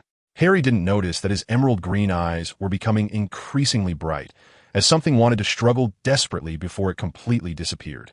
Splash! Harry couldn't see the guy who fell into the water anymore, so he simply sank into the water to cast a spell. Fortunately, Harry's eyesight had always been good. As long as he wore his glasses, his snake-like pupils returned. Otherwise, he really wouldn't have been able to see the figure that had sunk into the darkness, whose state was not good and had begun to turn pale. Harry's eyes sharpened, not for hunting prey or sensing danger for the first time. That guy. He now wanted to pull him up as if it were childish play. Harry took out his wand, just about to chant the spell in his mind, when a fragment of a thought suddenly flashed through his mind. He looked up at the water's surface, through the colorful water reflections. Harry seemed to see stars beckoning to him through the clear sky, and he had a premonition that this time he was right. That golden egg was not just a golden egg. To open it, there was a switch to trigger above, and the pattern of that switch looked like tentacles of an octopus. Perhaps the meaning of this pattern was not to place it in a puddle on the head of a kappa or on the back of a water horse, but simply to put in the water. Harry looked down at the Quidditch player, sinking deeper and deeper. This was just an idea without knowing right or wrong. Even if he took out the golden egg now to test whether his idea was correct, it would just be that, an idea. What if he was wrong? It would just be a thought. Moreover, he could easily pull him up with a wave of his wand. A life. Or an idea that didn't even know right from wrong. However, for Harry, there was no choice. His eyes brightened again, but this time it was no longer bright. It was that kind of cold, chilling light. Something flickered in Harry's eyes, struggling, screaming, and then was firmly choked back into darkness. It must be practiced immediately. It must be practiced immediately. Not even a moment to wait. As for that student, he will enjoy the tranquility and freedom. Life can sometimes feel so worthless that even an inconsequential moment doesn't seem to matter. Harry immediately took out the golden egg and twisted it open. In an instant, the golden egg suddenly opened up, blooming 3 shell pieces like petals, revealing a small golden egg in the center that shimmered with multicolored light, flashing violently and changing colors. But this time there were no screams. The small egg in the middle quickly darkened, turning into a translucent, frothy, hazy state, its brilliance wrapped in the surrounding darkness, only faintly revealing a hint. Searching for the song to find us, we cannot sing melodious tunes on land, but the song resonates from the seabed, completely unaffected by the seawater. You have 1 hour to find us and retrieve what we took away. The song stopped abruptly after the second line. Harry quickly rose above the surface of the sea after hearing this, took a deep breath, and the golden egg automatically closed, as if some magic pushed him up. Harry looked around. He was right by the shore, and next to him, mermaids? A circle of mermaids surrounded him in the water, and 2 mermaids were carrying an unconscious Quidditch player who had fallen into the water. Was it the song from the golden egg that attracted them? The 2 mermaids seemed unfriendly as they forcefully pushed the severely unconscious player toward him. Harry hurriedly caught him and dragged him to the shore, getting himself out as well. And with a final wave of his wand, he dried both of their clothes. The nearby mermaids seemed unable to speak in the air, looking quite irritated as they hissed at Harry a few times before one by one diving back into the lake. Harry glanced over there, politely nodding as a gesture of thanks, then waved his wand to extract the water from the nearly swollen figure lying on the ground, also watering the moss by the lakeside. "Yes, over here. Harry Potter? It's Harry Potter." Harry saved him. A voice called out from higher up on the shore, followed by a bustling sound as a large group of people seemed to have arrived, likely summoned by another student who had been knocked over earlier. Well, it's quite strange to achieve 2 goals at once. The clear sound of flowing water and crashing waves rippled through the mysterious interior. The walls illuminated with glimmering water reflections, steam billowing from the pool, yet it was filled with a chilling fog. The surrounding dark figures of 9 snakes looked menacing, as if they were wrapping around the pool, where a bizarre green glow rippled, resembling a piece of flowing jade. Splash! A figure emerged from the water, shaking its wet head. Harry liked to wash and take care of personal hygiene in his own space, because these moments made him feel the most vulnerable. If there were a sudden attack and his wand wasn't nearby, casting spells without a wand wouldn't be very powerful, even if it burned his lifespan. He casually picked up a towel beside him and rubbed his head. "And master, your iced coffee." A struggling voice emerged and a small, hunched figure trembled as it approached with a tray, a dirty little scoundrel. His mouth seemed to finally break free from control as he cursed. Then came a series of wretched wails as the figure knelt on the ground, holding its head and crying, cursing itself, continuously banging its head on the floor until blood flowed, yet the tray it brought remained steadily floating in the air. "Hand it over." Harry raised his voice slightly. The tray floated over to Harry and gently landed by the edge of the pool. This was magic ingrained in the house elf's instincts. An elf could die, but must obey its master's commands. "Creature, I'm actually quite curious why you have such animosity towards me. I've told you before, I'm pure blood, with half of it coming from the Potter family, and part of me even comes from your master's family. Why do you dislike me so much?" Harry leaned against the edge of the pool, lifted the coffee to his lips, and took a small sip. Creature stopped his self-harming actions, collapsing on the ground, panting, with blood oozing from a large wound on his head. After Bella and Sirius went to prison, the closest remaining relative to the Black family is Harry. So during the time before Sirius and Bella escaped, Creature actually belonged to Harry. Now that Sirius Black has gone to another world and Bella is missing, Creature's allegiance automatically belongs to Harry. This was actually quite good for Harry, because Jarrison usually helped to manage the house on Privet Drive and his entire Dark Empire, and couldn't spare the time. This is also why Harry insisted on buying a house elf. These little elves are incredibly useful. The house elf's apparition is different from a wizard's system. It is the only high-speed displacement ability that can be used within Hogwarts under normal circumstances without being detected, making it a perfect communication tool, allowing Harry to strategize from miles away.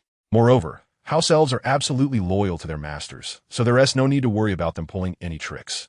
They can also act as Harry's eyes, monitoring the entire empire for any potentially unfavorable movements. Overall, being outside the wizarding system and having absolute loyalty makes them perfect for internal affairs. However, because of this, Jarrison couldn't do what other house elves do, take time to serve their master's daily life. Harry didn't impose strict requirements in this regard. Jarrison had already done his best within his duties. So, another house elf that was brought in perfectly filled this gap. Although Creature held severe biases against him and showed extreme disrespect to his master, Harry didn't mind. He just needed someone who could be useful. In fact, Harry's thoughts were proven correct. Creature was indeed much better than buying another inexperienced house elf. He was very adept at handling internal affairs, and the nature of house elves made it impossible for him to deliberately slack off. Once he thought about how to do something best, he would automatically perform the magic to accomplish it. I only serve the bloodline of the Black family, he said in an extremely firm, yet hoarse and weak voice. My godfather is from the Black family, so, in a sense, I am part of the Black family. Harry said, somewhat confused, that even if there is no Black family blood flowing through me, I can still be considered a member of the Black family. That stupid traitor, the ugly mongrel, how dare he betray my master? He is utterly unworthy. Enough, shut up, Harry waved his hand and said. Then there was a moment of silence. But Harry soon spoke again. What does it mean to betray your master? Harry asked suspiciously. He betrayed my master, Bella. He betrayed the Black family. That disgusting. Shut up, Harry said sternly. Creature stopped talking. He slowly finished his coffee, dispelling some of the foam still lingering at the edge of the pool, and then walked up from the pool. As Harry's body emerged from the pool inch by inch below his shoulders, the dew on top would instantly disappear, and then the black robe would seamlessly spread out little by little. Just stepping out of the pool, Harry was already properly dressed. It's time, Harry murmured to himself, casually summoning a golden pocket watch that flew over to him, and he checked the time. He walked towards the door of the chamber, and like the double doors of a palace castle, the entrance to the chamber opened automatically, revealing a scene completely different from inside. This was an expansive room made of pure black rock, with only a raised black stone platform in the center. In the middle lay something tightly wrapped in black cloth like a black shroud, resembling a baby, while 12 black stone swords pierced that small thing, nailing it firmly to the platform. Only a face, resembling a black skull, was exposed from the tightly wrapped cloth. If one did not look closely, it would be hard to tell, as the facial features were blurred and the eye sockets hollow, lacking the appearance of a living person. Hello, old master, Harry said with a strange tone and a smile. Behind him, Creature's eyes lit up with excitement. Hiss! Fleur was in the hospital getting a cast on her arm. Madame Pomfrey accidentally brushed against the wound, causing her to gasp sharply, but this injury was not from the Triwizard Tournament, but from a black feather quill. Don't move, Madame Pomfrey said, looking quite tired. We're running low on casts. I'll go get some more. Her forearm was covered with bloody characters, as if carved with a knife, looking extremely gruesome, turning Fleur's angelic, baby-like skin into a terrifying demonic appearance. These wounds were also cursed and could not be healed with a healing spell. They could only be cast to avoid infection and wait for natural healing. It's all that Umbridge's fault. How can I participate in the tournament with this injury? Even the usually gentle Fleur couldn't help but be furious, as she knew the content of the second task. How could she possibly move with such an injured arm underwater? Sigh, me too. The guy is specifically targeting us contestants. Nearby, Cedric was in a hospital bed, looking in Cedric's direction.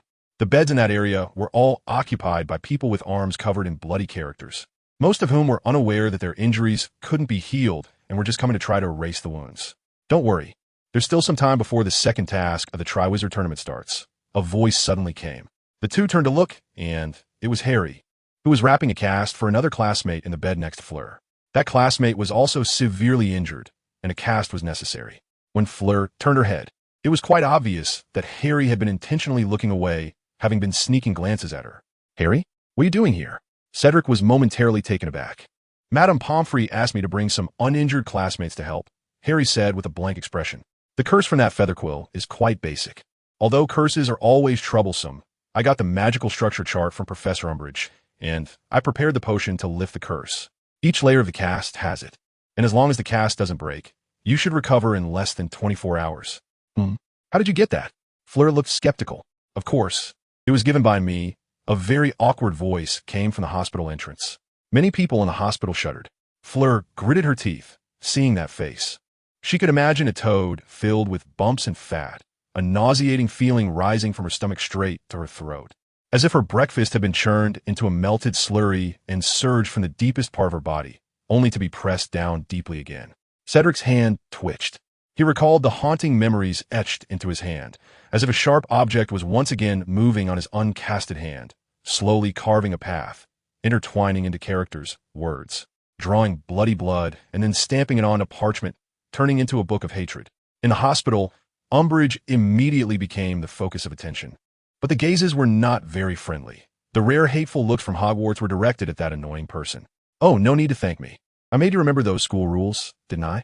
You will definitely become talented students in the future, obedient talented students, Umbridge said sarcastically. Every time she spoke, it was as if she was choking on her own throat, squeezing out the last remnants of her vocal cords, then feigning a delicate attempt to appear lively, sounding so affected. Don't look at me like that. Go do what you should do, she said, lifting her chin like a pompous hippopotamus. Everyone looked at each other, unsure of what they were supposed to do, fearing that they might offend her and be punished by this toad with lines to copy. But without exception, those hateful gazes shifted away. A faint voice broke the silence in the hospital. It was Harry, holding a roll of cast, looking at Cedric. The students were momentarily stunned. You should really thank your savior. He has secured you ointment and medical permission. Umbridge cast a hollow glance at Harry. It must be said that Umbridge's only admirable trait was her political sensitivity. She likely rose to power because of this single advantage. Her current arrogance was entirely due to the support of the Ministry of Magic and the Hogwarts board members for various families at Harry's signal. One could say that the whole world, except for Dumbledore, was supporting that annoying person. But at the same time, it brought good news. None of the sacred families dared to touch Umbridge. And Harry, now the absolute center of Hogwarts student life, was naturally also the focal point of various families. Plus, he had the identity of a savior, making Umbridge eager to win his favor. A person with the power of life and death over the students and faculty of the three schools was completely obedient to whatever Harry said, without a hint of dissent. So this was very advantageous for Harry. He could directly use his privileges with Umbridge to create a safe haven under her tyranny. And soon he would be more than just someone with high prestige in school. No matter how the students from the three schools viewed him, to avoid being tortured into an unrecognizable state, they had to cultivate good relations with him for help, and regardless of their relationship, they would owe him a favor. In short, most students from the three schools would have to be tied to his chariot.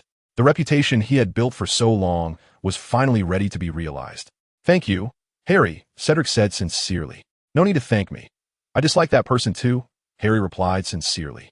Be careful. Don't get yourself punished too, Fleur said. I know. I'll be careful, Harry replied dismissively. Have you seen Professor Trelawney lately? A fleeting voice came from afar. The three turned their heads towards the sound and saw a girl with snow-white skin lying on the bed next to Cedric, her eyes distant and unfocused.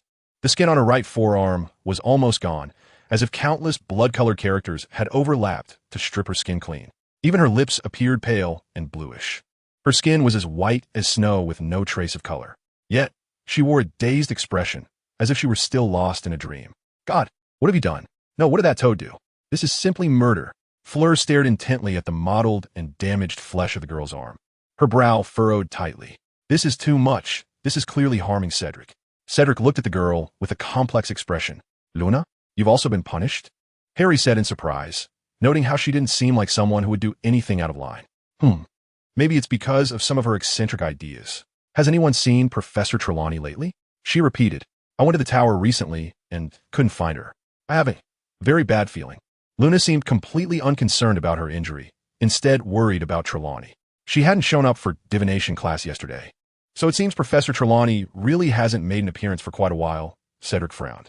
Suddenly, a commotion erupted at the school entrance, accompanied by loud voices and cries. Oh no, Luna seemed to sense something and, speaking with a tone that was urgent for her, lifted her gaze as if waking from a dream and dashed outside.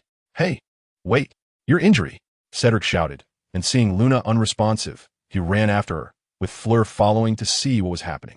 Harry frowned. Umbridge, I don't want to give up such a useful tool yet. Don't do anything too outrageous. The square at Hogwarts was still noisy, a cacophony that was overwhelming. A large group of students and several teachers merged into a massive crowd, forming a crescent shape around two people at the center. The pink toad puffed out her chest proudly. Her pink fur coat seemingly bristled.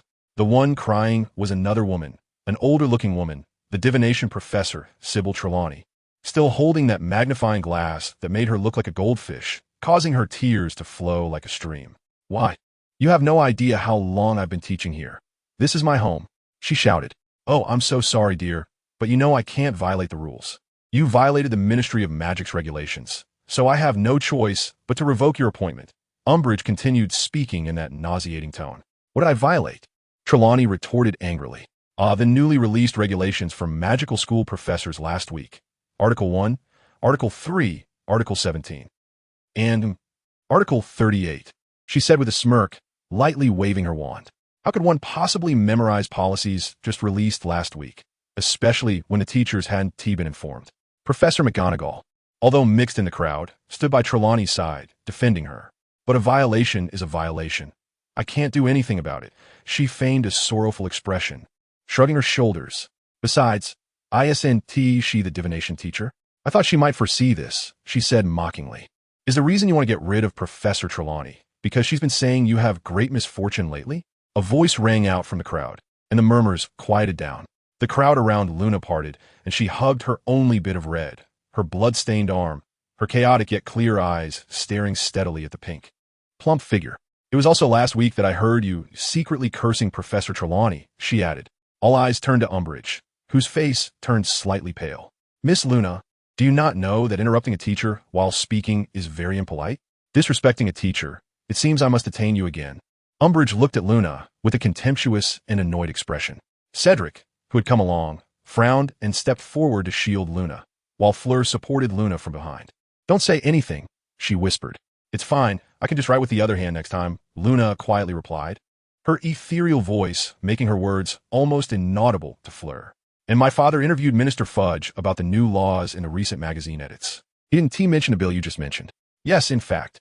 My recent research on the Ministry of Magic's educational policies over the past 5 years shows that no new education-related laws have been issued by the ministry for 3 consecutive years.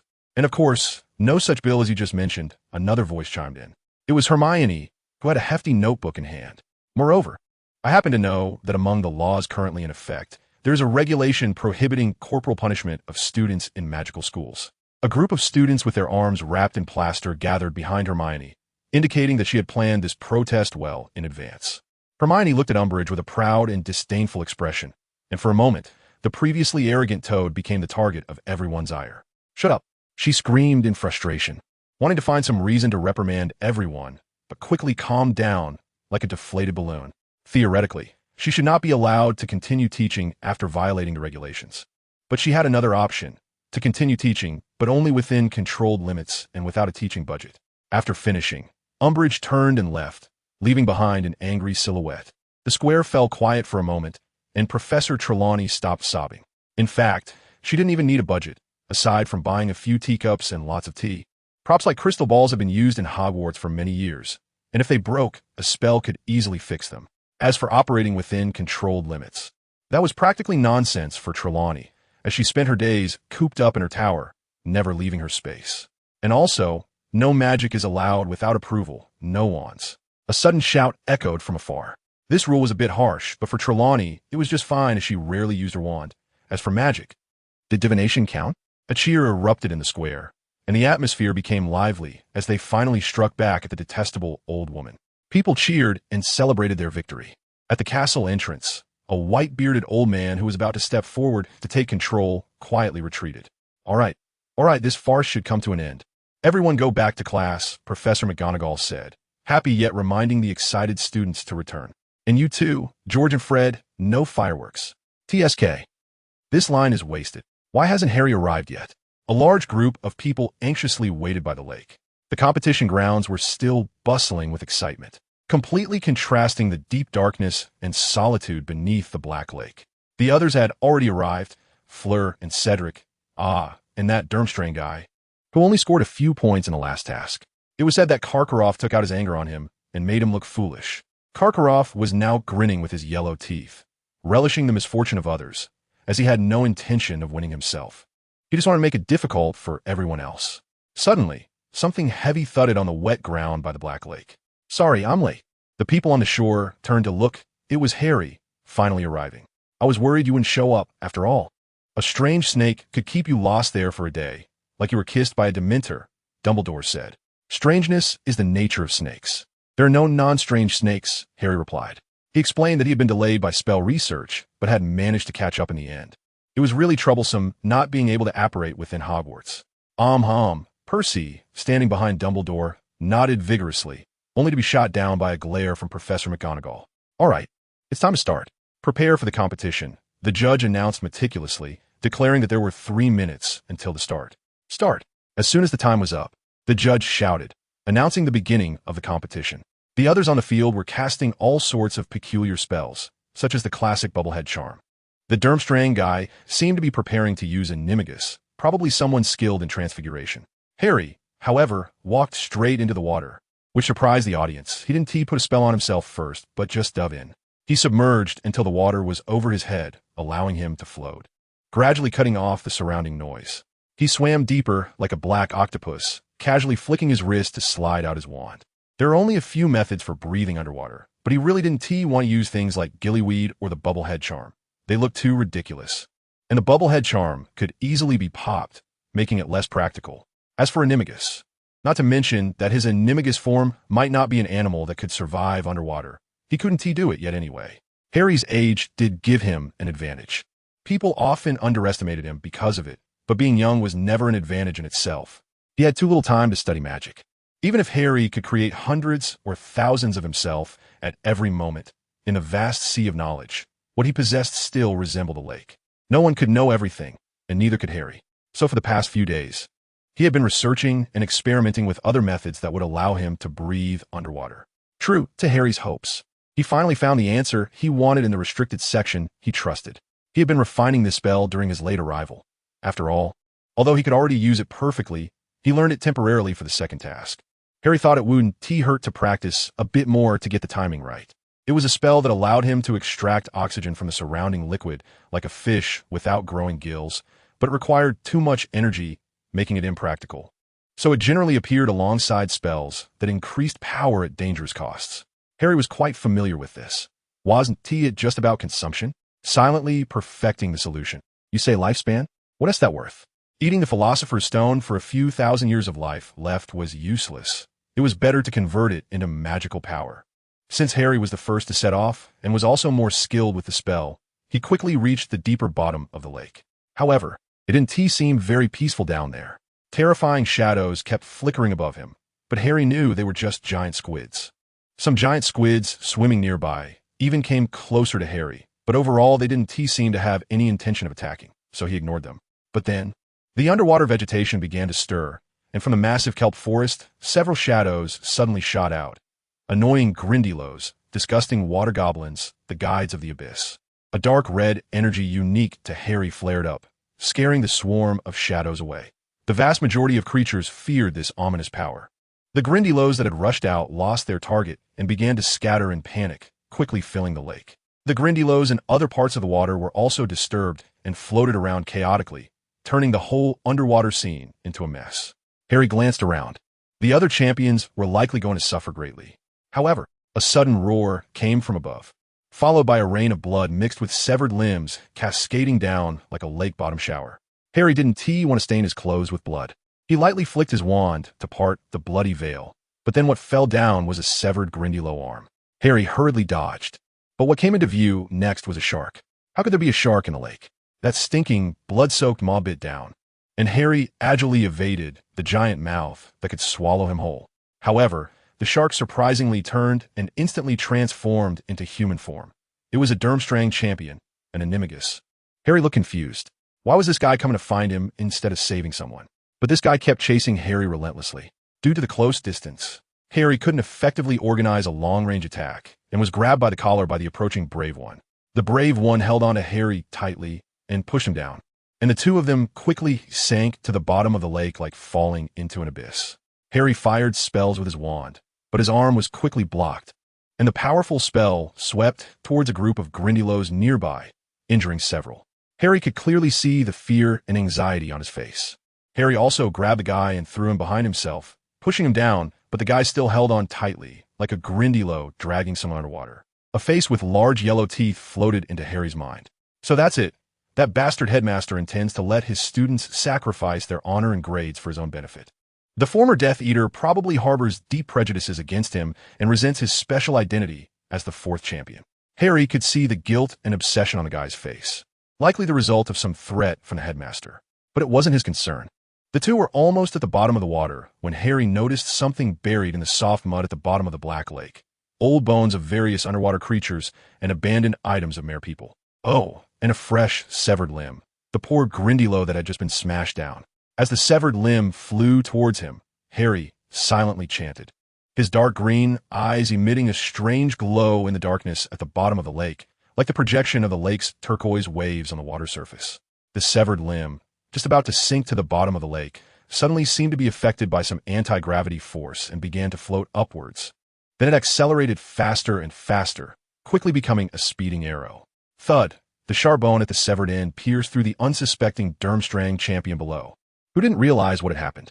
By the time he came to his senses, shock and fear were already etched on his face, and the light of life in his eyes had vanished. The impact of the severed limb was immense underwater, instantly pushing both bodies back to a position facing the surface. Goodbye, Harry mouthed silently, then pushed away the cold, lifeless body and cast a repelling charm. The champion stared at Harry with disbelief, his expression freezing on his face as he fell into the group of Grindylows that had followed. The Grindylows excitedly swarmed over, like a second black lake in the black lake, quickly submerging the body that had initially seemed decent. It seemed the school could only find a pile of fragments at the bottom of the lake. Harry looked towards the now invisible water surface with a chilling and cruel gaze. Karkaroff will settle this after autumn. The black lake wasn't completely black. If one had to describe it, it was more of a dark, deep blue. Harry swam through the water, feeling somewhat like he was drifting through a sea of books in his mind. Since his birth, he hadn't had a chance to go so deep underwater. Today's experience was quite novel. Harry pushed aside the mud stirred up by the Grindylows and gently pushed his palm forward. Creak! The classroom door opened. This is our new student, Harry Potter. He arrived a week late due to family issues, so let's welcome him, the homeroom teacher said with a smile. Scattered applause rang out. Some clapped enthusiastically, but most were indifferent. The classroom was cold. It seemed there wasn't much warm sunlight streaming in. The ceiling was only dimly lit by bluish lights, and the applause quickly faded. Noticing the awkward atmosphere, the homeroom teacher tried to ease it. We're about to start class. Let's save the self-introductions for another day. I remember you and Dudley are from the same family, so you can sit next to him, okay? The teacher, not knowing their relationship, hoped to bridge the gap with Harry. I don't mind, Harry said in a calm voice, then directly walked to the seat assigned by the teacher and sat down. Well done, Harry. You finally decided not to be mute anymore.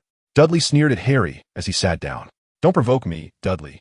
You know the consequences, Harry replied, busying himself with his things. What consequences? Are you going to cry to your mom? Oh, right, you don't have a mom. Ha ha.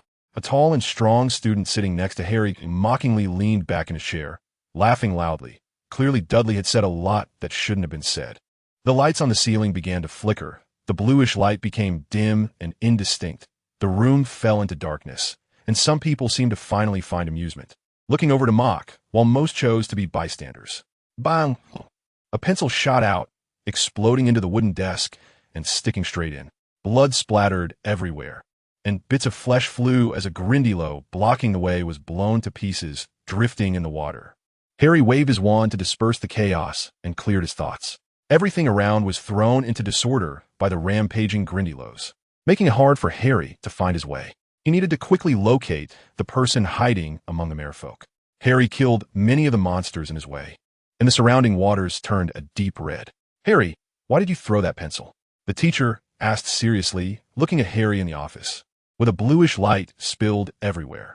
Harry, wearing a yellow and black mixed school uniform, held a particularly bright red rose, not knowing where he had picked it from in the school garden. They mocked my parents, teacher, Harry said, seemingly indifferent as he fiddled with the flower. His eyes lowered to hide his thoughts. I know, but you can't. Oh, I'll talk to them, but your behavior earlier constitutes damage to school property, and you'll have to pay, the homeroom teacher said. Harry glanced at the homeroom teacher in surprise. Fine, send the bill to my guardian. He sat up straight, and the overhead light suddenly flickered, turning into a warm yellow glow, softly illuminating the cold room. I won't damage property again next time, but you better talk to them, because I can't guarantee that someone won't replace that property. That's good. Harry noticed the homeroom teacher secretly hiding a piece of paper, then took out another paper regarding financial compensation. What is that? Harry pointed. Nothing, the teacher said, avoiding eye contact. Just a bill, right? If I don't pay? Harry asked, his expression unchanged, but the evening light outside tinted his green eyes with a hint of red. Yes, I have to follow procedures, the teacher admitted straightforwardly. You must compensate. Otherwise, she will be penalized. I hate procedures. Harry stared at the teacher for a moment before speaking. He placed the red flower on the compensation form and turned to leave without taking it. The room had darkened again without him noticing, the cold bluish glow barely illuminating the dim interior. Harry Potter, the teacher shouted. Harry stopped. I have to follow the rules. If you don't take away the compensation form, you'll have to take the punishment form. Harry said nothing, turned around, and stared at the teacher for a while. Do they get punished? Harry said. I have no reason to punish them. The actions of the head teacher handing in the slip have not changed. The one who should not be punished is me. I did nothing wrong. Harry rolled up the piece of white paper, which had a hint of blue, completely hiding the red rose inside, and then threw it into the nearby blue trash can. He picked up the disciplinary slip, turned around, and left. The head teacher glanced at the trash can, where not even a hint of red was visible, as if the wire-meshed bin, like a prison's iron bars, securely contained the paper wrapped around the red rose. Although Harry's hands were unstained by blood, he felt a swirling mass of red mist surrounding him as he moved forward. He thought he heard some kind of song, melodious and lingering, echoing at the bottom of the lake. Following the song, Harry saw the outlines of buildings ahead, finding, in his dream, Harry suddenly woke up, sitting up in his small storage room. The desk lamp was on. He was still unaccustomed to the darkness and cold, so the lamp was always on while he slept. He instinctively looked at his bookshelf, which occupied an entire wall of the storage room, shimmering in vibrant red under the warm light. At first glance, several book titles shone brightly. Toni Morrison's novel Paradise, Sigmund Freud's The Interpretation of Dreams, published in 1899, and Gabriel Garc A.M. Marquez's novel 100 Years of Solitude. Harry reached out to grab one, but as his hand passed by the yellow lamp, it flickered, causing him to retract his hand and wrap himself back in the blue blanket. He initially wanted to turn around to face the wall and sleep, but no matter how he tried, he couldn't fall asleep. So he turned back to face the red bookshelf and finally fell into a peaceful slumber. The next morning, Harry got up early to take care of everything and even ate his breakfast ahead of time. Then he set off for school, as he was perhaps one of the few children in London who had seen 3 a.m. The streets, not yet fully illuminated by the sun, were unusually dark, with the surrounding buildings, the road beneath his feet, and the nearby river all shrouded in deep blue. Harry arrived at the school gate alone, and the beautifully crafted gate resembled prison bars, trapping him inside. Harry glanced at the watch he used to tell time, a cheap, childish yellow watch. It was 6 o'clock, with 6 hours to go. He looked at the pocket watch in his hand, which was finely made and red. He blew a few bubbles under the black lake and noted there were 46 minutes left. He wore white silk gloves that covered his slightly small hands, using a silk-like white cloth to wipe a glass. Harry was working behind the bar in a small pub, the first place he came to after school, every day, to earn money to buy books for himself. This was somewhat ridiculous, as he wasn't even tall enough to reach the bar without sitting on a chair. He couldn't perform like other bartenders who entertained customers while mixing drinks. If it weren't for the fact that most of the drinks he made tasted just as good as those made by other bartenders and were affordable, he wouldn't have had a chance to work there at all. But what could he do? This was the only place on Privet Drive that dared to hire Harry for odd jobs, giving him a chance to obtain the books he desired. At least the only one he could find. The Dursleys only provided him with food and water, which was to say, the bare necessities of life. But what was the meaning of such a numb existence? Harry needed books. He needed to absorb knowledge and art. The dim, cold blue light was very dull, and everything around him was silent to the extreme, yet the bartender's uniform Harry wore was red. "Want my tie?" a customer said. Harry did not respond. He simply set down the glass he was wiping and went to grab the bartending tools, a vision of the golden-hued drink flashing through his mind. "One watered down." "Oh, no," another customer said. "How much money do you have to afford such little alcohol, Dudley? Do you even know how to drink?" Harry looked up at Dudley. "Water can also be watered down," Dudley laughed.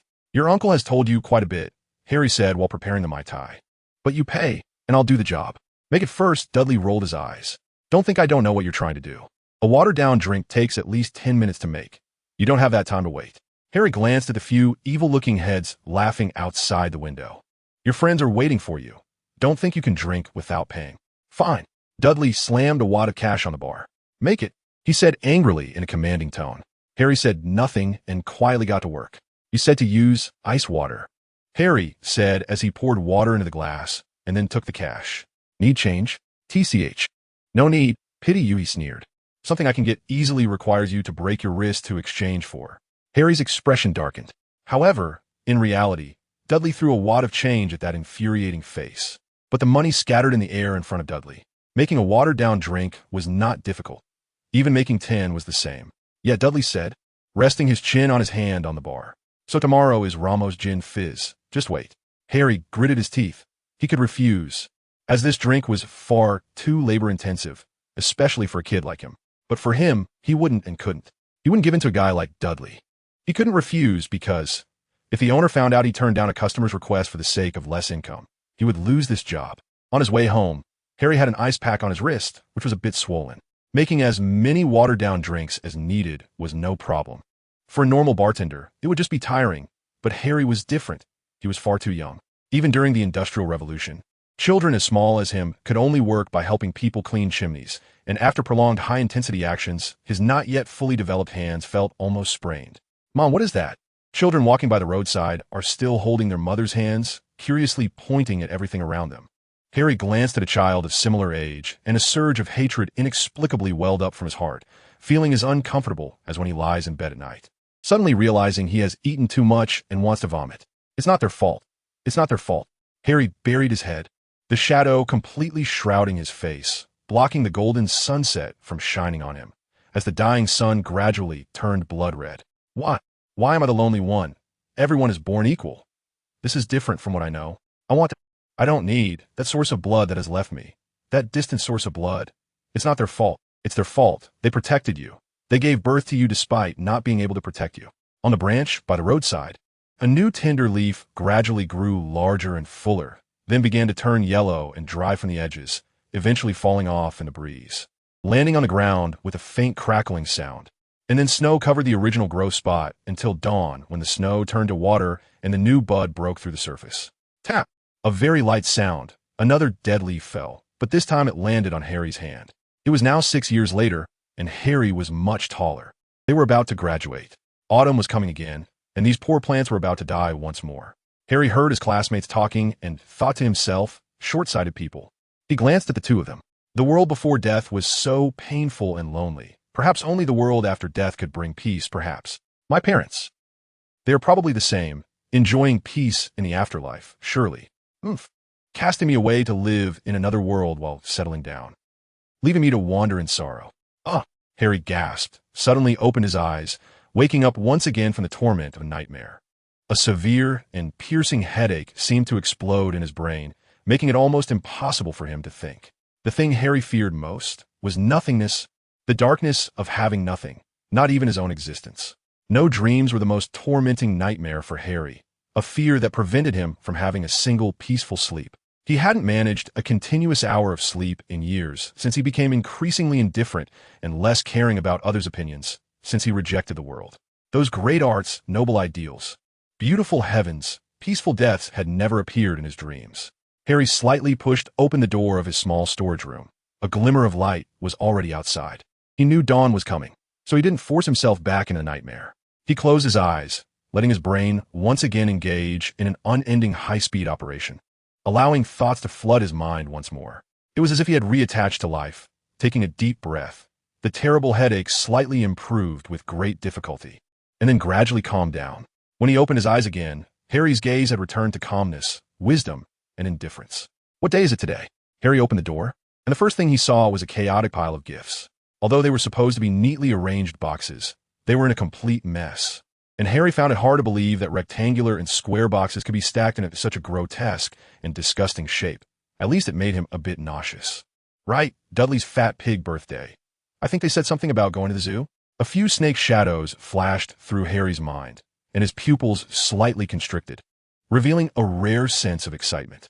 Harry was a person, but he didn't like interacting with humans. Humans possess such immense power that they can infinitely expand their desires. This species, endowed with divinity by wisdom, yet still controlled by beastly nature, is always worthy of caution. Harry did not trust any human besides himself, even though he knew this was overly arrogant. Instead, he preferred animals. They are fierce, cruel, equally ugly and filthy, but they are purer, simpler. At least they don't wear masks that obscure their faces. And most importantly, the worst deeds they commit are merely granting death to their prey. Can that really be called evil? He never demanded to follow those three fools to amusement parks or cinemas, but the zoo. He didn't want to talk to books, as if he could communicate with the authors within without receiving any response. Even though he knew he couldn't talk to the animals inside, at least they were alive, living beings and could listen to him. Even if they were unwilling to listen to his voice, at least they wouldn't run away. At least they would stay by his side and occasionally look at him. Outside, yellow taxis continuously passed by. Even without traffic jams, the horns kept sounding like a persistent alarm. Thus, that day, a story reached a turning point. A massive meatball heavily splashed into the water in the zoo's amphibious coffin, and the water splashed up like rain. The golden python, filled with the joy of freedom, made a deal with Lucifer and aimed for another prey. Kill him, Harry unconsciously murmured in parcel tongue. Even he couldn't hear himself clearly. Hiss, hiss. The golden python's mouth opened wide, revealing 4 dagger-like fangs, tearing open the guy's carotid artery. Blood sprayed out like water from a burst pipe, uncontrollably splattering everywhere. Dudley's blood pressure seemed very high. Harry was instantly splattered with blood, his entire face engulfed in a bloody haze, dotted with splattered blood spots, and around him, it began to rain blood. In that moment, Harry actually felt an unprecedented pleasure, not the joy of revenge, but pure happiness. Like an artist experiencing joy when creating a masterpiece. Harry watched as life quickly drained away and returned to light, Dudley's face a mixture of fear, anger, despair, and helplessness, presenting everything complex and real before him. The infinite joy and excitement seemed to break through his body and reach the sky. Death is not merely a tranquil beauty. It is far more than that. It is so real, so brilliant, captivating, and at that moment, after witnessing death with his own eyes, something changed forever. There were never any other people beside him, so he could only immerse himself in the pursuit of the art and knowledge he craved. And death, the most intense change of the soul, is a knowledge that no material can explain, the ultimate knowledge that transcends the starry sky, the most heroic song of life. A creation unreachable by even the divine, a sublime that cannot be conveyed through any image, sound, or sensory channel. Harry didn't even know why he suddenly became intoxicated in that spray of blood, but he could feel that supreme beauty unfolding before his eyes, not through sight, not through hearing, not even through any sensory observation, but as if it directly appeared in his mind as a feeling. A strange red, accompanied by violent darkness, suddenly emerged in Harry's emerald green eyes. When he came back to his senses, Vernon had already rushed up to him, and the golden python had disappeared without a trace. His sharp-tongued aunt was crying and kneeling on the ground, pressing down on Dudley's shattered artery. "Kid, why didn't you stop that snake just now?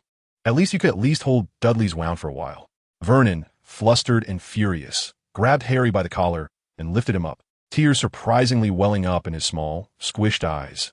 Yet his face remained as angry and fierce as ever. "It was me who commanded that snake to do it. Do you understand? I commanded that snake to kill Dudley," Harry shouted, feeling something stir within him, as if he could do anything. Vernon froze, as if realizing something, and a fierce patch of red light flickered in Harry's eyes, black, dark green, and red intertwining in an eerie mix, blending into 2 pools of paint. Like Van Gogh's Starry Night, Harry pushed his uncle away with force. Even though his uncle was so sturdy, Harry easily shoved him aside. "Like this," Harry said, raising his hand towards the place where the glass had disappeared. Something in the air rippled like a canvas, and then the mysteriously vanished glass returned. "What? Wait, what are you doing?" Aunt Petunia was futilely pressing on her son's wound in the display case, but was now trapped inside by the suddenly returned glass. She panicked and began banging on the glass, wanting to get out. "What? Where did this thing come from? Kid, let your aunt out, let her out." Vernon was also flustered, banging on the suddenly appeared glass from the outside. Harry had no time for this farce. He felt as if he had just released all his emotions accumulated over 12 years, thinking those feelings had vanished. Sitting on the ground, covered in crimson, Harry leaned against the glass display opposite the golden python, quietly waiting for the person who should handle this matter to arrive. He felt drained, yet his mind regained its usual calmness. The one who killed was the snake. He hadn't even touched that glass panel. Today's events had nothing to do with him. Although Harry had miscalculated, it didn't seem matter much because those police officers had no chance of sentencing him until that giant, too big to even enter a muggle door found him. He felt no more emotional fluctuations.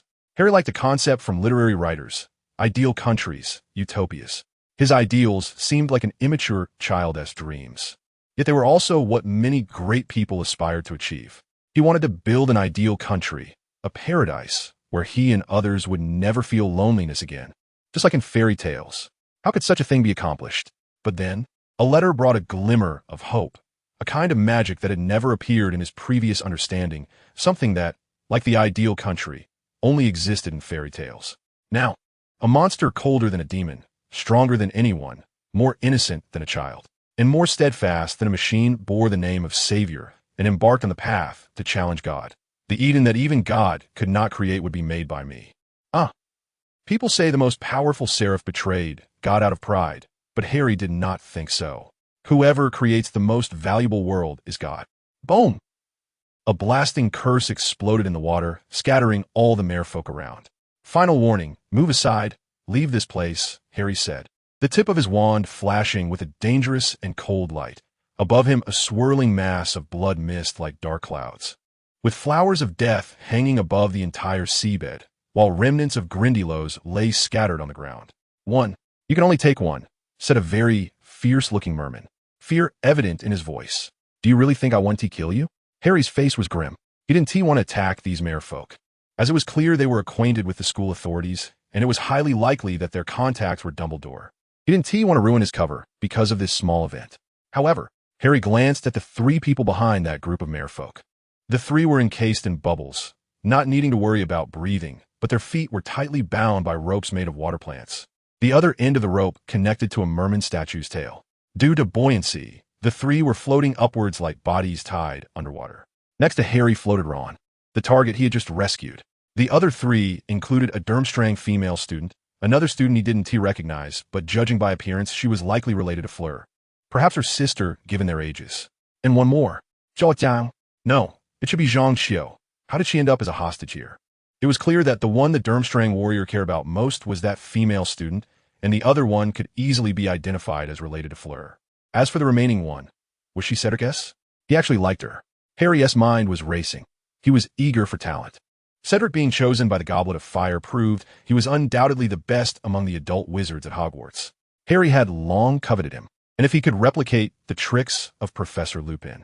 But what mattered now was how to rescue the remaining three. To boost his reputation and the goodwill of the other two champions, especially the goodwill from the other two schools. Fleur and Cedric were both targets Harry had his eyes on. It would be best to recruit them all to his side. The students from the other two schools were the same.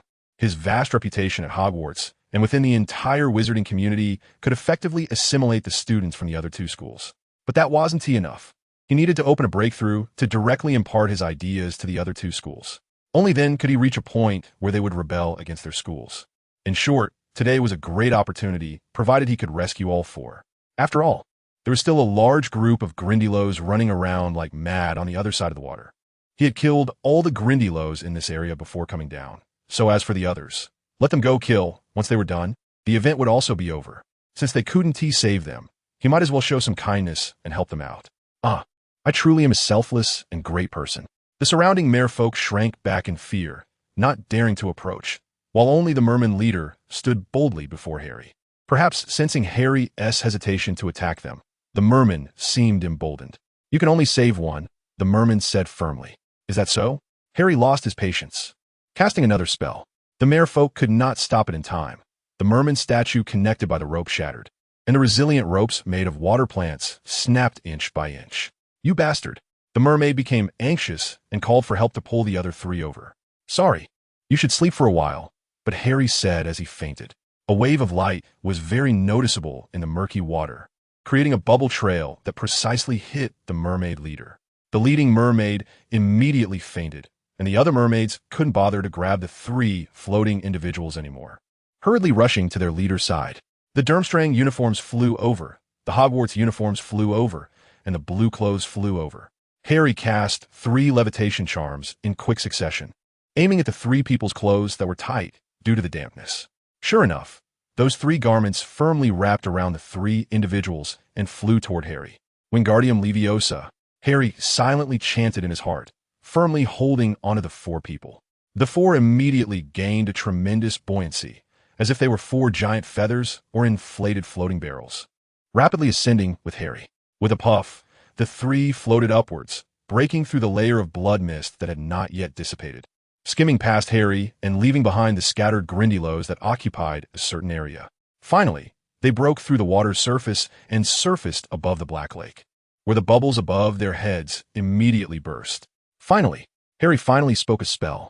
The thorny chains glowing with a crimson light split into 2 strands, one tightly binding the 3 together, securing their clothes around their bodies to prevent them from falling behind, while the other shot far away to the shore, anchoring itself to a relatively secure spot on the bank, then rapidly contracted, pulling the 5 of them up. Not much time has passed, right? Harry tidied up the chains and got up. "Oh, sister, are you okay?" Before Harry could receive a response, a girl flew past him and pounced on her sister. Cedric also came over to check on Cho Chang, and seeing she was fine, he felt relieved. "It's been a little over an hour, maybe just a few minutes more. How did you manage to save all 4 of them? This is simply unbelievable." The Grindylows below went completely chaotic for some reason. "We couldn't even go down to the depths," Fleur said, her voice tinged with a hint of crying. She had quite a few scars on her body, making it clear she cared deeply for her sister. "It's nothing, just charged in," Harry said casually as he used a drying charm on himself, showing no expression. After all, the Grindylows down there were scared off by him. Most would avoid him. He had cleared out that area of Grindylows simply because a large group of creatures had gathered around him, making it difficult to find target. "Did you see the Durmstrang champion?" Dumbledore stepped forward to ask, followed closely by Karkaroff, who appeared quite nervous. Harry paused in silence, turned around, and stared at Karkaroff for a while. The guy grinned at him with yellowed teeth, his smile a bit forced. "No," Harry replied. He knew this guy wasn't afraid of him exposing him. He was afraid that his champion wouldn't return and would make him lose face. That guy indeed became more anxious, immediately announced the end of the competition, called the judges to score, and summoned the Ministry's Aurors to search the lake for the Durmstrang champion. Dumbledore said, frowning, while Professor McGonagall quickly went down to arrange things. "Don't. He can come back by himself. This would be unfair to him," Karkaroff said anxiously.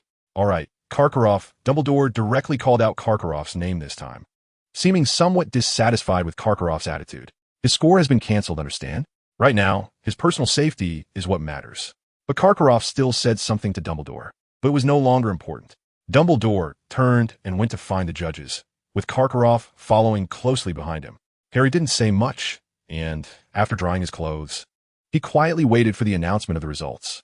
"Thank you, Harry," Fleur said beside him, kneeling on the ground with her leg resting on her sister's head, carefully holding her in her arms. "I feel the same," Cedric replied with a complex expression. Earlier, when Harry became the 4th champion, there had inevitably been a stir within Hogwarts, and now Cedric felt a bit sorry for Harry. "It's nothing, just a small effort. I heard that demons change their appearance to tempt people, making themselves look glamorous. The terrifying things are those that habitually laugh coldly in the dark. The Savior is no exception. Have you heard? The Student Council is organizing some kind of academic seminar recently, and it seems there's even going to be a debate competition." "Huh, how could that be? Under the spotlight of the Triwizard Tournament? What is the Student Council thinking?" "Absolutely, and it's said that it's personally supported by the Ministry of Magic. Why do I feel like there are more and more academic events being organized lately? Also, our history class skipped directly over the Goblin Rebellion to cover the recent history of the Ministry of Magic. If it weren't for Harry Potter and that group of seniors tutoring me, I wouldn't understand anything. I don't know, but the Ministry of Magic seems to be coming to Hogwarts a bit too frequently lately. Those Aurors outside the school have been running into the school a lot." Several Hufflepuff girls huddled together, gossiping enthusiastically while chatting and eating the fruit platter prepared after the meal, each taking a piece of watermelon or cantaloupe. "Shut up. No talking while eating, you unruly lot," Umbridge said, walking around the dining table in her pink fluffy coat, like a patrol. The girls deflated, quickly shutting their mouths and focusing on their food. But once the toad-like woman hopped away, they quietly resumed their chatter. In fact, only the Hufflepuff side of the Great Hall still had a small group interested in chatting about gossip. In every other corner, students were discussing sharper topics. Even Durmstrang and Beauxbatons were the same. Really? You don't think death is a bad thing? What a peculiar viewpoint.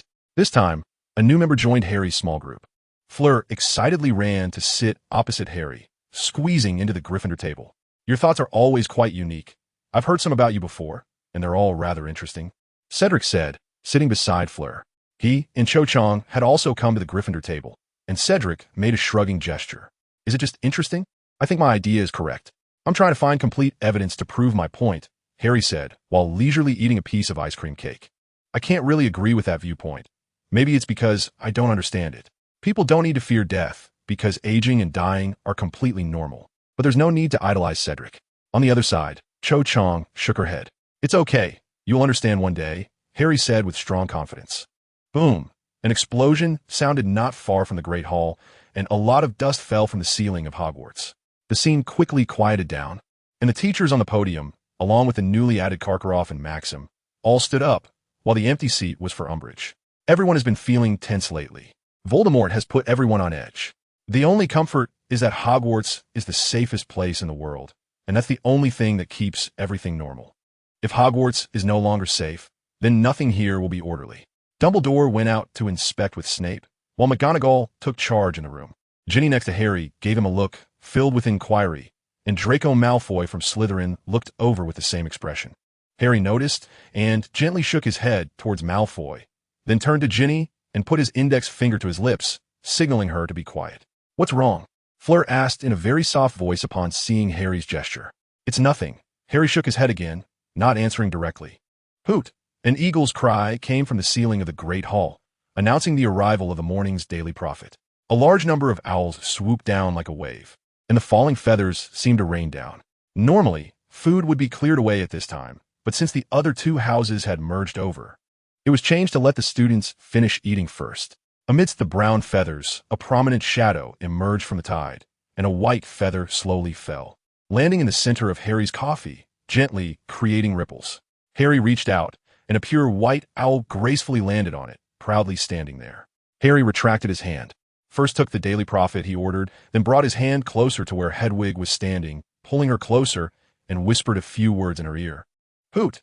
Hedwig clearly understood, let out a sharp cry, flapped her wings, expressing her dissatisfaction. Do me a favor, Harry surprisingly smiled, changing from his usual cold demeanor. I'll buy you something to eat later. Ginny was staring at Hedwig, looking a bit jealous. After dealing with Harry for so long, he had hardly smiled at her. Yet he smiled at Hedwig just because she got a little angry.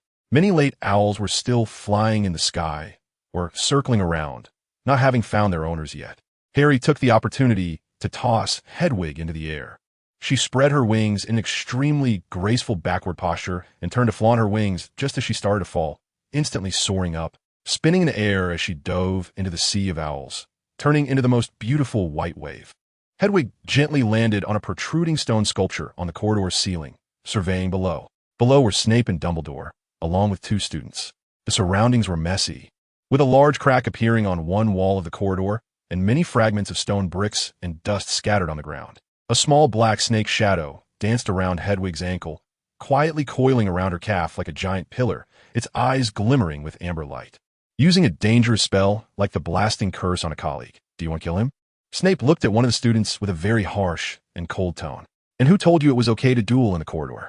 Why can't you resolve problems with communication instead of fighting with a colleague? Dumbledore appeared calm, but it was uncertain if he was truly calm inside. Our ideas are different. There are significant disagreements, said the student who cast the blasting curse, looking like a Slytherin from the uniform. Your thoughts are too extreme and frankly stupid. Another student retorted angrily. You are the extreme one. A stubborn supremacist, pure-blood wizards are all equal. That student began to scold. We might as well go find Harry for judgment, or his friends, like that Malfoy guy. Give it a rest. He even says that mudbloods are the same. Why do you think he is right? I see he is just as despicable as you. Another joined in the scolding. Disgusting guy. I think the Dark Lord and Grindelwald are more suited for you. You. Enough. Dumbledore suddenly interrupted the two sharply, and the scene quieted down. Slytherin. Minus 20 points. You two, 1 month of detention. Snape took advantage of the moment to announce the verdict. Even so, is that enough reason to fight? The spells you cast were lethal enough, Dumbledore said with some severity. Anyway, if someone dies, it won't team matter, it might even be better, muttered the student who cast the blasting curse. What? A silver glint flashed across Dumbledore's glasses. It's nothing. The student fell silent. Dumbledore remained silent for a long time. Severus, take them downstairs. Snape replied, striding away, and the two Slytherin students dared not say much, following along. Dumbledore turned back and glanced at the sculpture where Hedwig had been standing, but there was nothing there now. The morning mist accompanied by a cool breeze swept through, refreshing one's spirit, much better than any cup of coffee. The dawn light pierced through the mist, becoming soft, glimmering with the dew on the flower petals by the roadside. Luna was gently stroking the head of a thestral, which was happily shaking its head, its murky white eyeballs reflecting Luna's figure. Ah, what are you petting? Suddenly, a voice came from behind Luna. Oh, it's you. Luna turned around, looking somewhat surprised. The one who spoke was Fleur. What are you doing here? Aren't you preparing for the Triwizard Tournament? I was just practicing spells, but I'm tired now. Just came out to get some fresh air. Fleur smiled. Even for her unusually pale skin, she looked a bit too pale and haggard now. You weren't practicing all night, were you? This is not good. Luna still had a dazed expression on her face, but her tone was a bit more serious. My dad said that if you don't sleep at night and dream, then doing other things during the day will be daydreaming. Farong could feel the strangeness of the girl in front of her. She truly lived up to her reputation as a crazy girl. She no longer hid her fatigue, drooping like a beautiful hibiscus flower, becoming limp and sighing. No wonder the usually proud Farong would be so friendly and take the initiative to talk to others. When a person is too tired, their mind and soul can drift apart. Come here and relax a bit. Lie down by the lake and take a nap or something. You don't have to try so hard. You're already doing great, and no one will blame you, Luna said with her ethereal voice, which seemed to have a calming magic that quickly relaxed Farong's tense nerves. What's your name? Is it Luna? Farong leaned closer to Luna. You know what? That Harry Potter, the savior of the wizarding world, gave you a high evaluation, but everyone says you are a crazy girl. I thought you were the type that was very smart yet a bit eccentric. I guess it's because I've never worn Ravenclaw's eagle hat, always wearing Gryffindor's lion head. So they think I would rush at a dragon's flames or the gaze of a basilisk. Luna smiled. It's fine. I'll bring it to show them next time. What you said is very Gryffindor. Farong rolled her eyes. For example, last week, the child who was almost eaten by the carnivorous slug raised by your gamekeeper was so reckless. And those annoying Weasley twins. The fatty, tongue-tasting candy they made got one of my friends, and I almost turned into a prettier lizard myself.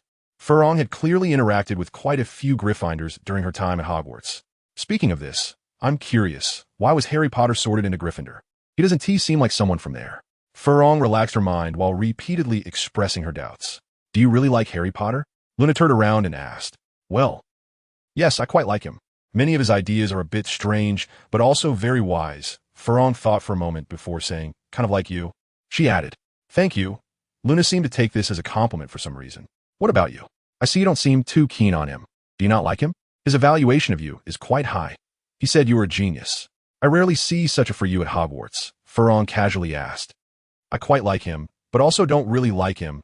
Luna's expression became even more confused, and Farong suspected she might not know what she was saying. What do you mean? Farong felt a bit awkward. He can think of many things that others can't. My dad said that people like him are the smartest, but he actually said that snakes have no temperature. I heard him say it while chatting with others. He actually said that snakes have no temperature. Luna showed a very troubled expression. So, what is wrong with saying that snakes have no temperature? Farong was a bit puzzled. She probably understood the meaning of the crazy girl more deeply. African rock pythons can endure hunger for long periods during breeding and actively lie in the sun to withstand temperatures of about 40 degrees Celsius before returning to their nest to incubate their eggs. How can they have no temperature? Luna seemed to suddenly become a bit angry. Why can't he feel the temperature of snakes? He clearly likes snakes the most. Luna adopted a very perplexed expression and suddenly sat on the ground, deep in thought. All right, it's just a question. Don't take it so seriously. Farong felt a bit embarrassed, but was sure she was starting to like the girl in front of her. I like you too, Farong. Luna suddenly looked up and smiled. And Farong was taken aback. She thought this, but had never said it out loud before. Talk to me more. Do you want to lie down for a while together? Luna suddenly laid down at the edge of the lake in grass. The ground was cool and damp, but not piercingly cold, and when the gentle breeze blew, she could feel the touch of fragrant grass, carrying a hint of freshness. Farong felt a bit confused and also somewhat disdainful of the dirty ground, but she thought, It seemed quite fun. She followed suit. That cool feeling was quite refreshing, and her mind was clearer than ever. Yet she relaxed and fell into a very subtle state. Then, in that unguarded clarity of consciousness, Furong gradually fell into a deep sleep. She had a good dream, a very vivid dream, as if she really traveled through mountains and rivers in her dreams, escaping everyone's expectations and all the burdens pressing down on her. Escaping the boring titles of excellent genius, just indulging in the grand romanticism of majestic landscapes. Another cool breeze blew by, and a complete hibiscus flower gracefully and slowly descended, entering the indistinct fog, escaping the lurking dangers of thorns. Sandalwood, a type of wood that is quite famous in China, is known for its unique and ancient fragrance. Even in ancient times, it was considered extremely luxurious, usually only used in food. Of course, during the powerful Sui and Tang dynasties. It was also used as firewood in the palace, the heavy and rich unique fragrance showcasing royal majesty. Now, that unique fragrance appeared in a foreign land, in the castle of Hogwarts. Wow, what is this smell? It's so fragrant, Cedric said in amazement as he ran to the Ravenclaw common room. It's something Autumn Zhang brought from China. She said it's a rare thing and is also a very expensive spice in China. A girl from the common room leaned over with a smile. This warrior from Hogwarts enjoyed quite a few privileges at school. What are you doing here? Oh, I just came to find Autumn. Cedric looked quite happy as he said. Autumn, that student was taken aback for a moment, then suddenly covered her mouth and laughed. Calling someone else's name directly is considered a very intimate act in the West. It seems their relationship is indeed progressing well. She was just called away by Professor McGonagall. I think you should go check her office. Oh, okay. Thanks, Cedric said his thanks and hurried away. What is he rushing for? What could be so urgent? That girl said with a puzzled expression. Cedric walked towards Professor McGonagall's office, looking very carefully at something he was holding in his hand, staring intently at it. That seemed to be a gold ring? The craftsmanship of the ring is very complex, with a black gold intertwined ring frame twisted into a spiral shape. At the top, as a decoration, there's a petal-thin golden flower that seems to have twisted out from the frame. From its shape, it resembles the camellia of the 18 Scholars. The 18 Scholars refers to a group of literati gathered by Li Shimin during his time as Prince of Qin at the literary pavilion west of the palace, where he invited scholars from all over, dividing them into 3 groups of 18, including figures like Du Ruhui, Fang Xianling, and Lu Deming, who would take turns each day to discuss literature and exchange ideas. In China, this flower symbolizes elegance and wisdom, and for Zhang Xiu, who was admitted to Ravenclaw, it might hold unique significance. Naturally, the gold ring engraved with this flower is a perfect gift. This is precisely why Cedric is so happy.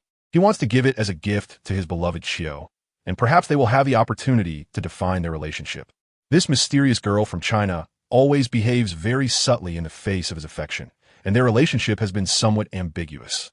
But if he gives her this ring as a gift, it might very well become a token of their love. Cedric has already begun to envision a beautiful future for himself. By the way, should the wedding be in Chinese style or Western style? Just as Cedric was lost in thought, he had unknowingly arrived at Professor McGonagall's office door. He was so focused on the ring that he didn't notice when the door suddenly opened, blocking his path, and he bumped right into it. Ow! Cedric let out a muffled sound. Cedric? What are you doing here? Professor McGonagall, who had opened the door, poked her head out, looking a bit puzzled. Another head peeked out behind her. It was Zhang Xiu. Oh, Cedric rubbed his head and became excited again. I have a little gift I want to give to Xiu. At this moment, he felt a bit shy and slightly turned his head before handing over the ring. Both McGonagall and Zhang Xiu were taken aback, and Zhang Xiu even lowered her head a bit, looking slightly flushed. She took the ring, hesitated for a moment, and then put it on her ring finger. Zhang Xiu smiled at Cedric, who looked quite surprised, even a bit bewildered. Was this a proposal or a confession? Professor McGonagall stood by with a complex and strange expression, glancing between Cedric and Zhang Xiu, her face showing a struggle to suppress a smile that kept breaking through. But where did this ring come from? Zhang Xiu's smile suddenly froze, and then visibly faded like snow meeting the morning sun. She let out a gentle call, then gasped, finally unable to hold back a painful cry, covering her left hand with the ring tightly. Xiu, what's wrong? What happened? Xiu. Cedric seemed to finally snap out of his love-struck daze, rushing up to Zhang Xiu in a panic as he saw her sudden distress. Hand. Ring.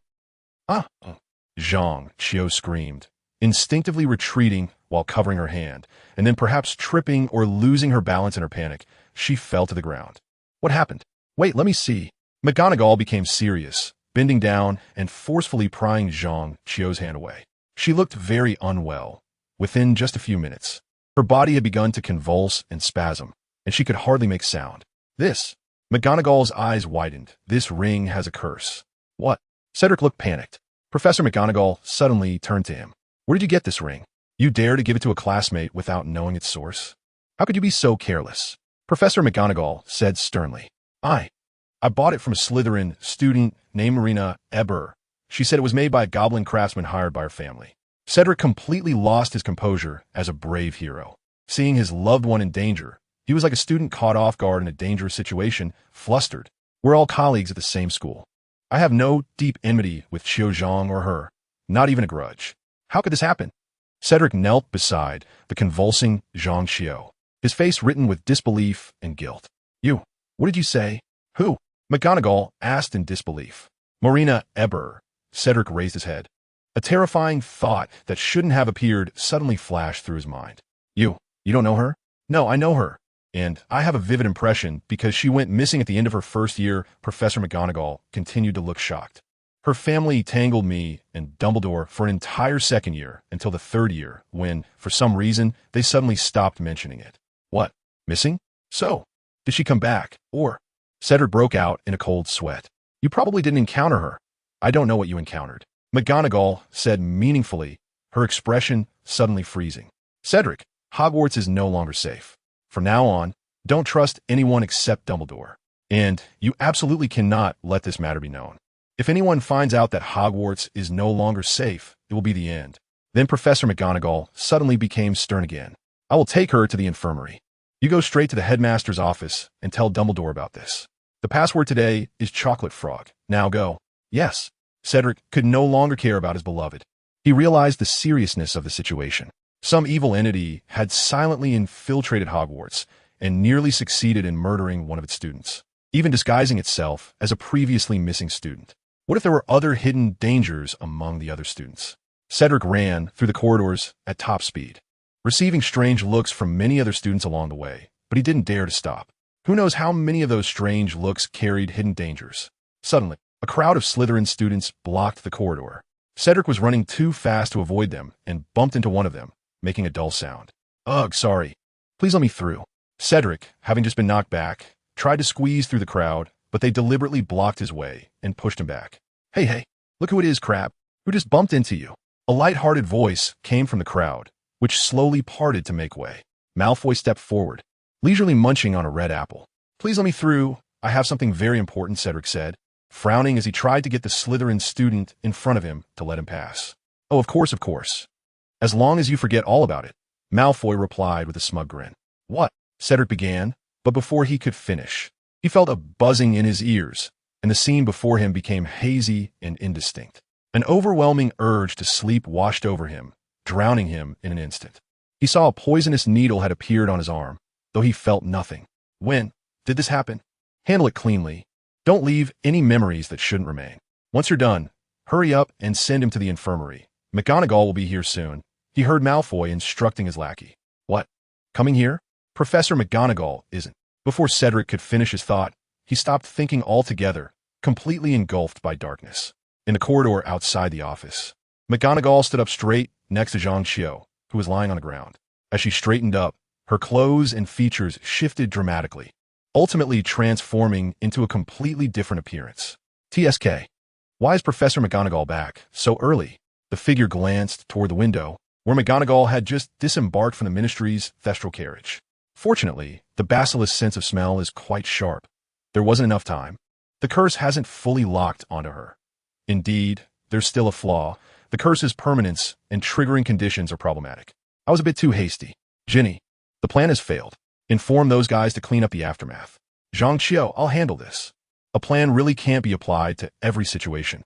Mr. Dumbledore, Fudge requests your presence at the Ministry. Something has happened.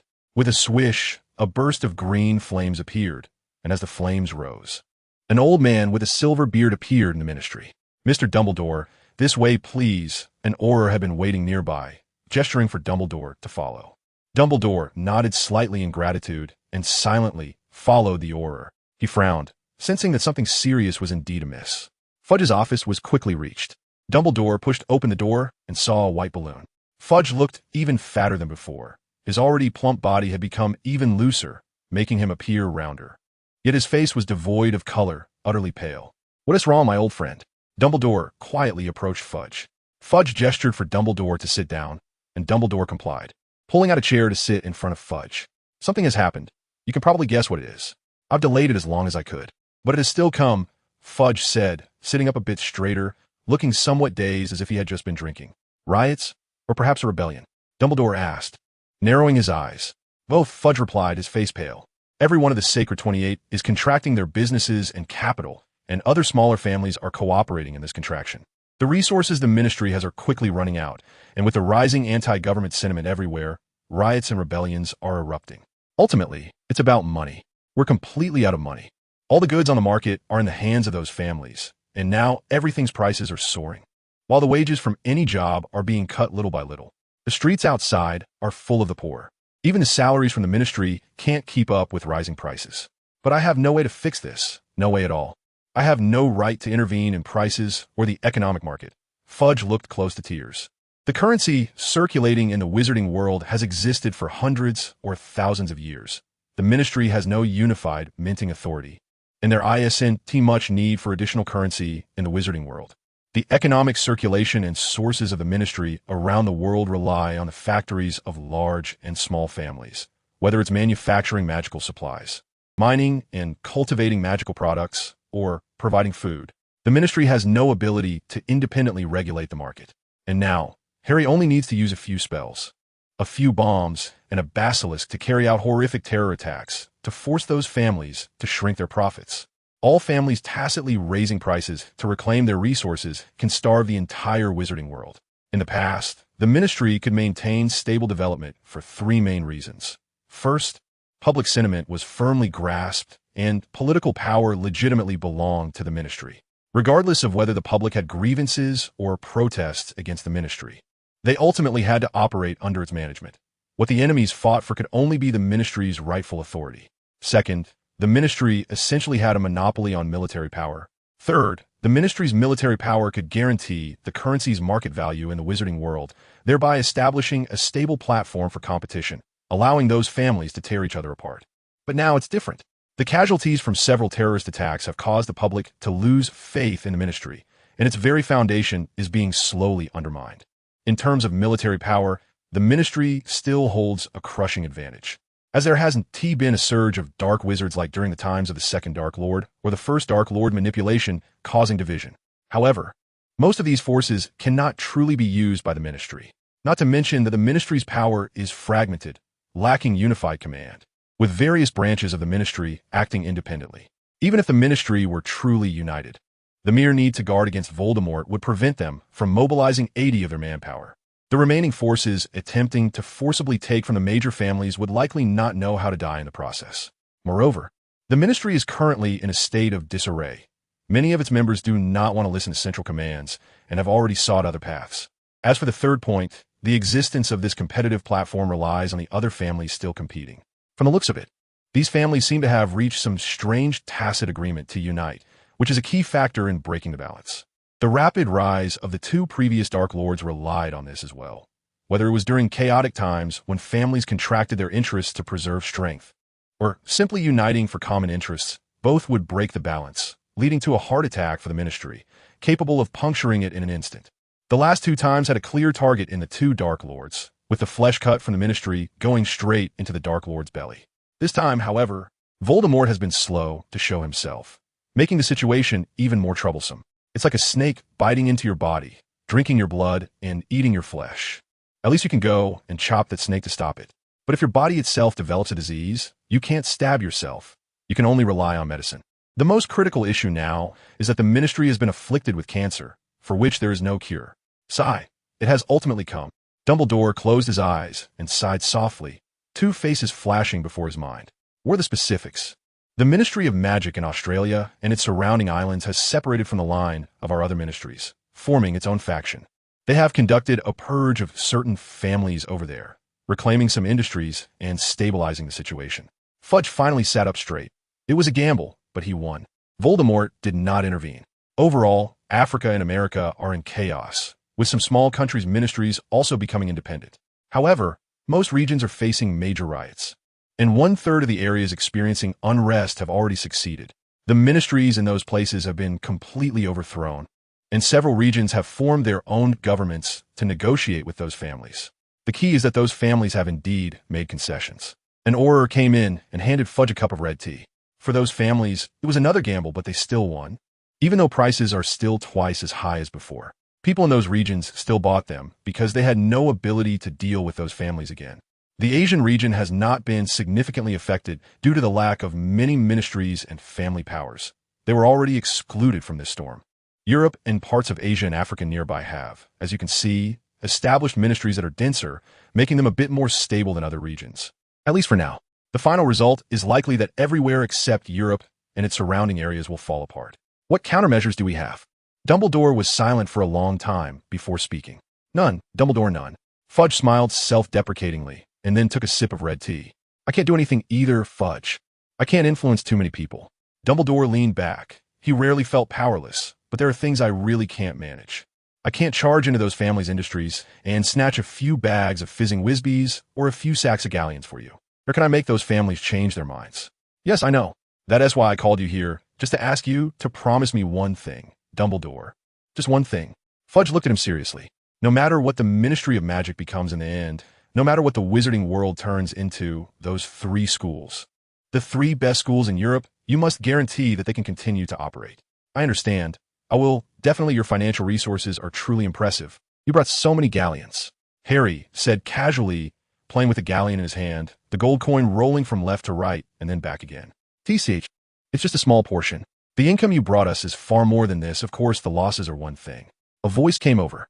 Harry stood up, and at this moment, he could see that he was standing on top of a mountain of galleons. Don't use such lowly tricks to provoke me, Malfoy. He jumped down, riding the wave like a surfer, sliding down the flowing gold coins until he reached the ground. Roar beneath the pile of gold. A huge head and a tail emerged, sweeping aside the coins, followed by a pair of massive wings that instantly toppled the entire mountain of gold. Norbert let out a comfortable roar. It seemed to enjoy bathing in the pile of coins, like it was in a sand bath. What did your father say? Harry casually tossed the galleon back into the pile of gold. It's the same as before, requesting you to send troops. This is compensation for the losses of your family's industries in Australia. Malfoy said as he threw a galleon at Harry's feet. A shadow immediately appeared under his robe and swept through, causing the gold coins to vanish. After a while, it seemed to realize this thing wasn't tea meat and spat it out in disgust. Didn't I bring you profits? Look at these. How many came from Africa and America? Harry raised an eyebrow, pointing at the nearby mountain of gold, and Norbert rolled around inside again. The profits you brought are what you should do. You know how much the families have invested in you. Malfoy crossed his arms and snorted coldly. You're really short-sighted. Malfoy, what do these profits count for? At most, they're just dessert. The main course is yet to come. Harry accurately found the location of his coat hanger in the darkness and retrieved his coat. You really make people uncomfortable. Malfoy was a bit annoyed. Aren't you afraid we'll terminate our cooperation with you? How? Has your father also become short-sighted from being locked up by the Ministry of Magic for too long? Harry laughed. Regardless of the size of the family, there will always be families willing to invest in me for a gamble. Now, the fighting situation among your families has persisted for too long, solidifying into a deadlock. But many small families can't wait for you big ones to withdraw, so they can have a chance to surpass you. I just need manpower. The amount doesn't matter. What needs to be done has been done. Now, I just need to wait for the best opportunity to overturn the world. Which family withdraws or joins has nothing to do with me. Harry put on his coat. TCH Malfoy fell silent. He actually knew what the current situation was like. It just made him a bit uncomfortable to see Harry like this. Go back and tell Lucius, that old guy. I wanted to kill him for more than a day or two. He knows I have this ability. Harry leaned closer to Malfoy, wearing a terrifying smile. But of course, I consider you a friend, so I'll temporarily consider him a friend too. If he asks me for help, of course, no problem. I'm happy to serve. But to directly ask me to attack the Ministry of Magic in Australia, my army may not come back much. Forcing me to help with this kind of thing, isn't very friendly. So, the cost of friendship is mutual. If he wants me to help, then tell him. Let him and the other families loosen their power and money. Harry patted Malfoy on the shoulder and gave him a hug, patting his back. Otherwise, you can fulfill the Ministry of Magic's requests yourselves, fight for the current political power you can obtain, and recover the losses in Australia by yourselves. It has nothing to do with me. After saying this, Harry released Malfoy and walked away from him. Malfoy froze for a moment, unsure whether it was because of Harry's terrifying attitude towards the Malfoy family or Harry's friendliness that left him dazed for a while. "Norbert," Harry called out, and Norbert reluctantly crawled out of the pile of coins, flying over and shrinking a bit like a fallen leaf, drifting into Harry's sleeve. "Wait." Malfoy turned and called Harry back. "What is up?" Harry also turned around. "My father said I could represent his opinion." Malfoy said, "How does he know you could trust me?" "Do I trust you?" Harry replied with a question. "Don't you trust me?" Malfoy countered. "I don't know." Harry casually brushed past this topic. "So you want to? Let us discuss it. What is your price?" Malfoy said somewhat helplessly. "Oh, thank you." Harry nodded slightly, turning around. "But next time, I'm being watched very closely. I should go back now." "All right, me too. The lunch break is over." Malfoy thought about it. It was time to go back to meet that pink toad. The first afternoon class is Umbridge's defense against the dark arts. "Shall we go together?" Harry snapped his fingers, and green flames rose behind him. "Well, let's go," Malfoy approached. "To be honest, I still can't figure out how you transformed from such an annoying guy into what you are now." As the flames waiting to engulf them rose, Harry turned and said sincerely, "If you had been a Slytherin from the start, you would never have thought I was annoying. Of course, you also have to be a pureblood." Malfoy turned his head and replied, looking confrontational, "All right, I take that back. You're still as annoying as before." Australia. Barrow Island, midnight, inside a lighthouse. Several large gatherings have been held here to celebrate their departure from the unified front of other magical departments, successfully escaping from dire circumstances. However, amidst the jubilant cheers, the people were also filled with uncertainty and anxiety, knowing that other magical departments would likely unite against them. Otherwise, that unified regime would soon shatter into pieces. The only reason Australia dared to break away so recklessly was the gamble that those magical departments could not unite as one. Having troops but unable to gather them, even if they came to fight, it would only be one troop at a time. Thus, after the cheers and joy, came the heightened alertness and tension as they exchanged mental fullness for material fullness. Change shifts come down. A former Auror patrolling at the highest point of the lighthouse heard a shout from behind him. Naturally, after Australia's independence, they would no longer call themselves the Ministry of Magic. They were now the Wizarding Council. The tired former Auror looked over. It was another team of former Aurors representing the Wizarding Council. Stupefied, that former Auror pointed his wand in their direction. The group on the other side did the same. This was necessary precautionary measures to guard against intruders who might silently disguise themselves using the disillusionment charm. As for Polyjuice Potion, there was no need to worry. The Wizarding Council would place a layer of special protective enchantment on every duty officer before they took office, making it difficult for outside items to enter and their own items to exit. This way, they could ensure that any fallen hair or skin flakes would be destroyed and burned before they could land on other objects. Even if someone truly wanted to infiltrate using Polyjuice Potion, they wouldn't be able to brew the corresponding potion. Australia had long since sealed off all fireplace and flue powder routes, although it was unlikely to cast a spell to directly cover the entire continent against apparition. This method of movement was easier to detect. It was sufficient to seal important buildings with anti-apparition charms.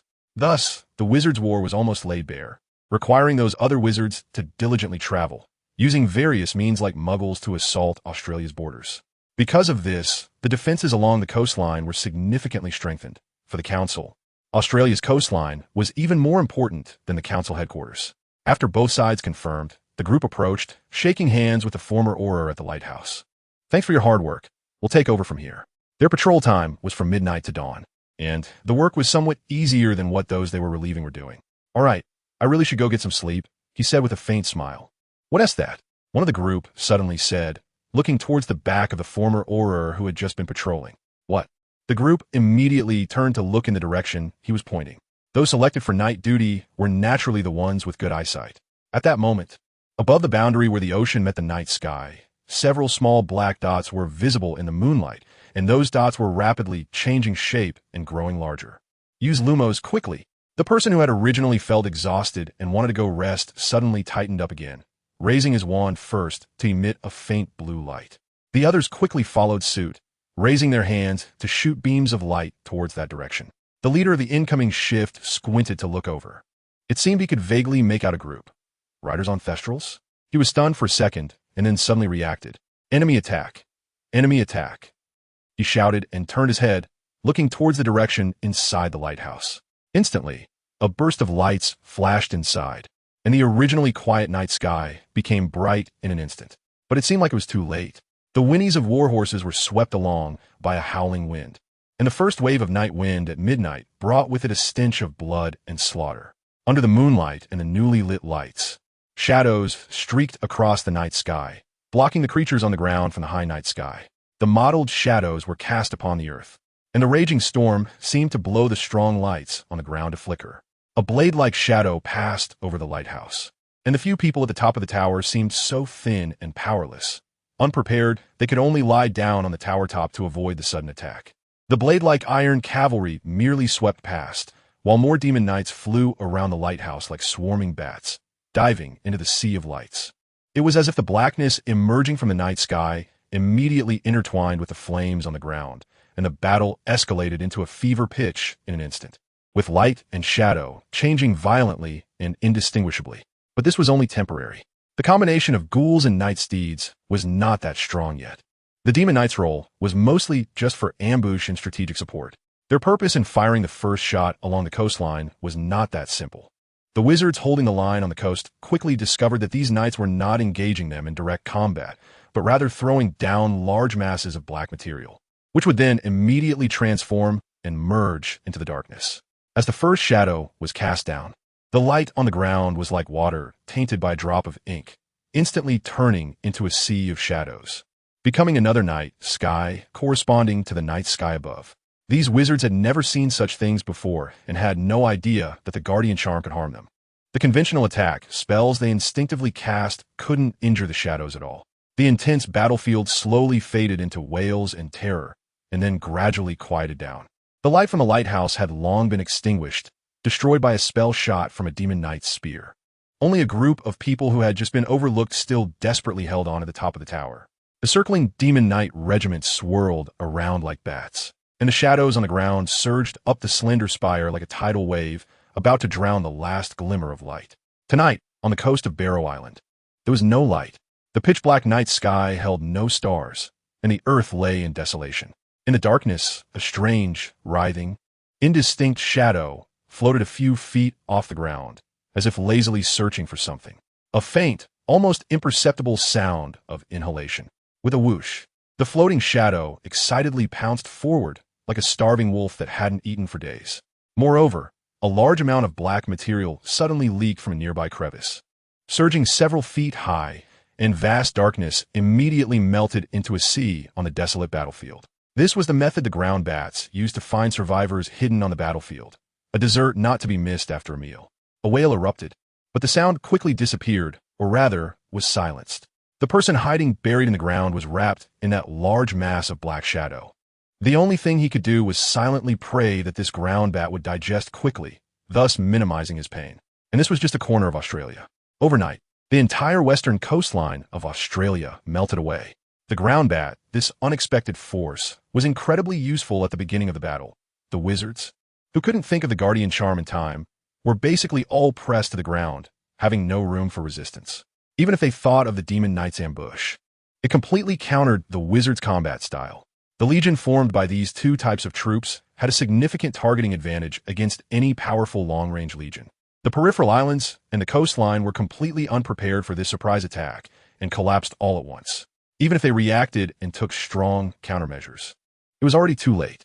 After seizing the coastline, the operational space expanded significantly, and combined with the existing advantageous forces, they could easily defeat the Wizarding Council. The Wizards' expertise in small-scale infiltration warfare had already spread across Australia, and what awaited the Wizarding Council next would be endless probing and flames of war. Malfoy, I have fulfilled my promise. What about you? Harry said, as if to himself, in the Gryffindor common room, far away. My promise will be fulfilled. You need not worry. Suddenly, the flames in the nearby fireplace flickered and swayed, and Malfoy's voice came from within. I hope so. That was meant for your dad, Harry scoffed. Your dissatisfaction with my father is quite evident, Harry, Malfoy retorted. I think his help and betrayal can cancel each other out. That's why he is still standing, Harry said. In this situation, Malfoy could only remain silent. He truly didn't know what to say. Next, let's just say the smoke has filled the air. Harry laughed excitedly, as if he could already see countless flowers blooming in a river of blood. Australia, Canberra, underground, former Australian Ministry of Magic headquarters. Now the Wizarding Council headquarters. Mr. Speaker, you should evacuate immediately. This place could be attacked at any moment, a former Auror said to the former Australian Minister of Magic. Now the head of the Wizarding Council. No, I won't leave. Where would I go? I only know that what I did was not wrong. If other ministries truly come to take my life, I have no regrets. Let them come. The speaker sat in his office chair, with his back turned to the former Auror. This land still needs your leadership, doesn't it? The former Auror urged again. Yes, until I am dead. As for after that, I can't control it. The speaker turned his chair around and took a sip of the vodka on the table. If you want to blame someone, blame the Wizards of Australia for Voldemort. I was never Dumbledore. The names Dumbledore and Harry Potter had once again resounded throughout the wizarding world after Voldemort's resurrection, and people regarded them as the only existence capable of resisting Voldemort, seeing them as saviors and gods. This is the one you mentioned. The former Auror suddenly laughed. Huh. Cough, cough. The speaker looked puzzled for a moment, then suddenly began to cough violently as if something was lodged in his throat, and then he spat out a large mouthful of fresh blood. To his surprise, the glass of vodka on the table started to emit thick smoke, which quickly filled the entire office floor as it rolled down with the spilled liquid from the glass that had been knocked over in the speaker's panic. The figure of the former Aurora suddenly changed, their face gradually softening and becoming more beautiful, their height decreasing significantly, and their form becoming slimmer, presenting a graceful silhouette. The words spilling from their smiling lips gradually transformed into a strange hissing sound. Hiss, hiss.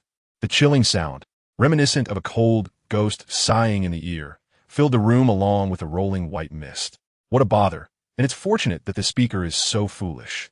Otherwise, his voice would have surely been recognized.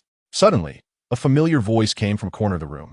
The speaker's eyes widened, as the space there rippled like folds in a garment, swiftly sliding down, an invisibility cloak. Emerging from beneath was a small domesticated fairy, their face covered in old and ugly wrinkles, yet sharp-eyed behind half-moon silver-rimmed glasses and dressed unusually in an elegant suit. What do they call this in China again? A double act.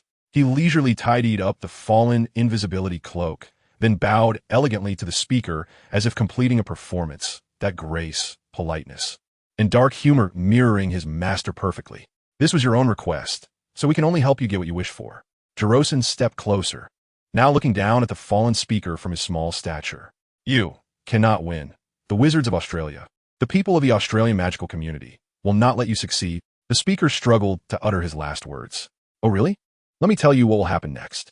Jerosin squatted down, his gaze crossing over the silver-rimmed glasses, looking at the face of the speaker who was struggling on the ground. Australia will become the only stage for the limited struggles of various families. They will fight over the biggest rights belonging to them on this piece of cake. It will be divided, and the united families will become the second base. And the wizards here, the people you speak of, they will enjoy how wonderful death can be, or how wonderful it can be to submit to my master. Just like I do. I only see a scattered crowd of sand in this land, which should be repulsive, as my master taught me. What follows is a massacre. Tap, tap, tap. A light and swift set of footsteps leaped like musical notes, like the tapping feet in a dance hall, or delicate fingers lightly tapping on piano keys. In a good mood, huh? Although Harry hadn't seen anyone yet, Dumbledore in the office chair still spoke. Are you okay? At least it's not too loud. The footsteps soon became more measured, and Harry appeared at the door of the headmaster's office. What do you plan to learn today? Dumbledore asked, as usual, before the evening class began. I don't mind, you decide. Harry also followed the usual practice of pulling out a chair and sitting across from Dumbledore, returning the question. Then, let us learn about Voldemort. Dumbledore stood up. I have that history memorized. Harry replied, without changing his expression. This time it's not history, Harry. Dumbledore said meaningfully. Come on. Without waiting for Harry to sit down, Dumbledore immediately led him to a cabinet in the office. Can you guess what's inside? Dumbledore did not touch the cabinet first, just calmly turned to look at Harry. Harry was silent for a moment, staring at the translucent cabinet and the hazy, strange silver light emanating from inside. A pensive, a magical book, or a beautiful magical artifact? Harry glanced at the various handmade trinkets next to Dumbledore's desk. You guessed right. At least one of the options is correct. Dumbledore opened the cabinet. Wait, Harry said softly, his voice clearly not meant for Dumbledore, just an instinctive murmur, as a sense of unease rose in his heart. A pensive, Dumbledore said. Inside the open cabinet was an unusually large space, revealing a complete semicircular stone basin, engraved with sparkling runes. The basin held a liquid that shone with dazzling silver light, resembling gas, liquid, or even a large solid. Its strange form resembled fine wine brewed by a gentle breeze, iced tea made from silver, with ripples occasionally appearing in the center of the basin. Dumbledore picked up a small crystal vial from another shelf. Harry couldn't quite tell what was inside, just as no one could clearly explain what the pensive held. The contents also resembled both liquid and gas, and even pure light, radiating a sheen that was perhaps blue, perhaps white, or perhaps silver. Dumbledore opened the crystal vial and poured its contents into the basin. The moment the gleaming mass made contact with the liquid in the pensive, it instantly dissolved, turning black as if ink had stained clear water. Look at this, Harry, you should know how to use it. Dumbledore pointed to the pensive. Harry fell silent. It wasn't that he didn't want to look at the contents of the pensive, but that he was afraid to. He had cured his insomnia on the very first day of entering Hogwarts, until he realized there was something within him, something he had quietly acknowledged. That thing was not entirely under his control. Whenever there was an opportunity, it would begin to act out violently, trying to tear everything around it apart. Only when Harry remained awake could he keep it firmly suppressed. Harry didn't understand how the pensive operated or its principles, and he didn't know whether it would strip one's original consciousness during operation. Although even if Harry wasn't awake, it wouldn't necessarily release the thing inside him. He had never been a gambler. He wasn't afraid that the thing inside would kill someone. The key was that its disturbance was too great. If it went berserk, everything he had schemed for over the years would be ruined. At that time, his ideals would also miscarry, and he would be forced to activate his plan B for his ideal plan, directly leaving Hogwarts and hiding, then slowly sending everyone to heaven, forcing everyone to abandon the value and experience of life to enjoy the beauty of death in advance, a plan that was extremely inefficient. And even if the thing inside didn't go berserk, one thing was certain. The pensive, when in use, would absolutely prevent Harry from simultaneously controlling his own body.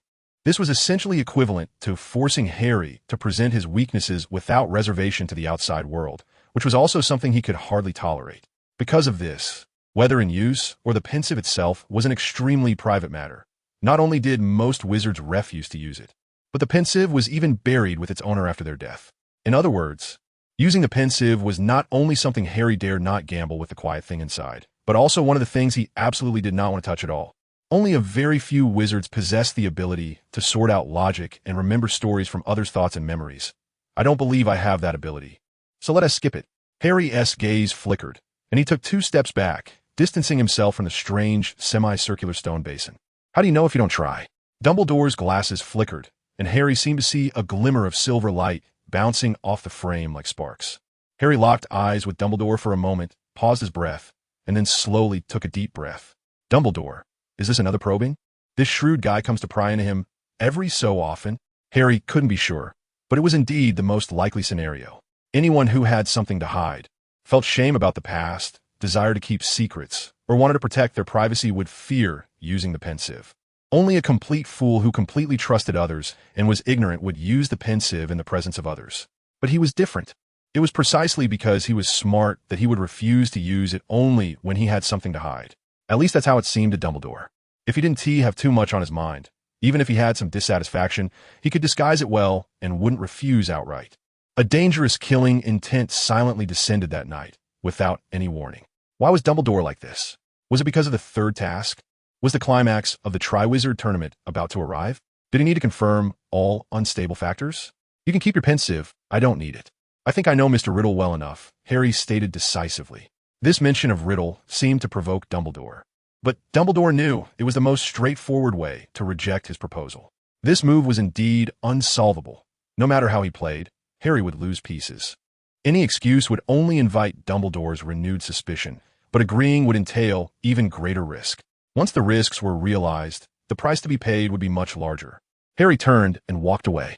Dumbledore stared at Harry's back until he disappeared from view, then turned to gaze at the pensive, whose liquid had turned black. staring at the deep black liquid for a long time. The third task would begin in a few days, right? Yes, yes. They say the third task could determine the victor, a competition that could decide the champion's fate. The last warrior who had an accident still hadn't been arranged properly, right? Why continue the event? I don't know. It is said that the Ministry of Magic guaranteed there wouldn't be any more accidents and insisted on continuing. What happened to that warrior? No news has been released. Only the headmaster of Durmstrang and the warrior's family know. TCH. The Ministry of Magic is becoming more and more annoying lately. They don't care about our lives and safety at all. A group of passing Gryffindors was whispering and chattering, and Fudge, who was eavesdropping with Dumbledore, looked displeased. Dumbledore, didn't you say you would help me teach the students well? Why are they so adamant against the Ministry of Magic? Fudge said, a bit angrily. I can't help it. You can't expect me to stuff my thoughts into their heads, like stuffing carrots and onions into a turkey, Dumbledore said helplessly. Your task can only be completed bit by bit, and I find their influence is not only from the outside. I'm puzzled about what has confused these students' perceptions. No, Dumbledore, there's no time left. By the next school term, I doubt how many can return to this school. Fudge shook his head. I can only make one last desperate attempt. What do you want to do? Dumbledore frowned. A grand event, Dumbledore at all costs, a grand event, Fudge said. A hint of determination on his tired face. At least let some of the people here remember what we taught them forever. From now on, they must see courage, loyalty, wisdom, and glory in the third task. What is the use of doing this? Fudge, it only proves those children's excellence. People want to change their views on the Ministry of Magic. Education is a long-term task. It's impossible to achieve decisive success in such a short time. Your plan has already failed from now on, Dumbledore said rapidly. Of course it's useful, Fudge growled. Hogwarts now belongs to the Ministry of Magic. Students from 3 schools have gathered here for a year of study. This credit cannot be attributed to any teacher or headmaster, but to the Ministry of Magic, to those currently managing the 3 schools. This is also one of the important reasons Fudge insisted on keeping Umbridge. Dumbledore stopped speaking. Fudge did have some point, but the so-called effect was negligible. Fudge just wanted a facade, a mirage of a peaceful and prosperous era ruled by the Ministry of Magic, to confuse and numb the world and himself. What do you want to do, Fudge? Dumbledore sighed slightly, secretly opposing Fudge's actions. Can't you hire a few house elves to decorate my school's hall with satin and jewels? Perhaps, Dumbledore replied. Maybe that is a good idea. It might just work as you say. Fudge looked annoyed, but in any case, I need your school to look like it was created by Merlin. That would be best. The more crucial part is those people on stage, Fleur and Cedric, right? Oh, and Harry Potter, the boy who lived, the savior. He the one who needs to worry the least. Dumbledore thought perhaps it was the savior who was the most worrying. I need them safe and to deliver a stunning performance. Do you understand? Dumbledore said to Fudge, who leaned in closer. Now, who the champion is doesn't matter. The key is that I need that performance on stage to be spectacular. What good will that do? Should I have the kids in my school ask for their autographs and then learn from them? Dumbledore said.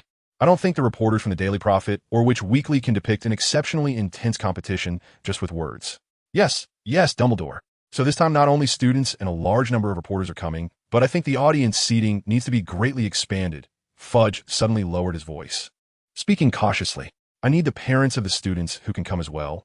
The more spectators, the better. What? Dumbledore said, his calmness laced with anger. Isn't the tragedy of the Quidditch final lesson enough? How dare you? What if something goes wrong? How many more people have to die before you will stop? Go investigate Voldemort properly. Don't mention the name of that match. Fudge looked like he wanted to suppress his voice, but he still shouted. Do you think I don't want to find out where Voldemort is? If I had that ability, I would need to be like this now. What else can I do? Dumbledore, tell me, what else can I do? If you can't find it, then do your defense work well so that Voldemort can't harm the innocent. Investigate those Death Eaters who were already identified in the last war, and capture those Azkaban escapees with leads. Dumbledore took 2 steps forward, forcing Fudge to retreat a bit. That's absolutely useless. Not to mention how I can control and investigate cases under such riots and crowds.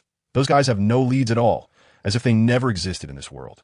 As for the so-called protection, there's not even a chance to cast it. Just look at the poor and destitute people on streets. Do they agree to have a few Aurors standing on every street? Fudge asked loudly.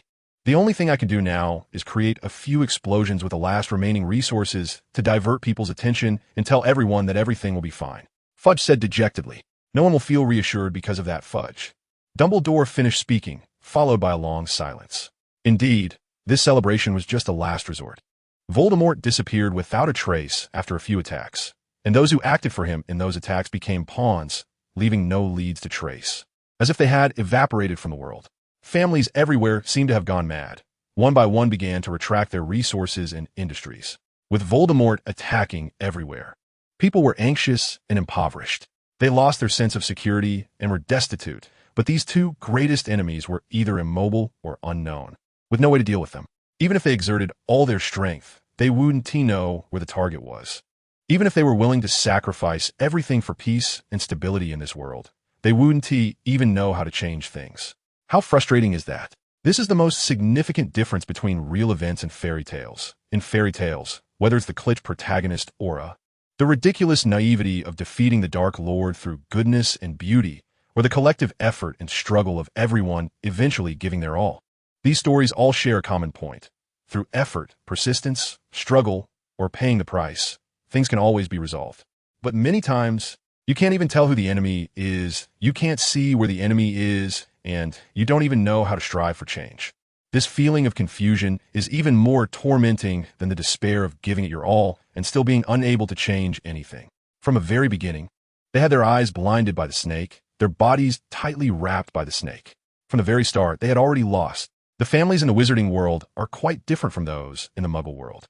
In the wizarding world, families outnumber all the departments of every ministry of magic around the world combined, regardless of how many people there are, whether poor or rich, with or without industries.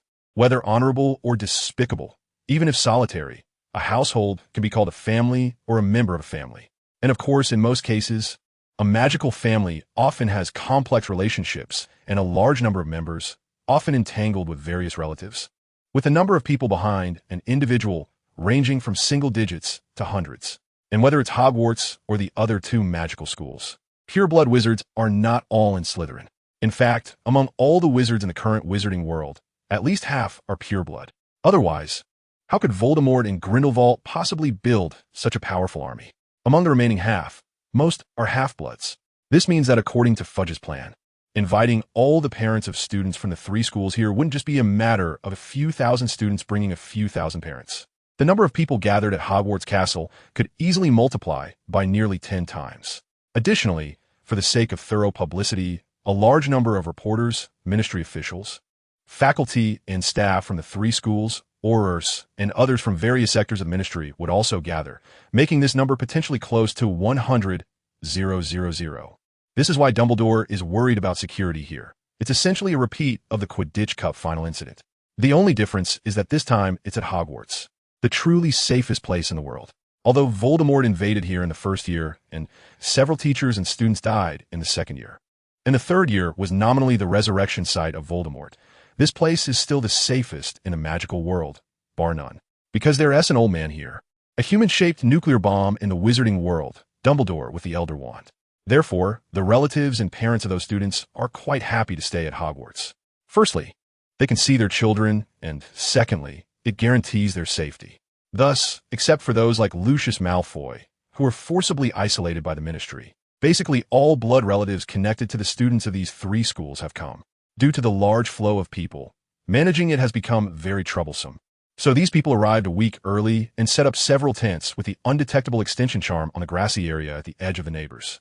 The Hogwarts Express's whistle is still sharply sounding, with steam billowing into the sky like clouds or cotton and then quietly dissipating into the atmosphere. This train has been worn out recently. At this moment, the grassy area is very noisy, with students happily chatting with their parents. However, there are also some who are not too fond of seeing their parents, sullenly standing amidst the cheerful crowd, like Ron, who saw his mom bringing him corned beef sandwiches again. Mom, you never remember that I don't like corned beef. Ron, who has been hanging out with Harry for a while, seems to have gained quite a bit of courage and is a bit pouting as he shouts at Molly. Making you sandwiches is already quite good. Just eat yours, Mrs. Weasley said, taking a piece of corned beef sandwich and stuffing it into Ron's mouth. Exactly. Don't be ungrateful, Ron. Look, we don't even have sandwiches. George said. Yeah, look, Mama's actually quite biased. She must really like you, Fred added. If you all give up that idea of setting up a prank shop and focus on your studies, not causing me trouble, I'll make you whatever you want. Mrs. Weasley yelled. Okay, Molly, don't get so worked up. Just eat your lunch first. Mr. Weasley quickly stepped in to defuse the situation, awkwardly pushing Mrs. Weasley aside. Yeah, Mom, I'll take good care of them. You should eat your lunch first. Percy seemed afraid Mrs. Weasley wouldn't believe him, and he added, pulling the twins away. As these two troublemakers had recently been dancing on Mrs. Weasley's landmines, they even wanted to set up a prank shop after graduation to buy prank props. Ginny was quietly eating at a small table outside the tent, smiling lightly as she watched the scene unfold, as if she were watching an improv comedy. Aren't you going to call Harry over? You seem to be getting quite close to him lately, a voice called from inside the tent. Ginny turned her head sharply, barely hiding a hint of nervousness. Harry doesn't like to be disturbed while eating. I never invite him to lunch with me. The speaker came out from the tent. It was their eldest brother Bill, who could be considered the most successful among them, with a job that was both dangerous and lucrative. However, this time it was an official invitation from the Ministry of Magic, so Mr. Weasley, who worked at the ministry, naturally had to respond with great importance. And since it only required a week's effort, this pair of already graduated older brothers took leave to come over. Is that so? I thought your relationship was good enough for him to break some habits. Bill shrugged easily. Harry wouldn't easily break his habits. Ginny smiled, feeling a bit more relaxed. It seemed Bill had misunderstood their relationship as something more intimate, but that was fine, as it provided cover for the real relationship. Your acting isn't skilled enough, Ginny. No need to be nervous. Very few can see through your disguise. A voice that seemed to rise from deep within unexpectedly appeared, swirling in Ginny's mind. The voice was like a chill wind, a sigh in her ear, like a serpent's hiss or a demon's whisper. Today, upon hearing that sudden voice, she felt tense for a moment, but then became even more relaxed than before. She stared at her lunch and smiled sweetly. Is there? But fooling my brother is enough. Just don't let it slip in front of Dumbledore, and there won't be a problem. Just casual chatting, the voice chimed in again. How's the progress? Very good. The students' kinship doesn't need much advertising. They are already quite dissatisfied with the Ministry of Magic, and their evaluations of you are generally high. No need to use honorifics with me, the voice casually said. Is there reliable information on where they got their news that makes them favor me? I don't know for now. I don't have mind-reading abilities like you do. Ginny's voice fell slightly, but that voice was already very soft, like a mosquito's buzz. She clearly hadn't heeded the voice's advice and continued to use a respectful title. Then there's no need to investigate. I'll come personally, the voice said. No need for you to come personally. I will find out. I can manage this much, and Ginny suddenly grew anxious, but she was interrupted mid-sentence. What are you mumbling about, Ginny? Her second brother, Charlie, suddenly leaned over, curiously. The conversation was forcibly interrupted, as it seemed the other party cut off the communication to avoid affecting Ginny's acting. For a moment, Ginny's gaze at her food turned angry and fierce. Then she raised her head, transforming back into a pure and innocent smile. Nothing, Ginny said in a normal voice, then leaned a bit closer to Charlie, whispering, I was just mumbling about Mom. I think George and Fred's ideas are quite interesting. Don't tell Mom, or she'll get mad. Then, Ginny quickly pulled her head back, looking at Charlie with a slightly pleading expression. Oh, that's why, Charlie chuckled. Don't worry, I won't tell Mom. Actually, I also find George and Fred's research quite interesting. Today, for some reason, I suddenly got sick with a headache and sore throat. I don't know if it's because the Grim Reaper wants to drag me down to the little black room. It might be that the Western Grim Reaper heard my praises in the book and wants to pull me down too. I initially wanted to push through and finish that chapter, but now my head hurts so much I can't really focus on my phone, and I'm feeling dizzy, so I can't write well either. These two chapters are also quite important, so I have to take a leave of absence. I'll owe these chapters for now. When I return, I'll definitely update immediately. Important things to say again. I will definitely come back. Good news. Good news. This time not only am I sick, but the whole family is sick. Mental breakdown. Based on the current symptoms, I seriously suspect it's COVID-19, although, because the community hospital here is closed and all the testing sites have been removed, I haven't found a way to confirm it yet, but it's basically a done deal. I don't know if I infected them, but anyway, my family is all down with it. I thought it would just be a short break of a few days, but it seems this break might need to be a bit longer. I truly realized that I shouldn't praise death so much in my book. It really loves me now and crazily wants to drag my family down to accompany it. Sigh. In short, the situation isn't optimistic. I initially thought I would write after recovering, but now it seems I can only slowly write while my whole family is sick. I will try to resume updates in these few days, but the update speed may be very slow, so please bear with me. You didn't wait too long for me, did you? Harry opened the wooden door. No. Come in quickly. Mrs. Weasley pulled Harry in, blinking happily. What's going on? Why are you here? Harry's eyes flickered as he glanced at Fleur and Cedric, who were happily chatting with his parents. This is the meeting room next to the Hogwarts dining hall. We just finished breakfast when we were called together. Cedric came over after finishing talking with his parents. You actually came a bit late. The school specifically wanted the champions' families to meet with them to boost morale. Although all the champions' families came to Hogwarts, they are technically spectators and should not be seen by the students. Of course, the twins can see their mom every day and basically receive a daily shout from her in person. One person should never try to take down the twins at Hogwarts. They know it better than Dumbledore. No one knows how many prank props and fireworks they have stashed in various secret rooms. And no one knows the secret passages of Hogwarts better than they do. As everyone knows, I don't have family, Harry said with a cold face. Yes, so I'm here to fill in, Mrs. Weasley said, looking quite happy. Boring, Harry muttered quietly, clenching the hand that hung at his side. What about Ron? Mrs. Weasley looked quite curious. They all went for their final exams. We have to participate in the third event of the Triwizard Tournament this afternoon. Harry took out a pocket watch and glanced at the time. It hadn't passed long. If you run to the exam site now, you should be able to see Ron. Oh, if he dares. Miss Bella, aren't you overdoing it?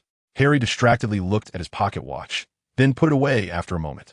The atmosphere suddenly froze, with everyone in the room. What are you talking about, Harry?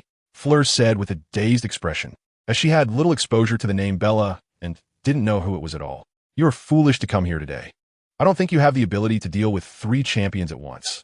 Harry continued talking to himself. And what is your purpose for coming? You know that with your strength, you are not qualified to threaten my life. You are quite clever, Savior, Bella said sarcastically. Stupefied, Harry lost patience and cast a spell. Fleur and Cedric sensed something was wrong and drew their wands, while their respective parents still looked confused. Mrs. Weasley, caught off guard, was hit by Harry's wand and instantly transformed into a pale-skinned woman with disheveled hair. Except for your weapon, Cedric said, shaking his wand and firing a red bolt of lightning. Avada Kedavra, Bella directly responded with the killing curse, and 2 beams of red and green light intertwined in the air, violently colliding and sparking.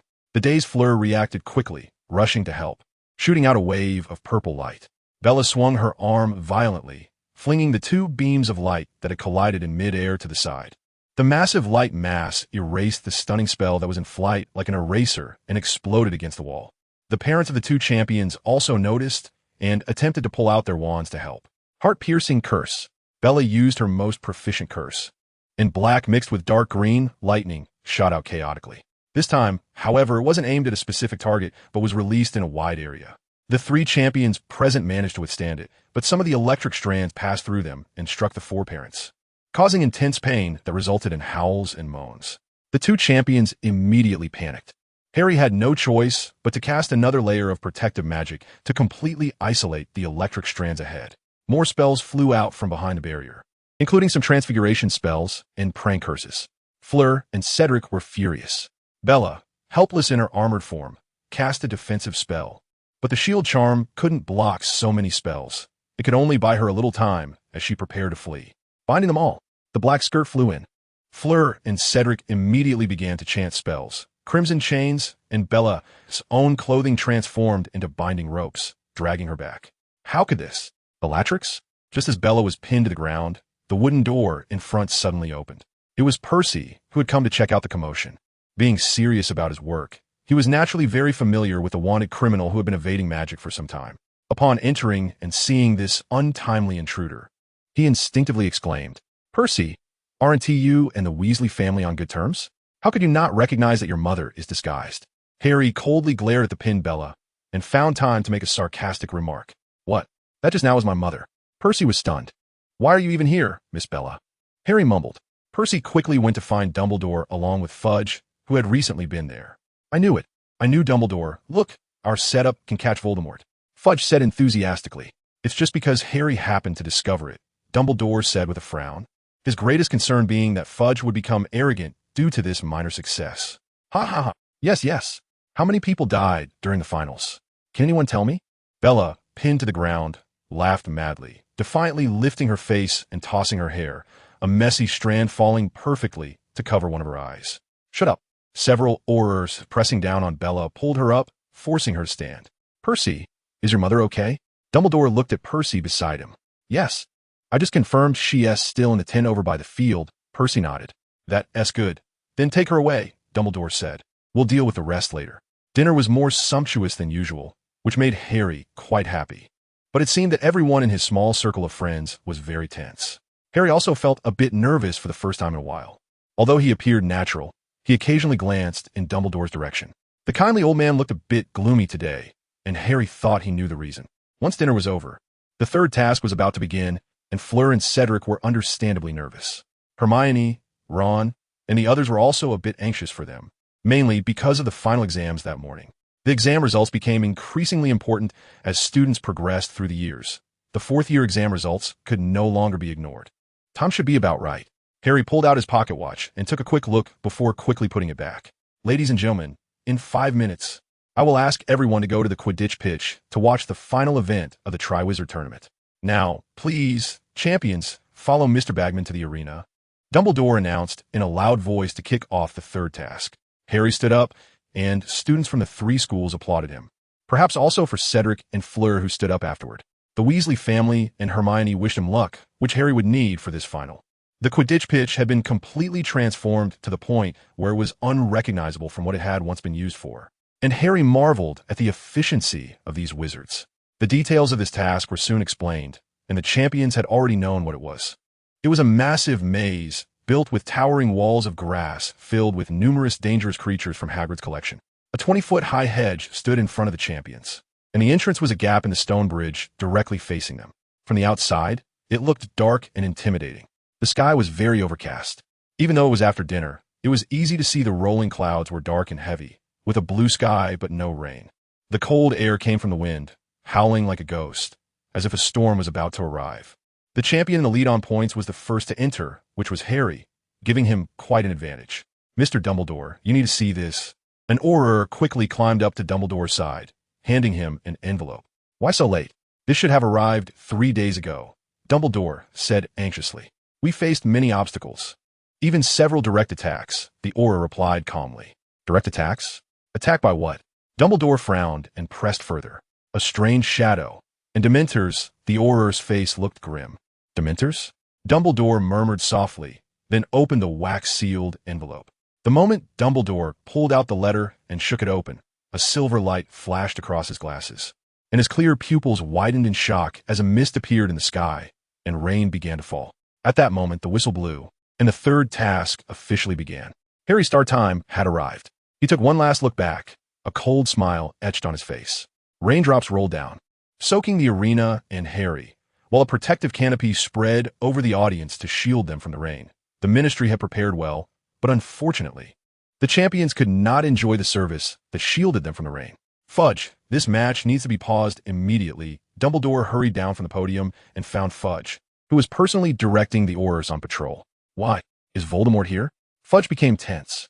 No, but you need to. It doesn't matter. Fudge immediately relaxed upon hearing the word no. But Fudge, this matter is very serious. Dumbledore found himself at a loss for words, as all the materials in his hands provided no evidence pointing to the mastermind behind the scenes, nor any proof that today's match would become a stage for some plan. Yet, Dumbledore was certain that Lucifer was about to descend upon this arena. What could make you so panicked? Fudge looked at Dumbledore, slightly flustered. It's Harry. There's a problem over there, a big problem, Dumbledore said seriously. The material in the letter he held was about the situation on Privet Drive. The Dursleys hadn't left their house since Harry's 3rd year began, and the Aurors had officially confirmed that they were under threat to their lives. Mrs. Fig, the only contact Dumbledore had for the Dursleys, was found dead at home, suspected to have been killed by the killing curse based on the traces left at the scene. Other relatives, colleagues, and friends who might have visited the Dursleys had also mysteriously disappeared, with half of them completely unaccounted for, while some of the remaining were trembling in major hospitals across London, as the Aurors believed those people had their souls sucked out by Dementors. The Dursleys had completely become an island in the sea, with everyone who could have contacted them falling into darkness, and there wasn't even a hint of the murderer. In the magical world, erasing traces was far too easy, making it possible for someone to operate in the dark without being traced. Dumbledore couldn't find a single clue about who was behind this, but he knew in his heart. He knew Harry knew, and that it would eventually be discovered right under his nose. So was all of this merely a delay in progress? What use was this delay?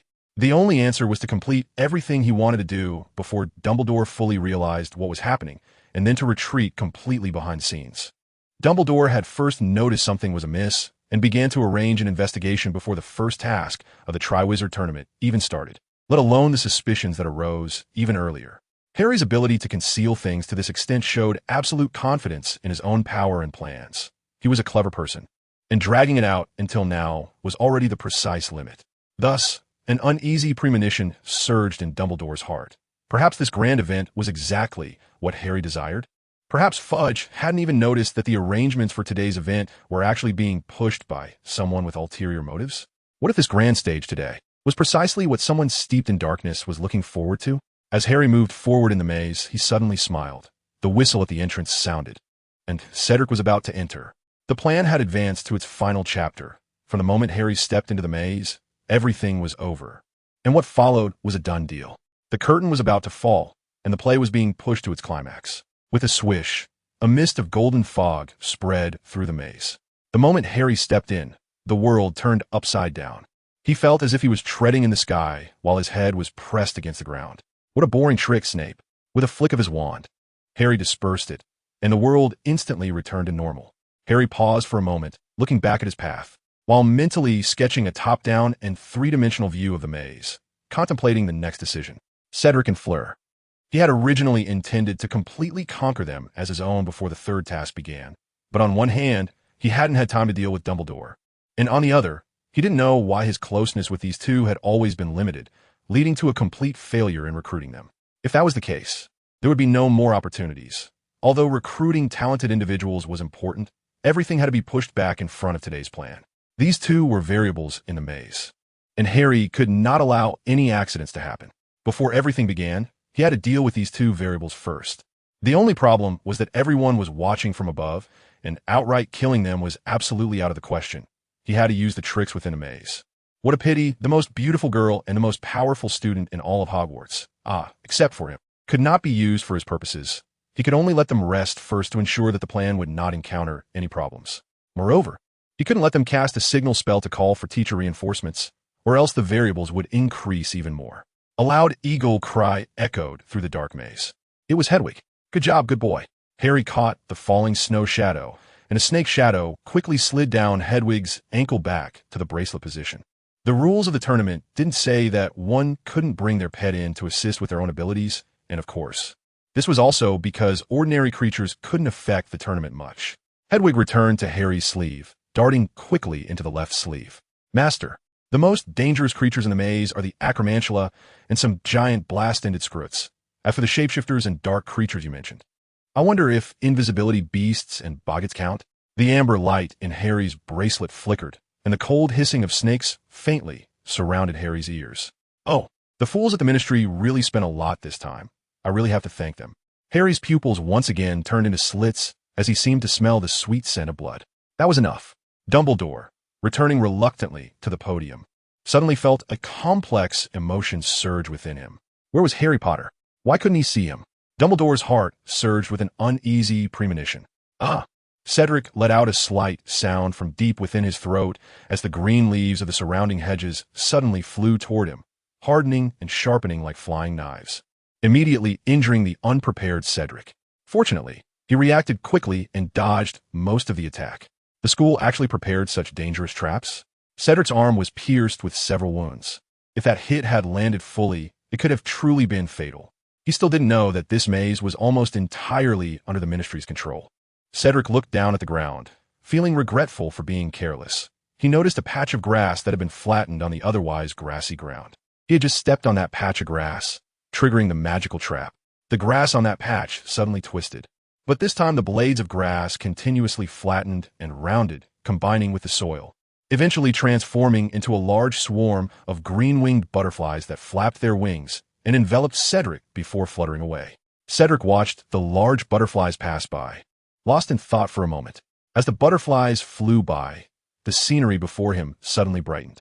Cedric no longer wasted time and continued walking forward, gradually quickening his pace. This competition was far from over. That glory must belong to him, to Hogwarts, to their Hufflepuff house. He wanted to prove that the Hufflepuffs were not complacent, harmless, scatterbrained mice, nor just a house known for loyalty in the eyes of some. As long as he brought back glory, he could completely shut the mouths of those petty individuals. Filled with determination, Cedric charged forward, turning a corner in the maze. What came into view was a figure? I've been waiting for you, Cedric. A soft female voice came, and standing there was Cedric's dream girl, Cho-Chong. Jaw, what are you doing here? Cedric was momentarily stunned. Do you remember? In the second stage, the teachers had long known who the most important person to you was, so they specifically arranged for us to enter the maze to convey instructions to you. Xiao shyly covered her mouth and laughed, first responding to Cedric with a string of bell-like laughter, and then honestly clarifying the issue. Cedric's tone softened slightly. But how do I know you aren't some magical creature or a trap?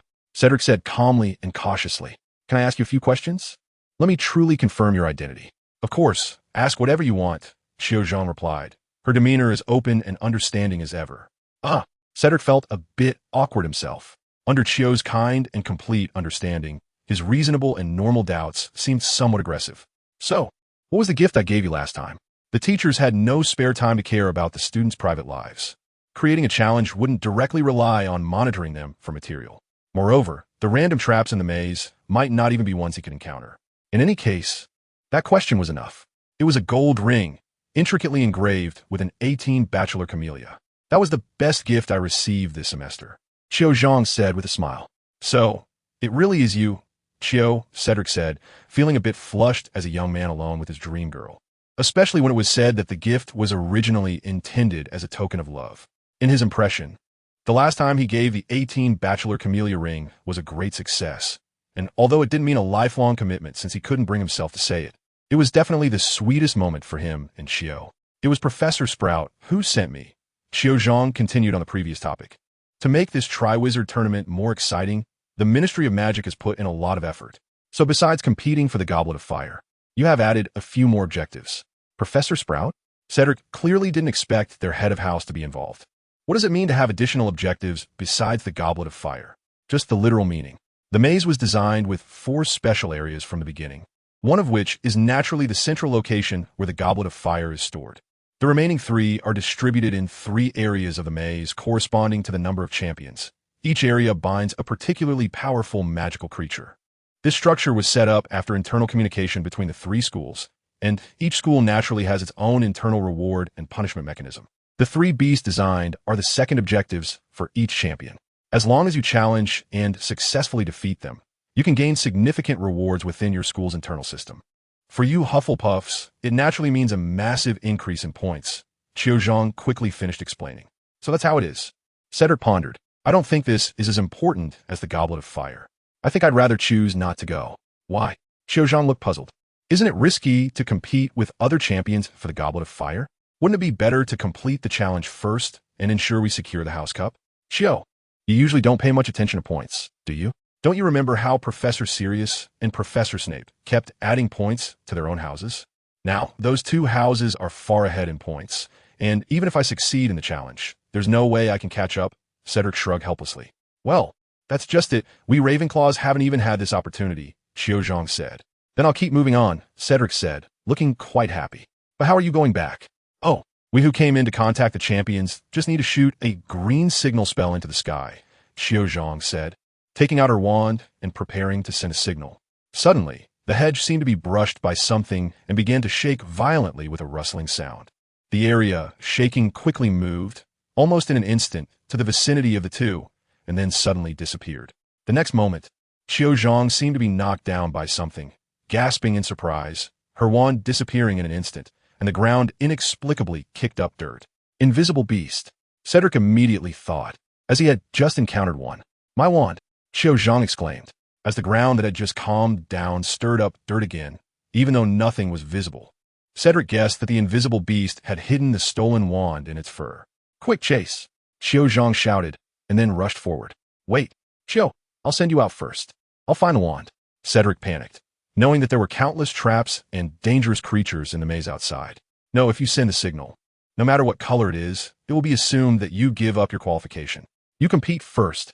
I'll find the wand myself. Xiao shouted anxiously as she chased after it.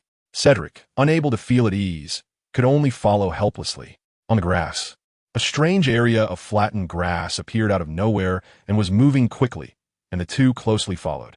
Cedric was much faster than Xiao in stamina and speed, quickly catching up to her, grabbing her hand, and swiftly approaching the moving area. Got it. Cedric's physical fitness was really good, he soon pounced onto the flattened grass. But was this grass really the invisible beast?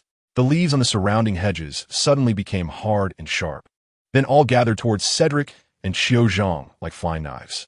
Be careful. Cedric was glad he had some precautions. He pushed Xiao Zhang away in advance and jumped aside, luckily avoiding the trap's harm.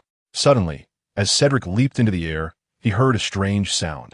He looked forward and saw a very bizarre creature. Its rear spraying a huge pillar of fire, roaring past Xiao Zhang.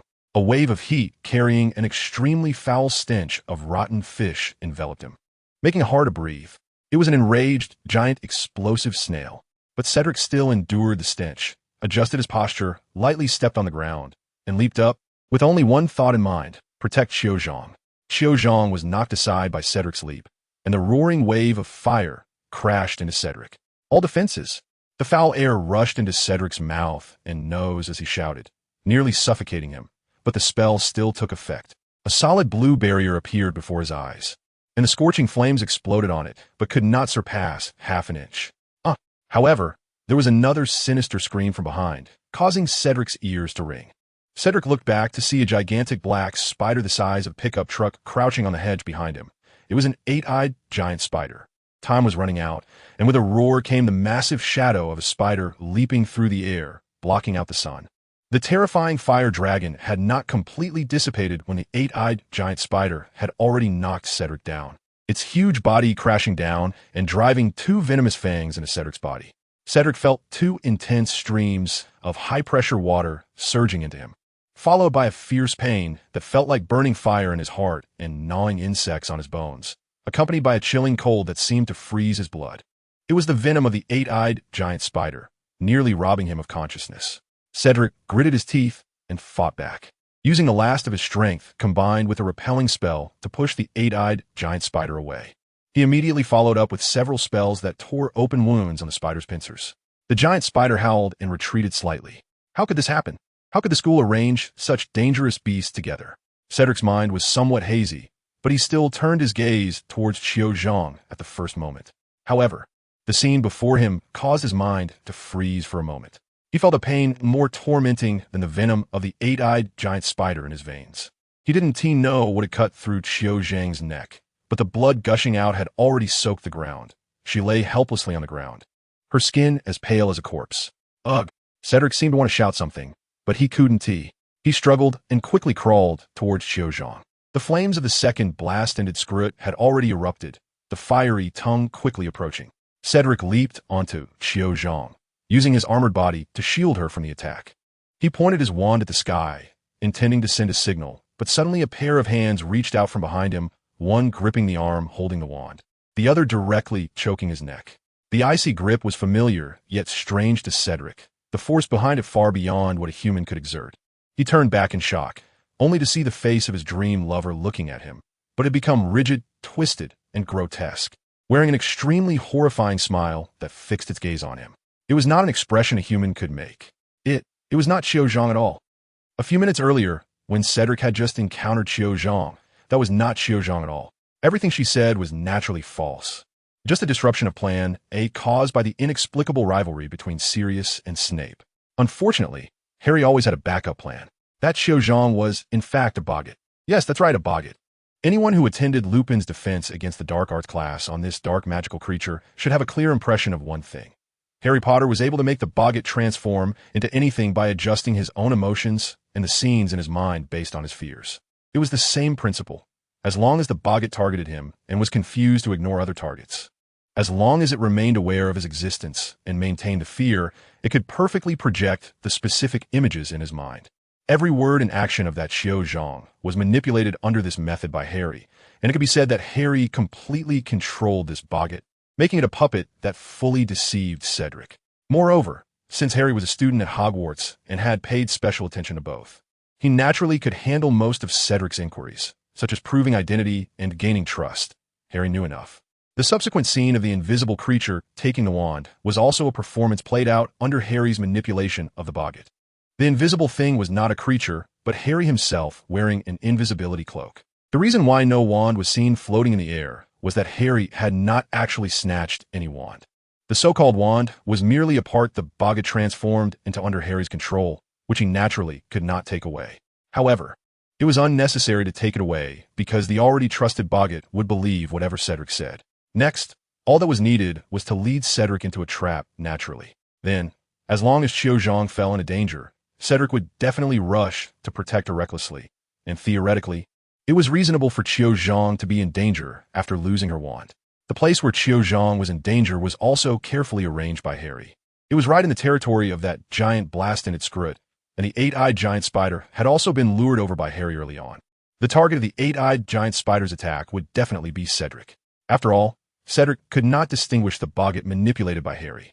Wouldn't the experienced giant spider, living in the Forbidden Forest for a long time, also be able to discern this? It would not waste time eating dark magical creatures. At this moment, as long as Cedric acted recklessly to protect Qiu Zhang, even if he successfully fended off the blast-ended scrit's attack, he would definitely not be able to dodge the sudden assault of the eight-eyed giant spider. Without realizing it, he would have to handle powerful attacks from two directions simultaneously without the help of silence and his pet. Even Harry couldn't do that. Therefore, although this plan seemed to be filled with random conditions and actions, all the people and things involved in the plan would inevitably take fixed actions under predetermined circumstances, leading to inevitable directions and results. All the randomness and coincidences would occur under the causal relationship of fate. Next, Harry only needed to lift the Confundus charm on the boggart, and it would immediately target the closest Cedric, as long as Cedric acted recklessly to protect Qiu Zhang. No matter what he feared most, it would be analogous to how Harry controlled the boggart at that moment. His greatest fear could only be one thing: Qiu Zhang getting hurt and dying. Therefore, the illusion of the boggart would inevitably be the corpse of Qiu Zhang. Although Cedric bore all the attacks and Qiu Zhang was unlikely to be severely injured, the illusion would seamlessly connect with the previous situation. In such a short time, under attack, a dazed Cedric would have no chance to discern. Everything that followed would be even more logical.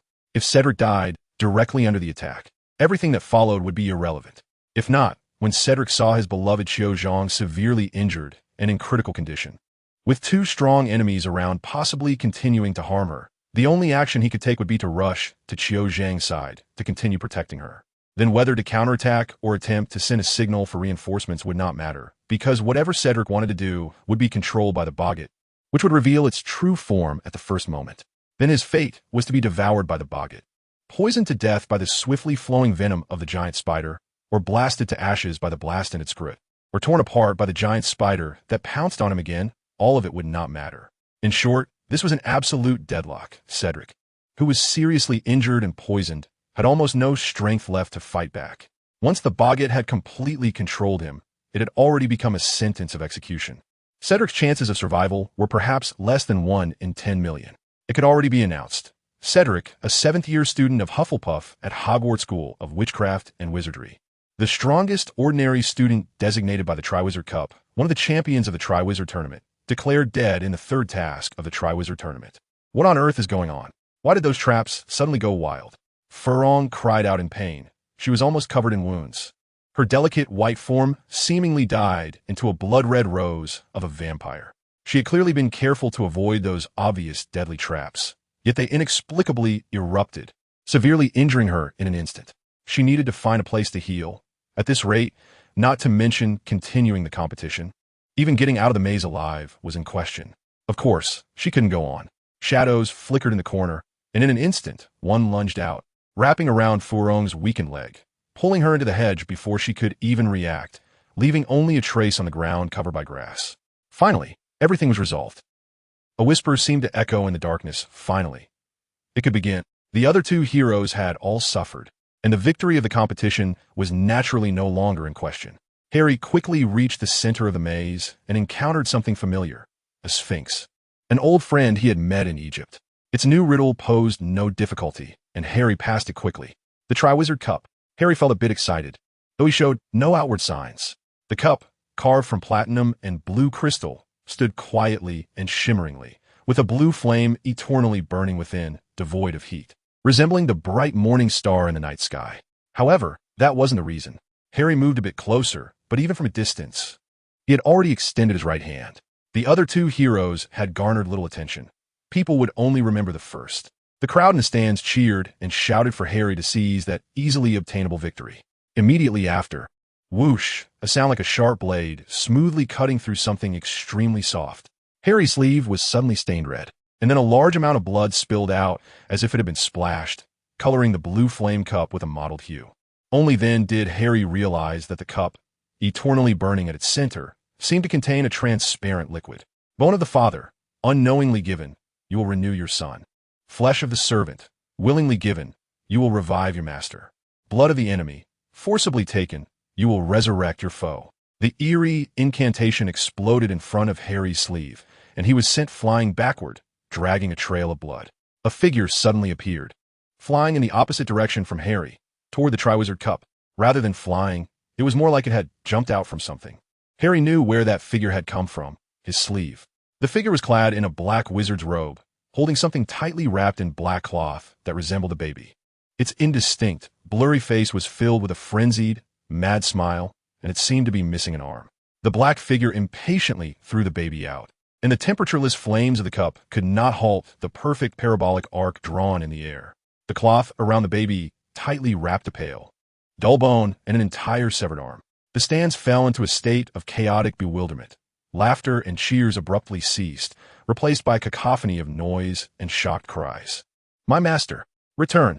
The figure screamed like a madman, and then a black shadow fell from the exquisite champion's trophy.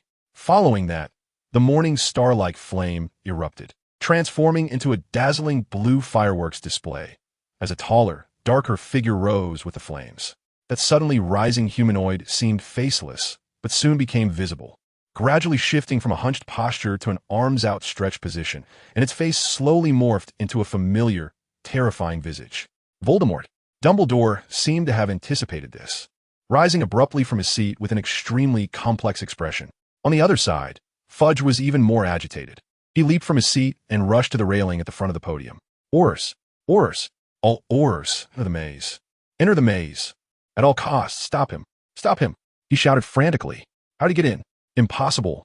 This can't be. Then he began to mumble in confusion, his words filled with despair. The scene immediately became chaotic. Some people still didn't know what had happened, their expressions frozen on their faces, while others were completely stunned, some already beginning to wail and scream. The Aurors reacted first to Fudge's cries. They no longer controlled the scene and immediately rushed toward the central maze with all their might. But it was to no avail. As a magical barrier rapidly rose around the maze, isolating everyone like a celestial dome, someone, unbeknownst to anyone, had stealthily infiltrated Hogwarts and set up such a massive magical barrier at the venue of the third task well in advance. Everything had been meticulously planned, aimed at bringing that demon back during the climax of the third task when all the wizards were most excited. The Triwizard Cup had been tampered with. The competition venue had been manipulated, and even Harry had been counted in, because everyone knew Harry had the greatest hope of winning. Of course, this was also related to their desperate gamble. In the very center of the arena, a massive blue fire pillar rose, enveloping the newly reborn Voldemort, resembling a demon returning from hell, while before him knelt a loyal servant, laughing toward the sky as if welcoming the return of his true god, none other than the only remaining Azkaban escapee who had not yet been caught or killed, Barty Crouch Jr. This guy, he had infiltrated Harry's sleeve with the help of Creature, that house elf brainwashed by blood purity, who found it simple to convince him to help. It was the same time when Harry and Sirius encountered Bella at the old house. The Cleache, taken away by the two, must have already contacted Bella and Barty Crouch Jr. since house elf magic and wizard magic are not part of the same system. The house elf can freely traverse between the outside world and Harry's space using apparition, and then it can allow Barty Crouch Jr. to come and go as he pleases. Then, Barty Crouch Jr. can secretly lift the sealing curse that Harry placed on Voldemort bit by bit, while Bella is probably active in the outside world, laying the groundwork for today's third task. Everything is for this moment. To use Harry to approach the already tampered Goblet of Fire in the third task of the Triwizard Tournament, to complete the sacrifice that was once left unfinished, and to achieve the most glorious rebirth of the Dark Lord on this grandest stage. This is an extremely dangerous gamble, but they won. This is... As the blue flames dissipate, the Goblet of Fire shatters, and Voldemort stands in the center of the maze, incredulously raising his hands to look at the scene. All these plans were devised by Barty and Bella. Voldemort is completely unaware that the previous Voldemort was severely injured and unconscious. when Harry learned the spell legilimency from him. He had to rely on other spells to temporarily keep him conscious. His skin is now even grayer and darker, no longer just a pale complexion. And even with Voldemort's resurrection, he has suffered significant trauma. If it weren't for the Horcrux, his body after resurrection would not be able to survive at all. Master, this is the gift I present to you, Barty Crouch Jr. says dreamily, as if speaking to the god he believes in. He then slightly rises to kneel on one knee, drawing a wand from his bosom, and finally bows deeply, raising that wand high with both hands, as if to offer something to his deity, which is indeed Voldemort's wand. Voldemort is momentarily stunned. The skill of legilimency allows him to instantly grasp the distribution of people around him, and thus he roughly infers the current situation. Then, he seems to think of something and suddenly freezes. No, no. Voldemort mumbles weakly, turning his head stiffly to look at the kneeling Barty, who, puzzled, raises his deeply buried head to look at his master. You fool. Just as Voldemort is about to scold him, a wave of light flies over in front of everyone, instantly knocking him away, and Voldemort's gray figure almost embeds itself into the hedge behind him. Chaos comes to a halt. The scene seems to freeze for a moment. The Aurors, who were anxiously trying to lift that magical barrier, even pause at that moment. What? Barty's face flashes with many emotions in an instant: confusion, disbelief, shock. Why? Why would his powerful master be taken down by a single spell? This is impossible. But he reacts quickly, not even bothering to throw down his Master-S wand. He pulls out his own wand. The second spell is already coming from the direction of the attack, and Barty Crouch Jr. almost utters a killing curse with the fastest speed of his life to counter it. On the other side where the spell is coming from, Harry is slowly getting up. That was quite a blow. Harry's right hand is still dripping blood, hanging limply by his side. He is now casting spells with his left hand, and even though it is not his dominant hand, he is still suppressing Barty. Two beams of light intertwine in the air, splattering sparks like light and flame. Such a serious injury. It's been a long time since I've had one. How is that possible? I just released a very strong hurricane curse at point-blank range. You should have been knocked out. You should have been executed, Barty exclaims. Of course, it's because I was prepared, Harry replies, unable to suppress his smile. Everything was part of the plan. What? You. Barty can no longer speak coherently. Why is the magic of this monster so strong? He has already begun to gradually retreat, and the beam of the killing curse is gradually being pushed back by the red beam. Do you really think your luck is that good? Do you really think this high-risk plan went unnoticed? Do you really think Bella set up such a large-scale magical barrier right under Dumbledore's and the Ministry of Magic's noses and still tampered with the Goblet of Fire? With each rhetorical question, Harry gradually moves forward, and Barty retreats further and further, struggling to catch his breath. Did you really think I wouldn't know your plan? Did you really think you had a chance to turn the tables after falling into the situation?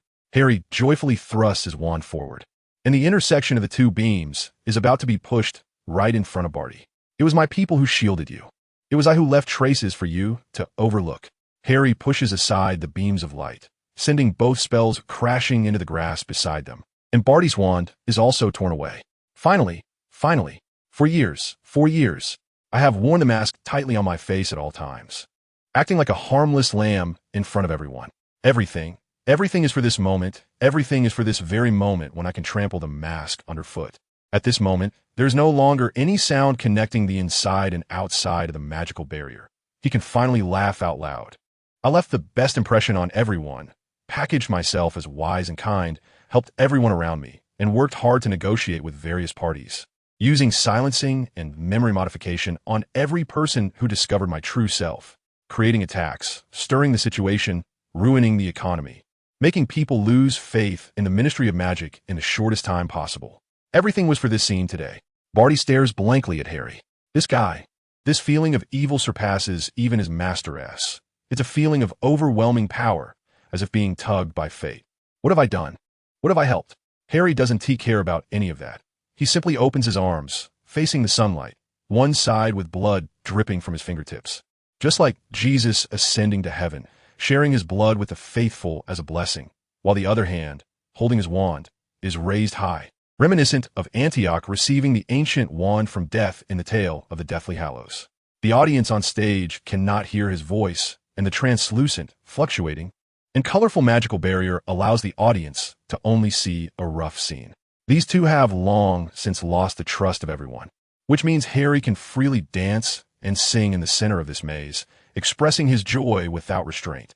Harry wants, at this moment, just this once, to abandon reason, caution and disguise, to truly reveal himself at the peak of his grand play. With a swipe, Barty, who has lost his wand and is powerless, is pierced through the neck by a shattering curse from Harry. Did you really think I wouldn't leave any contingency plans, Mr. Riddle? Barty hasn't lost his breath yet, but Harry's gaze has already turned to Voldemort.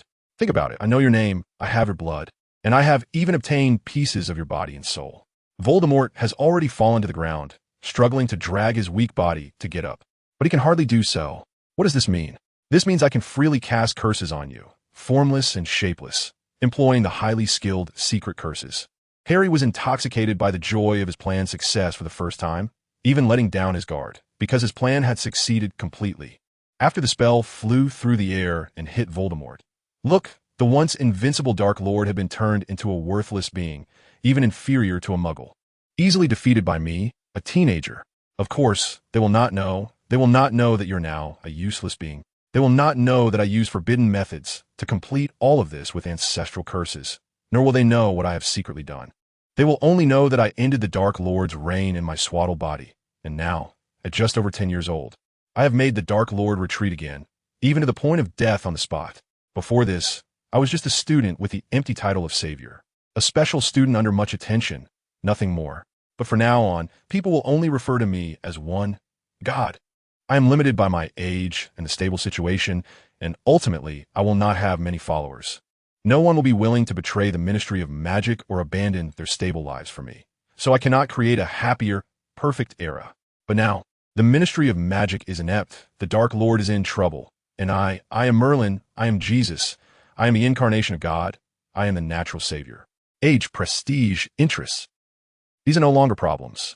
Although everyone outside cannot hear Harry shout, he is lost in this speech, using the enemy's plan to complete the ritual of stepping from behind the scenes to the forefront, allowing the play he has held back for so long to conclude at this grand ceremony, and then opening the prologue to the birth of a new era. How perfect! Voldemort staggered to the side of his fallen wand, struggling to pick it up and trying to get up, but immediately Harry, as if toying with him, cast 2 spells that knocked Voldemort back to the ground. "Get up, Mr. Riddle," Harry said with a mocking smile. He had never had a terrible hobby of torturing people for pleasure, but Voldemort was different.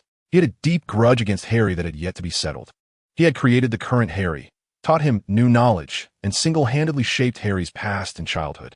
That deep-seated hatred, Harry would make Voldemort pay back, and if possible, Harry would keep him alive, for he did not deserve death, nor did he deserve to reach that wonderful paradise.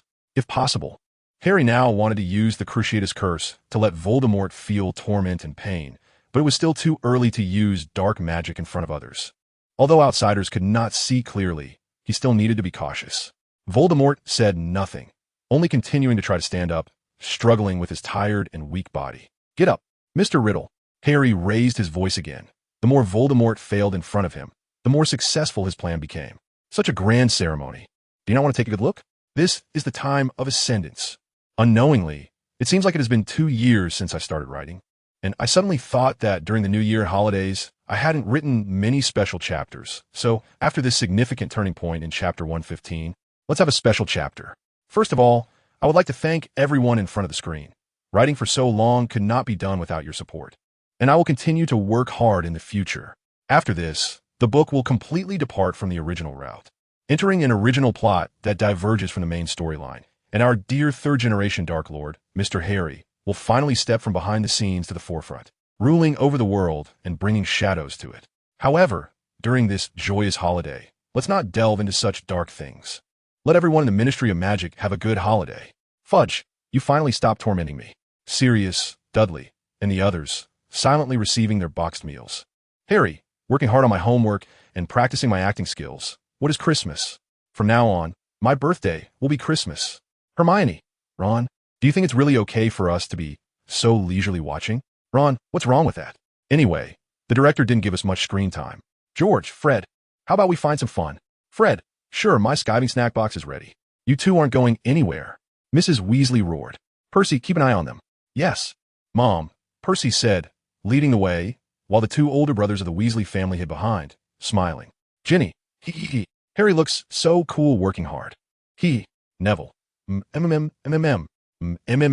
Oh, Neville, when will you grow some sense?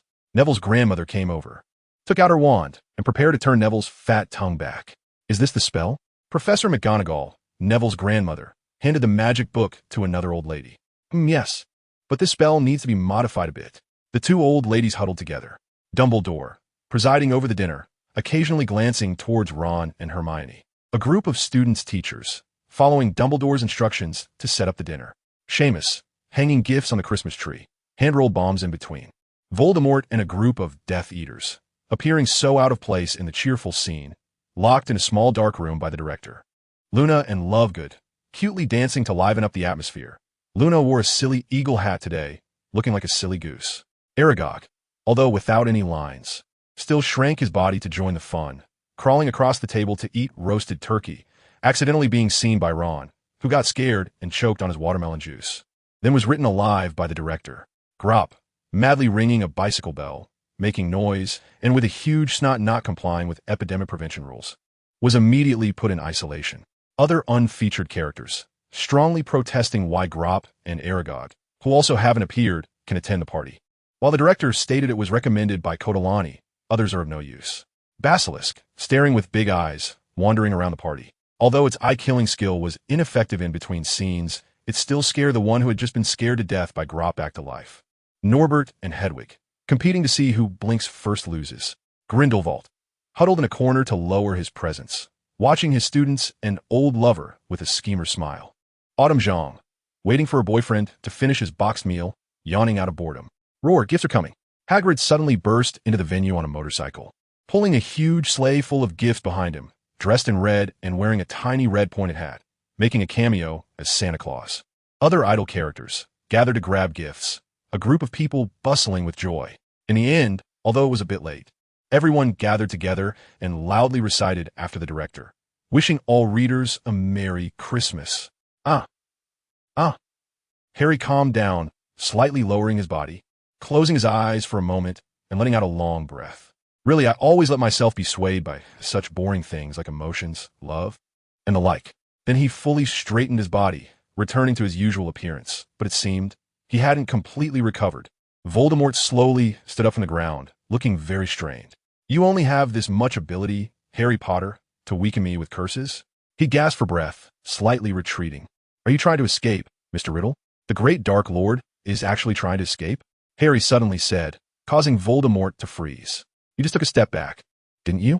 You should know that both of us have the ability to sense thoughts, capable of perceiving the minds of those around us at any time. Not to mention that we established a connection of souls that night. Harry scrutinized Voldemort with sharp eyes. I felt it. You indeed took a step back just now. Feeling scared, right? Harry walked a few steps forward, his back to the sunlight, shadows cloaking his body and face, with only his pair of pupils radiating a glow. Voldemort gritted his teeth and took a few steps back. He was indeed terrified, but his dignity kept urging him to move forward. What are you thinking? Creating distance to find an opportunity, right? The power of house elves is unrestricted, which means that if you summon creature, there's a chance he can help you escape, right? Harry stepped forward again. So what? Voldemort said stiffly. Are you scared too? Afraid that I might escape and reveal your truth? No. Anyway, my plan has already succeeded completely. The next part is just a matter of course. Whether you live or die has nothing to do with me. Harry smiled lightly and shrugged. I'm just feeling a bit bored. A strange sound emerged from Voldemort's throat.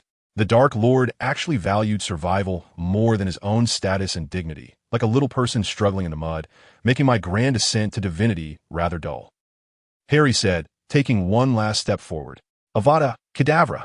Voldemort finally couldn't hold back, raising his hand to cast his most familiar curse. But due to the weakened power, his attack was much slower. Harry easily blocked it with a defensive spell. Now, let's take care of you, returning you to that half-alive state. I won't give you another chance until I find that snake to send you to your end completely, and before then, I will make you repay all the pain you've inflicted on me. Voldemort's last spell seemed to have drained all his energy, causing him to weaken and kneel on the ground. But he suddenly found that the curses on him were gradually being unsealed. Let our fates end here, Tom Riddle. This is the final battlefield. Suddenly, the entire maze's perimeter erupted in towering flames, fueled by the momentum of the hedges in the maze. the flames surging higher like a second sky, completely obscuring the outside view behind a magical barrier. Next, I won't give you a chance to escape. Voldemort's power was gradually unsealed, his weak appearance gradually disappearing. Although his skin remained pale, he stood up. This is our final battle. By whatever means necessary. Using any method, nothing else matters. There can only be one standing at the pinnacle of the world, and now I invite you, who once stood at the peak, to duel, to prove that I am qualified to stand at the top and decide the direction of the world's fate. Fiendfire. 9 snake heads suddenly emerged from the firestorm, surrounding the central arena of the maze, formed of flames, fierce and terrifying, and as soon as they appeared, they lunged at Voldemort. So, that's why you will fail, Harry Potter. If it were me, I would never do something to help my enemy regain their strength. The victor will be me. Voldemort roared, raising his wand. The fiery 9-headed snake seemed to be blocked by some invisible force, colliding with something mid-path and transforming into a shapeless sea of fire. What confidence you have! That's how it should be, Dark Lord. Come on, show me what you've got. Let me see how much power you really have. Harry seemed genuinely excited, and another huge shadow emerged from the flames. A 3-headed dragon transformed from Fiendfire, with Harry standing atop the head of the dragon, thick black smoke boiling around him. Then let us try this. Under Harry's command, the 3-headed dragon raised its head high, then suddenly bowed down, 3 massive mouths unleashing torrents of fire at Voldemort. Voldemort waved his wand, sending out a wave. The tide collided with the sea of fire, both turning into nothingness. Now it's my turn. Voldemort didn't choose his favorite killing curse as an attack method, but instead used the faster Cruciatus curse. The black and green lightning crackled, and the intertwining currents rushed toward Harry, but he nimbly jumped off the dragon's head to dodge it, only for the dragon's central head made of Fiendfire to be shredded into pieces. Don't you have any new tricks? These spells are really getting tiresome.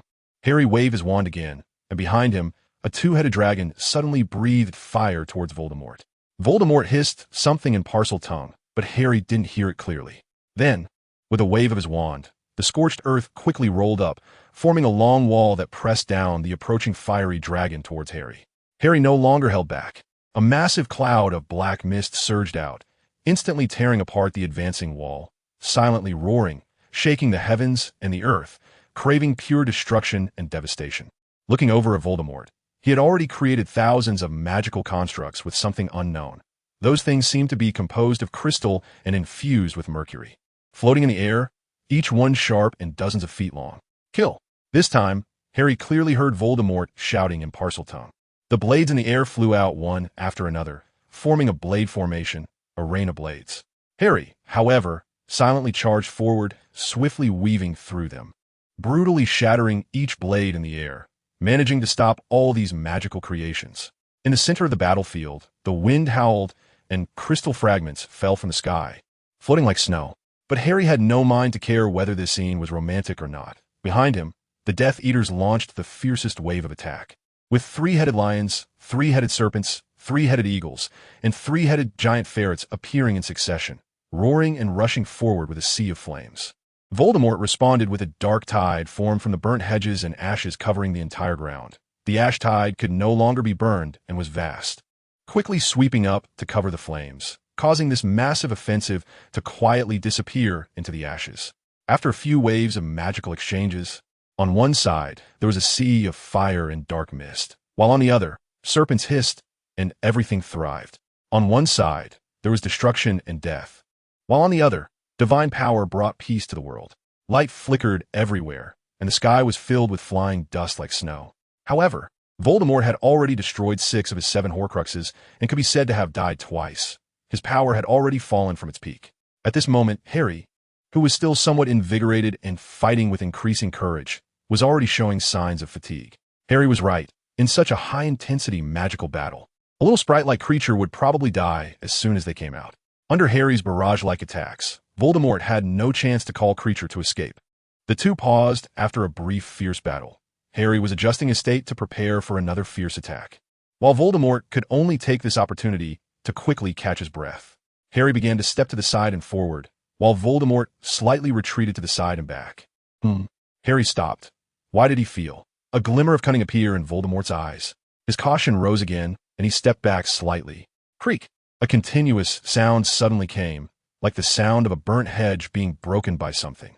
Behind him, Harry suddenly turned back. Why didn't his previous sense of danger pick up anything? He soon realized why, because that person was too weak, to the point where their mental power was so small that even Harry overlooked it. Cedric. Cedric. In Harry's rare exclamation, a shadow slowly blocked the surrounding firelight.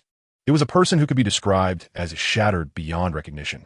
What shocked Harry was not that Cedric suddenly appeared, but that he couldn't understand why it was Cedric who appeared here. How could this be possible? He actually survived? How could it be? A pair of vacant pupils reflected a resolute belief in Harry's eyes, and then the shadow cast blocked the last bit of light around. He heard it. Harry immediately realized this point. He heard what he had just said, so even if this action would allow Voldemort to escape, he absolutely had to seize every opportunity to take me down. Harry glanced at the smug Voldemort over there. This guy actually intentionally lured him over here to let Cedric's sudden attack have the best effect. He wanted to use this unexpected event with Cedric to escape. At such a close distance, there was no time to react, but this guy was different from Voldemort. What he said would be trusted. Cedric had to die here, silently. Harry turned and jumped back, immediately attempting to distance himself from Cedric. In midair, the vigilant and watchful Silent turned its spearhead back to protect its master. Cedric's first curse came crashing down, and Harry felt a hint of hatred for betrayal. However, anger couldn't change anything. Harry quickly blocked it, but Cedric was too close. Despite his injuries, he still had the strength to press forward. He was smart enough to know the gap between himself and Harry, but the gap between wizards would be greatly narrowed at close range. Without Voldemort, who was fixated on Silent, immediately cast a spell. A green light suddenly pierced the space and came flying. Harry quickly turned and used a defensive spell to block this curse, and at that moment, Silent also arrived just in time. It flew in front of Harry and suddenly exploded, and then streams of black smoke flew behind Harry to reassemble, like a series of tracking missiles that fiercely crashed into Cedric, instantly tearing this respected hero into pieces. But his already broken hand was still executing his final will. Cedric, torn to shreds by Silent, instead flew out in all directions, even crossing over Silent to cast his final spell at Harry. This distance was almost zero, and Harry was facing away from Cedric to defend against Voldemort's curse. There was no way to defend at this distance. And even Silent's speed would definitely be a moment too late. Another killing curse from Voldemort came, and in a short time, Harry was actually attacked from both front and back. Harry's response was to adjust his body, turning his severely injured right arm back. And he actually used his arm to directly take Cedric's curse, just to resist Voldemort's attack and continue to suppress him. After all, his arm could regenerate with magic. If this injured arm was broken, then so be it. Only those who are willing to pay any price to achieve their goals have the right to stand at the peak. My strategic objective remains unchanged. Boom! Cedric's final spell was an explosive curse, with a power comparable to dynamite that instantly came forth, not only turning half of Harry's arm to shreds, but also severely burning half of his body. Cedric, just a regular student, yet his desperate strike could actually injure me so badly. But it didn't matter. Harry only needed the result, only needed victory. What arm, what body, nothing mattered anymore. Caution is reserved for plans. The executor only needs to shed blood. Harry's left hand quickly shot out another green light. In this surge of blood, he even used the killing curse. The two green lights collided in midair, but unfortunately, Harry's spirit and will, despite his severe injuries, remained extremely strong, even rising to a new level in excitement, while Voldemort's face was already filled with shock. I won, Harry whispered, but fate seemed unwilling to end here. The two lights met in midair, but the colors were not green, but dazzling gold. The expressions on Harry and Voldemort's faces froze. Both felt a light, floating power trying to lift them up, but it was also erratic, as if searching for something. Then, the golden thread connecting the two snapped, but the two wands remained tightly connected, and above them appeared thousands of arcs of light enveloping them, as if there was another layer of magical shield within the two layers of magical barriers. Voldemort appeared somewhat at a loss. He did not move that wand, and Harry also remained calm, thinking it was better to observe before acting. But the situation quickly changed. The fragmented golden thread solidified again, and then spheres of light quickly appeared on top, constantly drifting. Neither Voldemort nor Harry moved. It seemed they could do nothing, as the power of this spell was indeed too strong. Although both felt they could push the drifting light spheres toward each other, who knew what these were? Not understanding the details, how could they dare to act? Harry, following the natural course of things, first touched a light sphere. Suddenly, a burst of light mist erupted, and a large group descended beside Harry. Emerging from a mist was Fleur? Harry, it's you. I really didn't expect this. Fleur's voice carried a hint of a pitiful sob. WH. What? Harry was stunned, feeling something suddenly melt within him, but more than that, he was shocked. Hadn't Fleur died too? How could she suddenly appear here? No, Weichi. Fleur's body was not completely solid. It was in a semi-transparent, ethereal state. Could it be? Fleur was one of the people he had killed with his wand. Harry thought of something. He looked toward Voldemort, and two figures he didn't want to recall bizarrely appeared in his mind. The orbs of light were increasingly rushing toward him, yet Harry still did not act. Sirius, Peter, even more Lena ABO, the first person Harry had killed with his wand. Because Harry didn't act, there wasn't a shadow of anyone on Voldemort's side. The souls that emerged from the mist were all staring at Harry, with only recently deceased Fleur still sobbing quietly, struggling to find peace. What does death feel like? Harry remained silent for a moment before asking a question. Sirius opened his mouth as if to say something, but then shut it again. He opened his mouth to speak several times before finally managing to say something faster than a dream. Thanks, I knew it. Harry smiled faintly. He forcefully flicked his wand upward, abruptly ending the spell, and then intended to cast a spell to kill Voldemort. However, the ghosts did not disperse. They didn't know who Harry wanted to kill, only that they didn't want Harry to kill anymore. Harry was surrounded by the ghosts and cast a spell to push them away. But by the time the path ahead was clear again, it was already too late. Voldemort had summoned creature at some unknown time, and their hands were almost touching. Avada Kedavra, the familiar curse, but this time it was still Harry who cast it. The space was chaotic for a moment before returning to calm, but the green light flew through the space and hit the hedge on the opposite side. As the ghosts dissipated and the flames extinguished in the desolate and ruined area, only Harry remained at the spot. If Cedric hadn't miraculously survived, no, even if Snape and Sirius hadn't gained exceptional points because of their competition, he could have set a trap to kill Cedric. If it weren't for that miraculous spell just now, what exactly stopped me? Harry pondered. Harry's wand swept over the stump of his right arm, and it quickly began to grow back, probably taking only a few minutes. Forget it. The plan was already completely successful. He should finish up the work first. The twisted, writhing flesh quickly grew from the stump's wound, looking no different except for being a shade paler, and fragments of tattered wizard robes soon floated in from nowhere, gradually restoring to their original state. This was the first time Harry had sustained such a severe injury in his life. At this moment, although he felt slightly weak, it didn't affect him much, and he couldn't help but admire Cedric a little. He deserved the title of a hero. Harry exhaled, seemingly returning from his fervor, the breath feeling as cold as a mountain's chill. The entire maze had almost burned to ashes, and the surrounding flames were reduced to mere flickers. Gasping for breath in the chaotic air, the outermost magical barrier was now filled with cracks, occasionally emitting unpleasant sounds like chalk or glass being scraped by something. The fight inside hadn't actually lasted long, with so many Aurors and wizards present. This magical barrier wouldn't hold for long. However, even for Harry, who sought to leave nothing to chance, that little time was enough. Harry transferred his wand back to his right hand. It seemed that things were far from over. Dumbledore looked a bit weary and cast a spell that shattered the barrier. Sound from the outside reached in. Harry heard countless cheers, and Fudge looked stunned, but couldn't hide his excitement. Everyone was laughing joyfully, and some were patting their chests as if relieved to have survived. The Aurors were anxiously wanting to rush into the arena to check on Harry's condition. Wait, don't come over, Harry said loudly, putting on an angry facade. The scene froze. Can someone tell me why Voldemort is here? Harry's voice sounded like he was desperately trying to maintain calm while suppressing his anger. The crowd remained silent, as if they were genuinely pondering the question with Harry.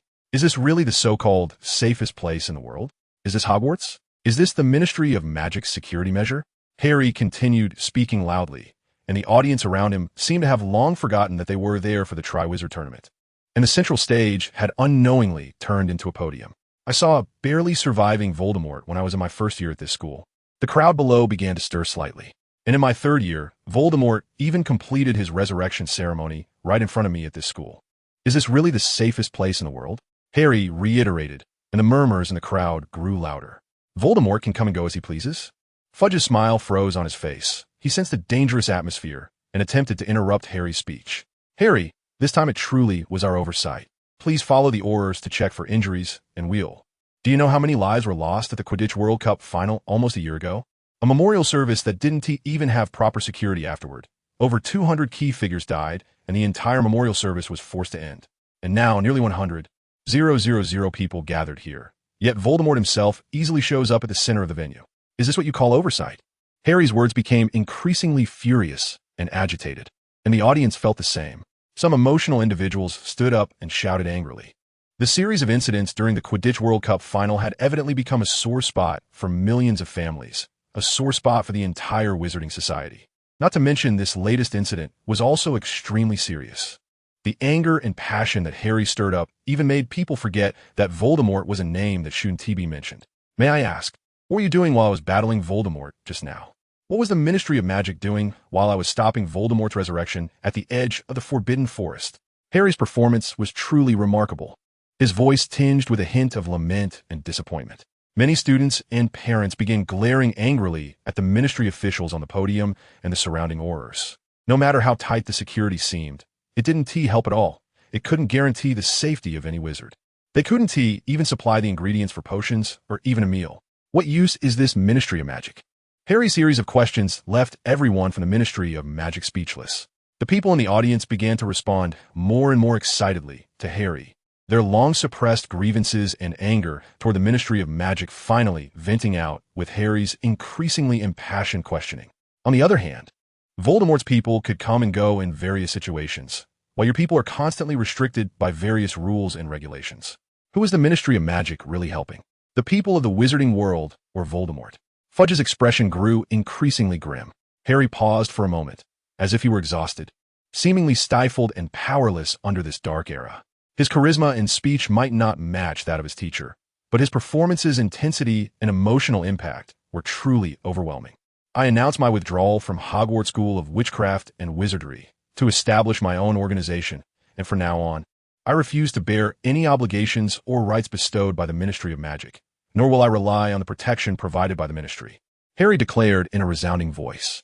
The crowd erupted in uproar. Harry waved his wand, and the central competition stage suddenly trembled and morphed violently, transforming into 8 stone bridges that directly led to the surrounding audience seats. Is there anyone willing to join me? Harry asked. The scene fell silent for a moment.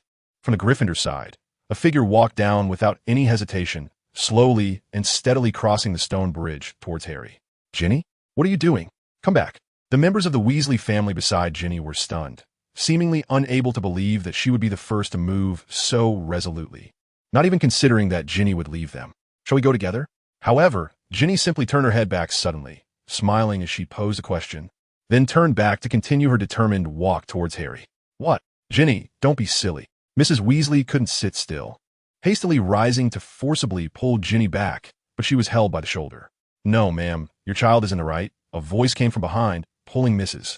Weasley back to her seat. Then, another parent beside her stood up. This is our own choice.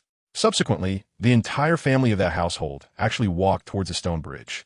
With Ginny being the first to stand up, more and more people who felt disappointment and anger towards the ministry began to move towards the stone bridge.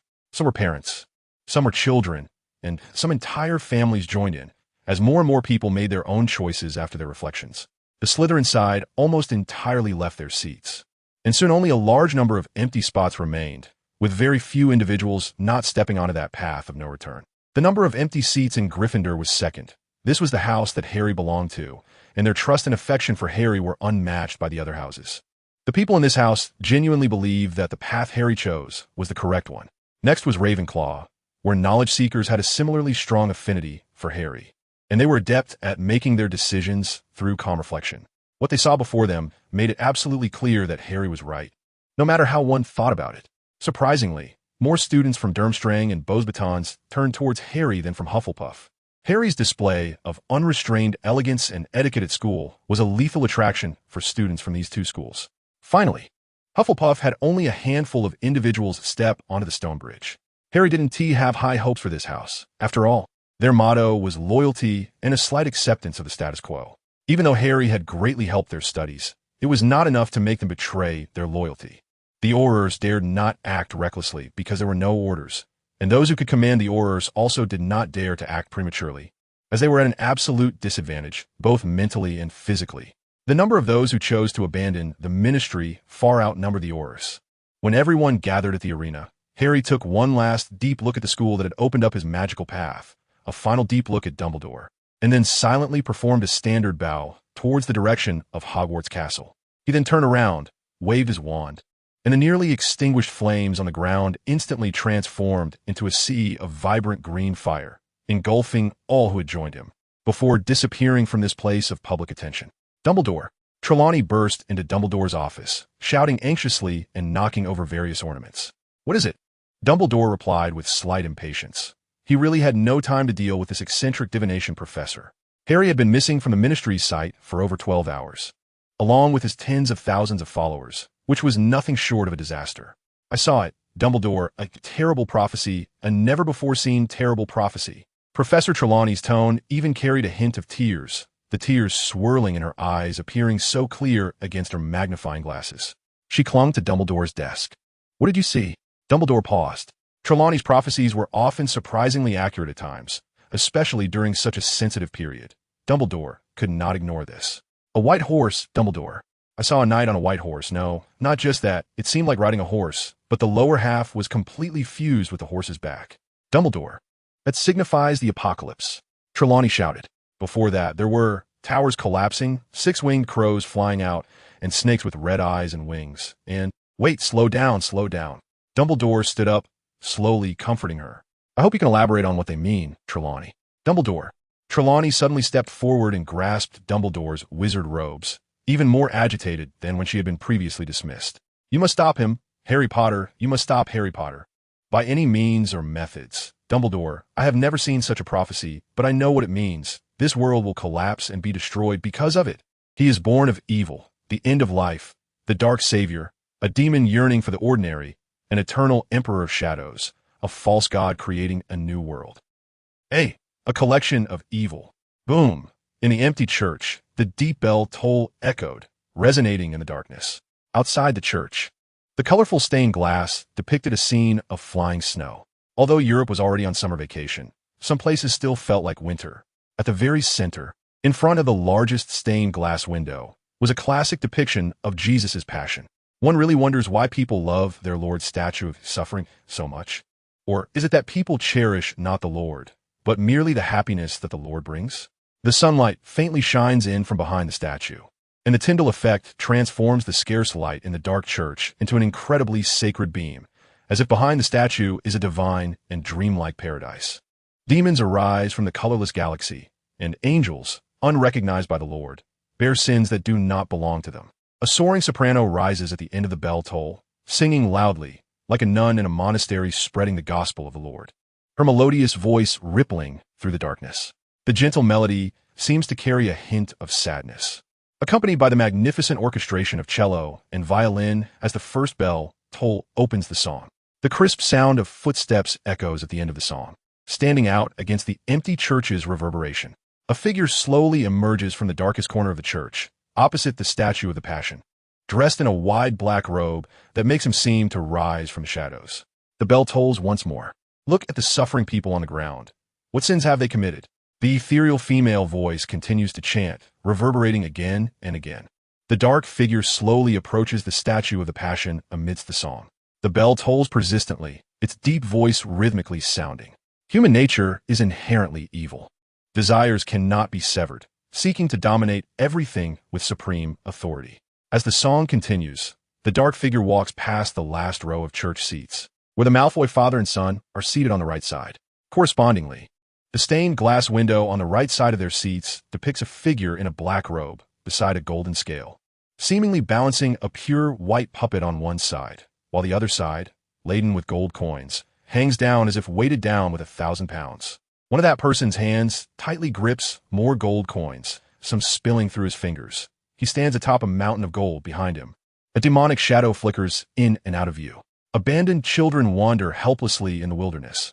God's grace does not descend upon everyone. Only the nightmares struggling in hell take everything unfairly. The dark figure continues to advance amidst the song, and in the second-to-last row of seats. Only the left side has a figure, its M.O. In the corresponding positions on either side of the second-to-last row, The stained glass on the left shows a picture composed of mottled colors, depicting a girl seemingly radiating pure white light, curled up in helpless fear, while behind her looms a monstrous shadow resembling an angel, cradling her with wings and palms. The lonely beast wanders among the crowd. The world is vast, yet only darkness liberates him. The dark figure walks along the red carpet between the rows of seats, slowly moving forward, and reaches the third row from the back, where the looping couple is seated on the right side. Ah, they haven't married yet. What should I call them? The stained glass on the right side of this row creates a dazzling pattern, depicting a figure and a monstrous shadow walking in opposite directions. Yet part of their bodies remain connected, inseparable, while the surrounding darkness is filled with eyes of fear and mockery. The fervent girl offers her faith to the demon, not caring for the light, for even in darkness, she can feel as bright as the sun. The dark figure arrives at the center row of long benches. A girl is also seated on the right side of this row, in the position closest to the central aisle. The stained glass on both sides of this row features images of a pure girl, fervently praying to a six-winged creature resembling a fallen angel. The oppressed slave is fortunate to catch the attention of the divine, unwilling to serve in heaven for the oppressors, only willing to serve their king in hell. The song continues, and the dark figure moves forward, arriving at the third row from the front, where a small figure sits on the left side. It's Jerosen. The stained glass on the left side also depicts a figure in chains, falling from heaven into hell, landing between heaven and hell, yet the chains gradually crumble. The lonely knight is poisoned by the rose. His beloved cannot be found in heaven, so he seeks her in hell. The song echoes again, almost overlapping with the previous line, as the dark figure finally reaches the second row from the front, but there are no people on either side of the benches. Only the stained glass on the right side has a blurred image, resembling the famous creation, but the place representing God is replaced by a beautiful woman, and the representation of humanity seems altered. Those who abandon humanity retain the most primitive madness. The endless thirst contains extreme ambition, and the vengeful souls willingly accept the curse, never forgiving. As the song fades, the dark figure finally reaches the center of the first row of seats. There are also no people in those two rows. Only a figure leaning against the wall under the stained glass on the left side. Male in appearance, with slightly long blonde hair, pale skin, calmly leaning against the wall like a young nobleman. But his blood-red eyes reveal insatiable thirst and madness, exuding a dangerous and mysterious allure. The song rises higher, and Harry gradually approaches the statue, which gradually begins to crumble. The ground in front of the altar rises step by step, becoming stairs, and Harry ascends little by little, standing where the statue should be, turning around to face his followers. The people who were originally seated all stand up solemnly, looking at Harry, joining in the song that comes from an unknown source. What is hell? What is heaven? Hell on earth. There is no heaven. What is God? What is the demon king? The Redeemer is God. The God-defying one is the demon king. We follow God. We defy God to claim kingship. We fall into hell, only to forge heaven. We fall into hell, only to forge heaven. Dingling. The door opened. Many Muggle shops have doorbells that ring when opened, producing a clear sound. The cold wind from outside rushes in, even dispersing some of the steaming coffee. You arrived a bit later than I imagined, Professor. Harry leisurely took another sip of coffee, appearing unaffected, while the waiter, who was slowly preparing coffee, cast a faint smile and a devilish glance at Dumbledore as he entered, his blood-red eyes captivating. Can we say, "Long time no see," Dumbledore said, sitting down across from Harry with a calm expression. Although he said it had been a long time, it had only been a little over 24 hours. "I'm fine. Not long at all," Harry casually replied. The waiter served Dumbledore coffee and a piece of cake, then quietly left to who knows where. "We're the staff here." Dumbledore glanced at the person who had just left. They embraced beauty in advance. Harry smiled, seemingly happy for the staff. "What exactly do you want to do?" Harry finally asked the question that troubled him. "Why do you want to kill those people? What exactly are you trying to do?" Harry paused. No one had ever asked me such a question before. "Well, since this is our last friendly conversation, I'll share it." Harry looked up at Dumbledore, his pupils unconsciously narrowing, his expression becoming dangerous. "Well, where should I start?" Harry said, seemingly troubled as he pondered for a moment. "Do you believe in fate?" he suddenly asked. "Fate? You're still the same as before?" Harry, always speaking of strange things, Dumbledore shook his head. "Of course. You know that you carry the prophecy and destiny upon your shoulders. Fate does indeed exist. Do you think it's a bad thing or a good thing that fate exists in this world?" Harry asked again. Dumbledore paused for a moment. What does that have to do with my question? Of course it has to do with it, Harry exclaimed, slamming his hand on the table. If there is fate in this world, why do so many hard-working people not achieve the results they desire? Why do so many innocent people still suffer misfortune? Why are there so many who strive for justice, yet the world remains filled with suffering? Why do those sinners not receive their due punishment, and instead continue to harm others? If that's the case, what use is this destiny? Harry said, sitting back down. Harry, the suffering and happiness in this world are balanced. There cannot be no suffering, and there cannot be only happiness. People have already done quite well. Why can't there be? Harry interrupted. Why not? Clearly, many people have worked hard for this. Clearly, those madmen and repugnant individuals should have long been condemned to hell. Why does the darkness still persist in the corners of this world? Harry's words carried a hint of questioning. Heaven is the reward that those with great will deserve. Dumbledore fell silent once more. I'm not wrong, am I?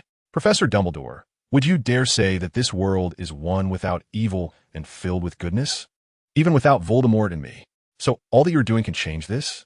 Dumbledore's expression grew serious. Of course, Harry said calmly and matter-of-factly. Have you studied the religions of Muggles? I've heard a little. Dumbledore nodded gently. Then you should know which religion has the most followers on the land we stand upon, right? Including some general content? Harry asked again. Yes, I have done some research, Dumbledore replied. Then this will be convenient, Harry said. I would like to ask you one more question. Why can Eden be without suffering? Dumbledore had never anticipated what question Harry would pose. Because only kind people enter it. Completely wrong, Professor Dumbledore. If only kind people existed, there would be no sins, and there would be no forbidden fruit eaten. Humanity should all be living in Eden now, shouldn't they? Harry scoffed. You are so naive, just like my teacher's evaluation of you. Ultimately, in the logic of that religion, all human happiness is granted by God. Isn't it? Harry said, leaning forward, resting his elbows on the table, striking a classic pose of Dumbledore deep in thought. A God who is omniscient and omnipotent. In my view, this is the simplest way to ensure everyone gains happiness. A God who governs the world. That's simple, Harry said. All the evils of this world would be judged by this God. Absolute objectivity and fairness. So there would be no grievances. Everything in this world would be monitored by this God. Absolute control over everything. So there would be no evil. All power in this world would be exercised by this God. Absolutely correct judgment. So there would be no war. All the benefits of this world would be enjoyed by the people of the world. There would no longer be a distinction between wizards and muggles. No distinction between races. No distinction between nations. Thus there would be no discrimination. The whole world would merge into one, and people's earnings would be measured by God, achieving absolute distribution according to labor, so there would be no injustice.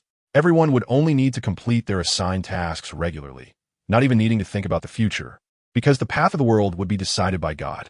The only thing people would worry about is what kind of profession they want to choose and what activities they wish to engage in after completing their duties. Beyond that, they wouldn't need to care about anything else. The situation would no longer be turbulent. Fate would no longer deviate. Except for the most talented and loyal people who would become angels by God's side to execute his commands. Everyone else would work precisely like gears, safely remaining in their positions, and then enjoying the rights they deserve. Apart from God exercising power to maintain this state forever, the world would be in perfect harmony. This is not Eden.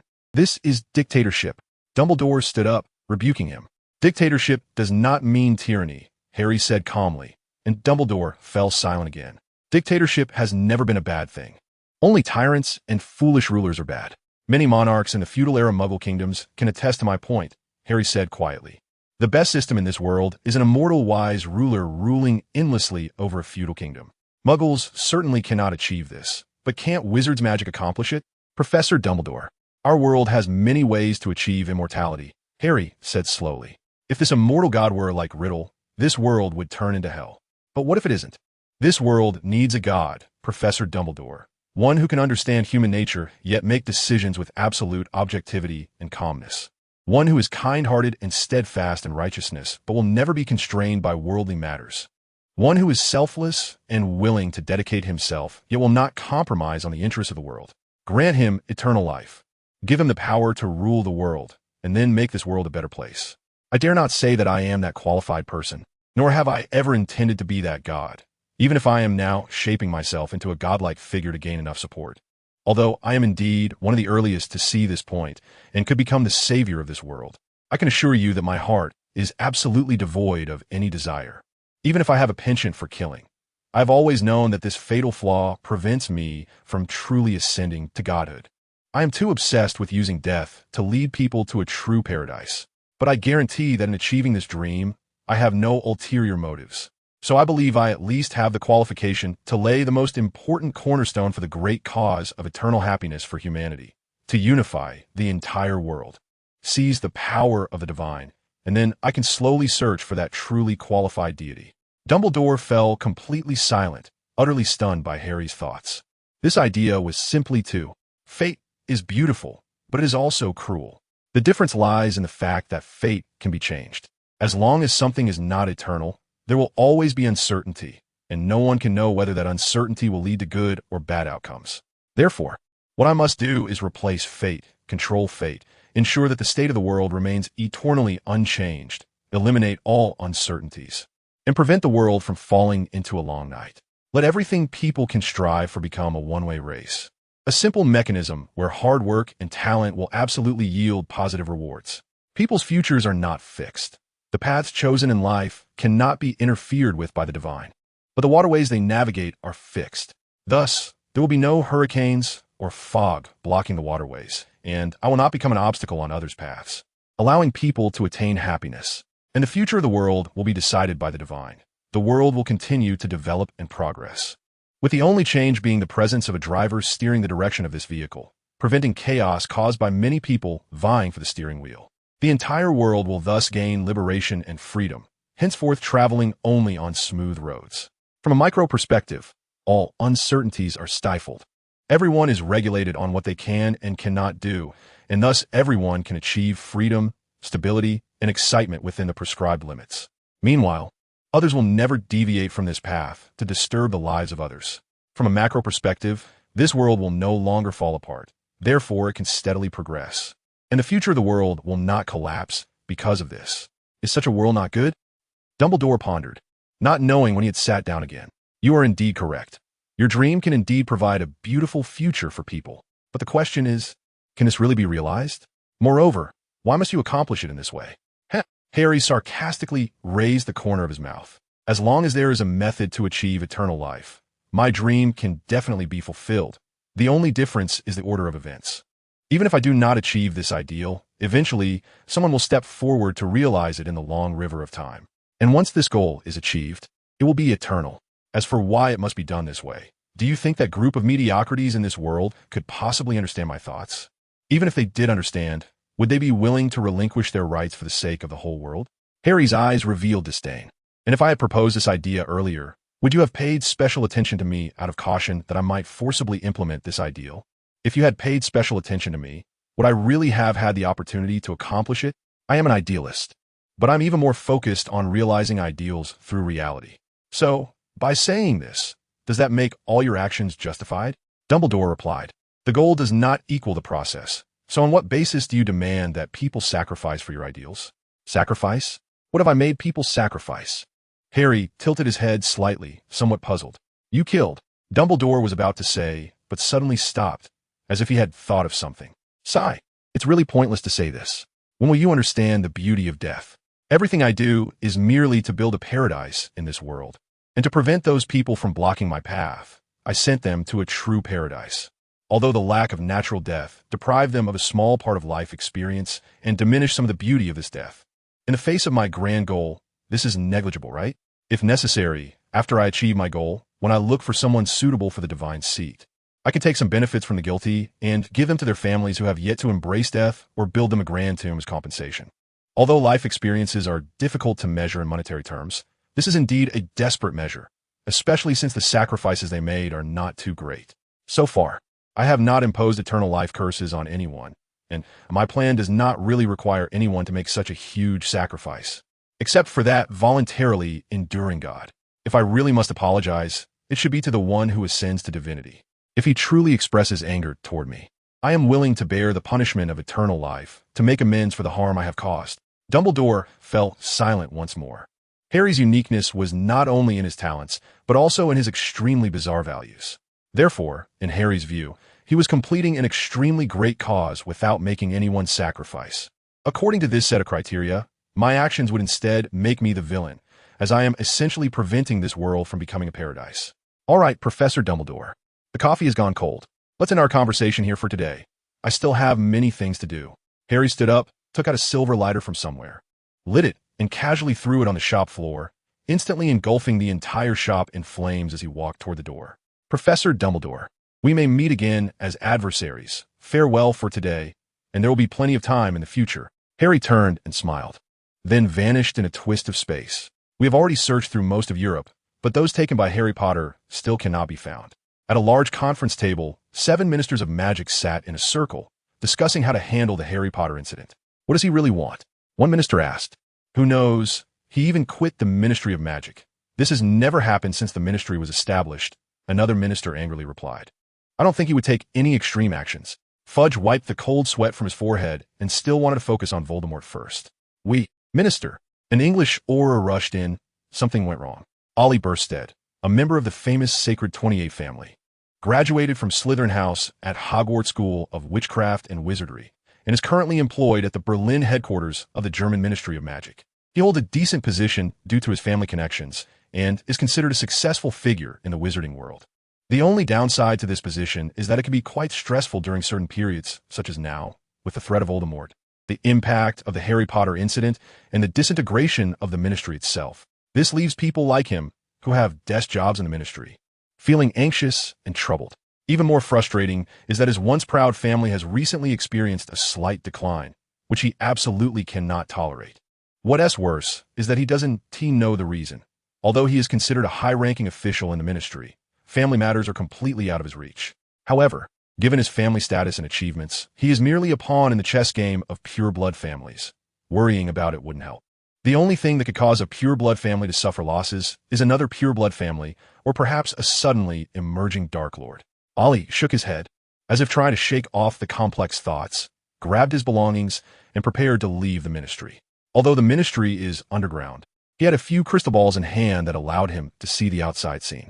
It was already deep into the night, and under normal circumstances, he wouldn't have stayed late if it weren't for the recent series of troubling issues. However, all this effort was for the family. The harder he worked to gain a higher position, the more he could contribute to the family. Thinking this way, working overtime didn't seem so bad after all. Ollie thought, but his body obediently grabbed his wand and put it away as he walked out of the office, holding onto the crystal ball with his other hand, as it was quite valuable and he didn't want to leave it behind in the ministry. The ministry wasn't particularly lively. It could even be described as somewhat quiet. Every few steps, he could still see a few people, but there weren't many. Ollie made his way to the ministry hall, which is the main route whether entering or exiting through the Muggle telephone booth above or using the specially configured fireplaces, as apparition is not allowed within the ministry. Not even for the minister. Suddenly, Ollie noticed that the crystal ball in his hand had changed color to red. Frowning, he thought, could it be broken? This thing is quite expensive. The image inside the crystal ball was actually an overhead view, resembling a boring souvenir made by Muggles. But it could show a real image of Berlin. However, now the horizon of Berlin in the crystal ball was stained blood red, despite it being the middle of the night. And why was the surface of Berlin shimmering? Boom! A muffled sound suddenly came from the ceiling of the ministry, and some dust fell down, as if something had violently struck above. No, it's not broken.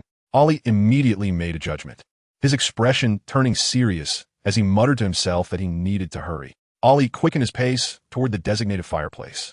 Emergency notification. Emergency notification. Everyone evacuate the ministry immediately. Activate emergency plan number 13, and all elevators leading to the surface are to be stopped immediately. This is not a drill. Repeat, this is not a drill. The voice of the magical announcement indeed came from all directions, and Ollie didn't stop. In fact, he moved even faster. Emergency plan number 13? Was the Muggle world under attack? Was there another war in the Muggle world? As Ollie ran, he thought it would be better if more died. But why was emergency plan number 13 calling for the evacuation of the ministry? Just as he was thinking, several fireplaces used for transportation suddenly spewed out several meters of green flames, making him hesitate to proceed. Immediately afterward, a large number of bats flew out from those green flames. What is going on? Ollie instinctively crossed his arms in front of his face, leaving only his eyes to look at the scene before him. He felt something was wrong. How could a large number of bats fly out of the fireplace? No, this fireplace is dangerous. It has been tampered with. The crystal ball in his hand fell and shattered, but he didn't have the time to care about such things anymore. Ollie immediately dashed in the opposite direction from where he had been running, intending to hide behind the stone pillar next to the hall. Just as he thought. They hadn't checked this area yet, which meant the enemy hadn't noticed him. If he rushed out now, there might still be a glimmer of hope. Ollie cautiously peeked out, taking a few seconds to assess the situation outside, then quickly withdrew. Less than 10 minutes had passed since the attack, and the ministry was already doomed. The entire hall was invaded without any defense, and all precautions were shattered in an instant. However, there were also fewer invaders in the hall. Most of the dark wizards and nearly all those terrifying shadows had rushed deeper into the ministry, leaving only a few hooded dark wizards in the hall, seemingly confirming deaths. These guys were incredibly well-trained, whether in the elevator or among the corpses on the ground. They cast the killing curse repeatedly, then unleashed shattering curses at the heart and lungs, ensuring that playing dead was not an option. Only in the center of the hall was a well-dressed man with an uncovered face, golden hair, and blood-red eyes, who for some reason left an indelible impression on Ollie in an instant. Forget it, that's not important right now. Although the elevator was out of order, there were still connections above that led to the surface. He must rush to the surface first before making any other plans. Staying here would inevitably lead to being discovered and killed by those dark wizards. 321 go. Ollie didn't give himself much time to think. He instantly dashed around the pillar towards the elevator facilities, cast a levitation charm on himself, and forcefully pushed off the ground, propelling himself rapidly towards the connections leading to the surface. Kid, where do you think you're going? A voice suddenly emerged from behind him. Ollie turned around in terror, but all he saw was a shadowy figure. Then came a powerful impact and immense pain. Ollie couldn't even comprehend what was happening.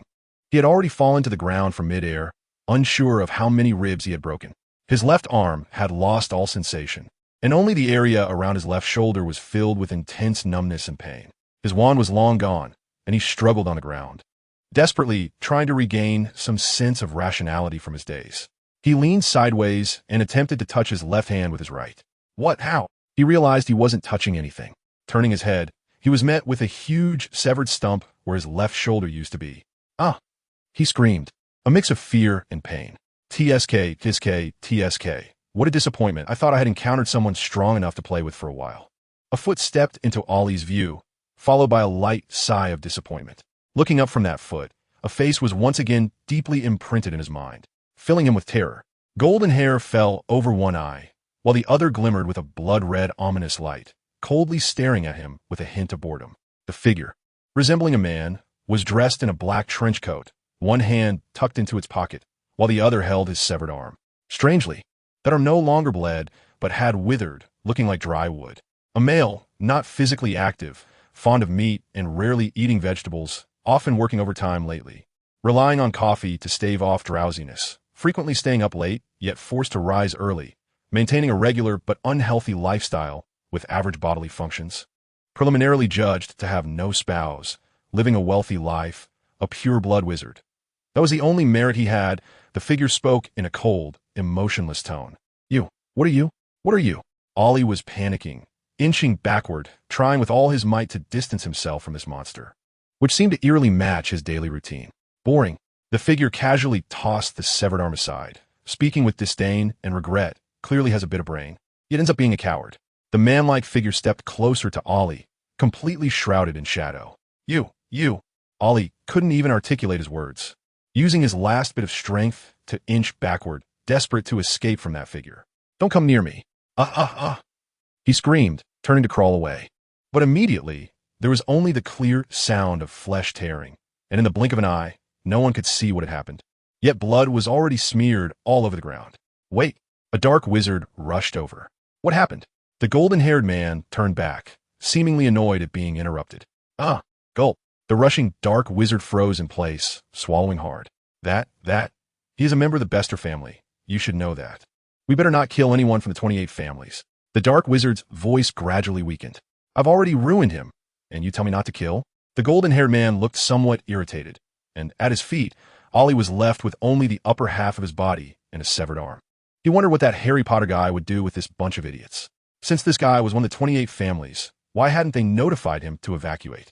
Well, maybe he was forgotten. The Dark Wizard said awkwardly.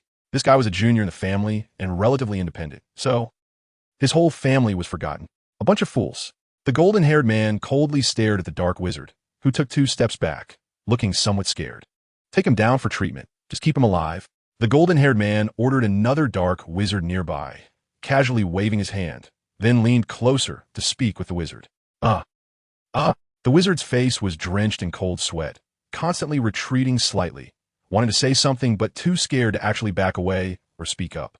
The golden-haired man approached, a strange, mocking smile on his face, placing a hand on the shoulder of the Dark Wizard. So tell me, I've lost a toy. What should I do? And master, you, TSK. Not as good as the last one. How long will the reconstruction take? Harry said leisurely while digging into his saffron-flavored ice cream.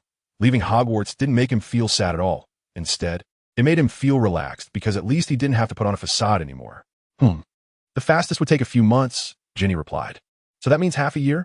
After Harry finished speaking, he scooped another spoonful of ice cream into his mouth. He was very familiar with Ginny's little quirks. Things like deadlines. As long as he asked her, she would always speak vaguely to make those deadlines sound shorter. Yes. Because your requirements are really high. Ginny looked nervous. It was impossible to rush it and needed to be done meticulously. No big deal. This time frame is within my expectations. Harry's tone remained relaxed, but then it suddenly turned serious, and the surrounding air seemed to cool. What about the progress of the attack? Ginny shivered. The two were discussing the recent actions, and the content of those actions was to take down the entire Germany, including the wizarding and muggle worlds. There was a reason behind this. Harry's teacher, and that so-called fated rival, the previous 2 Dark Lords, one more discriminatory against muggles than the other, all advertised their organizations by burning down the muggle world. And what happened? They were all fighting against other wizards, while the muggle world barely suffered a couple of terrorist attacks, and there was no significant destruction at all. Harry could even argue that their organization was a scam. Harry didn't have much opinion on muggles. After all, he was half muggle himself, but his current goal was to unify the world. So what was the point of just fighting wizards? If he was going to declare war, he would declare it on the whole world. As for Harry's confidence in doing this, of course, he had reasons. First, the entire magical world was now in chaos. The impact of both his matters and Voldemort's was too significant, especially since they were currently preparing to re-elect the Minister of Magic ahead of time. They simply didn't have the energy to deal with him. Moreover, his reputation and fame allowed him to take advantage of this chaotic situation. If he could make a big move during the re-election of the minister or capture the fleeing Voldemort, he could practically win over 70% of the wizarding population. Additionally, he had already expressed his disappointment with the Ministry of Magic. Now, even if he directly opposed the ministry, he had reasons. He was not an unknown force. Second, he was confident that the Muggle world would also bow down at his feet.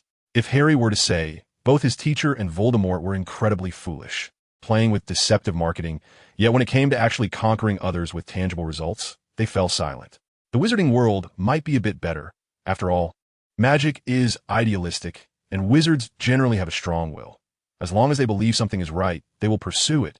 Not to mention that wizards understand many curses and similar things, and are less inclined to meddle with overly bizarre matters. However, to conquer the Muggle world, only one thing was needed, a Horcrux.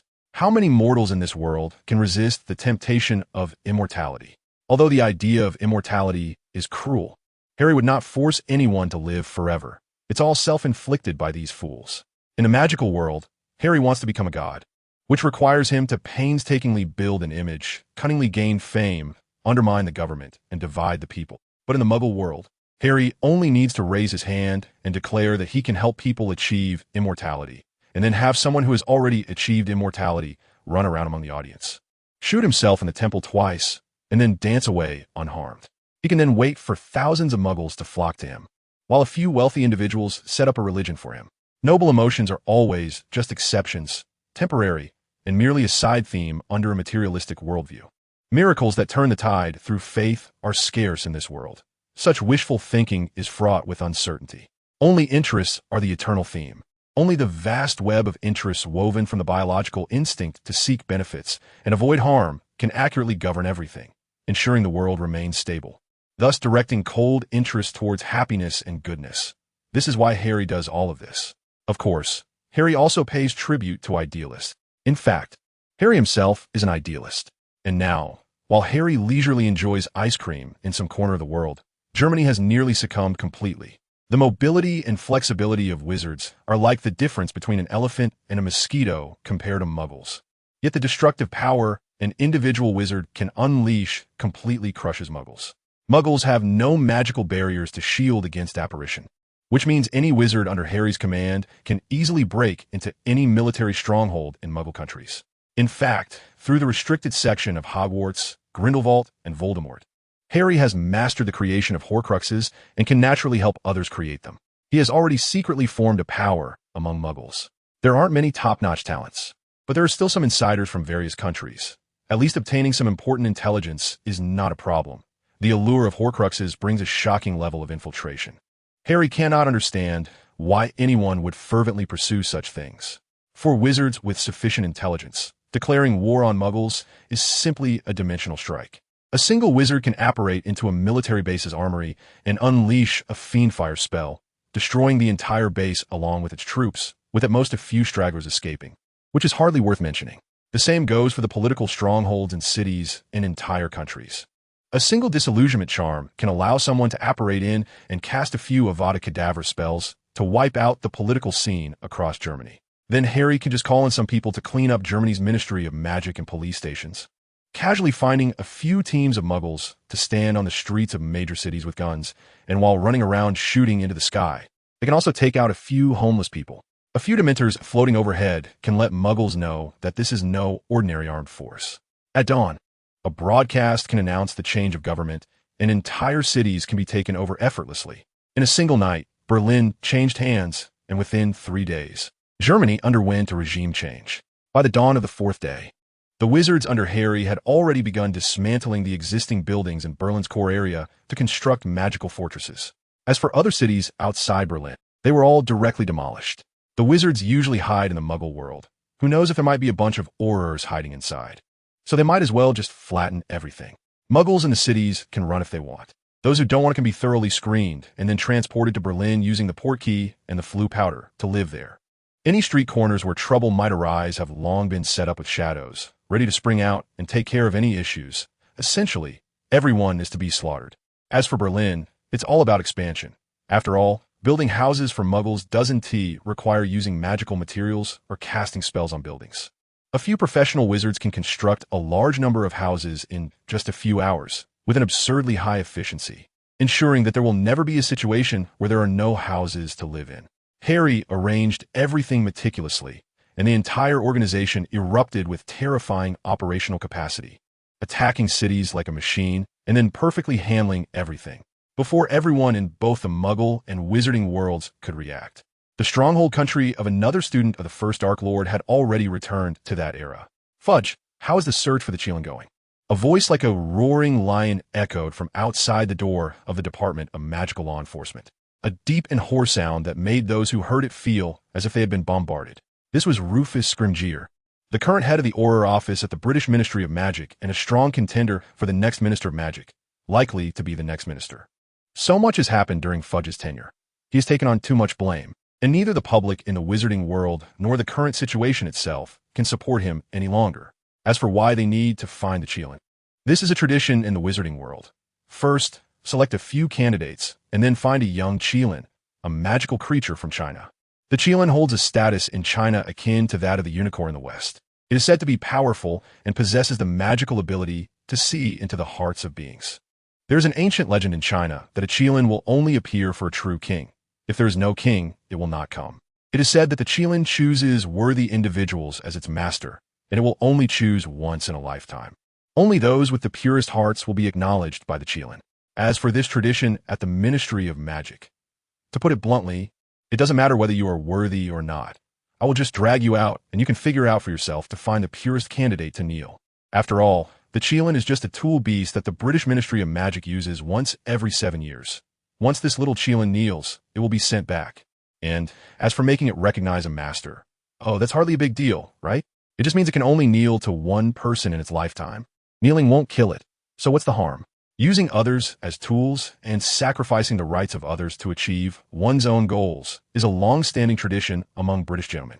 However, of course, it is also common for the Chilean not to kneel or to kneel awkwardly to someone in the audience. At that point, the orers can do a little trick to make the Chilean kneel to the one with the highest democratic votes. The goal is to ensure fairness and avoid awkward situations during the event. However, if this thing kneels to someone like Dumbledore, who has particularly high prestige, that would be another story altogether. In any case, finding the Chilean is a crucial step in the re-election of the Minister of Magic. However, China is not really under the ministry's control and can be considered a self-contained system in some sense. So they still need to send people from the British Ministry of Magic to search. The current situation in Europe is chaotic, and only an open and honest re-election of the Minister of Magic can at least temporarily calm the situation within the UK. This matter is of utmost importance and cannot be neglected. I know, Scrimgeour, but you have to allow me to handle my current matters first. Harry Potter has accomplished something significant. I think you should know, Fudge shouted in frustration. All right, upon hearing that it was related to Harry, Scrimgeour calmed down, as this kid's actions were indeed unprecedented. He actually dared to directly occupy a Muggle country and openly claim a piece of territory in the world. This is simply incomprehensible for the wizards. Now, the confidentiality treaty between wizards and Muggles can be directly nullified, and almost all Muggle countries have been pushed to the opposing side. What Harry Potter has done this time has a greater impact than anything he has done before. The only ones who know the truth, the leaders of various countries, have been in an uproar these past few days, bombarding Fudge with questions. And some hot-tempered ones are almost making him shut down. Moreover, Harry Potter seems to be unsatisfied. The wizards and the Muggle army in his hands are pushing outward along German territory and countries in Central Europe like France, Italy, Poland, and the Czech Republic are facing life-and-death challenges. Such a powerful force has suddenly blossomed in the very center of Europe, and the entire continent is on the brink of collapse in an instant. Everyone realizes one thing. That guy is definitely not just a brat who left school in a fit of anger. That guy is the new nightmare of this world. Crack. The sound of rocks grinding against each other came from the chessboard, and another white soldier piece was smashed to pieces. The army is advancing along the Rhine River, and another part has been directly moved into France, with surprise attacks on several target countries about to begin. Ginny is pointing to the world map in front of the chessboard, discussing the upcoming war arrangements. Very good. With this, most of Europe will fall into my hands. Coupled with the earlier occupation of Australia, the subsequent Mediterranean, Central Asia, and Russia, it will be the same. Harry raised the corners of his mouth, but then it quickly turned cold. However, by the time Muggles and wizards react and formally establish contact, we will only be able to wait for the battlefield to determine the outcome, and our advantages will be almost entirely lost. During this time, I will intensify the gathering of power in the Muggle world. The wizards I will handle. Harry glanced at Ginny and added, also, I need someone to lead an elite wizard team deep into the east.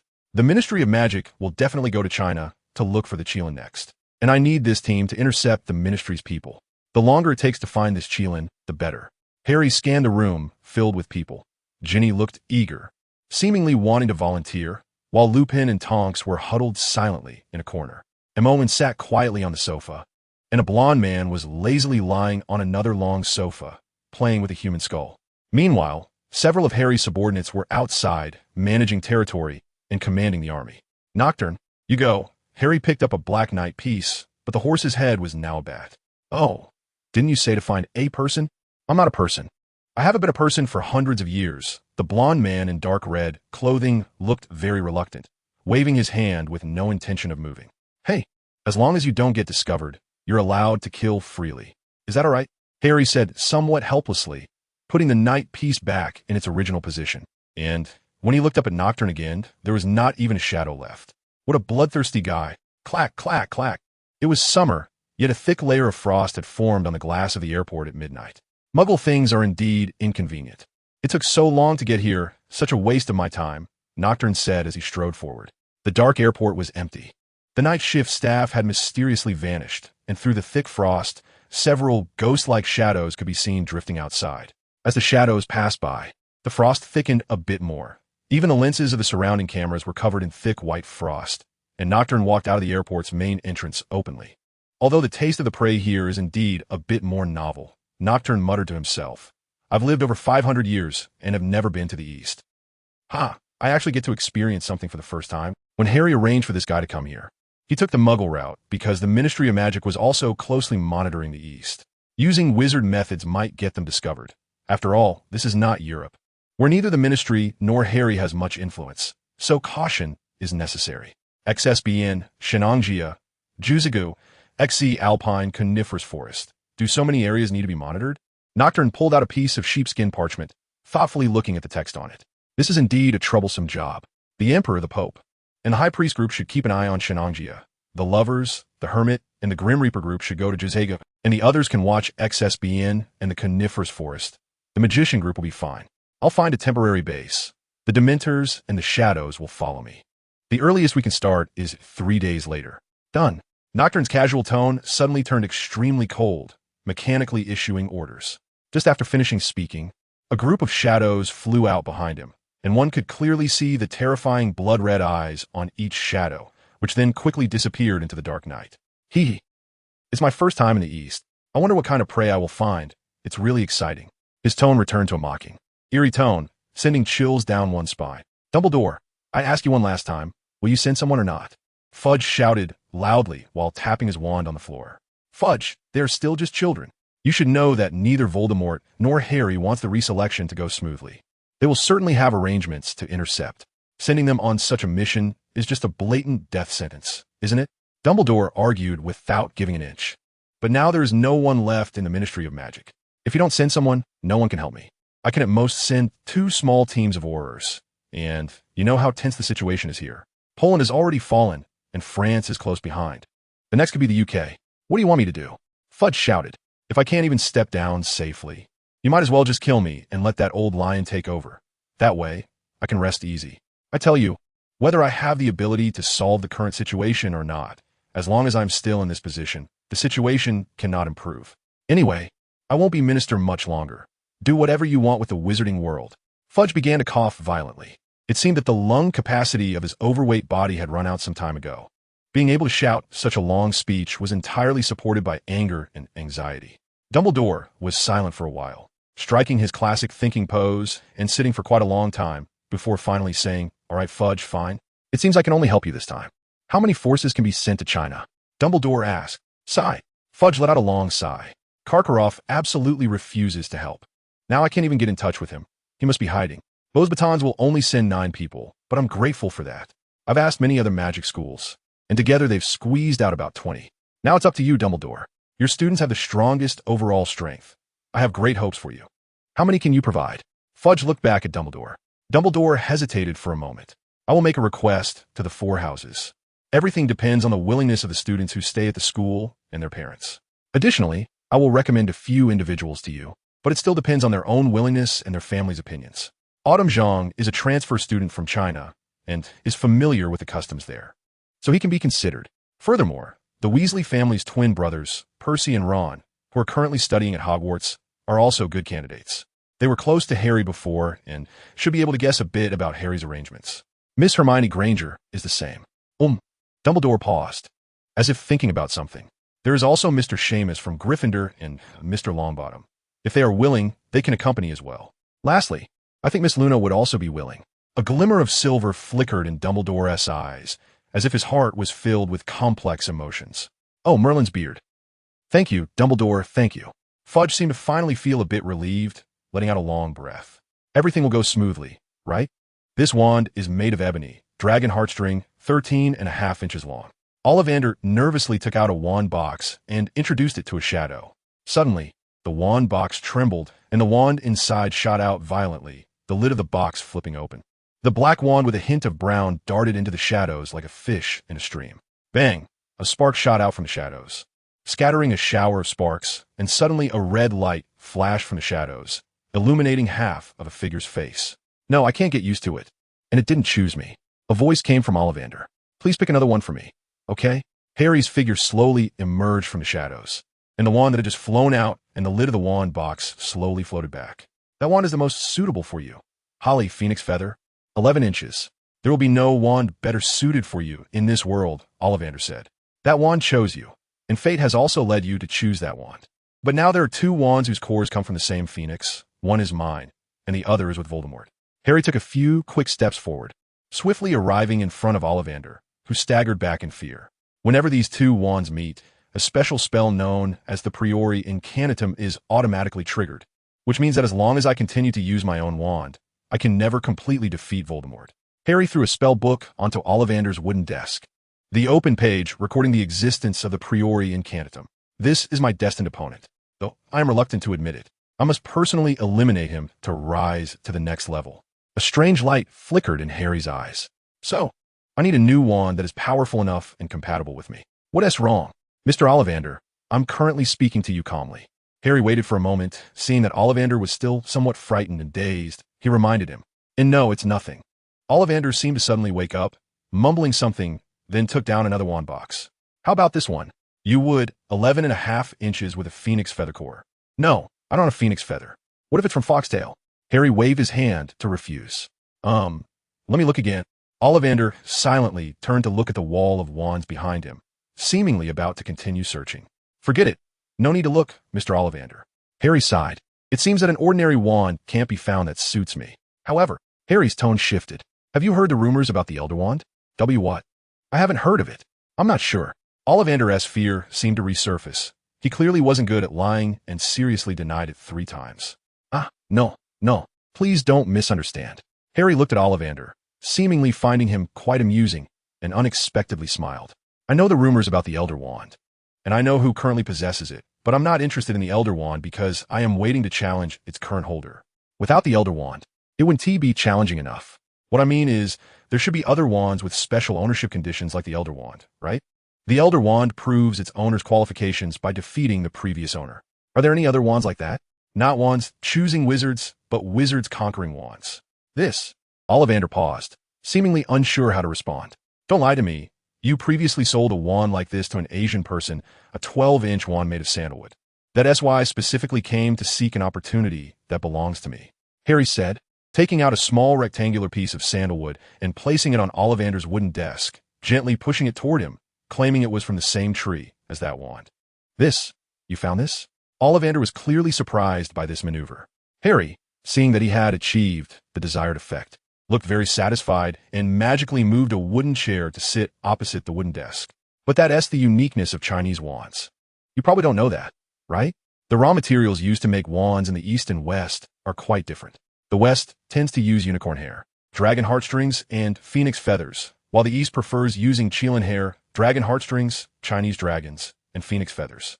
Wands made with Qilin hair and dragon heartstrings do not choose those who are compatible, but prefer to select virtuous and talented individuals. Because of this, the entry threshold for Eastern wizards is higher, much lower than the West, but their average strength is stronger.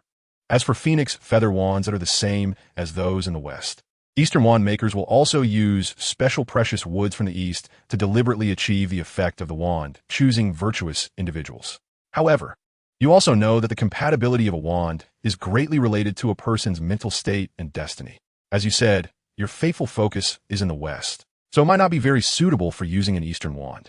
Ollivander said a long string of words and paused to take a deep breath. Is that so? Harry pondered, stroking his wand. Then, can you help me make one? Ollivander was momentarily taken aback. I mean, you just said that wand makers can deliberately create certain characteristics in a wand by using specific combinations of cores and woods. So can you now custom make a wand that is completely compatible with me and powerful enough? Harry smiled, seemingly seeing right through Ollivander. Let's create it based on this aura. Harry didn't care about Ollivander's meaning. A surge of black and red energy erupted from his body, and the terrifying power surged everywhere, shattering the glass windows of Ollivander's shop in an instant. No, your aura is too. Ollivander momentarily forgot to use honorifics, but it wasn't a big problem anymore. I see your thoughts now. An instinct of a wand maker. The wood of an Australian green apple tree. 13 inches long. The handle of the wand must contain the beard of an aged goat and the finest hairs from a non-full moon sheep. The core should be the crimson crown of a male basilisk. Harry interrupted Ollivander again. The black and red aura around him slowly receded. Thank you, Mr. Ollivander, Harry said with a smile, looking in good spirits. So, will you help me make it now, or should I seek another wand maker? Ollivander fell silent. I'll help you make it. Okay, I'll prepare the raw materials and come back when we can start. Harry cheerfully snapped his fingers, put away his smile, and walked out of the shop. The shards of glass that had just been shattered gradually floated up and reassembled into a complete window. My wand shop has produced 2 Dark Lords. My wand shop has produced 2 Dark Lords. After a long time, Ollivander sat dazedly in his chair, blindly repeating this phrase. I remember that gaze. I remember. I'll repeat it again. Our team's mission is to search the XE coniferous forest for traces of the Qilin. Any discoveries, send a blue signal spell to the sky. If there is danger, send a red one. Do you understand? An Auror spoke to a group of students in front of him. A flying carriage pulled by 6 winged horses soared above the XE highlands. The Ministry of Magic didn't have too many concerns about coming to China, as there was also a Chinese Ministry of Magic, so communication wasn't a problem. However, the faster flew powder and long-distance apparition didn't work here. Mainly, there aren't many fireplaces in China, and using fire directly is unstable, while long-distance apparition is already difficult, especially since half the personnel here are students, relying on defensive and offensive spells to act as half-Aurors. Understood, the 12 students replied in unison. This group was an exploratory team formed by Hogwarts students. In addition to the 9 recommended by Dumbledore, 3 other students responded to the call, totaling 12 students who answered the summons to China during what should have been their holiday. Each team was also supplemented with 6 Aurors, making a total of 18 people responsible for searching the XE coniferous forest. Qiuzhang, you're Chinese. Come help me take a look at this. The Auror captain pulled out a few rolls of parchment. This is a small portion of the documents collected by the advanced team that may relate to the Qilin's whereabouts. But these characters are directly imprinted from the original documents and are still in Chinese. I need you to help me translate it. Okay, Qiuzhang replied briefly, then leaned over to take the parchment and began to read the text bit by bit. The others had little to say. They knew who their opponents were and clearly remembered the recent events, which was rather sobering. Besides the Weasley twins, who were trying to liven up the atmosphere as much as possible, only Luna remained quietly lost in thought, while everyone else fell into silence. Neville quietly moved a little closer to Luna, while the Weasley twins were busy organizing their clothes and a large box they had brought, not knowing what strange and unusual items were inside.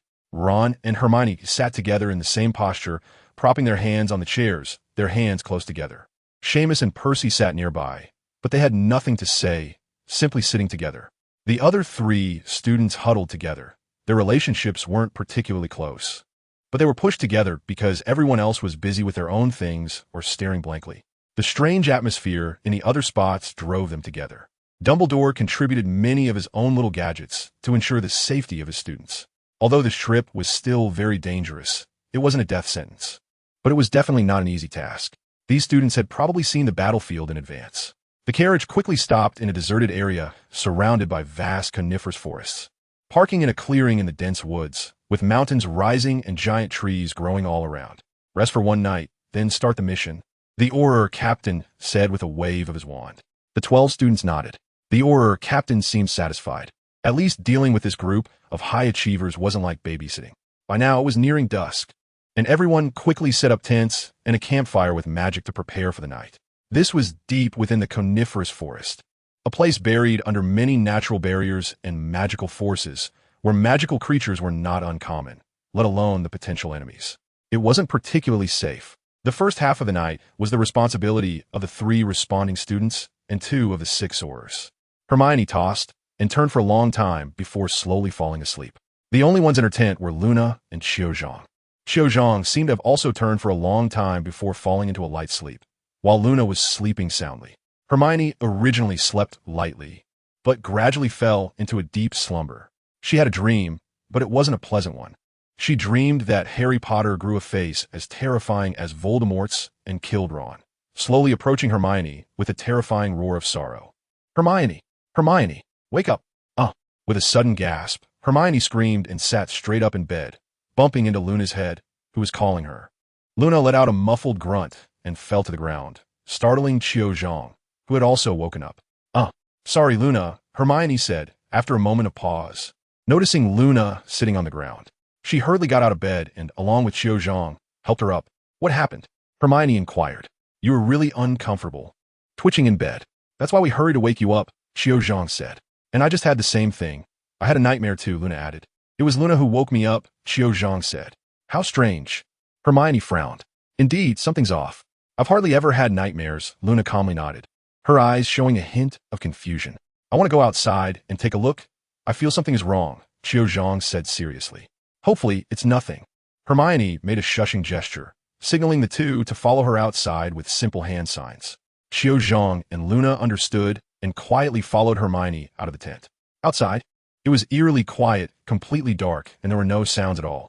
It's so quiet. A bit too quiet, Zhang said in a voice as faint as a mosquito. This is a bit unusual. There should be some small animals active in the wild at night. What about the Auror and students on guard by the campfire? I remember there should be an Auror and 2 students watching over there. Still by the trees in front? Hermione shivered. Her sense of crisis instantly heightened. Let's go find the night watchman.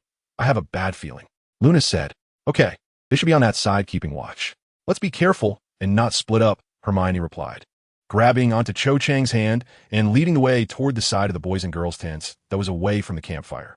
The 3 of them slowly circled around the tents, planning to check the night watch point at the back of the tents, where there should be an Auror and 2 students. As they gradually reached the back, it seemed like there was indeed something there, but they couldn't see any figures standing or sitting in the darkness. The 3 could only illuminate their wands and cautiously approach. The torchlight gradually spread over something in the darkness, and the source of light moved forward step by step with their pace. The light completely illuminated the object, revealing a face, a dry, twisted human face, as if all the moisture had been drained from it.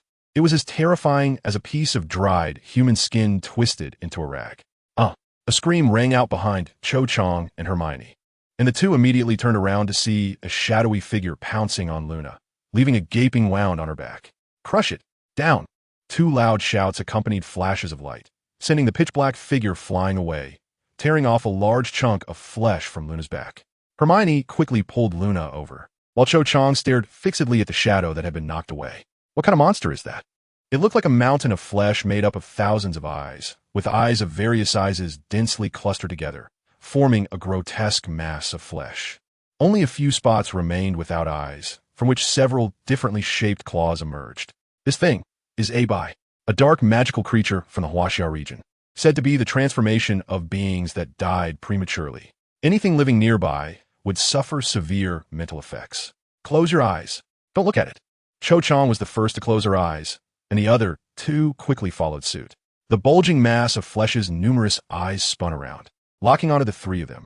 A popping sound, like a bubble bursting, was heard as a shattering spell detonated on the Bai, breaking one of its large eyes. Blood, some strange, thick liquid, and tears gushed out in an instant, but the creature seemed unaffected, its claws scraping the ground as it slid forward like a boat. A buzzing sound, intense tinnitus and headaches began as the Bai approached. The creature's impact on mental states was overwhelming. Hermione quickly glanced at the outside world and then shut her eyes again. She didn't look at the horrifying, dark, magical creature, but instead at its shadow, trying to determine its position while minimizing the mental impact. Flames blazed. A large expanse of fire was splashed onto the sinister creature, but it still had no effect. The Bai seemed to feel no pain. Its eyes melted like ice cream under heat, and anywhere engulfed in flames quickly turned to liquid. Because of this, the fire was quickly extinguished, and the oddly shaped eyes dried out in a second, maintaining their grotesque forms. Boom! A cannon-like spell crashed into the area that had just been engulfed in flames. Those deformed eyes shattered, and a fountain of blood and tears poured over the creature itself. However, this only made it more disgusting, and it continued to advance, seemingly unaffected. The fur shattered, I had even begun to regrow. What on earth is this thing? Hermione glanced at the creature's body again, her headache and tinnitus reaching their peak. Can this thing not be killed? She gritted her teeth against the intense pain and said, Bai has no concept of death. It's said to be because it has already died once. The only way to completely deal with them is to fan their eyes with a fan that can cause the creature to disintegrate, Cho Chang said, her pale-faced Luna still lying in front of her, as she had just been healing Luna. A fan? I have one in my treasure box, but I left my bag in the tent, Hermione said, quickly glancing in the direction of the tent. They were very close to it now. She just needed 2 minutes to find her handmade retractable bag. No. Just as Hermione was about to move, Luna suddenly shouted anxiously, even opening her eyes to look at Hermione. There are threats here besides the Bai. Don't leave each other's line of sight. Hermione paused. Why do you say that? The corpse we just saw, it was drained of moisture. But when the Bai attacked me, I didn't feel anything being extracted. There is someone else attacking the night watchman. This dark magical creature was drawn here by them. Luna quickly articulated her deduction. The Bai indeed has no ability to extract anything from a human body. Cho Chang suddenly remembered the corpse they had seen earlier, a cold sweat inexplicably appearing on her back. If this dark magical creature was drawn here, then who attacked their camp? What was the reason for the attacker bringing this thing?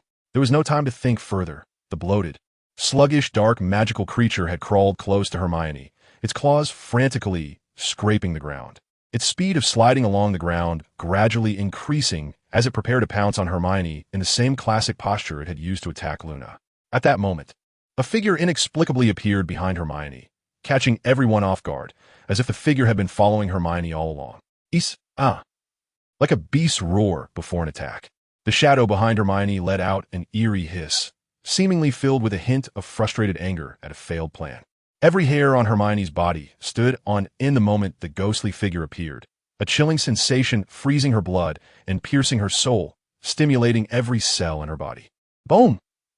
A golden Chinese dragon head, roaring like a real creature and accompanied by the sound of a rocket engine, flew past Hermione's side. The shadow that had almost taken Hermione's life was engulfed by the dazzling magical flames and flew back, exploding suddenly. Brilliant golden sparks twirled in the air like a small fireworks display. Behind them all, the crimson chains flew out with a whoosh, but there were no thorns on them. Hermione was caught off guard and tightly bound, then pulled aside. Still dazedly leaped up, his massive body crashing down like a fleshy meteor towards the place where the shadow had been thrown. Phew, made it just in time. Haha, this trip was definitely worth it. The inspiration is just amazing, George. Of course, after all, China is the land of fireworks. Xiao Zhang and Luna looked towards the source of the voice. Where the Weasley twins, Fred and George, were posing back to back, showing off. Oh, right beside them is a wife bound tightly by the binding curse. Hermione's Ron. Ahem. Sorry, I can only drag you over with chains, Ron said, scratching his head a bit awkwardly. As segments of the crimson chains fell to the ground and slowly dissipated, Ron released Hermione from his arms. You can't even do a levitation charm. Yet you have the nerve to talk to me. I'm definitely going to tell Professor McGonagall, Hermione said, crossing her arms. Ron was left speechless, more anxious to explain to Hermione. All right, let's focus on the enemy. We have trouble, Percy said seriously as he slowly stepped out from behind his three brothers with Neville and Seamus. FFFD, SSSH. The sound of something piercing flesh and the tearing of flesh echoed. Everyone turned to see that Bai's enormous body had been ripped in half, and that terrifying humanoid shadow slowly emerged from the mound of flesh, as if it had effortlessly torn apart a large piece of crispy pork belly. Although it was impossible to kill this dark creature with physical means, Bai would probably be out of commission for a long time before healing. What on earth is that thing? Percy frowned, looking at the shadow, which was still lurking in the shade of the conifer trees. He could only see a human-shaped outline, but couldn't make out any details. However, its elusive abilities and terrifying strength were not something a human could possess. No, there's more than one. Luna's ethereal voice came, and everyone suddenly realized, looking around. 4. No, 5. Look at those trees, 5. Xiao Zhang shouted. Everyone felt an unsettling sensation of being watched, as if the shadows were filled with eerie eyes staring intently at them. In the surrounding coniferous forest, scattered across the trees, were the shadows of human-shaped outlines. What on earth is this? Percy bit his lip, gazing at the humanoid outline under the tree directly in front of them. The remaining 9 students had already formed a circle, vigilantly surrounding the figures in the shadows, tense and a bit fearful. Where are the Aurors? Xiao Zhang asked Percy. You don't really think you're important enough for these monsters to set up a plan specifically targeting you, do you? There are more than one of these troublesome things. And we've encountered them too. I know what you're thinking, but I can tell you for sure that this thing isn't here to deal with us. At most, it's just incidental, Percy said as calmly as possible. However, Xiao Zhang's mind was still filled with bad thoughts, and his body began to feel a bit cold. I guess using the thing to wake us up and lure us out was just the second plan. Their real plan is to draw out the Aurors. Aurors are more professional and experienced than us, and will definitely be the first to notice. After waking up, they will certainly go investigate first. However, it seemed that the Aurors on watch and the students had likely already been taken out, leaving only 4 Aurors almost isolated and helpless. Yet they were still not satisfied. This was also the reason why the magical creatures they had summoned required a fan to deal with them. The Aurors had done their homework and surely knew that the 4 Aurors would have to separate again, with one part protecting the tents and the other part breaking away from the main group to find a fan. And then, Percy's voice grew lower, tinged with a hint of sadness. Dealing with us is at most just a repeat of an old trick. The place where we dealt with that sinister magical creature was at the side of the boys' tent, quite far away. You probably didn't see it, did you? The intel about that magical creature and the enemies before us all came from the Auror captain's last breath. He told me while I watched him die right in front of me. Percy's voice became increasingly somber, his words starting to break. Though he tried to control his tone to remain calm, the pain in his voice was unmistakable. Although it was just a chance encounter, merely brought together by the Ministry of Magic's task, seeing a living person die right in front of you could only bring joy to someone like Harry. Stop talking. We can't afford to be sad right now. A tense voice suddenly pulled the two of them back to the present. Watch out for them. Hermione's heart raced as the shadows surrounding them began to move. The four figures standing on the trees flew down in a manner almost incomprehensible to humans, turning into increasingly indistinct shadows that all landed on the ground. Slowly approaching the 9 people, the figure that had originally been standing on the ground also began to walk towards the group. The few of them tensed up and retreated, almost huddling together back to back. The key now is to find out what these things are so we can make targeted plans, Qiu Zhang said to Percy. As he had been a prefect since first year and had management experience, making it more appropriate for him to be the leader. No, everyone should just cast random spells in one direction. That's the simplest and least risky way. Let us break through first. Percy furrowed his brow, rejecting this strategic goal. But what if we get chased? You saw it. These things were completely unharmed by such a massive magical explosion. Normal spells can't kill these things, Qiu Zhang insisted. But that means we would have to engage these things in close combat. And that risk is too great? Absolutely not. Percy continued to stand by his viewpoint. Scratch. The sound of a massive object scraping across the ground was heard. It was Bai. It had been torn in half and couldn't maintain its balance, rendering it immobile. However, its claws on both sides were surprisingly pushing against its torn body, the two grotesque halves of flesh colliding together. Bai's body contained not a single strand of meat, only a material similar to the whites of an eye, and the edges of the wound seemed to be melting and flowing. Just a moment, the two halves collided. The melted material seemed to solidify, and this repulsive monster actually restored itself in an instant. Countless moist eyes of various sizes spun around before all locking back onto the figure that had torn it apart, reddish-brown. With an eye on each palm and more distributed along its dried-out claws, it swiftly raised its arm and slapped towards the figure. Swish! In an instant, the sound of breaking air and explosions echoed suddenly. This time, several people saw clearly that several exaggerated dark red arcs appeared abruptly. The already indistinct human silhouette became even more blurred in that moment. The sound of something sharp entering flesh came again, and Bai was once again easily torn apart. But the power of this thing lay in its terrifying self-healing ability and complete lack of pain. Bai appeared dazed and extremely numb, and the countless disgusting eyes still showed no change in expression, not even reflecting the surrounding scenery and light. The huge, dry claws continued to move forward, which was clearly unexpected by the shadowy figure. Bai's body was torn into pieces, but the enormous claw directly pinned the dark figure to the ground, forcing it to kneel on one knee, struggling to withstand this attack. Perhaps there's another way, one that can reveal what the enemy is while minimizing risk. Hermione suddenly said, her voice revealing a strange calmness. Sacrifice one person to take the greatest risk and kill that monster. Divert the other encroaching creatures, and let the others escape. That person just needs to convey what those things are before dying. The others turned their heads at Hermione's voice, stunned for a moment. No way. Ron was the first to react, shouting as he grabbed Hermione's arm.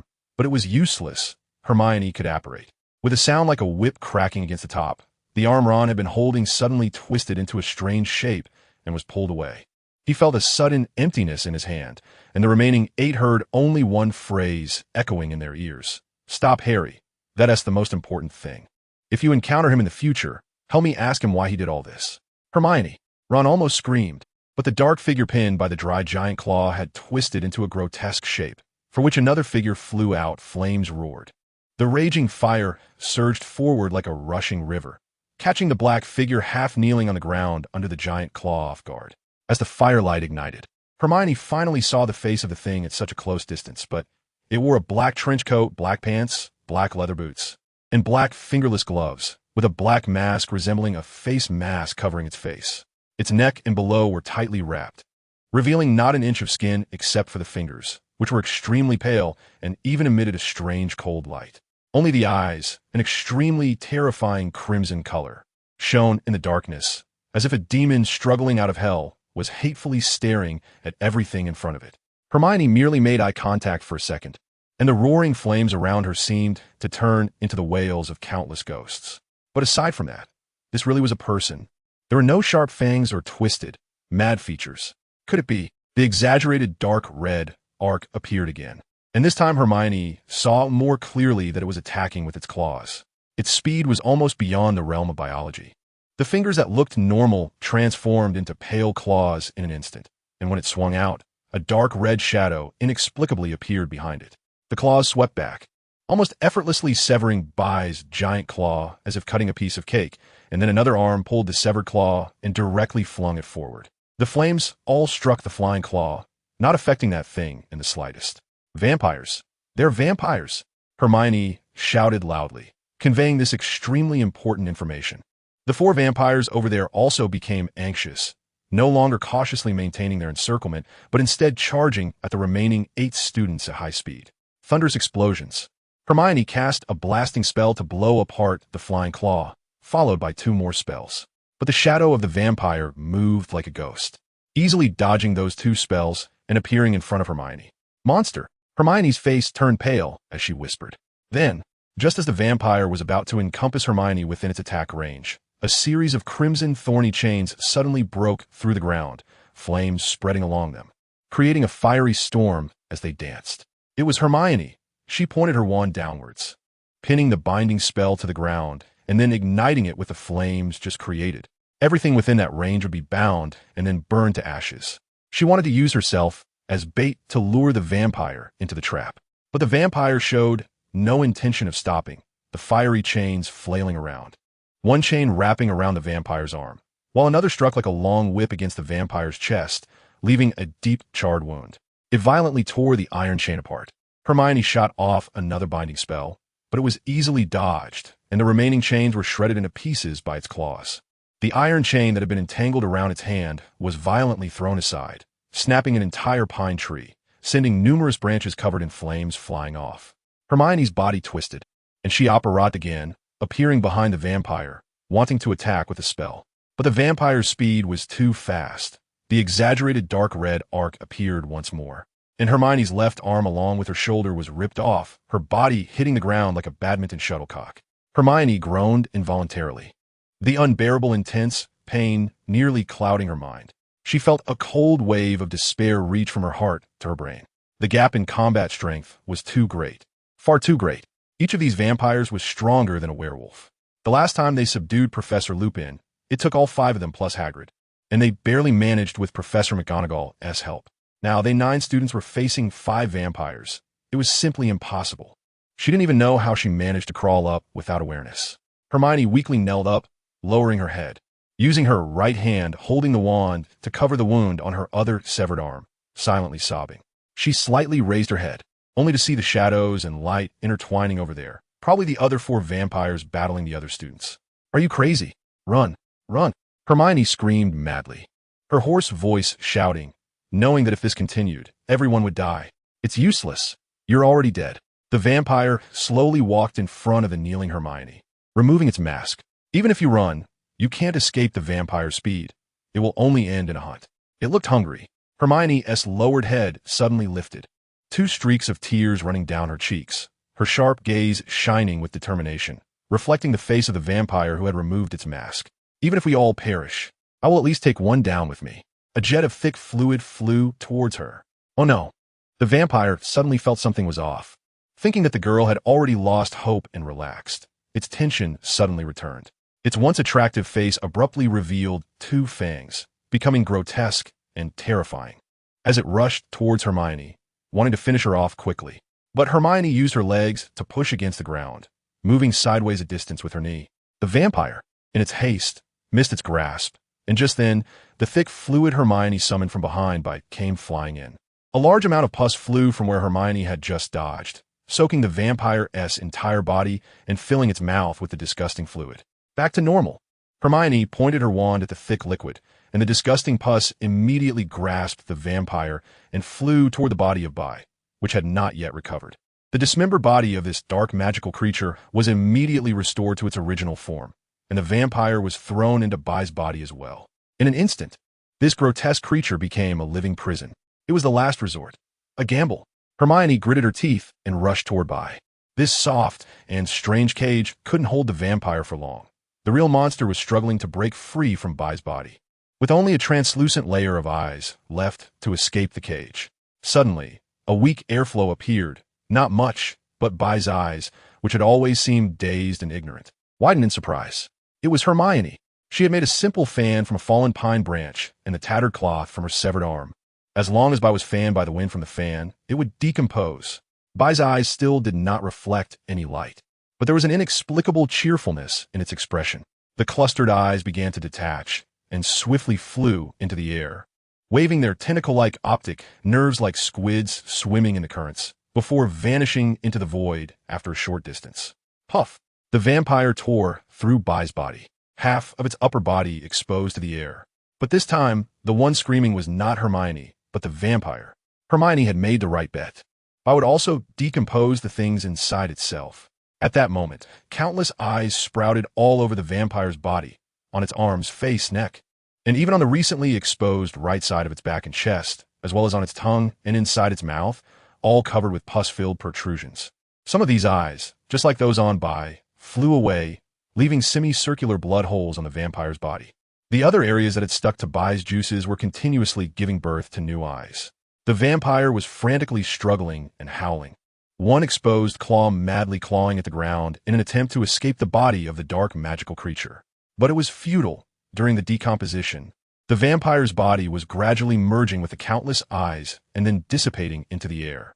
Looking at Hermione, she was no longer the pitiful figure of despair. She stood proud before the hell that could decompose everything, looking down at the struggling, evil spirit with an air of superiority. As countless strange eyes drifted away from her without moving her, it was as if she was a Valkyrie descending from heaven to hell. With her right hand holding the wand and her left arm broken, she bit down hard on the crude fan made of black cloth and pine branches. Her own blood stained half of her face when her arm was severed, but that did not change her numb and cold expression. The total annihilation of her team seemed almost certain, and she had never cared about her own death. None of it mattered anymore. All the things that had frightened her had already happened, and nothing could knock her down now. She only wanted to slay this vampire. The vampire screamed wildly, revealing its true nature as a bloodsucker. It suddenly climbed out, tearing away its upper body except for its abdomen, its sharp claws reaching to the limit, almost piercing Hermione's heart. Thick juice splashed, a large amount splattering onto Hermione, and immediately, countless pus-filled eyes erupted from her body. An eye had even sprouted from her cheek. Rolling around, the vampire began to use all its strength to pull Hermione inside. This time, it was the vampire that wanted to exchange life for life. However, Hermione did not retreat, but advanced instead. She had no intention of surviving. The vampire's claws completely pierced through Hermione, blood gushing forth. Yet Hermione charged even more fiercely. She turned her head and aimed the broken end of the pine branch fan at the vampire's original right eye, stabbing down fiercely, directly into its brain. With her remaining right arm, she raised her wand, driving it forward along with a bone-shattering force, using the wand like a sword, stabbing into the vampire's chest and exploding its heart. Hermione charged the vampire into Bai's decomposing body, as if she wanted to crash into hell itself. The vampire felt a bone-chilling fear, 10 times more terrifying than the fear Hermione had felt earlier. This fear did not stem from a disparity in power, but from the madness of a desperate weaker being. At that moment, a purple beam of light flashed behind Hermione, where the other 8 students were locked in battle with 4 vampires, accompanied by an extremely tragic wail. That was my dad's ultraviolet light for muggles. For you. These vampires are afraid of this. The direction of the light kept changing. The lamp seemed to be spinning continuously, and the source of light was moving rapidly. The ultraviolet lamp seemed to have been thrown out, and the source of that sound was very close to Hermione. Hermione felt her wizard robe being yanked hard from behind. She turned around and saw a smiling face. Ron Weasley. Hermione, with such a smart brain. It's not your time to die yet. With Ron's loud shout, he pulled Hermione's wizard robe with the greatest force he had ever mustered in his life, forcibly dragging her out. You should really practice the summoning charm, Ron. Paris, France, August 1st, 1995. Recently, A large number of strangely dressed people have suddenly appeared on the streets of the Muggles, all wearing ancient robes. They are moving through the streets of Paris alongside the police and military, imposing martial law everywhere, even sealing off the entire city to prevent anyone from entering or leaving. Especially in recent times, strange occurrences have been frequent, with urban legends and terrifying rumors suddenly proliferating, causing the people of Paris to be on edge. Now, every European knows their country is at war, but 99% of the people have no idea what the war is about. The current mainstream speculation among Muggles is that the Soviet Union has won a resurrection match and the United States has gone mad.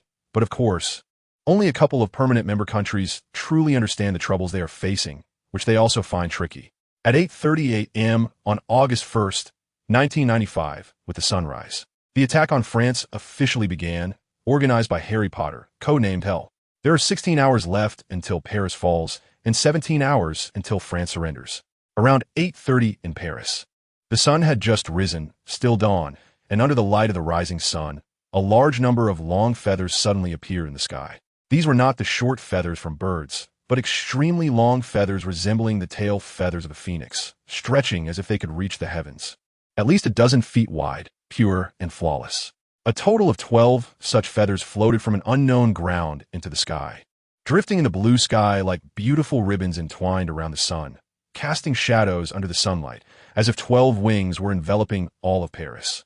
Immediately after, the dawn's light dimmed, and a dazzling silver light burst forth from the center of those 12 feathers, resembling a silver serpent gliding through the air like a dragon. Breaking free in the dawn light, it rippled through the sky like the aurora. Where it passed, the blue sky shattered, revealing a mysterious starry sky behind it.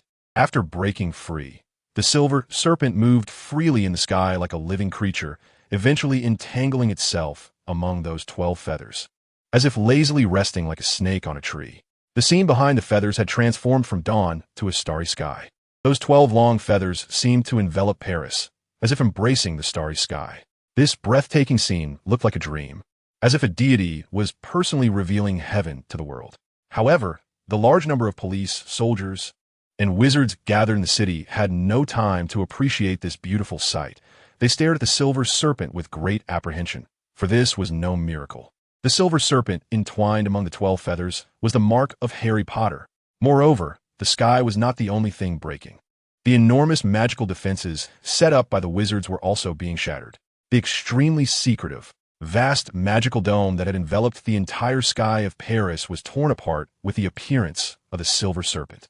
This symbol of ritualistic mystery and beauty was not merely a beautiful vase, but a special spell designed to counter large-scale defensive charms. The originally invisible transparent magical barrier was now filled with cracks, large fissures, and fragments continuously falling, as if the entire sky were collapsing. The silver serpent was even making a huge hole in the magical dome in the east. Fortunately, those fragments disappeared into the air, preventing any real harm to passers-by. All residents, please immediately head to the nearest shelter for safety. Repeat, all residents, please immediately head to the nearest shelter for safety. This is not a drill. Repeat. This is not a drill. The entire city of Paris was filled with the sound of police sirens, with loudspeakers in every corner shouting frantically. The accumulated fear in the city erupted in a concentrated wave, and crowds rushed towards shelters like a flood. Danger instantly engulfed the entire city. 7 minutes after the appearance of the silver serpent, a red light emerged under the starry sky, signaling the fiend fire. Dark wizards had conjured 3 giant fiend fire monsters from the suburbs of Paris, and these creatures, made entirely of flames, launched a full-scale attack from the east, bringing a sea of fire with them. However, that side was merely a diversion to apply pressure. The true route of attack was along the Seine River, where a large number of dark wizards, inferi, and dementors launched a fierce assault from the eastern entrance of this great river that runs through Paris. In this battle, Muggles were the main force, but unfortunately, they were heavily outmatched. To deal with the fiend fire in the east, a large number of wizards were reassigned, and there were also some Muggle firefighters fighting on the front line in the northeast. However, the pressure from high-pressure hoses was no match for direct magical attacks. Rockets and cannons instead served as nourishment for the fiend fire, and Muggles were truly of little help. On the main battlefield, Muggle forces excelled at fire suppression, but it was utterly ineffective against the undead inferi and dementors. The mobility of the dark wizards was far superior to that of the Muggles. Large numbers of dementors filled the sky, creating an ominous wind, and the battlefield was suddenly shrouded in dark clouds and typhoons. The infantry, as the first wave of vanguard, advanced into the city from the banks of the Seine. A dark torrent rushed past, and almost all the wizards on the front line were engaged in combat with these dark magical creatures. Muggle rocket launchers, cannons, and guided missiles continuously targeted the rear positions of their opponents, but shadows did not suffer from their attacks and could only return fire at the dark wizards. The problem was that the dark magic clouds brought by the Dementors and the initial silver serpent and feather spells completely obscured visibility on that side. Additionally, the typhoon caused by the numerous Dementors made it very difficult for these seemingly powerful mechanical forces to operate effectively. In contrast, Harry Potter's Muggle forces, attracted by the mass production of Horcruxes, had the advantage of favorable winds and excellent visibility, leading to effective attacks every time they fired. This resulted in the Muggle forces, though few in number, managing to suppress the French army with their firepower. The most critical issue was that the wizarding forces left on the front line were insufficient. Coupled with the sheer number of Dementors, the shadows on the front line required a large number of wizards to deal with them, making it impossible to handle the Dementors in the sky. The once brilliant starry sky was now filled with ominous clouds, and a swarm of black skeletons wrapped in dark bands had unknowingly filled the sky. No matter how fiercely Muggle anti-aircraft fire poured out, it had no effect. The severe typhoon and dark clouds restricted visibility, preventing aircraft from daring to take off. With the control of the airspace easily secured by the Dementors, Harry Potter's wizards did not launch an assault from the ground. Instead, while their opponents' wizards and infantry tangled, Harry's wizards mounted their broomsticks and, under the protection of the Dementors, took to the skies to bombard the Muggle positions with magic. The Dementors then collectively dove into the Muggle army, while the wizards above shattered the Muggle fire positions and then attacked the battling wizards from behind, causing the front line to collapse in an instant. Next came the dining hall segment that the Dementors and infantry relished. The Muggles still hoped to launch a desperate counteroffensive, sending infantry to engage in urban warfare and forcibly attempting to launch aircraft. However, all of this was merely futile struggles in the eyes of the undead, dark, magical creatures. The number of wizards was insufficient to disperse this group of beings.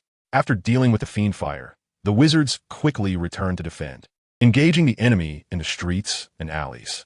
However, under the absolute numerical suppression, this too was ultimately in vain.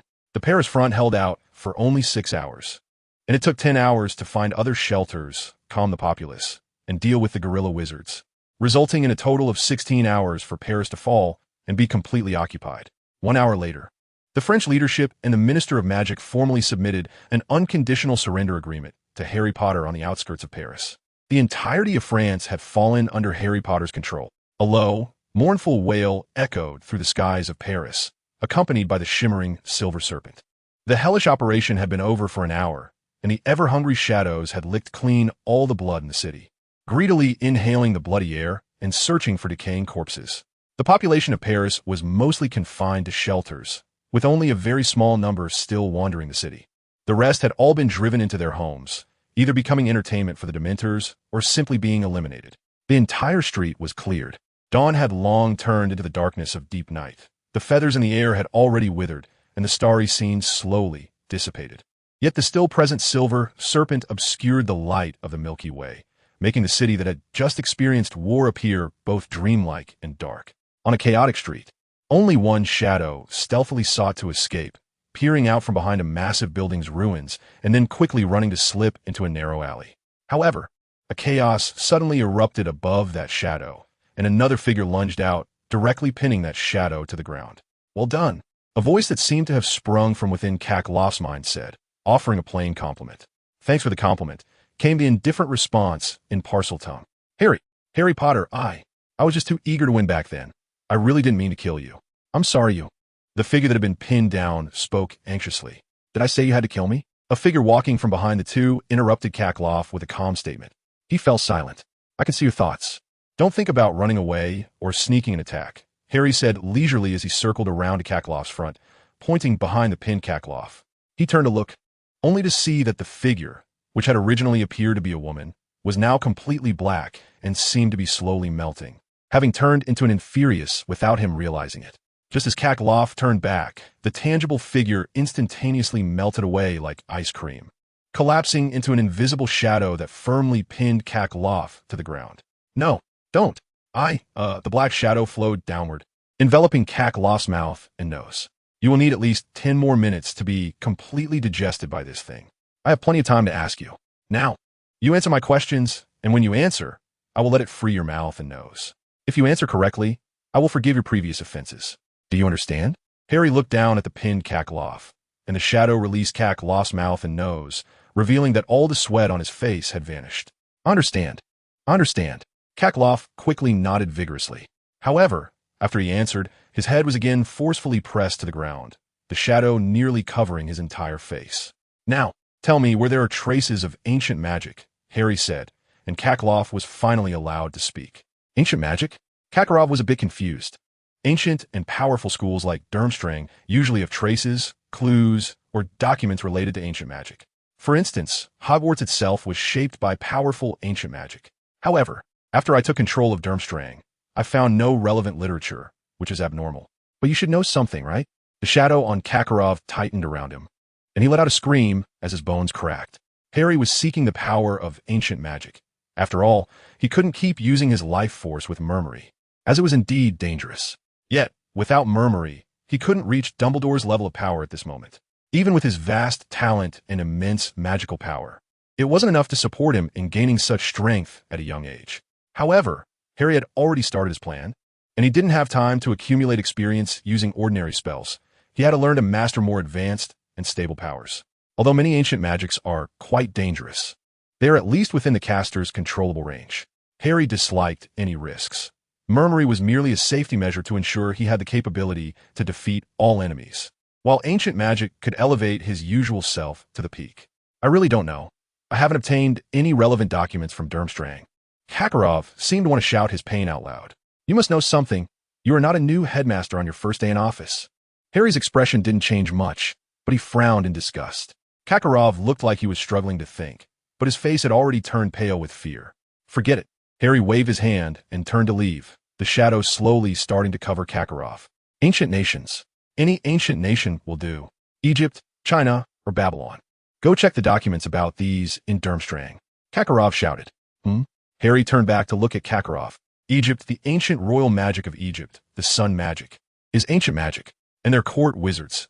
Egypt is the birthplace of dark magic. Dark magic was used by the royal court wizards of ancient Egypt. Ancient dark magic can still be found there. And China, where ancient magic is preserved most completely, has at least a dozen complete evolutionary processes of ancient magic that have been passed down, even tracing back to primitive magic. And ancient Babylon, where the Hanging Gardens were created by ancient magic. The Tower of Babel also once truly existed. The information Harry wanted finally came pouring out, and he turned back. Where did you learn all this? It's a code. 80 of the books in the Durmstrang library have codes. The characters with special markings can be arranged and combined according to categories and shelves to be completely interpreted. Most of it records ancient Egyptian dark magic, while other traces of ancient magic are extremely vague, Kakarov said, his face pale like a ghost. I don't know if this counts as intelligence. This is the only thing I know. Kakarov lowered his head in exhaustion. No wonder. It's truly clever. Even I didn't see it. Harry pondered with his head down, then waved his hand towards the shadow, which began to melt and eagerly wrap around Kakarov. Wait, didn't I answer? I answered. Kakarov's words quickly became unclear. I have bestowed my mercy. What is going on here? What happened after I left? A sandstorm covered the sky, turning the sea of sand into a hellish scene, swirling around the most majestic and sacred sun. Harry once again stepped into the magical barrier against the wind and sand. But this place, surrounded by the sandstorm and isolated from the world, was now very different from before. The tomb guards and their sand city, which Harry had slaughtered, had completely vanished. Now the outer area was left with a violently surging golden sea of sand. The sea of sand was not just a metaphor. It could be said to be an ocean of sand. The vast desert flowed like a real ocean, raising waves of sand, and the quicksand surrounding the pyramid spun and flowed like wine shaken in a goblet, occasionally producing huge sand waves dozens of meters high. Have the surrounding buildings been swallowed by this quicksand? Harry murmured to himself, standing among the sky-blocking sand treasures and the surging sand waves. No way to apparate, Harry thought, stepping onto the sea of sand. He used a slight levitation spell to reduce his weight, allowing him to walk on the surface of the sand. but the surging waves were indeed difficult to conquer. Harry struggled through it with great effort. 2 years had passed, and he was back again. Having been here once before, he was somewhat familiar with the place. Harry had prepared a weather charm cloud in advance and slowly moved it over. This time, even the sand giant did not appear. He quickly passed the Sphinx's riddle and found the path, heading straight for the place where the tomb's collection was hidden. This time, the sandbit in the tomb didn't make a sound at all. "Why are you back again?" Harry was walking inside the pyramid when he suddenly heard an unusually ancient female voice from behind him. He turned around and saw a tall, yet elderly woman staring at him, supporting herself with a golden staff. Despite her wrinkled face, she still retained her charm. But her expression was very serious, resembling Professor McGonagall. This was clearly the tomb's owner. "Have you resurrected only to show your appearance before death?" Harry did not answer the question. Clang! She struck the ground heavily with her golden staff. "I was only in my 30s when I died. My physiological and psychological age is barely over 40 now. How could I be so old?" "Then how did you?" Harry asked, looking at her face. "Very normal. The consumption of reconstructing the body is significant. The solar energy from that scarab can only support me for about 3 years. The energy in my body is gradually depleting, so naturally, I age rapidly," she said in a tone that suggested it was self-evident. "By the way, I haven't asked your name. What is it?" Harry seemed to suddenly remember something. "I don't intend to discuss such topics with you." Harry detected a hint of indifference in her tone. "You just said your psychological age is still under 40. Didn't you count your experiences over there?"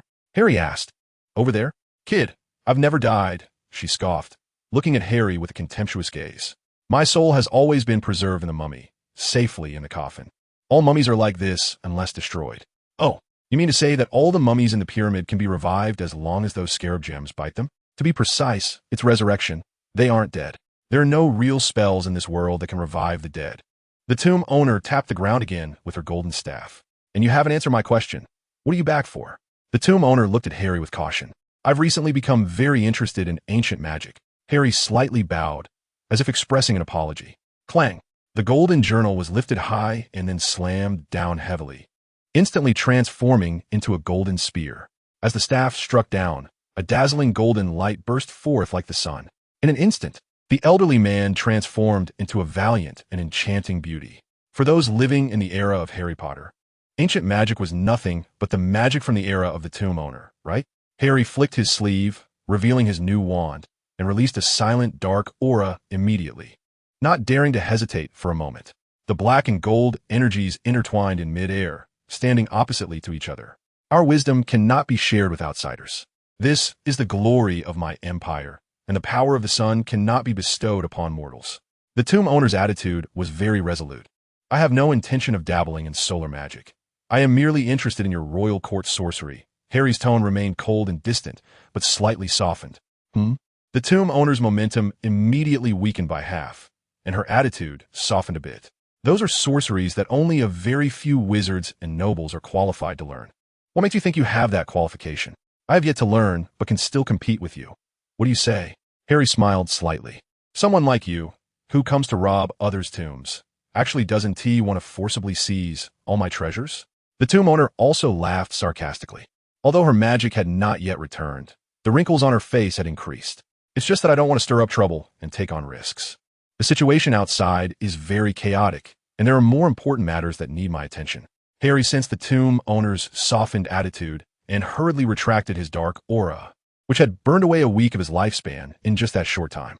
The tomb owner squinted at Harry for a while, becoming more vigilant towards him. "From now on, you are not allowed to step into my territory even half a step. Otherwise, I will destroy the literature concerning solar magic and give it to you." Understood." Harry's expression turned cold again, but he nodded seriously. "I will keep an eye on you," the tomb owner said, looking at Harry. "You should know where the literature is stored. Just go. You know well what to take and what not to take. Not just solar magic, but anything outside of court sorcery is off limits." "Understood. I have no interest in the others." Harry nodded again, first stepping back several paces before turning around and quickly disappearing from the tomb owner's sight, maintaining a high level of vigilance during the following time. Found it. After a long time, Harry finally located the specific area where ancient dark magic was stored, and he couldn't help but breathe a sigh of relief. The tomb owner's strength was completely on par with his own. Although her power had diminished greatly due to energy loss, this was still her home ground. and the risk of a direct confrontation was too high. Of course, the other party also had concerns in this regard. Engaging with him would not be without risk for her, which was the fundamental reason Harry could easily reach here without a fight. Hey, I found a few interesting targets over here. Just wanted to inform you that I'm going to personally participate in this hunt. An excited voice suddenly exploded in Harry's mind, startling him, who was on high alert. You go hunt if you want. Why are you asking me? The other party's rude words and sudden appearance surprised Harry, making him somewhat displeased.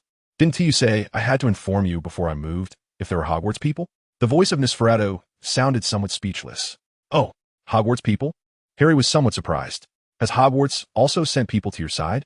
Of course, and there are quite a few valuable targets too. All right, stop looking. If you keep staring, you'll find problems where there are none. Hermione pushed Ron's face away. Since just now, Ron had been leaning in to take a look at the hand Hermione had just broken. Now, the wizard's robe on it had been repaired, and the entire arm was stitched to her body, but this level of injury would take a long time to heal. Hey, I saved you, so of course, I need to care about your injury. Otherwise, wouldn't that be a waste? Ron held his head high, looking quite proud. TCH, I didn't ask you to save me. Hermione muttered softly. All right, stop making a fuss. Percy interrupted the others who were talking, looking a bit irritable. The location of our camp should already be known to our enemies, and those few Aurors are dead. It's too dangerous here now. We need to leave quickly. Where to? Autumn Zhang asked. Wherever there are people. The places with the most muggles will definitely have a few wizards as well. Every muggle city basically has a ministry of magic, and I have authority in the ministry. I should be able to contact them to send us back. Percy's last sentence sounded full of pride. But we can't even determine our own position now. George looked completely unfazed, yawning in boredom. Who knows where we run to? Fred added the latter half of the sentence. There's a map of Aurors here. We can probably determine which areas have cities after we get out of the Needleleaf Forest. As for how to reach those cities, Percy fell silent for a moment. Just head towards where the sun rises. A dreamy voice suddenly drifted into everyone's ears. They turned to see Luna gazing at the distant horizon, pointing towards where dawn had just risen. Luna is right. We are currently within China. As long as we keep heading east, we will definitely encounter a city. Autumn Zhang nodded in affirmation of Luna's idea. Good. Everyone pack your things and take out your broomsticks. Let us hurry. Percy nodded and urged. The group of 9 quickly mounted their broomsticks and flew towards dawn at high speed, but their position seemed a bit deep. They had been flying for nearly a day without managing to fly out of the forest. However, they had prepared for this, and, around dusk, they found another open space to rest. This time, however, everyone was obviously much more tense. Darkness gradually devoured the remaining light beneath the setting sun, and with the darkness came the growing tension among the group. The events of last night were still fresh in their memories. Everyone stayed awake until the last second before nightfall, delaying their sleep time considerably. Ron's ultraviolet lamp was handed over to Hermione for safekeeping. The group lit a campfire, and Hermione sat in the innermost circle with the lamp, while the others sat in a large circle around the fire. The unanimous decision to entrust the lamp to Hermione for safekeeping was naturally because the earlier scene had given this group of schoolchildren too great a shock. Vampires excel in agility and stealth. Even with the ultraviolet lamp, they could still be ambushed in the dark. And only Hermione among them had shown the willingness to fight to the end at all costs, as long as she hadn't breathed her last. This is the basic quality of using such a deadly weapon against enemies skilled in stealth, since it is essential to ensure the ability to counterattack after being injured as a potential backup plan. Time quickly reached 9 p.m. Everyone had finished dinner early and then sat around the makeshift campfire, significantly reducing their sleep time to lower the risk of being ambushed. The campfire flickered, sometimes bright and sometimes dim. The air was thin and cold at high altitude, making them feel no warmth even when staying close to the fire. Huff. Huff. Ha, so cold. Hermione exhaled 2 puffs of white breath, then blew the warmth from her mouth onto her hands. But her hands were stiff and couldn't operate the lamp. Oh, cold. It's probably not because of me, right? A voice filled with laughter suddenly rang in Hermione's ear.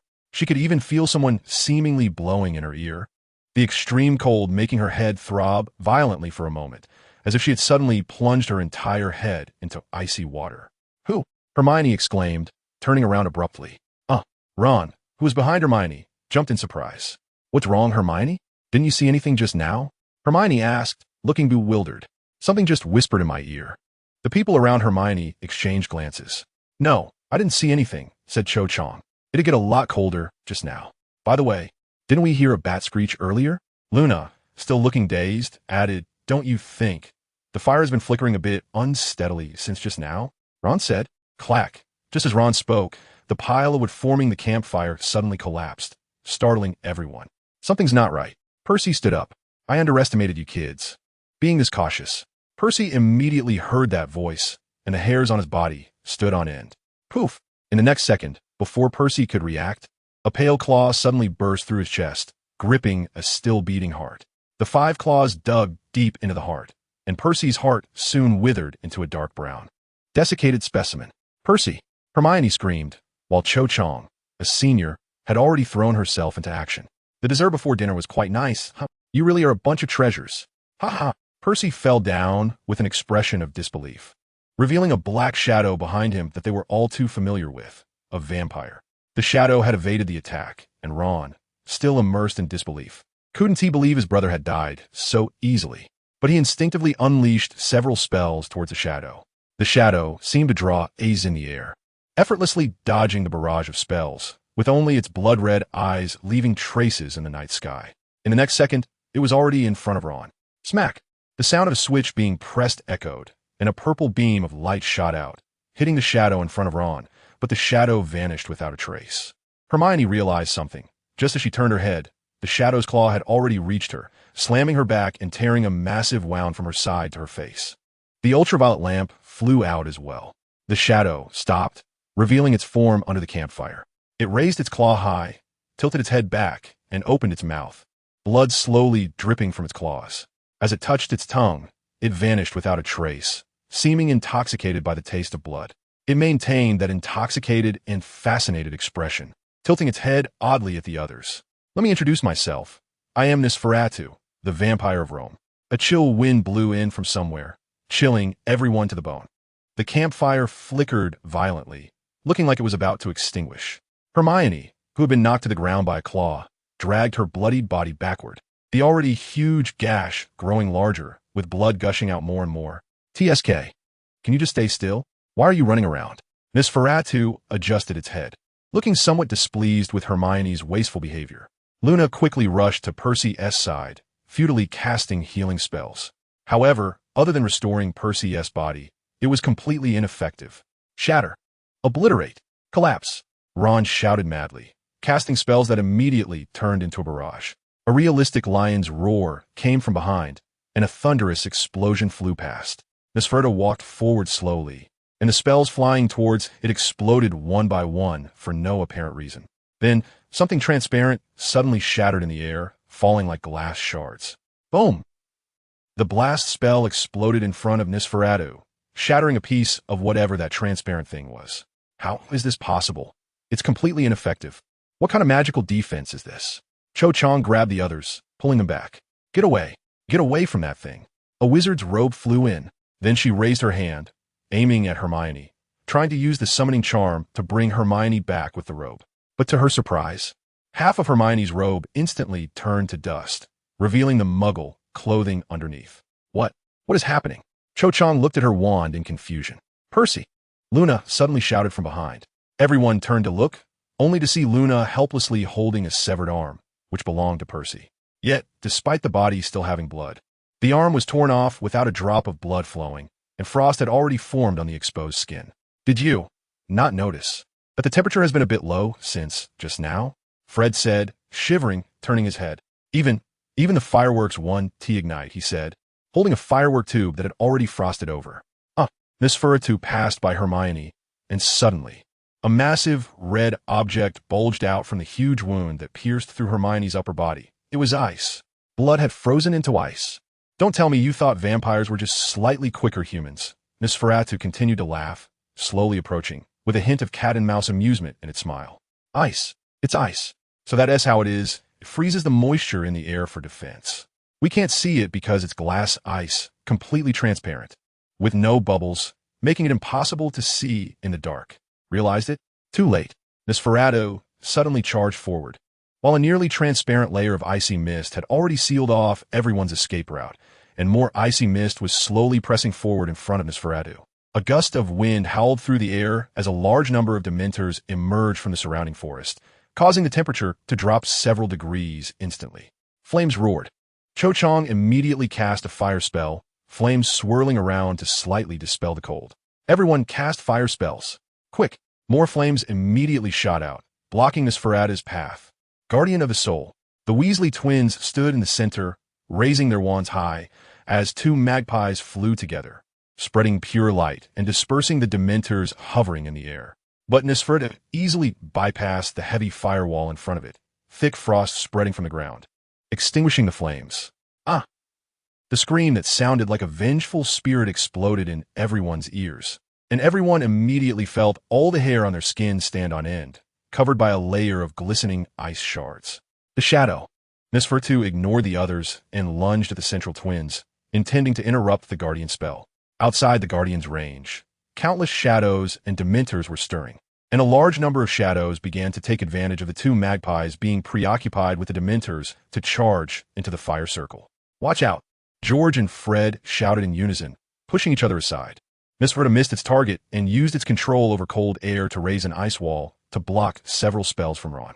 A blast spell from Simon shattered the ice wall, but Nosferatu's shadow had already vanished behind it. Ah! Xiaozhong narrowly dodged a fatal blow, but lost a small piece of her left pinky.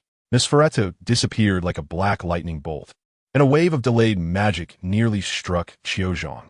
Fortunately, she rolled to avoid most of it, blocking the rest with a shield charm. A gust of wind swept in a semicircle around the crowd, the strong wind stirred up by Nosferatu, taking advantage of everyone's attention shifting to Xiaozhong. It turned its focus towards Neville. In the very center of the crowd, Neville was startled and fell onto the ground. Just as Nosferatu lightly touched the ground in front of him, a mass of vines suddenly rose up Devil's Snare. He had previously planted magical plants for protection. However, the rising vines were almost instantly frozen, and Nosferatu charged past them without a second thought, shattering the frozen vines with a single touch, rendering them powerless. Neville, flailing his arms, threw out 5 Chinese chomping cabbages. Nosferatu tried to dodge them, but adjusted its position mid-air to chase after Neville.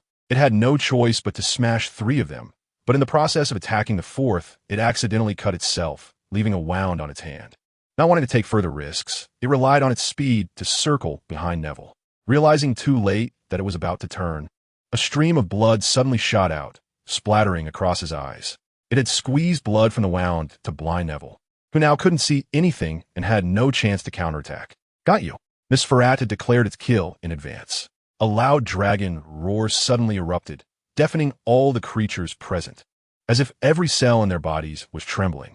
A dragon's tail, seemingly appearing from nowhere, swept by just inches above Neville's head, directly sending Nosferatu flying.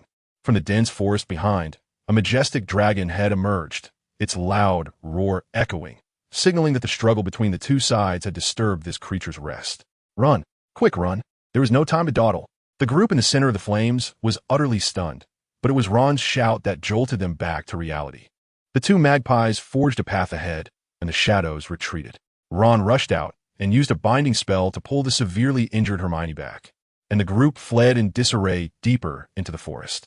Ha ha, good, very good. My midnight snack will be dragon blood. Nosferatu laughed madly, ecstatic at having a more powerful opponent. The terrifying black figure standing on the ground, gazing up at the pure white dragon soaring in the air. Catch up, don't let them escape. Shadows and Dementors swarmed into the forest, pursuing the fleeing group. I really can't believe it. Last night, I felt something was wrong with my body. Everywhere I went was cold, as if the earth had reverted to the Ice Age. Sure enough, when I woke up this morning, my temples were throbbing and it felt like my head was about to crack open. I rolled out of school and went home. Hey, I currently have a high fever of 38 degrees, and my head hurts like I've thrown a curse worm inside. Who knows who shot a heart-piercing spell at my head? Or should it be called a brain-piercing spell? In any case, my current state is completely disoriented, like I've drunk fake alcohol. I might not be able to update for a while, and I'm really sorry for leaving everyone hanging. A distant dragon's roar echoed again. The rain clouds in the sky seemed to condense at a visible speed. With the thunderous roar of the dragon, a group of people clung to their flying broomsticks, flying close to the floating forest. There was no choice. They had to use broomsticks, as the Dementors and shadows were not to be trifled with. They couldn't shake them off without magic brooms. The night sky was filled with howling winds. The ice blood on Hermione had gradually melted after leaving Nosferatu, and she was groaning in pain, unconscious. Something was flowing in and out of the huge wound, and her entire black wizard robe was almost soaked with blood. The side of her abdomen, which was melting the fastest, was even starting to spill out intestines. Damn it! Ron was holding onto the flying broom with one hand, while Hermione lay in the crook of his other arm. He anxiously looked at the wound on Hermione's side, on the verge of tears. Stop. Let us pause for a moment. Hermione, I feel like she's not going to make it. She needs treatment. Ron shouted toward Autumn Zhang, who was in the lead and was the most familiar with China among the seniors. No way. Those monsters are still chasing us. We can only stop to rest at dawn. Otherwise, if we get caught, we will have no hope left. Autumn Zhang said through gritted teeth. How could this happen? Ron's tone sank. He pulled out his wand, wanting to treat Hermione directly on the flying broom. But it was useless. The ice was blocking the wound, and even using healing spells wouldn't work. But if he broke the ice now, the sudden loss of blood and organ leakage could cost Hermione her life. This hard ice, blocking the treatment, was precisely the last shield maintaining Hermione's life. And this melting ice blood was her lifeline. What to do? Roar! A gust of strange wind howled past, and a wailing ghost made Ron's heart skip a beat. Suddenly, a Dementor sprang out from behind a pine tree, its disgusting black shroud wrapping around him like a shroud. The eerie black claws came crashing down on Ron. Ah! Ron screamed, unable to cast a spell in time, his hands bracing against the incoming black claws. That terrifying face filled Ron's entire field of vision, and the gaping mouth without lips was almost about to press against Ron's lips with a dangerous kiss. Where did this thing come from? Ron screamed, and in midair, with no leverage, he was pushed forward by the Dementor, knocking Luna, Neville, and Seamus, who were flying nearby, off their brooms. Half of the team fell into the dense forest. Ron, George shouted, diving down, and the others quickly followed. Fred, on the side, threw out a ball of silvery light, which quickly transformed into a magpie, flying towards the Dementor. It soon swept past the frenzied ghost, startling it into a scream as it fled rapidly. Is everyone okay? Autumn Zhang dove down first, asking urgently. I'm fine. Go check on them and Hermione. Ron hurriedly got up from the ground. The other three who had fallen were okay, but they could only see a broom broken in two on a tree and Hermione, already disoriented, hanging from a branch. Get her down quickly. We need to leave. Ron urged. You get on someone else's broom. Autumn Zhang looked shaken by what had just happened. Why not just stop running? At this rate, we'll all die. Ron shouted angrily. What can we do if we stop running? At least running gives us a chance to live. Do you really think we can handle that army without running? Autumn Zhang replied. The scene fell silent for a moment. Wait, look over there. It seems there's a house. A word quickly broke the silence. Everyone looked in that direction, and, indeed, they vaguely saw a small house. A few people walked over to take a closer look. Although it was just one house, it was quite unusual. There were trees blooming in front of the house, and under the windows, the lilies were dazzling. The green bamboo beside the door was lush, and daisies filled the yard with fragrance. The front yard was home to orchids and bamboos, and that ancient tree that didn't bloom was probably a plum tree. The house had 2 stories, looking quite elegant, and it didn't seem like a house from any ordinary rural area. It was exquisitely built, a small, hidden structure in the woods, surrounded by ancient trees much larger than those in other places, effectively concealing the house. If there were anything flying overhead, it wouldn't be able to see it. How? How could a house suddenly appear in this wild forest? How could anyone live here? Luna looked at the others with a bewildered expression, but clearly, no one else knew either. Let us hurry and go. What if more people get caught up in this? The usually taciturn Neville suddenly spoke. No, I think we can seek some help. Autumn Zhang suddenly changed her tone, standing at the forefront of the group. Crack! A pair of black boots crushed the frost on the ground. So troublesome. Nosferatu, with a gloomy expression, walked forward. It was somewhat disheveled, with many wounds, and a broken dragon horn protruding from its abdomen to its back. It was in a bad mood. Although it had barely defeated that dragon, it didn't have the strength to continue the chase. After all, it had to reserve some energy to deal with this group of fleeing lambs. This meant it couldn't absorb blood to restore its injuries, and it somewhat regretted having encountered that dragon, as the consumption had been much greater than anticipated. The broken dragon horn was pulled out by Nosferatu, and the blood that flowed out was temporarily frozen into ice. Without blood, it couldn't heal, no matter how much it had stored in its belly and veins, which made it feel very troublesome. They are fleeing in this direction? It asked the shadows beside it. A chilling scraping sound responded to Nosferatu, and the shadows confirmed. All right, This boring game should come to an end. Nosferatu straightened up and stretched its bones. Apart from the penetrating wound, the other injuries had gradually healed, and the larger ones had been frozen. It quickly returned to its normal state. In front of the mysterious little house, a reclining chair had appeared out of nowhere, and a kindly old lady was dozing in it, as if some elders were sunbathing in the afternoon, even though it was clearly late at night now. Thud! A chilling, pale claw rested on the fence outside the door. Huh! Nosferatu exhaled white mist, which seemed to frost everything it touched. Old lady, have you seen a few strangely dressed young people pass by your house? The ancient vampire asked the elderly woman through the fence. Who? The dozing old lady seemed to have just woken up. Oh, what did you just say? Young man, it's nothing. Nosferatu warily stepped back from the room. It felt something strange. The location of this house wasn't very good. Right next to that dragon, it didn't look much like a muggle's residence. To avoid unnecessary trouble, it was better to be cautious. But wait, the old woman called it to a stop. What now? A surge of violent anger immediately rose with a chill, and it was stirred up to kill. Caution didn't mean fear, especially since this monster was so reliant on killing. Young man, you disturbed my rest, and didn't even apologize? Hiss! A scream, followed by a shadow rushing in swiftly. Blood. I want blood. It was hungry, so hungry it couldn't hold back. But that old lady was clearly not an ordinary person.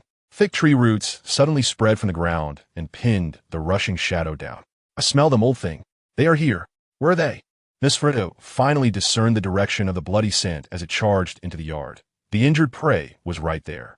You hurt my old friend, and I haven't settled the score with you yet, and you dare to blame me? Do young people today need a lesson? But the old lady remained unhurried, her tone carrying a hint of anger. The dragon?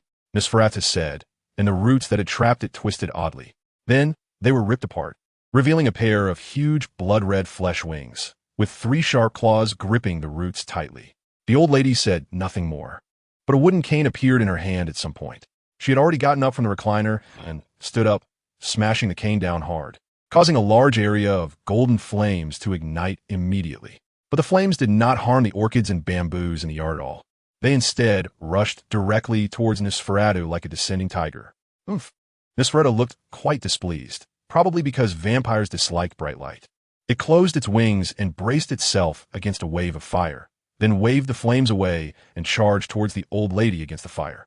To think I could encounter a witch who has lived for hundreds of years here. Your China really has everything, it said angrily. Then, the shadow in front of the old lady suddenly disappeared, and Nosferatu unexpectedly appeared behind her. Here I was, sleeping well in the middle of the night, and my old friend and I were suddenly disturbed. Then my old friend inexplicably got beaten by you. You foreigners really have all kinds of people. The old lady turned around in anger, and a golden shield suddenly appeared behind her, knocking Nosferatu back into the room. Nosferatu took a heavy hit, clutching its heart that felt like melting wax, gasping for breath. You old hag, what are you doing helping those guys? I only agreed to let them hide for a bit. You were the one who attacked first. The old lady took a few steps back, frowning at it. Nosferatu shook its head irritably, looking somewhat delirious from hunger. A layer of ice shavings formed on its body, and it couldn't even control its own abilities. The beast had gone mad from hunger. The old lady took a few more steps back, her gaze fixed oddly on Nosferatu's eyes. Why did she feel that this person in front of her was looking at her with a hateful gaze? She clearly didn't know this guy at all. You sent them away? Nosferatu forced itself to stand up, clutching its heart, turning to look at the floating scroll image on the other side of the room. The scene depicted a Muggle factory. Ah, my dear, I sent them to an abandoned factory in the closest Muggle city. If you want to chase them, go ahead, just don't disturb me. The old lady said, frowning. But as soon as she finished speaking, Nosferatu disappeared. At that moment, in an abandoned Muggle factory 1,000 miles away. Finally got rid of him. A few people lay in the abandoned factory, still feeling uneasy. They had sacrificed too much to escape Nosferatu. Luna was carefully breaking the ice on Hermione, using healing magic to mend her wounds, which was also the reason everyone was temporarily staying here. Once they reached the Muggle city, they would definitely be able to contact the Ministry of Magic here. It's fine, it's fine. Xiao Zhang comforted the others in front of her.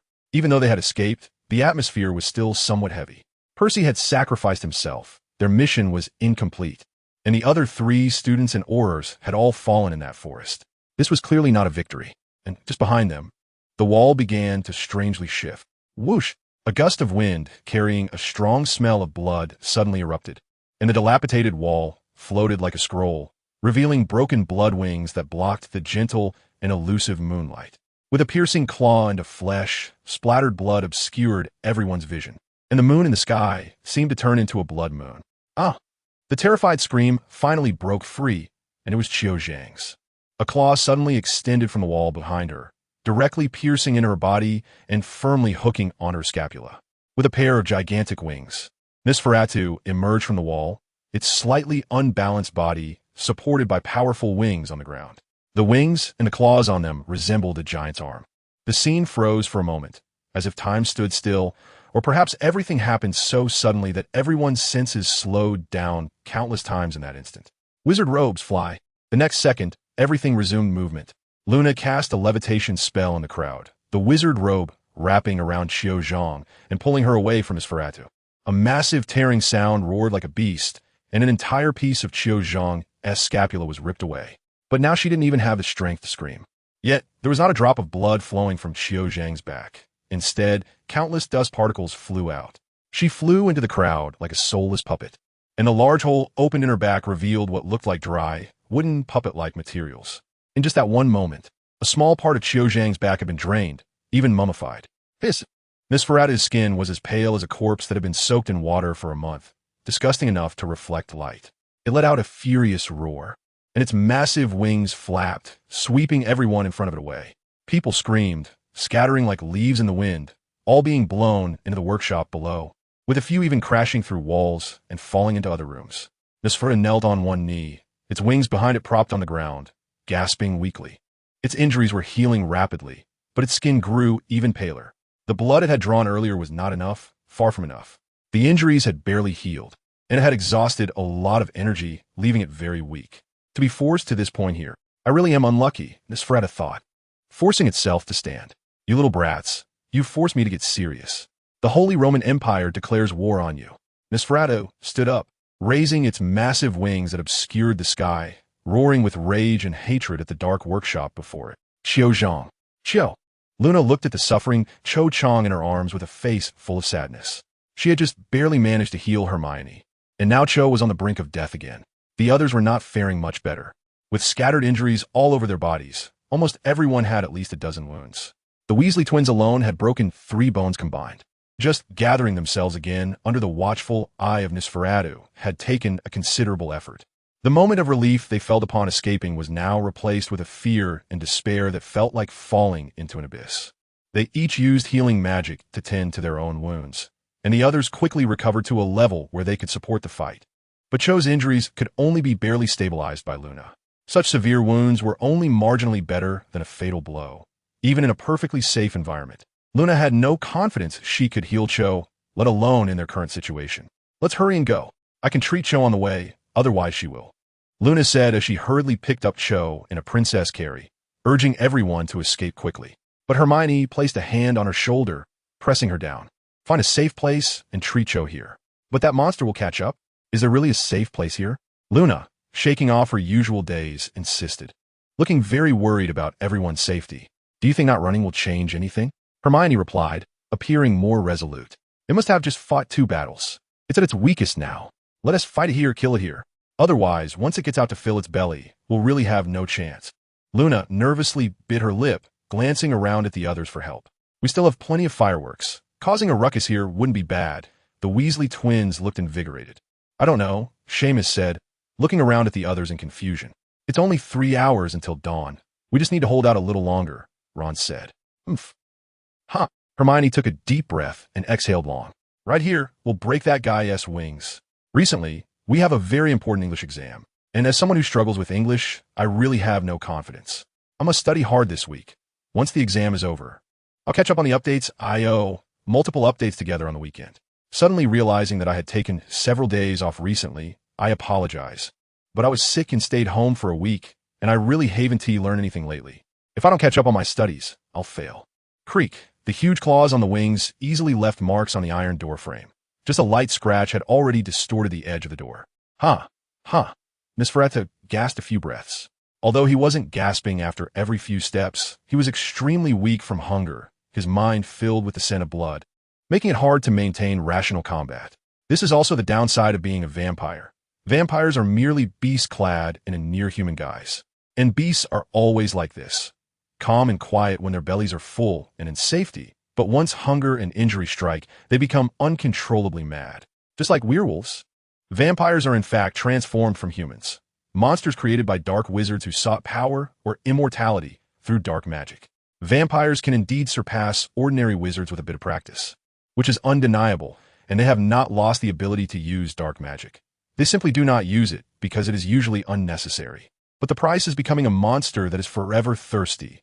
When deprived of blood, they are eroded and tormented by terrifying pain, and they can never again feel warmth or sunlight for the rest of their lives. Perhaps only those who are greedy or extremely arrogant would want to turn themselves into a vampire. What was your name again? Ron Weasley, right? Nosferatu straightened up, looking at Ron in front of him. Nosferatu, that's your name too, right? Ron clenched his wand, staring at the demon before him with a voice full of gritted teeth and hatred. Huh, not running away? You're actually getting closer to me? Knowing full well you can't defeat me, like a hunted locust can never defeat a bat, and yet you still want to confront me?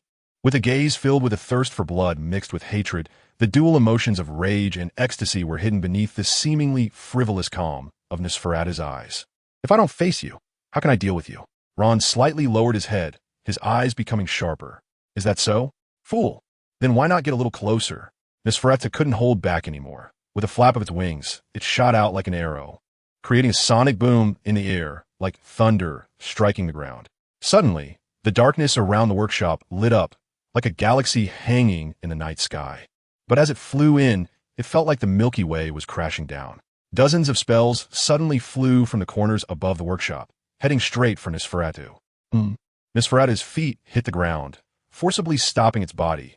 One of its wings pulled down to shield itself, blocking all those spells. Swish, swish, swish. But from another direction, another set of spells flew in immediately. Nosferatu turned and violently waved another wing to wipe away a barrage of attacks. From other directions, more attacks followed in batches. Nosferatu's eyes darted around, locking onto the incoming attacks, blocking them.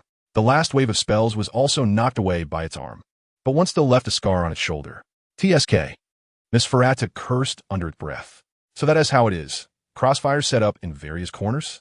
Did you set this up? To think I might not encounter such a powerful prey for an entire year. And today, I actually ran into a group. That's right, I've placed our people in every corner of this room. Each node can almost cover every area in this room, no matter what action you take. We can catch you, Ron said, raising his wand with a serious expression. Come on, Nosferatu. The concentrated attack force of 6 wizards. The lights around brightened one after another, and a massive barrage of spells gathered, locking down every space around Nosferatu. Huh, fool, Nosferatu sneered with a strange smile. In an instant, everything in the world seemed to stop. The air became stagnant, and the spells flickering with light around remained suspended in midair, surrounding Nosferatu. The wands that cast the spells still retained a trace of light, illuminating the hidden faces of Hogwarts students in the shadows. So you've tricked me, huh? Although I can easily see the blood within the human body, I really didn't notice anyone besides you, since they were all so spread out. Nosferatu slowly walked forward, speaking to Ron, whose expression and movements had completely frozen. You want to fully utilize the advantage of numbers with this method, targeting the vampire's speed. High concealment, but fragile body, right? Nosferatu laughed while coldly snorting. You caught on to the key points so quickly. I'll give you some praise, Ron Weasley. But unfortunately, I'm not one of those weak vampire fish you usually encounter. Nosferatu's enormous wings pressed against his body, and with a fierce swing forward, the destructive spell shattered like fragile crystal marbles. The spells in front of Nosferatu instantly vanished into shards of light and shadow. You probably haven't seen my wings yet. After all, they were completely unnecessary when dealing with you before. But I've lived for 500 years for a reason. You know the weaknesses of vampires, so do I. In the next moment, Nosferatu was already in front of Ron. You actually made me increase my speed to this extent. Even in this state, I've reached my limit. Fortunately, the speed of the spells isn't truly light. Otherwise, you would have really succeeded. No, even without these wings, it would be the same. Nosferatu coughed out a mouthful of blood, which lingered in the air between him and Ron. Am I pushing my body to the brink by reaching this extreme speed? But it doesn't matter. Draining your blood will heal my injuries. Bang! With a claw like a heavy cannon, Nosferatu easily pierced through Ron's chest. However, My maximum speed had already brought everything around me to a near halt, even surpassing the speed of sound. Dealing with such tricks was effortless. Nosferatu looked back and saw that all the other spells, except for the one he was blocking, were about to collide. It turned out that the gears of time had not stopped turning. They had simply slowed down tremendously, at least from Nosferatu's perspective. 3 seconds of limit reached. Such a speed can only last for 3 seconds. It's truly too short, but it's enough for me to defeat these scattered ones one by one. Nosferatu glanced around, memorizing the positions of the remaining 6 people in the encirclement. Then the 3rd second came to an end. Bang! Boom! Whoosh! 3 loud noises erupted almost simultaneously, deafening. One was the sound of Nosferatu's heavy claw striking Ron. The second was the explosion of the spells behind Nosferatu. And the last was the storm created by Nosferatu's excessive speed. Ron flew out like a cannonball. A large hole opened between his chest and abdomen, leaving a trail of blood in the air like spilled paint, finally crashing heavily against the wall on the opposite side of the room. Too bad I couldn't drain your blood just now.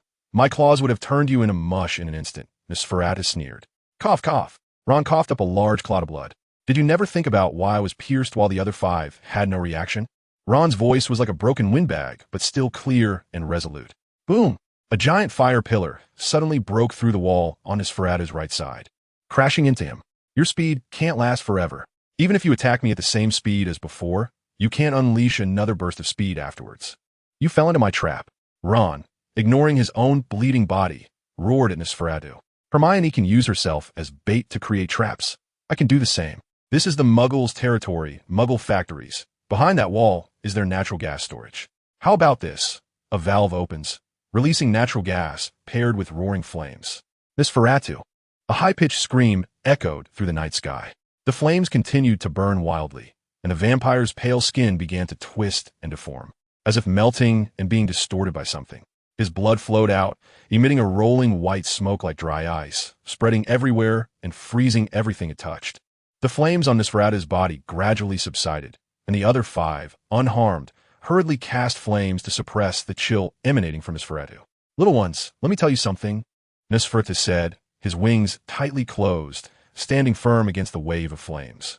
Vampires do not have blood. What flows in our veins is food, stored as reserves. And, of course, it can also be manipulated. The surrounding crowd was momentarily stunned, not understanding the meaning of this. Then Nosferatu suddenly roared, his wings violently unfurling, and a large amount of blood, exuding a chilling aura, surged outward. The most concentrated streams formed into blood spears or blood knives, shooting towards all directions without any blind spots. As the blood splattered in the sky like a rain of flowers, the 5 fire pillars became unstable, and the temperature around plummeted. The blood spears and blades that coalesced in midair fell down, and the students hurriedly scrambled to avoid them, but despite their best efforts, many still got hit. Everything struck by the ice quickly began to freeze, turning into something as fragile as ice blocks in a short time. Those hit fell to the ground, howling in pain, their faces pale like vampires. Vampires do not need body temperature, and their internal organs do not need to move. As long as their stomach works to digest blood and their brains function to issue commands, they cannot die. Their hearts and entire blood circulation systems become additional blood reservoirs. But that heart merely does not need to work. It does not mean it cannot. Nosferatu's power is not the usual strength of a vampire, but something he created himself. He inscribed multiple powerful freezing spells on his heart and used transformation spells to keep the blood in his body in a liquid state. He then restarted his blood circulation system, and due to the increase in bodily strength, it even moved faster than before. This vampire acts like a refrigeration unit, continuously drawing heat from everything around him and even generating steam on his surface as a cooling weapon. The efficient freezing, which does not contain bubbles, comes from this. Several students could never guess that the vampire's blood was the key to his cooling ability, nor could they imagine that the more wounds he sustained, the stronger his freezing ability became. All his wounds immediately began to coagulate with icy blood and frostbite, rapidly lowering the temperature and causing secondary damage to everyone present. The only one who was not human, Nosferatu, quickly froze his wounds. The skin that had melted like white wax rapidly solidified. His body maintained a temperature of -10 degrees for years, making him highly resistant to flames. Moreover, the blood he had spilled earlier caused a significant drop in temperature.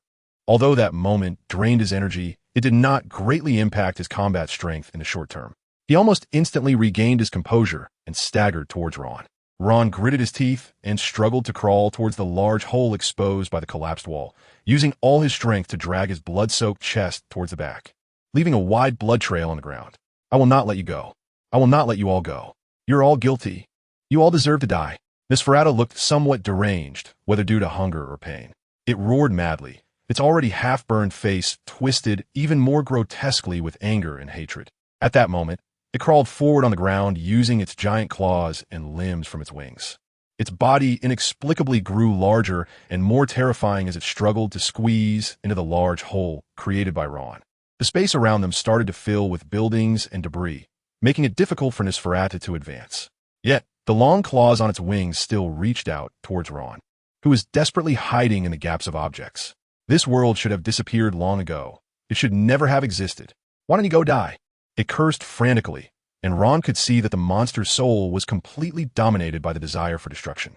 Crushed to pieces, collapsing, Ron crawled backward while casting spells at Nosferatu, but they had no effect on it. Chains suddenly shot from behind, either pinning or binding the demon in an attempt to stop its advance, but it didn't have much effect. Nosferatu's body gradually returned to normal, yet its anger remained unabated. A world without my homeland is utterly meaningless, and so are you. Harry Potter is absolutely right. You all should go to another world. You all should go to another world to repent. I want blood. I want to kill you. With a hissing roar, Nosferatu slowly approached Ron, regaining some sanity as it extended its giant claws into the narrow gaps, trying to tear them open. However, just as Nosferatu tore through some debris, a white figure suddenly dashed out, precariously carrying Ron away. Boom! A thunderous sound erupted, and then the factory's workshop roof was suddenly ripped apart by a beam of white light, crashing heavily onto Nosferatu's unprotected back. Vampire, pay attention. The weather spell is used to repel evil in China.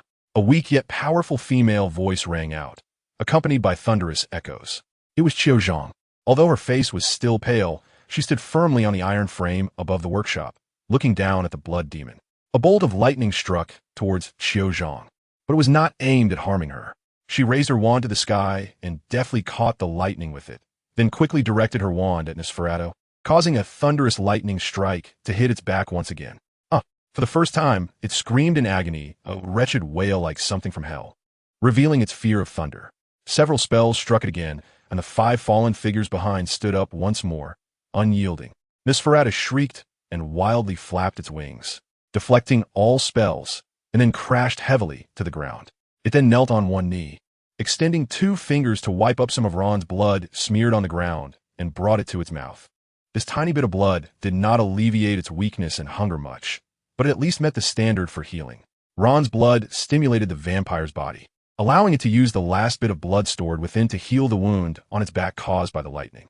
At this moment, the demon's body had become an empty shell, having lost its source of sustenance, and, even earlier, its soul. But the most dangerous thing in this world is what has nothing to lose, or has lost everything. Hiss! The furious roar returned to the battlefield as Nosferatu's figure suddenly vanished, time seemingly freezing for a moment. And then the commander in the military formation suddenly had his head blown apart. The machine tool, with a large hole twisted and deformed, being sent flying, while Qiu Zhang barely saved her life by relying on a flying spell. I haven't used my wand in a long time. You forced me. Without even having the chance to look back at the flying machine tool, a green lightning bolt had already shot out, and Qiu Zhang narrowly avoided it, but lost her footing and fell from the iron frame. Another series of dark green and black mixed lightning bolts came from completely different directions, and she released more than one spell in that fleeting moment, the crackling spells hitting her and causing a female scream to echo across the sky. The enraged Nosferatu transformed into a bolt of black lightning, and in the midst of the crowd, the soldiers it passed by fell silent. Not far away, the broken 3-part city wall, which obscured the sky, told of historical vicissitudes, with the iconic Theodosian walls signifying the identity of this place, a legendary city from over 500 years ago, Constantinople. The wails and cries from within the city came without a corner left untouched, causing Nosferatu's heart to feel as if it were enduring torture. Everything it loved was struggling on the brink of collapse, suffering in the first act of destruction. It tightly closed its eyes and charged through the enemy's formation. attempting to forget everything through frenzied slaughter, but it was futile. Boom! A repulsion spell blasted Nosferatu away, closely followed by a thunderous explosion, and the vampire's body, which had just been healed, was opened up with another large hole in its chest. Continue. Continue. Fire. The frontline commander of the Ottoman Empire trembled at the sight of the creature being blasted away by cannon fire, and then getting back up again, fearfully shouting for more troops to surround and kill the creature that crawled out of hell. No, this thing was no longer human. Prepare, fire. A line of gunmen stood stiffly on the already occupied and once glorious Theodosian walls, which had now become Nosferatu's wall of size, as a storm of bullets surged forth. Nosferatu's wings violently swept, erasing all spells in the air. Crack! It bit into its own arm, tearing off a large chunk of flesh, using the last bit of cooling effect left in its body to freeze the meat into ice cubes, then spat them out violently. Those chunks of flesh transformed into ammunition like a shotgun, almost piercing through the body of the attacking navy. Blood splattered on Nosferatu's face, then quickly disappeared. It could even drink blood through its skin. Another cannon shot struck it, and outside Constantinople, 80 light sailing ships transported on log slides shone with a cold glow under the dim sunset, resembling a moving thorny wall, as if the wheels of history were about to crush this city-state. The terrifying vampire bathed in a sea of blood, yet was in pain, appearing almost mad. The great cannon boomed again, and a gap was opened in the ancient glorious wall, with the almost invisible twilight sunlight pouring through, causing Nosferatu to fearfully retreat. Clouds swirled in the sky, with purple light reflecting upon them, and a hint of unseen fish-belly white seemed to be budding. Outside the abandoned factory, the long night was breaking dawn, and dawn was approaching.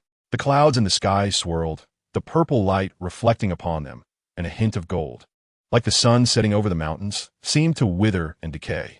Outside Constantinople, the long night was approaching, and the setting sun melted away. The sun dipped below the horizon, darkness fell, and the stage for the blood demon seemed to be about to arrive.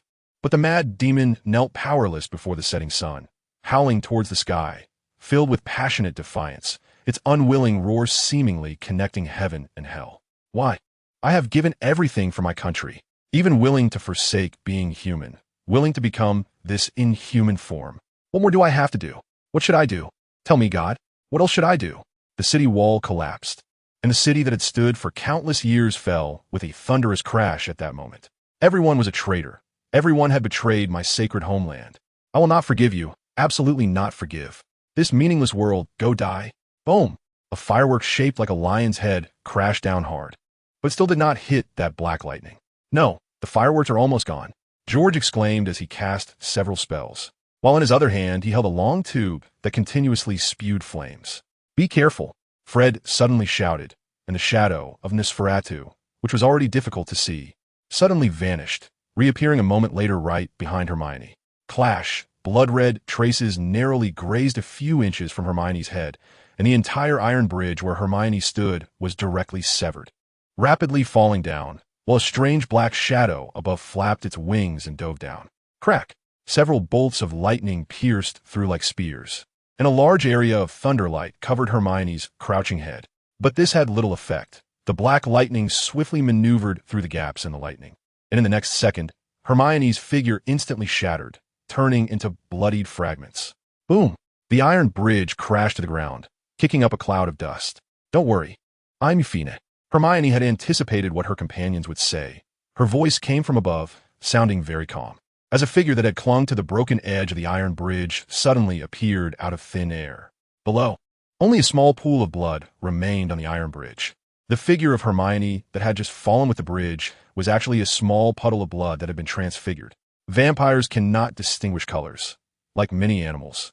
Their vision is entirely black and white, with only blood appearing in extremely vivid red in their eyes, even through the surface of materials. Therefore, they possess powerful night vision and can easily see through ordinary illusions. However, when blood is used in conjunction with transfiguration, they are left blind.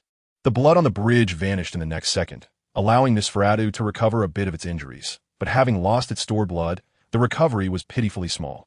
A hint of purple appeared on the horizon, and dawn was getting closer. Time for the vampires was running out. Be careful, it moved again. The others had no time to react. Hermione, who was fixated on Nosferatu's movements, shouted to warn everyone. This time, Nosferatu charged toward Neville and the Weasley twins' fireworks. Autumn Zhang's lightning and Simon's blasting spells immediately covered that area. The students' battle strategy was very clear, just like Ron's initial arrangement. Everyone spread out in this open room, ensuring that everyone could see everyone else except themselves, forming a multi-point firepower net to surround Nosferatu. No matter which person it attacked, the firepower centered on the three mentioned would immediately converge. As long as Nosferatu dared to stop an attack, it would be bombarded to death. No matter how fast it was, because that entire area was completely filled with firepower, leaving no gaps.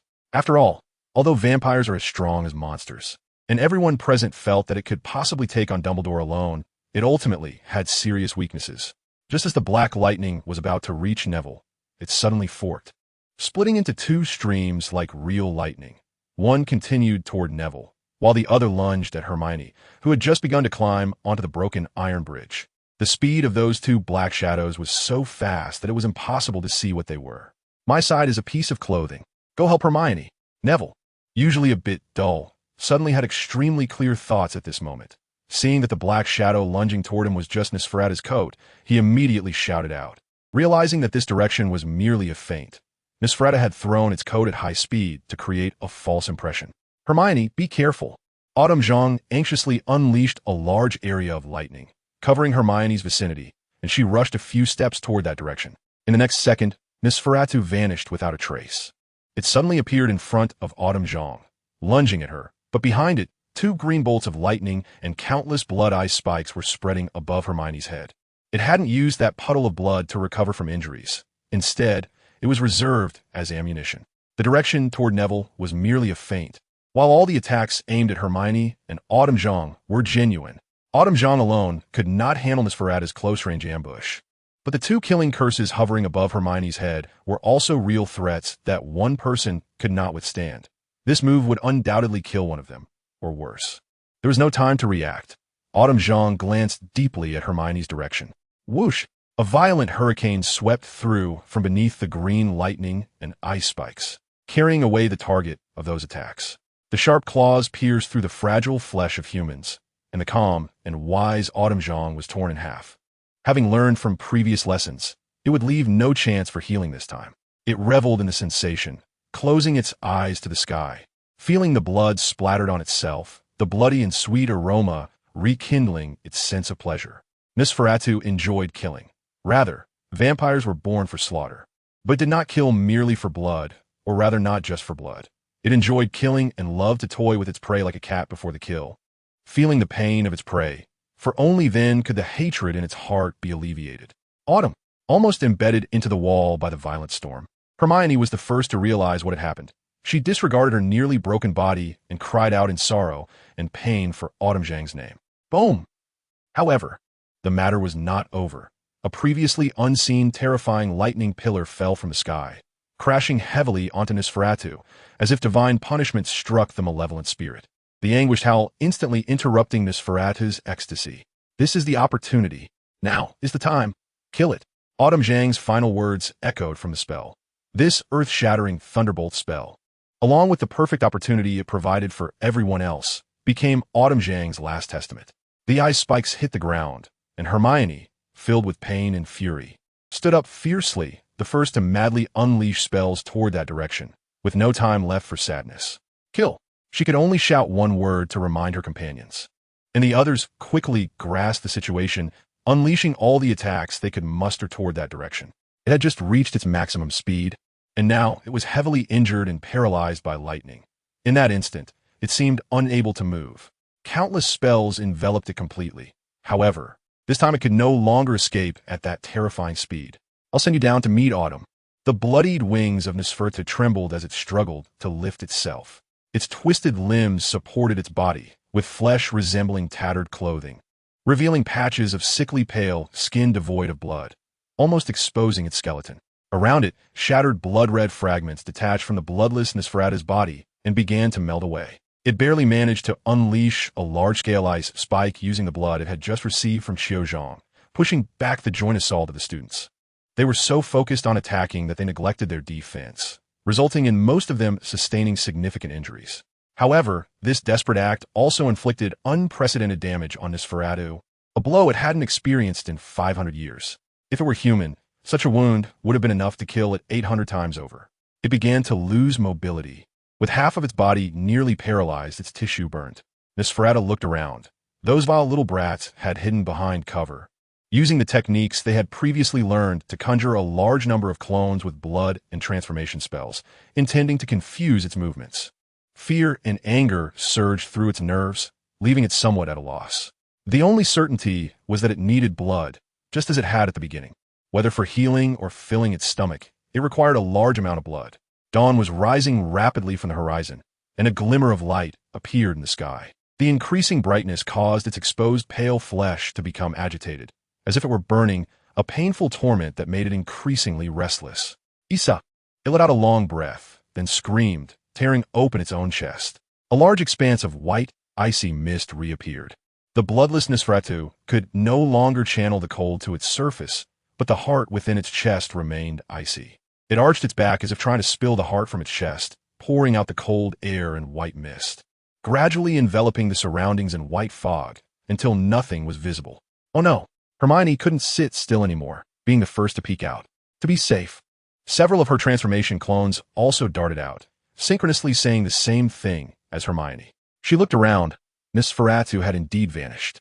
The vampire, skilled in concealment, could easily hide in this already limited visibility of white mist. Crack! Fragments of Hermione's robe fell to the ground, some of which were frosted over.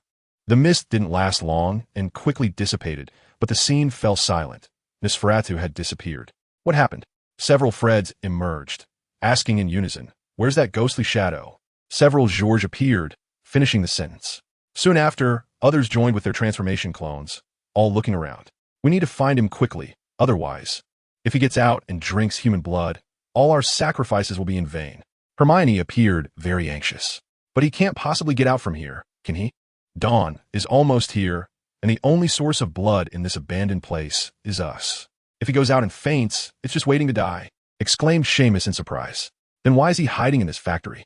If the sun comes out, he won't stand a chance either," Hermione said, feeling both anxious and confused. "Maybe he isn't hiding in this factory," Fred and George seemed to suddenly realize something, "but rather among us?" "What?" Neville was bewildered, unable to process it. "How could you think that?" Hermione found it hard to believe, furrowing her brow. "We have only one true form among us, and the clones are all made by ourselves. He can't hide among us. But we can't revert the transformation spell now." The twins, who always appeared carefree, showed an uncharacteristically ugly expression. At that moment, the others realized that the ongoing transformation spell had somehow slipped out of their control. "It's the frost. The frost on us was created by the freezing spell. These things confuse the magical power after condensing blood." Hermione immediately grasped the principle.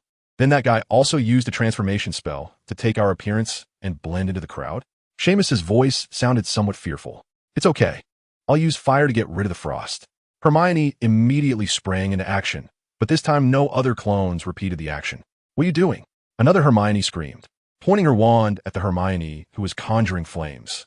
The one preparing to unleash the blazing fire also immediately turned her wand toward her, and everyone else tensed up. "Is there that vampire among them?" Neville's voice rang out, but this time only one spoke. The other Nevilles suddenly widened their eyes, staring at the speaking Neville with panic and shock. "Huh?" What the other Neville became flustered. Next, similar incidents unfolded one after another, and the situation became chaotic. No one dared to act rashly. Hermione's expression grew increasingly grim. There was more than one intruder among them. Nosferatu had used its own body to create more clones to confuse them. The white mist did not dissipate. Instead, it slowly coalesced, slightly obscuring the sunlight in the abandoned factory. The scene fell silent for a moment. A dozen people adorned in pure white frost stood mutually in a place visible to others, each one afraid to act rashly. "Good. Let us maintain this until the sun comes out. Then everyone present can walk into the sunlight one by one, and we'll be able to identify who is who," Ron reassured everyone present. At this moment, Ron and Luna emerged from their hiding place, avoiding Nosferatu's ambush. What Ron suggested was the safest plan they could think of. They couldn't afford to sacrifice again. Nosferatu was already at its last gasp, but a dying gasp is still a gasp. Even a dying camel is bigger than a horse. And considering the gap between Nosferatu and them, Any risk could lead to their annihilation in the next moment. The scene remained quiet for a long time, silence enveloping everything. Crack, crack. The unpleasant sound of metal scraping suddenly echoed from the dark abyss, sending chills down everyone's spine. What is that? Neville anxiously looked around. Crack, crack. The scraping sound continued, and Ron's skin crawled. That's the sound of a valve in the pipes. Boom. The already crumbling wall suddenly burst forth with a gust of air, sweeping through the entire workshop. What are you doing? One Hermione screamed, lunging at another Hermione, but a small flame had already erupted from the tip of its wand. Conceal. Ron's loud shout startled everyone awake, but it seemed there wasn't much time left for them. Whoosh! A fierce flame erupted into a storm, the intense light nearly overshadowing the sun's brilliance. Hermione was burned on half her face by the flames, but fortunately, the eye on that half of her face was unharmed. Screaming in pain. It wasn't just Hermione. Simon was directly knocked to the ground by the wave of flames, his body nearly shattered from the onslaught of the inferno. Puffed, hiss, followed by a sudden grotesque expansion of nearly half of the upper bodies of the clones created by a few individuals using transfiguration, leaving only a slight bit of blood-red flesh exposed. The entire skin erupted into a large patch of dragon scale-like flesh, spewing terrifying blood steam and then lunging toward the other clones and the original body around them. Heat, bang. The things made of bodily tissue crashed into the targets, exploding with a violent force that destroyed those decoys, with only a few originals barely managing to evade. Then, as this wave of suicidal attacks unfolded, the toppled Simon saw a shadow the size of a palm darting out from within a dark figure. That incredibly familiar, yet terrifying. Hideous black lightning reappeared in the night, illuminated by flames, tearing through the blinding waves of fire. This guy was using the remaining natural gas pipelines in the abandoned factory and those clones to create chaos, aiming to take advantage of the situation to attack those who were isolated or injured to drain their blood and recover from wounds. Two bizarre conical protrusions appeared behind Nosferatu, formed by two broken bones creating bone spurs. It had dismantled its own wings to create those clones. No, I can't get blood. Ron clearly reacted as well, shouting from the other side after dodging the flames, casting several spells toward Simon's direction. But the clones created by Nosferatu positioned near Simon were evidently more numerous, several pinned down the decoy Simon had originally created, while the rest transformed into meat shields, rushing forward to intercept those spells. This was a plot from the start. Nosferatu had chosen him as a target from the beginning, anticipating that they wouldn't dare act rashly in the situation they were in, and brazenly set traps and ambushes around them. It had made all preparations, leaving almost no room for surprises, even sacrificing the wings it had worked hard for a century to finally obtain. Hiss! The pale claws were already close, easily slicing through Simon's flesh, blood gushing forth. No, it can't get blood. This was Simon's last thought. Flames were coming. As the flying spell took effect, a torrent of flames surged forth, with Simon's body becoming the center of a fiery vortex. The blood spewing forth instantly turned to nothingness in the rising flames. No. Why? Why do this? This way, you've clearly lost the last glimmer of hope for survival. Nosferatu howled in despair. It had calculated everything but failed to account for one thing, the relentless advance, which it had witnessed countless times that night, one that would stop at nothing, even at great sacrifice. Simon's last half-face, floating in the flames, curled into a smile. And then at the center of that fire, a tremendous explosion erupted like a magnificent firework amidst the sea of flames. He was Simon Finnegan, a genius of explosive spells capable of turning any spell into a blasting curse. The violent roar and shockwave nearly collapsed the entire workshop, and the remnants mixed with flames fell from above. Nosferatu no longer had a chance, as if the entire earth had fallen from the sky. Everything around the two was buried under countless building wreckage. The scene quieted again, just as it had a few seconds ago. The 6 survivors stared blankly at the wall of burning flames formed by the debris, not even knowing what emotions to feel. Whoosh! The flames atop flickered suddenly, and some dust continuously slid off the wall. Boom! The violent tremors intensified. Various objects fell haphazardly from the massive pile of wreckage. The huge pile of debris cracked in the middle and then rose, a figure supporting part of it with both hands, struggling to create a triangular space beneath the wreckage, looking up at the gradually rising dawn and howling to the sky. That heart-wrenching long howl slowly faded, and and the vengeful fury eventually calmed down. The first ray of sunlight of dawn fell on the face of the vampire that had forever lurked in darkness, and a glimmer of joy and peace appeared in Nosferatu's eyes. So beautiful. Boom! The ancient vampire's body instantly collapsed, dust settling. Heavy debris slowly falling and closing in, crashing heavily to the ground, becoming the tombstone of this 500-year-old elder and its 3 sacrifice subordinates. On the chessboard, the sound of pieces grinding against each other rang out, as a white piece smashed the bat-like black knight into pieces. TSK. Did I make a mistake with this move? Crackle. The fiercely burning flames had been ablaze for a day without extinguishing. The flames on the massive wreckage only began to show signs of slowing down at dusk. Whoosh! Debris was thrown in, causing the flames to surge higher momentarily. But soon they fell back down. The 6 survivors huddled around the towering wall of fire. Hermione pulled out several items from her trunk that Percy and Simon had entrusted to her, continuously tossing some unimportant small objects and daily necessities into the fire, hastily holding a funeral. The remaining more precious items were to be kept to take back, to be used for a proper burial upon returning to Hogwarts. Percy's body had not been collected in time and was long gone, while Simon and Autumnjang's bodies had been blasted to bits by their own thunder and explosions, likely scattered by the wind outside to become nutrients for the land. However, for Autumnjang, perhaps this could be seen as returning to the roots. Let us take a break. We should keep watch tonight as well. After all, this is still the outskirts, not the city, and those vampires might come after us.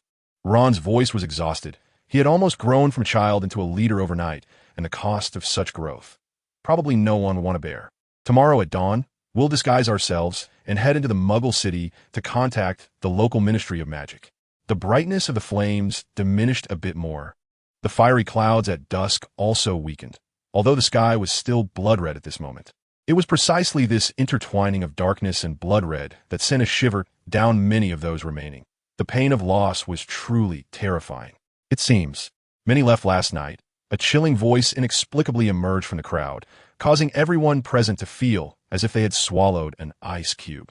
The 6 all jumped in shock, as if reacting to a stimulus, standing up in unison. I really didn't expect my sharpest sword would break here, nor did I expect that you would come. Harry stood with his back to the dusk on that fiery red cliff, staring down at the crowd with his glowing emerald-green snake eyes. The flames licked at him, but caused no harm. How did you manage to do this? Harry. Hermione's pupils shook. What? Am I not welcome? Harry looked at the shocked expressions of the group, revealing a small smile. Numerous spaces above the abandoned factory suddenly twisted, and then from each space, a shadow emerged. Harry Potter, what are you here for? One of the figures questioned loudly, looking wary. What? Can't I come? Harry retracted his smile, giving the person a cold glance before leaping down from the remains, landing lightly on the ground. The group above showed no intention of attacking, clearly. They hadn't planned to engage in a skirmish with Harry. His appearance here was quite unexpected. If I had known, I should have consulted the divination before arranging the task. No, if I consulted, it would be a predetermined fact, which wouldn't be of much use anyway. Harry moved a little closer to the group, but they retreated even further. He stopped helplessly. Am I really that unwelcome? We were classmates after all, and we had a pretty good relationship. Harry still had no expression, but tilted his head slightly, feigning curiosity. Hermione bit her lip tightly. Ron clenched his teeth in fists, remaining silent. After a moment of inner turmoil, he suddenly raised his arm, gesturing for the others to back off. You won't even say a word? Harry, you... Hermione's face paled significantly, and only she remained still after seeing Ron's gesture. This is so awkward, Harry said with a helpless smile, shaking his head. I thought you could at least communicate normally aside from being wary of me, but I didn't expect our relationship to have deteriorated to this point. Forget it. Harry turned to leave. Do you know what your subordinate has done? Do you know what we sacrificed to kill that monster? Hermione shouted at his retreating figure. I know, although I'm not entirely clear on the specifics, but I specifically consulted an oracle before I came. So, I have a rough idea what happened, Harry replied, turning his head. You don't have any. Hermione was on the verge of tears, feeling the indifference towards life. What? Harry turned to look at her. You all stay here, you little kids, hurry up and leave. The conversation couldn't continue as the space twisted, and a figure blocked the way between the two groups. One of the people from above had come down. Smack! Harry snapped his fingers, and suddenly the flames on the wall coiled up, transforming into a giant fire serpent that lunged towards the group of wizards. I don't have much time left. so I won't play with you personally. Here's a little gift for you." Harry smiled, and then his body suddenly transformed into a mass of black snakes, scattering in all directions. Thump! With the head of a tiny Chelan squished down, everything settled completely. "Retreat! Quickly!" Boom! Like the roar of thunder. A flash of green light streaked by. The ground was still undulating like waves. The lush plants in the damp forest turned into bizarre and grotesque forms. The earth and the forest towering above it seemed to come alive in an instant. Time lost its meaning in that brief moment. How long had just passed? An instant? A minute? Or just a second? Everything seemed to twist for a moment, as if chaos had existed for 10,000 years. But the only constant was the corpses scattered across the ground after everything disappeared. "This is good. I really didn't expect I would have to come in person in the end." Harry shook his head. He had so many things to manage recently, and wasting time here would be too unworthy. "What do you think about Nosferatu?" Ginny asked, still self-absorbed in her questioning. "A useful tool, the sharpest knife I have." Just like that, Harry seemed not too disappointed or sad. "It's a bit crazy and uncontrollable. Someone whose sole purpose of existence is to destroy this world is indeed a bit too dangerous. After everything ends and stabilizes, I will still have to deal with him. They might be helping me save some trouble, right? Unfortunately, this Vampire King's help on my first task has met its end here, and the group of vampires following him scattered immediately. The Vampire Legion I worked hard to secretly ally with has capsized in the gutter, turning to ashes. Actually, I'm more concerned about my former classmates. How did they manage to do it? 3 people replaced a guy like Nosferatu. If Dumbledore's side maintains this exchange rate, we might not have to fight at all." Harry looked up at the stars, a hint of worry in his eyes. "You don't have to worry so much. Miracles are usually irreplaceable," Ginny said, lacking any tone. "But that also means that no matter what I do, there will still be a chance of losing. No matter how small." Harry's gaze flickered. "That's very normal. You don't have to think too much." Ginny quickly stepped forward. "I know. I'm not worried about this little thing." Harry waved his hand irritably. "What I'm really worried about is something else." "What could make you so worried?" "This." Harry flicked his wand, and a mist-like object floated out. It was a disillusionment charm. The azure daylight immediately covered the dark night, like the sun's rays shining through the illusion. 6 black dots appeared in the sky. They were Dementors. These extremely terrifying and filthy creatures stood out starkly against the blue sky and white clouds. The 6 of them were very close together. It seemed there should have been many more Dementors nearby, but Harry hadn't simulated them. Just as Ginny was puzzled about what was worth looking at, something suddenly streaked across the sky like a meteor, trailing a plume of white smoke behind it. The artificially created illusion seemed unable to withstand the performance of such an image. In just a second after the white smoke appeared, the trailing marks were like cuts made by a sharp blade on a curtain, tearing open to reveal the black night and twinkling stars behind the illusion. That thing, resembling a fallen star, crashed heavily into the Dementors, a blinding white light enveloping everything in an instant, after which the entire illusion shattered like a dream into dust, completely disappearing. What? What is this?" Ginny was momentarily stunned. Even wizards should have heard about it, right? 2 seconds, 2 cities. Muggles have finally completely surpassed wizards, Harry said, looking at Ginny, who immediately understood, as this thing was too famous, becoming a forgotten common knowledge. This world-destroying power is difficult to handle. Although wizards can move among the crowd without too much fear of such large-scale weapons, since these things can't be dropped on their own people, we currently have occupied territories. So how to deal with tactical nuclear missiles becomes a problem worth addressing. The one I showed you just now was launched before France's defeat, where I predicted in advance to have a large group of Dementors block the path of this missile, enduring it with an immortal body. I'm also afraid that other wizards might destroy the launch device with suicidal attacks, which is why I extinguished this terrifying military power in the cradle. But Muggles still have more, a lot more, Harry said, twirling his wand. Otherwise, I wouldn't have sent Nosferatu here to handle such a trivial matter. It would be much more efficient for decapitation operations. Ginny looked thoughtful, her eyes also carrying a hint of worry. What are your thoughts on this right now? Harry's thoughts stirred, and they instantly returned to Harry's own secret space, where the wizard chess set lay quietly. Harry stared intently at the White Queen, the coldness in his gaze almost overflowing. Let's take it one step at a time. Boom! Deep and prolonged thunder echoed above this black fortress. Is someone coming to visit me?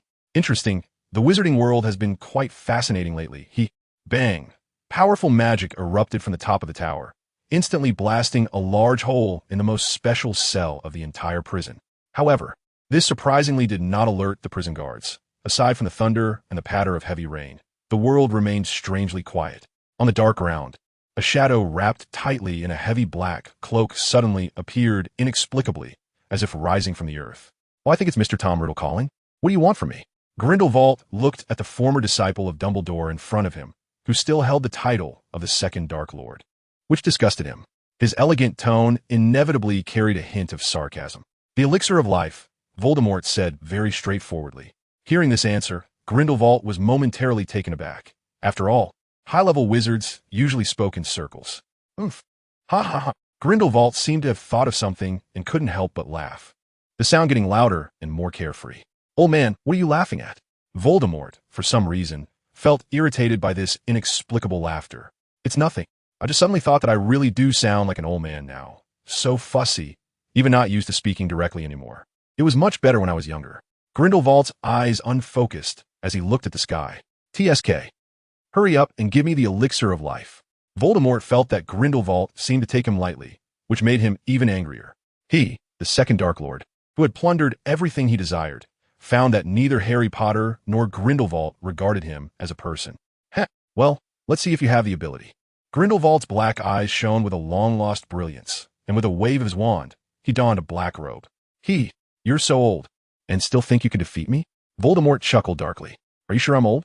Grindelwald also grinned ominously. Then both of their forced smiles faded simultaneously, and they pointed their wands at each other and shouted, "Avada Kedavra!" Boom! Whether it was the deep rumble of thunder or the sound of the spells colliding, various dark colors flickered dully in the darkness as the tide of dark magic spread freely through the air.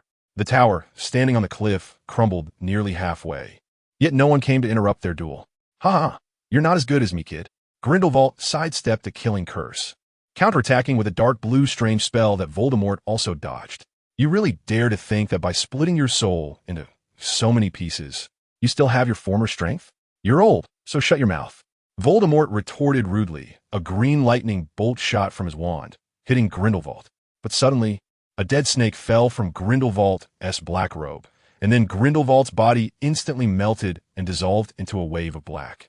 A massive swarm of snakes surged forward like a tsunami toward Voldemort. "Fire!" Voldemort hissed in Parseltongue, a signature hand movement causing flames to erupt from his mouth. A giant fiery snake immediately lunging at the tide of snakes, growing larger as it battled. The space behind Voldemort twisted, and Grindelwald's figure immediately reappeared. Raindrops in the sky, all halting as they shot like bullets toward Voldemort. The giant fire snake suddenly split into two heads and then cracked open in the middle, with one of them lunging back and its massive tail sweeping away, instantly evaporating the torrential rain. Grindelwald and Voldemort simultaneously cast the killing curse. Two bolts of lightning colliding in the air, neither yielding. The evaporated water vapor in the sky combined with the dark clouds to form a dark river. Torrents pouring down from the sky, crashing down hard upon the flames, extinguishing a sea of fire. The remaining serpents, taking advantage of the residual waves, approached Voldemort. "Hiss!" The venomous snake screamed, but the sound did not come from the small snakes produced by Grindelwald, but from a stronger black snake, Nagini. The waves of snakes, along with the water, collided violently with the suddenly enlarged Nagini, the high-speed impact causing the transformed creature's brains to splatter, crashing to their deaths. Bang! Voldemort shouted in Parseltongue, shaking his wand violently, and Grindelwald's wand immediately flew out of his hand as he was backfired by the spell. "Ha! Ha!" Voldemort panted. "I win," he said with a gloomy, hoarse laugh. Grindelwald paused. "I thought you only came in your true form. I didn't expect you to dare to bring your last lifeline as well. I remember you were afraid of death, weren't you?" He also sneered. "Enough talk, hurry." "Ha ha ha, truly exciting. Well done." A wave of uncontainable joy suddenly burst into the oppressive darkness. Voldemort turned his head sharply, and upon seeing the newcomer, his already pale skin turned as white as bone, and his pupils shrank to tiny dots. "Harry Potter." "Hey!" Seeing Voldemort's expression, Harry, perched on the edge of the broken tower, revealed a long-lost, mischievous smile. "No way." Voldemort immediately felt the urge to retreat, taking a few steps back. If there was anyone he feared most now, besides Dumbledore, it was Harry Potter. Even with his soul severely weakened, he could still defeat or match everyone. Except for those two. "Harry," an old and stern voice rang out, and the scene fell silent for a few seconds. An old man with half-moon glasses and a silver beard stood at the top of the dark prison, becoming the only pure white figure in the gray world. Voldemort nearly choked at this sight. "Good afternoon, Professor Dumbledore." "Dumbledore, you're here to join the fun?" Grindelwald and Harry, this master and disciple pair, greeted Dumbledore in very casual and friendly tones. "Hey, how interesting. It seems all the key players in the world have gathered here. Teacher, you really picked a fortuitous place for this prison." Harry's smile turned increasingly mischievous. "TSK. Potter, you're in a good mood today?" Grindelwald seemed to have hit a nerve, retracting his gentle smile and adopting a forced grin. "Of course, after all, the guests present tonight are all distinguished guests." Harry turned to look at his teacher, also putting away his smile, his expression turning into a cold, dangerous grin. The positions of the four standing formed a square, each with different expressions and thoughts, staring at each other. In the black sky, thunder continued to rumble dully. Hey, no funny business now, Mr. Tom. Where does that snake of yours think it's going?" Harry loudly reminded, and the startled Dumbledore reacted, casting a spell to pull back the escaping Nagini. Voldemort's face turned a shade whiter. "Hiss. Huh." It let out a warning hiss. "Kid, do you think I'm bait?" Grindelwald immediately focused on his apprentice. "Last time we gathered on this rooftop with Voldemort, that bottle of elixir of life you presented to me in front of him wasn't just a gift for me, was it?" Hee, teacher, it's mutual. Aren't you treating me as a pawn too?" Harry said with a half-smile. "There are some restless folks in the wizarding world after all. After all, those who promote wizard supremacy under Voldemort's name aren't necessarily his followers." Grindelwald chuckled and said nothing. "Harry, is this your plan? To use Gale as bait and completely kill Voldemort?" Dumbledore asked. No. I just wanted to watch an exciting cricket fight. Isn't it interesting to see two Dark Lords go at it?" Harry replied. "The plan to completely end Voldemort might, perhaps, maybe, just be a side effect. However, unfortunately, neither Dark Lord is in their prime, so this spectacular duel is bound to be a bit disappointing," Harry said with a hint of regret and helplessness. TSK. Who would believe that?" Grindelwald slowly shook his head. "By the way, Professor Dumbledore, how are you doing up here?" Harry asked in return. "Don't tell me you don't know how the guards here met their end," Dumbledore replied calmly. "Was the news leaked? I wonder if my surveillance here was discovered. After all, who knows when Mr. Riddle would be willing to make a grand appearance? How many Ministry of Magic people are outside right now?" Harry looked at Dumbledore. "No, I don't think you would have left without an escape route," Dumbledore said. "So you didn't inform the Ministry of Magic? That's not like you. I don't believe it," Harry frowned. "Are you that bored right now, Harry?" Of course. There are still a few loose ends to deal with," Harry said, suppressing his smile as he glanced at Voldemort. "Hey, Harry Potter, what are you planning to do?" Voldemort retreated a few steps, with Nagini suddenly coiling around him, looking ready to escape at any moment. "What do you think, Mr. Tom Riddle?" Harry held his new wand in one hand and twirled the old wand with the same core as Voldemort's in the other. 3 against 1. You absolutely have no chance to escape. This time, you'll be dealt with here. Wait, you actually have no reason to kill me right now, do you? I'm no threat to you at the moment, am I? Voldemort said anxiously. "How about this? I can help you deal with Dumbledore. Then it would also be 3 against 1. I believe you definitely won't miss." "Oh," Harry pretended to think. Dumbledore had no expression on his face, merely staring at Voldemort, while Grindelwald maintained that half-smile, turning to look at Dumbledore. "Think about it. If you kill Dumbledore right now, who else can stop your grand ambitions? Nothing in the world can stop you anymore. You can do whatever you want. Isn't that better?" Voldemort eagerly added fuel to the fire. "Listening to you, it sounds like you're really looking out for my interests." Harry tilted his head at Voldemort. "In the chaos, either my Nagini or I might have the chance to escape. That's the reward. My life. In exchange for helping you." Voldemort clearly laid out the terms of the deal, knowing that hiding things from a smart person is even less trustworthy. "Is that so?" Harry raised his wand, and several spells fell from the sky, striking Voldemort on the head. At the same time, Dumbledore suddenly charged at Voldemort, while Grindelwald shot a dark green curse straight at Voldemort. "Why? This was originally a collaboration between Dumbledore and me. Even if I've left Hogwarts, I'm still not an enemy of Dumbledore before completely killing you. Moreover, this is the price you owe me." A thunderclap echoed as Harry raised a hand to his forehead, pushing back his hair to reveal the sinister, lightning-shaped scar. "You shouldn't have gone to that seaside house over a decade ago, but you did. Now, I want you to pay the price for that decision." Boom! A pillar of lightning struck down from the sky, smashing onto the rooftop and penetrating the entire prison. "Teacher, just keep an eye on that snake. Don't help out." Otherwise, if someone sees and takes a picture, it won't be good for me and Professor Dumbledore. After casting a weather spell, Harry glanced at Grindelwald. You brat. Grindelwald, who was about to swing his wand, suddenly froze, looking a bit uncomfortable as he glanced at Harry. Dumbledore twisted his body and instantly appeared above the fleeing Voldemort, a red light pressing down. However, it only shattered an image. From the stirred-up dust, a shadow wrapped in snakes flew out, and a red lightning bolt came from behind. But it missed as Voldemort escaped to an open field without buildings. Harry, behind him, formed a rectangle with his hands using his index fingers and thumbs.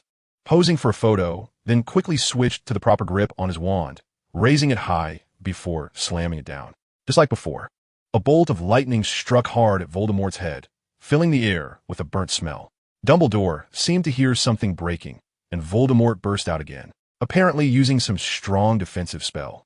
Dumbledore waved his right wand, while his left hand opened, then suddenly clenched into a fist and yanked down hard. A massive circular area with a radius of several meters around Voldemort collapsed as if struck by a giant hammer. Voldemort was pinned down, unable to move, but a headless, tailless, strange black snake burrowed into the ground, wriggling forward like an earthworm. Crack, crack!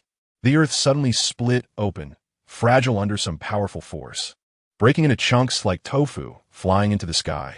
The strange black snake was shaken out, struggling, twisting, writhing into the shape of Voldemort, while the Voldemort who had been pinned down transformed into black soil. Hiss!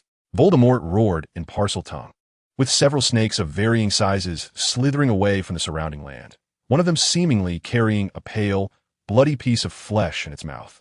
A blue firewall rose in a circular manner, turning all the snakes that crawled away into ashes. Who knows how many methods Voldemort has researched for resurrection and survival.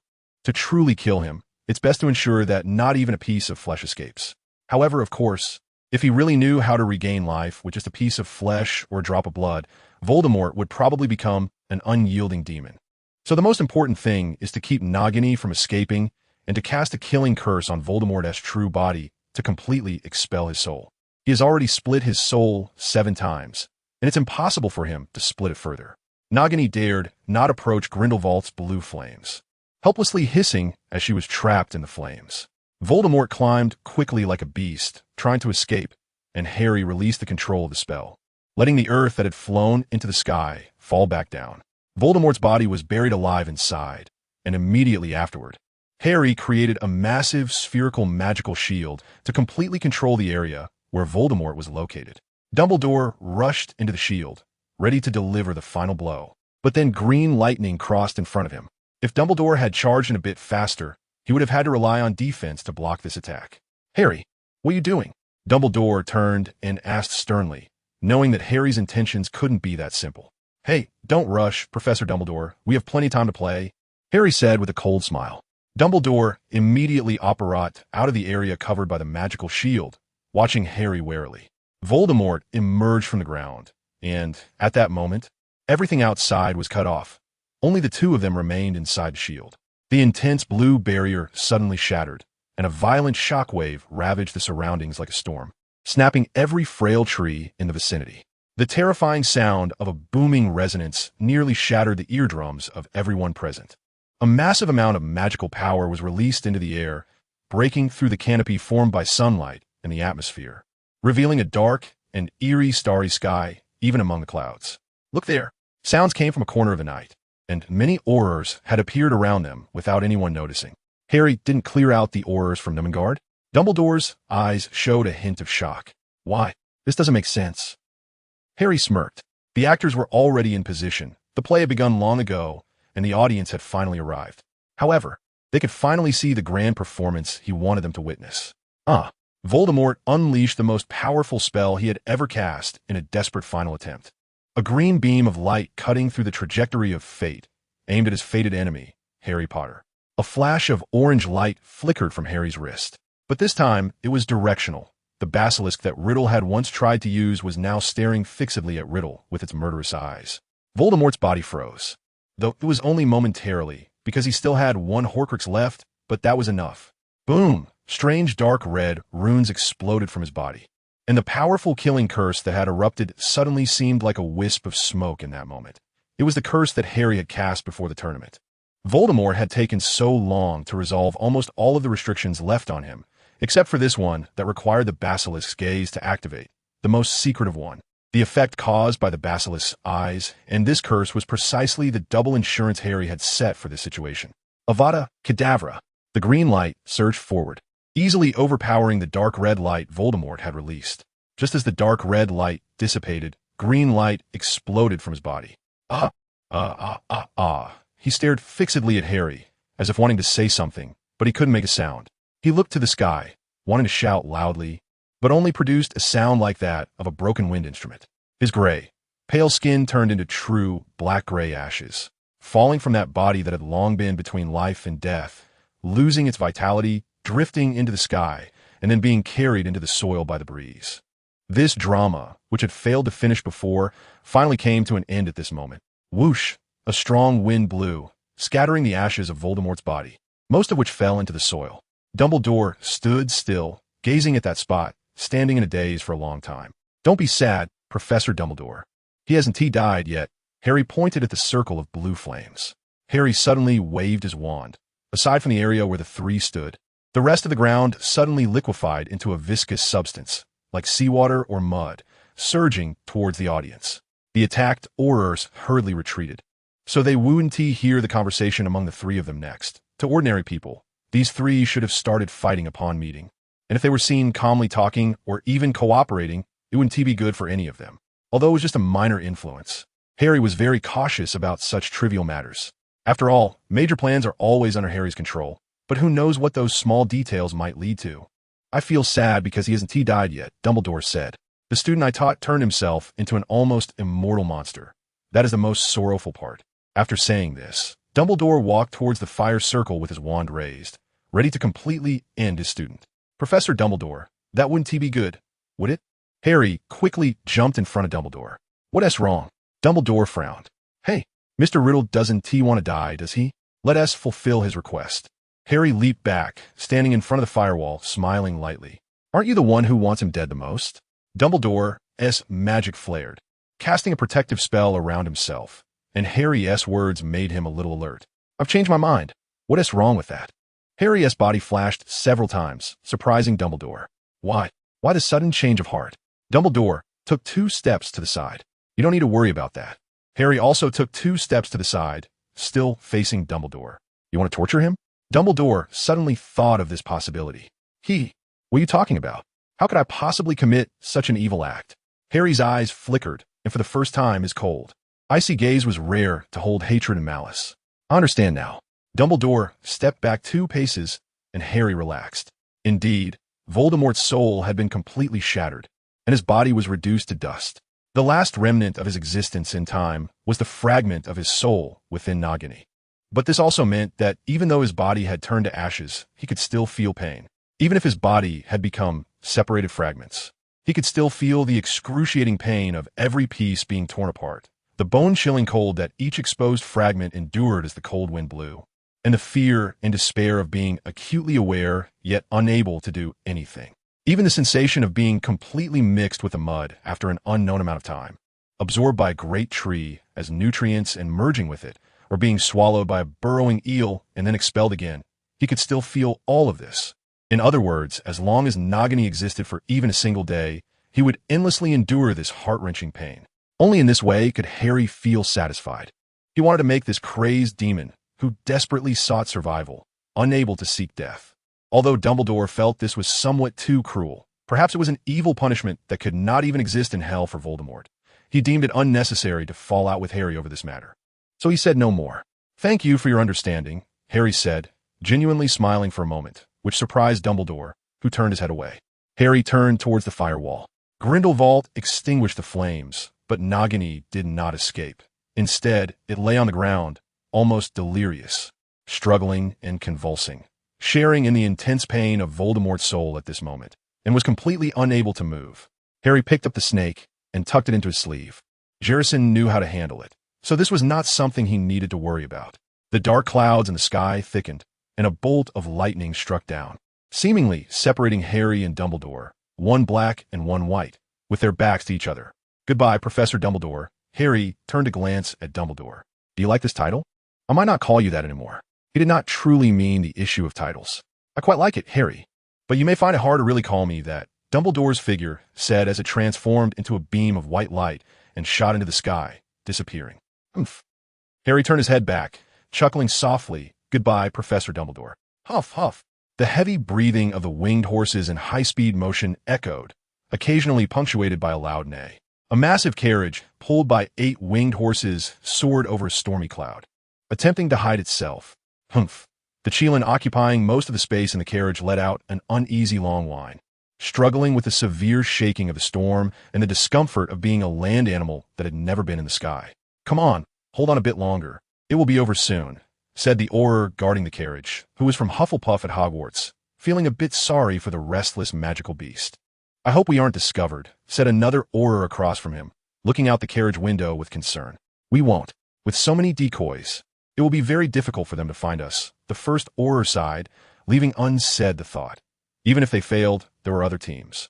But no one liked to sacrifice themselves if it could be avoided. There was not just one team searching for the Chelan. There were also multiple Chelans found.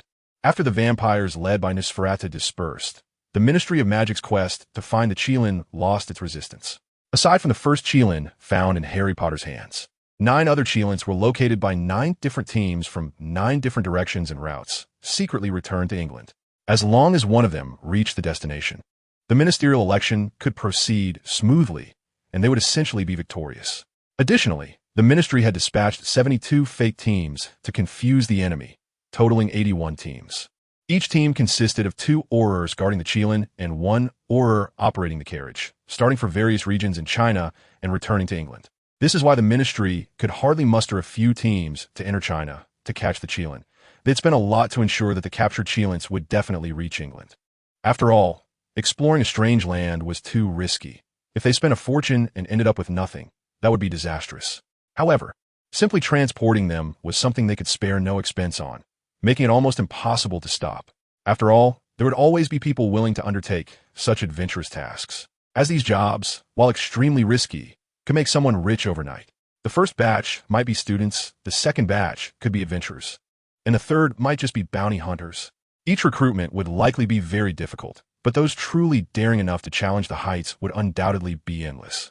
"Let's hope so," replied the worried Auror.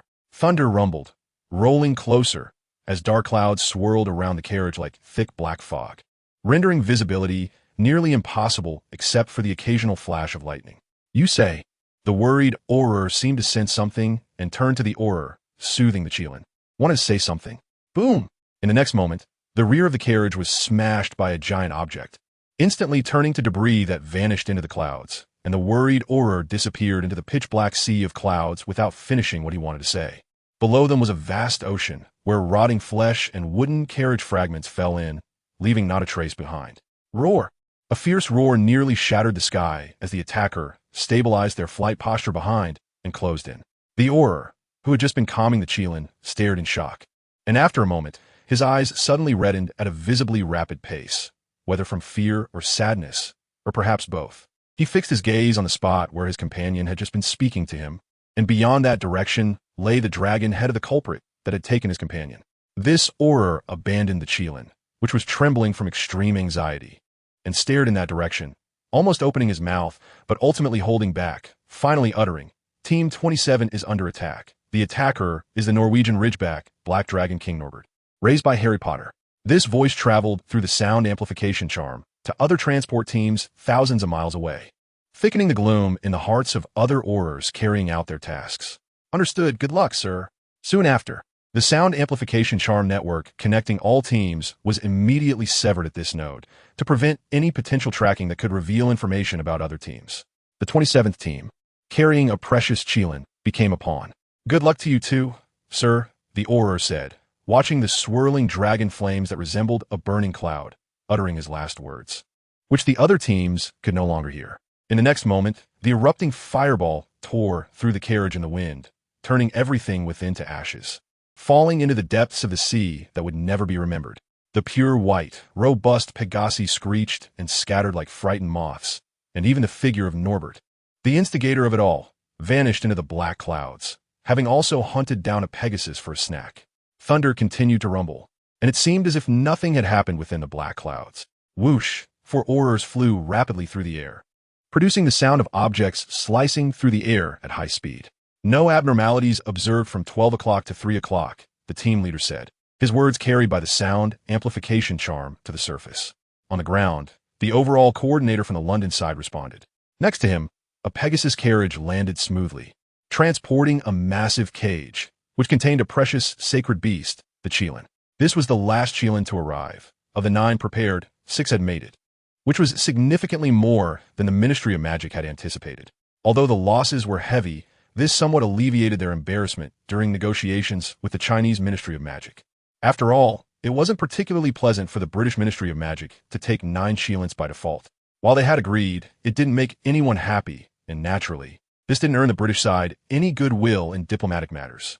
The safe arrival of 6 Qilins not only allowed for further backups to ensure the election could proceed more smoothly, but also meant they could be returned after use to lessen the losses on the Chinese side, thus helping to adjust the relationship between the two parties.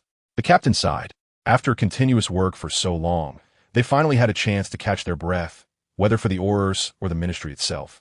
But they wouldn't be able to rest long before needing to prepare for election security, which was truly a headache. In the dim hall, only one person sat at the huge round table, feasting on the countless dishes before him. Clang! The sound of chains moving echoed in the darkness. Vampires! Where have you all gone? Harry said, popping another piece of steak into his mouth. Across the dining table stood a pillar, wrapped in circle after circle of iron chains, and behind that pillar, a pair of blood-red eyes hung in the darkness. I don't know. After it died, we all separated. Clang! The vampire tugged at the chain, which tightened sharply but did not break. Is that so? Harry pondered, tapping his fork against the plate. Wait, what are you going to do? The vampire sensed a creeping danger as it saw the wall behind Harry writhing. The sounds of struggle grew stronger, but it was futile. As the wall behind Harry was replaced with 2 large lights, a purple glow poured forth, and the vampire was reduced to ashes amidst its wails. The ultraviolet lights were quickly retracted, and Harry continued to enjoy his meal in peace. Harry, the handover of the last Qilin should be completed. They have already started preparing for the election. Ginny suddenly appeared from somewhere. Harry paused. Okay, then we can start preparing too. This time we shouldn't make too much noise. It's mainly to prepare for the upcoming war. I understand, Ginny nodded. Those things are almost ready. They are currently being tested. Hey, that's good. We mustn't be careless with those things. After all, they are our nuclear bombs, Harry said with a light chuckle. Of course, Ginny smiled, buoyed by Harry's good mood. But those things in the Muggle world. Of course, I will find a way to deal with that. Harry's eyes flashed coldly. The focus now was the Muggle world. By the way, do we have a clear timeline? Harry turned and asked. No. They probably intentionally put the steps for confirming the time at the back to reduce our preparation time.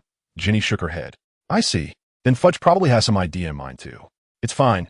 Our arrangements don't particularly depend on their timeline. Harry resumed eating. Well, here's their list of candidates. I've placed it here. Ginny set a scroll of parchment beside Harry. Do you want to? She bent down to place the parchment and glanced at Harry. He caught her gaze and instantly understood her meaning. Don't be anxious, Ginny. This time I want to confront them openly, Harry said calmly. Openly? She looked surprised. All right. She clearly didn't quite understand what Harry was thinking. Harry smiled. He found Ginny's puzzled expression amusing, though the smile only lasted 2 seconds. How is the cleanup of the vampires going? Harry asked while eating. Almost all dealt with. That one just now should be the only one that returned to Britain. Ginny replied. That's good. Uncertain factors must be eliminated, Harry commented lightly. Ginny responded blandly. What are you eating? Ginny asked out of curiosity. Oh, Qilin. This is a rare delicacy. Back in school, I didn't even dare to eat unicorn meat when I got it. Luckily, Qilin meat has absolutely no side effects. Want to try some? Harry turned around and smiled. No need. This is the only complete Qilin corpse preserved this time. Out of curiosity, I had Jerison cook it for me, and it tastes extremely good, much better than ordinary beef or lamb. Moreover, it is said to have effects similar to a blessing potion. After all, Qilin is also a divine beast representing auspiciousness. Harry put a large piece of meat into his mouth, as if he was savoring the fruits of victory in advance. The noisy discussions echoed in the vast election venue, with countless spectators paying attention to this election, and even a number of people coming to watch and vote was unprecedentedly high. Today we gather here. The current Minister Fudge, as the host, was reading his script for the ceremony. Other wizard gathering places also displayed huge screens, magically projecting images of the election so that more wizards could learn the results in real time. The images and the footage changed, but the only constant was a pure white figure on the special seat on stage, seemingly glowing. Dumbledore, who was specially invited to preside over the event.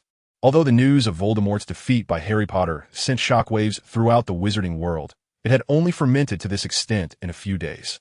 People still found it hard to believe that the terrifying Dark Lord had died so inexplicably. Moreover, the rebellious Ministry of Magic was still lurking outside, and Harry Potter himself, along with a group of wizards, occupied Central Europe, nearly tearing the continent apart. The situation was ambiguous, and, at this moment, the threats to wizards were far more than just Voldemort, who could really feel at ease. The sun slowly slid across the sky, like the hand of time, moving slowly yet steadily, drawing a perfect arc. As the sunlight flowed, the election gradually approached its end. United, we will resolve conflicts, and we will surely drive the true enemies back home. Rufus Scrimgeour finished the last part of his speech. He was the last candidate. After the speech, voting should begin.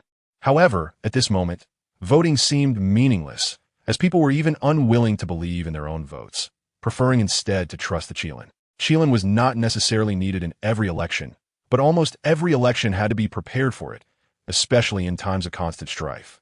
The one chosen by the Qilin might not be the best, but a person with a pure heart would certainly not be the worst. As long as the person was truly chosen by the Qilin, they must be kind and resilient. A young Qilin, which had yet to fully learn to walk, was brought out. It touched the ground with its slender legs, moving as if on stilts, and when placed on the ground, it staggered a little before barely standing firm, using its innocent and curious big eyes to observe everything in front of it. Its dark pupils reflected everyone like a mirror, fiery red, deep green, dazzling gold, pure white. All colors mixed, melted, and immersed in those mirror-like eyes, turning into the most original and pure void color of this world. Inside and outside the election venue, countless people's hopes were pinned on this naive yet insightful little creature. In the scene where countless shimmering colors intertwined, that small point of dark color was like the final stroke of a landscape painting, determining the ultimate belonging of this scroll. The innocent light in the black eyes quickly turned into confusion. Then, as if etched in instinctual memory, the gaze that scattered due to the inability to find direction soon refocused, now devoid of mixed colors, revealing only a few figures. The little Qilin took a few steps, wandering in several directions, as if changing angles to examine the remaining figures in its eyes. It glanced multiple times at that pure white figure, but then the white faded from its sight. In the end, it chose Rufus Scrimgeour from among the candidates, but it did not kneel. It instinctively bowed its head slightly towards him, lifting one leg while the other supported the ground, gracefully performing a bow. Thank you. Thank you. Scrimgeour exhaled heavily, also bowing in gratitude to the Qilin. So, the new Minister of Magic will be Boom Krek. Suddenly, a sound like rolling thunder interrupted the formal announcement. 12 long white feathers suddenly soared from the horizon, and a winding silver light spread across the sky like a tear, eventually transforming into a serpent's head at the forefront of the crack.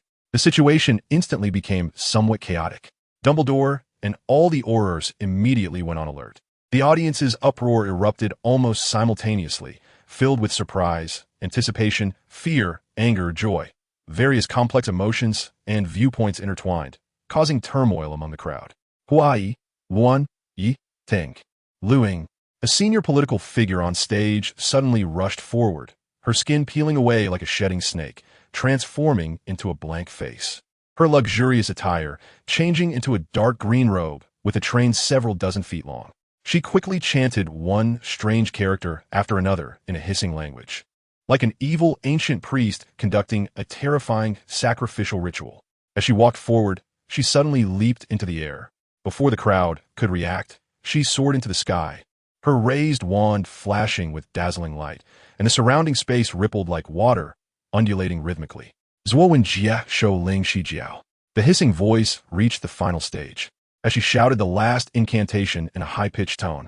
Immediately, the magical beacon under the gaze of tens of thousands responded, with dozens of white light beams descending from the sky, striking the center of the election platform. Dozens of figures in black robes emerged from their respective light beams, with Harry at the forefront, his hair blown up by the wind, revealing the iconic lightning-shaped scar. "Ladies and gentlemen, good afternoon." Harry raised his head, his serpent-like eyes sweeping over the crowd, proudly announcing his arrival. Harry, Dumbledore watched this dramatic entrance with clarity returning to his murky eyes. He knew that Harry's nature of wanting to interfere in everything would not let this opportunity pass. "Harry Potter, what are you doing here?" Scrimgeour, the old lion, roared, his cane striking heavily on the ground. As the head of the Auror office, his control and rapport with the Aurors needed no further explanation. And the Aurors stationed outside quickly rushed to surround Harry, facing off against the black wizards around him.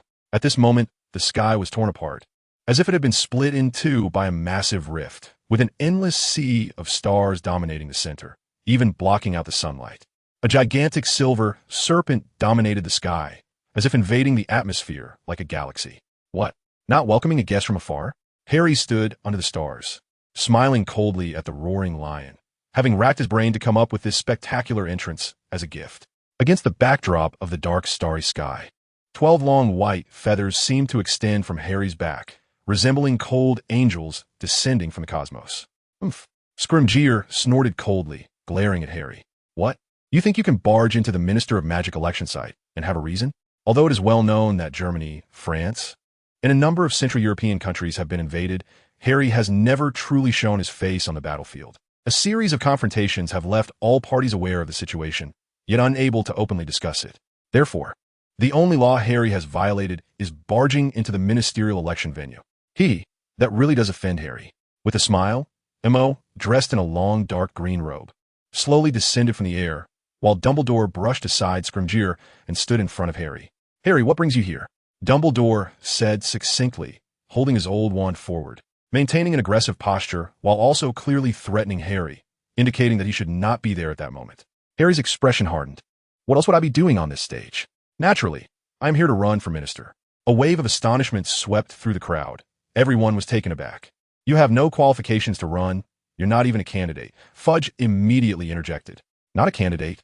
Harry chuckled lightly, asked him if I am. With a flick of his robe, he revealed the countless wizards behind him. Immediately, several voices responded from the crowd. Although it was chaotic, it was impossible to ignore, collectively rising to a roar like a tsunami. "Huh. You have withdrawn from the protection of the Ministry of Magic, haven't you?" Scrimgeour sneered, tapping his wand against the ground. "Of course, so if I am elected, I will no longer be the Minister of Magic. And I will not lead the Ministry of Magic," Harry said matter-of-factly. "What?" Scrimgeour slammed his wand down in anger, and the noise from the crowd intensified. "You will never take the Ministry of Magic from me," Scrimgeour proclaimed loudly, like a lion defending its territory. When did the Ministry of Magic belong to you?" Harry keenly noticed the small loophole in his words. "It belongs to the wizards. Don't play word games with me. I have been elected as the Minister of Magic. I should now be its defender." However, Scrimgeour clearly was not one to engage in wordplay. "Yes, the Qilin has made its judgment. The minister belongs to Scrimgeour." Fudge reluctantly concluded his interrupted announcement. "Oh, the Qilin? Really? It turns out you trust its judgment more?" Harry scoffed, then smirked, "Although I don't want to say this, as it is disrespectful to the eastern beast that aided us. But it is just an animal, isn't it? An uncivilized animal. And you let it dictate the future of the wizarding world? This has been a long-standing tradition in the wizarding world. Always right?" Harry's voice seemed incredulous, rising in volume as he awaited this very phrase. "Have you never considered why an animal can decide your future and replace your will?" Harry turned to the millions of wizards in the venue and shouted. Silence fell over the crowd. They only knew that the Qilin chose those with pure hearts, but they had not thought deeply about why such so-called pure-hearted individuals could lead them. Fudge's unfinished explanation was suddenly stuck in his throat, and Dumbledore's side fell silent for a moment. For the wizards, Harry's perspective was indeed quite sharp. "No, although this is indeed disrespectful to the Qilin, it is just a tool meant to help us select those with pure hearts, so we can hand over the position of Minister of Magic to them." However, this loophole was indeed significant, and Dumbledore quickly found the flaw. "This is the most important question I want to raise," Harry coldly retorted, glancing back at Dumbledore. "Pure of heart? The election standard for the Minister of Magic, is that absurd? There are many pure-hearted people in the world, but what do we really need? As the headmaster of Hogwarts School of Witchcraft and Wizardry, do you not know?" Harry faced Dumbledore, raising his arms and loudly questioning. "What we need is buried courage, the bravery, spirit, and generosity to stand tall. Harry suddenly turned to face the crowd, waving his wand vigorously. A massive lion made of flames roared and pounced from the left, standing proudly at Harry's side. The crowd was startled, but soon erupted in cheers. The crimson flames and the lioness flame-like mane appeared dazzling, like a trophy embedded with rubies. We need sharp, agile minds and ambitions powerful enough to lead us all forward. Harry waved his wand again, and the wand that had been raised from the left drew a complete arc, lifting a waterfall-like column of water from the ground, transforming into a giant python that coiled at Harry's right side. When did this water? Scrimgeour, nearly swept away by the torrent, stumbled to the side, drenched and disheveled. We need extraordinary intelligence and ever-changing shrewdness. Invisible winds howled, whipping up a hurricane in the venue, forming a giant eagle behind Harry. And the qualities of hard work and loyalty, the unyielding resilience. The ground trembled, surging like waves, as several giant badgers made of earth and stone rose from the ground. The elements that make up the world transformed into 4 iconic animals, roaring around Harry. The crimson flames, the cold green, the piercing white, and the heavy brown surrounded the dark figure of Harry, forming a vortex that seemed to devour the colors of the earth and sky, just like the recently dazzling Chelan. The emotions of the entire crowd were stirred up. At that moment, in the election venue and in other places where wizards were watching this election, countless voices of debate, discussion, cheers, and roars intermingled, rising higher and higher, like a pot of boiling water, crackling as if about to burst the lid and pierce the heavens. My friends, Harry shouted to the wizards below with his stirring voice. For many years, like a prisoner, my eyes have been blinded, lost direction. We don't even know who the enemy is. We have done nothing wrong, yet have been forced to live in darkness. We clearly possess true talent, yet are buried by a dark fate. Harry's voice surged like a tide among the crowd, each word stirring up tremendous waves. What is the reason for all this? Who is our real enemy? Tell me. The Ministry of Magic. Yes, this decaying vulture of the West has existed for too long. It has long lost its original glory and appearance. What should we do? Tell me. Overturn it. Destroy it. Rebuild anew. Ha ha. Watching the frenzied crowd below, Harry laughed. No. Dumbledore looked at Harry, seemingly seeing his old friend still in prison. This evil, mad contagion was just like what he once experienced, igniting everything deep within people that was unsatisfactory and their discontent with their current state, then guiding it toward the target they wished to attack. Even Dumbledore himself had once become deeply entangled and unable to extricate himself. Grindelwald, what a good apprentice he has taught. What a wicked and frightening talent this is. Dumbledore had thought that on that day, when Grindelwald was defeated by him, and the mad tide was completely shattered, all of this would have come to an end. It should have ended completely. Nonsense. Scrimgeour refused to give up. Who protected you from Voldemort and his Death Eaters? Who bravely fought against the Dark Lord and defeated Grindelwald? Have you never thought about it? Courage, ambition, wisdom, and even loyalty. These qualities and talents can naturally lead people to greater heights. But if there is no purity of heart, who will be harmed? Who defeated Voldemort? Harry shouted loudly, silencing all the other politicians who attempted to counterattack. Harry Potter, who defeated Grindelwald. Harry Potter's headmaster, Dumbledore, who brought over a decade of peace to the wizarding world, who repeatedly protected his classmates at the magic school and thwarted Voldemort's schemes, who had the courage to fight against decay. It is the chosen one, Harry Potter. While I was doing all this, what were you doing? While I was doing all this, what were you doing? Harry questioned powerfully, but no one in the Ministry of Magic could answer this question. Dumbledore stepped forward, waved his wand, and dispelled the effects of the cheering potion in the air. He glared at Harry, only to realize that Harry had released a mist of cheering potion to stir the emotions of the wizards for his speech. But it was too late. The effects of Harry's speech could not simply be achieved through a cheering potion. Avada Kedavra. Suddenly, a politician in the audience raised his wand and shot a killing curse directly at Harry. But Harry seemed to have anticipated this and blocked it with a defensive spell. What is happening? The stage was instantly thrown into chaos. See, they are afraid. The mighty Ministry of Magic is in fear, Harry said to the audience. And the chaotic scene immediately turned hostile, with all the tension ignited by the green spark, anger, and chaos rising at once. Dumbledore looked at the politician who cast the spell, a familiar feeling creeping up his spine. This familiar feeling. Ginny Weasley, the face hidden behind the disguise of the Polyjuice potion, felt just like the feeling he had when she hugged her mother during the basilisk incident. Harry's final hidden move was Ginny, who was to forcibly end the speech at a critical moment with a surprise attack. Because Harry knew that if the debate went on to the end, he might lose. So he used this method to ignite the audience's emotions and push the Ministry of Magic to the opposing side. Come on, let them see that we have the power to defend our rights.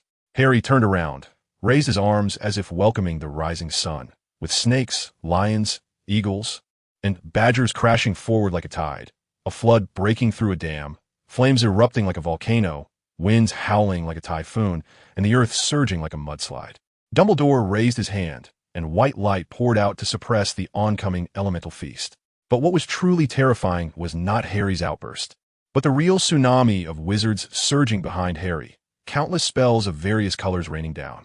The numerous aurors gathered on stage seemed as fragile as a layer of paper, and the candidates could only retreat in embarrassment. Dumbledore wanted to help, but the elemental beasts entwined him, and all these spells were derived from Harry's improvement of the Fiendfire Curse and the Sand Giants of the Pyramid. They continuously absorbed rocks from the ground, water vapor from the air, and even the air itself, endlessly. The tide of bodies, like a zombie horde, shattered all defenses, drowning a lone boat in the frenzy. And Harry, Ginny, and the dark wizards Harry brought? They had long since disappeared into the crowd, nowhere to be found. Sorry for being a bit slow because I wrote a little too much. Here are 5,500 words. What? The Spanish Prime Minister is a bit taken aback. You say Girona has gone missing? What does that mean? He didn't quite understand the meaning of this sentence. A whole city, an entire city, can't possibly go missing. Just like a military unit deep in enemy territory suddenly losing all contact. This is a modern world with extremely high communication capabilities. Girona is a city in the northern part of Spain's Catalonia region, and it can be said to be the closest Spanish city to Germany. Considering this dangerous geographical location and the recent strange occurrences, the Prime Minister's heart skipped a beat. It's literally what I said. All communications from this city have completely vanished, as if swallowed by darkness. We have no idea what they have encountered, whether it is border outposts, frontline military bases, the city itself, or the communication towers standing in the wilderness. Looking at the entire network map, we know over 70 communication nodes in Girona and its surrounding areas have suddenly gone dark. The Chief of Defense said gravely, "Can we determine what attacked us?" The Prime Minister tried to calm himself down, at least for now. There was no confirmation of the attacker. What if it wasn't those magical things? This is the most important thing. We cannot determine the source or direction of the attack, and we can't even confirm if there really is an attack. The Chief of Staff's face is grim, and even the reconnaissance teams sent out have vanished without a trace, failing to return any information. The Prime Minister feels his head spinning for a moment. He forces himself to think through the discomfort caused by fear. It's pointless to be tangled up in whether an attack has occurred or whether those ghostly entities occupying Germany are involved. The only thing we can confirm is that this is an unbeatable opponent. Spain has no time to react. The darkness spreads slowly like water spilled on a table. The invisible darkness gradually devouring the land of this nation, eroding everything without resistance, until the entire Catalonia region is plunged into a shadow cut off from the world. Only then does the alarm bell for Spain ring. However, a person who wakes up from a dream but is already tightly wrapped in a giant python cannot grasp even a glimmer of hope. Nor can they let out a cry. They only add a touch of fear to the snake's feast. From north to south, from east to west, every communicable location, every device capable of contacting the outside world, and even any resident who could run back to Spain's uninvaded territory to bring back information. They are all gradually swallowed by the darkness, abruptly severing all communication with central Spain. There are no violent explosions, terrifying sights, or towering armies. There is only the deathly silence sweeping from north to south. It's as if the snake is dragging its prey into its belly, its gaping maw slowly enveloping the body of its victim, and the clouds of fear are accumulating deeper in those places yet to be engulfed. But for this nation, it is merely a prayer before the execution of a death sentence. The reconnaissance teams have all vanished without a trace. Calls for international assistance bring no information back, and the anxious preparations seem to have failed to even hold back the footsteps of that shadow. The defensive lines built with all-out effort by the dispatched troops suddenly lose contact. The initial urgent preparations, the fear and struggles, the desperate fight have all inexplicably disappeared, returning not even a shred of information. Gradually, even the places not yet engulfed by the tendrils of darkness begin to fill with a hopeless silence. The invisible darkness soon reaches the capital of Spain, Madrid, but apart from the absolute silence, the world seems to carry on as if nothing has happened. Countless troops stand ready. They do not yet understand what has happened, nor the severity of the situation. Perhaps the only thing they know is that a relative in a different city suddenly lost contact, or that a friend traveling elsewhere can no longer be reached by phone. Perhaps that was the last scene they saw, a brilliance like sunlight sweeping across their faces, and then, as if a curtain had been drawn back, the once peaceful scene suddenly became astonishingly shocking. That was an army of several thousand, clad in black armor reminiscent of a retro medieval style, yet adorned with intricate and magnificent patterns that did not belong to any era. They wielded an array of bizarrely modified modern weapons, and, occasionally, enormous black tanks could be seen.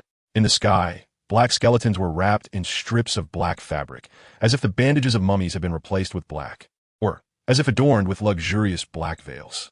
The azure sky turned gloomy and oppressive the instant these terrifying entities emerged, and a black storm accompanied them, blooming in fear.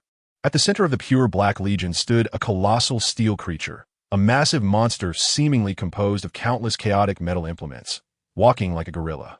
Its huge, sturdy metal arms seemed to shatter the ground with every step, yet its bizarre head resembled that of a dragon. A sound like clattering gears echoed, and the enormous metal monster lifted its head and puffed out its chest, bracing itself with its forearms, revealing a pulsating, glowing blue core in its chest. With a terrifying roar that echoed through the skies, a visible massive blue shockwave radiated outward from the blue core, causing all electronic devices touched by the shockwave to flicker erratically, emitting buzzing cries of despair, losing their functionality. Some of the more fragile ones even sparked, burned, and exploded. The roar of the metal monster sounded like the call to attack, and the soul-chilling entity brought a black storm down upon the city. The Black Army on the ground charged toward Madrid's defenses without any tactics. The shocking metal monster threw the Spanish forces into chaos, while the black storm raised by the soul-chilling entities rendered their long-range firepower almost useless. The Black Legion quickly engaged in close-quarters combat. However, the Spanish army soon felt something was amiss. Why had the enemy not suffered any casualties after such a long time? Why did it seem like each of them could take on 10? A whole magazine of bullets sprayed onto a soldier of the Black Legion, nearly tearing him apart. But the rotting black armor quickly restored itself, showing no signs of effective damage. The knight-like monsters merely moved their joints and stood back up, fully revived. A rocket struck a soldier of the Black Legion, blasting him away, yet the shattered armor quickly repaired itself, and the man, engulfed in flames, charged back toward the enemy lines, as if returning from hell, as if the rocket had been filled with sand and held no power. This entire army is made up of immortal monsters. This entire army has used soul devices and even magical potions to strip away their fear and pain. Even the black tanks crushing through the ranks and the black armor they wore employed perpetual self-repair, being able to instantly restore themselves even when damaged. Another city was unsurprisingly submerged in the black tide, while those residents and soldiers who wished to flee in fear were intercepted by lurking, grinning, shadowy beings, becoming the dinner for the shadows, without any messages escaping. This deathly silence was not only playing out in Spain. In fact, it was spreading southeast from Europe, rushing from the territories of Germany and France toward the entire Mediterranean coast. The Black Legion, named the Undead Army by Harry Potter, and the Metal Monster were specially prepared gifts for the Muggles' electronic devices, especially for communication devices. This grand war would later be known as the Dark War. Buzzing, the helicopter blades stirred the night sky, emitting the roar of engines. Here, in Rome, Italy, the cultural center of the West. Target acquired. It was as if a corner of the sky had suddenly been lifted. A terrifying metal monster and its undead army appeared suddenly at the gates of Rome. And then, after merely taking a few steps, they entered the city. At a high point somewhere in the city sat the Pope's holy kingdom, the Vatican. And the name Rome itself symbolizes eternal glory in the hearts of Westerners. Roar! Boom! The gigantic metal monster howled toward the sky, as if declaring war. And immediately, almost everyone in the city heard a sound like a heart beating violently, and an exaggerated blue shockwave dominated the entire city. In the next moment, with the buzzing of electronic devices, helicopters in the sky fell from the sky like dragonflies struck by electricity. What is happening? Accompanied by terrified and small cries. One helicopter after another violently kissed the ground, and the power of the silent offensive began to manifest. The enemy had almost no information about the Black Legion. making it impossible to formulate corresponding strategic deployments. Otherwise, no military-savvy commander would send flying vehicles against an enemy capable of severely disrupting electronic devices. And there wouldn't be such an opportunity to annihilate a large number of enemy combatants in one blow. Boom! From extremely high altitude, a fighter jet fell from the sky, crashing directly into the body of this steel behemoth, causing considerable damage with its tremendous impact. However, immediately afterward, the flaming iron mass twisted as if attracted by a massive magnetic force, disintegrating and then reassembling onto the giant's body, becoming a part of it while still burning with flames. The terrifying monster not only remained unharmed, but grew even larger. The same phenomenon occurred all around this monster. Bullets, debris, or other small metal items flew towards it as if guided by an invisible force. Larger items, like vehicles and tanks, had to crash into it to adhere. It continued to grow, becoming increasingly invincible. Fire at will. Fire at that target with all your might. The commander roared, as rockets rained down like a storm towards that direction. The monster's magnetic force had this disadvantage because those rockets didn't need much aiming against such a large target, especially since the magnetic attraction helped calibrate them perfectly. However, such firepower was meaningless. The monster ignored all the explosions happening in front of it, moving forward steadily and unstoppable.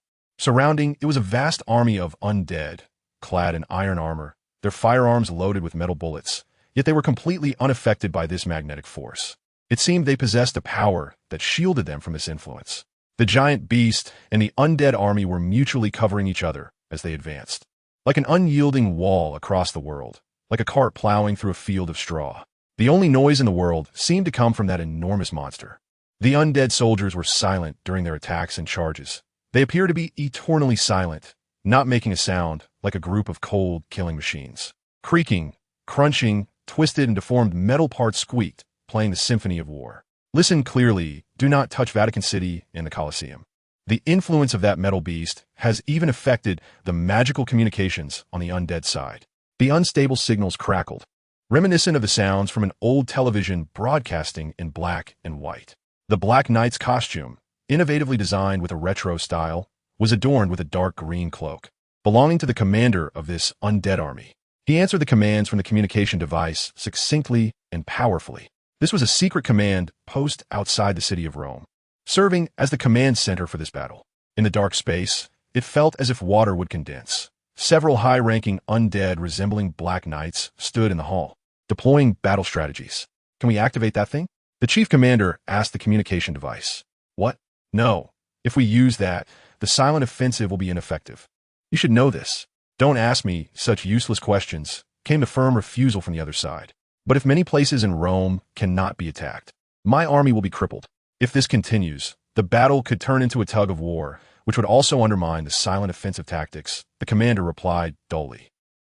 After a moment of silence, the other side said, Even so, you are not allowed to touch those relics. Otherwise, I guarantee I will destroy your immortality. That is the bottom line. Understood. The commander was clearly intimidated by this threat. I will allow you to use that thing, but you must use the emergency silence bomb to connect with the silent offensive, the other side said without hesitation, quickly issuing the order. Fortunately, I had prepared in advance. The other side muttered. The commander responded with one word before cutting off the communication. The metal beast had now crushed its way to the center of the city, but suddenly came to a halt. Its blue core was exposed, gradually turning a terrifying crimson red. All opposing soldiers in Rome were shocked, looking around as their communications restored for a few seconds. Boom! Something shot up into the sky above Rome, launched from the formation of the undead army, and then the bomb exploded, releasing a shockwave identical to the monster's roar. Its entire body lifted up, mirroring the posture it had when it interrupted communications, except this time its eyes and core had turned dark red. Then, roar. This time, it was more like a scream than a roar. Those messages, all the communication information, and electronic signals had never disappeared. The blue shockwave did not destroy them, but intercepted and stored them in the core, magnifying them countless times with a spell. At this moment, the information from the dark war surged forth, complaints about the impact of the war on life, desperate pleas for help, angry shouts against the enemy, and even the fearful cries of impending death. The negative information released from every city crushed by this metal monster from the destroyed armies erupted in an instant, as if the wails of demons from hell. The overwhelming negative emotions flooded into the hearts of everyone present, followed by a terrifying wave capable of destroying all life. After that moment of deathly screams, the world fell silent, save for the synchronized footsteps of the still silent undead advancing forward.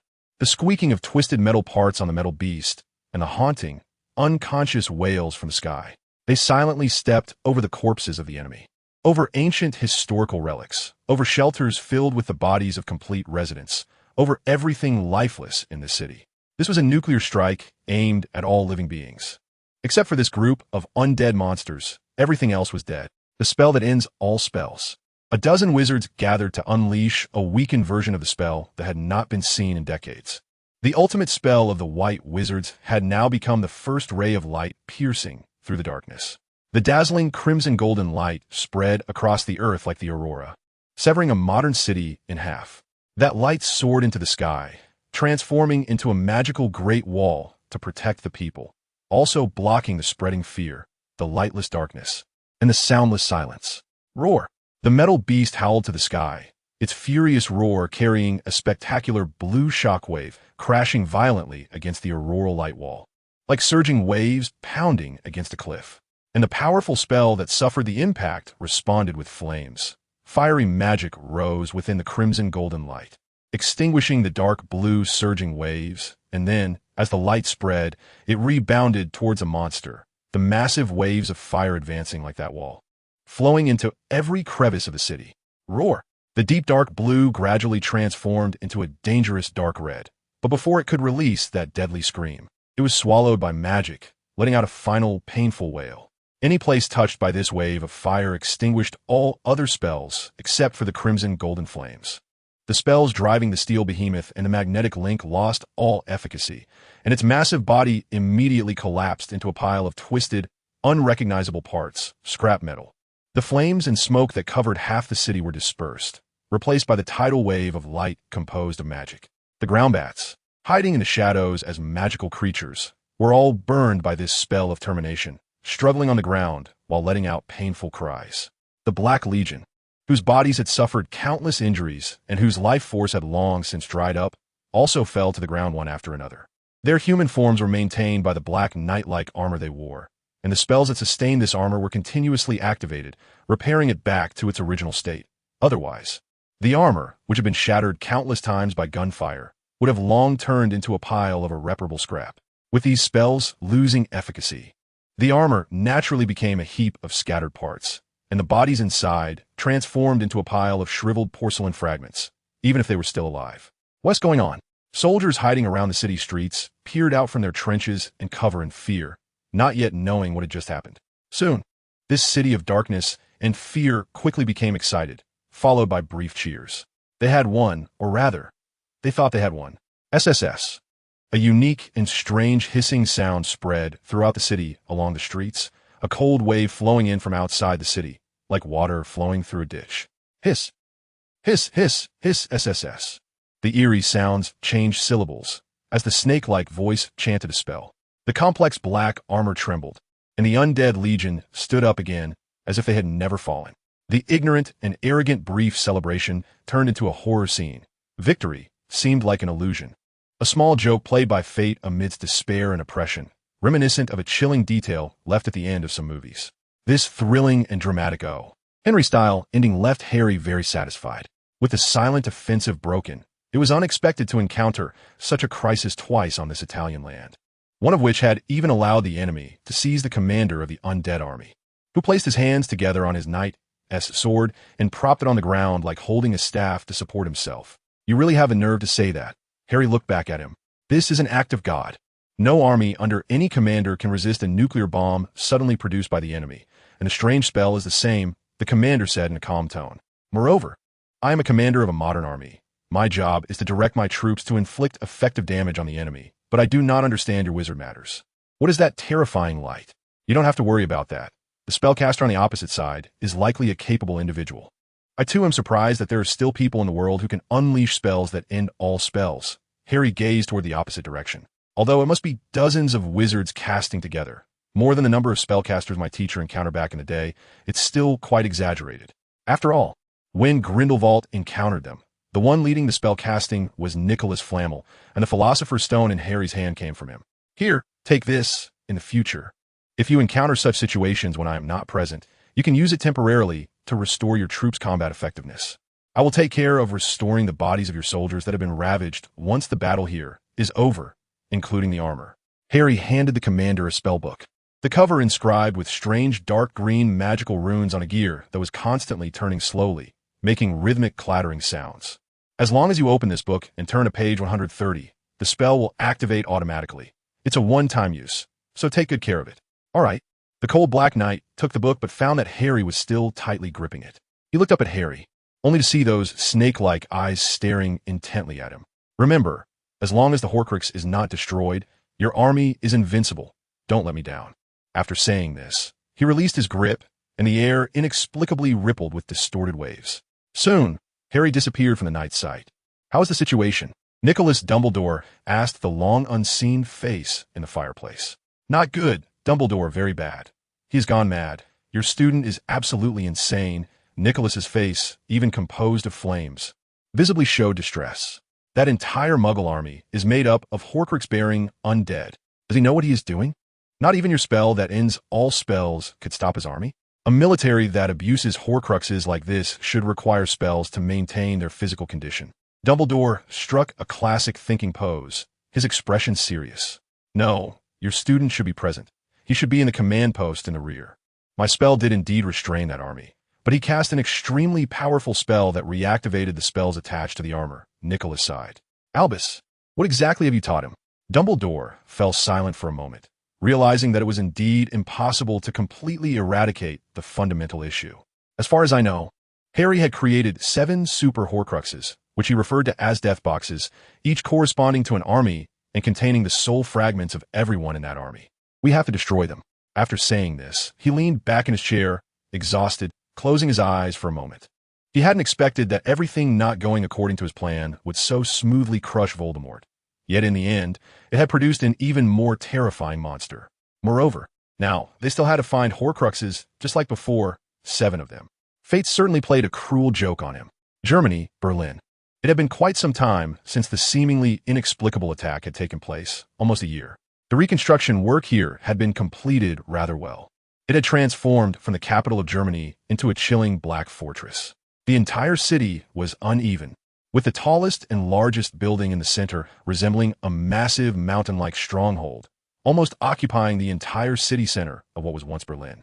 Inside that indestructible dark fortress was Harry Potter's living area at that time, serving as the headquarters for all his undead army and dark wizards. All the buildings in the city had been uniformly replaced, with black turning into cold black or somber dark green, adorned with silver accents that appeared as thin as threads, resembling a mixture of dark green paint that had been stirred but not fully blended. Bill stood in front of this city with his suitcase, feeling complicated emotions. This magnificent yet cold and terrifying city belonged to Harry Potter, who was once not even as tall as him. He could hardly imagine what had happened in those years. The Gringotts he once worked at had also been destroyed by him. But fortunately, with Charlie's introduction, he was able to join the Ministry of Magic and work again. However, everything that followed was unexpected and too cruel. On the magical clock that could show the status of all family members, one of the hands had stopped working. Ginny had left, completely abandoning this home in them, as if she had forever discarded the place she had lived in since childhood, not even leaving them a word of reason or explanation. Next was the second hand. His father hoped to find Ginny and fulfill his duty to the wizarding world, and he wanted his children to strive for that as well. When the task of finding the unicorn was assigned to Hogwarts, a fierce argument erupted between the Weasley couple. But this time, his father unexpectedly won the argument. He convinced Mrs. Weasley with the possibility of bringing Ginny back, granting his children the power to voluntarily decide whether to take risks and attempting to follow them to the unfamiliar land in the East. However, this time Mr. Weasley made the wrong bet. The second hand on the clock stopped moving, corresponding to Percy S. Hart, which had ceased to beat. The pain, more intense than the last time, almost tore apart this once warm family. The previously gentle Mr. Weasley fell into deep self-blame, while Mrs. Weasley was overwhelmed by grief. Yet even so, Bill Weasley, took on the dangerous work of infiltrating the enemy for the Ministry of Magic once again. This was for the sake of what his father once hoped for, to fulfill his duty to the wizarding world, and also for that word, Bring Ginny back. A word to which almost all Weasleys were defenseless, even if it was only a possibility. His parents strongly discouraged him, but Bill was determined. He worried that he might not return and that the silence in the family would deepen, but he was still a Gryffindor. Since there was an option to restore the whole family, how could he not try, no matter how dangerous it was? This time, his mission was to find a clue to a Horcrux in the city before him and collaborate with other infiltrators from the Ministry of Magic to destroy it. Just a slight understanding of this task reveals its dangers. At this moment, Bill stands in the shadow of this cold fortress, trembling from both the chill and fear. But for him, there is no turning back and no other choice. Bill felt himself unconsciously swallow a mouthful of cold saliva, struggling to break free from memories of the past. He steadied himself, withdrew his gaze from the fortress, and stepped into the city. Outside the main urban area of Berlin, there were still modern highways, but a circle of black city walls had been erected. Everyone could pass through the toll booths to enter the suburban areas as before. But if one wanted to enter the more populated main urban area, they had to go through inspections at the city gates. At the city gate, there were many undead soldiers on guard, along with wizards responsible for spell checks and muggles operating the inspection instruments. Above the walls, undead soldiers took turns patrolling and guarding. While not overly cautious, it was considered tight security for a city gate with a large daily flow of people. Do you have any metal or magical items? The undead guard held his knight's sword against the ground, adopting a classic, majestic stance to face each person being checked, resembling a cold statue. I have metal items. No magic, Bill said as briefly as possible, trying to appear tense. After all, he had to pretend to be a muggle while being a wizard himself, so he could only minimize conversation to avoid revealing any flaws. His voice sounded somewhat strange. The undead guard remained motionless for a moment, standing silently.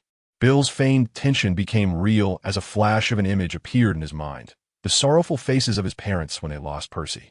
A mix of fear and determination arose within him simultaneously. After a few seconds, a wizard stepped forward and cast several spells, followed by a muggle using an instrument to scan him and his box. He seemed to have figured out what metal items Bill was carrying. The undead guard looked at Bill with suspicion and requested the wizard to cast another spell, but this time, after scanning Bill again, nothing was found. The people behind him appeared slightly anxious, so he didn't T-press Bill further and allowed him to enter the city. The undead soldier raised the knight's sword and lightly struck it against the ground. May death be with you was a unique ritual belonging to the undead soldiers. According to regulations, this soldier saluted every citizen who passed the inspection. Heck, I really don't know if it's a blessing or a curse. Bill relaxed, internally mocking this strange etiquette as he quickly entered the city without losing his persona. He immediately took a taxi deeper into the city, finding a travel lodge not far from the central fortress, and rushed into the bathroom. Cough, cough. He dug his fingers deep into his throat and soon began to gag, accompanied by a wooden stick the length of a key falling out with the saliva. Bill calmed himself, washed his wand, and then bit his thumb hard enough to draw blood, letting it drip onto the stick. The stick seemed to absorb the blood that dripped onto it, slowly growing larger until it returned to its original size, transforming back into a wand. It was already the 7th day since entering the city, and no one had come to meet Bill. He felt increasingly anxious. You should know that a wand can't be transformed casually. Not only is it difficult to perform the transformation spell, but mishandling it could ruin the wand. When he brought his wand in, it had been specially treated, but now it had reverted to its original state, meaning it wouldn't be so simple to take it out with him. As night fell, Bill sighed. He planned to go to bed early to avoid insomnia from anxiety affecting his performance during the mission. On the 8th day of entering the city at midnight, just after 12 o'clock, a shadow passed under the starless sky. At 1 a.m., the 13th chime of the clock sounded, and a mysterious visitor came to see Bill in the deep night. With a click, the window at the head of Bill's bed was unlocked from the outside. Such swift action clearly couldn't have been done by a muggle. The now useless window was lifted, leaving a faint scratching sound. A shadow was cast beside Bill's bed, and then a set of footprints appeared on the floor where the shadow stood, looking down at Bill, who lay sleeping. Suddenly Bill, who seemed to be sleeping on the bed, sprang up, flipping over in an instant and pointing his wand at the shadow. A light spell shot forth like a meteor streaking through the night, heading towards the source of the dark figure. Protego. The figure appeared to be quite skilled, managing to cast a shield charm in time, but still got knocked back, crashing against the small lodge's wall and falling to the ground. With a flicker of light, Bill illuminated his wand, filling the not-so-spacious room with a deep blue glow, making the two figures in the room clear. What do you want? The shadow groaned in pain, struggling to get up from the floor. Don't move. Bill kept his wand trained on the person. Spring breeze at midnight, cicadas chirping. Reciting a line from an ancient Chinese poem in English lacked any poetic flavor, but it served perfectly as a code. Fortunately, Bill sighed with relief. I apologize, but whether it's our people or theirs, I must subdue first and confirm later to ensure safety. You really are cautious, the Auror said with irritation. Patton Bilger, the captain of this operation, nice to meet you. Sorry, Bill apologized repeatedly. You didn't tell me where to find you, and I could only wait for you to contact me unilaterally. Coming so late really made me too anxious. It's not your fault. I'm used to it. You're not the only one with a stress response. But of course, you were the fastest to act. I didn't even have time to react. He seemed to recall some unpleasant experience, grimacing slightly. I must also apologize, but this is our arrangement. To ensure safety and timely damage control, all participants in this operation can only be contacted by me unilaterally. He smiled casually. However, you need not worry about the issue of no one contacting you if I were to die. I have a life monitoring spell on me, and we have a reserve captain. If I die or go missing, the next one can immediately take over. Listening to his relaxed tone, Bill felt his emotions grow heavier. All right, let me briefly explain our arrangement. I don't have much time. I need to leave soon, Patton said seriously. Okay. Bill nodded briefly, listening attentively. Our current biggest arrangement is no arrangement. He smiled slyly. Bill was momentarily taken aback. Ahem. Peyton's mouth curled into a smile, squinting his eyes as if he was suppressing laughter. In fact, it wasn't entirely unplanned. Rather, there were too many arrangements. Therefore, the next step would depend on the situation, which is why I came so late, because the specifics of the first action were just finalized. Tomorrow afternoon, you will go to the Berlin State Opera to watch the magic flute. You will naturally receive intelligence about the next step then. As he spoke, his voice trembled slightly from holding back laughter. Get ready. Your reaction speed is quite good, and I have high hopes for you. All right. Bill looked at the captain in front of him, feeling that he was somewhat unreliable. Here, this is the ticket for that show. Make sure you don't miss it. Peyton handed over a ticket. A large portion of the members for this operation will be present, although you definitely won't be able to track their locations. However, you can take the opportunity to recognize their faces, just in case. Okay, no problem. Bill nodded seriously and took the opera ticket. Don't worry, after this operation, the situation will become clear. Peyton smiled and patted Bill on the shoulder before squeezing back out of the window and leaping down. Bill rushed to the edge to look down, but Peyton's figure had already disappeared. Around me, the flames of death and despair engulfed me. If you don't let Sarastro be completely finished. The aria after the magic flute echoed in the theater, yet at this moment, Bill had no heart to appreciate it. After all, while Bill couldn't say he was surrounded by the flames of death and despair, exposing his identity would be nearly as bad. The sound of the opera echoed in his ears, but he could also hear the relentless patter of the torrential rain outside, and the rolling thunder intruded upon the harmonious melody, making him feel uneasy. Bill was much less tense than before, but his constant state of readiness for a task clearly prevented him from fully enjoying the opera. So this seemingly wonderful performance left him feeling like he was sitting on pins and needles. Clap, clap, clap. Applause erupted, and Bill suddenly felt a bit irritated, unsure if it was due to anxiety, some premonition, or simply dissatisfaction with this obscure communication. Tap, tap, tap, tap, tap. Amid the sound of the pouring rain outside, it seemed something else was mixed in. Suddenly, Bill felt a sharp pain in his back, followed by a tingling sensation, as if a venom was spreading from his spine throughout his body, making his hands and feet feel cold. Swish! The sound from outside transformed into the orderly clanking of armor, followed by the distinct noise of metal clanging. Bill finally realized something. His face began to numb, his mind suddenly blank.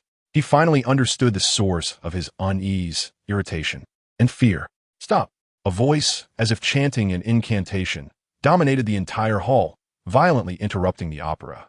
The audience and actors in the hall turned with astonished expressions towards the entrance, where a large group of armed undead soldiers burst in, taking control of the entire venue.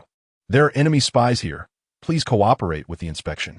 We apologize for disturbing your enjoyment. That seemingly magical voice continued. A captain of the army, wielding a knight's sword like a cane, slowly entered the hall. Although he spoke what seemed like polite words, the orders he issued and his every gesture clearly left the audience no room for refusal. What is happening? Why? Bill thought in confusion. looking back at the captain like the other audience members. But time waited for no one. The leading captain made no extra movements, while several black-robed wizards had already entered with wands in hand, quickly moving among the audience to detect magical items. What to do? This was Bill's next thought. He suddenly found himself in a desperate situation. The place was surrounded tightly, and there was no way to hide his wand. Even if he could hide it, it would likely be found during the thorough inspection. Even if he suppressed his chaotic thoughts, he ultimately couldn't find an answer. There's no way out. Bill's hand reached into his coat pocket, feeling for his wand, planning to attempt a hard escape. However, of course, he would wait a moment, because there should be quite a few allies here. Perhaps this was within their expectations, or they had some plan. He had to endure. Just as this thought crossed his mind, a flash of light flickered, and the theater's ceiling suddenly collapsed, revealing a steel frame. Shadowy figures stood proudly in the light. A spell exploded in Bill's mind, deafeningly loud. Boom! A violent explosion tore a large hole in the theater's outer wall, melting a corner of the encircling army's formation. Chaos erupted on sight. The crowd scrambled in disarray, ignoring the army's blockade and fleeing in all directions. Retreat! Bill clearly heard the shout from above. The voice issuing the command was that of Bilger. He immediately reacted, following the chaotic crowd into the gap. At this moment, the squad captain had evidently lost interest in the spies within the crowd and had no intention of letting the soldiers stop them. He raised his head high, sword pointed at the ceiling, issuing an unbreakable command. Kill! A barrage of attacks instantly swept over that area like a storm, but Peyton evaded quickly, hiding in the shadows. A large number of troops surged in, and the only special operations team in light armor among the undead shot grappling hooks straight up to the roof. A black torrent rushing in that direction. Outside, the rain poured heavily, but the crowd, in order to escape danger, could only disregard the rain soaking their bodies as they rushed out of the opera house. Bill did not lose his composure after escaping the opera house. He quickly chose a street leading to the hotel and sped away, preparing to return to the hotel as quickly as possible. A voice called out to him. Bill turned to see Peyton standing at the entrance of a dark alley. Had he managed to shake off the pursuit? Captain? Bill exclaimed in surprise, immediately abandoning his original plan and moving toward him. Follow me. Peyton had completely lost the dark humor he had in the early hours of yesterday, and simply said one concise sentence before leading Bill into the concealed alley. Captain, how did you escape? Bill couldn't hide his excitement and asked quickly, but he couldn't finish his sentence. Let's not talk about that for now, Bill. Explain what is going on here. Peyton suddenly stopped and interrupted him. What? Bill was caught off guard, suddenly realizing that two people had appeared behind him, and had already raised their wands. Drop your weapons. Peyton suddenly turned. Red lightning burst from the tip of his wand, striking Bill's hand like a crimson whip, causing his wand to fly out and fall aside. Bill cried out in pain, clutching his wrist. What are you doing? Let me introduce you. Peyton tilted his chin toward the two behind him. The one on your left is the deputy captain for this operation. You don't need to know his real name. Just call him White Space. Bill glanced back. The man in Victorian gentleman attire smiled and nodded. The other is another member of this operation. You don't need to know his name either, as you won't be using it. Peyton looked at the other person, whose face was grim, dressed like a spy. Upon hearing Peyton's introduction, he pressed down on his cap with his hand. What does this mean? Bill had a very ominous premonition. What does it mean? You should know best, right? Pettigrew let out a cold laugh. It seems you really have a good relationship with your old classmates. Willing to risk your life to be a spy for him. What? I'm not a spy. Bill exclaimed, bewildered and anxious. Huh? Are you surprised at why you were discovered? Pettigrew ignored Bill's question. Let me tell you, in fact, there was no rendezvous or operation here today. I told all the members of this operation a different, conspicuous landmark in Berlin, and informed them that there would be an important operation at the location where they were headed, which would involve a large number of our people. You should be able to guess why. Pettigrew snorted coldly. Are you testing to see if there are any moles? Bill's eyes widened, seemingly understanding this series of plans. Yet he appeared even more confused. That's right. Whichever location's coordinates are leaked means that the member going there is a mole. Pettigrew smirked, seemingly a bit smug. Did you really think our Ministry of Magic is foolish? We can think of ways to destroy Horcruxes, and you can surely guess what we are thinking. For such an important operation, would you not place a mole? Since you have the capability to send spies out, we can naturally design counter-spy tactics. You indeed reported back to him, and now you've been exposed, haven't you? Wait, Bill panicked. If he really died during the operation, at least his family would receive a compensation payment. Even if his parents would be more heartbroken, he would have at least made an effort to fulfill his father's wishes. working to change this family. But if he just died inexplicably at the hands of his own people, with the label of spy, his parents would go mad. All right, I don't have time to talk here for long. Bai Jian, take action. Pettigrew decisively commanded. 4 seconds. Down. Pettigrew suddenly shouted again. He didn't glance at Bill, but Bill felt as if this was directed at him, and since he had no other choice, he immediately dove sideways, rolling to grab the wand that had fallen beside him. Pettigrew's wand, which was aimed at Bill, suddenly changed direction. The deputy captain behind him hadn't finished casting his spell and didn't react to the sudden change in the situation, getting hit solidly by the burst of light that erupted from Pettigrew's wand. He collapsed to the ground, dazed. The member wearing a baseball cap reacted quickly. The moment Bai Jian was knocked down, he immediately counterattacked, but Pettigrew was clearly not easy to deal with. He swiftly waved his wand, using the shield charm to deflect the stunning spell. Seeing that Bill had picked up his wand, the member in the baseball cap, realizing he was outmatched, hid behind a pillar at the edge of the alley, trying to conceal himself and escape. Bang! Pettigrew didn't give him that opportunity, casting his second explosive spell of the day, directly blowing the pillar apart and sending the member behind it flying hard to the ground. Avada Kedavra! The guy, pushed to desperation, unleashed the killing curse, taking advantage of the dust for cover. Sand and stones fly. The shattered pieces of the pillar quickly flew in front of Pettigrew, forming a huge stone shield. Clearly, not everyone's killing curse was on the level of the Dark Lord. The green lightning only left a shallow, lightning-shaped crack on the dead object. Flying sand and stones. The stone shield shattered again in an instant, sending countless stones flying out. The member in the baseball cap, who had already flown out, let out a painful scream as if hit by an oversized shotgun being turned into a sieve. Bill looked on in confusion at everything happening before him. What on earth was going on? Pettigrew let out a long breath, ignoring Bill, and walked toward the Bai Jian deputy captain. At that moment, he had a huge wound torn open on his chest and abdomen, lying on his back. With torrential rain continuously pouring into his open chest, countless blood flowing out. It's cold. Pettigrew used a few healing spells, allowing Bai Jian to speak even in such a serious condition. Pettigrew, what do you want? I want to ask you what you were really planning. Pettigrew's expression turned cold. We were old friends. Why are you doing this for him? You should know how we talk about him, that Harry Potter. He is the Dark Lord, or perhaps the Savior. Bai Jian smiled, even as he was about to die. Forget it. I don't really know, but at least this is the choice I made. He coughed, spitting out a large mouthful of blood mixed with rainwater. What on earth is happening? Bill felt like an outsider at that moment, standing behind Pettigrew in confusion, watching this scene, and even unsure whether he should ask questions. I specifically went to meet Harry Potter as former teacher before this operation, the one you should be very familiar with, Mr. Dumbledore. Pettigrew explained in a tone that was cold, yet tinged with a hint of sadness. He knows Harry Potter very well, really very well. I learn a lot from him, like how he loves to play tricks on his enemies and gain benefit from them. So when I was formulating this plan, I paid special attention to that point. I actually suspected you earlier, Bai Jian, but I didn't dare to believe it. So when I was making today's simple plan, I decided to turn it into a test for you. If I'm not mistaken, when I deliberately leaked Bill's mission location to you, you reported it to your superior on the other side, right? Harry Potter's subordinates seem to have inherited his habits. If I'm not mistaken, they must be planning to use the same trick, letting the Death Eaters investigate this mission location, framing him to better hide you, fishing for a big catch, and drawing out all our hidden members in Berlin at once. I'm not wrong, am I? Bai Jian fell silent for a moment, then smiled bitterly. So you designed a plot within a plot within a plot to test me?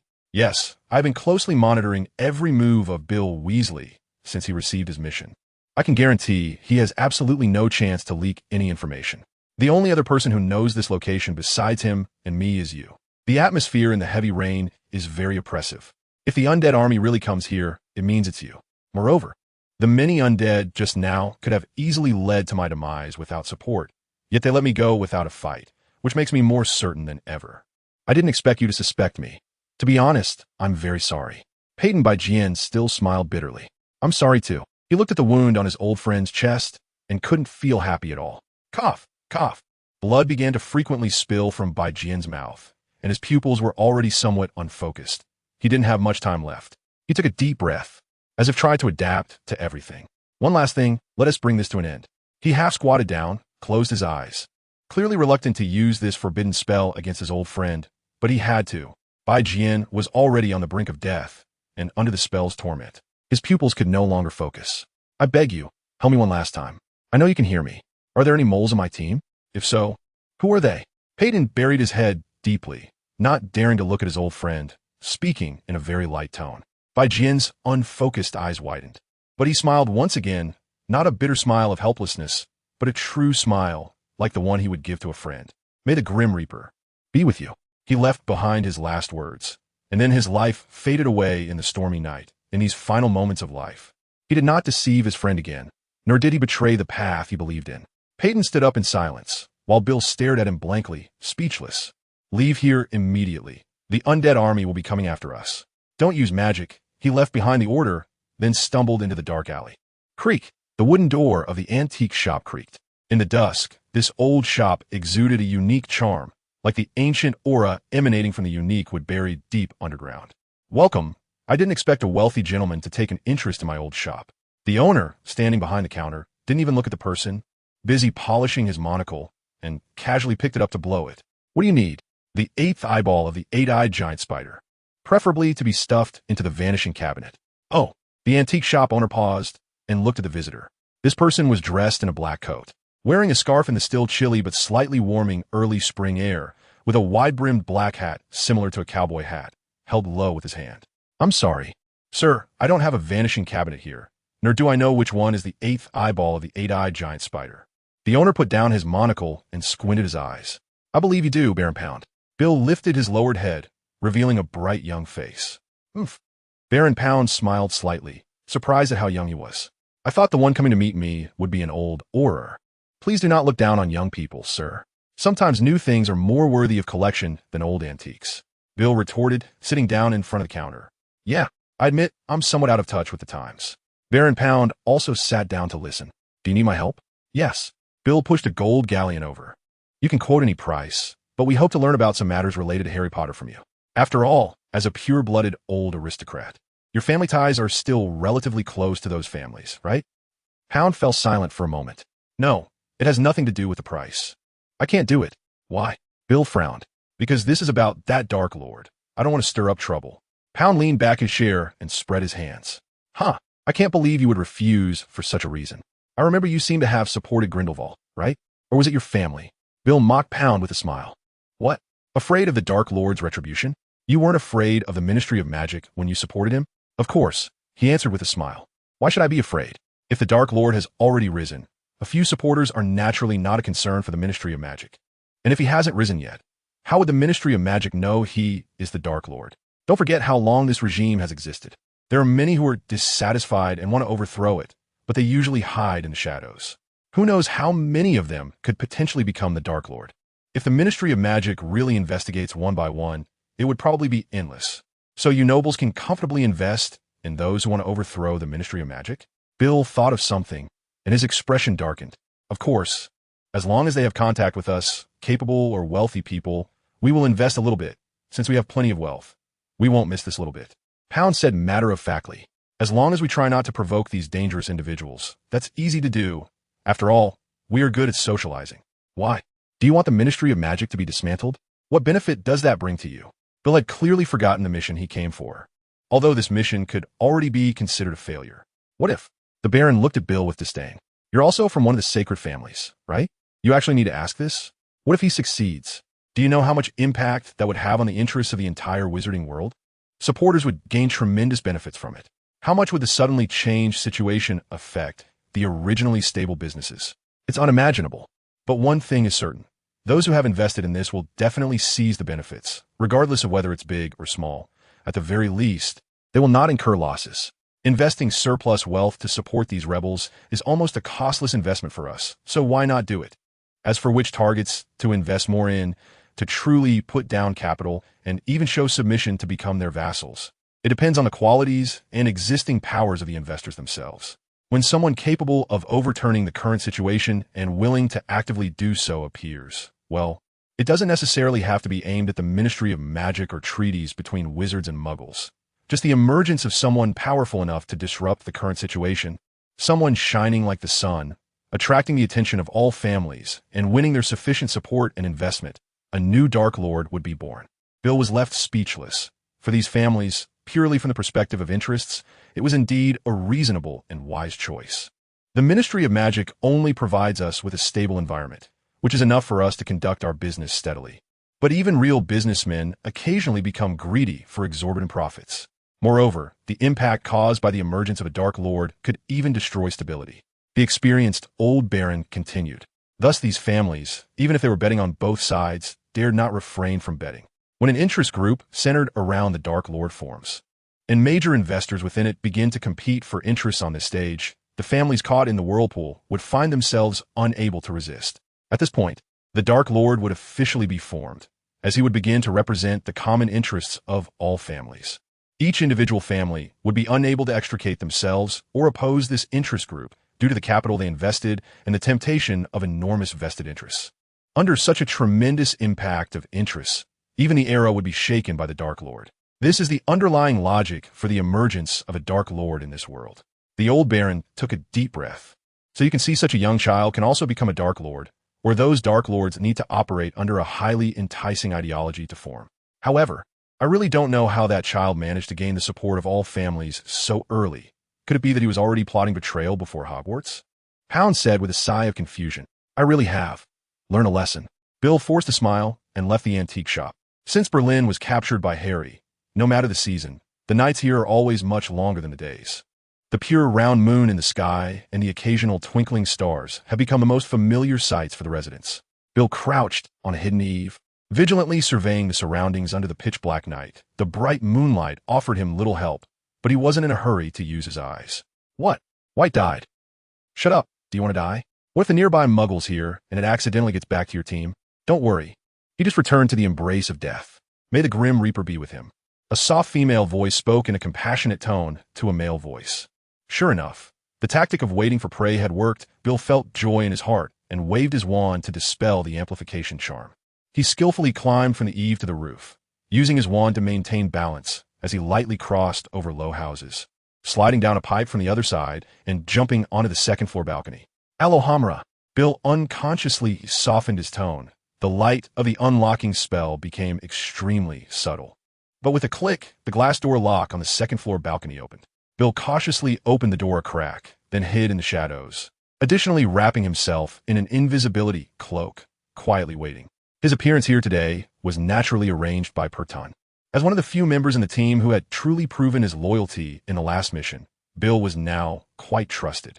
Therefore, Perton assigned him a new task to monitor the other members of the team. This was mainly because Perton speculated that since the team's contact was handled by the captain individually contacting each member for maximum confidentiality, cautious Harry Potter would most likely make the same arrangement. With a spy embedded in their team, White dead, other dark wizards would inevitably take risks to contact other spies. So by continuously monitoring the team members, they could determine which ones were spies based on whether dark wizards were reaching out to them. Another point was as a precaution. Through this task, Bill would learn of the movements of all other members, thereby fulfilling the role White should have played. However, Perton likely had other precautionary measures. Bill could vaguely sense that Perton, to be safe, should have been keeping an eye on him, and he completely believed that Perton was the kind of person who could turn safety measures into a Russian nesting doll. Moreover, this should only be a temporary measure for this period. Since White had betrayed them, how could a newcomer like Bill gain Perton's trust? Perton must have already been thinking of other backup communication methods. Clack, clack. The rhythmic sound of high heels brought Bill's wandering thoughts back. They're here. Bill's heart tightened, gripping his wand tighter, his hidden figure leaning slightly forward, staring intently at the crack of the door he had opened. He had basically figured out the internal structure of the second-floor room. He just needed to rush out and half-push open the door, directly facing the stairs upstairs. As long as he prevented the other party from rushing into the living room filled with various furniture, they would be completely exposed under his firepower, and the invisibility cloak would prevent him from casting a reflection on the glass. Bill took a deep breath, ensuring he wouldn't lose focus while casting the spell, fully prepared for a surprise attack. The sound of high heels slightly paused, clearly audible as they firmly landed on the second-floor floor. Bill suddenly pushed aside the invisibility cloak, stepped forward, and pushed the already slightly ajar glass door open a bit more, exposing a position for his wand to attack, while most of his body crouched behind the glass door, using it as a shield to conceal himself as he cast the spell. Petri Ficus Totalis. A gray-blue, dim light shot out, very concealed in the night. This was one of the common opening spells used by Aurors, first casting a petrification charm or freezing charm, and after hitting the enemy, immediately following up with a shattering spell could ensure that the enemy is completely torn apart. Although this might be slightly slower than directly using an offensive spell, it guaranteed the enemy's kill, and since the first spell was a control spell, there was no need to worry about hitting a vital point. Bill had precisely aimed at the largest torso area of the witch target.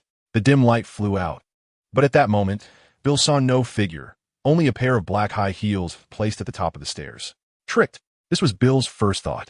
He immediately abandoned casting the second shattering spell, quickly withdrew his wand, and completely shrank back behind the glass door. Shatter to pieces. A loud female voice indeed followed, and Bill clearly saw a white wave of light drifting down the slope of the stairs, crashing violently against the glass. The shattered glass hit him with tremendous force, countless shards embedding into his flesh, causing deep cuts, and blood traced a brief trajectory in the air. Bill gritted his teeth and barely managed to lift the invisibility cloak with his wand. The cloak floated up like a curtain, temporarily obscuring his opponent's line of attack. He then forced his body to twist to counteract the backward momentum, rolling into the narrow space behind the balcony glass door. The sound of his skin hitting the floor echoed, and a scene flashed in Bill's mind. The witch, taking advantage of his moment of suppression, quickly dashed barefoot into the living room area, hiding behind some furniture. Bill pressed his hand against the wound inflicted by the glass, but blood continued to flow. What noise had he made to attract her attention? To be cautious, she had taken off her high heels before coming upstairs and used a spell to create noise, mimicking the sound of normal footsteps going up, luring him out. It was completely unnecessary. Her caution exceeded his expectations. Flying sand and stones. As Bill's thoughts raced, the opponent's second spell arrived. The sand and stone spell suddenly coalesced and crashed against another glass door, causing the large pane to shatter instantly, sending Gefine shards exploding in all directions. Iron armor protection. Bill immediately cast the iron armor spell for defense, but although he wasn't harmed by the spell, his heart sank. The opponent's goal had been achieved. The glass shards covered the entire balcony, and as long as he remained on the balcony, he would need to use defensive magic, which would expose his previously concealed position. The advantage of a surprise attack he once had was gone. Now, the opponent was inside the room, with ample furniture cover and a significantly larger combat space. If they continued to exchange spells like this, he would inevitably lose. Charge! Bill quickly made a decision, shaking out the invisibility cloak that had fallen to the ground to completely cover the opponent's view, then suddenly rushed towards the already shattered balcony window, determined to force his way into the room. It was indeed a trap. You would monitor us, and we would counter-monitor. But just as Bill stepped into the doorway of the room, he heard the sound of robes rustling above. A black wizard in a full black robe descended like a massive black cloth, and this time Bill was completely exposed under the opponent's wand. He hadn't left at all. The black wizard had also noticed the potentially abnormal situation and cautiously followed the female spy into the house. Just as the opponent was about to cast a spell to take Bill's life, he suddenly turned 180 degrees, fully exposing his chest and abdomen to the opponent's view. However, what lay before him was not clothing, but a large shard of a mirror. This time, the resources assigned to Bill included not just the invisibility cloak, but also a powerful trump card. A piece of the Eris magic mirror that had been modified and enhanced with magical power. The black wizard descending from above froze instantly. The incantation that was about to escape his lips dissipating into the air as he saw the dreams and hopes he longed for deep down, instantly succumbing to this beautiful fantasy realm. Flames roared. A massive pillar of fire erupted from the tip of Bill's wand, engulfing the black wizard, as if a sudden gust of wind had blown out a candle, taking his life with it. But at that moment, the witch, whose view was completely obscured, had already used the hurricane spell to blow away the invisibility cloak, exposing Bill to the firepower of the second wand. And he had no time to adjust his body to dodge. At this moment, however, Bill stared directly at the pillar of fire, raising his other hand, which held no wand, and tossed a large amount of powder into the flames.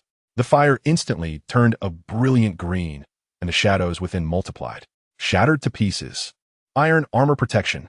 The two sounds rang out almost simultaneously. The figure that suddenly appeared in the green flames landed steadily in front of Bill, and the surrounding light of the iron armor spell easily deflected the shatter spell, sending the misfired wave of light in other directions, piercing through the television in the living room. Well done, Captain Bill Pedone. At this moment, He no longer resembled the dejected man from a few days ago. The corners of his mouth curled into a smirk of mockery and confidence. Next, leave the cleanup to me. Huff. Bill took a deep breath and then imitated the lady's tone, saying no, nothing happened last night, and no one contacted me. How could this be? Impossible. It couldn't be that I was ambushed halfway, right? Where exactly did the information leak? The new contact furrowed his brow in a low voice.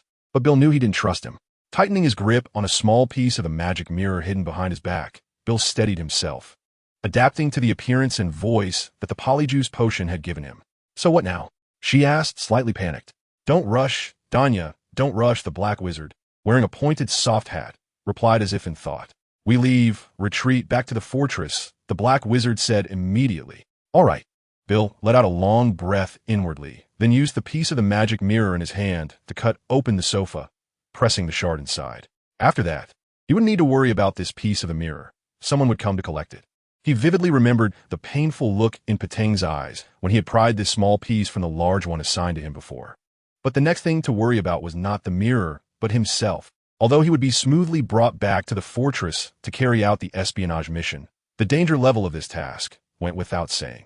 His mission this time was to infiltrate the fortress to ascertain the overall structure of the fortress and to understand the appearance of the soul container, in preparation for a direct raid on the fortress.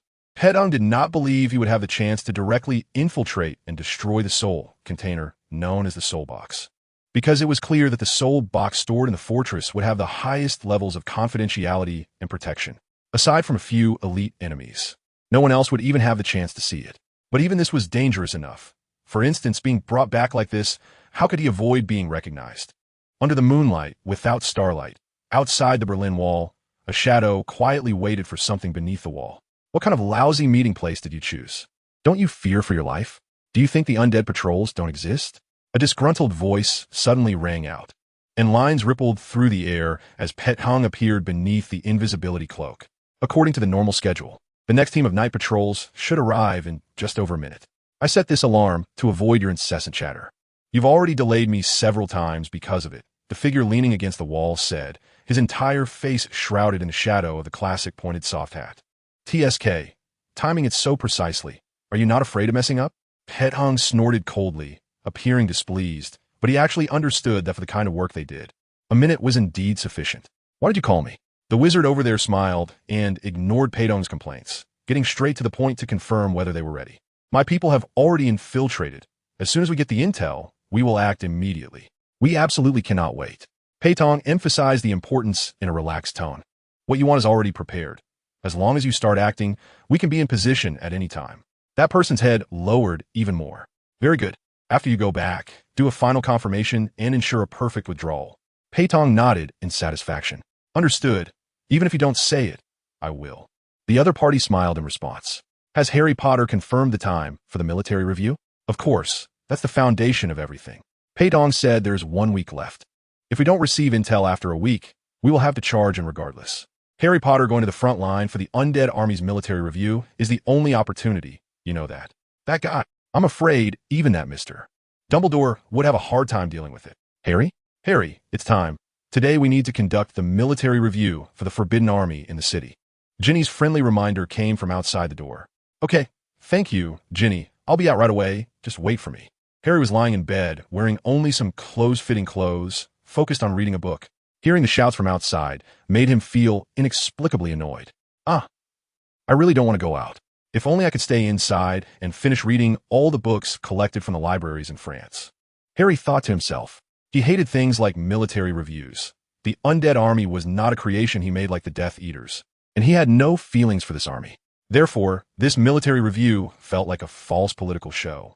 But such a show was necessary because this black army would not die or fail, and morale became the only decisive factor affecting their combat efficiency and success or failure. Although the vast majority of this army was drawn by that stupid immortality, many were genuinely inspired by their faith in Harry. Thus, holding a grand military review was extremely necessary, as it could greatly boost the overall morale of the army. Although the members of the undead army had indeed had part of their personalities stifled to ensure greater efficiency, morale still had a significant impact. However, enduring a bit for the final victory was not a big deal. The key was that he needed to go to the front line next week. This fortress housed the truly crucial thing for the undead army, the life box. Harry feared that leaving here might cause significant risks, which was what he truly worried about.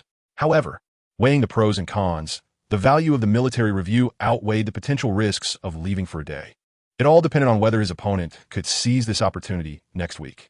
As Harry thought about this, he felt a bit excited, but he steadied his mind, reflecting on himself and suppressing his excitement. "Hello, may I ask if this is Miss Danya?" The door to Bill's office in the fortress was knocked on. "Yes, what is it?" Bill gently asked, mimicking the tone and manner of the lady. "Oh, I'm your newly assigned assistant.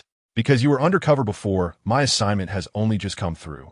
An amiable, nearly elderly middle-aged man opened the door. Did I request an assistant before?" Bill furrowed his brow in confusion. This was different from the information he had. No. The visitor quickly waved his hands with a smile. "You misunderstood. It's not something you need to apply for. This is already assigned. You can't refuse it even if you want to." "Why? Can't I choose my own assistant?" Bill asked, puzzled. "If you're not satisfied, you can change. But you can't just refuse." The person still smiled honestly, patiently explaining to Bill. "You may not know, but since you wizards came, jobs have been arranged for everyone in Germany who is unemployed, so they can earn money. For those who are unable to work and have no money to live, arrangements have been made to manage them and ensure they have enough to eat. Now, almost every wizard with a formal position has 2 to 3 assistants. This is also a way to increase positions," he smiled. "I was originally a jobless drifter. If it weren't for your forced arrangement, I wouldn't have found a job." "Forced arrangement to provide jobs for the unemployed?" Bill frowned again. He realized he knew too little about Harry's regime. "Yes, I heard that the poverty rate in Berlin has completely dropped to 0, and other places are very close to 0. The man nodded. "Won't that provoke dissatisfaction?" Bill unconsciously changed his sitting posture slightly. What dissatisfaction could there be? Those jobless homeless people on the streets and the poor living in rental houses would be thrilled to have a stable job, he shrugged. "The key is that even if you can't find a job, someone will arrange work for you. So now it's not the companies choosing employees, but employees choosing companies. Those businesses that want to hire people have to raise their salary and benefits. Otherwise, even if everyone goes to the assigned positions, they still have enough money to live on. At most, the conditions are just not as good, not counting some families with special circumstances. Will those workplaces not oppose this?" Bill felt a bit subdued. "Of course they will, but what's the use? Those warriors in black armor running around the city are not theirs," he shrugged. "Those who do not obey the rules are dead. Everyone in this city knows that, and besides, they have no reason to oppose it. Otherwise, the homeless and workers would overthrow them. Moreover, they say this allows them to watch over everyone very conveniently. The crime rate in this city is now 0. Not counting those who were just caught last year." He didn't give Bill a chance to think and followed up quickly. "I indeed didn't see any prisons. I remember there was." Bill recalled his experiences coming to Berlin when he worked at Gringotts. "Now, we don't even need prisons. Detention centers are sufficient. All those criminals are dead now. They say this saves a considerable amount of manpower and resource expenditure." The assistant walked into the room. "What?" Bill was momentarily at a loss for understanding. "Oh, it seems you know very little. Of course, that's quite normal. I only learned about these things after being assigned to this job and taking courses." He nodded naturally. "Since Berlin has changed so much, the laws have naturally been modified to a certain extent. Overall, the changes are not significant, but the scope of criminal offenses has been raised, and the corresponding punishment has uniformly become the death penalty," he explained. "What? How can it be like this?" Bill couldn't help but exclaim. "Are you very surprised?" "When I first heard it, I was also startled." He let out a long sigh. "However, after I looked into it carefully, I felt it was acceptable. After all, the scope has been raised, and the investigation process has become more meticulous. With the help of the wizards, wrongful convictions will almost never occur. Those who have been sentenced to death truly deserve it. Moreover, those people are really strange. They seem to care little about death, and even look forward to it." He fell briefly silent, but those heinous criminals are indeed all dead. What a big change. Bill, due to his identity and complex feelings, held back for a long time and could only muster that one sentence. If the other wizards heard his earlier exclamation, he might have exposed his identity. "In any case, as your assistant in this return to espionage, I am quite clear on various common knowledge. If you have any questions, feel free to ask me, or go find those strange people in black robes. They handle everything and seem quite pleased to have found work." "Handle everything?" Bill asked. "Yes, everything. Although they won't deal with some trivial daily matters, you can consult them about any decisions you make. They can be found almost everywhere in this city." He nodded. Now, this city manages every resident very strictly. Once a residence is confirmed, it cannot be changed. Travel also requires confirmation of purpose and reporting, and even under normal circumstances. Once a job is confirmed, it cannot be changed. He continued, but if you want to buy another residence, move, change jobs, or even travel to other places, any decision that could affect your life for a long time can be handled by them. You don't even need to think too much about the details. They will arrange everything for you. Of course, the relevant itineraries will also be recorded by them. You just need to follow what they arrange. No need to think. And if it doesn't suit you, you can negotiate with them for a plan that you like better. Why must they arrange it? Bill frowned again, feeling that everything seemed oppressive to him. That would be a bit troublesome and restrict your freedom, he shrugged. However, most people quickly become fond of this arrangement, because as long as they leave everything to them, they can just focus on managing their lives without considering anything else. It greatly reduces the hassle when they want to do something, and this only requires a handling fee of a few dozen euros. Although the handling fee is a bit expensive, as I said, these arrangements generally affect important decisions in your life for a while. So, compared to that, it's not expensive. Moreover, if you're not satisfied, as long as you don't mind wasting time, you can keep asking them to revise until you're happy. Unless they claim they have done their best to secure your maximum rights within the rules. If they say that, it's likely they can't draft a proposal that would make you more satisfied. According to their saying, what is this called? Ah, yes, fixing everyone's fate. He nodded. Harry, is this what you want? Bill muttered to himself quietly. Tick-tock, tick-tock. The dew on the flowers and grass dripped from the green leaves, and by dawn tomorrow, the humid fog in Berlin might dissipate. Tap, tap, tap. Hurried footsteps echoed in the fortress of the night. Stop, accompanied by some angry shouts. What is going on? Who is it? It can't be a colleague. Bill, responsible for the night patrol, closely followed that strange black shadow. Why does this situation have to occur on the night I'm here? Could it be that they are deliberately creating this to probe me? At this moment, Bill, in an undercover position, naturally overthought a lot. He was sure that he was still not fully trusted and was definitely still under surveillance, completely controlled within the view of the other party's personnel. However, he could only continue to grit his teeth and play this role, wholeheartedly working for his former junior. Regardless of whether this sudden situation was a deliberate scheme by the other side or just an unfortunate coincidence. He had to keep playing this role. Otherwise, if he guessed wrong, it would be a complete disaster. His situation had gradually stabilized over the past 2 days, slowly sinking into the role because he found that this new government of the Ministry of Magic, which had been destroyed, was unexpectedly not bad. Although he could not yet see where it was stronger than the Ministry of Magic, he also could not see where it was lacking. Except for that twisted view that glorified death and the abuse of dark magic. But at least this twisted view and the prevalence of dark magic hadn't harmed anyone, right? The figure in front, amidst Bill's myriad thoughts, slipped into a room cloaked in shadows. Bill rushed in after them, blocking the figure in the room. Why are there so many dead? This was Bill's first reaction upon entering the room. The room was extremely dim, with only something altar-like in the center, lit by several strange candles emitting a scarlet glow. The faint, eerie red light slightly illuminated everything in the surrounding shadows, but only made the entire room feel oppressive and terrifying. The ground was littered with bodies, blood splattered everywhere. Looking around at the freely flowing blood, one could vaguely distinguish a huge hall with columns and the peculiar, intricate patterns and inscriptions on the floor. The cloaked figure cowered in fear in front of the altar, their almost invisible eyes peeking out from the cloak, filled only with terror. Who are you? Bill stepped forward, his not-so-mighty body casting a shadow that completely obscured the huddled figure. No, don't. Don't send me back. Don't come near me. It groaned incoherently. I'm very sorry. This is my duty. Bill cast a defensive spell on himself and cautiously extended his hand towards the figure, wanting to uncover what was hidden beneath that cloak. His movement froze. Like a gust of wind passing by, the dim candlelight suddenly flickered, and Bill instinctively sensed that something was coming. Buzz, buzz.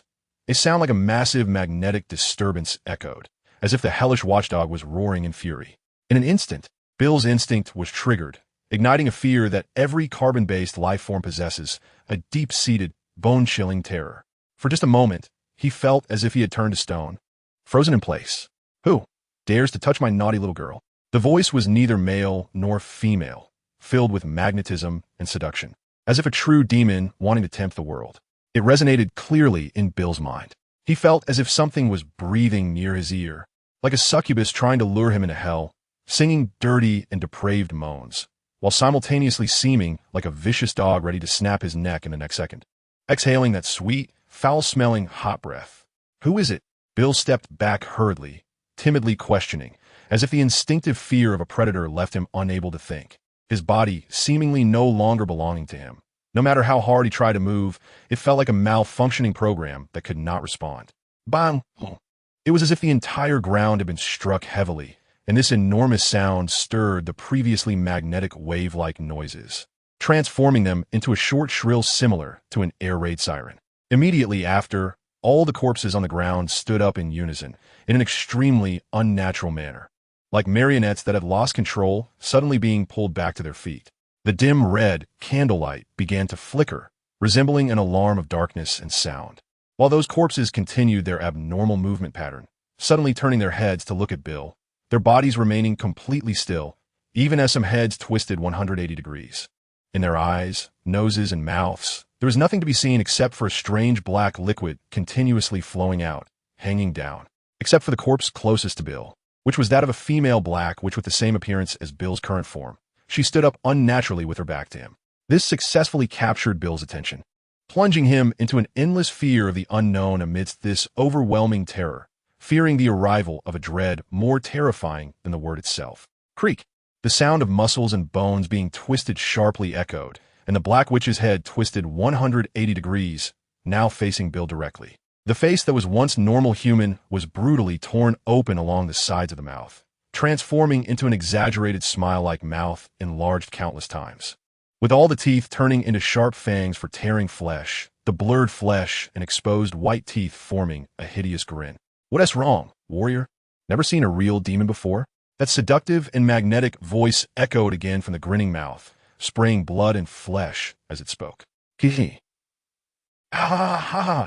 Finally, that torn, twisted, and terrifying grin opened up to an exaggerated size that surpassed dislocation, erupting into a progressively louder, horrifying laugh.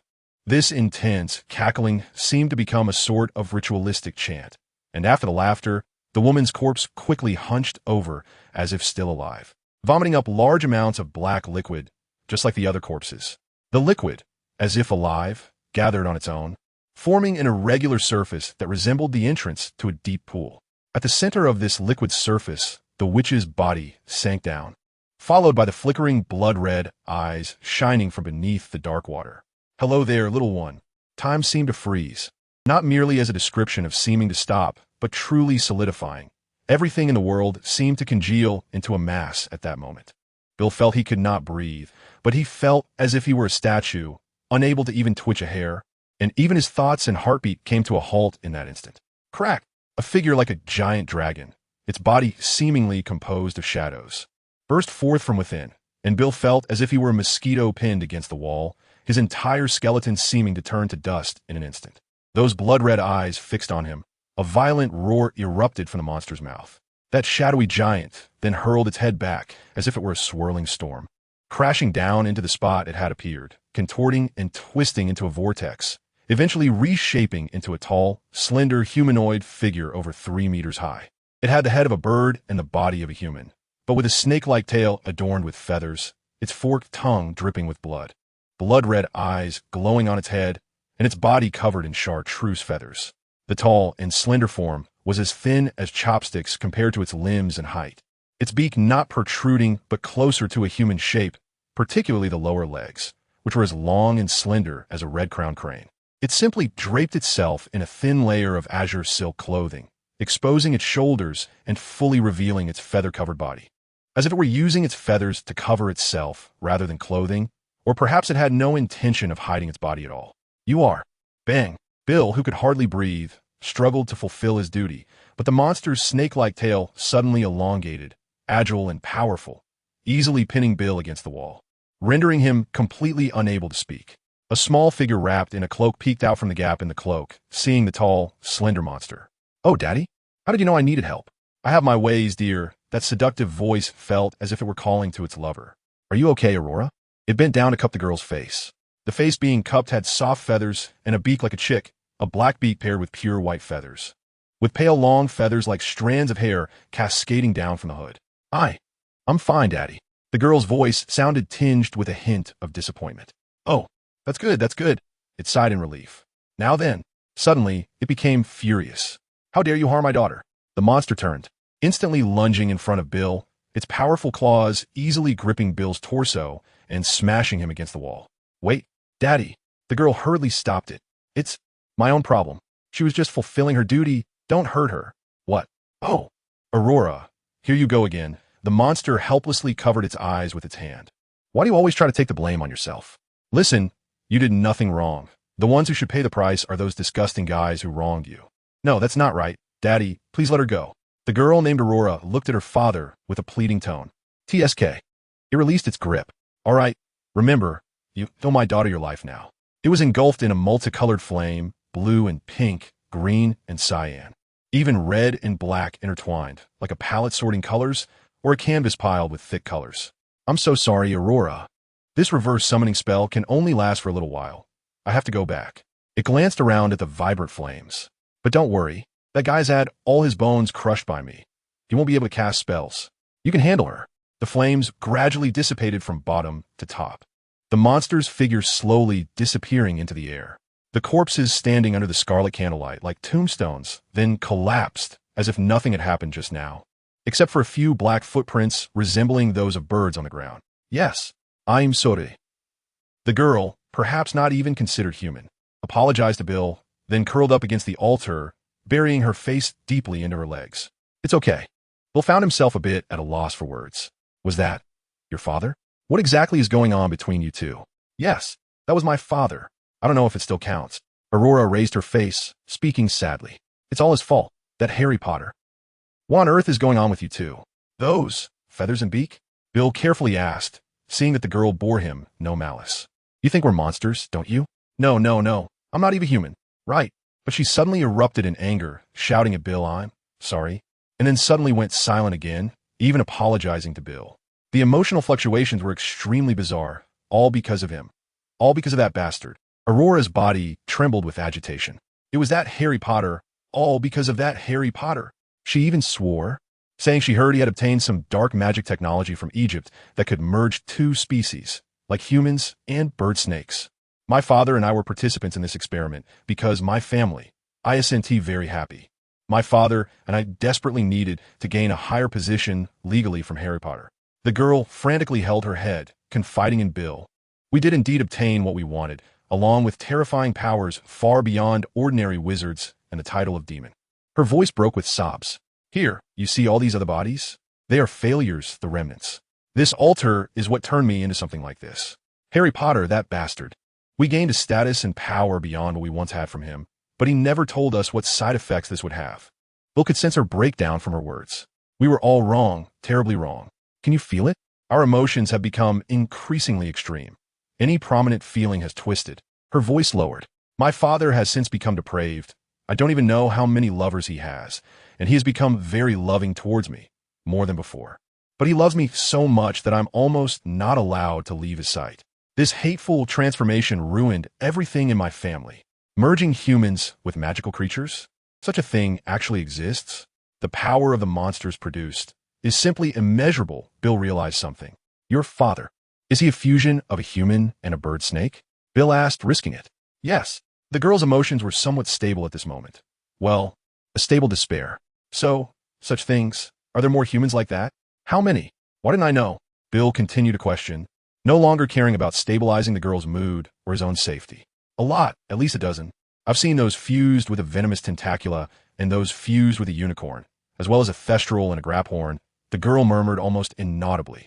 Bill didn't respond because he recalled the fear that crawled up his bones like little bugs, nearly suffocating him.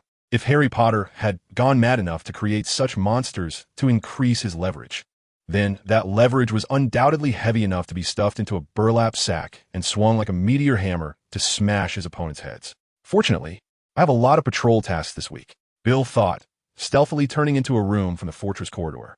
He closed the door, turned his back against it, and tensed up, only to see that Aurora was the only one in the room, finally letting out a sigh of relief. You. Aurora was about to say something when Bill raised his hand to stop her, then took out a small handkerchief and spat something out. What is that? Aurora froze for a moment. Poison, acute poison. I'm sorry, miss. This is not a matter of distrust towards you, but I must be cautious. My death doesn't matter, but the information cannot leak. Bill put away the handkerchief and nodded at the girl across from him. I hope you can understand. Well, if you often watch spy movies, this should be easier to understand. Aurora made an effort to open her mouth, but ultimately swallowed back a sentence she wanted to say. I thought it was just fake in the movies. Clearly, art comes from life. Bill didn't dwell on it further. I hope you brought what I wanted. I also hope you can bring what I want, no matter how long I have to wait, Aurora said seriously, then placed a face-down photo on the table and pushed it over. Bill placed his hand on the photo, wanted to slide it over, but the other party's hand was still firmly pressing down on the photo. Bill looked up and met her gaze. You guarantee this photo can help me take revenge on Harry Potter, right? You must guarantee it, or I will make you pay. Bill felt a moment of daze. The pale, fuzzy-faced, black-beaked figure in front of him suddenly resembled her father, that demon. Cold sweat instantly broke out on his back, and a horrified feeling flashed through his mind. Of course, I guarantee it, Bill nodded. I guarantee that the photo you provide will make Harry Potter angrier than any of your past revenge actions combined. Upon hearing this, Aurora released her hand, and Bill pulled back the thin photo, flipping it open. A rectangular box with intricate and gorgeous patterns came into view. The photo clearly depicted the life box at the center of the dark fortress, protected by layers. This was the most crucial information he needed to obtain by risking his life. As long as he had this photo, as long as the personnel involved in this operation knew what this thing looked like, then this raid would have a target. The strong attack from outside the fortress would have a clear direction. With this photo, even if they were to perish together, there would at least be hope of destroying it. Thinking of this, Bill's breath became slightly heavier. The resolve to fight for his life was something everyone who came to this city already possessed, as long as they could achieve their goals through desperate efforts. As long as they knew they could reach the path to victory, then there was no sacrifice too great to accept. Miss Aurora, where did you get this information? Bill asked seriously for the final confirmation. My father confirmed it personally. I took the photo while visiting. Aurora also took this matter seriously, nodding solemnly. Although my father's emotions have been twisted by that disgusting ritual, he would never lie to me. Harry Potter has no reason to lie to my father. Huff Bill sighed in relief. All right, then the final confirmation. How can you prove that everything you said is true? Bill was about to explain why he had to be cautious when the girl across from him interrupted him with a wave of her hand. She decisively took out a vial of potion, a small bottle of almost completely transparent liquid, then without further ado, tilted her head back and drank it down. She then slammed the small bottle on the table and said to Bill in a calm tone, everything I said is true. My purpose in helping you is out of hatred and revenge towards Harry Potter. Veritasrum, do you need to verify its authenticity? She pointed to the empty bottle next to her. No need, thank you, Miss. Bill nodded. He could tell at a glance that it was definitely Veritasrum. Plus, the determination of the girl in front of him was so genuine. No matter how he put it, he had been a professional curse breaker who had traveled through countless countries, so he had some knowledge of this. After the patrol mission ends, I will immediately leave the fortress with the information. As long as this information is successfully transmitted, next week you will see the promise I fulfilled. Bill stood up, removing his cowboy hat, and bowed to the girl across from him. Unfortunately, I cannot face you with my true identity. Please forgive me. It's fine. Aurora also stood up, gracefully performing a slight curtsy. By the way, can you tell me your real name? Aurelius watched Bill turn around and said, Bill Weasley. In order not to be discovered, Aurelius sat in the quaint and elegant tea room for a long time after Bill left, and had the servant change the tea and snacks several times, pretending to be hungry and having a late-night snack. Aurelius, don't eat so much, you'll get fat. A gentle voice came from behind her. She seemed to choke a little and struggled to swallow the food in her mouth with the tea. Dad, are you done? Cough, cough. It was a deliberate cough. Aurelius, I was really looking for those people to discuss work. All right. Of course no one would meet completely different lovers every day, right? Aurelius rolled her eyes, not repeating for a month. Slatos hurriedly changed the subject, seeing his daughter was not easily fooled. If you're hungry, I can have the kitchen prepare something special for you. You don't need to come to the tea room at this late hour. Forget it. It's already very rude to make his servants work overtime so late. Aurelius shook her head. But isn't it also impolite for you to work overtime at this hour? He suddenly lowered his voice, which was seductive yet dangerous, leaning closer to Aurelius's ear. She didn't react for a moment, and by the time she thought of something, the scene had already been quiet for a while. What do you mean, Dad? Aurelius pretended to be confused. What I mean is, whatever happens in the future, you don't need to hide it from me. Whatever plans you have, whoever you want to meet, wherever you want to go, just tell me, and I can help you, Slatos said, gently lifting her face. You already know? But I don't understand. This matter is very dangerous. If that Harry Potter finds out, he will definitely take action against me. I thought you would stop me, Aurelius said, quite perplexed. No, Aurelius, I know why you are a bit resistant to me, my little angel. How could a father not understand his child? I'm sorry, but loving you is my instinct, something I can't change even for myself. But it seems you misunderstand my love. I don't want to stop you from pursuing your own life. Do whatever you want, and I will help you solve all your problems, even with that savior who created me. Slatos said, his pupils gradually rising like a giant crack, fierce like an eagle's eye. Then why do you know every move I make? It's like you're watching me, almost like surveillance. Aurelius raised her head, staring into those sharp, blood-red eyes. Oh, I'm really sorry, Aurelius, but I really can't take my eyes off you. If I don't keep watching you, I'm always worried you'll encounter danger.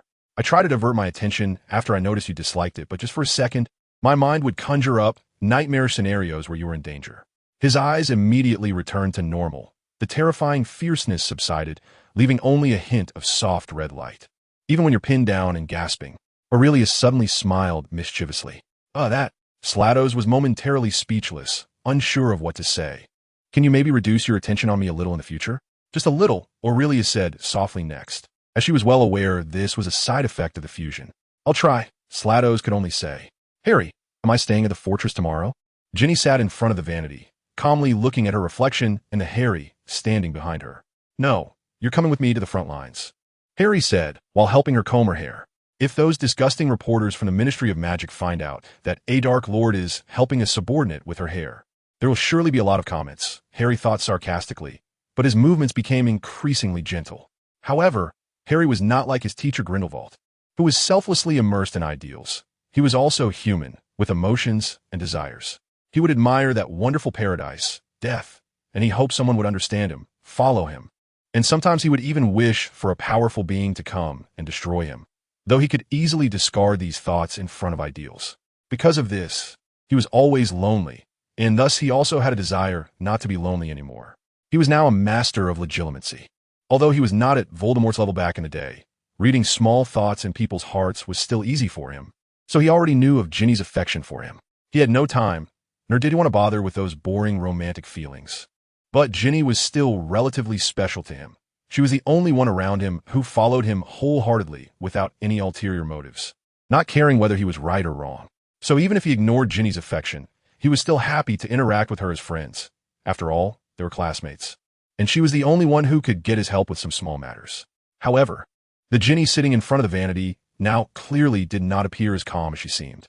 Harry could see that her inner emotions were filled with a swirling pink love like turbulent waves, along with excitement and nervousness swirling within like a vortex.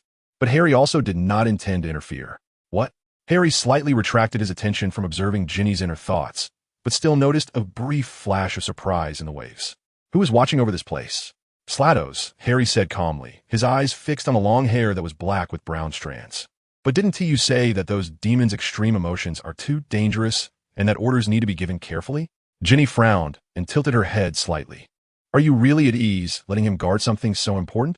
Don't move, Harry said calmly, slightly increasing the pressure of the comb according to the original trajectory. Ginny's hair pulled at her head, causing her to feel pain and turn her head back. As long as Slatos performs his duties normally, there won't be any problems. If he doesn't, with so many soldiers watching him, it would be hard for him to hide. Harry regained his strength in his hands. The key lies in the patterns of the demon's extreme emotional outbursts. If this time the life box really slips through his fingers, then if sacrificing a legion can help me summarize the patterns of these emotional outbursts to fully control the demons, then it would be worth it. How can you be sure that Slatos won't make a mistake? I don't trust him, Ginny continued stubbornly. All right, Ginny, stop dwelling on this. Harry slightly shook his head. Whether or not we trust him, the demons must ultimately be employed. This is something we both know. This decisive combat power on the battlefield is more important than an undead army. The undead army might not be able to storm the English Channel, but those monsters certainly can. I need the undead army to yield some weight to pave the way for the research on demons, though the cost may be painful.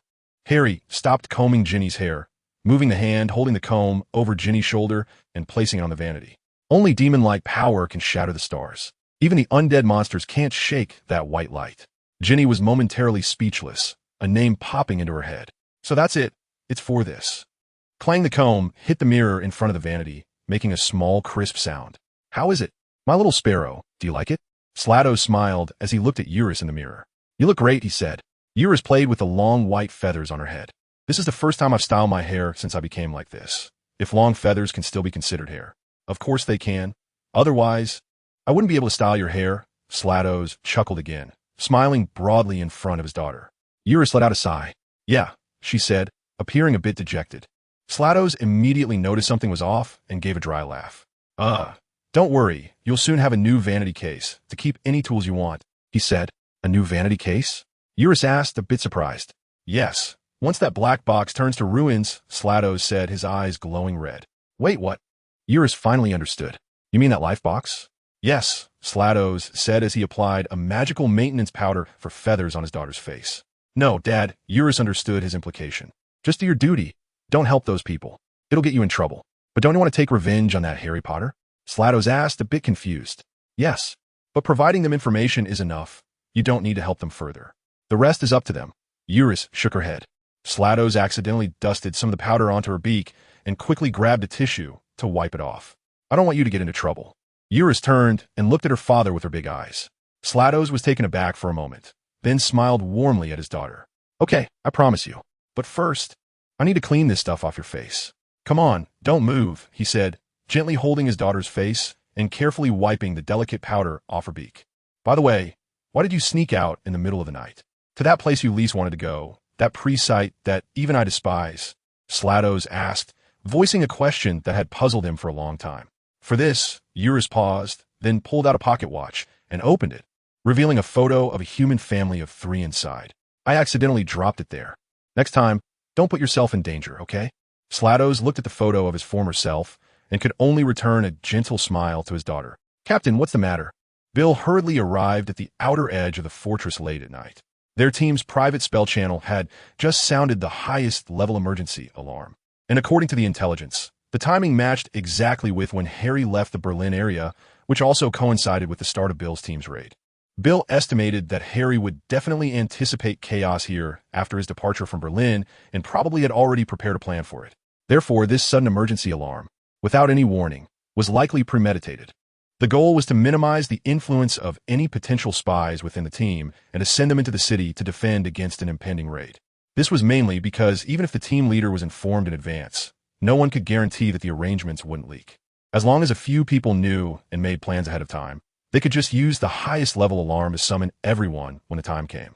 After all, this was the highest level alarm. According to the rules, if a member did not respond without a valid reason, they would be executed on the spot. Harry Potter really liked to use death as the ultimate line for many rules that should not be violated. All members of the team immediately head to the northwest corner of the city. The captain looked at the 3 assembled members. We need to be quick. The uniform response was immediate, and the entire team set off without any hesitation. The organization of the court was quite impressive, a rare advantage of autocracy, and it was also a terrifying benefit. However, Bill was already planning how to get out of this team and rendezvous with his true captain, Peyton. The court's organizational structure and mutual surveillance were always rigorous, ensuring the loyalty of its members to the maximum extent. Few could infiltrate like Bill did.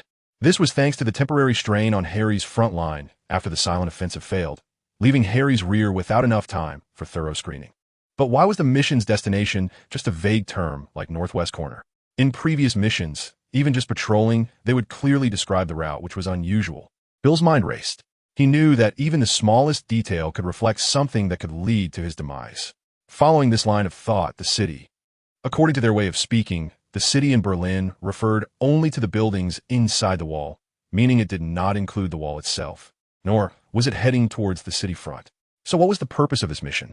If they wanted to protect civilians or Horcruxes, they could simply defend the wall or the fortress. Guarding the entire city was pointless and thankless. Something was indeed off, especially at this time. Was he overthinking it? No. Regardless of whether he was overthinking, he had to treat his suspicions as valid. He should test the captain's tone. Act cautiously. Bill quickly moved a few steps forward to catch up with the captain and asked him, "Where are we going?" "Don't ask too much. Just know what to do." The captain of Bill's team frowned, responding with a stern face. "I just want to clarify the mission objective." Bill feigned ignorance to mask the purpose of his inquiry. "This time there are confidentiality needs. You'll know when we get there. The captain firmly refused to elaborate. Something was wrong, very wrong. Bill's internal alarm bells rang. During missions, it was the captain's responsibility to provide a brief overview of the task, which would better lead the team to complete it. Yet this time, they were using the highest level alarm, and the captain didn't even offer an explanation. Bill brushed aside the strands of hair that had quietly come into view and turned to look back at the fortress he had been in for nearly half a month, examining it carefully. There's so many. The number of undead soldiers on guard outside was significant, but looking towards the city wall from here, he couldn't see the undead soldiers stationed on the wall. There was a problem. Harry Potter must have pulled the outer forces into the fortress, planning to ignore the outer city and keep an eye on the fortress. This mission was wrong. Bill turned back to look at the captain's back. Forget it. No need to think further. He was going to rendezvous with Peyton to coordinate the raid anyway. Strike first. Avada Kedavra.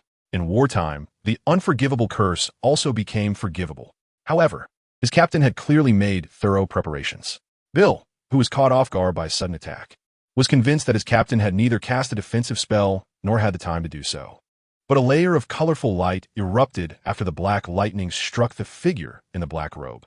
The captain of this squad fell from the rooftop, having just used a levitation spell like a downed airplane, but it was evident he was not dead.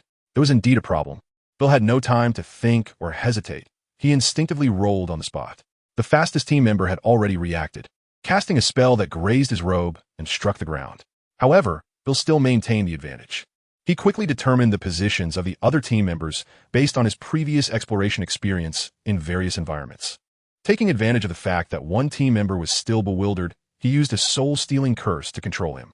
The situation instantly turned into 2 against 1, but Bill only directed the control team member to entangle the other while he turned to pounce on the captain. The situation on the other side for the captain was not much better. Although he managed to block the lethal effect of the killing curse, he could not prevent the impact. His insides felt like they were being churned together, and he crashed heavily to the ground, unsure how many bones he had broken. Bill had no intention of going easy. He first fired a shattering curse followed by a dismemberment curse in quick succession. The captain struggled to move, with the shattering curse severing half of his arm, but the more lethal dismemberment curse only tore his clothes. The opponent immediately counterattacked, launching a lethal red lightning strike at Bill's weapon first. Bill had to dodge cautiously, otherwise if he was hit, even if the opponent was seriously injured, there would be a fundamental difference between having a wand and not having one, and the battle would end instantly. Following, that was an explosive curse, which was equally deadly. And the opponent had predicted Bill's landing point as he jumped to evade. He was forced to dangerously twist his body in the air, completing a gymnastics-like high-difficulty maneuver, and finally used a levitation spell, relying on the seemingly weightless floating property and the inertia from twisting his body to avoid the explosive curse. However, the opponent's combat intelligence was quite remarkable. This spell was actually a trap within a trap. After Bill evaded, the explosive curse continued to fly, crashing into an advertisement board behind him. The cheap plastic shell of the board immediately exploded, scattering debris like flowers in the wind. Floating in the air, Bill was caught in the most powerful wave of that debris storm. The exploding fragments fell on his arms, legs, and back like bullets, causing his flesh and bones to cry out under the heavy burden. A sweet, warm liquid surged from his chest to his throat, and then he coughed out dark red blood. Hee cough cough. The captain laughed in a low voice, his sharp, dangerous gaze fixed on Bill. Clearly having perceived him so easily, Bill fell to the ground in a sorry state, but immediately leaned forward and climbed up, forcing himself to stand against the wall by the street, maintaining his guard. It was unnecessary to fight to the death like this, but he had urgent matters at hand, so he had to rely on the captain to die, sir. The scene fell silent as both men had no strength left to speak, focusing intently on each other's every move, like two gunslingers in a duel in the American West. The squad captain was now kneeling on one knee, his other leg dragging on the ground, slightly more than 90 degrees, carefully extending it, placing the broken limb on the extended leg, while his other hand remained motionless, raised diagonally at the side of his body, tightly gripping his wand. Bill, meanwhile, weakly leaned against the wall, ignoring the holes in his clothes and the blood flowing from them. His black clothing concealed this well.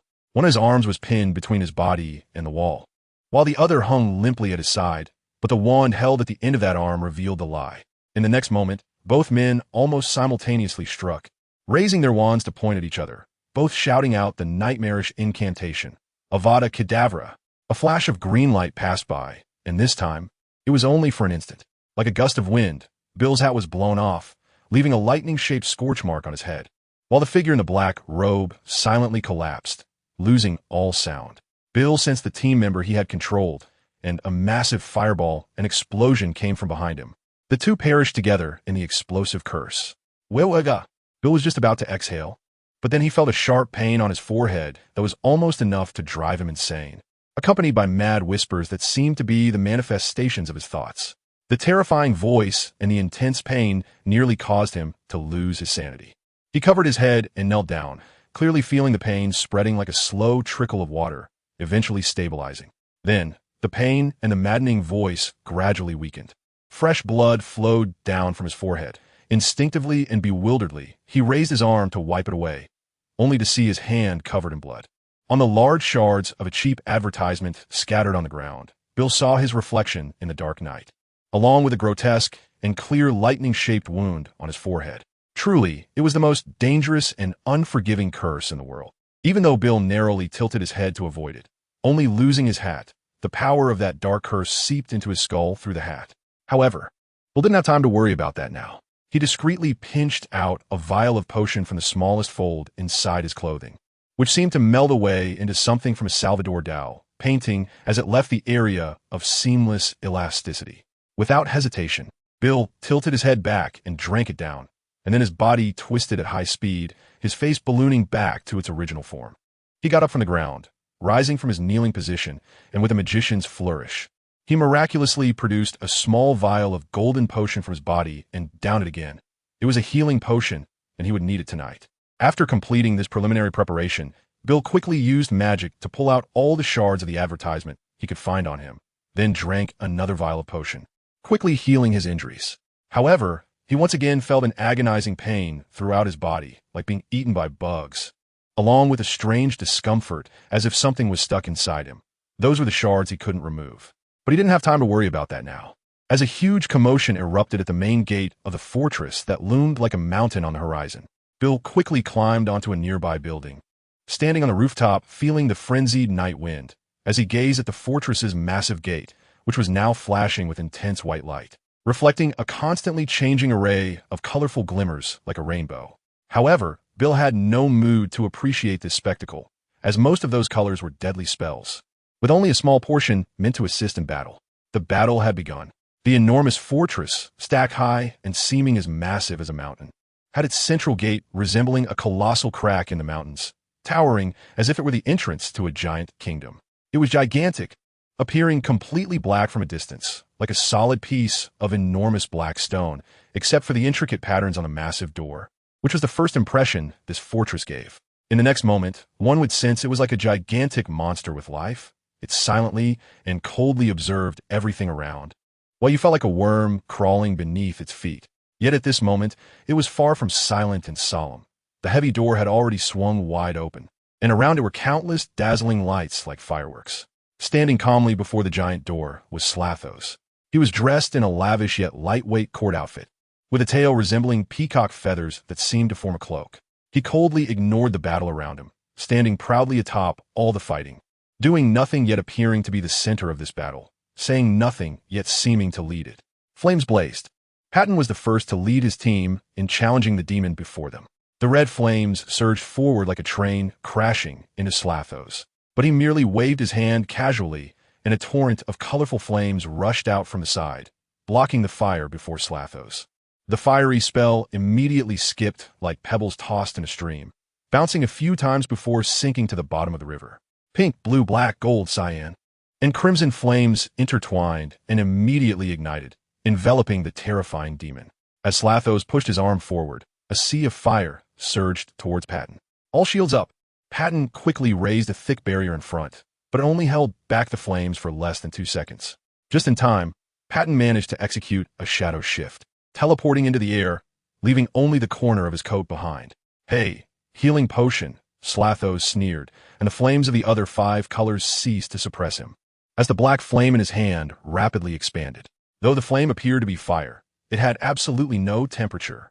It was in the true sense, infinitely close to absolute zero. In an instant, the air in the entire city dropped to nearly the temperature of cosmic vacuum. merely because the black flame revealed its chilling nature, causing a sudden imbalance in the temperature of the area. Patton felt as if his lungs were being torn apart. His entire brain instantly soaked in coldness, leaving him blank, and his limbs felt frozen like ice sculptures, unable to move. In the next second, a storm rapidly expanded around Slathos as the cold air from the entire area surged toward the warmer outside. Floating in the sky, Peyton was suddenly struck by a massive storm, like a leaf in the air, and was sent flying out. On the ground, all exposed objects seemed to be facing a blizzard from Antarctica, as the enormous cold air flow carried droplets of water condensed in the air, passing by them as if they had become substantial, fiercely blowing against every stubborn stone that had yet to yield. This ferocity of the storm swept across the entire city in just a few minutes, as a colossal super hurricane center blossomed in this city on that day.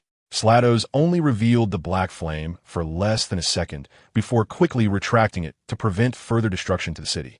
And using this flame was quite taxing for him. It was a product of the combination of man and bird snake, something that even ancient Egyptian technology could not achieve, allowing for the fusion of humans with magical creatures. The power unleashed by such revolutionary technology was naturally terrifying. So this fusion was not merely superficial. The ability of the bird snake lay in its transformation spell that allowed it to change size at will, and Slathos, on this basis, acquired an improved ability. He could apply this transformation spell to energy.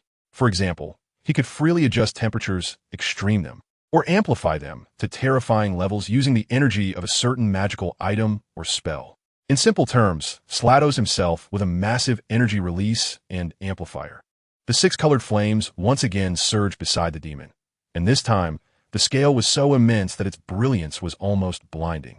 The massive flames climbed and flowed, sweeping not only the entire battlefield, but also the outer walls of the fortress surrounding the main gate, with that magnificent glow visible even a kilometer away from the city. That rainbow-like radiance exuded colors from hell. Whoosh, a spell flew in, heading straight for Slathos' eyes. Crash! Slathos' entire body suddenly transformed into intense green-blue flames, his physical form twisting and distorting almost instantaneously in the fire until the spell passed by, and he returned to normal. The green-blue flames were the amplified form of the flying powder flames. Slathos could use them to freely shift and traverse within the flames. And by utilizing the characteristic of distortion and blurriness during the transfer through the flames, he could evade the vast majority of spells and physical attacks. However, in his slowly recovering eyes, which resembled paint mixed in a palette, there was a glimmer of caution and disgust. Felicity potion? Slathos sensed something strange through his beast-like intuition in the trajectory of the incoming spell. He cast his gaze downward and saw that the army with undead bodies was at a disadvantage, while the enemy grew bolder with each battle. Slathos watched helplessly as the bullets from the modern army's assault rifles whizzed past the robes of the opposing wizards without hitting a single one.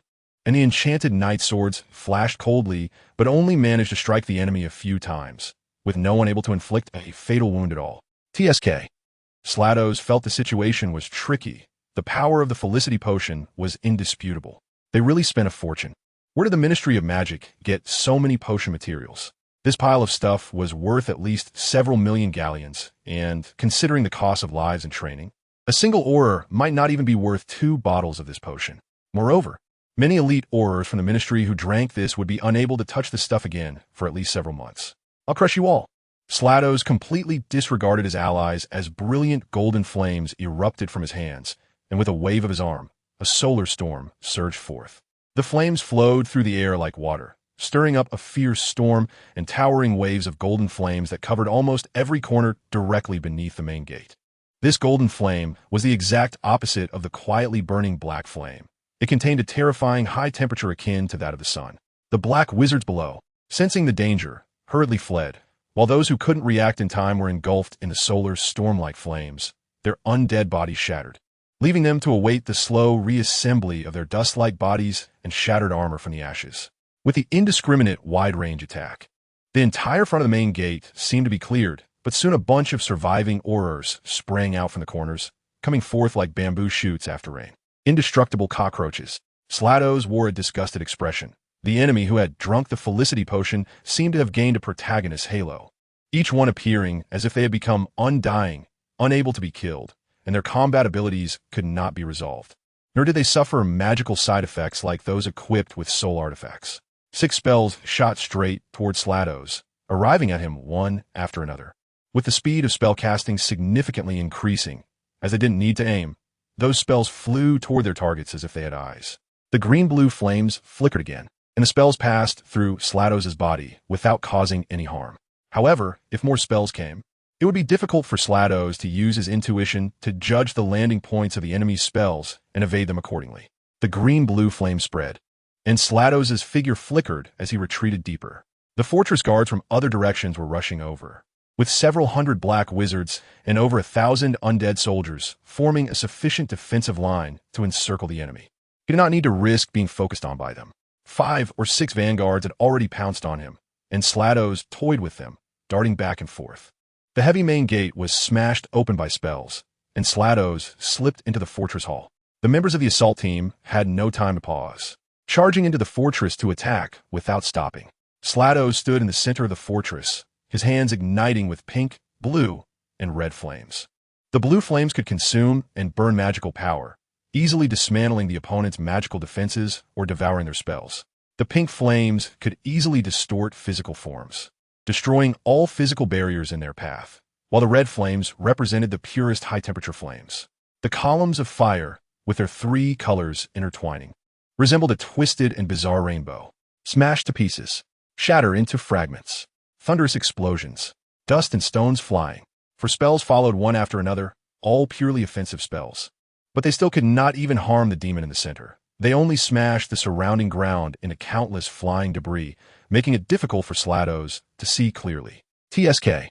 Slados grew weary of this protracted tug-of-war. He lunged at the nearest aura, his towering figure standing tall amidst the fireworks-like flames, releasing flickering 3-colored flames, effortlessly suppressing that aura. Slados sensed something unusual. How could a protective spell maintain itself temporarily in front of his blue flames? Peering through the similarly blue barrier, he saw several items emitting pure white light. Fairy-crafted equipment?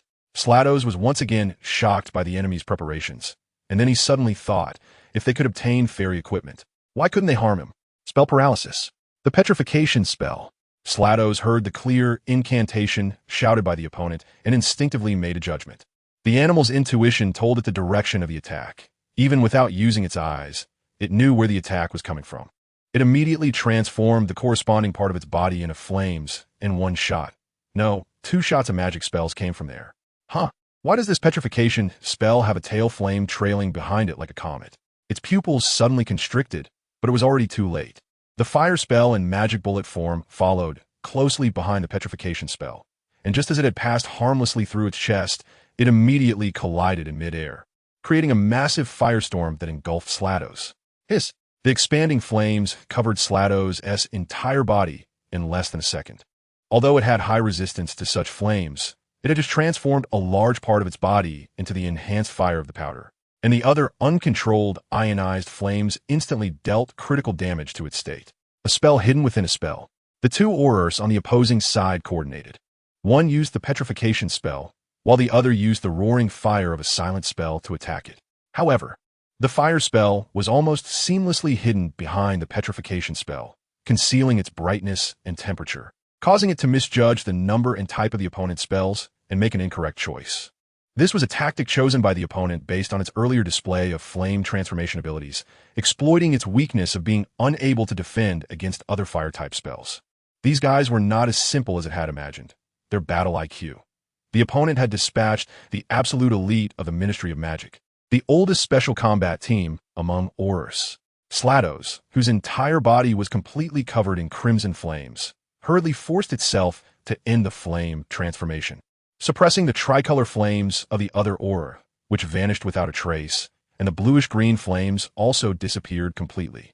But the sky full of crimson flames suddenly transformed into a bright green, not bluish-green, but a vivid bright green. The color of this flame, real powder. Puffed.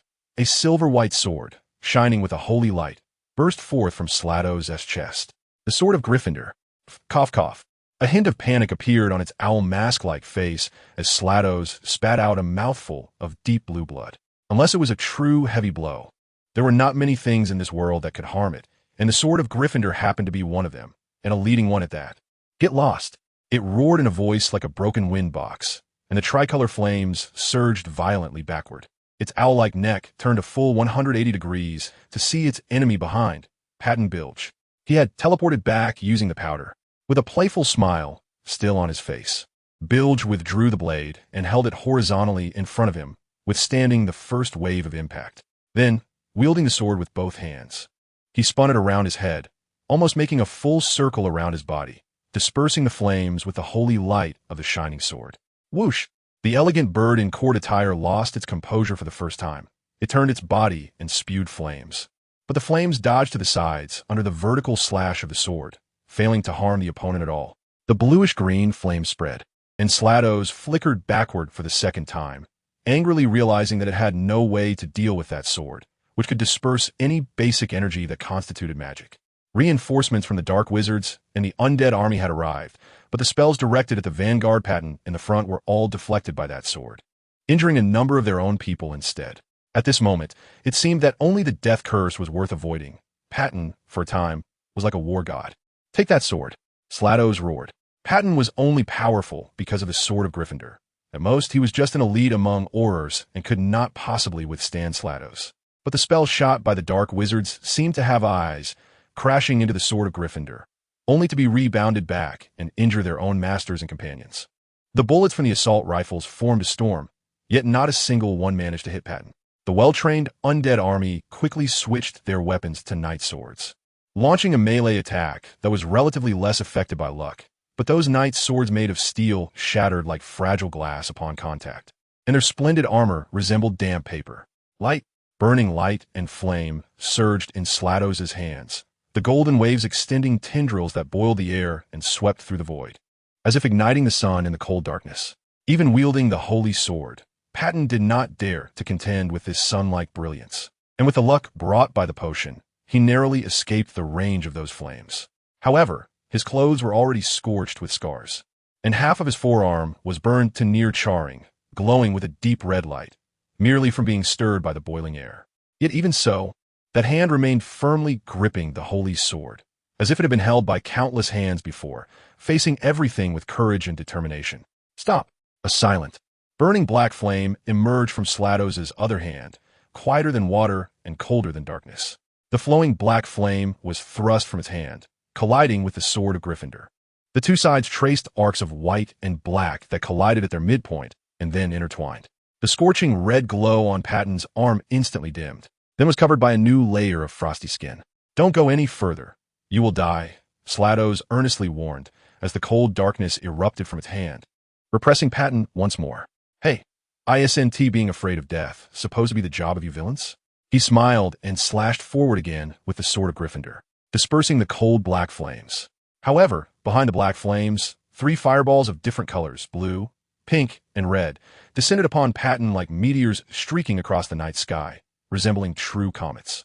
Perhaps due to luck, the first to arrive was the blue fireball, which dealt damage magic, so Patton easily braced himself with the sword as a shield, only to be knocked back by the tremendous impact. This fortuitously allowed him to dodge the second pink comet, which could distort physics. The third red flame chased after him, but Patton opened his personal item bag and threw out a massive amount of powder. The red flame seemed to be instantly infected and turned green, flickering like a candle flame. Just before being flattened by the massive fireball, Patton escaped from beneath it, using the powder to fly behind the fireball. The tremendous impact erupted right behind him, propelling him skyward towards Slados. Slados glared at him with anger and caution, as the black flames quietly burned in its hand once more. However, the first to leap in front of it was not Patton, but a lion. A silver-white lion king with a mane that danced wildly. Patton Bilge Esguardian. In that moment, Slados was even momentarily terrified, and the illusory spirit seized the opportunity to pounce on him, biting down on his neck. Slados immediately howled in pain as if scalded by a bucket of boiling water. The demons were products of a powerful dark magic that fused humans with magical creatures, simultaneously igniting their extreme emotions and desires to amplify their magical power. Extreme emotions and dark magic were part of their essence. The guardian spirit, on the other hand, was a projection of a person's ultimate positive emotions throughout their life.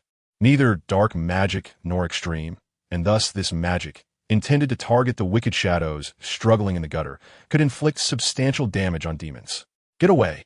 Slados cursed for the second time, waving his hand wrapped in black flames. The guardian's spirit shattered in response, and in the intertwining of light and dark, the pure white radiance resembled the dawn's first light, as the master of the Holy Spirit burst forth from the light. A pure white sword, descending from above, struck heavily against Slados' body, leaving a profound imprint on the towering demon form. Noble blue blood from the dark magical creature gushed forth, splattering onto the ground. The piercing scream reverberated in the ears of everyone present, and all beings still within the realm of normal humanity, even those with soul artifacts, lost their combat effectiveness at that moment. The blue blood splattered on the ground like oil, igniting the iconic six-colored flames upon contact, swiftly spreading across the smooth floor, while the fire-breathing giant bird was engulfed in the sea of flames, vanishing from sight. Waves of fire erupted as if they were tangible, surging through the vast hall like a tsunami crashing against a giant's palace. Peyton was tossed like a small boat in the massive waves, and the flames turned most of his body into charred bones upon contact. Within a radius of 50 meters centered on Slados' body, all creatures were swept away, either thrown out or turned to ashes. Amidst the splendid fireworks of flames, a bird, resembling a giant dragon, screeched as it revealed its form. Within the rolling waves of fire, a colossal figure that seemed to merge with the flames lay amidst the inferno. And even the dazzling colors of the six-hued flames could not conceal the red glow emanating from its malicious eyes. "Bill! Weasley!" it suddenly said inexplicably. The next moment, a figure dashed out and caught Peyton, who had been hurled into the air. The intense bird call rang out from the flames, dispersing the fire and the nerves of everyone present, forcing them to stop their steps and attacks, clutching their heads to suppress their pain. In the midst of the flames, a beast revealed its visage.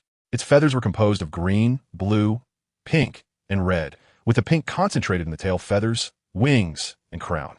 These feathers seemed to exist between the illusory and the real, resembling both feathers and flames, with the pink fire distinctly mixed with a golden hue, enhancing the giant bird's splendor. Its massive form and grounded limbs did not resemble a bird but rather a dragon with 2 legs and wings, and its black beak was adorned with golden patterns, capable of tearing everything apart with a mere snap. Roar! The demon bellowed, spewing flames towards that direction, and the special 6 colors immediately filled the dark domain, igniting hellfire that burned like melting stars within the seemingly solid black fortress carved from a single piece of obsidian. "Be careful!" An Auror shouted to Bill and Peyton, then cast a hurricane spell to sweep the two away, avoiding the flame-scorching heat. "Cover me. I need to go heal Peyton," Bill urgently said to the Auror who saved him, not even pausing to thank him as he rushed backward with Peyton, pouring a bottle of red potion into his mouth. The Auror understood and did not say much, turning to join the assault on Slados. Slados unleashed flames with a shake of his head, and the raging firestorm immediately covered almost all areas. Although the effects of the protective potion prevented significant casualties, this strike still sent several souls to the afterlife. At this moment, the battlefield was no longer something that luck or fate could control. The effects of the protective potion had not reached such heights, and it could only ensure that most of the Aurors would not perish. "Break it down!" The Aurors called to one another, summoning their courage and charging towards the Demon King. Countless spells struck in an orderly fashion against the colossal, dragon-like body, but it felt like the formic acid sprayed by tiny ants, merely causing an itch. The elite among the elite of these Aurors pounced on the demon, engaging it in close combat to draw its attention, allowing other allies to output their attacks safely, but the effectiveness was minimal. Other than the Avada Kedavra, which required a long charge time for them, there was nothing that could threaten the demon. Aside from Peyton, none had attempted to draw the sword of Gryffindor, and most, if not all, of them likely could not even lift the pure white sacred sword. As Slados revealed his true form, his wounds expanded, and his howls were interspersed with heavy gasps. With that terrifying roar, a starry sky rose from his back, slowly covering most of the fortress hall, as if tearing open space to reveal the night. Whoosh! The sound of flames rubbing against the air came from above, and a crimson meteor descended from the starry sky, crashing through the night to strike an Auror. The violent explosion even caused the mountain-like fortress to tremble, shattering its magical barrier, as if it were a judgment descending on the day of doom. Then came the second, third, fourth, and countless meteors composed of six-colored flames crashed through the night sky into reality, tracking one horror after another, with each explosion terrifying like an intercontinental missile. The precise and almost overwhelming firepower inflicted massive casualties on the horrors. Not even luck could allow them to escape this apocalyptic destruction.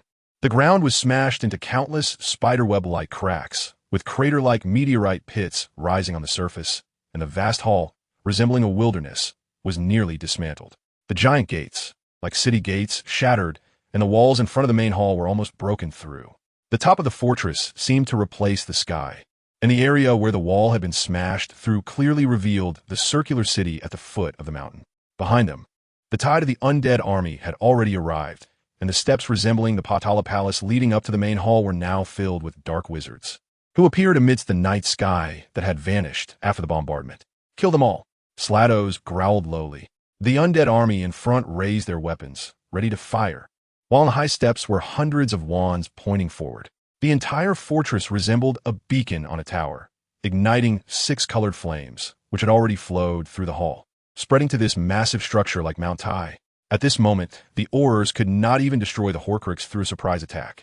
Even their escape routes were blocked by seas of fire, struggling in pain and futility like live shrimp tossed into an oven. The giant bird, burning with feathers, stood before them like an invincible demon king. The sound of synchronized footsteps echoed under the grand starry sky as the undead army dragged their lifeless bodies, performing a grand drama of death under the night. To the royal court, we offer our highest respect. To death and night, we offer our highest respect. The highest commander of the undying army, Yin Su, coldly read aloud the prepared lines, making preparations for the conclusion of this political event. At the beginning of this event, it was actually already early morning, deep in the night. As the event progressed to halfway, the front lines, which were already close to the equator, had already seen the purple aura of dawn approaching from the east. At this moment, dawn was indeed near. Harry loved this magnificent scene. Although it was the army of darkness, it seemed nice to conclude in the dawn, especially since this beautiful picture also held good symbolic meaning. Taking advantage of the moment when the commander was delivering his rehearsed speech, Harry shifted his gaze slightly and caught a glimpse of his favorite star. Suddenly, his gaze froze, and a jagged crack, as fierce as lightning, appeared in Harry's eyes, causing his pupils to dilate. Ginny's silent call echoed in her mind as she stood beside Harry. She suddenly became alert, looking at Harry, and then she noticed that he was calmly gazing ahead again, but she suddenly realized and pretended nothing had happened, looking forward as well. However, this fleeting glance had already brought her considerable shock. Harry's eyes. He hadn't looked like this in a long time. What had happened? Was there something going on in Berlin? Was there any latest information? The voice continued calmly. Only the fortress has encountered an ambush. Currently, there is no other news. Ginny remained silent, responding in her mind. The position of the stars is wrong. It doesn't match the prophecy I divined before. Harry's voice carried a hint of vague anxiety. In my previous divination, there shouldn't be anything wrong, even if ambushed. You go down first and urgently inquire about the situation over there. It's better to be cautious in such matters. Ginny understood and, without saying a word, quickly left the reviewing stand used for the parade. I clearly confirmed before. How could this happen? The previous prophecies have never been wrong. Harry's expression became slightly gloomy, his pupils still dilated. He saw the direction he had just gazed at, where a red star was rising. Slathos roared angrily, flames flowing and gathering again and again, igniting and transforming into a comet. Although the Aurors who had drunk the Felix Felicis were dodging as if they had activated a cheat, this precision-guided large-scale attack was still terrifying for them.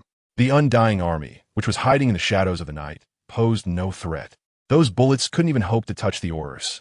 After the wizards used spells for fire suppression and found the effectiveness lacking, they abandoned that approach and turned to repair the breached barrier, aiming to completely cut off the Aurors' retreat.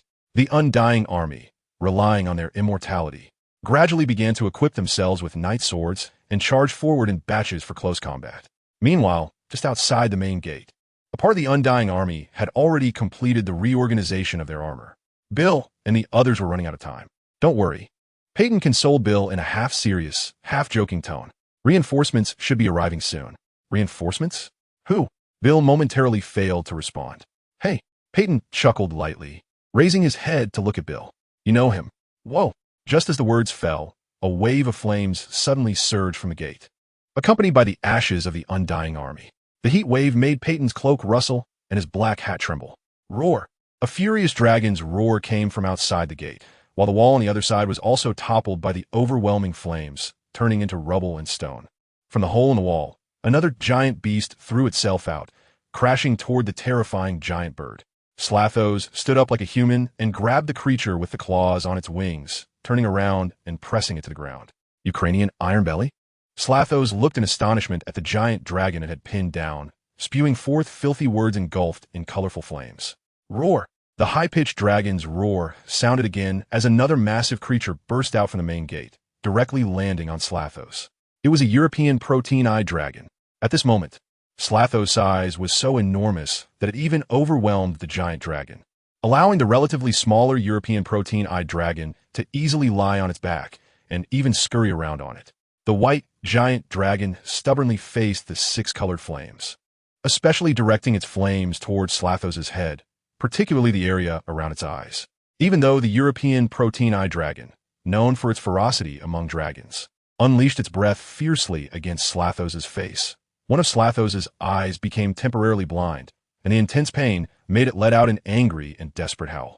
Taking advantage of this opportunity, the Ukrainian Iron Belly, which was pinned beneath it, used its massive body to push Slathos back, and then, like the most primal beast, it bit down on Slathos' neck. Slathos' roar was cut off in its throat, but then it exhibited terrifying dominance, standing up like a human again and fiercely pinning the massive fire dragon before it, throwing it away. Immediately afterward, it executed a bird-like 180-degree turn, using its massive beak to grab the wings of the European protein-eyed dragon and pull it down. Boom! The thrown European protein-eyed dragon landed on the ground and was immediately crushed by a giant claw, producing a sound that seemed to penetrate the ground, causing the beautiful giant dragon to spit out blood. On the other side, the iron-bellied dragon relentlessly pursued, forcing Slathos to divide its attention. This allowed the European protein-eyed dragon to find an opportunity to unleash flames at Slathos' chest and abdomen. It was pushed away, and then hit by several fireballs shot from the Ukrainian Iron Belly, which seemed to have no effect on Slathos. However, another massive shadow swiftly pounced, stirring up a hurricane-like wind. The furious dragon's roar reverberated throughout the fortress, and Slathos was momentarily pinned down by that shadow. A roaring black dragon from the Heshadiri Islands revealed itself, and its rider was smiling and greeting Bill. "Good work, Bill," the dragon rider on the black dragon casually greeted Bill amidst the fierce battle. But this alone was enough to leave him astonished, his eyes wide open. "Charlie? The sonic weapon-like roar reverberated through the hall once more, causing even the giant dragons to suffer and roar in pain. The distracted black dragon was immediately thrown away by Slathos, which then followed up with a six-colored flame breath. The black dragon struggled to withstand it, using its wings as a shield. "Kid, my male pet in bed does this to me even more violently," Slathos chuckled hoarsely, throwing out a strange mockery that wasn't even at the level of a lover. "Adon, Yano, fire!" Charlie wasted no time and commanded the other two giant dragons to unleash flames, while also patting the black dragon beneath him. The three dragons simultaneously spewed their breath. Foolish Slathos, it mocked with a laugh, as six-colored flames erupted from its mouth, clashing with the crimson and colorful flames, and then the colorful flames easily engulfed it, knocking all three dragons over. Immediately after, it lunged toward the black dragon, heavily pinning the dragon's head to the ground. Meanwhile, the iron-bellied dragon struggled to flip over and collided with Slathos, forcing it aside, while the European protein-eyed dragon seized the chance to climb onto Slathos' back again. The three dragons and one demon quickly engaged in a fierce brawl, with roars echoing throughout the hall. "Don't worry about them," Peyton swiftly transmitted to all members, taking advantage of this opportunity to storm in and destroy that soul vessel. Long before that, the Aurors had already taken action, charging straight towards the undead army and the dark wizards. In the battlefield, where colossal beasts fought fiercely, countless wizards and knights weaved through the gaps between the monsters, casting spells and wielding blades at each other. Peyton, holding the sword of Gryffindor, also charged towards the formation of the undead army, completely ignoring Slathos, who was engaged in a fierce battle with three giant dragons. He was well aware of his true mission and the sacrifices of his teammates. The pure white holy sword deflected the incoming spells, and the undead soldiers blocking Peyton's path were easily torn apart with a single swing, as if they were mere cobwebs. Clack! On the black and white chessboard, the pieces moved on their own without guidance. A black pawn was about to fall into the mouth of a white pawn. Clang! The self-moving statue-like pieces raised their swords, and the blades clashed violently. In a shower of sparks, the two swords that had been locked in a brief stalemate separated, one black and one white. A wizard learning to wield a knight's sword is merely relying on the sword's uniqueness. Yours is forged by fairies, and mine is too.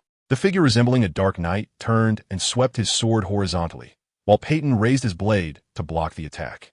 The intricate patterns and decorations of the armor exuded a cold, mechanical aura, complemented by a black cloak, revealing him to be the commander of the garrison in Berlin, as well as the leader of the 1st Legion of the Undead Army's 7th Legion.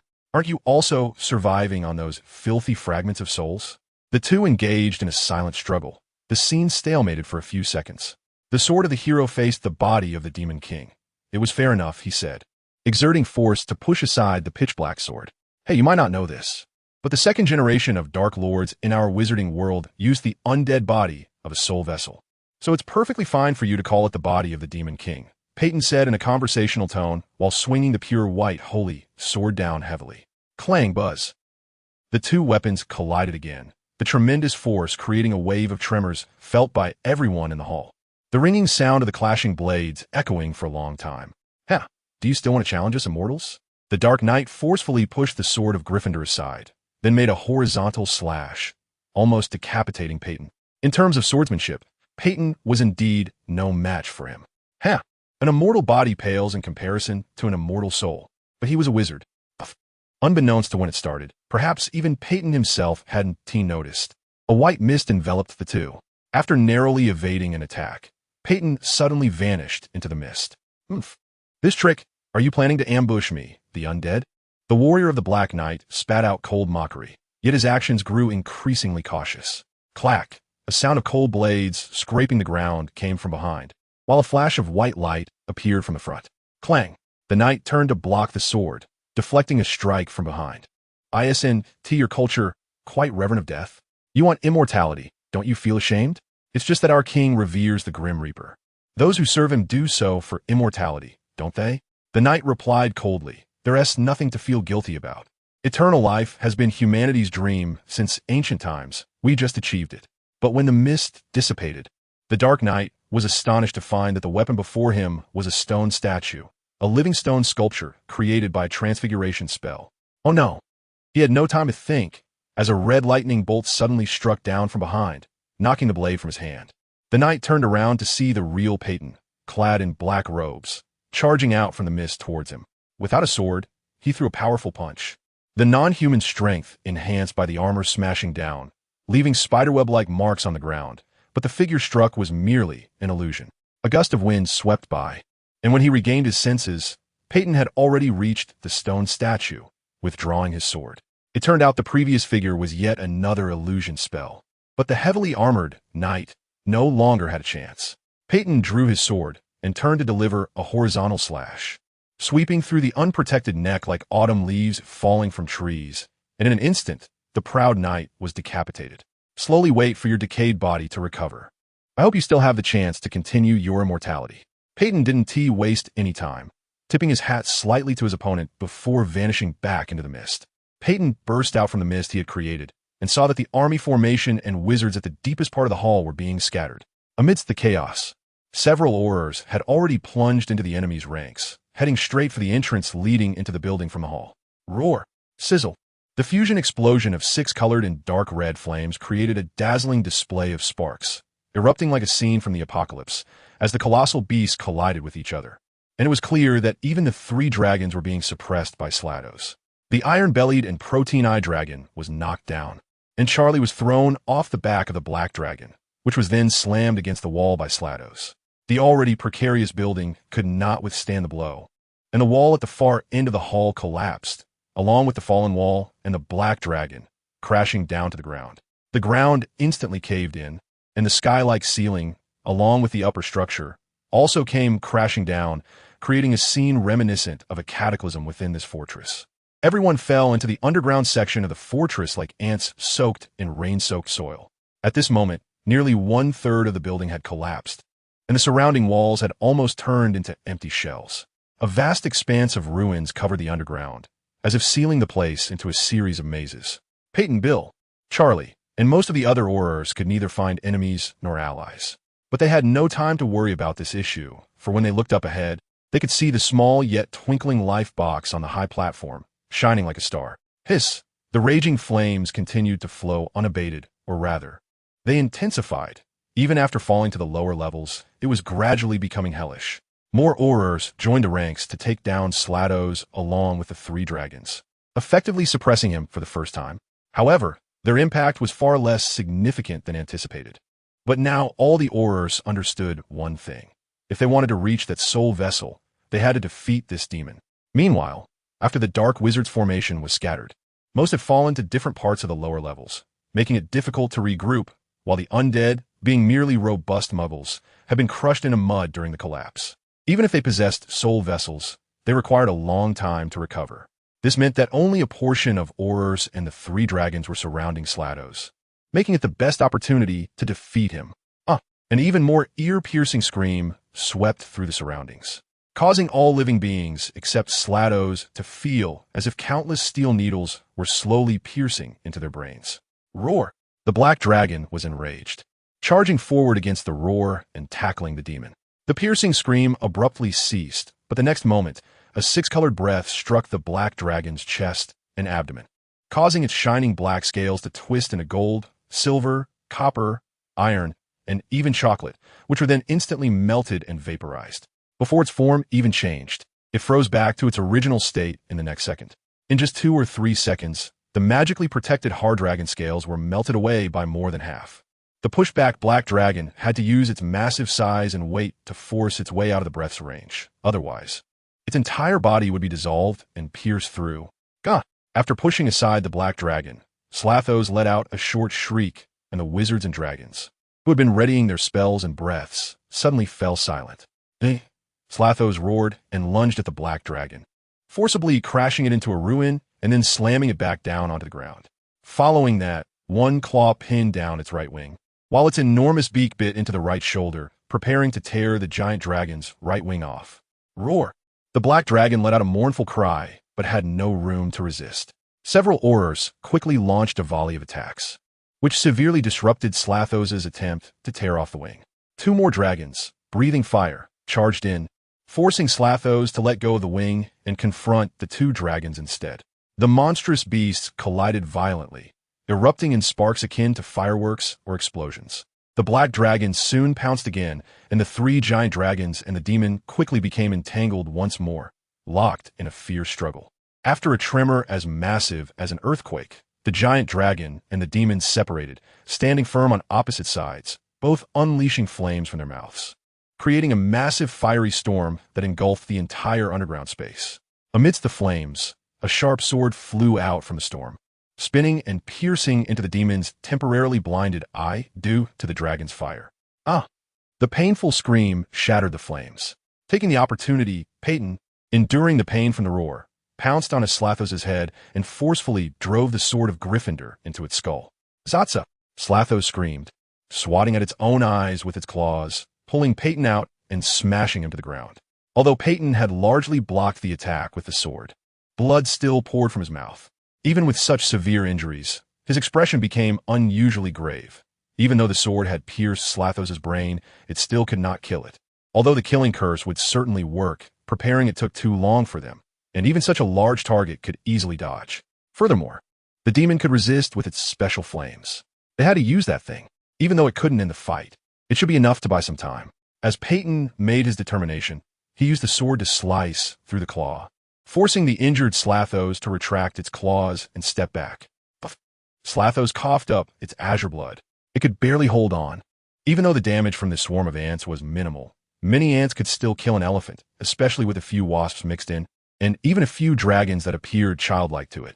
The blow that had just injured its brain was extremely dangerous, although it couldn't die. If that sword moved and turned its brain to mush, it would become a mindless madman. In that case, with its severely injured body, it could easily die in the subsequent battle. It had to kill him, Peyton Bilger, Slathos thought while coughing up blood, and it had to be immediate. The threat of the sword of Gryffindor was too great, but fortunately, it seemed that he was the only one who could use it at the moment. If the next attack failed, it would have to seriously consider withdrawing from the battlefield. It hadn't planned to fight to the death anyway. Its daughter had no good feelings towards Harry Potter, so it certainly had no reason to risk its life. However, it needed to make these guys pay for the harm they had caused it. The six-colored flames burned quietly, and some dark wizards had already arrived to temporarily block the Aurors and the three dragons. In the center of the battlefield, a demon and a human stood guard, silently observing each other. The massive roar seemed capable of shattering the fortress-like mountain. Slathos took the initiative to attack while preparing for the assault. Peyton, on the other hand, was minimally affected, seemingly having sealed his ears with a spell, allowing him to only be influenced by the sound waves themselves without amplifying the effect through his hearing. Using the levitation charm and his own strength, he leaped high, even requiring Slathos, who was lying on the ground, to look up. Slathos arched its back and lowered its waist, assuming an eerie posture unseen since transforming into this form, gathering strength to determine the outcome at the moment of the opponent's attack. Restored to its original state, but the spell the opponent cast in midair caught it by surprise. As the incantation ended, hundreds of shards flew up from around Peyton, swirling and following the trajectory of his raised left hand to gather above his head. Slathos widened its eyes and realized something was wrong the moment it saw that thing. But it was already too late. Eris's magic mirror. The demon was a product of extreme emotions, and extreme emotions often birth desires or dreams. The appearance of Eris's magic mirror here was a secret weapon specifically designed to target such products based on intelligence. Slathos's unresolved attack instantly fell silent, as if it had turned into a statue, frozen in place. Its dangerously crimson eyes seemed to lose their luster, solidly fixed on the mirror. The flames on its body erupted in an instant. As if losing control, 6 different attributes of flames attacked and devoured each other, as if trying to tear Slathos's true form into energy fragments. Then the magic mirror was obstructed, and the reflection in its eyes showed only a figure gripping the sword backwards, its body almost bent like a bow, pouring all its strength into that one strike. That immense power gathered at the tip of the sword, completely concentrated at one point, and suddenly stabbed into the demon's forehead. No! Slathos let out a howl, followed by a chilling scream. The bird's head split in two from the center of its forehead, but it didn't completely separate. It seemed as if its head had transformed into 3 phantoms, interconnected. The central bird head's eyes overlapped with those of the 2 split heads, appearing as a whole, yet distinctly 3 parts. Enormous flames erupted, explosively releasing from its body, as if a 6-colored sun had ignited within the collapsed building. The tremor-like roar nearly shattered the nerves of everyone present, and the flames emanating from the demon resembled blood. Peyton was blown away by the immense energy, his arms holding the sword completely charred, and the sword of Gryffindor spun out, embedding itself in the ground nearby. The entire underground space shook violently from the explosion. Even the bottom of the underground cracked with numerous fissures. A shockwave more intense than a tornado scattered the entire battlefield, bringing the fight to a halt. The 3 giant dragons were even slightly dazed from the overwhelming force of the shockwave. After a long while, the colorful sun finally burned out, collapsing, and many wizards and the undead army present struggled to emerge from the torturous screams that lasted for several minutes. Slathos lay on the ground, arms with elongated claws crossed over its eyes, appearing in great pain, devoid of its previous arrogance, resembling a frail nobleman suffering from serious illness. Avada! In the distance, Bill dared not hesitate and immediately cast the killing curse in that direction. Stop! Slathos's voice sounded unusually calm. It did not hide the other hand on its face, which slightly raised, snapping its fingers. The remaining 6-colored sparks around Bill erupted into a pillar of fire, interrupting his spellcasting. I must admit, I lost, it said almost emotionlessly, but I assure you, you cannot end my life, and you will expend energy and pay a price for continuing to attack. Harry Potter is likely to return, and your target is not me. Why not seize the time to complete your task? It lowered the arm that was blocking its face, revealing a face resembling an owl mask, with a crack like a vertical eye appearing on its forehead, emanating a faint golden light. Slathos rose from the ground and took a theatrical bow to the crowd present. You may do what you wish now. The scene fell silent for a moment, creating a perplexing or uneasy atmosphere. Forget about that. Peyton immediately ordered. Complete the task, smash that broken box. Another sharp, disturbing laughter echoed from Slados, clearly having found a way out. Shadows danced around Slados, countless phantoms overlapping, then seemingly solidifying from the ethereal into a viscous liquid that fell, pooling on the ground. Slados slowly sank into the surface of the liquid, one hand behind its back while the other covered its furry chest, bowing as it exited. But Bill had no time to admire this. Everything in the arena fell silent until the demon exited. Bill lunged straight for the sword of Gryffindor embedded in the ground. Upon contact, a buzzing sound echoed in Bill's mind, and he instinctively recoiled his hand as if he had touched static electricity. Don't use the sword. Just go up and destroy that box with the killing curse. Peyton's charred hands hung limply. The demon's figure completely vanished, and even the strange liquid on the ground dried up instantly, the sounds of conflict increasing at a perceivable rate. A curse shot directly at him, but fortunately, an Auror quickly rushed over, using a protective spell to shield Peyton, whose hands were rendered useless for wielding the holy sword and wand. Bill hesitated for a moment, rationally choosing to abandon the sword. Along with 3 Aurors, he climbed the towering black wall, inching closer to the life box. No, stop him. Anguished cries of anger and fear rang out, but Bill did not turn to see who it was. Gunfire intensified, and Bill could clearly see the bullet casings raining down around him. The fear seeping from the flying dirt was almost visible. Those armies, appearing cold and dark as killing machines, were frightened. They faced what they truly feared, the eternal soul, the eternal immortality about to be shattered. Cold, unknown death would rule the undead army. Unconsciously, he seemed to gradually stop hearing anything. All the bullets automatically dodged away from him, almost as if they had turned into gentle raindrops, not affecting his path at all. In Bill's eyes, only the box with starry patterns remained. He relished the thrill of climbing upward, like a nimble ancient ape or a gust of wind, crossing the collapsed cliff, getting closer to the box. The new scar on his forehead, almost identical to Harry Potter's, seemed to throb even more painfully, the patterns slowly expanding, and as the trajectory spread, a black shadow darted to the side of the life box like lightning. Avada Kedavra! Without further ado, a green lightning bolt extended from that black lightning, striking toward the life box. Bang! A sound like shattering glass echoed as the layer of magical protection around the box broke. A rocket soared past Bill, and even with the aid of the Felix Felicis, their situation was becoming increasingly dangerous. Breaking the magical house needed time, and their time was being squeezed away. Bill, he suddenly heard a shout, and then, turning to look, he saw Peyton, having said that, biting the hilt of the sword of Gryffindor with his teeth. Straining to fling it up, the sword seemed to be under a levitation spell, causing its trajectory to fly straight as if losing the constraint of gravity. Bill had no time to hesitate. He extended his empty left hand and firmly grasped the hilt.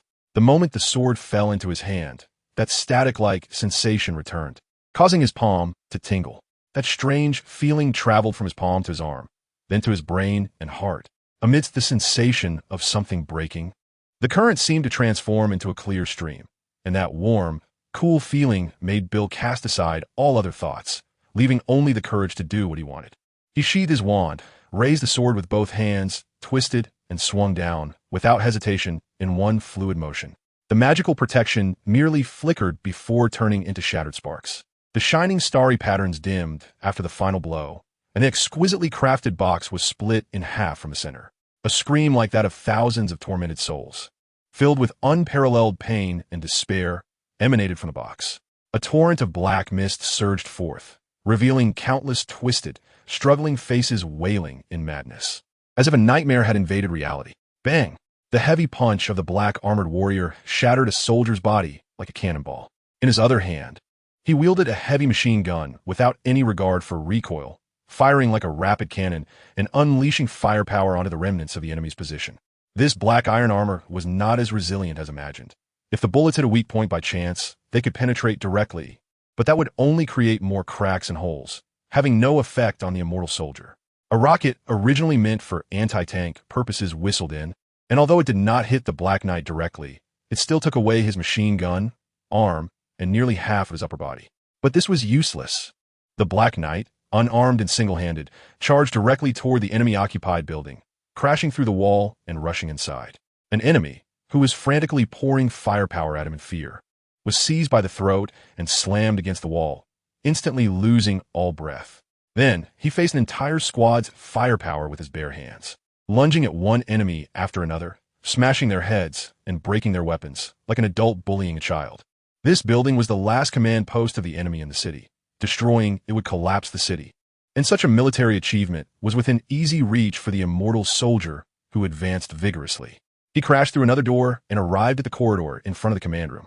The dozens of soldiers inside, on high alert, couldn't he help but instinctively retreat a few steps, unable to comprehend the power of this monster, feeling terrified.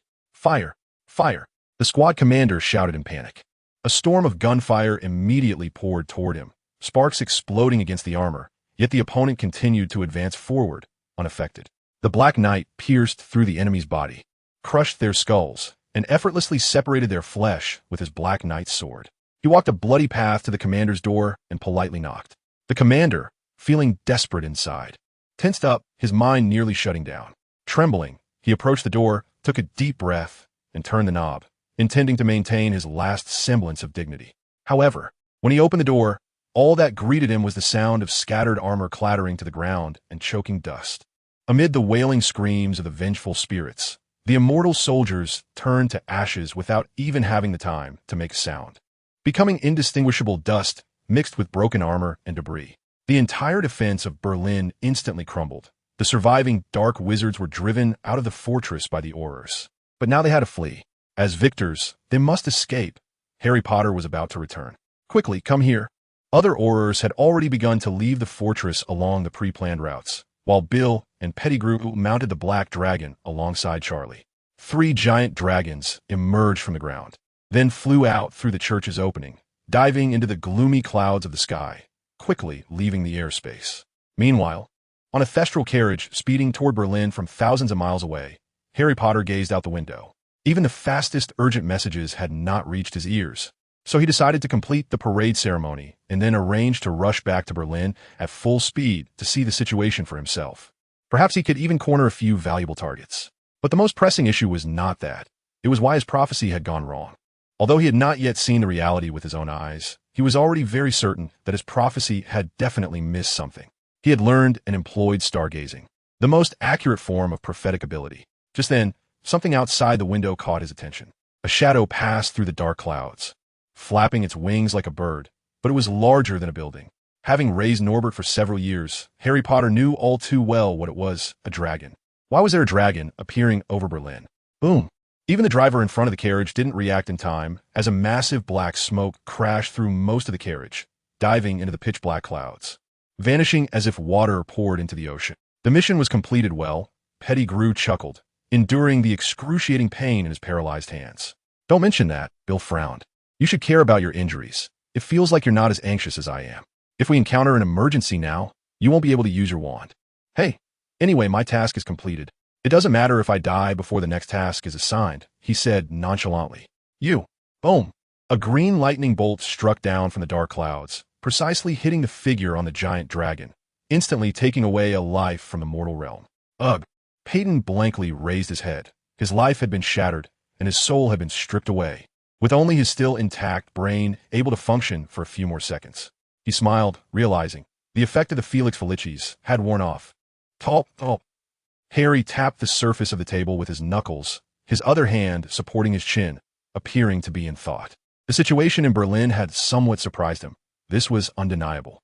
He had originally thought that Slathos would be strong enough to crush the opponent, but he did not expect that the other side would bring the Eris Mirror and the Sword of Gryffindor. Without these 2 powerful magical items, even if the Ministry of Magic summoned 3 giant dragons and equipped all the Aurors with Felix Felicis, it would still be impossible to take this fortress. This situation made him feel troubled because he had not obtained what he wanted. The life box that should have been protected had shattered. Although Slathos ultimately did not fight to the death, any person with normal intelligence could tell that it had truly been angered and had used its real strength. This made it impossible for Harry to summarize the patterns of demonic emotions based on this situation, yet he still failed to protect the life box. Of course, this was not the most troublesome aspect for him. The most troublesome part was that the other side had made a correct response that had a strong restraining relationship with the demons, which could lead to a continuous depletion of this powerful combat force after this intelligence was exposed, even causing these demons to stall at the crucial moment when they should exert their power. Additionally, there was that nauseating restraint. He finally figured out how his stargazing technique had failed. Although there are wizards and magic in this world that might be difficult to explain with today's science, the things that had already been discovered were indisputable, such as the atmosphere that enveloped the entire planet. Sunlight and starlight had to pass through the atmosphere to reach the ground, which gave the Ministry of Magic operational space. Specifically, it involved artificially creating a starry sky scene and projecting it onto a certain area of the atmosphere in a large scale using Muggle devices and magic, covering the original starry sky to create false prophetic information. However, the specific situation needed to be a bit more complex to make the cover more realistic. Certain adjustments were necessary. Harry initially did not think in this direction because the plan was too costly and the Ministry of Magic might not be able to organize it. This required Muggle-related facilities and cooperation from master-level workers, as well as a master in the basic theory of prophecy and at least one master in stargazing. But Harry forgot that this plan was not difficult for Hogwarts, as they had a top divination teacher, Sybil Trelawney, and had a strong connection with a whole tribe of centaurs in the Forbidden Forest, each of whom was a natural master of stargazing. Harry had learned his skills in this area from them.